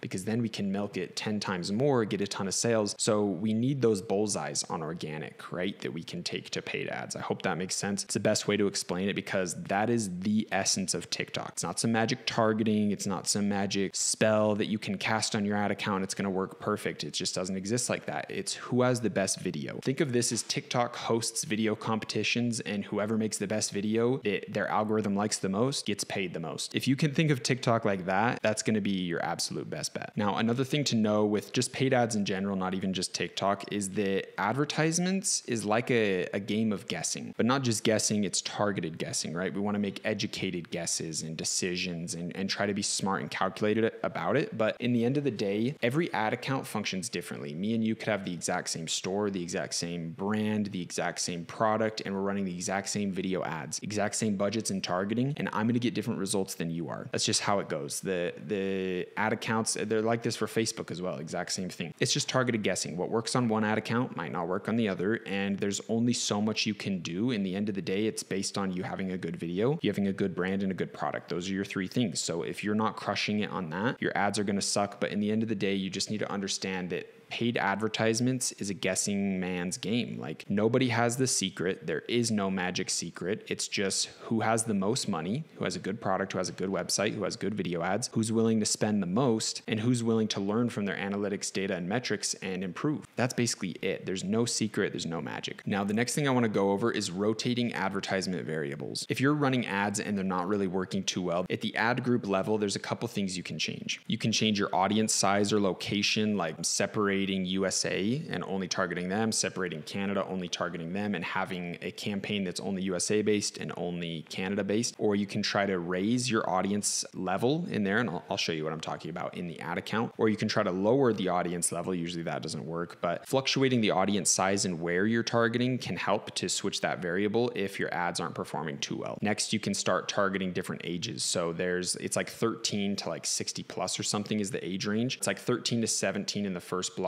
and then the other blocks have different age ranges. Usually just clicking 18 plus on all of them is going to help improve your ads a little bit. Next, you can play around with your daily budgets. If you were doing $100 a day and it's not working too much, you can downscale it to like 50 or even try 200. Just messing with the numbers to see how that changes your numbers is going to be really strong. Next, you can play around with your optimization event. So if you're targeting like purchases, next you can play with the video duration of your creative. So you can change it. If it's like a 20-second video, try cutting some crap out and getting it down to a 15-second video and see if that does anything. Also, always change your hooks. Rotating your hooks and your creatives is obviously something I've talked about a ton, but we're trying to focus a little bit more just on ad groups, but video duration is something you can change. Now, the next thing you can change is your form of bidding and optimization. Now, you can change your optimization goal to conversions and clicks. You can change it to your bid strategy to cost caps, lowest cost. You can also change your billing event to standard or accelerated. These are just some things you can change at the ad group level can help kind of refreshen your ads if they're not performing too well, because in the end of the day, we don't really want to do too much with targeting. Another thing is don't clog up your ad account with a ton of duplicated ad groups. This is horrible. It's going to mess up your spend, and TikTok has openly said that they don't like when people duplicate, and their algorithms aren't really made to optimize for duplicating 50 of the exact same ad groups. Also, if you're doing cost cap campaigns, you want to make sure that you're not running a ton of them, because it's going to give you advertising issues. It's going to clog things up. Your spend isn't going to work too well. It's going to fluctuate a lot. And in the end of the day, it can have your ad account get down to spending $0 a day. And that's going to cost you a lot of money if you're making a ton of money and your ads just go to zero spend. You're going to be losing out on a lot of potential money there. Next thing I want to go over is breaking even. So if I have a $30 product that I sell, I get $10 profit per sale, and my advertising costs are $10, then I'm breaking even, right? I didn't make any money. But because of credit cards, I'm going to be making at least credit card points, and I'm going to be building data on my pixel, right? I'm going to be showing TikTok, hey, this is what a customer looks like. This is what someone looks like who watches the video. This is what someone looks like who adds to cart. So it gives more data and analytics to the algorithm that can help perform your ads,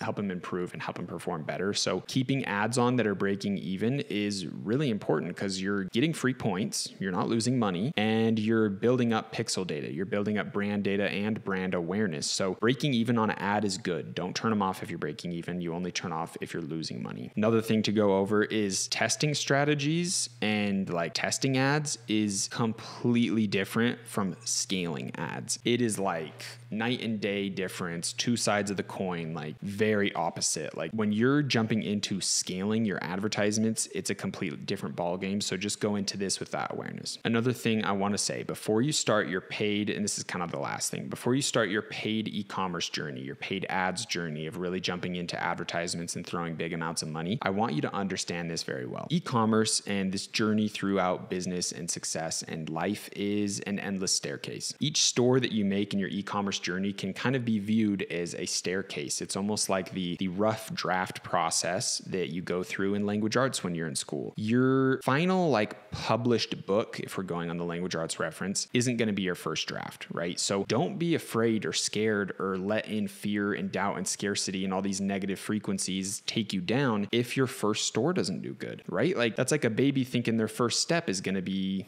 them like running next. Like things take some time, and it's very possible to succeed day one, but keep in mind that you are going to be making an endless amount of rough drafts in life. You're going to be making tons of stores, you're going to be making tons of brands, and learning this skill is the goal. The goal isn't to make a shit ton of money day one, because it might not happen, right? We need to be resilient, and the people that are successful are going to be the people that understand that if this store doesn't work, oh, it's just a rough draft. Oh, my next one's just going to be 10 times better. Oh, that one didn't work. Oh, my third one is going to be 20 times better than the first one, or 30 times better. And it's the people with that viewpoint that are truly going to succeed. Those are the people that life rewards. And truly, like the only way I can explain it is like God shines his light on people with those perspectives. It's the best way to put it. I don't care what your religious beliefs are. The universe, whatever you want to think, is going to reward you when you view everything that you create as a rough draft and you continually improve upon it and make it better. So I want you guys to understand that perspective. Don't get sad. Don't think you're a failure. Don't submit to these low frequencies trying to take you down, a fear, doubt, and all that stuff. Think, oh, I can't succeed. It's too saturated.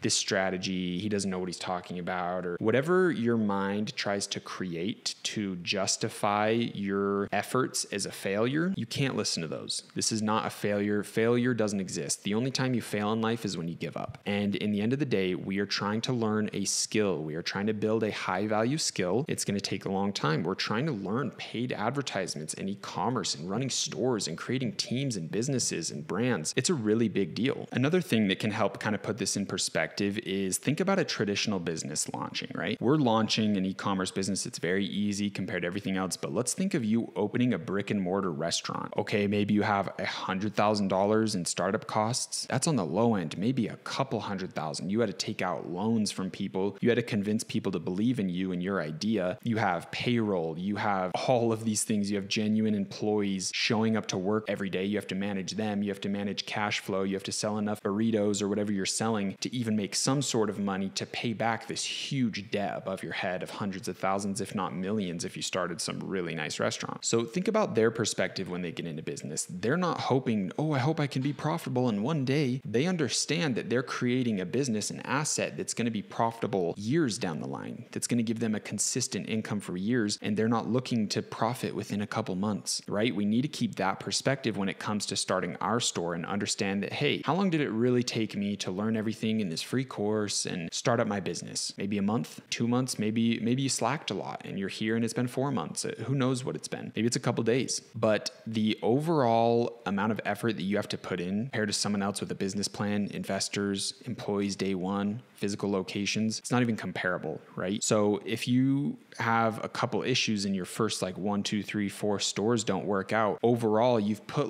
not that much money into it, especially if all you did was test organic. And I do recommend that you shouldn't get into paid ads unless you've gotten some sales from organic and you're making some progress there, because then when you jump into this, it's just a little bit more risk with paid ads and understanding that your videos are good. But I've kind of covered that stuff, so you guys know what I'm talking about. But it's really important to see that we have it easy. E-commerce is easy. Dropshipping is easy. We don't have inventory. We set up Shopify. We set up a couple things. We downloaded a free website. I guess we have to pay for Debutify and some other things like that, but it's really just not comparable to a traditional business model. So don't get down on yourself, because in the end of the day, you are building a skill. You're growing every single day, and you are going to reap what you sow. When you put in the work, you will reap the rewards. You're planting seeds in the ground, and just because a week later you don't see it sprouting out of the dirt doesn't mean that it's not growing. So be very patient with yourself, be very understanding and emotionless in the sense of not really getting in fear and doubt and look at the analytics, but just know that this is a long process, e-commerce is, and there's going to be failures. There's going to be these obstacles in the way. There's going to be hard times, but if you're resilient, then you will make it. E-commerce isn't going anywhere. There's a constantly revolving door of new stores that are going to start popping off, new trends, because things die out. And so something new comes in and replaces it. Our society is in a constant evolution, and there's always a new opportunity. There's always a new brand. There's always something amazing that can be created. I'm telling you guys, the opportunity is endless. And if you focus more on executing and crafting and learning this skill instead of getting profitable on your first store, it's going to be extremely good for you in the long run. And I know that was a rant, but it's very, very paramount to your success that you understand what I've just said. Again, because it's so easy for us to create new stores, if you have to create a second store later down the line, all you have to do is put in a new domain name on your existing Shopify setup, put in a new domain name, switch out some logos, switch out some products, and you're good to go. You have a whole brand new store. You just have to buy another $12 domain. $12. Wow. So this process is easy. We're very blessed that this opportunity is here and that TikTok's here for organic free traffic and easy to do paid ads. So I want you guys to understand that. I have full faith in you. I'm extremely excited for you guys to learn these methods and get deeper into this course. And I just want you to know that the pie is big enough for you to have $10,000 a month profit. It's big enough for you to make $100,000 a month profit. E-commerce is one of the biggest pies in the world. The industry is so huge, and I promise there's enough for you. So with that being said, let's jump into my computer and get into the testing strategy. So the first thing we want to do is go make sure we're in our correct ad account and hit create on our first campaign. So what we want to do is go to website conversions. I'm going to have a lot of pop-ups here as it tries to teach me how to do stuff. And we're going to basically keep a lot of things very simple, and we're not going to be doing anything really too fancy. So we hit website conversions, campaign name. I'll just call it the new cup test, and we're not going to hit any of these. We don't have to declare anything, no buttons we need to hit, so we're good to go. Website conversions, ad group. I'm going to call testing. We're going to make sure our pixel pops up right here. I'm also going to right click. I'm going to open up a new tab with my TikTok Ads Manager, go to Assets, Events, and just make sure that my pixel has some sort of data on it, my web events. So we have some events on there. We know it's working, it's reading, and we are good to go. So next we want to do our optimization event and put that as complete payment. For placements, we want to do select placement, turn off Pangle, and we want to keep all of these on. Video download is the only one you might want to turn off just so it's not as easy for someone to take your ads. But let's be real, someone can easily just copy your link, put it in on SnapTik, and download your video without the watermark. So it doesn't really matter. I'm just going to keep it on. User comments on, video sharing on. Just make sure that we're only focusing on TikTok. Now we want to keep this off. We want to keep this off as well, and we want to throw in Canada. I personally am going to start off with having all on the age groups. Gender never change. Always keep gender open. Even if you're selling like eyelash serum, which is clearly a female product, you'll never know if some boyfriend's going to buy that for his girlfriend or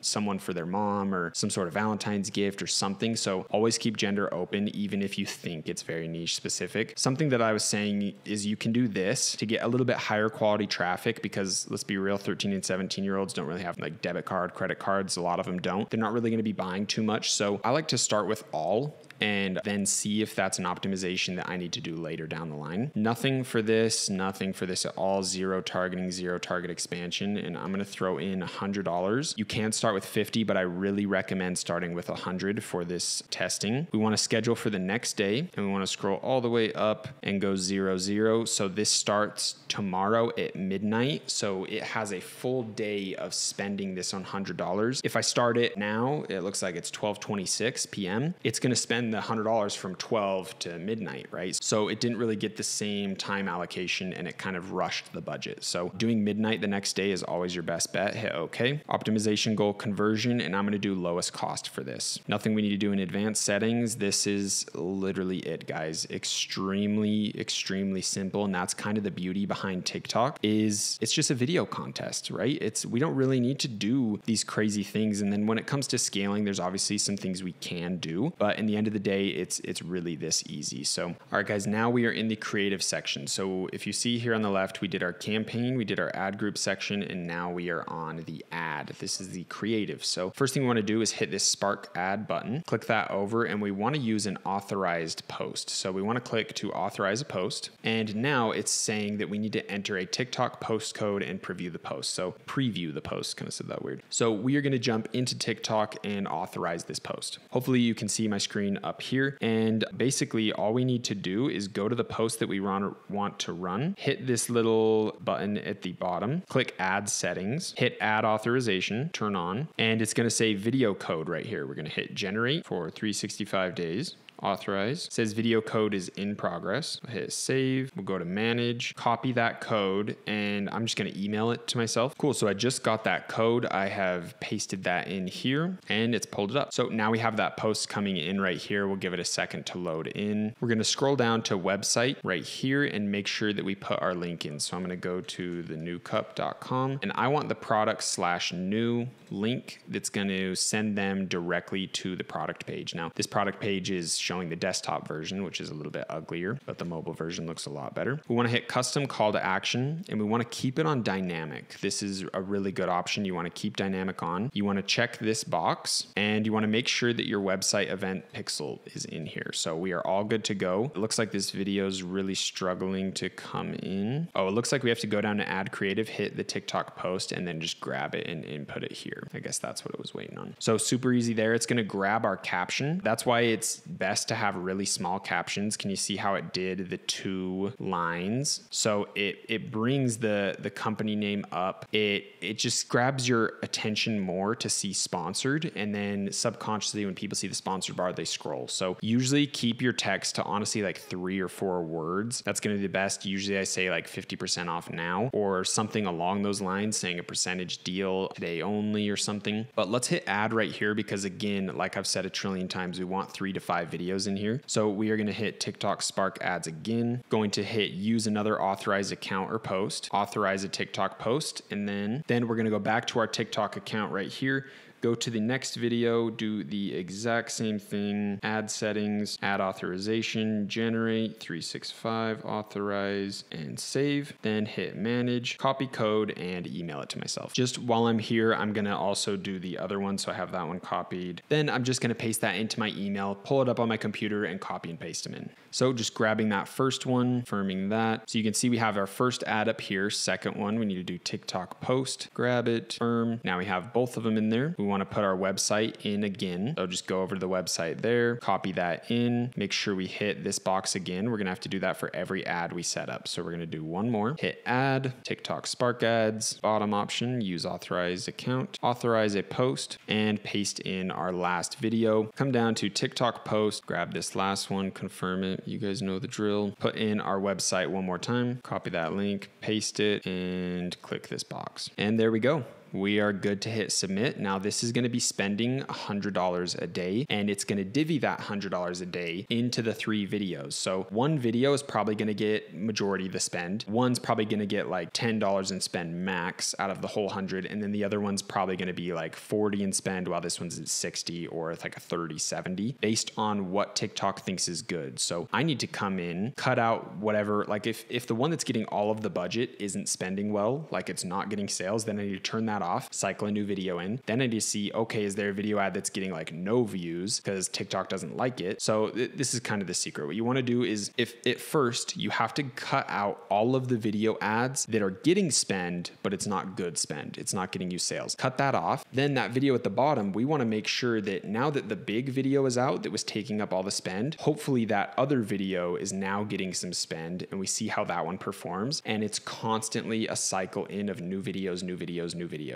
That's basically the entire strategy. It's extremely simple. It's a video contest with TikTok, right? So in the end of the day, all we can really do is put on our custom columns, the 1 million in sales, and kind of start to read this data. Now, data isn't going to start coming in obviously until tomorrow, right? Right at the start of midnight, we'll start getting some payment going. But something that you're going to find is that it's not going to spend anything. And this kind of sucks. It's a weird thing with TikTok that when you start optimizing for conversions, for sales, for purchases, I'll show you what that looks like. We'll open up the ad group. When you start optimizing events instantly for purchases, for some reason, it just doesn't spend money on your account. It just does not do it. Sometimes it will, and it'll be a really slow process, and it's good to try to get it to spend on its own. You want it to gradually start spending, so it's good to just monitor it. But something you can do is if it's been a while and it's still not spending, then you want to come in, hit create. Don't show this page. Always do custom mode. Don't do the simplified mode ever. And you can either do like a traffic-based ad, a video-based ad, or a website conversion-based ad. But instead of the purchase thing, we'll click the pixel real quick. Instead of complete payment, you can optimize for view content. And this one you'll set at a $20 daily budget. You don't need to optimize it. You don't need to do anything. This ad is not going to make you money. You'll put the same videos in, whatever, you'll run it. Let it spend like $10. And once it's spent $10, turn it off. And that should kind of like wake up your ad account, and it should help with getting this campaign to spend. But in the end of the day, all we can really do is sit back, wait for some analytics, have our custom columns set up, and start understanding what each of these numbers mean. And we're going to be going over all of that. What do all these numbers mean? What are they telling me? How can I make proper decisions based off these numbers, right? So that's basically the name of the game, right? This video is only going over the testing strategy. Scaling is a whole different ballgame with managing a crazy amount of videos, campaigns, ad groups, budgets, and it takes a lot of attention, and that's really the skill that you're going to have to learn, right? Like this testing strategy is pretty easy. It's just basically testing your ability to make a good video. So in the end of the day, it's very simple. This is kind of a brief video, but I hope you got a lot of value in it. A lot of people are trying to say do low budgets. A lot of people are trying to say these different things with TikTok. And what I've found through hundreds of thousands of spend myself alone, just on the Loving Surprise store, I've spent a lot more on other stores just on TikTok ads and millions on Facebook itself, is in the end of the day, you need structured strategies when it comes to advertising. But again, it's that guessing game. You're not in control. TikTok's in control. You could think you have the best video in the world, the best brand in the world, the best store, the best product, but if it doesn't do good, then it's up to TikTok, right? Like it's all in their hands. All we can do is read data and analytics and make conscious decisions based on strategies that have worked for people that have spent a lot of money, right? So this is the strategy I have found to be the complete best for testing your product. Now, if you do have a pretty high budget, you can come in and at least duplicate this 2 to 3 times and have it spend a little bit more. But I recommend starting here. We will have other videos that talk about other ways you can test products, other kind of minor adjustments you can make. But remember all of the things that I went over, right? You can change your audience size or location, age changes. You can target different interests, hashtags, and video views. You can start playing around with interests. We'll have a full video on that goes around the different interest targeting. You can do interests, hashtags, video views. Those are usually pretty good to play with some targeting. You can change your budgets, your optimization events, video durations, and your lowest cost versus manual bidding with cost caps and stuff like that, which we'll get into other videos. But for now, you just want to run this campaign, get the data, get the analytics, and make conscious decisions moving forward based on what it's telling you. So I hope you guys got a ton of value in this video. We will be going way more in depth on a ton of stuff with TikTok in future videos, but that is all for testing today. So I will see you in the next video where we will be going over reading your analytics.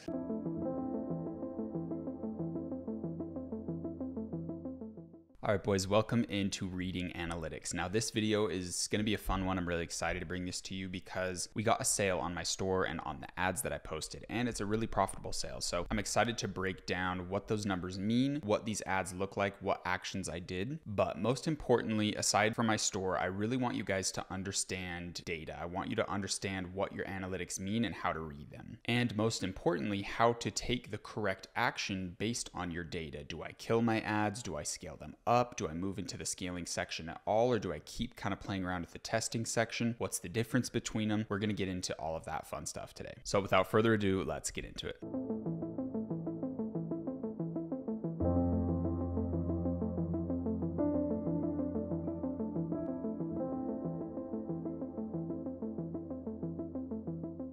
All right, boys, so we are in the New Cup store and we got our first order. It was a $60 order, which is really nice because that shows that our AOV is going to be really high. A $60 AOV is super nice. It's going to help you so much in the long term with getting like healthy advertising results and having like a decent amount of money to jump into ads and to allocate to ads. So $60 is really nice, and it looks like they took our warranty. So real quick, again, I'm just going to show you the process. Obviously, this looks way worse on desktop. It looks a ton better on mobile. When you add to cart, you get this pop-up lifetime warranty for only $5. So it looks like that is getting a decent success rate, at least so far. Obviously, we'll need way more data. And to be transparent, I'm not going to like push this store a ton. It is ready to go. It is up and running. We have ads and it's making money right now. It's not profitable overall, but we have a profitable video ad, which is very good. Yeah, I'm not going to be pushing this to like extreme heights, but I will run with this video so I can show you guys a little bit of the scaling process, or run with this store, sorry, in this product. But let's jump into my ads. Now, this is going to be the fun stuff. So if we go to the campaign, let's see how much we spent. We spent $140. Remember, this spends $100 a day. So spent $100 yesterday, and then today it's already spent $40 and it's 10:40 a.m. So from 12 a.m. last night up to 10:44 a.m., we have spent that much. And overall, obviously, we're not profitable, but that's okay. We're not trying to get profitable right now. So if we hit the campaign, we go into the ad groups, we can see we have that $100 a day budget we set up. And a lot of people would be like, oh, this isn't doing good, right? Like, I needed to get a sale under $55. So this is bad. I'm going to turn it off. This product sucks. I'm going to move on. If some people think like that, that is genuinely like, I can't even explain how bad that is. Like, you need to be way more open-minded with ads because this is profitable. This is very exciting, actually. And I want to tell you why. So when we look inside our ad group, we have our different video ads or different creatives. We want our video ad to be profitable. The overall campaign will get profitable eventually, but at the start, we're testing video ads, right? Like, these are our darts at the dartboard. We're testing if they're hitting bullseyes or not. And this is a bullseye. We have a 2 ROAS here. Now, what does that mean? If you remember in our cog sheet where I gave our break-even numbers, our ROAS, our sales price, product costs, all that stuff on the cog sheet, if you don't remember this, if you don't know how to go over this, or you don't have this done, you really need to do this. Go make sure you check the video suppliers and fulfillment to see the cog sheet and to make sure you have it set up. But essentially, it's just your break-even is your sales price minus your cost of goods. Your return on ad spend is your sales price divided by your break even. So this number divided by this one. And it looks like our ROAS to get profit or to break even exactly is 1.38, and we're at a 2 ROAS. So that video is already making a profit. So we can start adding budget to that video, or we know we have a video that works. This is like a bullseye on the dartboard. So that's extremely exciting. And when people I have right here like the new cup with the warranty, because that gets us a $55 sale. Then I just added in with shipping as well, because we got a $60 order. Our first order was $60 because they got the warranty and the shipping. So if we can get both, then we only need a 1.3 ROAS. So with our like upsell of the warranty and our shipping costs, we're making really good money. $14, $60. We have $46 we can spend on ads, our break even point, right? Because our sales price, we sell for $60 if they buy everything, minus $14 cost of goods. And guys, once we start ordering these in bulk, we'd be getting these little things right here for like, bro, probably like $5, if not cheaper. So let's look at these numbers. If we have a $5 cost of goods, we can spend $55 on ads and we only need to get a 1.09 ROAS. Like, this is insanely dirt cheap, easy, crazy easy to achieve. So honestly, like this store, I might have to run this store a little bit. I might have to kind of scale it up and see how far I can take it as a fun little project. But this is a really big opportunity, right? And with wholesale, this is just the cost of goods. We will have to pay shipping and other wholesale type things, like when you're holding inventory, like warehousing in the United States and stuff. So let's say we get to like 7 with like an added cost for everything. That's still $53. Like, that is not too much of a difference. A 1.13 ROAS is unbelievably easy to get. So I hope you can see how when we transition into a real e-commerce brand and when we're really pulling numbers and we have good video ads and we're crushing TikTok, this process is not too hard. It's actually pretty easy. So this is just day 2 of running an extremely simple campaign with extremely basic ads. Like, you guys can see the ad that got a sale. Let's play it here. Make sure my volume doesn't blow your ears. Today I woke up with super bad lower back and shoulder pain from sleeping in my $1,000 a night pool villa in Thailand. So again, try to do the $1,000 night pool villa in Thailand so people will comment, so people will engage. Be like, what did he say? Why is he bragging about that? Or people will have something to say about that. So that's why I threw that in. But thankfully, I brought my new cup. It's a modernized version of cupping therapy. It gives you all the benefits of traditional cupping with the click of a single button. It helps relieve your headaches, knots, and muscle pains, and can even improve your circulation and speed up your recovery for the gym. Okay, so now let's get into what really happened, right? Because we have more video ads than I started with. So right here, this one was soaking up a lot of the spend. Let's show you this one.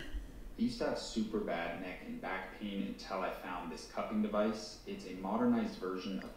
So this ad is basically almost like a word-for-word script from the Smart Cupper. So that's why that one did good. TikTok liked that one, but its analytics weren't good, right? No sales on $75. We need to get a sale before $75. We need to get a sale before like $40. Let's check the numbers. So let's say the average is going to be 60, which I really think it will. I think most people will take the warranty, but it's at least going to be 55 because we also charge shipping. So let's say, and we can test doing free shipping and see how that changes our numbers at scale, because it might improve how many people order by quite a bit if they see free shipping. But remember, we also have this feature on the store. So you're $20 away from free shipping, right? So that gets them to order a second one. So, oh, now you're eligible for free shipping. So long term, I think this is better to do it like that. But yeah, we need to get a purchase for around $46, right? That's like our break even, and we need to be at least over a 1.3 ROAS, which is nice because we can see what's our total cost per purchase. So cost per complete payment, which is basically cost per purchase. We can go down and see, oh, it's 26. We still had like $20 other almost that we could have spent. So really, really nice here. And we'll get over all of these numbers, exactly what they mean. But I first want to go over kind of what happened with this store specifically. Then we'll jump into the nitty gritty of what all of these mean, how to read them, and how to make action based on what they're telling you. So this one right here was getting all of the spend, way too much of the spend. These were almost at zero, all these other ones. So I had to turn this one off. And when I turn one off, I need to cycle one in. So last night I made 2 new videos. I made this foot one. If you're anything like me, then to try to get them to go away, but now I use this cupping device. It uses red light therapy, heat therapy, and gives you all of the benefits of traditional cupping with a single click of a button.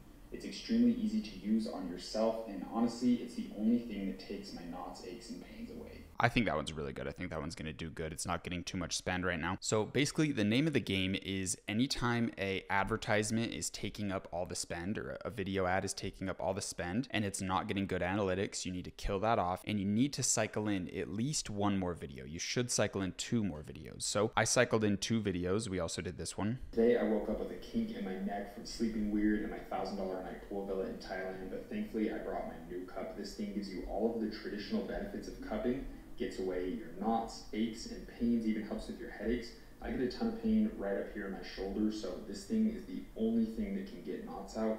And thankfully I brought it to my trip in Thailand so I could swim in my pool. So just another variation. It's basically the same thing, but I'm trying different videos at the start, different dialogues of what I'm actually saying. And you can see how just like 4 or 5 clips can be made into like 20 different video ads. So I came in, I saw that this ad was getting all the spend, turned it off, cycled in 2 new videos. And now one of the videos that wasn't getting any of the spend, this is one of the original videos that wasn't getting any spend. Now that this one's gone, more spend is coming to it. Oh, and it's actually a profitable ad. So super exciting. And we're going to just we're going to let the campaign still run its $100 days. And over time, we're just going to cycle in better and better video ads. We're going to get rid of the shitty ones. I'm going to figure out, wow, this video actually works. Like this is a winning video ad. Like this is super exciting. And you can see like I didn't put too much effort into these. These are just raw clips that I filmed. Obviously, yes, I'm in Thailand at a nice pool villa, but dude, you can go to IKEA, set up in like a nice setting, or go to like a real estate showing of like a really nice house, act like it's your house, or go to a pool that it looks like it's your own pool, or go to like a fancy area, even like a coffee shop, and try to make it seem like you're in your house or something. You can get really creative. IKEA is a really good one because you can make like 20 video ads in one IKEA trip of like 50 different settings. You are in public though, so it might be a little bit hard for you to like film and take shots. You might feel a little bit awkward, but it's a good opportunity and you can always do something to make a good video ad. It's not that hard. Just think really big. Don't overthink it. So the testing strategy is basically just testing video ads, right? We're in that video competition to see if we can have a video that TikTok likes. So all we want to do is keep this $100 budget and just keep cycling in new things to see what works and what doesn't work. And then when we get a good understanding of what's working, these are going to start scaling up. Our video ads are going to start getting better. This is going to get 2, 3, 4 purchases a day. Then once you're getting to like the 20, 30 orders a day consistency level, you can start upping this budget that it has, and you can start really jumping into the scaling process. Once you have like 10 video ads in here and all of them are doing well, you're definitely going to want to raise your budgets up. And then that's where we're going to be getting into the scaling section. So a lot of people think that the testing section is about testing your product, and it's not. It's about testing your video ads. And we really didn't do any targeting, right? So we're not even really testing audiences either. We're just testing video ads. That's the only variable that's being tested right now. So let's go over some key points you need to understand about reading your analytics and understanding what's going on and good actions to take before we jump into explaining what every column means. So the first thing that you need to know is, we've already talked about it, you need to keep that $100 budget, you need to never touch it, and you need to cycle in video ads. Now, when do you turn off a video ad, right? That's a good question that you definitely need to understand. The big thing is we need to understand our break-even point. And our ROAS, we definitely need to know that too, but we need to understand our break-even point. For us, it's $46. So anytime a video ad, right, we're talking about a video ad, not the ad group, ad itself, anytime one of them has spent $46, that means we're past our break-even point. We're not even gonna profit on this sale. We're gonna sell this product for a loss. So usually we wanna turn it off, but I usually let it spend $5 over the break-even just to see if one trickles in, because if you get a sale to trickle in, it can optimize over time, which is a really big asset. Like if you're getting sales at your break-even point, you're still technically making money because you're getting data on your pixel and you're getting credit card points for free. So I always let it spend around 5 more than my break-even. And if it's spent like 10 over, then definitely turn it off. And then it's time to cycle in a new video. Now, if your product's really not doing good, it's not getting any sales, you've cycled in a ton of videos, I would say keep cycling them till you've at least tried 10 videos. And when I say tried 10 videos, you need to make sure that you tried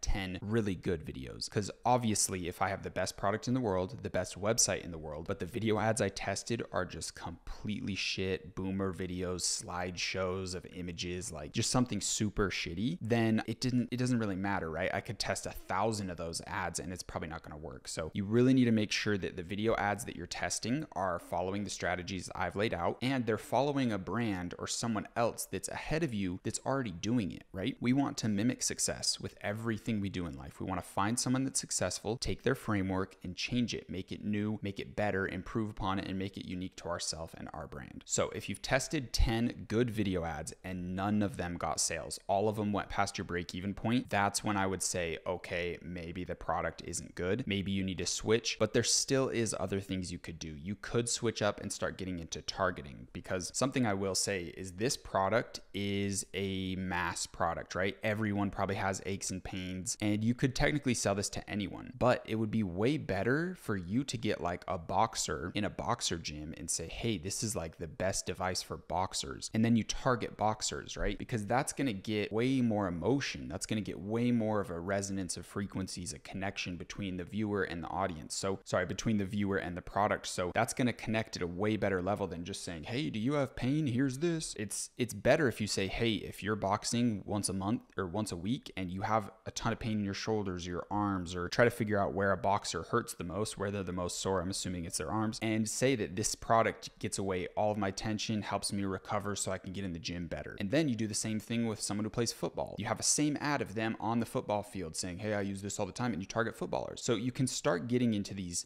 niche forms of targeting before you really give up. And this is extremely important. It's extremely, extremely important to make sure that you've tested niche groups, that you've made video ads targeting niche groups with a niche video just for them, because the performance on these is going to be unreal. Once you start making money from those niche videos, then you can kind of try a mass market style. But usually if you can come in and you did a good job on your product research, you can come in and make money just like I did right here. Like this, obviously I've made $60 and I've spent $143, so I haven't made money yet, but I have an asset in my hands. I have a video ad that gets profitable sales. I'll give you guys an update later down the line of if this can continue to bring profitable sales, but from my experience, this is an asset. This is a solid video ad, and I can pump up the spend on this one and it'll most likely continue to get me profitable sales. So this is really big. This is really exciting. And obviously, like, I didn't put too much work in. I printed out this store in a day, extremely quick. I found this product really easily from just scrolling on TikTok, and I saw the smart cupper. Then I looked in, did some research. I got my store up. I made a couple very simple video ads while I was on vacation. Filming these video ads quite literally took me 10 minutes. Extremely easy. So this is not really a hard process, and I've already found a product that's potentially a big winner, right? Like I could start custom branding these, the new cup, get it on there, order these in wholesale, obviously if we can scale up to that point. But I hope you can see that being able to succeed in the mass production section, like the mass targeting section of ads, because we're not even targeting at all, right? We're just saying, hey, TikTok, send this out to who you think will like it. And we're already getting sales. So imagine how much better and how much more sales we're going to get and how much less it'll cost per sale when we have niche videos targeted towards niche customers. That is the true secret here. So I really hope you guys understand that in depth. So now let's jump in and start understanding what all of this data and analytics mean. What does each column mean? What are they talking about? And how can I make the best decisions based on what it's telling me? So let's just quickly first go over all the columns. We have our total cost. We have our ROAS, which we know what that means, right? Complete payments. So we have the one person that completed payment. We have a cost per complete payment. So it cost us almost $28 to get that sale. Complete payment rate. This is basically, and you can always hover to see what each column means, 4.55% of the watchers purchased. That's what it means, right? So how many people saw this ad and then how many people purchased? The percentage rate is 4.55% of watchers purchase, but that's only on one purchase. So that data doesn't really mean too much just yet. Value per complete payment. So how much did the customer spend? They spent $55 because it's not accounting for shipping. So they really spent $60. So my ROAS number would actually be a little bit higher. It would still be over 2. It went under 2 just because I refreshed it because it spent a little bit more, but we're still over a 2 ROAS. So whenever your ROAS number, if you know you're charging shipping, it's probably going to be just a little bit higher, just a touch. It's not going to be crazy. Looks like these are basically saying the same thing. There is technically a difference, but it's good to have both up because if someone does like a really big purchase right here, it'll say 55, but if someone does multiple purchases, it's going to have different values here. So it's good to have both. Total view content. So this is how many people actually clicked the video ad and got to the product page. Numbers right there. And then we have the cost. So how much did it cost to get each view content? Then we have the view content rate. Out of the viewers, how many clicked? 95%. That's wild. That's a really high number. Value per view content. This is never going to show anything. We could basically take these off because they're not purchasing something on view content. So the value is, you can take that one out. This is a lot of data and numbers. So we want to kind of get rid of the stuff we don't need to make it a little bit easy to go through, easier to check our numbers. So now we have the total add to carts. So how many people added to cart? It looks like this one that spent the $70 had a lot of add to carts. So for some reason they didn't purchase. And when you see numbers like this, it's easy to think like, oh, should I have kept that ad on? Maybe if I kept it on for just another $5 and spent, someone would have came and purchased. That's an emotional decision. The data is telling me that this doesn't work, so I need to turn it off. I can't be emotional and come say, wow, so many people added to cart though. Oh, just think if one of them would have purchased, didn't purchase. Video ad isn't good enough. It doesn't make the cut, turn it off. Don't get emotional. Don't think of what ifs. Don't get like married to certain video ads. Oh, I thought this video ad would do so good. It almost did good. I'm going to keep it running for a little bit. You can't do that stuff. So make sure you cut things strictly off data. Now we have the cost per add to cart. So it looks like this one is getting cheaper add to carts by $2 or by $1 almost. Really nice there. Add to cart rate, value per add to cart. Again, that's useless. We can get rid of that one. Then we have total add to cart value. I think that this one didn't correctly work because it should say $55 here that he added the lifetime warranty and the new cup into his order. So it should say a $50 add to cart value. Maybe that just hasn't populated yet. Then we have our initiate checkout information. So we have the total initiate checkouts. We had 1. This one had 3, but none of them purchased. And if you're getting a lot of these, if all of your ads have a shit ton of initiate checkouts and 0 purchases, you want to make sure there's not a checkout issue with your website where it's like not letting people check out for some reason, or it might be that the shipping charge is kind of making them not want to do it. So if you're seeing those numbers, you can go change it to free shipping for everyone and see how that affects numbers. But when you make a decision like that, now you have to respend your break even on every ad again, because that's how you fully test it, right? In a scientific experiment, you need to understand and test one variable at a time. So now that we switched free shipping, we need to retest everything. So it's a little bit expensive, but just keep that in mind. Next, we have our cost per initiate checkout, which is going to tell us how much money we had to spend to get someone to check out. So it looks like only 1 person checked out and 1 person purchased. So 100% success rate there, which is good. Cost per initiate checkout, remember that one. Initiate checkout rate. So the percentage of people that viewed the video, and it'll just tell you right here, the percentage of initiate checkout events based on all of the people that clicked. So all the people that clicked view content, 4.5% initiated checkout. So that's what that one means. Value per initiate checkout. Interesting. So it looks like we had initiate checkout here for $55, 68. I'm not sure how he got $68. He might have left a tip, because if you actually add to cart, you go to checkout. So if you go to the checkout page, you can see we have a 10, 15, 20% or a custom tip. Maybe he left a tip. That's how we got that number. That's a little bit interesting. So it looks like that guy was trying to check out with $68 in value. This is actually pretty interesting because now it says total initiate checkout value 205. So someone came on and probably was going to buy like 4 units. We have that option, right, where they can buy 4 units. So there was 3 total initiate checkouts. So if you divide the $205 of money that was in the initiate checkout divided by 3, the different customers, it was an average of 68. So that's what that means. So if you're ever confused, make sure you're always hovering to understand exactly what it's talking about. Now CPM, this is cost per 1,000 impressions. These numbers, CPC, CPM, and clicks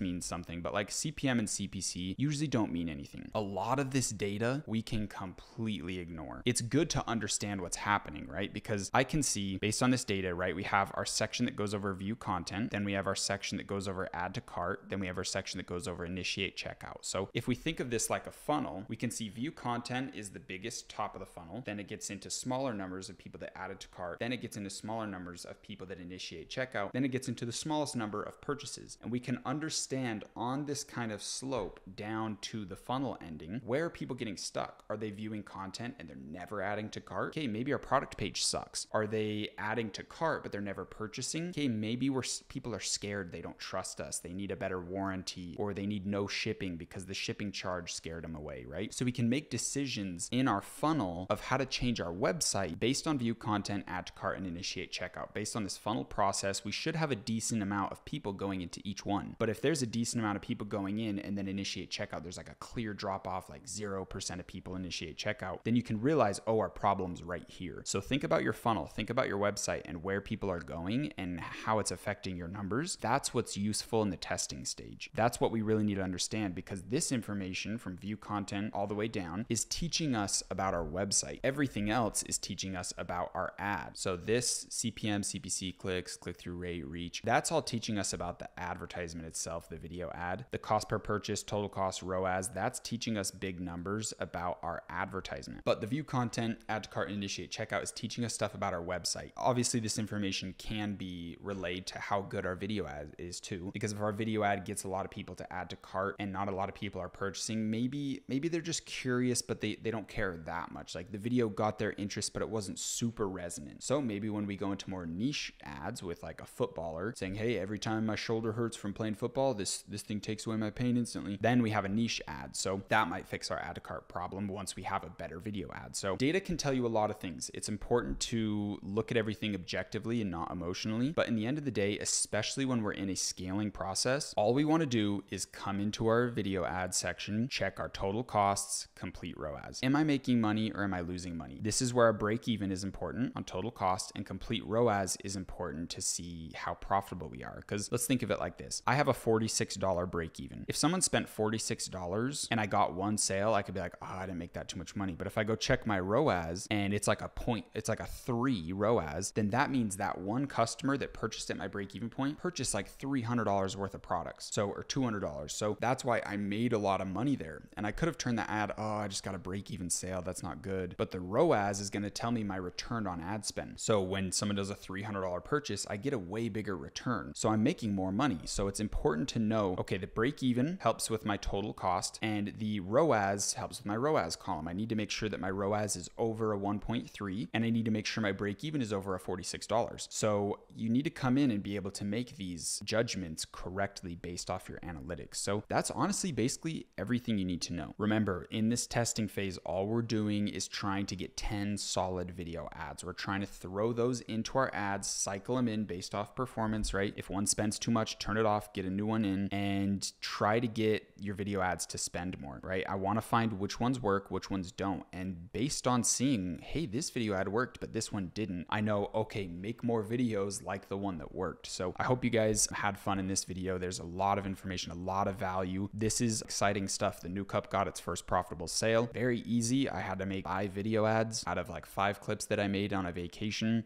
made a website in like a day, and you guys can literally just one click download this website. So really exciting stuff. I hope you can see how easy this process is when you know what you're doing, when you have a good brand, when you have a good website, when you have a good warranty, a good guarantee, and a good product that actually works. I know for a fact that someone's going to get this in their house and it's going to help them. It's going to take their knots away because I've used it. I'm confident in the product. So I hope you can see that dropshipping is a really easy game when you know what you're doing and when you're playing your cards right. So I hope you enjoyed the video and I will see you guys in the next one. And don't worry, I will continually give you updates on the new cup and how advertisements are going. Hopefully we can take this one pretty far and get decently into the scaling process so I can actually show you guys what to do instead of just talking about what to do. But again, I'm probably not going to throw thousands of dollars into a scaling process on something that isn't worthy of scaling. So hopefully we get to that point, but I will see you guys in the next one. Peace and love.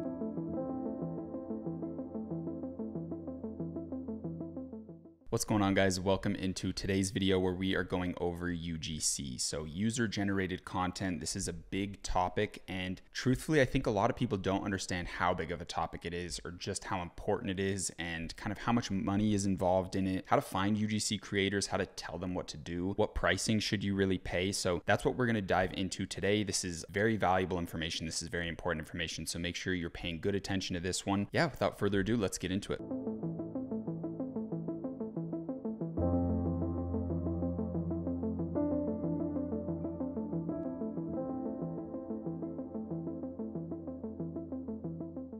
So when it comes to getting user-generated content or UGC videos, there's a lot of different ways to find people. I have about 5 ways that I'm going to go over today, but there's kind of endless ways you can find people. It's a little bit of a wild goose chase, if that's the term, and it's kind of hard to find some people. It's really hard to find good people, but we have a plethora of options for you to jump into and to tackle. We're going to be going over all of the topics I mentioned. So the first things I want to go over is just where to find people. Then we'll get into pricing. We'll get into like how to scale scale and really like build out a UGC empire. We'll talk about what content to like have them make for you. And yeah, we'll pretty much wrap up everything you need to know about UGC in this video. So the first place to find people is the TikTok creator marketplace. So I'll be honest guys, the TikTok creator marketplace isn't really like, I don't know. I've personally never used it. I know it's a good option and there's plenty of people that have. I'm not gonna really break down how to use it. It's pretty obvious. You come in here and you find creation. You find creators. So filter creators by their location. I would definitely want USA because that's where we're going to be advertising the most to. Categories, you can put in all these different things. For mine, like the fitness type stuff, you could do like lifestyle, performance maybe. Interesting, sports and outdoors is probably the one. Yeah, fitness and health. Let's just see what that looks like. But yeah, you can find creators on here, male, female, all that type of stuff. On all of the other options that I'm going to show you guys of different UGC people and how to find them, you're usually going to find girls. This is like, I'm not going to really bash it at all, but a lot of girls think this is just like, ooh, some easy, simple side hustle. I can make a 2-minute video every day and get paid thousands of dollars a month. And a lot of people are very, very overpriced. Like UGC creators think that they are the shit. They think they're absolutely amazing. They're worth their weight in gold. So it's kind of hard because obviously this guy right here, $1,000, it makes sense. He has 1.6 million followers and he's probably going to post it on his account as well. So you get the free views there, plus the ability to use it as an advertisement on your account, as well as the ability to do like Spark ads with it and all these different things. So some of these creators are worth the kind of like the prices that they say, but some of them just are not. So yeah, there's a lot of different strategies with UGC as well. And I'll quickly go over some, and it really does depend what you're going for is going to change your pricing. So if I want them to post it on their account and run it as like a promo that way, that's obviously going to cost more. But if you just want someone to make a video and send it to you, that's obviously going to be the cheapest. And that's usually what I recommend. A little strategy. I know you guys are familiar with Spark ads now, but you can have this guy's name, 1.6 million. So people probably know this guy. He is a doctor, so I don't know how much of like an influencer he is, even though he has a large following. But let's say there's someone that's like an actual influencer in here that like a lot of people know. Paying them for a post up there is obviously worth it, but it's going to be thousands and thousands and thousands of dollars. But what's good about it is you can have them post it on their account. Then you can use that exact post that's on their account as your Spark ad. You just tell them to copy and paste that little special code and you just put it into your advertising platform and you can run that exact advertisement from their account. So when you see, like when you hover a video, you can see how it has that in there. It's gonna have their face and it's their, it would say Yulia or whatever, the person who posted it. And it doesn't come off as like it's very native feeling. It doesn't really come off as like a super businessy ad. So that's a big asset, but you're gonna pay a lot more for that for them to like actually post it. So in the starting days, you don't really have to worry about that stuff too much, but it is a cool strategy and it is something that will cost you more, but can give you amazing results. Huge companies will work with influencers and they'll run their Spark ads from their post that's on their platform. So good thing to know there. Personally, like, I don't know if anyone here really like stands out. Yeah, like I think something that would be good, I've gone over it, not sure where my cupping device is. I think it's kind of far away, but it's good to find people in different categories. So when it comes to UGC, the face, the person that you're using for the video is going to naturally attract different demographics. If I have like a really old man, burly man with big old beard, he looks very outdoors, Liver King type vibe, that's going to speak to a specific audience. Where if I have like a young teenage girl, they have very different frequencies that people are going to resonate with. And unconsciously, that's just a process that's happening in their mind. Like you need to make sure that the UGC person that you're using is like resonating with your brand, with your product, but most importantly with the audience that's viewing it. So that's why I gave that example a while ago of like, if you find a professional football player and you give them the new cup, you give them your product and say, hey, I get sore shoulders from being a quarterback, throwing balls all day. The new cup really helps me with all my shoulder pain. And you run that ad and target it towards football players. That's going to be really, really good. But if you run it towards people that don't care about football, there's not that emotional resonance. Like they don't really care. It doesn't speak their language. It doesn't really address them. So making sure that whoever you use for your UGC is someone that's going to be in a frequency resonation with the viewer is extremely big. And you don't really know until you test it. Like I'm getting sales on my store, but I highly doubt that I'm like the perfect UGC person that resonates with the potential buyer of someone who wants cupping therapy, you know? So obviously you can grab like almost anyone and it has a decent chance chance of working, but through the experience of doing this multiple times, you're really going to optimize and see who's good, what works. So this is the TikTok Creator Fund. You can reach out to people, see their prices. Someone like this could be really good, and you target women. When it comes to ads, I don't know if I would actually only target women, but women are going to be way more interested in hearing her say something about the new cup, about fitness, when she's in the gym in her workout clothes, looking fit and talking about, hey, this is something that helps me with my fitness recovery. Like, that's going to do really good. And women are going to purchase a lot more. Like, if you go look at your orders, you're going to see a lot more women's names in the orders. So kind of just threw a bunch of information at you there, but TikTok Creator Marketplace is definitely a decent place where you can find people. There's not really a problem with it. I'm not going to bash it. It's definitely a good option. Next, this one's a little bit surprising. It's Twitter. So you can go on Twitter, type in hashtag UGC and search up people. You can even do latest or videos or posts and kind of see who's using these, but you can see people that do UGC. Like, she's probably more than fine for a video. It depends your brand, all that stuff. Looks like she's probably done some beauty stuff. You can go check out their media. You can go see their website. Yeah, it looks like she does like food and beauty stuff. This looks great. This looks absolutely great. Yeah, look at that. And that's where you see pricing, a little expensive, a little bit crazy. These people think they're worth their weight in gold and they're magic fairies solving such a huge problem, but like, making videos is easy. I just need a new face to do it. You know what I mean? Like, if I could make myself look like a girl, change my face, change my body, and just do the same video over 1 million different times with a different person setting in there, so it has different frequency resonations with different audiences, that's all I really need. Like, they're not really solving too big of a problem, and I think they're getting way overpaid in today's market. It's just something new, and I think we're going to see prices come down over the long term as more people start understanding, oh, companies will pay me $100 for a video. Yeah, I'll do that all day. Why wouldn't I? So it'll get more saturated, and obviously the price will go down because there's more competition. So right now it's pretty pricey. So that kind of brings up the pricing topic. It depends, right? If this girl has like 500,000 videos and viewers, followers, and she's going to post this on her platforms, for sure, extremely worth it. But if it is just for a video, little overpriced. I would say anywhere from 40 is like the lowest you'll get from someone who just has no following. You're just getting a video from them, upwards to like 500 per video. And that's not even really accounting for someone who's like famous and is going to post it on their account. So it's pricey. It's definitely pricey, which kind of sucks, but there is a lot of value in it. One video ad could make you tens of thousands of dollars, if not hundreds of thousands of dollars, if it has a really high conversion rate. And this girl shows me that she really knows what's going on. And I just stumbled upon her. I have no clue who this is, but she has hook variations for $40. This girl knows what's up. I would guess, I bet it's a high probability that she has very good understanding of TikTok, of videos, of what goes viral, of how to hook people in. And honestly, for $40 for a new hook, it's a little pricey, but it's nice because if you find someone that works and they can make good videos and they already have your product, because right, you have to ship your product out to them. And if you're still doing the 7 to 12 day shipping with your 3PL, right, like you haven't gotten to the branding section where your product's in the United States in warehouses, then you have to wait 7 to 12 days just to get a video back. Sucks. It feels like years that you're waiting, especially if your product's popping and your video ad's kind of tanked and you need a new one. That 7 to 12 days is going to feel like a lifetime. So something you can also do is grab stuff from Amazon and ship it to them if they're just doing the product, right? But if you have the custom packaging, obviously you can't do that.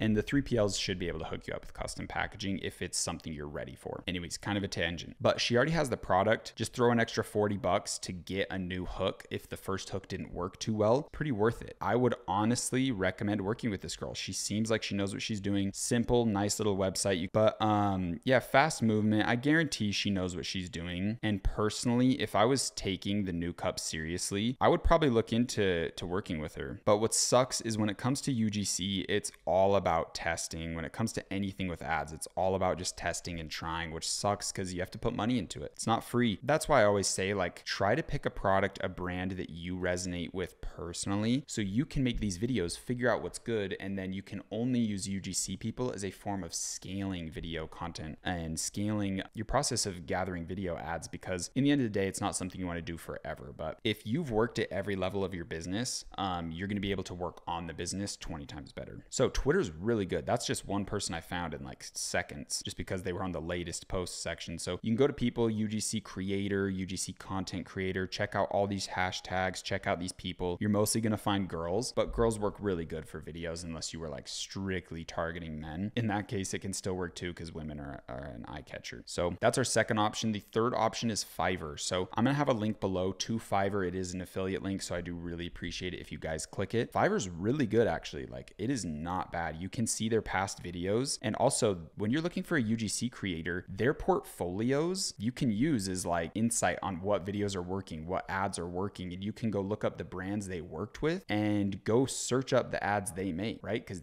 they're paying for UGC videos. So what e-commerce brand is this? What products are they selling? How can I study them? How can I learn from them? What type of hooks are they using? What products are they selling? All that stuff. You can really start, now that we understand e-commerce, right? It's like we have a new set of eyes. Like we can see deeper into things. So we can study these brands. Like if I see that this guy, he's Fiverr's choice, let's see what brands he's working with. Like you can see some of his videos, and if he mentions a certain product, you can go search up that product, search up that brand, and it kind of shows that it's a winning product if they're out here searching for UGC, right? You're not going to buy UGC videos for a product that isn't selling. So good little thing to note there. But Fiverr is great. Affiliate link is down there. You can get videos for decently cheap-ish here. Some of them are expensive, and it's nice because you can really see some of their examples, see who they are, what they look like, and see if they would resonate with your potential audience for your brand. And yeah, Fiverr's ultimately really good. I have used Fiverr and I can't complain too much about the services there. But the biggest upside with everything we're doing here is we want to find the people that are good, obviously, and we want to kind of keep them, right? They already have our product at their house, so they can already make video ads. So it's really important to create amazing relationships with the people that are sending you good videos. Pay them well, because those people are worth their weight in gold. If you find someone that can genuinely make videos that hook in your customers and it makes you money and it's working and it's getting you sales, that person is worth so much. So overpay them, treat them well. And if they can just spit out videos quick for you, hey, can you do a hook change? Hey, can you change this? Hey, can you add this? Do this different, put on a different outfit, film 20 different videos in 20 different outfits, send it to us this week so we can produce them out. And you can really start building reputations with like 10 influencers or 10 UGC creators and start scaling this up a ton. Fiverr, definitely good in my book. The next one is Billo. So I also have a link to Billo. If you want to use them, please use the affiliate link. It's going to give you a little bit of a discount, I believe, as well. I do have a direct partnership with these guys. I will say this though, when you're getting into like paid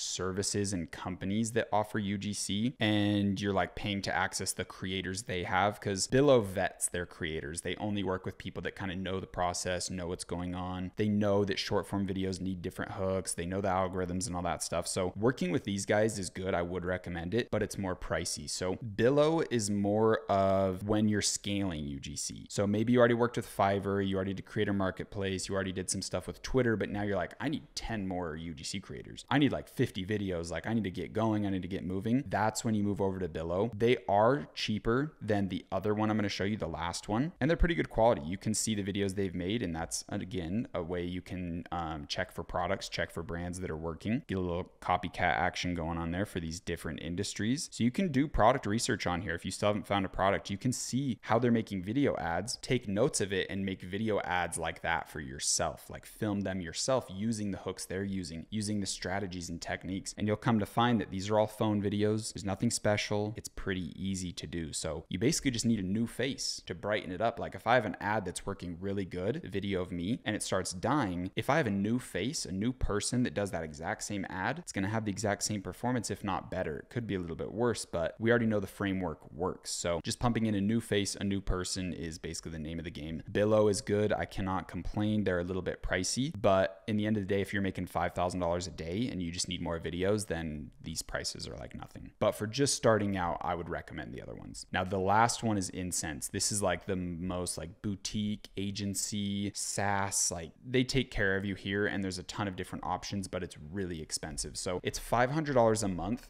just to work with them on their platform, and then you still have to pay the UGC creator. These guys have a huge pool of very like certified good UGC creators that know what they're doing, and they have a lot of options. They have self-service where you kind of manage everything, or you can literally go to managed services where they will have project managers, creative specialists, post-production specialists, all this stuff that take care of it for you. But look how pricey. 18 UGC videos. You can also get them to post. on this stuff, but $3,500 a month. Now, for example, if you're making $3K a day, $5K a day, $3,000 a month for more video ads that make you a shit ton of more money, it's a no-brainer. This is nothing in the grand scheme of things. And for $5,000, they'll even manage it and post it, do organic stuff. They'll organize, hey, we think this creator is better. Let's work with this creator more. This is performing better, and they will give you a hands-on experience. This is amazing. If I was doing even 30 to 50K a month, I would probably look into this. So very, very big here. I will also have a link to Insense. You guys clicking these links whenever you use these services, and only if you use these services, helps me out a ton. It truly, truly does. And it helps me get content out to you guys like this in this format for free. So Insense is my top one. Everything that I showed you guys is kind of from like beginner to intermediate.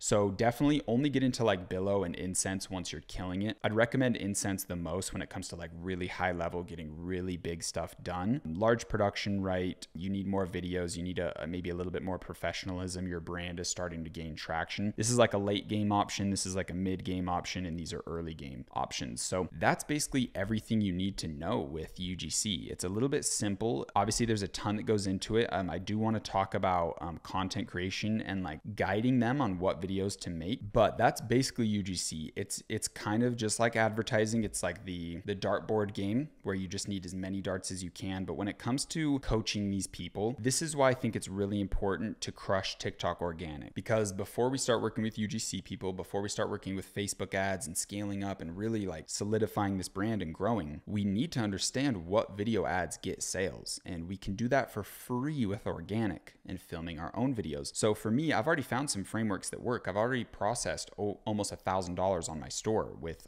just these little basic ads that I've been running already that I filmed myself. So I can show them, hey, these are our top performing ads. Can you create something similar? And give them a little bit of creative freedom, because some of these people are going to be creative. Some of them do have a lot of experience with making hooks, and they might be able to make something better. And hopefully you have a relationship where you can get on a little call with them, talk to them about your business, bounce some ideas of like, hey, we would love to get one video done, maybe for $100. If you could throw in 3 different hooks, we'd really appreciate it. We're sending you the product free, and you can negotiate these things. These people, in the end of the day, they don't want to try to find new brands to work with 24/7. If they have a relationship with one brand, they already have the product, and they know, wow, I can just film a couple videos each week and get $1,000 a week or $1,000 a month from this brand, and we have a great relationship and everything's good and happy and we treat each other well. That's what they want. They just want money long term for a small amount of work, and that's what they're getting through UGC. So if you can create these relationships and it's with someone that's actually getting you results and they actually have experience and they can even help you when it comes to the video creation process and kind of how to strategically map it out, that's a huge asset. And that person is worth their weight in gold, because when we run paid ads, it's going to make us a shit ton of money. But if you don't really know what type of content to make, you haven't really found any video ads that are doing too good, maybe you can't film videos yourself for your product, then the first things first is get friends or family to do it. Really start there. I would not pay for UGC day one. I would at least have some friends and family that have done video ads for me, that have given me insight on what works, what doesn't work through utilizing TikTok organic. But if you're still pretty in the dark, but it is time for you to do UGC, the best thing you can do is study brands like High Smile, study other brands in your industry, go look up people like this, like right here. Let's go back to Insense. This is the brands they've worked with. Search up these brands. What videos are they making? Search up examples on Billo. What are these video ads looking like? Take notes, try to make those yourself, or try to coach people. Hey, I liked this video ad. I think it could convert very well for our brand. Could you make a version of it for us? Right? So you can always research. You can always find information. Who's the person that's selling the product I'm selling the best? What brand is taking over the industry or the space that I'm in? And what do their ads look like? Go check their TikTok, go check their Facebook, go check their Instagram. What videos are they making? What picture ads are they making? Go into the Facebook ad library, go into the TikTok ad library, and try to find videos as examples that you can send to the UGC creator. And hopefully the person you're working with has some expertise. They can help you out, and it can be a really good process. So essentially that kind of wraps up UGC. Now there's a lot of strategy and strategic things you can do for like building up an empire, but the main thing is start small, start working with UGC creators, find the people that are good, that get you results, not just because they have a pretty face, not just because you think they're the best, because they get you video ads that get sales. That's what you want. You don't want to have a reputation with someone that's so pretty, that seems so so knowledgeable and has this skill set in making videos. If they aren't converting, you don't want to work with them. It's all about conversions. It's all about educated guesses, not making assumptions or any emotional decisions. And in the end of the day, you want to have a relationship with like 10 UGC creators. They all have the product at the house. They all have videos that you know convert, and you can constantly get more from them. Hey, we need 2 a week. Here's $500. Hey, we need a new hook. That one didn't really work too well, but I think the video is good. So let's get a new hook rolling on that one and we'll try it again. And that's pretty much the name of the game. You just want deep relationships with your UGC creators, and you can either manage it yourself, or if it gets too hard to manage, you can work with Insense. Billo doesn't really have that type of service where they will manage it for you. Insense is awesome. It's the #1 platform for UGC, and they offer a lot of boutique level services, but you need to be making a lot of money to get there. So I would recommend hiring and working with around 3 to 5 UGC people yourself, getting them to work. Just try one at a time, make sure they work. If they don't, ditch them really quick and try a new one, and just try to build up a little small empire, keep those connections, and then scale up with things like Billo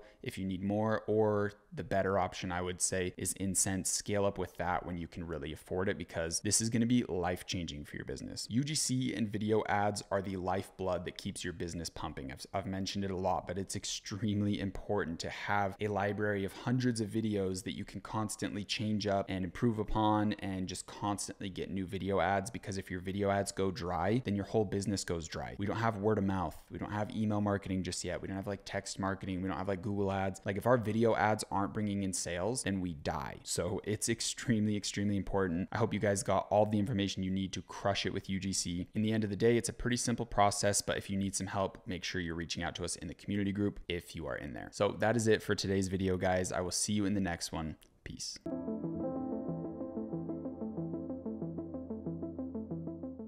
Welcome into today's video, where we are going to be going over the treacherous landscape of Facebook ads. We are going to be attempting to set up our business manager, our ad account, all of that stuff, get it integrated into our store. Before you get into Facebook ads, there's a certain couple things that you should have done, organized and set up on your store. You should kind of be at a certain level with your brand before I believe it's time to jump into Facebook, but you can always jump in, test it out a little bit earlier if you feel that that's necessary. So there's basically 3 main things. The first thing is having your 3PL setup. You definitely need the 3PL in there, fulfilling your orders for you. You need your virtual assistant in there, also fulfilling your customer service, taking care of all those aspects. And then lastly, you should be at the point where you don't look like a drop shipper. You should look like a brand at this point, and hopefully you started off day 1 looking like a brand. Hopefully you've been taking some good time into TikTok, investing in understanding and learning the platform, and hopefully you have some good video ads that are taking off and getting some sales. So we're going to jump in my store and show you where I'm at right now.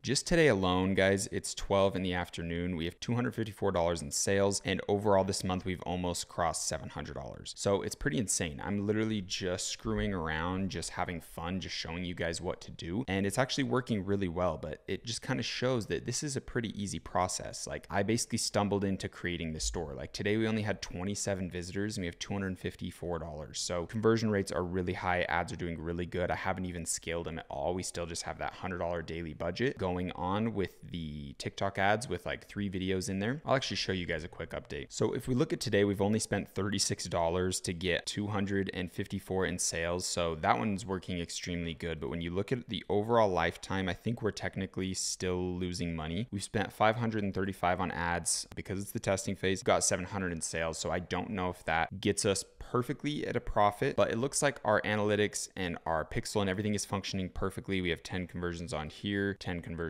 total. So everything's looking good, but let's jump into the ads. So I made like 1 more last night, and that one's been getting some spend. It looks like it's not doing too well. As like 9 clicks for $17. But yeah, it's mainly these 2. They're pumping it at 2 ROAS. They got 5 sales each. They're doing really good. Each brought in $300, $350. So I can scale these up, and honestly, we can kind of start messing around with the scaling phase, but I would like to have way more video ads. I would like to be working with a UGC creator before I get into the scaling point. And I would really like to understand and just have a huge library of a ton of videos before I got into the scaling phase, but it's looking really good. It's looking like we could do it. Something I could do very easily is just duplicate this to spend $200 a day, and that's a really easy way to do it. But TikTok says they don't like duplications, but I'm pretty sure just doing a couple would be completely fine. So those are kind of the recommendations. Make sure your brand does not not look like a drop shipping store. Make sure you have your VA and your 3PL team integrated in before you kind of jump into the next stage of Facebook. Now, before we fully get in, there's basically like a lot of things to understand about Facebook. They're very picky, they're very strict, but there's times where they become lenient, and there's times where it's smooth sailing and times where you're going to get banned for basically just existing. So Facebook's really tricky. They go through waves of high strictness and waves of very high leniency where they'll let you get away with a lot of stuff. And right now we're in a leniency phase, which is very good. The strict phase came on in the last presidential election in the United States, and it has stayed for a very long time. I got permanently banned in that phase and my ad accounts are back. Everything's working again. So if you think you're permanently banned from Facebook, I highly suggest you to go check on there, go make sure, because they might have lifted it and they might be acting like everything's just fine, kind of like how the government did after COVID. So weird things going on in the world. They're being extremely strict and then acting like everything's fine. So it's basically the totalitarian tiptoe if you want to look into that, but that's a whole different topic for not this course. So when it comes to Facebook, when they're in these waves of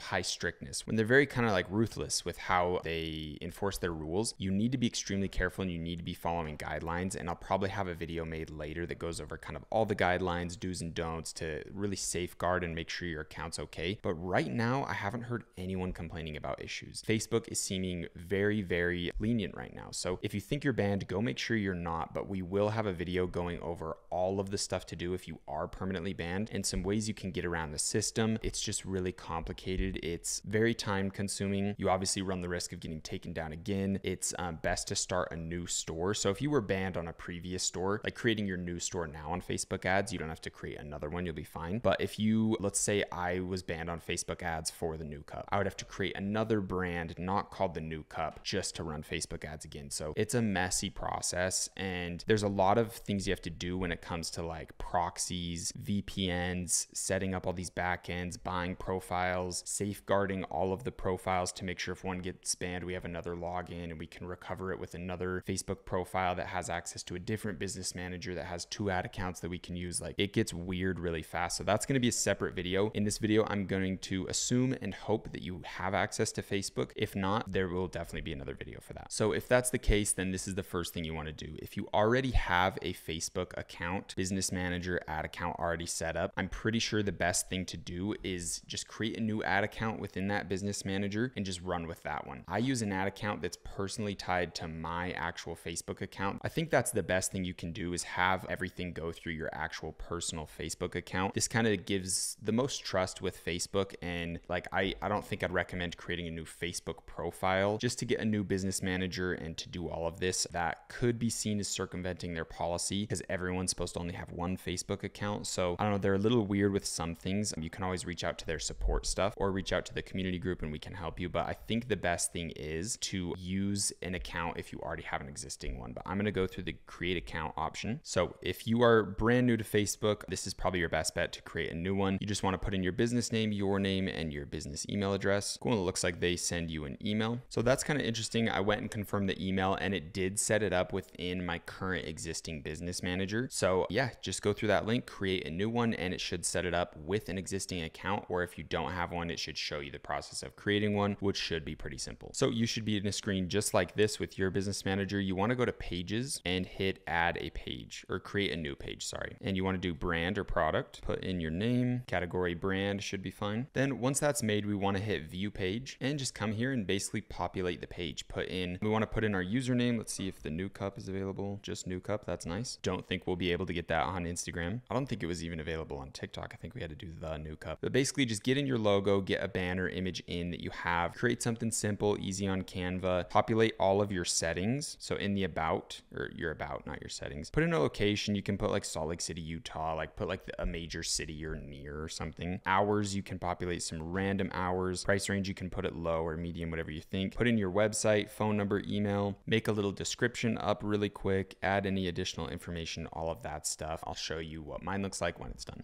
All right, guys, when it comes to creating your Facebook little cover photo here, Canva has a template just called the Facebook cover. I'm just gonna grab my website main like image thing that I have built up and just kind of drag it in and make it fit so it's in like the exact settings and sizing that they want. Yeah, that line definitely kind of sucks, but yeah, I'm just going to download this and put that in as the cover photo. And hopefully when we import it in, it should be the exact size, and it's not. That's kind of annoying. I'm going to try doing it in the YouTube thumbnail. So since this doesn't fit in for some reason, I guess I'm just going to make a smaller, thinner version of it that's more simple, and just download this, and we should be able to format it within Facebook itself. Yeah, I'll just drag that like right there or something. Who cares? Facebook's weird. They're Facebook shit. Good for ads though. Also, something I didn't mention when it comes to Facebook, like another requirement before you should get started is you should have like a little, like whatever city you're from here in the About Us, you should have a virtual phone number, virtual address, and all these things kind of set up before you get into Facebook. When it comes to the website for Facebook, I'm just going to put my product page, not the home page. I did the business hours, not sure why that didn't register. For the description, I'm just going to copy and paste something from my website, but do take note of this. It says to take away your aches. Oh,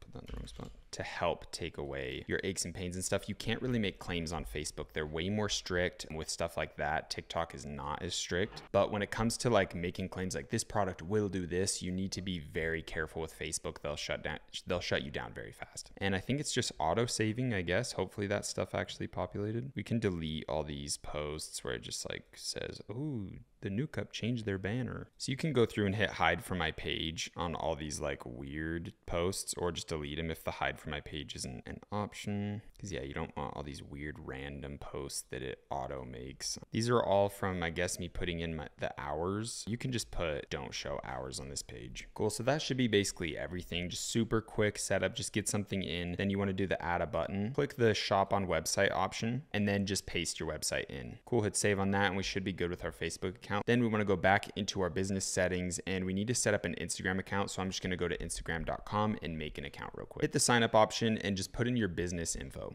Cool, it looks like we had to do the new cup. That's what I had to do on TikTok as well. And it looks like they just want to send us a code to our email. Paste that in and we should be good to go. We'll just kind of make a really basic account, put our Instagram like profile picture in, and that's about it. So yeah, basically just throw our photo in, put the website. Oh, it looks like we can't do website. Oh, I guess we have to sign in on mobile to do that. And we'll just make a quick bio. We'll just do something like that for now. You can come in on your phone later and add in like emojis, add in your website and all that stuff. My image is transparent, my logo image, so it might not register as white. So I might want to have to come back in and put the white on. Or you can do black. I had to do black with my TikTok because I thought it looked a lot better. So I might use that on my Facebook and Instagram. Looks like this is taking forever to load. But you can basically choose if you want the background to be white or black, and if you want the text to be white or black with your logo. Overall, I think this one looks a little bit better, so I'm going to throw this in on my Facebook and on my Instagram. Okay, so I just quickly went in on my phone and added in a little basic description. The new cup looks pretty good. Got the product link in there, so they go to this. Now we want to go back to our business settings here, go to that Instagram account option and connect an account. So just put in your login info there. When you get to this screen, hit save info. Awesome. Now we need to go to add accounts, hit create new, make it the new cup, or obviously your brand name. Make sure you're on an appropriate time schedule. It's actually really, really important to be on your exact time zone. And make sure you hit this first option if you made a new ad account.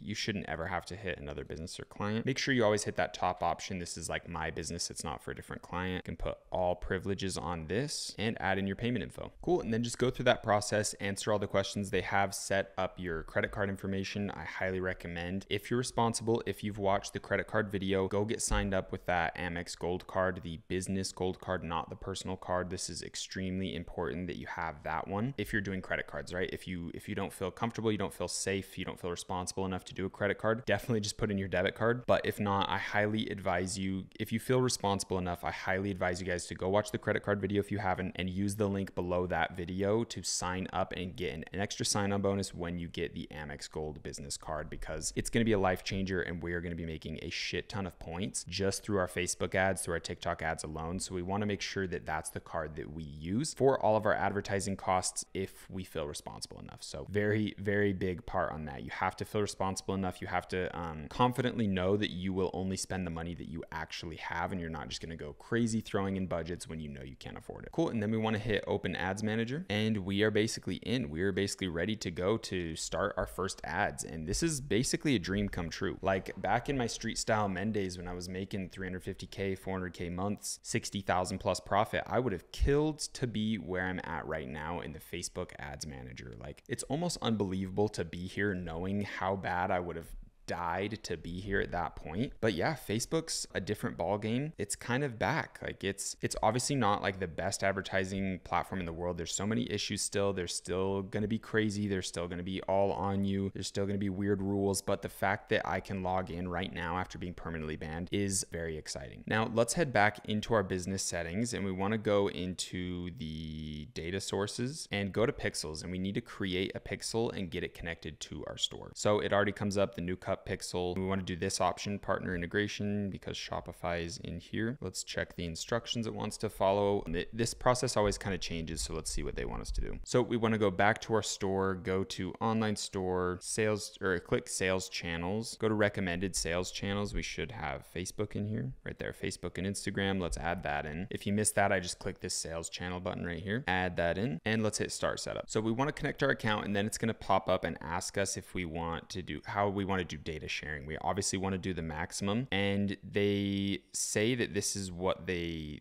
check, and we should have our privacy policies should cover this, so we should be fully safe to hit save and okay here. I am not fully positive if this is exactly compliant to Facebook and some of the shopping laws within the United States. So just to go on the record, I'm not held accountable if you copy my privacy policy legally. This is me just giving recommendations. I'm not giving legal advice. So I'm not 1000% confident that this is the best privacy policy to use for Facebook specifically or for TikTok. So with that being said, I do think it is good enough. So just be aware of that. Next, we want to hit connect here. Terms and condition, obviously connect to that. Get all the green check marks, and it should set up our pixel auto copy and kind of paste it into our code so it can track people when they view content, add to cart, purchase, and link that with their Facebook account so we can target them, get data, and understand what actions people are taking on our site. Cool, we should be good. Let's hit settings. Yeah, I think we're all good here. Let's go back to Facebook, hit that we completed it, and see what it does. So we'll just copy our website in, send test traffic. We'll go to shop, which does a view content trigger. Let a little claim offer. This should do an add to cart trigger. We'll do a checkout. So we did a couple things on the website to see if it's able to track everything. We'll hit finish, and we should be able to see our pixels data. Okay, so let's go into the pixel. We need to hit add assets, sorry, and click these to make sure everything's added in with the ad account. Then we can open the events manager, and this should show like, hey, we had a view content, we had an add to cart, no activity received just yet. So it should be able to update. Something else it looks like we want to do on the section here is hit review events, and let's go to manage domains and add in a domain. Add in our website. Maybe it needs the www. Not sure why that's not adding in. Oh, I guess they want just that. And we'll have to go in and verify our domain as well. Okay, so to do that, we have to grab this code. We want to copy it, and we basically have to paste it into the head section of our HTML code of our website, which sounds really complicated, but it's super easy. So we hit online store, go to this little dots, hit edit code, and we'll just go into the header.liquid, and I believe we can just kind of put it in anywhere. I'm gonna put it in under this.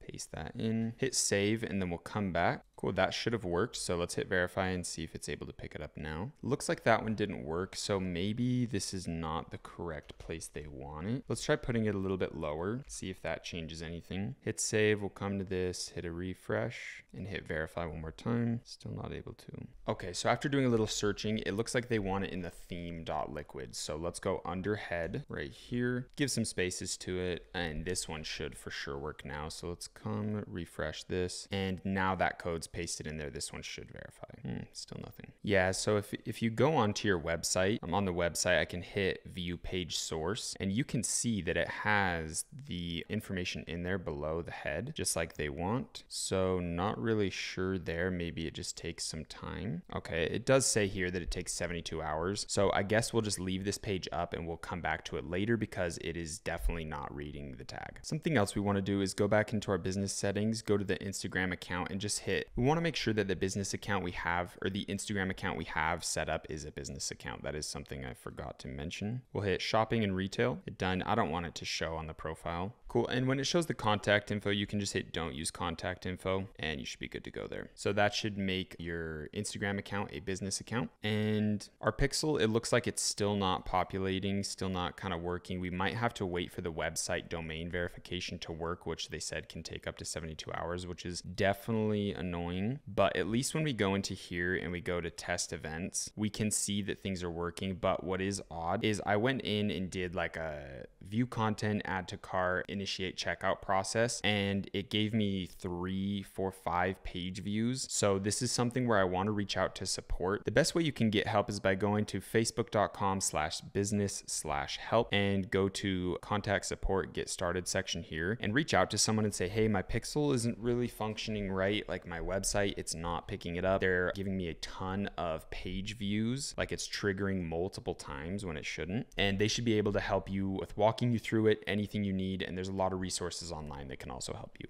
So definitely before we run ads, we have to ensure that the events are organized, the pixel is firing correctly, and we really need to just kind of reach out to Facebook and see if they can help us with stuff. That's something I'm doing right now as we speak. Something that sucks with the pixel on Facebook is it does take some time, it does take some playing around with, and it is extremely notorious for having issues. That's why later down the line, once we're getting a lot of sales, like once we're doing at least $1,000 a day or more, once we're doing or less, I mean even like $500 a day, it's really smart to get a service called Triple Whale. I'll have a whole other video on them. It's like a $400 a month service that's actually pretty pricey but extremely useful. It's going to ensure that your pixels, your data, and your info is absolutely at the top tier and it's functioning properly and even doing more than what the other data tracking softwares like Facebook's Pixel can usually do. So it gives you more information and ultimately it allows us to make a lot more money. If we have amazing data, we can make amazing decisions and quadruple our income very, very easily. So Triple Whale is something that we will be using later down the line. Personally, if I was taking this store serious and I was really trying to push it, I would set it up right now. I will have a link below to Triple Whale in this video if you feel like you're okay to sign up for it now. If not, we'll have a later video where I'll go over more in depth on like tracking data, information, setting up Triple Whale and all that stuff. But it's a really good feature. And if you want it, make sure you use the link below. Now, a little bit more information with Facebook and some kind of do's and don'ts and some little things you need to know. When you're running your first ad, I wouldn't jump into just converting purchases and trying to do that right away. I would warm up your ad account. Facebook is touchy. You don't want to look like a drop shipper. You don't want to like run in and try to get purchases. They're a little bit weird. You have to be like touchy-feely soft with them. So the best thing that others have told me and things that I've done in the past on new ad accounts is just warm it up with like a $5 a day page engagement ad or something. Like go make a post, like upload one of your reels or one of your TikTok videos that did good, upload it to the account with the exact same ad copy that you had on the one before, or make some ad copy. It doesn't matter. We're not going to really use this post. Post up that and try to get some engagement on it. Do like $5 a day for like 2-3 days. And then you should be good to kind of jump into our first testing strategy that we'll go over, obviously, not in this video, but you don't want to jump in and just hit huge $100 day budgets, $200 a day, $1,000 a day budgets and purchases. And like, for some reason, Facebook doesn't like it. TikTok loves it. So it just kind of shows the differences between each platform. Now, jumping into business settings, there's one other thing you can do to kind of like safeguard your account if you ever lose it or if there's ever any issue. You can go to people and add someone in and you can give them admin access. You can add in a friend's account, a family member's account. And if you get taken down or something happens where you can't access the ad account, you can access it through this one and hopefully recover some stuff. Facebook's really tricky. They're always changing policies and really weird things. Like I had over 4 million in ad spend. I had my own private Facebook rep that I could reach out to, I had their phone number, everything. Amazing relationship with them. And then they permanently banned me one day later and never talked to me again. So you almost can't really safeguard it. And if you are in the process of losing it, you are most likely going to have to follow the other video that I'm going to make of like recovering a Facebook ad account and how to get back once you've been banned, because that process is really tricky, but it is pretty much guaranteed that you will get a working Facebook ad account. And And so yeah, you might have to follow those processes if you get taken down, but having someone added in at least helps safeguard things a little bit. So that wraps up everything for today's video on the Facebook setup. Now, before we go into the Facebook ad strategy where I'm actually showing you guys what to do, I'll come in and help you guys figure out any pixel information. I'll talk about the pixel, making sure if there's anything you guys need to know before you run ads, that I will go over in that video. So I will see you on the next one. Peace and love, guys.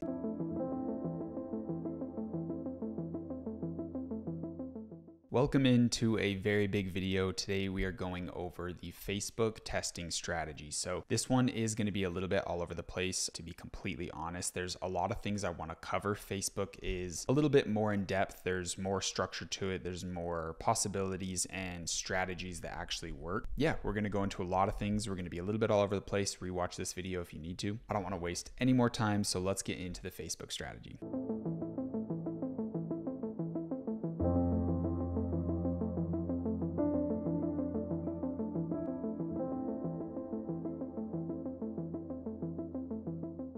So before we dive into everything, I want to go over some key points that you guys need to remember. And the first one is that Facebook ads and any form of advertising at all is basically just targeted guessing. Like, you're really not going to know anything that works. There is all these proven strategies, and I'm going to show you them, that are going to help you get success. But in the end of the day, success is in your hands. There is going to be a ton of things that you need to try, and maybe you get success quick, maybe you don't. That's just the name of the game with advertising. And you also have to keep in mind that there's a million ways to make $1 million.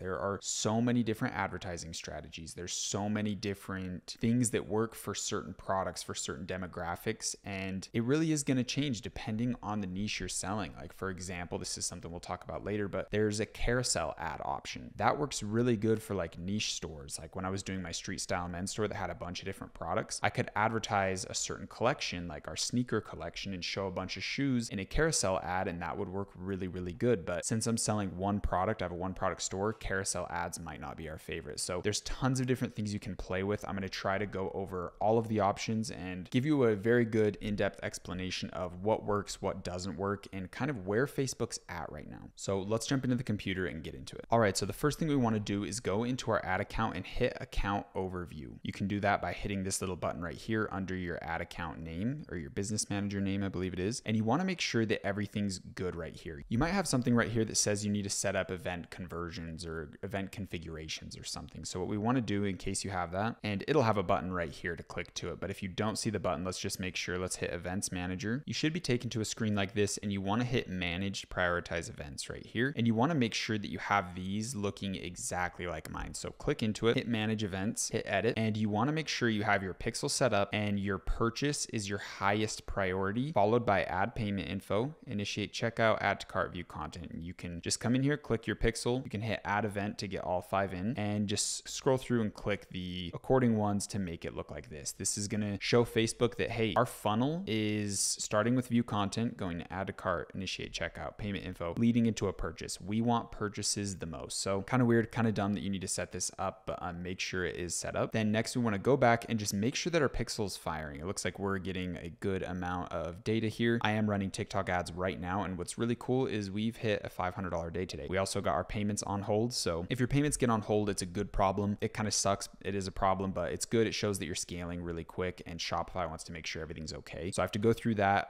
We have a video in the bonus module. It's like the last module called bonus module that goes over like putting out fires and how to handle issues like this, but super exciting there. I think we're going to get to $1,000 days very quickly once we start executing on Facebook. So fun stuff there. But yeah, just make sure that your pixel is actually firing correctly. Now I want to jump in this kind of whiteboard thing we got going here and go over the testing strategy for Facebook. So right here, you can see we have campaign and we have different placements inside. We have feed placements, story placements, and reels. Reels are just like the TikTok videos basically. And our setup is basically the same as TikTok. We want to have one campaign for each placement though. That's kind of the only difference. So right now we have a bunch of TikTok videos. Hopefully some of them are doing good, just like with my store. This is all from TikTok ads from our TikTok videos. So So I want to start with a Reels campaign where that's the only placement I'm focusing on. And when it comes to the ad group, I kind of want to copy the same vibe with TikTok. I want to have really minimal targeting, $50 to $100 budget, and I want to throw all of my good creatives in there. And honestly, I might just throw all of my creatives and see which ones it likes, because Facebook could like a video that TikTok didn't really like. So it's good to throw all of them in there and just kind of see what Facebook likes, and then do that same exact process. If one video is getting a ton of spend, we want to make sure that that one's getting good data. If it's not getting good data, not getting good sales analytics, then we need to kill that one so it diversifies the spend between the other videos. And just the exact same thing with TikTok. We want to manage it out, make sure we're getting cost per purchases at a decent price that makes us money, and making sure we have a good ROAS. So with Facebook, we want to have campaigns like this for each of the different placements. So we have Reels, we have stories, and then we have feed posts that are like pictures, and then we have carousels. There's also like feed videos that you can make. Images usually do the best. A feed video is basically just a reel. It's on the Facebook feed and Instagram feed, and it's a square instead of like the big Instagram and like vertical video full screen format. So these are the different campaigns we want to do, and it's basically just a duplicate of the exact same stuff we're doing on TikTok with the different placements. Now, we also want to have retargeting. With TikTok, retargeting is really weird. It doesn't really work good. I've never gotten good results with it, but with Facebook, retargeting is extremely good. When it comes to retargeting, we basically want a campaign, and you don't really get into retargeting until you're like actually getting traction.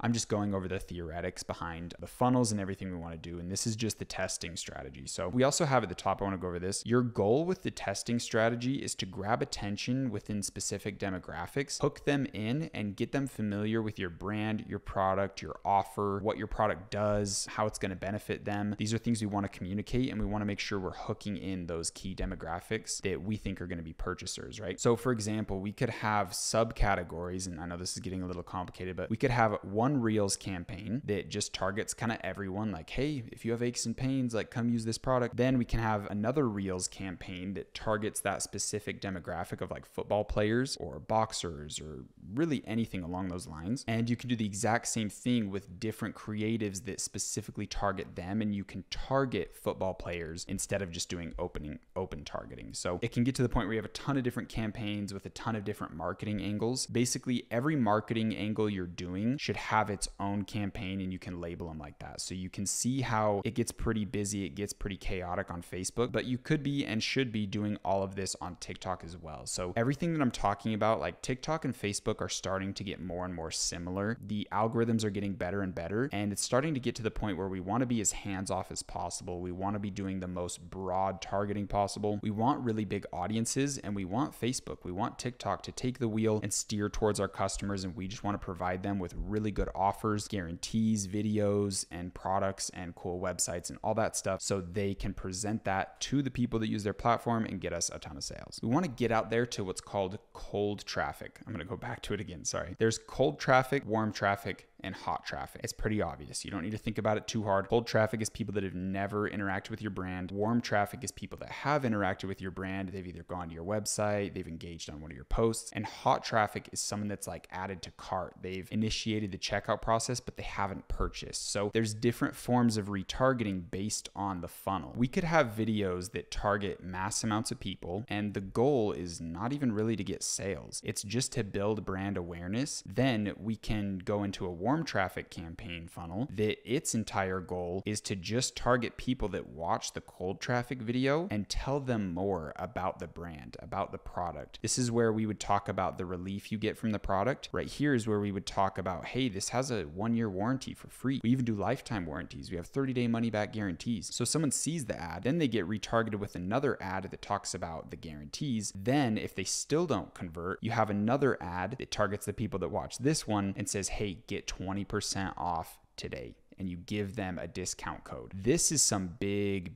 brand stuff. This is what we're going to focus on, like end game. That's our goal, is to really have ads that target each other this way. And the cold traffic is going to get huge budgets. This is going to get smaller budgets, and this is going to get even smaller budgets. And in the end of the day, even your cold traffic is going to be getting you sales. But on the ones that don't convert, you have a higher chance of getting a sale here, then an even higher chance of getting a sale here. And if they don't even convert here, they've been to your website, they've probably probably add it to cart, right? Or else they wouldn't be hot traffic, because that's kind of what defines hot traffic, is someone who has like really big purchase intent. Like they add it to cart, they put in their payment info. If they still didn't purchase, you can also email them. You can send them text messages with discount codes, right? And discount codes you kind of want to save for like hot traffic. You don't want to give out discount codes day one to cold traffic, because you might not need to, right? You might be shooting yourself in the foot and giving them a product cheaper when they would have bought it anyway. So this is a lot of theoretical stuff. This is a lot of big things. And by the way, I'm going to try to have this Miro board in the description below this video, where you can download it or just open up the web link, play around with it, and kind of get a better understanding of what's going on here. So with all this strategy stuff being said, today all I'm going to focus on is creating a reel ad, because I already have the videos. I just want to target placements on reels. Later I'll be doing retargeting, and later I'll be setting up stories, feed posts, probably not carousels, but I wanted to at least create some as an example for you of like, what does a story ad look? What does a feed post ad look like, right? Because we've already seen reel ads for like the reels, the TikTok videos. We've already seen these kind of short form vertical video ads. What does a story ad look like for Instagram stories? Or what does a single image like feed ad look like? So here's some examples. Right here we have some single image feed ads that we can use, and you can also turn them into a feed video, because feed videos are square, and you can do it really easy with Canva animations. So right here, this is basic stuff. I just grabbed like old creatives from like my product images that I did and like my description for my product page of the website. Grabbed some of that stuff, copy and pasted it into an Instagram 1080 by 1080 frame. Super easy stuff. And we just added some animations on it. So when you hit play, you can turn it into a video. So this piece of content could be a single post image for the feed, or it could be a video with some little animations. So super simple there. Buy two, save 40% off. This is an example of a retargeting towards hot traffic, someone who has purchase intent, but for some reason didn't purchase. We can show them a deal. We can give them a discount code. And this one would be more cold traffic. This would be going to someone that has no clue who New Cup is. They don't know what cupping therapy is, and they've never heard of us, and we want to try to get a sale. That's what this first one would be right here. Hey, do you have knots, aches, tension, pain? Try cupping therapy, basically. Then we could retarget them with, hey, if you buy two, you get 40% off. If they still don't buy, we can say, hey, use code SAVE to save extra 20% off at checkout. So that could be a little example of cold, warm, and then hot would just be this.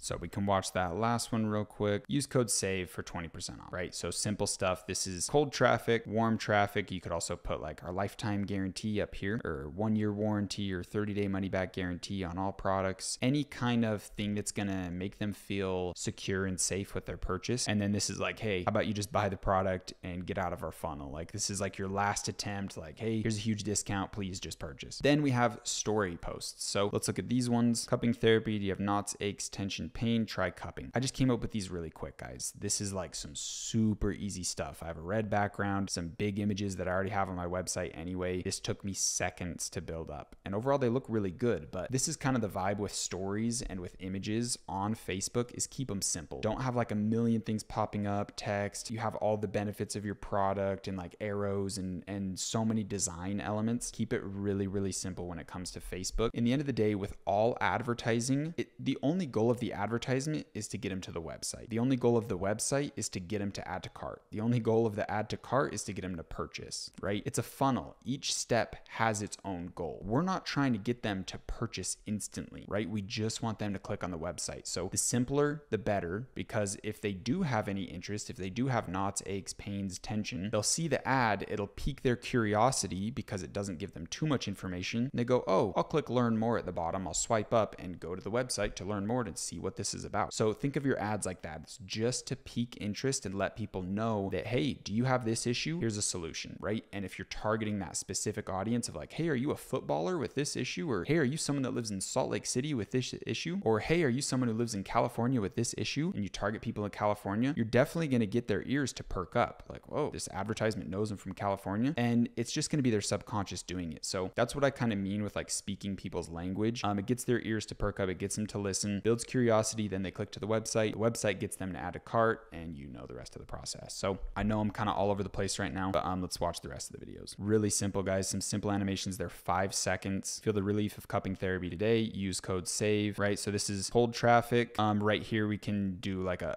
We could do a buy two, save 40% as like a warm traffic, and then a hot traffic of like, hey, you should just purchase right now, please. On the hot traffic, you definitely want to do like scarcity and deals and like sale ends today type stuff, or like use code, save, it expires in 24 hours, something along those lines. So I hope this gives you guys a good understanding of like what a feed post looks like and what a story post looks like. Now let's jump into Facebook and set up our first campaign. All right, boys, the moment we've all been waiting for. Let's click create ad. So we want to start with a sales ad. We obviously want sales, right? Let's go through this process. We're going to do test campaign. We'll just call it that. We're basically going to keep everything the exact same. I'm going to go to the next one just to give a little explanation. So advanced campaign budget, if you're familiar with old Facebook ads, this is basically CBO, which is campaign budget optimization. We don't really need to use it, right? Because our strategy is we have one campaign, one ad group, and then we're going to let Facebook spend however it wants on all the creatives. If we wanted to have one campaign with a ton of different ad groups, and we wanted like a Reels ad group, story ad group, feed ad group, and we want it to spend the budgets randomly how it thinks is good based on the story placement, based on the feed placement, based on the Reels placement. If we use the advanced campaign budget, it's going to decide which placement it likes better. Then it's also going to decide which video ads, which creatives it likes for that placement as well. So I hope that makes sense. This is just a little bit messier. You don't really need to understand it fully. We're not going to really be using it. This strategy that I laid out within this is going to be a lot better. But of course, this is something you can test later down the line, because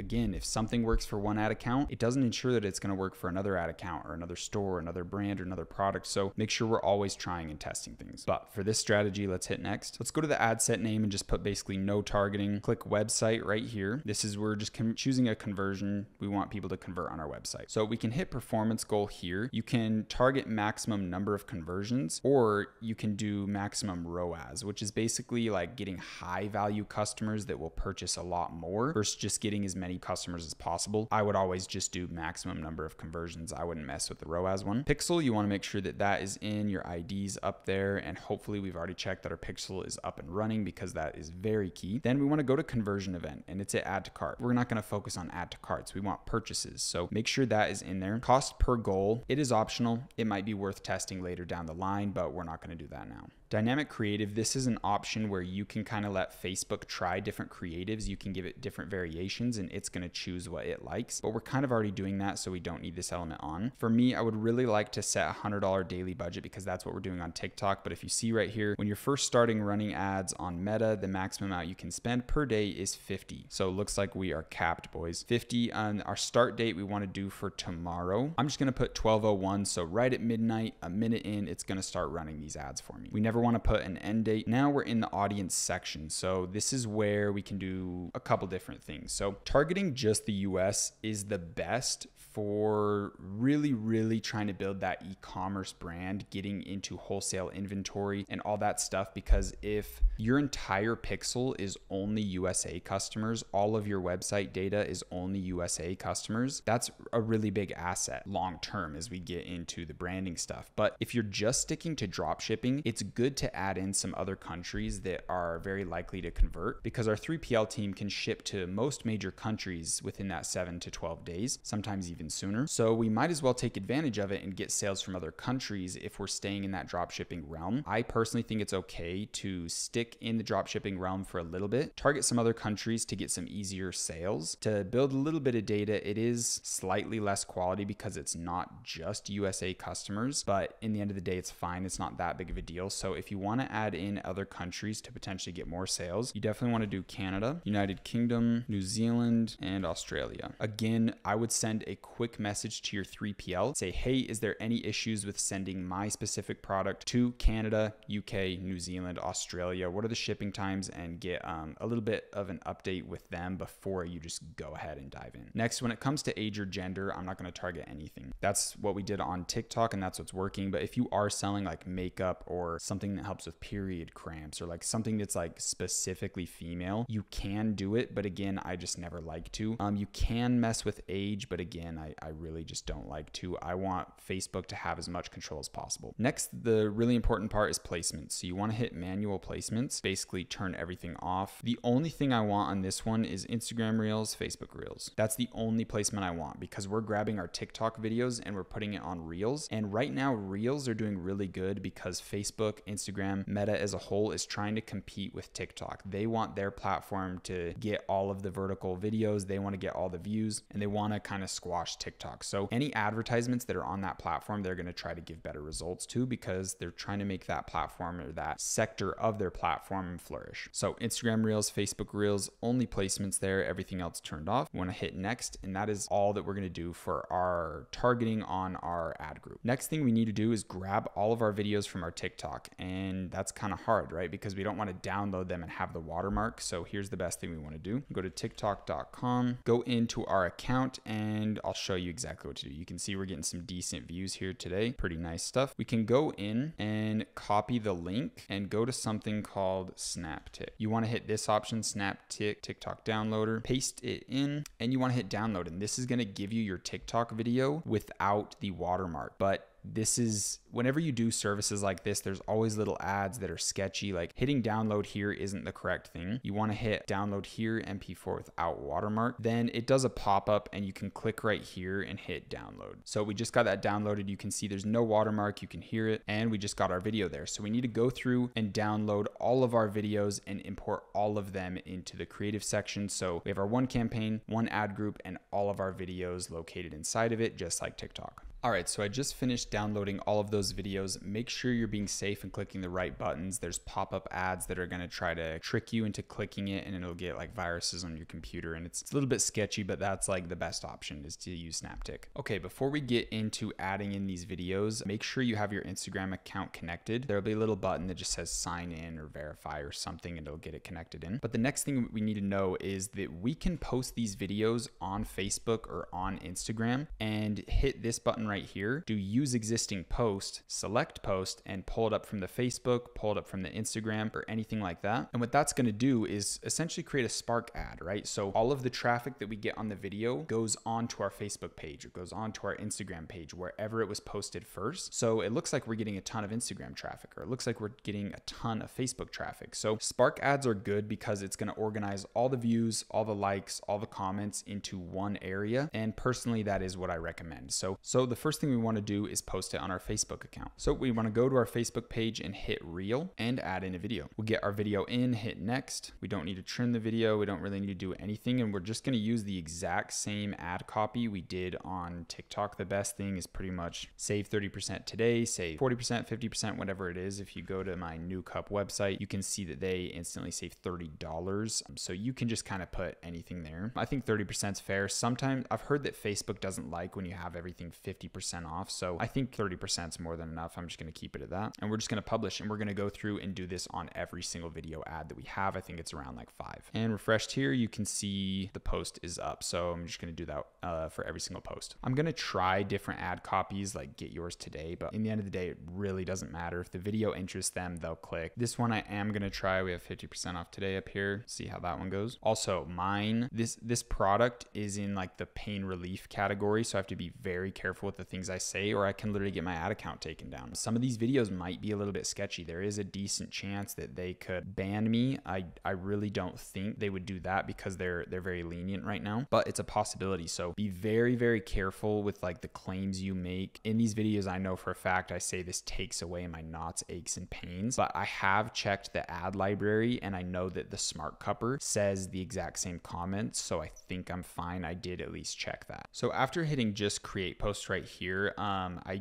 do remember this option. You can hit open now to this pop-up, and it's going to tie your Instagram and Facebook together, and it's going to post everything the exact same time. It's going to want you to log in, verify your Instagram. It's basically going to link these up together. So we can hit create post right here, and it should be able to put it on both platforms. This is a little weird though. I know that this is a more new feature, and I don't think that I can choose to only have it published as a reel. So I don't think we're going to be using this. Cool. And that was the last one. So they should all all be posted here. 1, 2, 3, 4, 5, 6. Cool. So all videos are in. Let's go back to the ad account ad that we've been setting up. Hit use existing post, and we can select the post. We might need to refresh right here. So there's no worries. You can hit refresh on this and it's going to save all of the settings you did and just put you right back at the same place. So we'll hit select post now, and it's going to preview for Reels and for Facebook Reels and Instagram Reels. So we then need to hit a button. We want to do shop now always, and we want to have our exact link, which is this one, directly to our product, not our homepage or anything like that. Put that in, update post, and there we go. We have this one fully set up. So now we want to go to, well, let's talk about this. On the left, we have our campaign, our ad group, and then our video ads. We can name each one. This will be, I'm just gonna name video ad 1. Then we can duplicate it. Existing campaign, existing ad set, number of copies. I have 5 other videos. So now we can come in here and add in, we want to do existing post, change the post, scroll down and just kind of input in every video for each one. And then when you finish, come in and change the name to video ad 2 and go down until you have all of your video ads in there that you want to test. So we just got done. We have all the video ads in here. It's telling me there's an error of like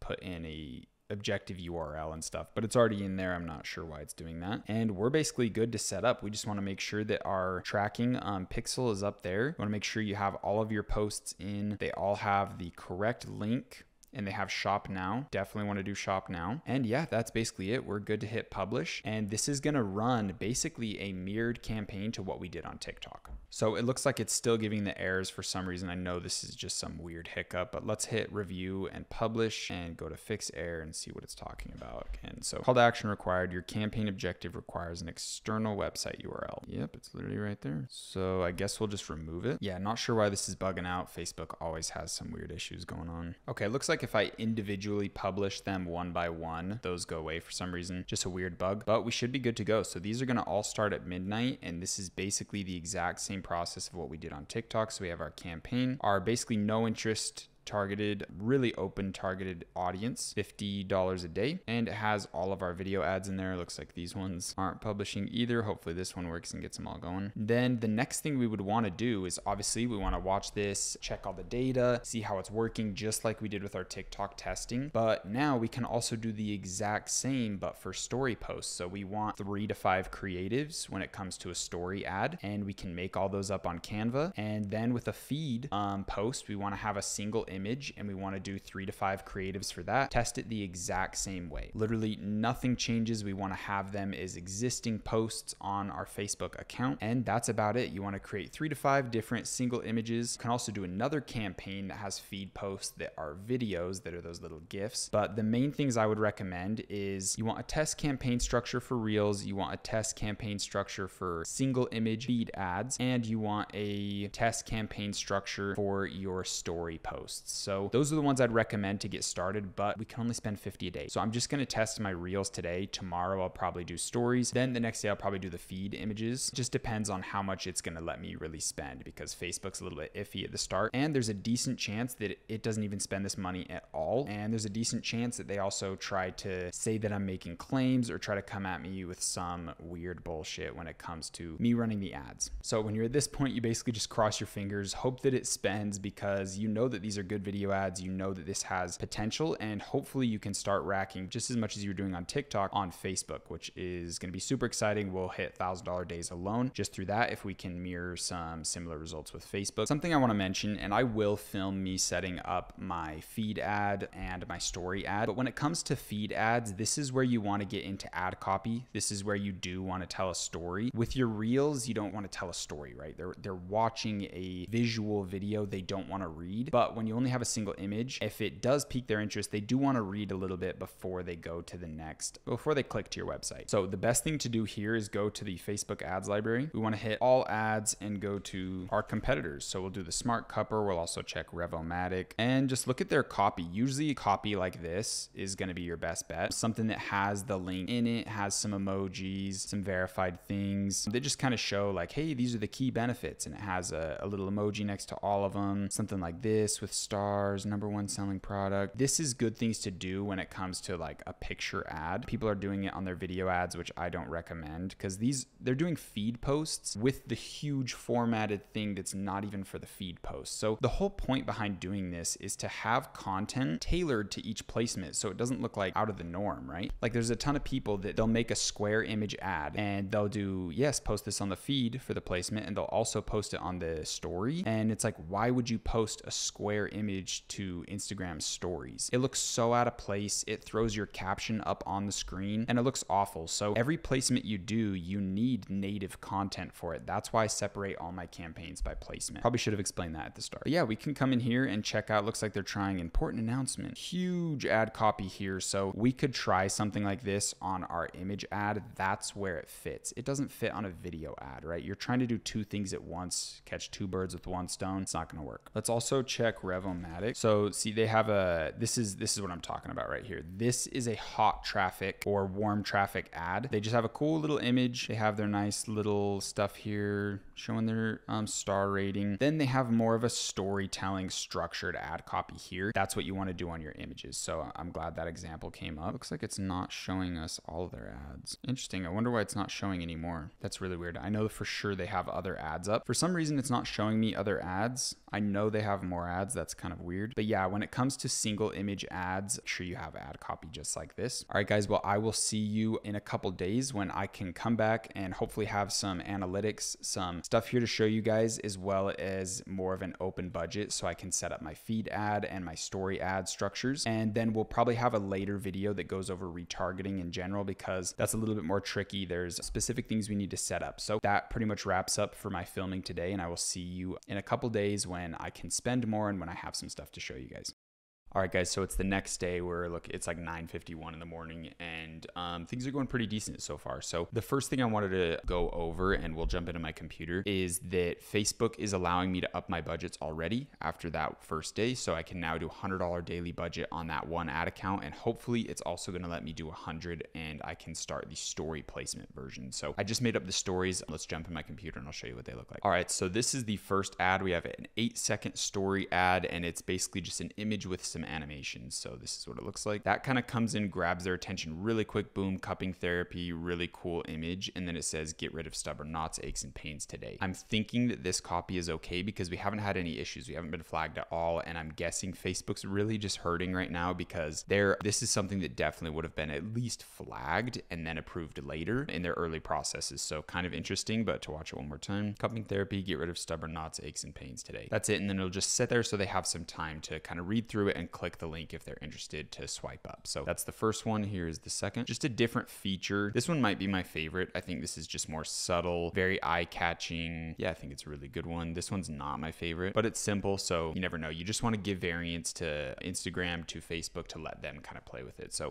these are going to be the different creatives that we throw into the story ad. To give an update on the store, it's 9 in the morning. We've already done 100 in sales. This month so far, just in March, in these first 3 days, we've done 1,000. We've already processed almost 2,000 on this store, and we're doing it profitably. It's kind of insane. So let's jump into the Facebook ads. I have everything set up and I kind of want to show you what it looks like. So just started a new campaign. We're just calling this stories. The campaign name is basically just going to be the placement that I'm going for because everything else is the same. So we have a story ad. Obviously we're going to be doing auction, sales, and that's really all we need to hit for that. Ad group, I just label it no targeting. Website, maximum number of conversions, purchase, make sure the pixel's in there. $100 daily budget. Oh, it's only going to let me do 50. So we'll have to do 50. Sadly, that just means we're going to be getting data slower. That's basically all it means. Things are getting more automated, more simple, more easy with Facebook and with honestly every advertising platform. We're heading in a really good direction. I really like it because in the end of the day, as a business owner, our job is just to make cool videos, cool content that people resonate with, and that's it. Facebook does the rest, TikTok does the rest, Google does the rest. All these advertising platforms are getting really optimized. So it used to be that like the amount of budget that you would put in would dictate like the level of success you get. Like, oh, you put too high of a budget, your results are going to be too expensive. Facebook thinks you have money, so they're going to waste your money more. That was kind of like the theories and stuff. And there was a lot of results that showed that lower budgets would get more purchases at a lower price, and then you just have to duplicate them a million times. But we're getting away from that and we're heading in a really good direction. So high budgets is good because it allows us to move faster, get more data, because it's not hindering or like killing our results in any way, our quality. quality. So very exciting there. I'm just gonna have it roll today, even though I usually say started at 12 at midnight. I don't really care. Like $50 a day, $100 a day isn't too much for me personally. I know for some other people that's not the case, but yeah, for me, I'd rather just get the spend going ASAP. So US, New Zealand, Canada, UK, Australia, no age, no gender changes, no targeting. Manual placement's really important. Make sure you're only on the Instagram story and Facebook story. That's about it for that. Let's hit publish because I had to change the $50 daily budget. Okay, so I'll turn ad preview on. You can see them in here. I did have to download them as videos, so keep this in mind. So I downloaded these as videos. When I did GIF or GIF, whatever you want to call it, it didn't show up in the preview, and I just wanted to make sure that it was functioning properly. I didn't want someone to just get an ad of the hand and like none of the animations come up or for some reason. So I just made him a video. There's no sound to him, so it's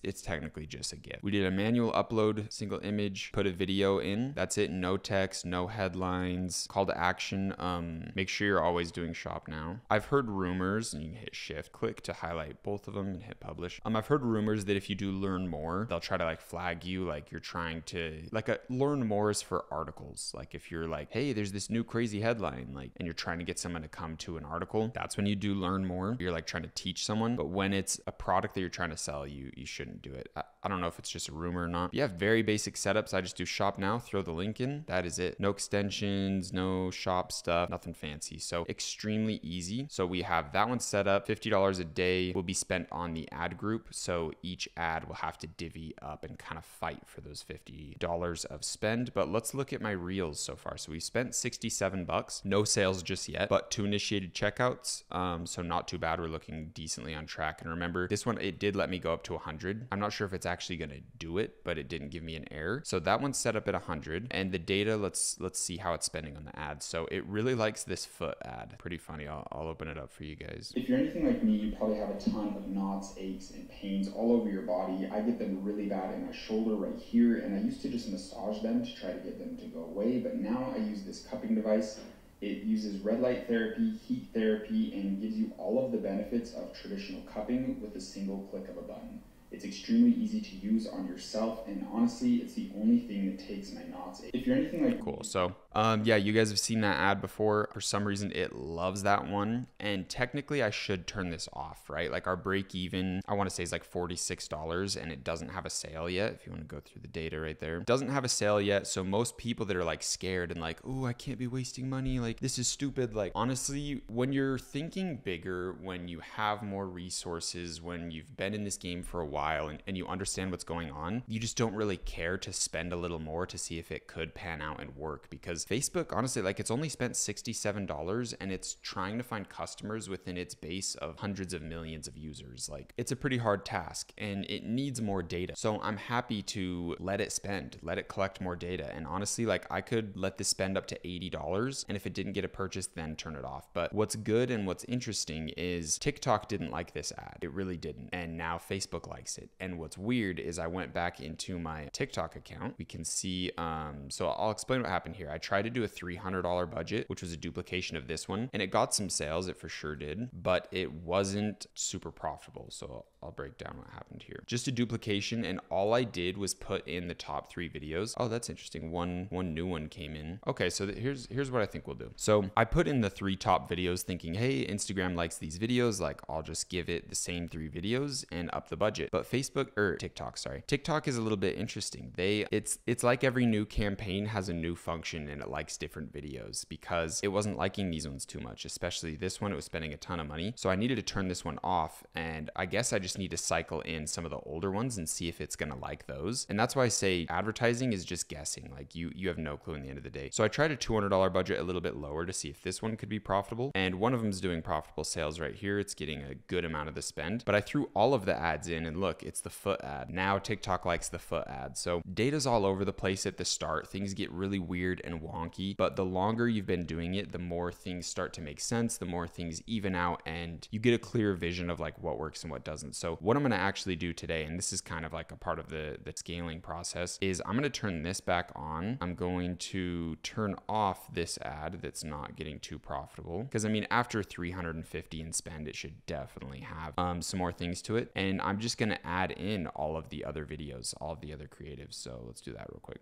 Okay, so actually what I would have to do to get all of these other ads in is copy and paste the codes in again. I can't just grab them as existing videos. Oh, here's another thing. So it says that it's partially not delivering. So something that this tells me, which is really good, is that I need to target 18 and older. So you can see what it says. Therefore, it can only be viewed by users 18 and above. So I could go in on my next ads and select only 18 and older, and it might improve the performance, but it's a natural filter they're already doing. They're already avoiding showing this to different ages, younger ages, but I'm going to turn the 300 one off. Honestly, we can just add this one to $300 budget since it's already working good, because that last one, I honestly am too lazy. I can't be asked to go copy and paste all the codes, select them again, email them to myself, paste them in here. I just don't really want to do that. Also, it's kind of, you need to be a little bit calm with scaling. It's easy to see once you have a product, once you have a winner that's like going to just like run at it full force, but you do want to be a little bit hesitant and a little bit slow through the process. Let it collect data. Don't just throw thousands of dollars a day in, because you can really start getting in a scary place. So I'm gonna actually let this go out for a couple days. Something that my old mentor told me when I was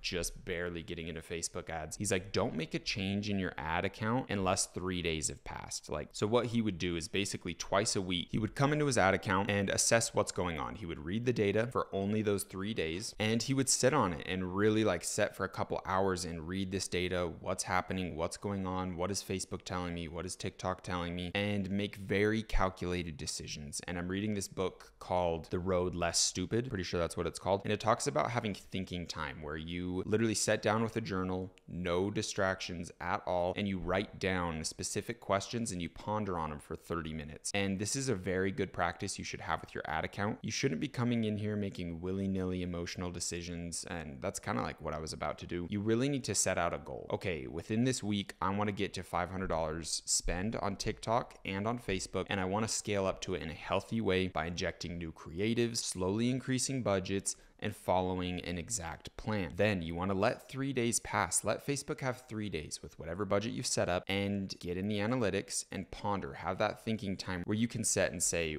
okay, what is Facebook telling me? What actions do I need to take? Does it need better videos? What videos did good? How can I perform in these videos a little bit better? How can I optimize them? How can I make the hook more engaging? Can I add a sound in? Can I do something crazy at the start? And maybe I can say, hey, are you having pain in your neck? Then you need to try this thing instantly. And anyone that's having pain in their neck is instantly going to hone in, be like, yeah, it's been bugging me all day. And maybe we can get people that way. And you can sit and ponder. And again, kind of referencing the stuff in module 1, you can let the universe give you those thoughts. You can use your brain as a radio frequency to tune in to something higher than yourself, whatever you want to believe, whatever you want to call it, it is there. Tune into that and ask, what do I need to do? What actions do I need to take? And silence your mind and listen and create very calculated decisions that are well thought out within your ad account, because it's very easy to come in here and be like, wow, it's working. Let's throw in more and get emotional. That's a good emotion, but it's still emotional. So it all needs to be on data. It all needs to be on analytics, and you need to take your time and be really slow. Try to follow that rule of only coming in every 3 days and messing with stuff, and making sure that anytime you make a change, it's a very well thought out decision, because when you start just clicking buttons, turning things off and on, your optimization goes to shit extremely quick. So tons of little side tangents there, but my overall theory is that it's gonna be best to throw in as many creatives as possible. Like if I get to the point, it's just a theory, I need to test it a little bit more, because things are always changing, right? And it's always fun to test new things. But every campaign you start, you should probably throw in almost like all of the videos you have, and just kind of go through that fun process of seeing which one TikTok likes the most, turn it off if it's not getting good performance, let the other one spend, maybe add in some more, and just have a really huge recycling library of content that TikTok can play with, that Facebook can play with. But I will hone in more on these theories. This is just some theoretical stuff for my ad account and what I think is doing good based on my results, because you have to remember, genuinely every ad campaign, every ad group, every ad account, every business manager, every platform is going to operate completely different from one another. The results are going to vary so much. It depends on your product. It depends. We're doing the scientific method with like 20,000 variables, millions of variables, honestly. Like it's very hard to say this works every time, or like this is the best, because it's always going to change. So definitely a big side tangent. I'm at like 18 minutes of filming, almost 19. And yeah, that's basically the update for today. I will come back when I have some image ads. We'll probably do those tomorrow of like the feed posts, and then we'll get into some retargeting, and then later down the line we'll show a big scaling process for both TikTok and Facebook.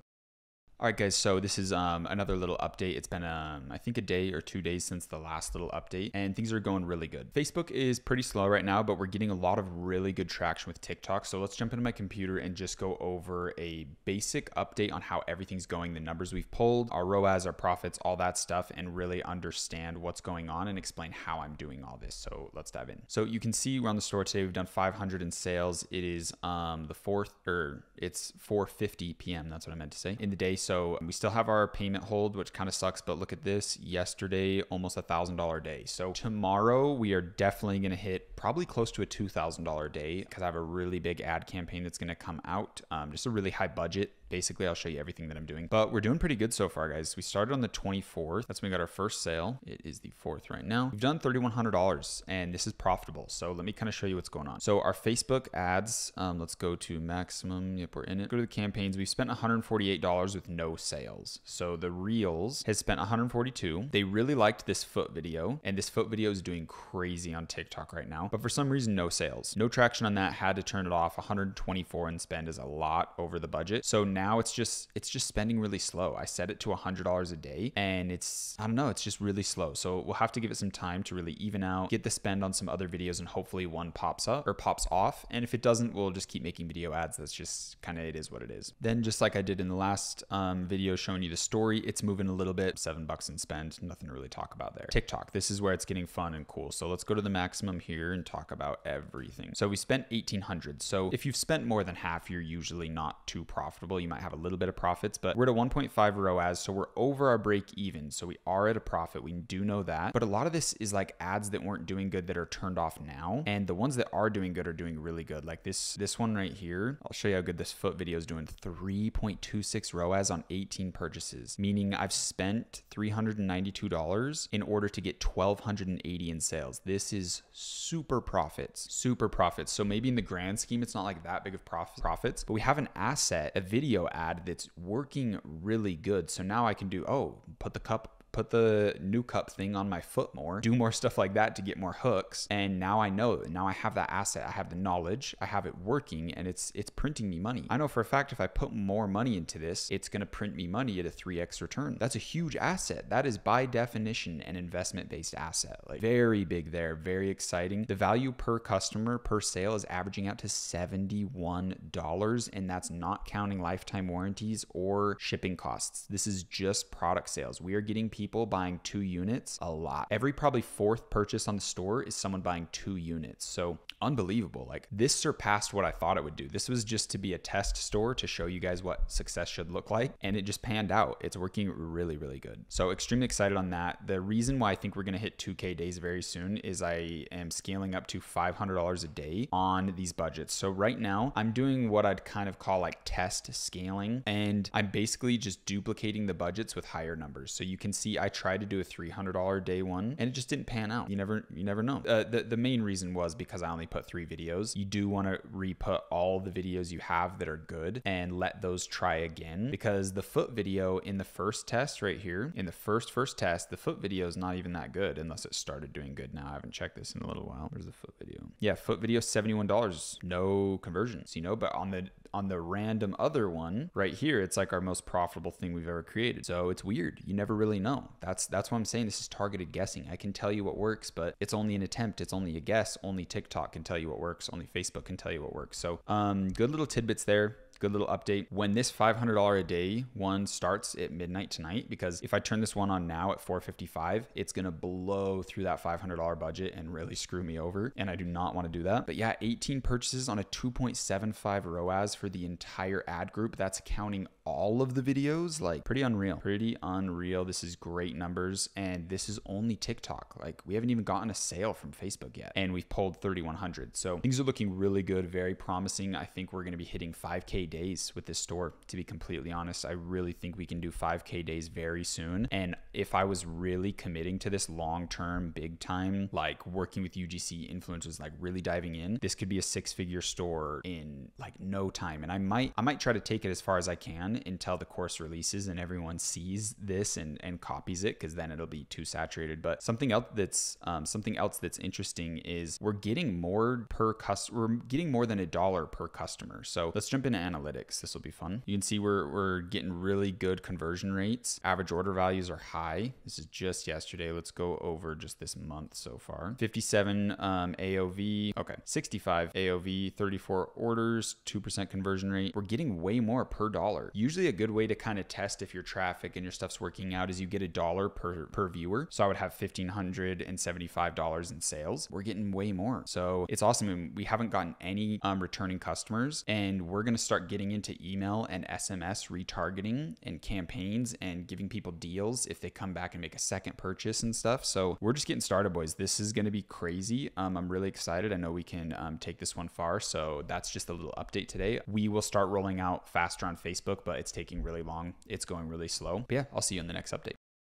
All right, guys, we've been kind of all over the place with Facebook ads, but I want to wrap it up in this kind of part that I'm filming today. So to give you an update of what happened, Shopify has shut my payments down. They shut everything down, but we got it back up and running. So let's kind of show this month so far. It is the 11th today, and on the 7th, 8th, and 9th, we were fully taken down, 0 in sales. We got taken down halfway through the day here, or else we would have hit probably a $3,000 day. We were really scaling up. I spent like $2K on my ad budgets and lost it all, not realizing the store was taken down in time. So really sad there, but we turned ads back on yesterday, hit 570, and we're at 517 today, scaling up, and we're healthy again. So very good news. But when it comes to Facebook, all I really did is I go over this in the bonus module, putting out fires with like Shopify and payment issues. I kind of go over it in detail, but I had to turn all my ads off and return them back on. So I basically just duplicate them and let them start again. I'm not going to get into my feed post ad just yet, like the single image ad. I'm going to be doing that later, and I'm going to have a video later down the line that goes over the entire kind of like structure of Facebook and how to get Omni-Presence, how to really set up cold, medium, and hot traffic funnels, as well as retargeting and all those types of systems that you need to really crush it on Facebook before you really get into scaling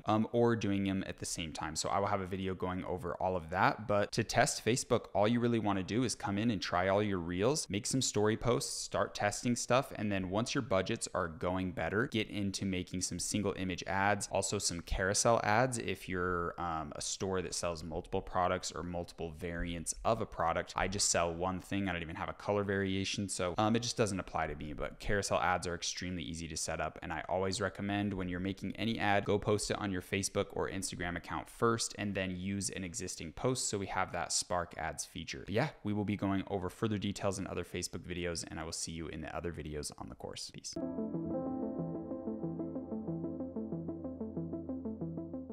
All right, guys, welcome in today's video where we're going to be talking about virtual assistants. And this is something that we really need to cover before we get into Facebook, because Facebook is such a scaling platform. It's where we're really going to get into like $1,000 day budgets and be jumping into a whole new level of e-commerce and dropshipping. So we need to have a virtual assistant locked in. And overall, there's a lot of requirements we want to make sure that we have locked in before we kind of get into the Facebook scaling stuff. We want to make sure we're really mastering TikTok and understanding it and getting profitable on it, as well as starting to work with UGC creators so we can get a big influx of content that we can utilize on Facebook. So to get kind of some ducks in line or get everything in order before we jump into Facebook, the first thing we need to tackle now is the virtual assistants, especially since we've been doing TikTok and hopefully gaining some traction with it. So without further ado, let's get into the virtual assistant walkthrough.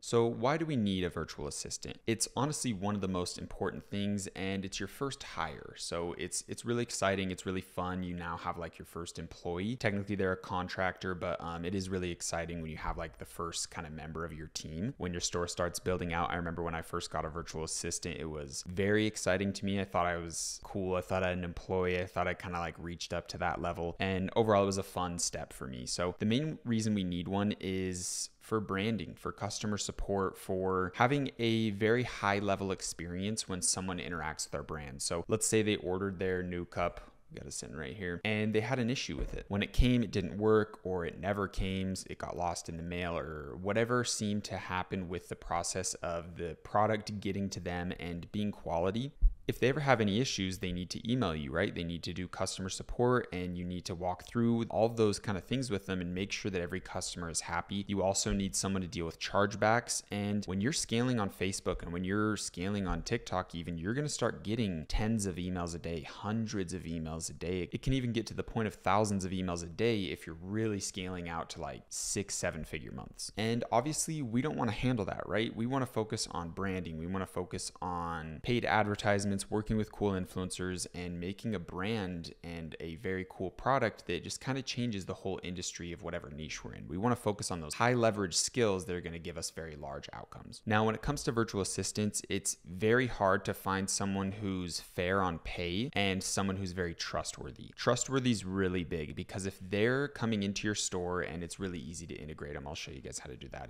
It takes seconds. Then we want to make sure they're trustworthy, right? If they're handling chargebacks and they're like representing our store through customer service and kind of doing these high level things, they're representing our brand. They're representing us and all the work that we're doing. So we need to make sure that the customer support and all of these things that they do for us is extremely high level, while also being fair when it comes to cost. So we're not out $2,000, $3,000, $4,000, $5,000 a month just for some help with emails and chargebacks, especially in the starting days when we really don't need too much help, but we just don't want to handle it ourselves. And that is why I'm going to be introducing you guys to Omar. Omar is absolutely amazing. He's the first and only virtual assistant I have ever worked with. On my first successful store ever, I thankfully came across him, and we've been working together ever since. Now, that was in borderline 2016, potentially 2017. He shares pictures of his kids with me. We've become very close over the years, and his ability to provide amazing prices as well as amazing work when it comes to customer support, handling chargebacks, he'll even handle PayPal. So if you have your PayPal up, mine's obviously banned, then you can have him log into that through admin access, and he can handle the chargebacks on PayPal as well. So you don't even have to worry about it and get that extra high conversion rate on your store because you offer PayPal as a checkout process. So if you're not banned from PayPal, I definitely recommend using Omar to help handle the chargebacks, because you don't want to be handling that personally. He can also handle any data entry. So if you kind of need some help with some back end stuff of keeping track of things, he can help with spreadsheets and all that stuff. He can also manage all of your comment sections on Facebook, TikTok, YouTube, anything. So if your brand is making content and people are starting to like hammer you down, or they're saying this is a scam or anything like that, he can help monitor those, delete them, or reply to them and say, hey, if you had an issue with your product, please hit us up on support. We are happy to help you out. We offer guarantees, we offer warranties. We're excited and happy to help you. They can do that on the comment section, which is really big. And he can also take care of some Shopify store development and like design elements to your website and your Shopify itself. So, and he has been doing this for years. He has a group of agents that he personally trains, so they get all of the cutting edge information that he keeps up with. He's managed 8-figure stores. He's as credible as it comes, and he's as trustworthy as it comes. I've worked with him for 5+ years now. So when it comes to pricing, I wanted to share a little bit of the information that he sent to me, because ultimately, since me and him have such a close relationship, he's giving extra special pricing for anyone that's going through this course. So you guys absolutely have to work with Omar. He's the best. You're never going to find someone that has as high of quality service as him with this price point. It's actually insane. So these are some prices he shared with me. If you have a small store, getting around 10 to 30 emails a day, that's going to be around $500 a month, which is unbelievably cheap and fair. And he's ultimately responding within 24 hours. You get 8-hour-a-day service Monday through Friday. And he's also taking care of the chargebacks within that pricing for $500. It's genuinely unbelievable. He's absolutely the best. Next, for a medium store, this is going to be like 30 to 60 emails a day. This will cost you around $750 a month. And if you have a high volume store with around 60 to 100 emails every single day, that's going to be around $1,000 per month. So these are incredibly fair prices. And ultimately, he can handle any amount of work thrown at him, even all the people going through this course, because he has an agency where he trains people and builds up employees based on the outputs and the work that he needs. And it's all proof checked by him and quality is ensured. So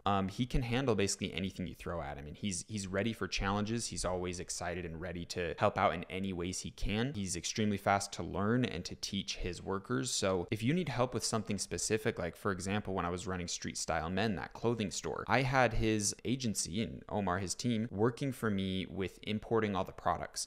I just sent a video of, hey, here's how I import all my products. Make sure you import them like this, create a description for them. I usually pick images that look like this, and he would import 10 products a day, and then I would just run the Facebook ads and I would test 10 products a day on that store. So if there's something that he can help you out with, he's very excited and open to learning it, and he'll give you a very fair price point for executing on that service. So Omar is the GOAT. Like, the fact that you guys get a connection like this that's verified, trusted, and has quality assurance that can help out with anything is one of the bigger assets of this course, right? Like, for you to go search out for a virtual assistant that's trustworthy, that's punctual, that gets stuff done with fair pricing, like, it just doesn't really happen. So this is a very big opportunity for you guys. You absolutely need to lock this in for your store. If you're getting 10 emails a day, 5 emails a day, that's your time to reach out to Omar. That's your time to get a virtual assistant, offload that. You shouldn't be handling it. You shouldn't be handling emails, support, chargebacks, anything. And ultimately, it's really easy to get in contact with him and get him connected to your store. So if you're ready to reach out to Omar, or you want to get him going on your store, or honestly, like, any little project you need help with when it comes to the e-commerce space, he's been in it for years. He knows how to handle it. The best way to contact him is with this information right here, or obviously the information will be below in the description. His Discord is Omar with a little hashtag 7590, and his WhatsApp is here. They'll be popped up on the screens. They'll also be below. So you guys can easily reach out to him. He will share the email that you connect to your store, and it's a really easy process. You go to your store, you go to users, you go to add user, you add him in, and you give him a couple simple permissions. He'll tell you what permissions he needs, and I can assure you that he is extremely trustworthy. He has my full backing, my full trust, and I can promise you that there's going to be zero issues with having him integrated in your store. So that basically wraps up everything with virtual assistants. It's a pretty easy, simple video. He can walk you through any questions you still have. It's a pretty easy process. You get connected with him, you get set up on your store, you get him integrated in, tell him what services you want. He'll give you an exact pricing if you're going to add something on, but those are his prices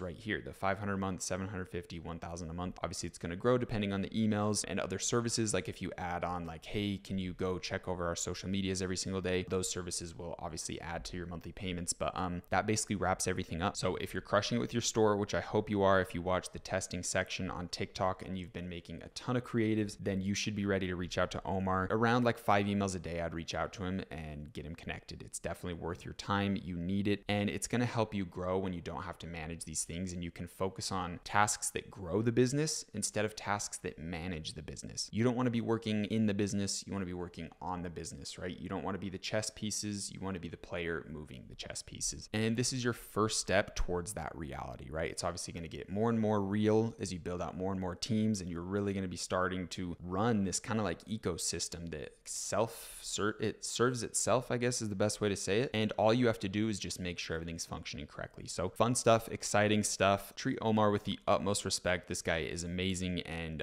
he does a lot for us. So get connected with him when you're ready, and I will see you in the next video where we will most likely be going over UGC content so we can build up our big library of video ads so we can jump into Facebook properly. I will see you there.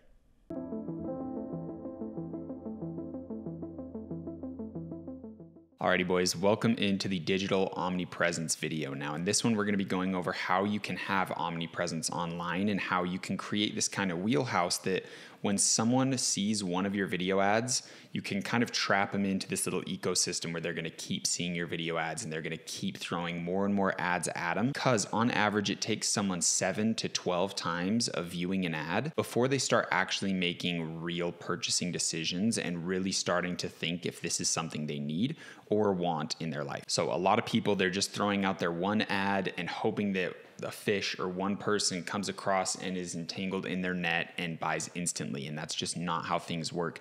You need to have a layer of 7 to 12 nets that the fish has to try to swim through all of them.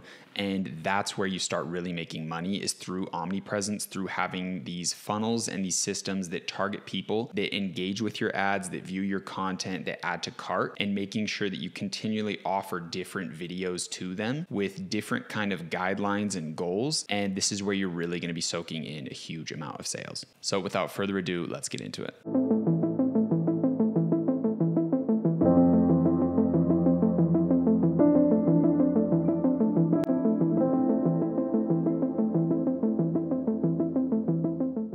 right, guys, so the best way to explain this is I made another little Miro whiteboard thing. And we have up here the 7 to 12 day process that it takes someone to buy. And this is kind of, you at least need 4 nets. And we'll talk about how this kind of system works through basically just different tiers is like the best way to explain it. So first off, we have ice cold traffic. This is people that have never seen your product. They've never seen this thing. They don't know what the new cup is. They have no clue what's going on, but hopefully they have neck pain, shoulder pain, or they would benefit from this device. And this is our first contact point with them. This is our first time showing them our brand, showing them our product, and we need to speak their language on this ad. This is really important. So this is our ice cold traffic ads. This is where we're targeting people with like the blank targeting ad groups that have the $100 daily budgets. That's ice cold traffic. Or when we start playing with targeted interests, for example, if I target people that are into weightlifting or bodybuilding, and I obviously would want to make a bodybuilding video ad to tie in with that ad group. But when we're targeting them, it's still ice cold traffic. They still have no clue who we are. So the goal on this is to grab attention. It's our hook, right? That gets the fish interested. It's the bait basically. And the biggest way we can bait someone in is by speaking their language. Like if I was selling this to gamers who are hunched over on the computer, I'd say, hey, are you sick of being hunched over on your computer 8 hours a day? Is your neck and shoulders really starting to feel the pain of that posture? And anyone who hears that is immediately hooked in. So that's the goal with these first ads, with these ice cold traffic ads, is we need to hook people in. We need to grab attention and speak someone's specific language. Just doing mass production like, hey, do your shoulders hurt? Here's this. It can hook people if they're in excruciating shoulder pain, but it's not going to hook everyone unless you are hyper specific. So for testing products, testing brands,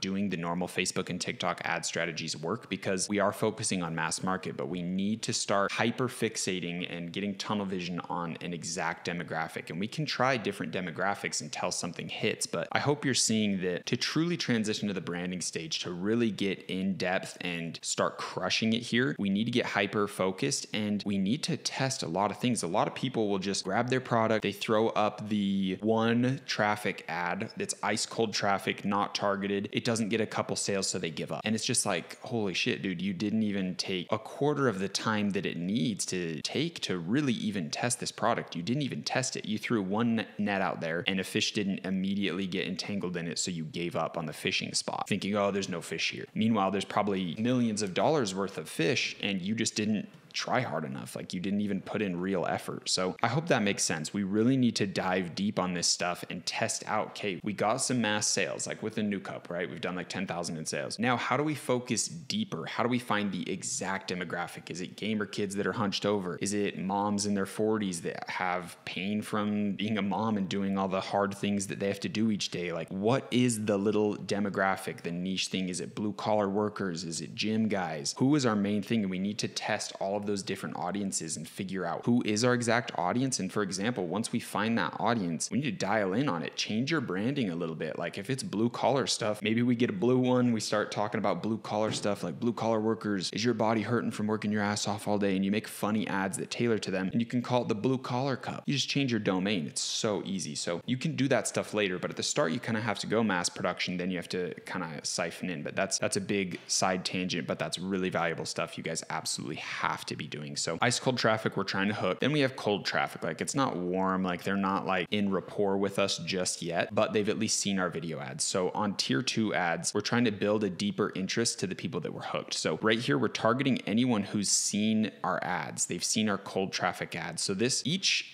tier is basically going to be a campaign. We have ice cold traffic campaigns and we have cold traffic, warm traffic, hot traffic campaigns. So the cold traffic campaign is going to target people who have engaged with this ad or they've seen it. So anyone who has seen our cold traffic ads, we are going to target them on cold traffic. And with this ad, we're going to try to build interest. Like, and you can even mention like, hey, we saw that you saw one of our ads, but you didn't click to our website or something. And you can say these type of things that like, oh, how did they know that? That's kind of crazy. And build up interest, but that's not really the main point because you should have already hooked them a little bit. Your main point here is to build interest, talk about the benefits of the product. And this is another really big thing is people try to sell like, oh, it has 6 to 12 heating modes and and they list all these little features and the cupping device is small enough to fit anywhere in your body. And they list these little features and nobody cares about features. They care about, does it work? They care about certainty. Sales is a transfer of certainty. You need to say, I am certain this product product will change your life. This is why I'm recommending it. I'm certain this will take your knots out. This will take headaches away. And obviously you have to make sure you're in compliance with Facebook's advertising policies and stuff like that. But you want to sell certainty. You want to sell results, solutions. That's why people buy things. You don't buy something because it has a little feature on it. You buy it because you're certain it's going to provide a solution. So that's what you need to really be conveying in your cold traffic ads in your tier 2. Next, tier 3 is where you really start selling. You really need to say like, and this is, let's talk about how you target them. So the goal is to sell harder, and you're targeting people that have had their interest built. And you can tell if someone's interest is built is if they have gone to your website, but they haven't purchased. And I'll show you on Facebook what that looks like to set it up. It's super easy. Once we finish explaining all these, I'll show you guys how you can jump in Facebook, how you can jump in TikTok and target these people. Really easy to set up within the audience section on Facebook and with the custom audience little section on TikTok. Easy stuff. So on the Sell Harder Tier 3 campaign, our goal is to target people that have engaged with our ads, have clicked our website, but they haven't added to cart, they haven't purchased. This is people that their interest was built, right? Like okay, I'm looking into it. Maybe it's something cool. I don't know if I want it, or I'm not going to make a decision yet.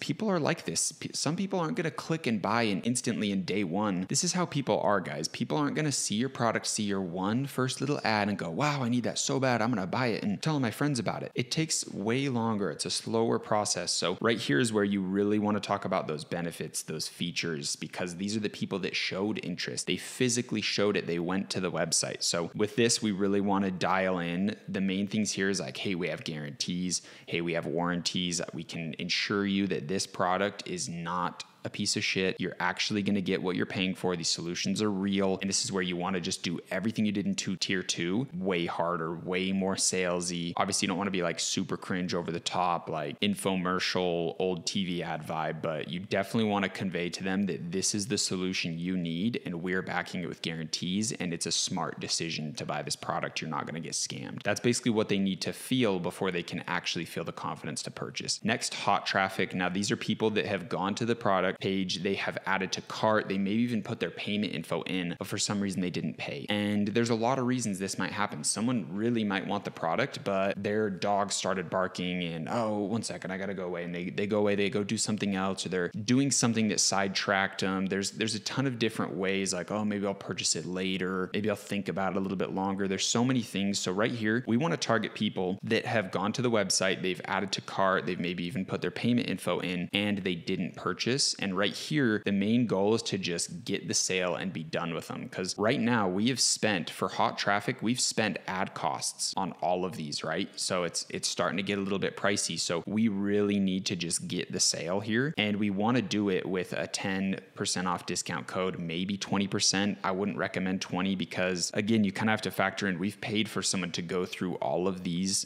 steps and it costs money to go through every single step. So to also give them 20% off, I usually wouldn't recommend. Maybe 10 to 15 is a little bit better, but you want to get the discount code and be like, hey, we know you've seen our ads. We know you're interested in this product. Maybe you need a little bit of a kick in the butt to purchase, or you need a little bit of a push. So here it is. Here's your 10 to 15% off discount code to buy your new cup today. And these ads aren't your just run of the mill ads. Like they need to be targeted. They need to be hyper focused. Like when you're buying like UGC and influencer ads, it's tier 1 shit, maybe tier 2 shit. The tier 3 and 4 shit needs to be like hyper specific. Like you need to be saying like, hey, we know you're a weightlifter that came to our website, but you didn't purchase for some reason. Maybe it's because you think it's a crappy product. Maybe it's because you don't think we have warranties or guarantees. But here's why we do. Like talk to them like a physical person. Like don't just have these run-of-the-mill ads like, the new cup is so good, buy one today, with the automated shit. Like that's hook stuff. We want to be really investing in time and talking to people, human beings. These are human beings that are buying, right? These aren't robot numbers. Just because we see them in our analytics as little robot numbers doesn't mean they are. These are real people, so start talking to them like that. And this is how we get Omnipresence. This is where we have like fucking 50 of these hook ads going at a time. So this is kind of an example of what it would look like. We have a ton of cold traffic campaigns. We're targeting different interests. We're doing zero targeting. We're targeting different demographics. We're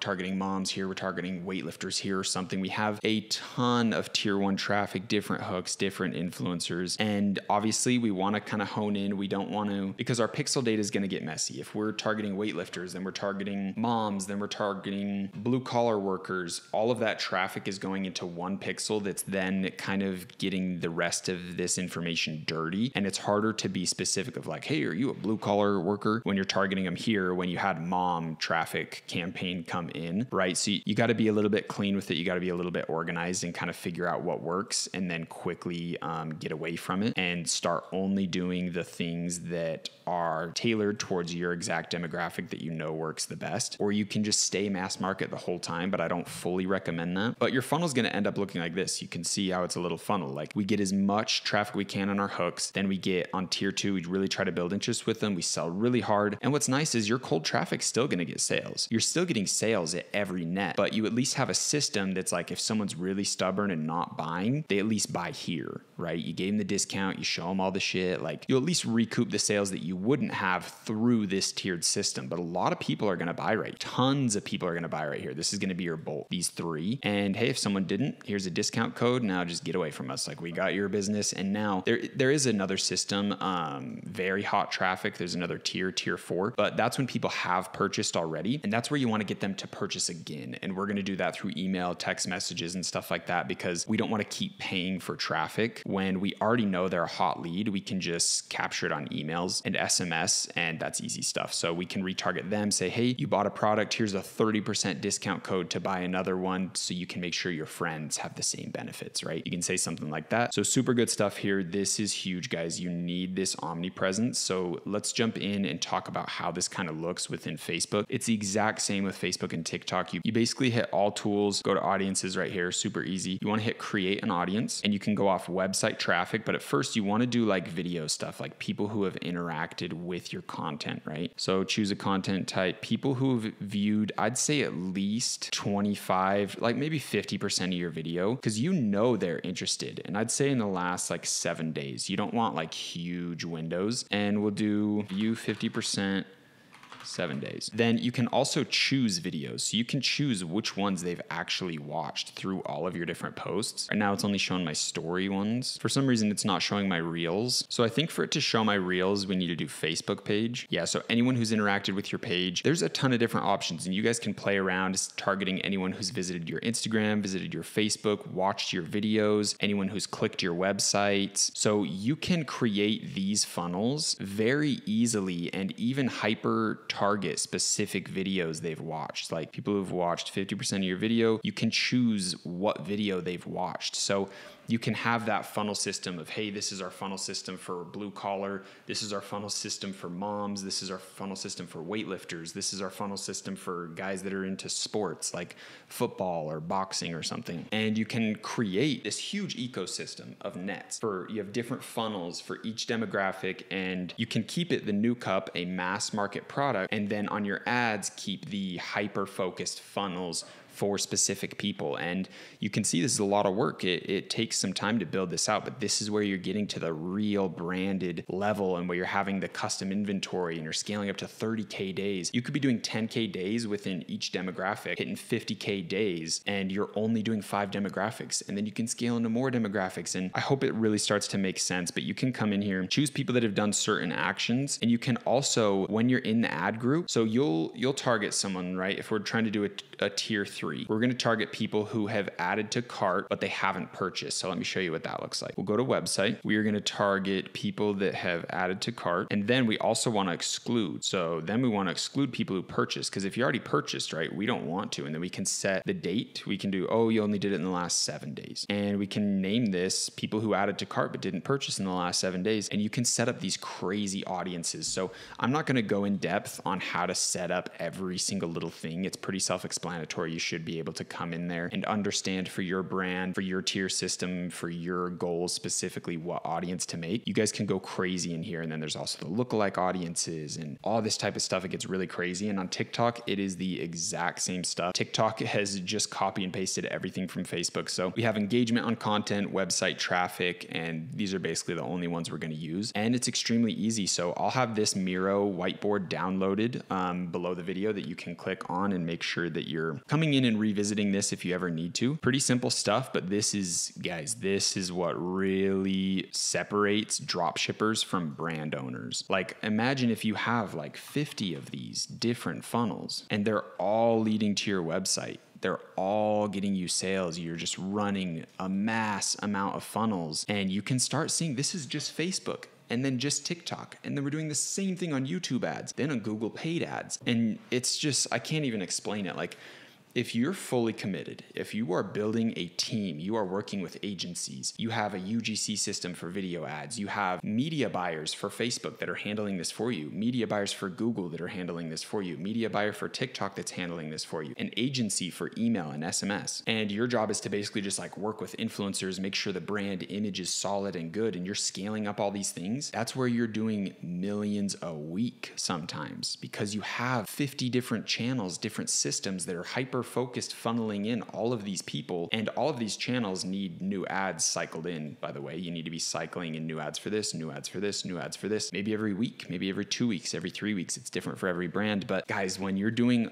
all of this effort, like let's say this is just TikTok, then you have Facebook, then you have Google, you're doing all these systems. Guys, it is incredibly easy to be profiting multiple six figures a week when you're running at scale like this. And then you're also buying like hundreds of thousands of units every time, getting them for dirt cheap. Like you could probably get these for like $3, $4, $5 when you're buying that many of them, with branding, with packaging, with warehousing, even probably $5 for all of that. And you're selling it for 50, and you're gonna need those margins, right? Because now you have huge teams and you're crushing it. And this is the 7-figure framework, boys. This is crazy. This is a big video. Me talking about this Omni-Presence, this place where you have ads everywhere and you have systems and everything's self-sufficient and you have this amazing little world you've created. This is your business, right? This is what it looks like. So I hope you guys got a ton of value out of this one. This Miro board will be shared right below, and I will see you in the other videos. Make sure you guys are taking action on this, putting in the effort, making those audiences, making those custom videos, setting up those discount codes, and really crushing it and giving this brand everything you've got, because this is life-changing money when it's executed properly. And don't be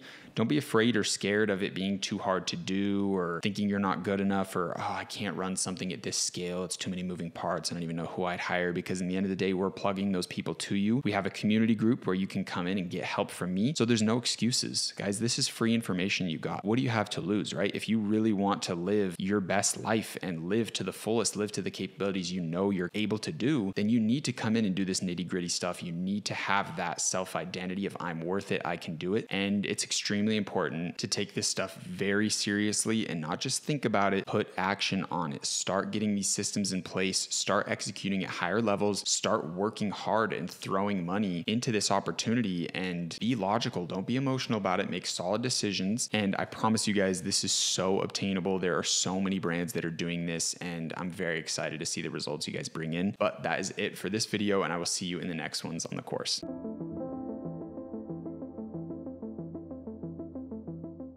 All right, guys, welcome into the world of influencers. Now, I hope that you're having some success with your brand, and that's why you're here. You should be really getting some solid results with your advertising, getting some traction, getting more UGC videos built out, and you're kind of looking for the next step. And that next step is influencers. There's a lot of things to talk about. There's a lot of levels to it. There's a lot of complexities, nuances, and it's kind of hard to put a price and a value point on something without really knowing until you try it, right? Like you can think that some influencer, oh, they have 5 million followers, it's going to bring me so many sales, but you can't really track it. There's so many variables. So it's kind of like the wild west of educated guessing, which is the theme of all advertising and all marketing. But there's a ton of different talking points today. So let's just get into it.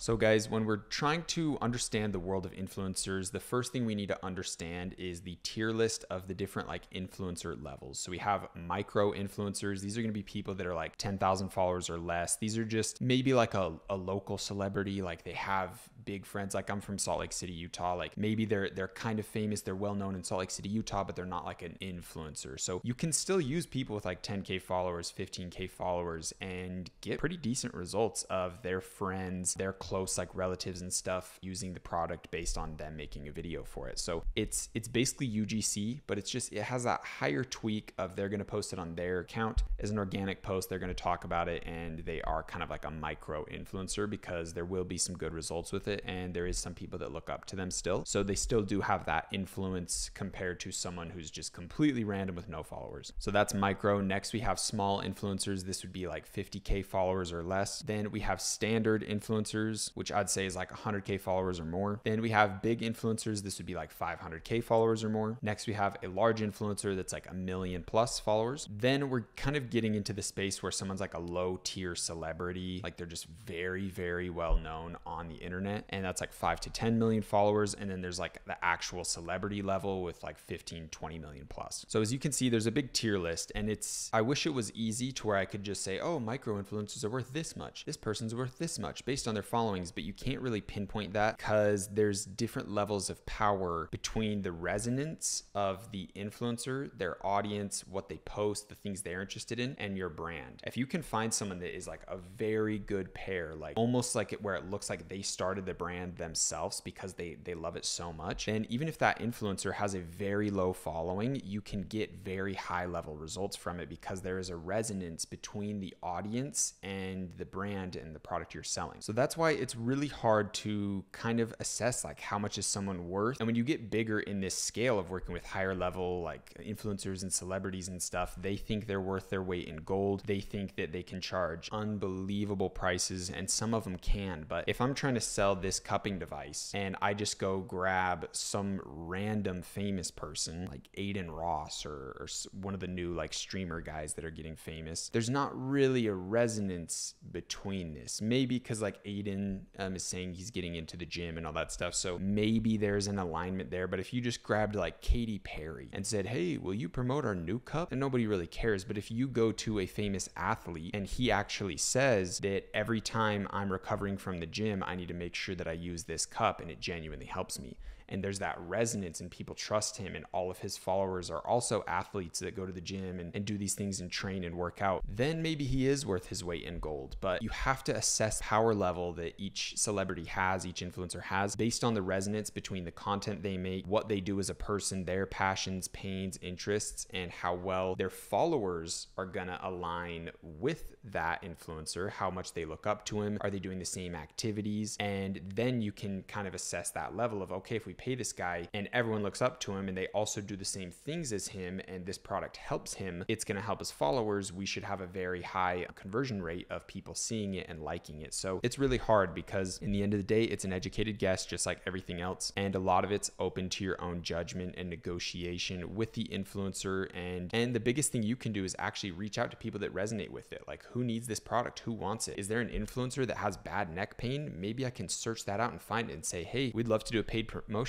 We saw that you have issues with your neck and back pain. We have a product that helps it. I think it'd be an awesome opportunity for you to showcase how it helps you. You don't have to say anything ingenuine. If the product doesn't help you, say that it doesn't help, but we'd like to pay you $5,000 for a post. And if they have like 500,000 followers, I'd say that's very worth it in my opinion, because you're also getting that video of that influencer saying it that you can run on paid ads later. So you're getting a UGC video, you're getting an organic post, and I would say that that's worth $5,000 for sure. But a lot of these influencers gonna be like, oh, 20K for a post, especially when you're in like the million range, and it starts getting really crazy. So you have to assess like, how passionate are their followers? That's a big question. If someone has 1 million followers, what's the engagement rate on their TikToks, on their Instagram posts, on their YouTube posts, whatever social medias they're utilizing? How obsessed are people with that person? For example, Andrew Tate, everyone is obsessed with him. If you are a fan of Andrew Tate, it is like an identity for you almost at this point. So if you have have Andrew Tate say something, his resonance with his audience and his ability to persuade them and get them to take an action is very, very big. But a lot of people don't have that connection with their audience. If they say, hey, go try this out, nobody trusts them. Maybe they do paid promotions all the time. There's, oh, here's just their other paid promotion. And at that point, they're worth nothing, genuinely nothing. The only value you get is their face saying whatever they said, promoting your product for paid ads later. You basically just paid $20,000 for a UGC video. So it's not as worth it. You need to find people that have an actual influence over their followers, and it's kind of hard to test that. You can use tools like this. It's called Social Blade. For example, this is Sneako's Instagram. I guess you gotta log in. You gotta make a little free account with them. But you can go in and see some of their numbers and see like, okay, are they buying followers? Because you'll see a big, like on the graph of their following, you'll just see a huge spike where they bought 10,000 or 100,000 followers. So you can assess people's credibility there. But honestly, the best thing you can do is just naturally with your own eyes, go check out all of their social media platforms, see how people comment. Did they look like fake spam bot comments? How much likes do they get? Go watch their content. Is this influencer genuine in their content, or are they just doing like clown shit to get views? Because let's, for example, think of someone who makes like prank videos or just like does dumb shit for views and nobody really cares about them. It's just about the shock factor of what they're doing. That person could have 20 million followers, but if they say, hey, go check out this cupping device, and it just doesn't correlate to their content, nobody cares. They're watching this guy for shock value pranks, not for cupping device promotions. Like that's gonna flop so hard. So you really need to ensure that this person is going to benefit from my product, and them making content promoting this product is going to feel natural and organic. It's not gonna feel like some random person with 20 million followers is making a post about my product because they're obviously just getting paid a ton of money. Unless your brand is bringing in like millions a month, then maybe you can go pay Kevin Hart to hold up the new cup and say, this is the best product in the world, and you can run mass production ads, similar to what Fabletics is doing. So that's like big company stuff, and that's way later down the line. The first thing you need to do when it comes to influencers is just start small. Search for those micro influencers, search for people that are really small, and try to get people to make content for you simply by you just giving them the product for free. And right, our product cost is like $15, so we can extremely easily just send this out to like maybe 50 people, maybe 100 people. We can hire a VA, and their job is just to create relationships with micro influencers, send them products, collect the videos, and help us post them. That's probably something my virtual assistant that I gave you guys a connection to, Omar, he could probably handle this. If you tell them what to do, they will find someone to do it and get work done for you. So when you're doing the micro influencers, the small influencers, and when you're just getting started, that's what you want to focus on, but you want to do it at a mass level. Send these out to your friends, send these products everywhere, get people realizing how much it helps, because then they're going to do word of mouth. If they're actually getting a pain point solved and it makes them feel better, they're going to tell someone about it. Word's going to start going around, and at that point, you just want to make sure that you have a brand name on it so you seem legit. The influencer stuff, I would recommend more getting into it. Once you have your brand name on your product, that's really going to help out a ton when it comes to word of mouth and getting like custom content, especially with like UGC and stuff. Like UGC and influencers and really scaling these up is more of what you do when you already know something works. Like I already know that this new cup is selling, so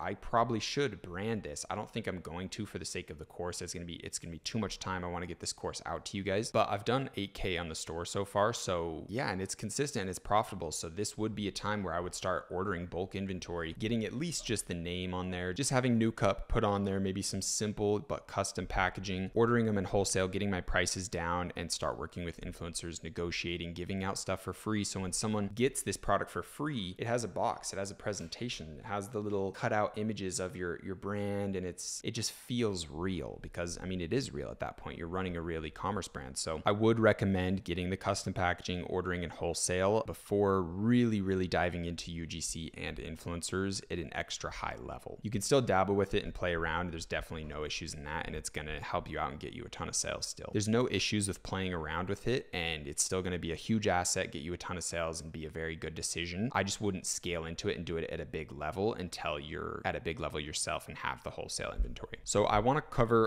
pricing and results and like how to kind of measure it out, but honestly, you kind of can't. You have to go in and assess based off educated decisions of how much you think it's worth based on, compare it to your paid ads. When you're running paid ads, how much are you spending? Are you spending 2K a day, 3K a day, 5K a day? Maybe you can test an an influencer with 500,000 followers or a couple 100,000 more, maybe close to 1 million followers, maybe you can pay them 2, 3, 4,000, like your daily ad budget, and just see how it works that day. Did you get a ton of sales? And then now you also have this asset of the video of them talking that you can use on your paid ads forever. Also, if you're in the community group, please let me know what influencers you're trying to work with. Ask me questions and I can try to help give you pricing, but prices change every day. Some people think they're worth so much more than they are, and some people will do it for very cheap, and some people will just want the product. They resonate with the brand and they're excited to do it for just a free product. But if you have questions and there's any way I can help, make sure you throw those in the community group. So how do we find these influencers, especially the small ones? The best thing you can do is look up hashtags, look up content on TikTok, on Facebook, on Instagram, on Twitter even. YouTube influencers are really, really big. If someone has a big YouTube following, deep connection, making content around how to stretch better, how to feel better, body health and wellness, that's the person I'm going to be paying $5K to talk about this product. If they make a designated video for it, they have 100,000 subscribers, very engaged audience, that's worth 5 to 10K for sure. Like you will be getting 20, 30K in sales extremely easily off that, without a doubt. So the best way to find these people is go check out YouTube for videos that pertain to your brand, to your company, your product. So for example, with this product, I would go on YouTube, go on all social media platforms and look up videos of like how to get knots out of your neck, how to get pain. Like think of the customer. What is the customer doing? Your potential customer has neck pain, shoulder pain. They want to recover better. They want to feel better. Their body hurts. So look up videos about how to solve these pains. And if there's someone that has a channel dedicated to that, that's your guy. So all you have to do is act like a consumer, act like you have this problem. And it's best if you're selling a product, you probably should have the problem. I have this problem. So it's really easy for me to think of the customer journey. What is a customer looking for? What's hurting? Where are they going to search for solutions? And find the people that are credible, that are telling them the solution, and pay that person to say your product's name, to showcase your brand. That's where the genuine connection is huge, especially if these influencers or these content creators have big followings. That's where they truly are worth their weight in gold. If I can find some guy that gets 500K views on every single video and all he does is talk about how to take away pain, how to make your body feel better, how to eat better, health, wellness, all that stuff, and he's a credible figure and his followers have a very deep, genuine connection with him, they trust what he says, that is truly worth its weight in gold. I would be paying $20,000, $30,000, potentially even more for something like that, because that video is going to be an asset that's on YouTube forever. I'm talking if he makes a whole YouTube video, and that's where pricing's hard, is because did they mention it in 30 seconds in the video? Do they make a full video around it? Do they make one Instagram post of them holding it? Like, you have to negotiate and find pricing that you think is worth it for you based on your educated guesses. That's where it's so hard, because so many influencers have different following levels, different relationship levels, and where are they going to post it? Are they going to make like a crappy TikTok video that lightly mentions to go buy it and try it, or is it a full dedicated YouTube video? But yeah, for a fully dedicated YouTube video, I'd pay $20,000, $30,000 for someone with 500,000 followers that would make a full video about my product. Even if it was titled like how to get rid of neck pain, and I know it'll get like 1 million views and my product is the main solution mentioned in there, that's for sure worth $20,000, $30,000. So I hope that gives you a good understanding of the influencer world. There's not too much I can teach you when it comes to look exactly for this, pay this exact amount, because it's so open. It's such a large Wild West world filled with tons of different variables that are extremely hard to calculate. So if you need help calculating stuff, you need help finding influencers, make sure you are hitting me up in the community group, and I will do my best to help you along that process. The best thing you can do is have some sort of structure that gives you a systemized like process and flow of constantly getting micro influencers. Like have a post or have an email after someone posts like, hey, if you make a video about the product saying how much you love it, we'll refund 50% of the cost. That's going to give you a constant flow of micro influencers, UGC videos that you can use forever. That's a really big hack. That's stuff that you need to be doing. A post-purchase email flow that says, hey, thank you for purchasing. If you are willing to make a video for us on TikTok, like a vertical video showcasing the product, how much you love it, talking about it, anything. And if it's a good video that we like, we will refund 50% of your purchase. If not, refund 100% of it, because that is so worth it. Getting a high quality video that you actually like from someone who went out of their way and purchased it on their own accord. You're paying for UGC videos $200-300 sometimes for one video. So refunding them the $14 order cost, right? Like losing one purchase for a free video is unbelievably worth it. So that's something you want to do. Be working with small micro influencers at a large scale. Try to work with as many of them as you can. Try to create a system to manage it all. Then every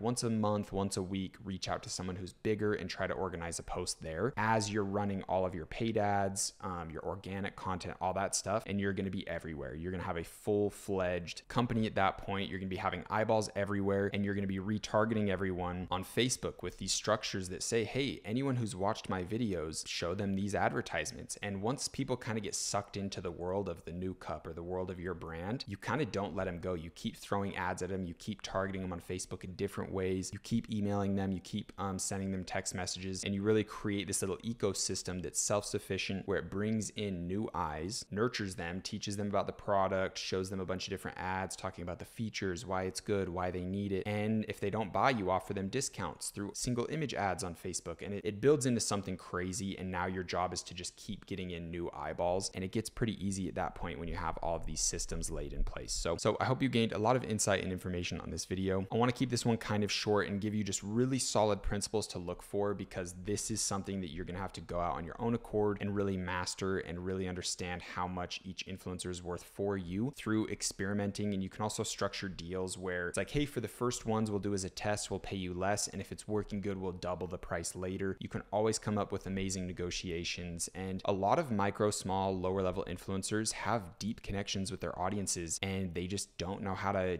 do sponsored posts. They've never done it. There's a ton of people on TikTok. There's a ton of small celebrities that have those connections, and it's your job to go search for them and create amazing deals that are a win-win for both parties. So on that note, we're going to end the video off, keep it a little bit short here, and I will see you on the other videos. Peace.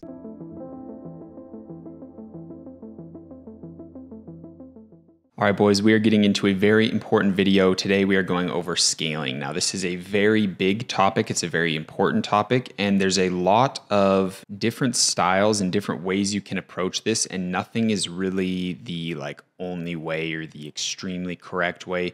There's a million different ways to do it. So what I want to do is go through the layouts and the foundations and give you guys all of the tools and proper understandings that you need of things like vertical scaling, horizontal scaling, how to mess with budgets, different scaling structures like cold traffic scaling, lookalike audience scaling, and interest-based scaling, and how we can really map everything out to understand the fundamentals and then play with it on our own brands and see what works for us, and basically just have all the tools at our belt to properly execute on the scaling process without me telling you one exact thing works, only do this, because it's just not that simple. So without further ado, let's dive in.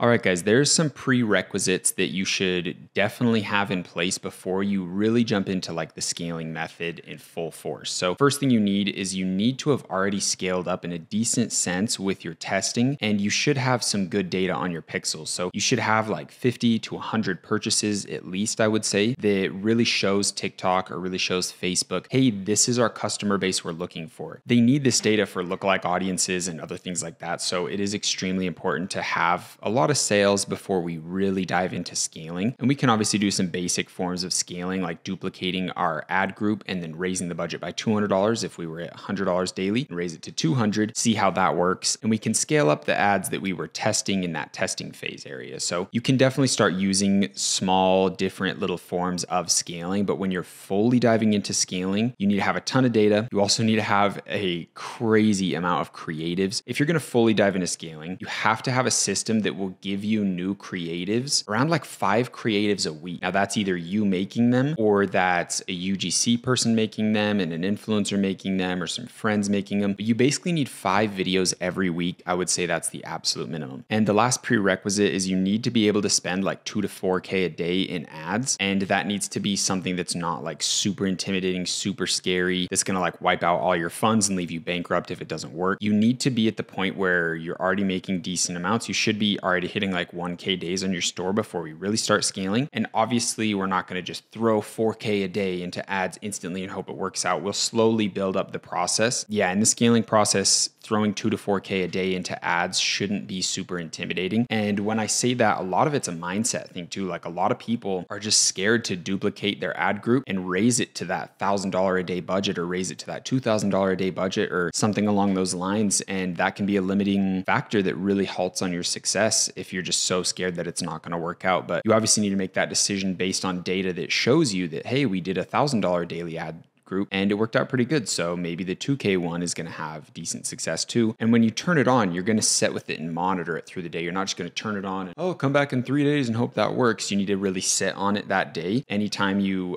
set up a new budget that has like double the amount of spend, you need to sit and monitor it for the first like hour or 2 hours, refreshing it to make sure that it's spending that money in a good way, because it could jump in and just send all of that money to a crappy video ad that isn't doing too good. So you need to cycle in those video ads, and you really need to give attention to all of your ad groups when they're getting duplicated. Then once things are kind of settling down, you can be a little bit less hands-on with it. But right when you duplicate and right when you get into the scaling process and going on bigger numbers, you do need to be pretty hands-on. You kind of need to handhold all of your video ads, make sure they're spending good, and then you can kind of lay off the brakes later. So a bunch of little side tangents, but make sure you have some of those prerequisites ready, and let's get into the scaling structure. So again, we are jumping into another whiteboard. My face probably just got way wider because of this white screen I'm looking at. But this is cold traffic scaling. So this is the first thing we're going to talk about. And obviously this should kind of make sense. Cold traffic scaling, we're trying to scale up the entry level of our funnel. So there's the cold traffic funnel here, then medium traffic or warm traffic, then hot traffic, right? Remember that big funnel we talked about in the Omni-Presence video? This is the top of the funnel, right? So we have our big ecosystem where they're seeing all our ads and all this good stuff. This is that top entry level. So this is like the first time people see us. So this is our campaign. We would have like a cold traffic scaling campaign. Then we would have one ad group that's like our blank targeting, and it would have all of our creatives in it. And your creatives should be cycled weekly or bi-weekly with 5 new videos every single time. That's what I recommend. So we'll have one ad group, and usually I'd say $100 at the start. For the blank targeting, same for targeted ad groups. And what are these targeted ad groups? So these are going to be where we test out certain things. There's different things we can test. We can test going to different demographics. Like if I want to sell this to football players, like I've mentioned a ton of times, then we will have like a football target where we have football videos. We need 5 of them. And we have targeted people who like football or sports or things that we would assume would show this to people that play football and might need some physical therapy or something. So that's an angle and offer, a demographic, everything that we're testing in one group with 5 videos. That's how we want to do it. And then we'll do another target one of nerds at the computer like me. Hey, is your posture so bad and you create video game ads? You can go into IKEA, find a little computer setup and film yourself in there, make some ads, or any furniture store, gaming store or something, or just do your setup at home. And that's another target. We're targeting a different demographic with a different offer with video ads made for it. And this is really important. So what I've just explained here, where we're getting into different audiences, different demographics and targeting them, this is called horizontal scaling. We're scaling into different demographics. We're not scaling up our budgets. That's vertical scaling. So vertical scaling is when you're like, hey, this blank targeting is doing really good. Let's duplicate this ad group that was set at $100 a day and set it to $200 a day. Wow, 200 did really good. Let's set it to 500. 500 still doing really good on a daily level. Let's scale it to 750. Still doing good. Let's do 1,000. Let's do 2,000, 3,500, 5,000. And you want to just keep kind of scaling up and see how far you can go. And usually if you have good creatives, you're going to be able to get to the $2,000, $3,000 range a day in spend on ad groups. But what's nice is you're doing the $100, you're doing the 200, you're doing the 350, you're doing the 500, you're still spending, that's like 1,500 right there. So every time you scale up, you're still spending the lower ones. So all of them are performing really good. Hopefully that makes sense. And you can actually be spending like 10K a day. If you get to the point of having like a 3K a day ad group that still performs, you can just really get your numbers up. So I hope that makes sense. Raising your budget daily is vertical scaling, and raising your, or trying more demographics, more marketing angles, more like you can, a marketing angle, a different, for horizontal scaling, a different example, instead of like targeting just football players, you can just target everyone, but talk about a different selling point. So I could have one ad group that the targeted selling point that I'm doing is shoulder pain, just shoulder pain. Then we can do the exact same with just back pain, then just leg pain. Like, are your legs so sore from running? And we target runners or something. Like, basically you have your blank targeting, it's like going to the masses, and then all of these other ones you're either testing like a different offer, a different angle of why someone should buy, or like a different pain point, like, hey, does your back hurt? Hey, do your shoulders hurt? Examples, obviously this is going to apply to your product and its different things. Or you can have some that talk about different features. Like in one I can highlight the red light therapy and the heat therapy. I can like kind of talk about that one more. But if we think of the scientific method, these are like our isolated variables, these ad groups. We're testing something different, and we usually want to test one thing at a time. Hey, let's try football people. Hey, let's try shoulder pain people. Let's try moms, right? And we want to, like, if we're doing moms, I want to have my mom go use the new cup and have her do it and her voiceover and everything, because the audience, the demographic is going to resonate with her. They're not going to resonate with me, right? So we need to be thinking of all of these elements, and we need to constantly be scaling into different demographics, focusing on different things, seeing what works, seeing what doesn't work. And then at the same time of doing that, we need to be scaling the budgets up. So I hope this makes sense. This is like the entire kind of scaling process. And it also comes into lookalike audiences. So we're going to do the same thing, but the different ad groups are people who viewed content. And maybe you can try this out too on Facebook. I know this works. You can't do it on TikTok, but you can try a view content ad. Hey, you go into Facebook, you say, hey, we want a lookalike audience of everyone who's viewed content in the last 180 days. So you have this huge demographic of data of people that like the new cup, and you can send them a video, send them an image ad, send them a story ad, send them a reel ad, and Facebook can kind of pick out, okay, this person likes video ads, because each human being has their own algorithm of what ads they interact with. So if I only interact with story ads, Facebook's only going to show me story ads. Like, they're going to be way more hesitant to show me a video ad because I only interact with story ads. So hopefully that makes sense. If you have, this is a good thing to test as well in another ad group. You can do like a testing ad group with multiple creatives, create one of those, $100 budget a day, and test a video, an image, a story, and a reel, all of your best ones in that, and see how that performs, right? We just need to be testing everything. We need to have like a million campaigns running, a million different ad groups, and try to keep it all organized, but it is going to get a little messy. So that's an example of what we could do. But we want to, with lookalike scaling, we want to get deeper down the funnel, right? So at the start, we might not have enough people that have added to cart on our website in order for Facebook or TikTok to create a lookalike audience. They need like, I think it's like at least 1,000 people to take each action before you can start doing lookalikes for that exact point that you're trying to make. So like view content lookalike, that's going to be pretty easy. Like getting 1,000 people to your website, it's not too hard. Getting 1,000 people to add to cart, a little bit harder. So we want to try the view content lookalike ads. Once we have enough data, then we want to try the add to cart lookalike ads. Once we have enough of the add to cart lookalike, we want to jump into like initiate checkout. That's usually the next step. And the best is the purchase lookalike audience. Once you have 1,000 purchases, you can start scaling on this like crazy, and the data is so good. Facebook and TikTok are really going to be able to nail down like, okay, these are what buyers look like. And the performance, the numbers, the ROAS, everything is going to be really good on these campaigns. Next thing I want to go over is your creative test cycling. So like I said, your video ads are only going to last for a certain amount of time. I'll be honest, the new cup video ads I made, they're fizzling out. I need a new set of video ads. So I've had to scale down all of my stuff, take off all the things that isn't working, and we're basically back down to the point where I just need to create more video ads and start the cycle process again. So what you want to do is basically test 5 creatives a time, and you should be testing them every week. This is going to give you that nice blood flow, right? Because remember, creatives, video ads, content, all that stuff is the lifeblood of your business. So you need to be cycling out your lifeblood once a week minimum, and you need to at least be doing 5 videos. How do we test these videos? Once we get them, we're going to be using UGC, we're going to be using friends, we're going to be using our girlfriend, our mom, anyone who can make ads for us, anyone that fits the demographic that we're trying to sell to. Use yourself.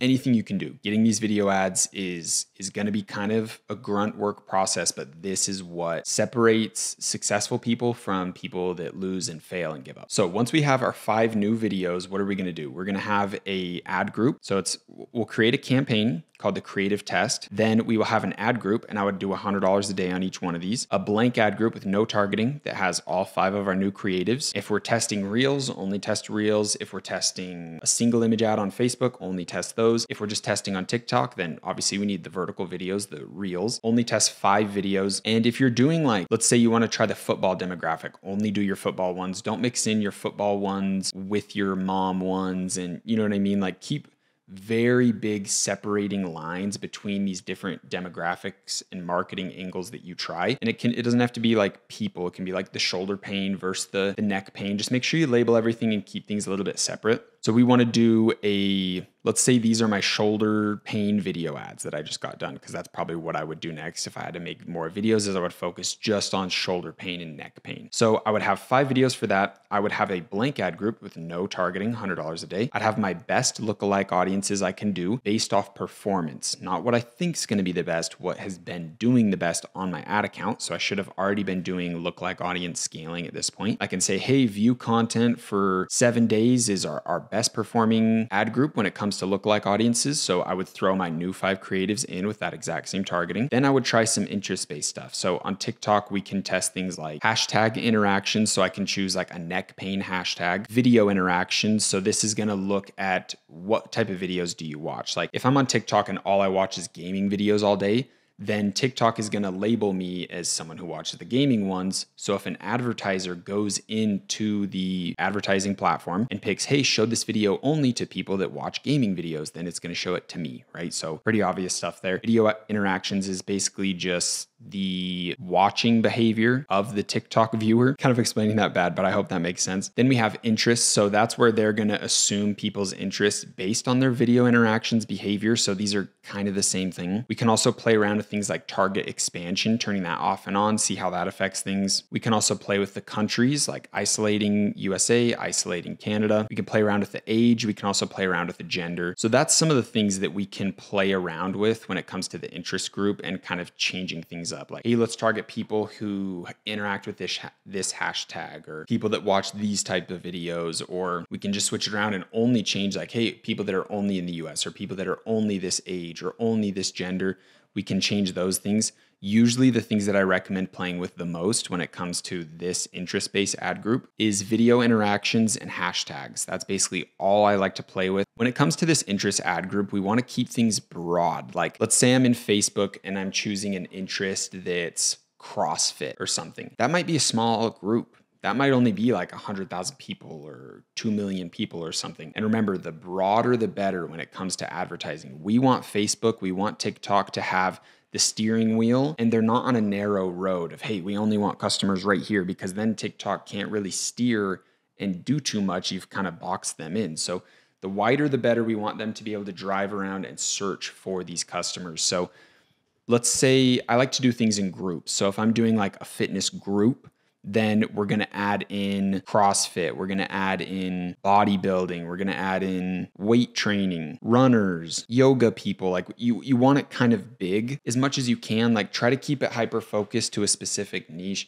especially if what you're testing is like, hey, we're going to target athletes. Like make sure you're not doing stuff that's like outside of the scope, but make sure you're just not narrow. Then obviously we're just going to throw our 5 creatives in for each ad group, and we're going to watch them. We do our natural thing of like, oh, creative 1's getting all the spend, but it's not doing too well. Kill it off. Then the spend starts coming more to 2, 3, 4, and 5. Hey, 2's working really good. Super cool. 3's getting no spend. 4's doing really bad. Cut 4 out. Now 3 is getting more spend, and we see, okay, 2, 3, and 5 are our best videos. Now we know that. Now we can use those later down the line. And I know you're not going to really want to spend $300 in a day just to test your video ads, but I really think it's worth it. You can, if you really need to, I would just do the blank at $100 a day and let it spend on the creatives. But testing all of them is really good because it could be a fluke. Remember my foot ad, the ad where I like had the new cup on my foot? At first, that one was really bad. TikTok didn't like it. Facebook didn't like it. And then it became my biggest purchaser that overall made me thousands of dollars in profit. So you really need to be careful. So something could flop on the blank testing ad group, But on the lookalike audiences, it does really good. On interests, it does really good as well. So that's why I recommend doing that. This should be happening once a week. And you can test it for like 1, 2, 3 days as long as you need to make sure all of the ad groups at least got a decent amount of spend to see which ones are good or bad. Then with all the good ones, we want to properly insert those into scaling campaigns like the lookalike scaling ad groups or the cold traffic scaling ad groups. So yeah, we basically just want to make sure that our creatives are getting cycled in really good. And if we need to like retest everything because like right now, like everything died out on mine, so now I need to restart, then we just restart again at $100 daily budgets, focusing on doing some horizontal scaling. Then if we need to restart, we can just focus on our blank targeting test group, start at $100 a day and just build back up again. But we don't want to have to rebuild. We want to be able to just be like, hey, this ad sucks. Hey, here's our new one. And we can always be grabbing ads from our tested ad group campaign that we know these ads are good. We know TikTok likes them. We know Facebook likes them. So we're going to be juggling doing all of this on Facebook and on TikTok. So you can see how it can get a little bit messy. But I promise you guys, if you are diligently in here, you are following these systems, you're creating these ecosystems to get your 5 videos each week, you're coming in, you're cycling things out, you're running your cold traffic scaling, you're running your testing ad groups, you're running your lookalike audience scaling, and then you're doing your retargeting omnipresence, you're going to be looking really good when it comes to numbers, when it comes to revenue, profit, and all of that stuff, and it's going to be worth your time. This is the only thing we need to do. Everything else is outsourced, and eventually we can even outsource this process itself, and we will be getting into that on a later video. Now, keep in mind this big thing here, the Omni-Presence stuff that I went over in this video. And by the way, you guys will get access to this Miro board in a link below the video. So keep in mind this process. Now, this is something we have to tailor back into everything is we need to be having tier 1 ads that are hooks, tier 2 ads that are building interest more, tier 3 ads that are selling harder, and then tier 4 ads that are running discounts. We need to run funnel systems like this basically for like every different thing we're targeting. So kind of rough. We're going to need to have a cold traffic scaling pyramid like this, a lookalike audience scaling pyramid like this. And every time we try an ad group demographic that's like very different, like moms, we need to have a mom only tiered system with the ice cold traffic, build interest tier 2. We need to have that system based for every demographic we try. So kind of a lot to handle. Jump into things at the level you're ready for, right? Like let's try mass market scaling with cold traffic. Maybe we just do blank. Then let's try lookalike audience scaling, mass traffic again. Let's only focus on view content and keep things simple. We'll just focus on that later. Then we can get into the different demographics, trying to target athletes, trying to target boxers, trying to target moms, trying to target nerds. We can do that stuff later. But the main thing we need to do is continually test creatives 5 a week, absolute minimum.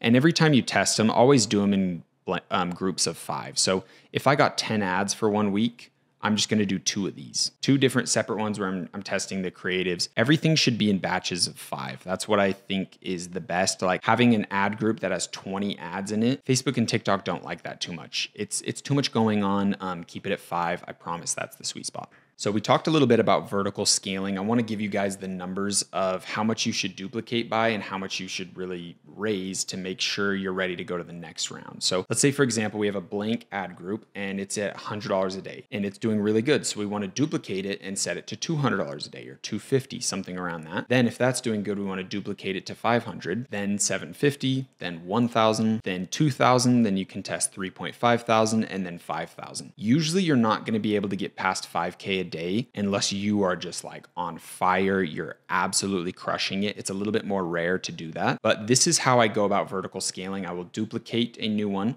I'll keep the old one running. If it's working, do not turn it off. If anything's working, never ever turn it off. We'll go over stuff like that in like the managing ad groups section because that's what we're going to talk about next. Yeah, when it comes to duplicating, make sure you duplicate and kind of go by those numbers. And we want to follow this number kind of schedule for our vertical scaling, our lookalike audience scaling, our interest scaling, all of that stuff. When it comes to retargeting, you can't really duplicate and do high budgets like this because retargeting, the audience size are very limited to people that have seen our ads. So we can't just say, hey, hey, spend $500 a day on retargeting because there's not enough people for them to do that. So how do we know what budgets to do in retargeting? Usually the best thing to do is like if I'm retargeting people that have viewed content in the last 30 days, but they didn't purchase, let's just start that at $5 a day and we will be able to see where our ceiling's at. We'll scale, okay, we'll scale to $8 a day, $10 a day, $20 a day. And this one, I'll actually just raise the budget itself. I won't duplicate it. And usually you're going to get placed where you raise to that point and it's like results just fall off a cliff because you just don't have that many people to show ads to. So now Facebook's probably just showing it to random people. So hopefully that makes sense. When it comes to vertical scaling, it's very simple. Now let's talk over managing ads. How do we know when to turn something off? How do we know when to scale something up? This is really important. A lot of people get tripped up on this. A lot of people get scared, intimidated. They don't know if they're making good decisions or bad decisions. They don't know what data to really look at. So let's really dive in depth here. First things first, this is something my old mentor taught me.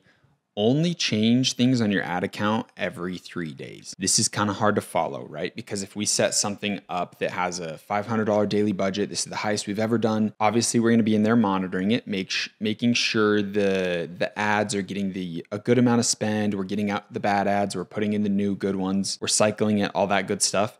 But when it comes to like ad groups and making like big decisions of like turning something off or on, try to make those big decisions every 3 days if possible, because we want to have, like, let's say we set up a new ad group, it's at $500 a day and we're constantly cycling the video ads. That's never going to change. But if we're trying to decide like, can this ad group take a $500 budget? We want to usually give it at least 3 days of cycling ads until we can see it level out. Because if we're just turning something on for a day, we cycle in like 2 video ads, because let's say like one video ad soaked up all the spend, but it wasn't good. So we cycled out a new one and we had to do that 2 times in one day. And then we're like, oh, this doesn't work, throw it away. You didn't really give it enough time. So usually 3-day time periods are like your best friend. It's also going to help you make decisions out of logic and not like fear-based stuff of like, oh, it's not working, let's just turn it off. Obviously, we don't want to waste money. So make sure you're checking like your break even, your ROAS, your cost per purchases, and you're making logical decisions there, but you're not just being like super snappy, emotional, reactive, because it's really easy to log in and be like, oh, we're down for the day. All right, we got to turn everything off and just get really emotional and scared and think of in fear and doubt. And that's when your frequency lowers and you're just going to be making stupid decisions. So here's a scenario. Let's think we've had an ad group that's been going for 20 days and it seemed to have pretty good results. For us to check how good the results actually are, we need to first go into a 7-day time frame period. So once we have our ad in that 7-day time period, we're going to be looking for the break-even number basically. So if your break-even for your product, for mine, it's like $30, $35 for this. I'm going to be looking at all of my video ads within that ad group and say, okay, am I getting a purchase for basically every time I spend $35 is a new purchase coming in? So that's kind of testing our break-even point. Like, hey, every time we spend our break-even, are we getting a new sale? You can also look at your cost per purchase. That's going to say, hey, we have to spend this much to get a purchase. It's basically your amount spent divided by your amount of purchases. So you want to check that number and say, hey, are we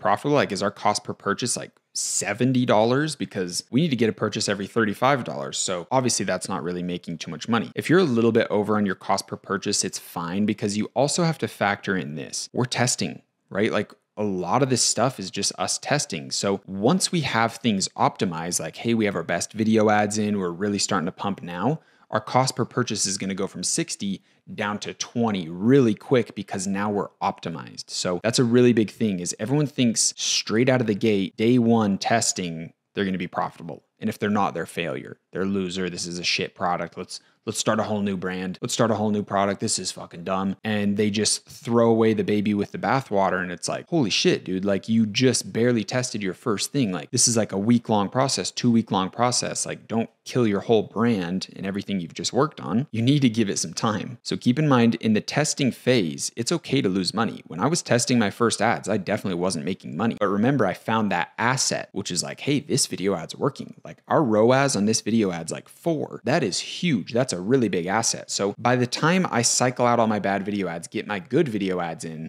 then we're going to go from unprofitable to profitable really quick on our ad group level. I hope that makes sense. But also keep this in mind. Anytime we're making decisions of when to turn things off or on, we're doing it at the ad level, right? The only time we're going to change things at the ad group level is if we've cycled out all our videos and we have like no more videos to do. Like, let's say I'm testing the gamer angle of like, hey, are you sitting at the computer all day and your shoulder hurts or your neck hurts? And I ran out of all my videos for that type of marketing angle. Then I need to turn the ad group off. But we want to not turn ad groups off. We want to keep them on as long as we can. We want to keep cycling in videos for them to keep them healthy and keep them alive, like blood does for our body, like I've been saying a million times. Because every ad group has its own like personality. It's like its own little entity. And if you turn it off, it's never going to really work the same. So anytime we decide to kill an ad group or to duplicate an ad group to a higher budget, think of it like a kid, like you're either killing that kid, it doesn't work anymore, or if you're duplicating and raising the budgets, you're like having a new kid, so you need to nurture it with more video ads and all this stuff. So it's a good way to think of it because it's like resource allocation. Like, do we have enough video ads to scale? Do we have enough kind of videos in inventory to keep feeding these ad groups? Huge tangent there. But another thing we can look at when we're trying to see, is our ad group doing good? Is our video ads doing good? Is the ROAS. Obviously, we need to be floating above the ROAS on our cog sheet. I think for me, the ROAS is like around a 1.2 to 1.3. So in the end of the day, we want to come in on our 7-day time frame, look at our cost per purchases, understand what our break even is, and see if that's kind of close to the cost per purchase. And we want to check our ROAS on the 7-day time frame and say, hey, are we looking good? Are we way low? Are we way higher? And we're not going to make any decisions. We now checked the 7-day time frame. Now we're going to check the 5-day time frame. We're going to go through everything again, the same thing, 5-day time frame, and we're doing this on the ad level with the creatives. Everything we're testing the creatives. Once we tested our 5-day time frame and we understand what that data looks like, we understand what the 7-day time frame data looks like. Now we're going to test the 3-day time frame and see how all of this data as a group. Then after we've seen all the time frames, 3-day, 5-day, and 7-day, we're going to kind of tie all of that information together and make decisions based off that. Now, the reason we want to do that is we could have a video ad that has been performing so good, but it's on a steep decline. It's starting to die really fast and we need to switch it out. But if we just look at the 7-day time frame, the ROAS could still be huge. We're like, oh, this thing's working really good. Then you go check the 5-day and you're like, oh, this video ad's not doing too good. Then you go check the 3-day time frame and it's doing really bad. And also, you should also do the 1-day time frame. So do a 1-day, a 3-day, a 5-day, and a 7-day, and make your decisions based on all of this data put together. It's really, really important. And guys, that is basically everything you need to know when it comes to scaling. There is a lot of different elements to handle, but you should have the tools and the foundations to understand where to take things, where to raise budgets, where to lower them, the process of cycling in blood, new videos into your ad groups, and just making proper decisions when it comes to scaling your cold traffic, scaling your lookalike audiences, scaling your interest-based ad groups, scaling your demographics where you're only targeting football players, moms, nerds, and utilizing all this information, all these tools to juggle all of that, doing your retargeting and your omnipresence, and also having someone take care of your email marketing, your SMS marketing. And you can really see how this turns into a full-fledged company, a full-fledged brand that has a lot of different things to worry about. And we're getting a ton of sales from all of these different angles. We can also jump in later to Google ads, and we can hire someone to take care of our Facebook ads. We can hire someone to take care of our TikTok ads. We can start getting into YouTube ads, Snapchat ads, Pinterest ads even, all while someone is crushing our email and SMS targeting. So this is scaling at a bird's eye view. We want to be working on all the different platforms, utilizing all of these different methods. We have cycles, we have systems that get us a ton of UGC videos, systems that get us a ton of scaling, systems that get us a ton of influencer videos. And I hope you're starting to see the big picture now. Then once we've dialed in our scaling, the next process we need to do is build out our teams. And that's exactly what we're going over in the next video. I will see you guys in there.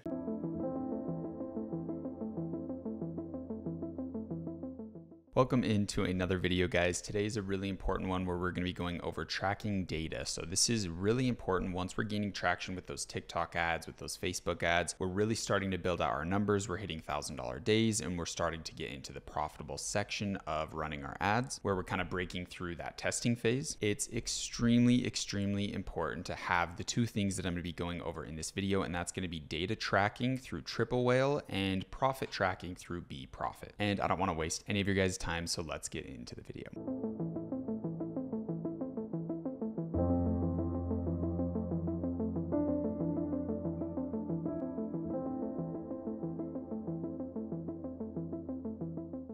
So guys, the first thing we're going to be going over is beprofit, and this is going to help us track our profit margin. This app is absolutely amazing, and it's extremely essential to understand how much you're actually making. It's going to grab all of the data from your different advertising channels, product costs, your payment processing fees even, and it's going to tell you in a very nice analytic dashboard what your profits are each day, each month, and you just can't really run a store without this. So make sure you click the link below this video. Again, remember, these affiliate links are the only way I'm able to do this free course for you guys. So please make sure you click and utilize those. So once you click the link below, go through a couple of their questions. They're going to be sent to a dashboard that looks like this. Get all signed up, answer a couple questions, pretty easy process. And yeah, you're going to do a couple more questions. So for me, I guess I'm in electronics. Ad platforms, I'm currently utilizing Facebook and TikTok.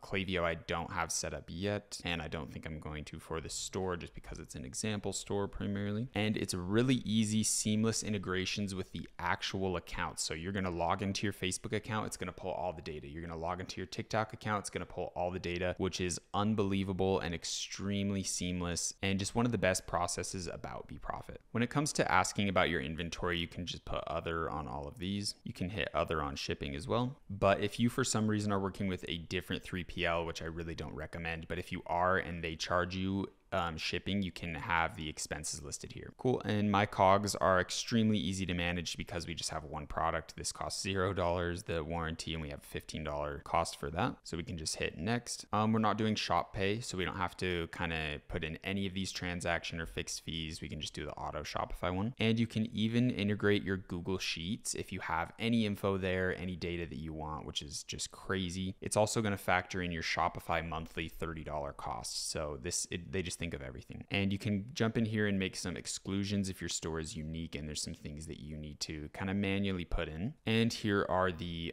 different pricing options for beprofit. It basically just goes over your monthly orders. So this is the yearly pricing. We're obviously going to go to monthly, and they basically make you pay depending on how many orders you get, which kind of sucks. But if you're getting a ton of orders, then 150 really isn't too much. And there is a lot of data that needs to be processed. So these prices are pretty reasonable, honestly. And I can promise this is the absolute best software when it comes to tracking, getting all your numbers, pricing, the amount of information, the accuracy on the information. So trust me, this is worth it. You're just going to have to pay whatever amount is required based on how many orders you're getting. So that is beprofit. That wraps up everything there. Pretty easy process. It's going to track everything. It's very seamless, very easy to understand what's going on, very easy to change data. And I can promise you it's the best option out there when it comes to tracking your profits. Again, please make sure to use the affiliate links. It does help me out a ton. Now, the next thing we absolutely need, this is a little bit more later game. This one's a little bit more expensive. So unless you're making a couple thousand with your store each day and you're hitting profit margins, I wouldn't really recommend this next one until you're kind of hitting that range. This is Triple Whale, and this is going to give you unbelievable data when it comes to tracking your analytics on your advertisements. It's no secret that the Facebook pixel, the TikTok pixel, and their forms of like algorithms and tracking and data is extremely bad. They're going to tell you that this ad made the sale when it really was something else, and the data gets all meshed together. It's not really correct. And I can promise you, seeing your data and analytics from TikTok versus seeing it from Triple Whale is just a night and day difference. They are going to give you absolutely anything and everything that you need to make proper decisions when it comes to managing your ads. And I can't explain how valuable that is, because if I have a $1,000 ad group that's pumping out sales, but it's actually not getting the correct data, then it could look like it lost profit profitability and I would need to turn it off. But potentially if I had the correct data, like when we're using Triple Whale, then I could have seen that that's still actually profitable and I wouldn't have turned it off. I would have kept a $1,000 ad group going that's profitable, potentially making me hundreds of dollars a day in profit. And if I didn't have the right data and tracking, I would have completely lost it. And that is exactly why Triple Whale is an absolute necessity. And when you're getting to the higher levels of the game of doing $10,000 days, $20,000 days, and you're not utilizing Triple Whale, you're not utilizing correct data, you could be making wrong decisions that are worth $10,000, $20,000, potentially hundreds of thousands of dollars prolonged through the rest of the year. So Triple Whale is a pretty expensive product. It's around $400 a month, but the amount of value that you get from it is truly immeasurable, especially when you're doing multiple 5-figure days, when you're in like the $5,000, $10,000 day range. You just absolutely need it, and it's really hard to say how much it's making you because it really is saving you a ton, but it's also helping you maximize your potential with correct analytics to make good decisions that help grow the company. So let's jump into Triple Whale and see everything that they offer. So when it comes to pricing, they have the Triple Whale dashboard, attribution, and full whale. Personally, I recommend the full whale. The amount of information and data that you're getting is well worth $400 a month because you're going to be spending that much a day on ads. You'll be spending thousands a day on ads. So to have the right data for only $400 a month it's just a no-brainer. When it comes to the dashboard and attribution, I really wouldn't recommend them at all.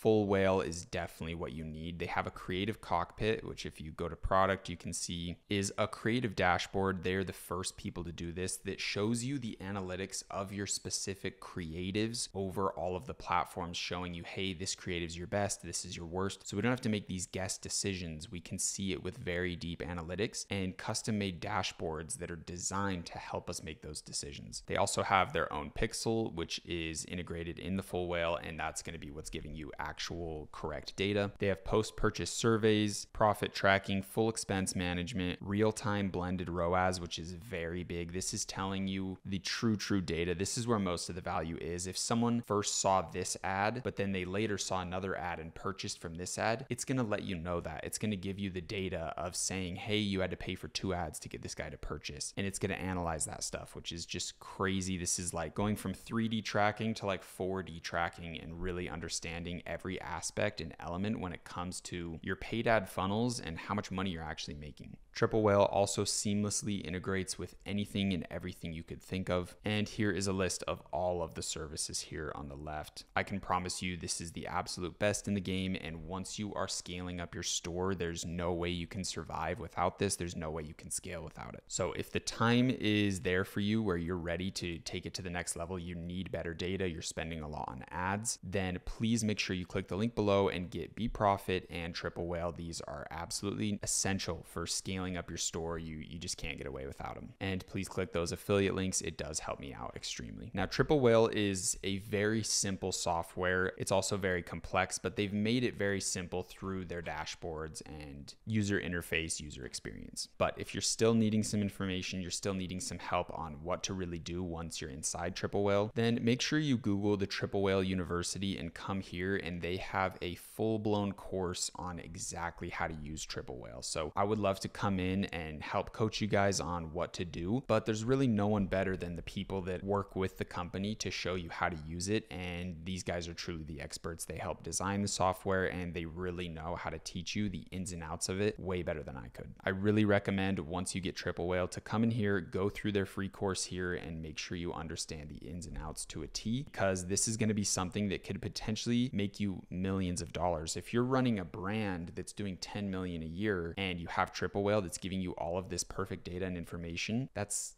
going to be like the catalyst as to why you made it to 10 million, because you got the correct data to make the correct decisions. But make sure you come here to Triple Whale University if you ever have any questions, you're ever curious about what a feature is actually doing. And once you're signed on, they have amazing support you can reach out to. Triple Whale is actually very impressive with their support. So guys, that wraps up everything when it comes to tracking data, getting the correct analytics, understanding your profits, and really making those solid decisions when it comes to your advertisements. Please make sure you use those affiliate links, and if you have any questions, hit me up in the community group. And I will see you in the next videos. Peace.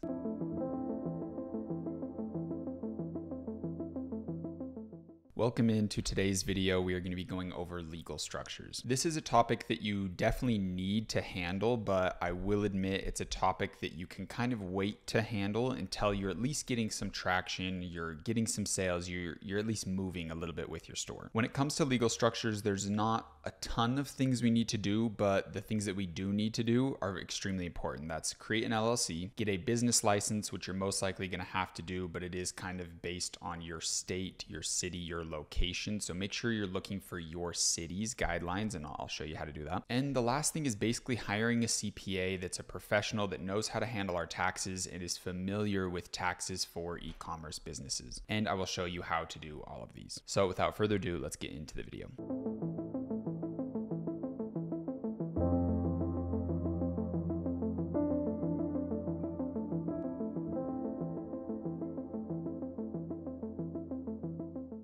All right, guys, so we are on the Northwest Registered Agent website, and these are going to be the people that I recommend the most for getting your LLC created. We kind of covered them in another video just very briefly, but I'm going to do a full walkthrough of how you can start your LLC right now, and it's extremely important. You have to do it. So you want to hit this button, Start an LLC, and the button to get to the website is here. It's an affiliate link. It should give you lower pricing. It will give you any deal that they have. It will auto apply through that link, so make sure you click that link below and then follow along. So we want to hit Start an LLC, and we want to hit Hire Us will do it for you, because we don't want to mess anything up. We don't want to have a legal structure set up and then have to redo it later, or go in and make these edits and changes and have to get on long phone calls with our local government. For me, it's like Salt Lake City's government, and trying to contact them and change things if information's wrong, or getting fees for things being wrong later down the line is just not worth it. So we want to set up an LLC. We want to click our state. I'm out in Utah, and it's going to give you your pricing. You don't need to do 2-day processing. That's probably a lot of money. Yeah, it's just not necessary, but $279 is extremely cheap to have everything taken care of for you. I mean everything. They're going to literally mail all of your paperwork, everything filed, done, organized for you. And basically all you need to do is hit continue and start giving them information that they need to do it on your behalf. The first thing is naming your LLC, and honestly, like, I wouldn't name it anything crazy. Name it something like your last name Holdings,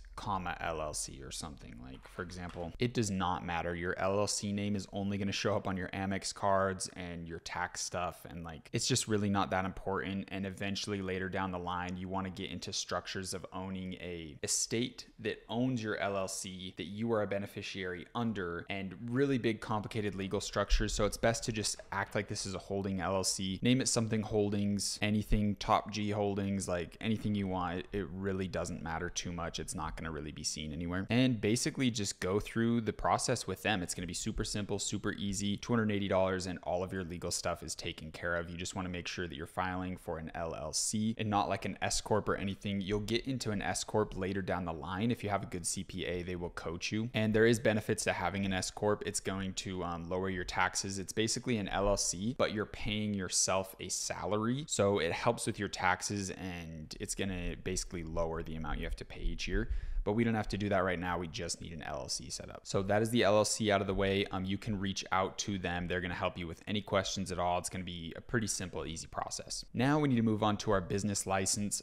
There might be some cities, some states in the United States that don't need a business license to conduct business, but I'm pretty sure most of them do. The city, Salt Lake City, that's in Utah definitely requires it. I think the entire state of Utah requires it. And you can kind of look up, like, insert your city, like, can I run an e-commerce online business in this city without a business license? And most likely it's going to say you need one. So just look up your city business license and just go to the .gov link and follow that, and it should be a really easy process there. I think mine costs like $28 for my business license, and I just have to renew it every year. Really not that big of a deal. It's just another way that they're trying to get more money out of you. So make sure you get both of those done at the same time. Just get them out of the way. If you're starting to see traction on your store, you need to just have this done where you don't have to worry about it. The next thing you need to do that I didn't actually talk about too much is manage your expenses. It's really, really good to have the tracking system set up that are logging all of your expenses, all of your ad spend, and just go create a Google sheet really quick. I'm telling you guys, it can be this basic. It will help things out, and it will help you mentally just understand what's going on. Obviously, we're going to be using TrueProfit, Triple Whale, like all these other tracking systems to really ensure that we are understanding our profit and our numbers. But But if you have expenses that you know can be a business expense, like for example, this big microphone, my cameras, my computers, all of this stuff is business expenses. Once you find a CPA, which we'll go over next, they can really talk you through, this is an expense, this isn't, make sure you do these things, and they'll help you set up a protocol to best keep track of everything. Usually they're going to have automated systems. My CPA has like an online little tracking system that has all of my card info in there, and it tracks all my purchases, and then they create algorithms that kind of label things like, hey, if he purchases from here, label that as an expense automatically.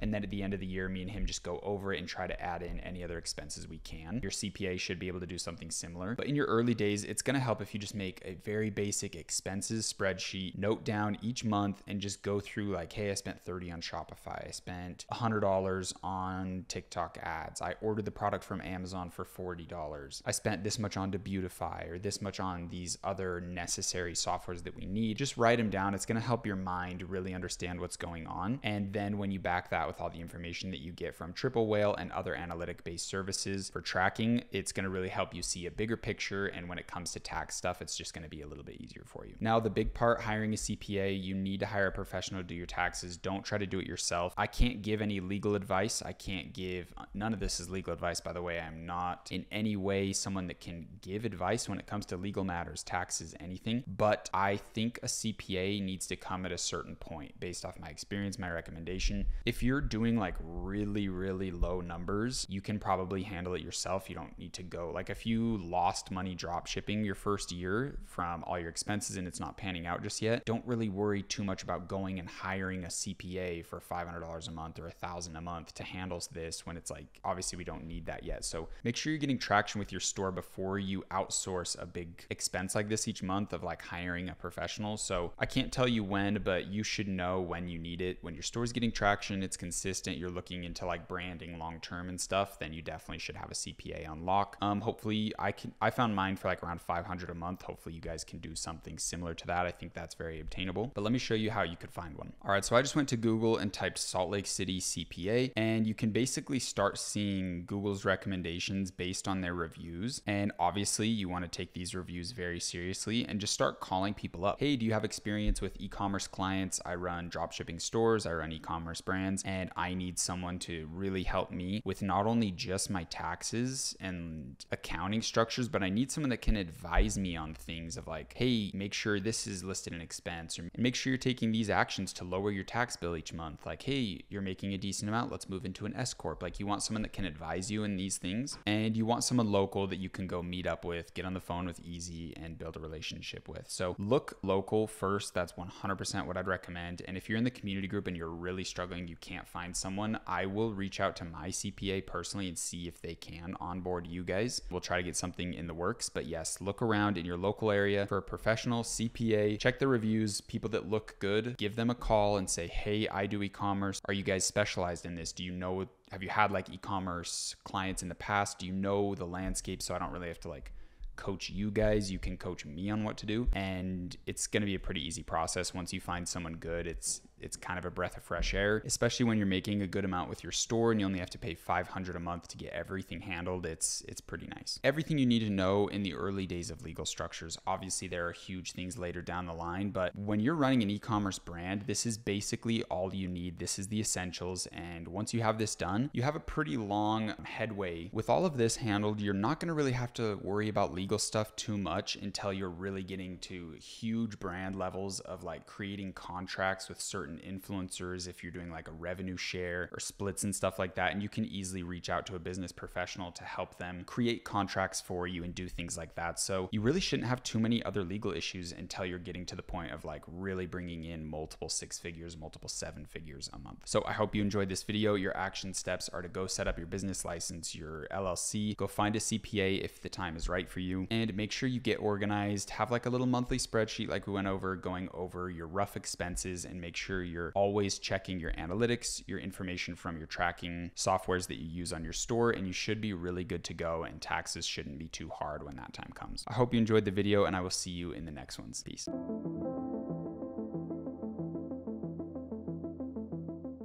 All right, guys, welcome into the dreaded bonus module.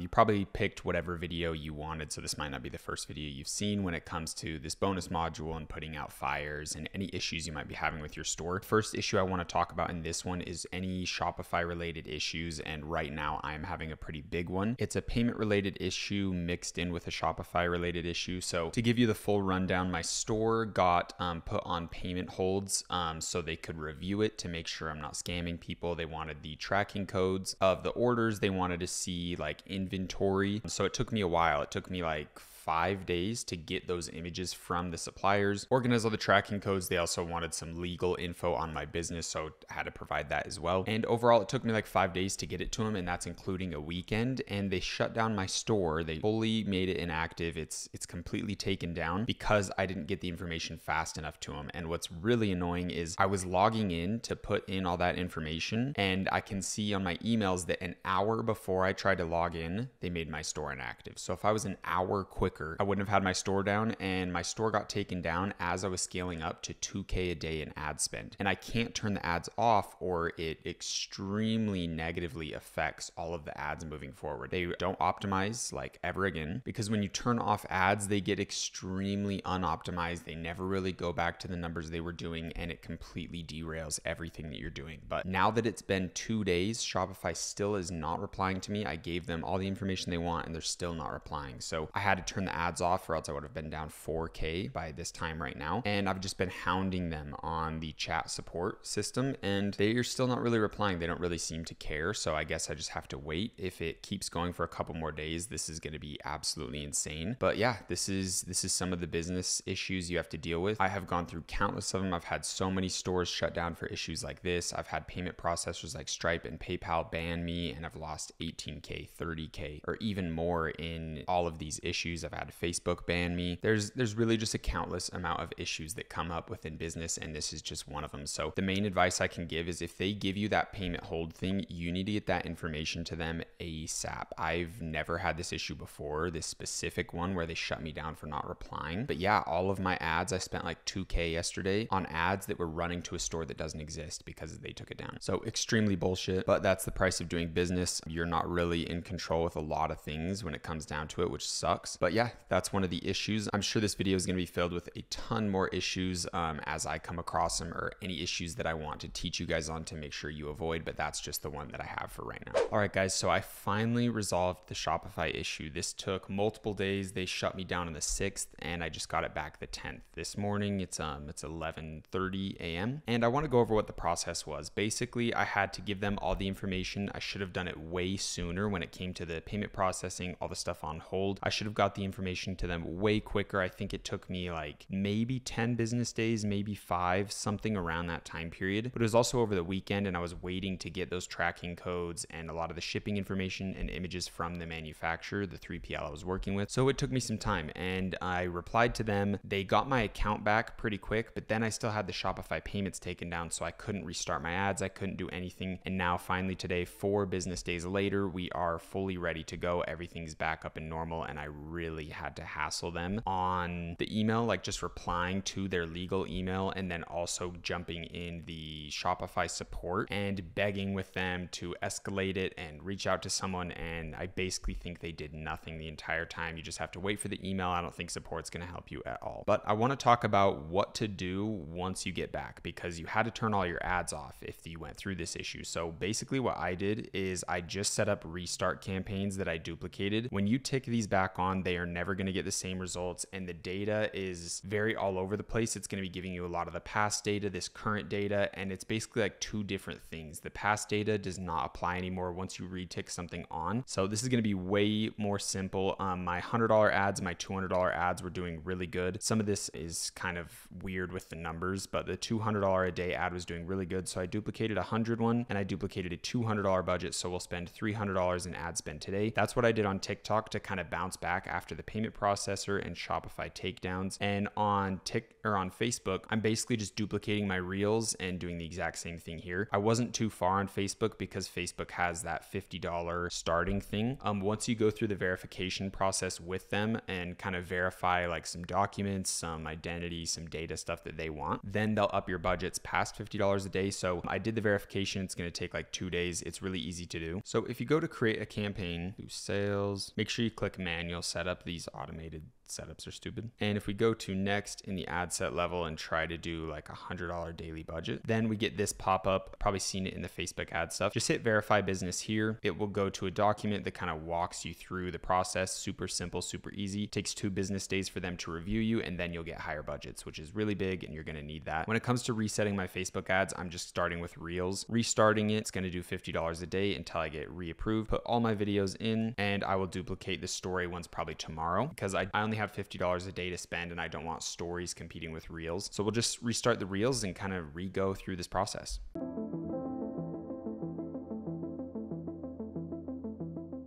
All right, guys, welcome into today's video. This is jumping into how to get past payment processor issues because I already have them on my store. So I'll open up my screen and kind of show you what I'm looking at today, logging into Shopify. All right, guys, so it's a good day and a bad day when you log into your Shopify and it looks like this. So when you see this from Shopify, it means basically that you're scaling super quick. So we've done just so far, I think almost 1,000 in sales in like a week. So we're doing really good. It's a great problem to have. We're excited about it, but we have our Shopify payments on hold as they review our account, and they basically just want to make sure that we're at least a high level drop shipper if we're doing drop shipping. That's basically all they want to know. So you have to upload documents to them, and it's not too fun, especially if you don't have your LLC set up. So this is why I recommended setting up your LLC day one. It's the best thing to do to just keep you safe, but also for verification, because Shopify wants to see a business license, business registration documents, anything they can, tax filing records,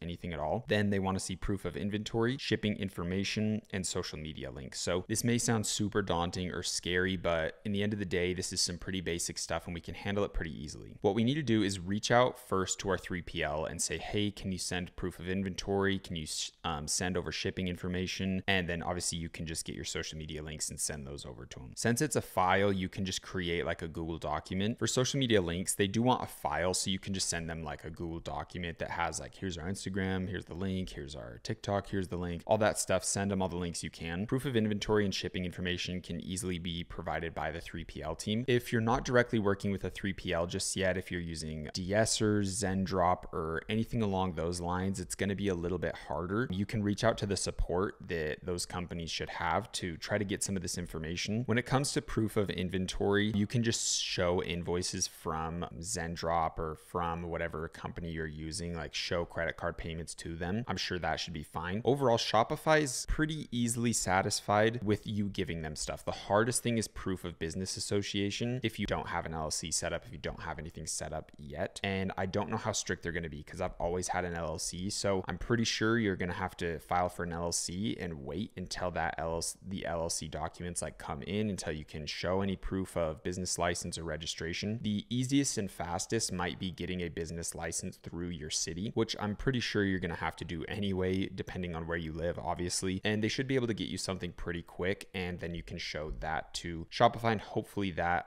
helps them out. You can also show like that you've filed for an LLC and you're just waiting for the information. That should satisfy them. But when it comes to proof of inventory, that should be super easy. Shipping information, just show them as many tracking numbers as you have, because right now we only have 13 orders. So they want to see 10 recent orders. And it's like, we kind of only have like 10 orders. So they should be pretty satisfied there easily. And we just barely got them. We've only been up for a week. And you can leave comments like that. Like, hey, we've only been up for a week. Don't have our business license organized yet, and kind of be in communication with them and see what they're okay with. If you already put that you have like business info in the settings, you definitely shouldn't have done that. You can say, hey, this is my first store. Like I just messed up. I'm not really too aware of exactly what's going on. Please help me get things organized. But worst case scenario, they're not going to be too too happy with the stuff that you provide, which I haven't had that issue too much. So if they aren't really too satisfied and they want more things, it can kind of suck because they're going to pull this out for a while and hold your money for upwards of a month, 2 months, and they can even do 180 days. And they're going to try to act like they're going to hold your money for 180 days, but it's usually not the case. Like, you can always hound them and they're going to give you your money. Like, it's not going to be too much of an issue. The biggest thing I recommend is, honestly, if you're at the point where your money's really getting held and you do not have too much money to continually run ads, because for me, I can keep running ads. I don't really care if this money comes back to me, whatever time frame it does. Obviously, I want it to come back to me, but I don't really care if it takes even 2 months, even though I know that I can get them this information and they should have me back up doing payments, honestly, within a couple days. And if not, I'm going to hound the absolute shit out of them on the email support, on all of that stuff, to ensure that they unlock all my stuff, because they try to like safeguard it as much as they can, because in the end of the day, they just want to protect themselves. So they're definitely going to try to pull some weird shit when it comes to like holding your money for extended periods of time. But if you hound them, it's always worked out for me. So make sure you get them this information as soon as possible and just have a conversation with them. Let them know the situation you're in and handle it the best you can. And obviously, if you're having any issues, come hit the community group and I'll be there to help you as best as I possibly can. This is a real issue and it happens a lot when you have success. Like, when your store is taking off, you are going to get shut down almost no matter what. Even if you scale really, really slow, they're still going to say, hey, we want to verify all this information, and they will hold your payments. So when it comes to that situation where you can't really afford to keep running ads, just turn them off. It's going to suck, because when you turn off ads, they never really re-optimize and they never really get the old results that they did. So it's really sad. It really sucks. But the worst thing you can do is say, no, I can handle it, and keep putting it on credit cards when you don't have the money. Do not do that. It is not worth the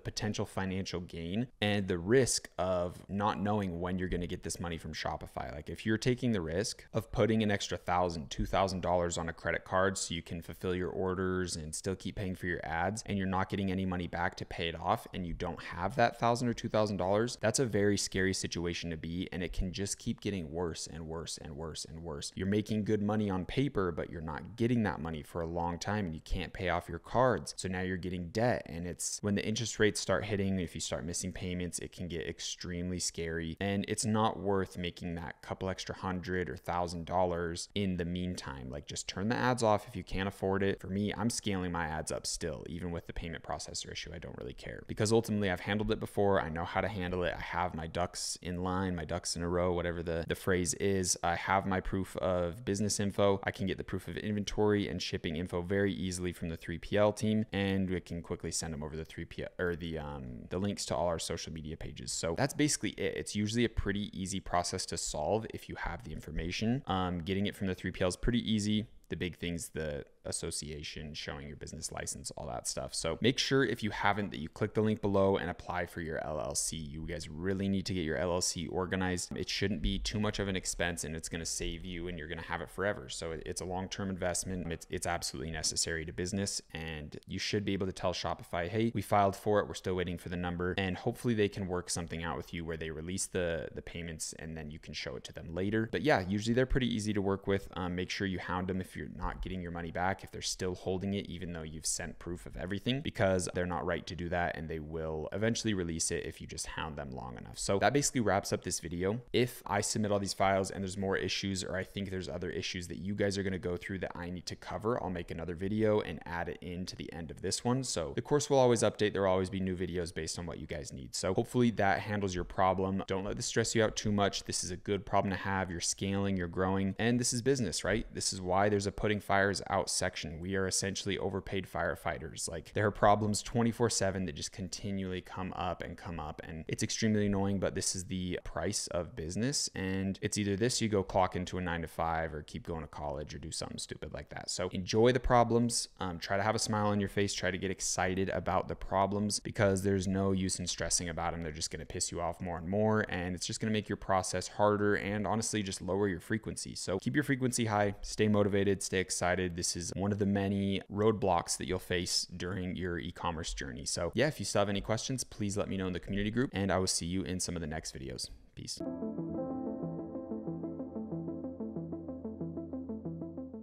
All right, guys, welcome into another bonus module video of putting out fires. I know you're not happy to be here, but in this one, we're going to go over payment holds and kind of how to handle them. So if you scaled up really quick, there is a 90% chance that Shopify shut down your payouts and basically stopped your store. And you obviously have to send them all the info they request. Make sure you do it in a timely manner or they really will deactivate your entire store and you're really shut down. I go over that stuff on another video in the bonus module series. But in this one, right after you get your account back, they usually put your payouts on a hold. So it's usually like a 10 to 20% payment hold that you're not going to get those payments for like a very long time. These ones are scheduled for July and today is March 17th. So yeah, they're holding $2,500 for a pretty long time just to ensure that we're not scamming anyone. And this is sadly a normal process. This is what happens. So we're inside my store and as you can see, I have a $2,500 payment hold. I'm not sure what percentage this is, maybe like 20%. And it's not being paid out for a couple months. And sadly, this is a normal process. So this is something we need to handle. The best way to do it is just to go to Shopify chat support, talk to them, and they're not going to do anything. They're basically going to tell you how to handle it. And that's usually, hey, here's an email, talk to this person. But most likely what's going to happen is you need to email the legal team that first sent you the email saying that your payments are put on hold or saying that, hey, we had to shut you down until you can give us a verified document of what's going on with your tracking, your LLC documents, all that stuff. So what I'm going to do is jump on chat support and talk to them and see, hey, what's the best way to handle this? Because they're always changing their processes and you never know if there's some new way that they're trying to handle things. So you want to jump on there, but I'm also going to send an email out to the Shopify legal team that emailed me. You can find that email on the email that's registered with your store. So if you set it up just like I did, it should be your hello@brandname.com. Log into that email, type in Shopify. You should have an email from them, from their legal team. You can reply there and basically all we need to do is hound them. Say, hey, what documentation do you need? We're running a legitimate legal business. We can show you all the tracking numbers. We've shipped everything out. Customers are happy. And you just need to hound them like this. Sadly, the payment hold is going to stay until the estimated date unless you just hound them. So I'm going to quickly jump in the Shopify support chat and just make sure that they tell me that talking to the legal team is the best solution. All right, guys. So I'm in the Shopify support. I'm talking with this guy, Tyler, and he said that the funds are on hold. So this is called a hold right here. And he's saying it's because we accepted high risk orders. We accepted payment for them. And I let him know that we do not do that. We email the customer. And if you guys are working with Omar, the virtual assistant, he will do this. They will get in contact with the person that made the high risk order. They will email them and say, hey, is this a legitimate order? Or did someone use your card and they're scamming? Or is someone taking advantage of using your card? Did your card information get out or something? Basically, you ask them, did you place this order? Obviously, when they say yes, you have to have them provide some proof, like a picture of them with their card with their name on it or something. And if they don't provide that, then you have to refund them, and it's a scam fraud order from someone who has stolen card information. So I let him know that we do not do that. I don't think that's really going to do anything. They don't really care, but I guess we processed an order that was high risk and that flagged something, but I'll keep you posted with what else he says. All right, guys. So he's trying to say that just because a high risk order came in, it could have triggered it and they don't have the ability to reserve it. They're just bullshitting. The Shopify support chat is plebs, bro. It is just straight like kids that have no clue about business, no clue what's going on. They don't even know how Shopify works. They're just told to say certain things to certain responses. So I told him, I don't know, I'm just kind of like fucking with him a little bit, honestly. But he mentioned that I should have gotten an email about the reserve and I didn't. So we'll see what he says. So Tyler the pleb tells me that I need to refer to my old email from my original issue with my payment processing being taken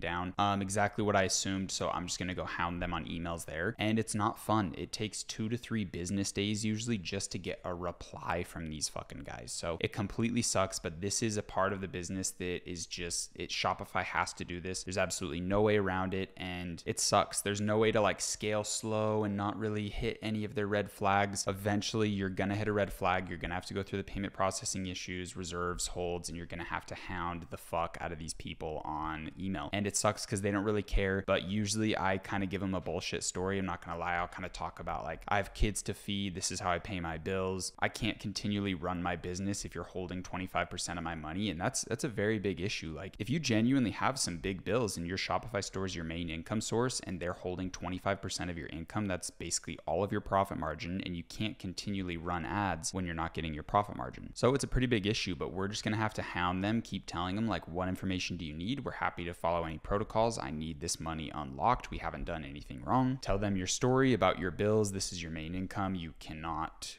continue to run this business without 25% of the income. It's a fourth of all of the revenue. It's a really big deal, or whatever percentage they have you held at. And sadly, that is all I can advise. All you can do is keep hounding them. That's absolutely it. It's not fun. It completely sucks. They take forever to reply. And this is one of the bigger headaches of the business. And it's something that once you're done, once you have this figured out, once you have handled your reserve, you got past it, the reserve's done, it's pretty much smooth sailing forever. Like, you can start processing millions in sales a month and it's not going to have zero issues. But this is just something we all have to go through. It completely sucks. And I'm sorry I cannot provide more information. You're just going to have to hound them on the emails of the ticket ID of when you first got shut down, when you first had issues. Just going to have to reply to them there. I'm sorry I can't offer more solutions. This is just Shopify's process. So good luck with getting your reserve taken down. I am wishing you the best, truly. And if you need some more help, make sure you're reaching out in the community group. And I will see you in the other videos. Peace.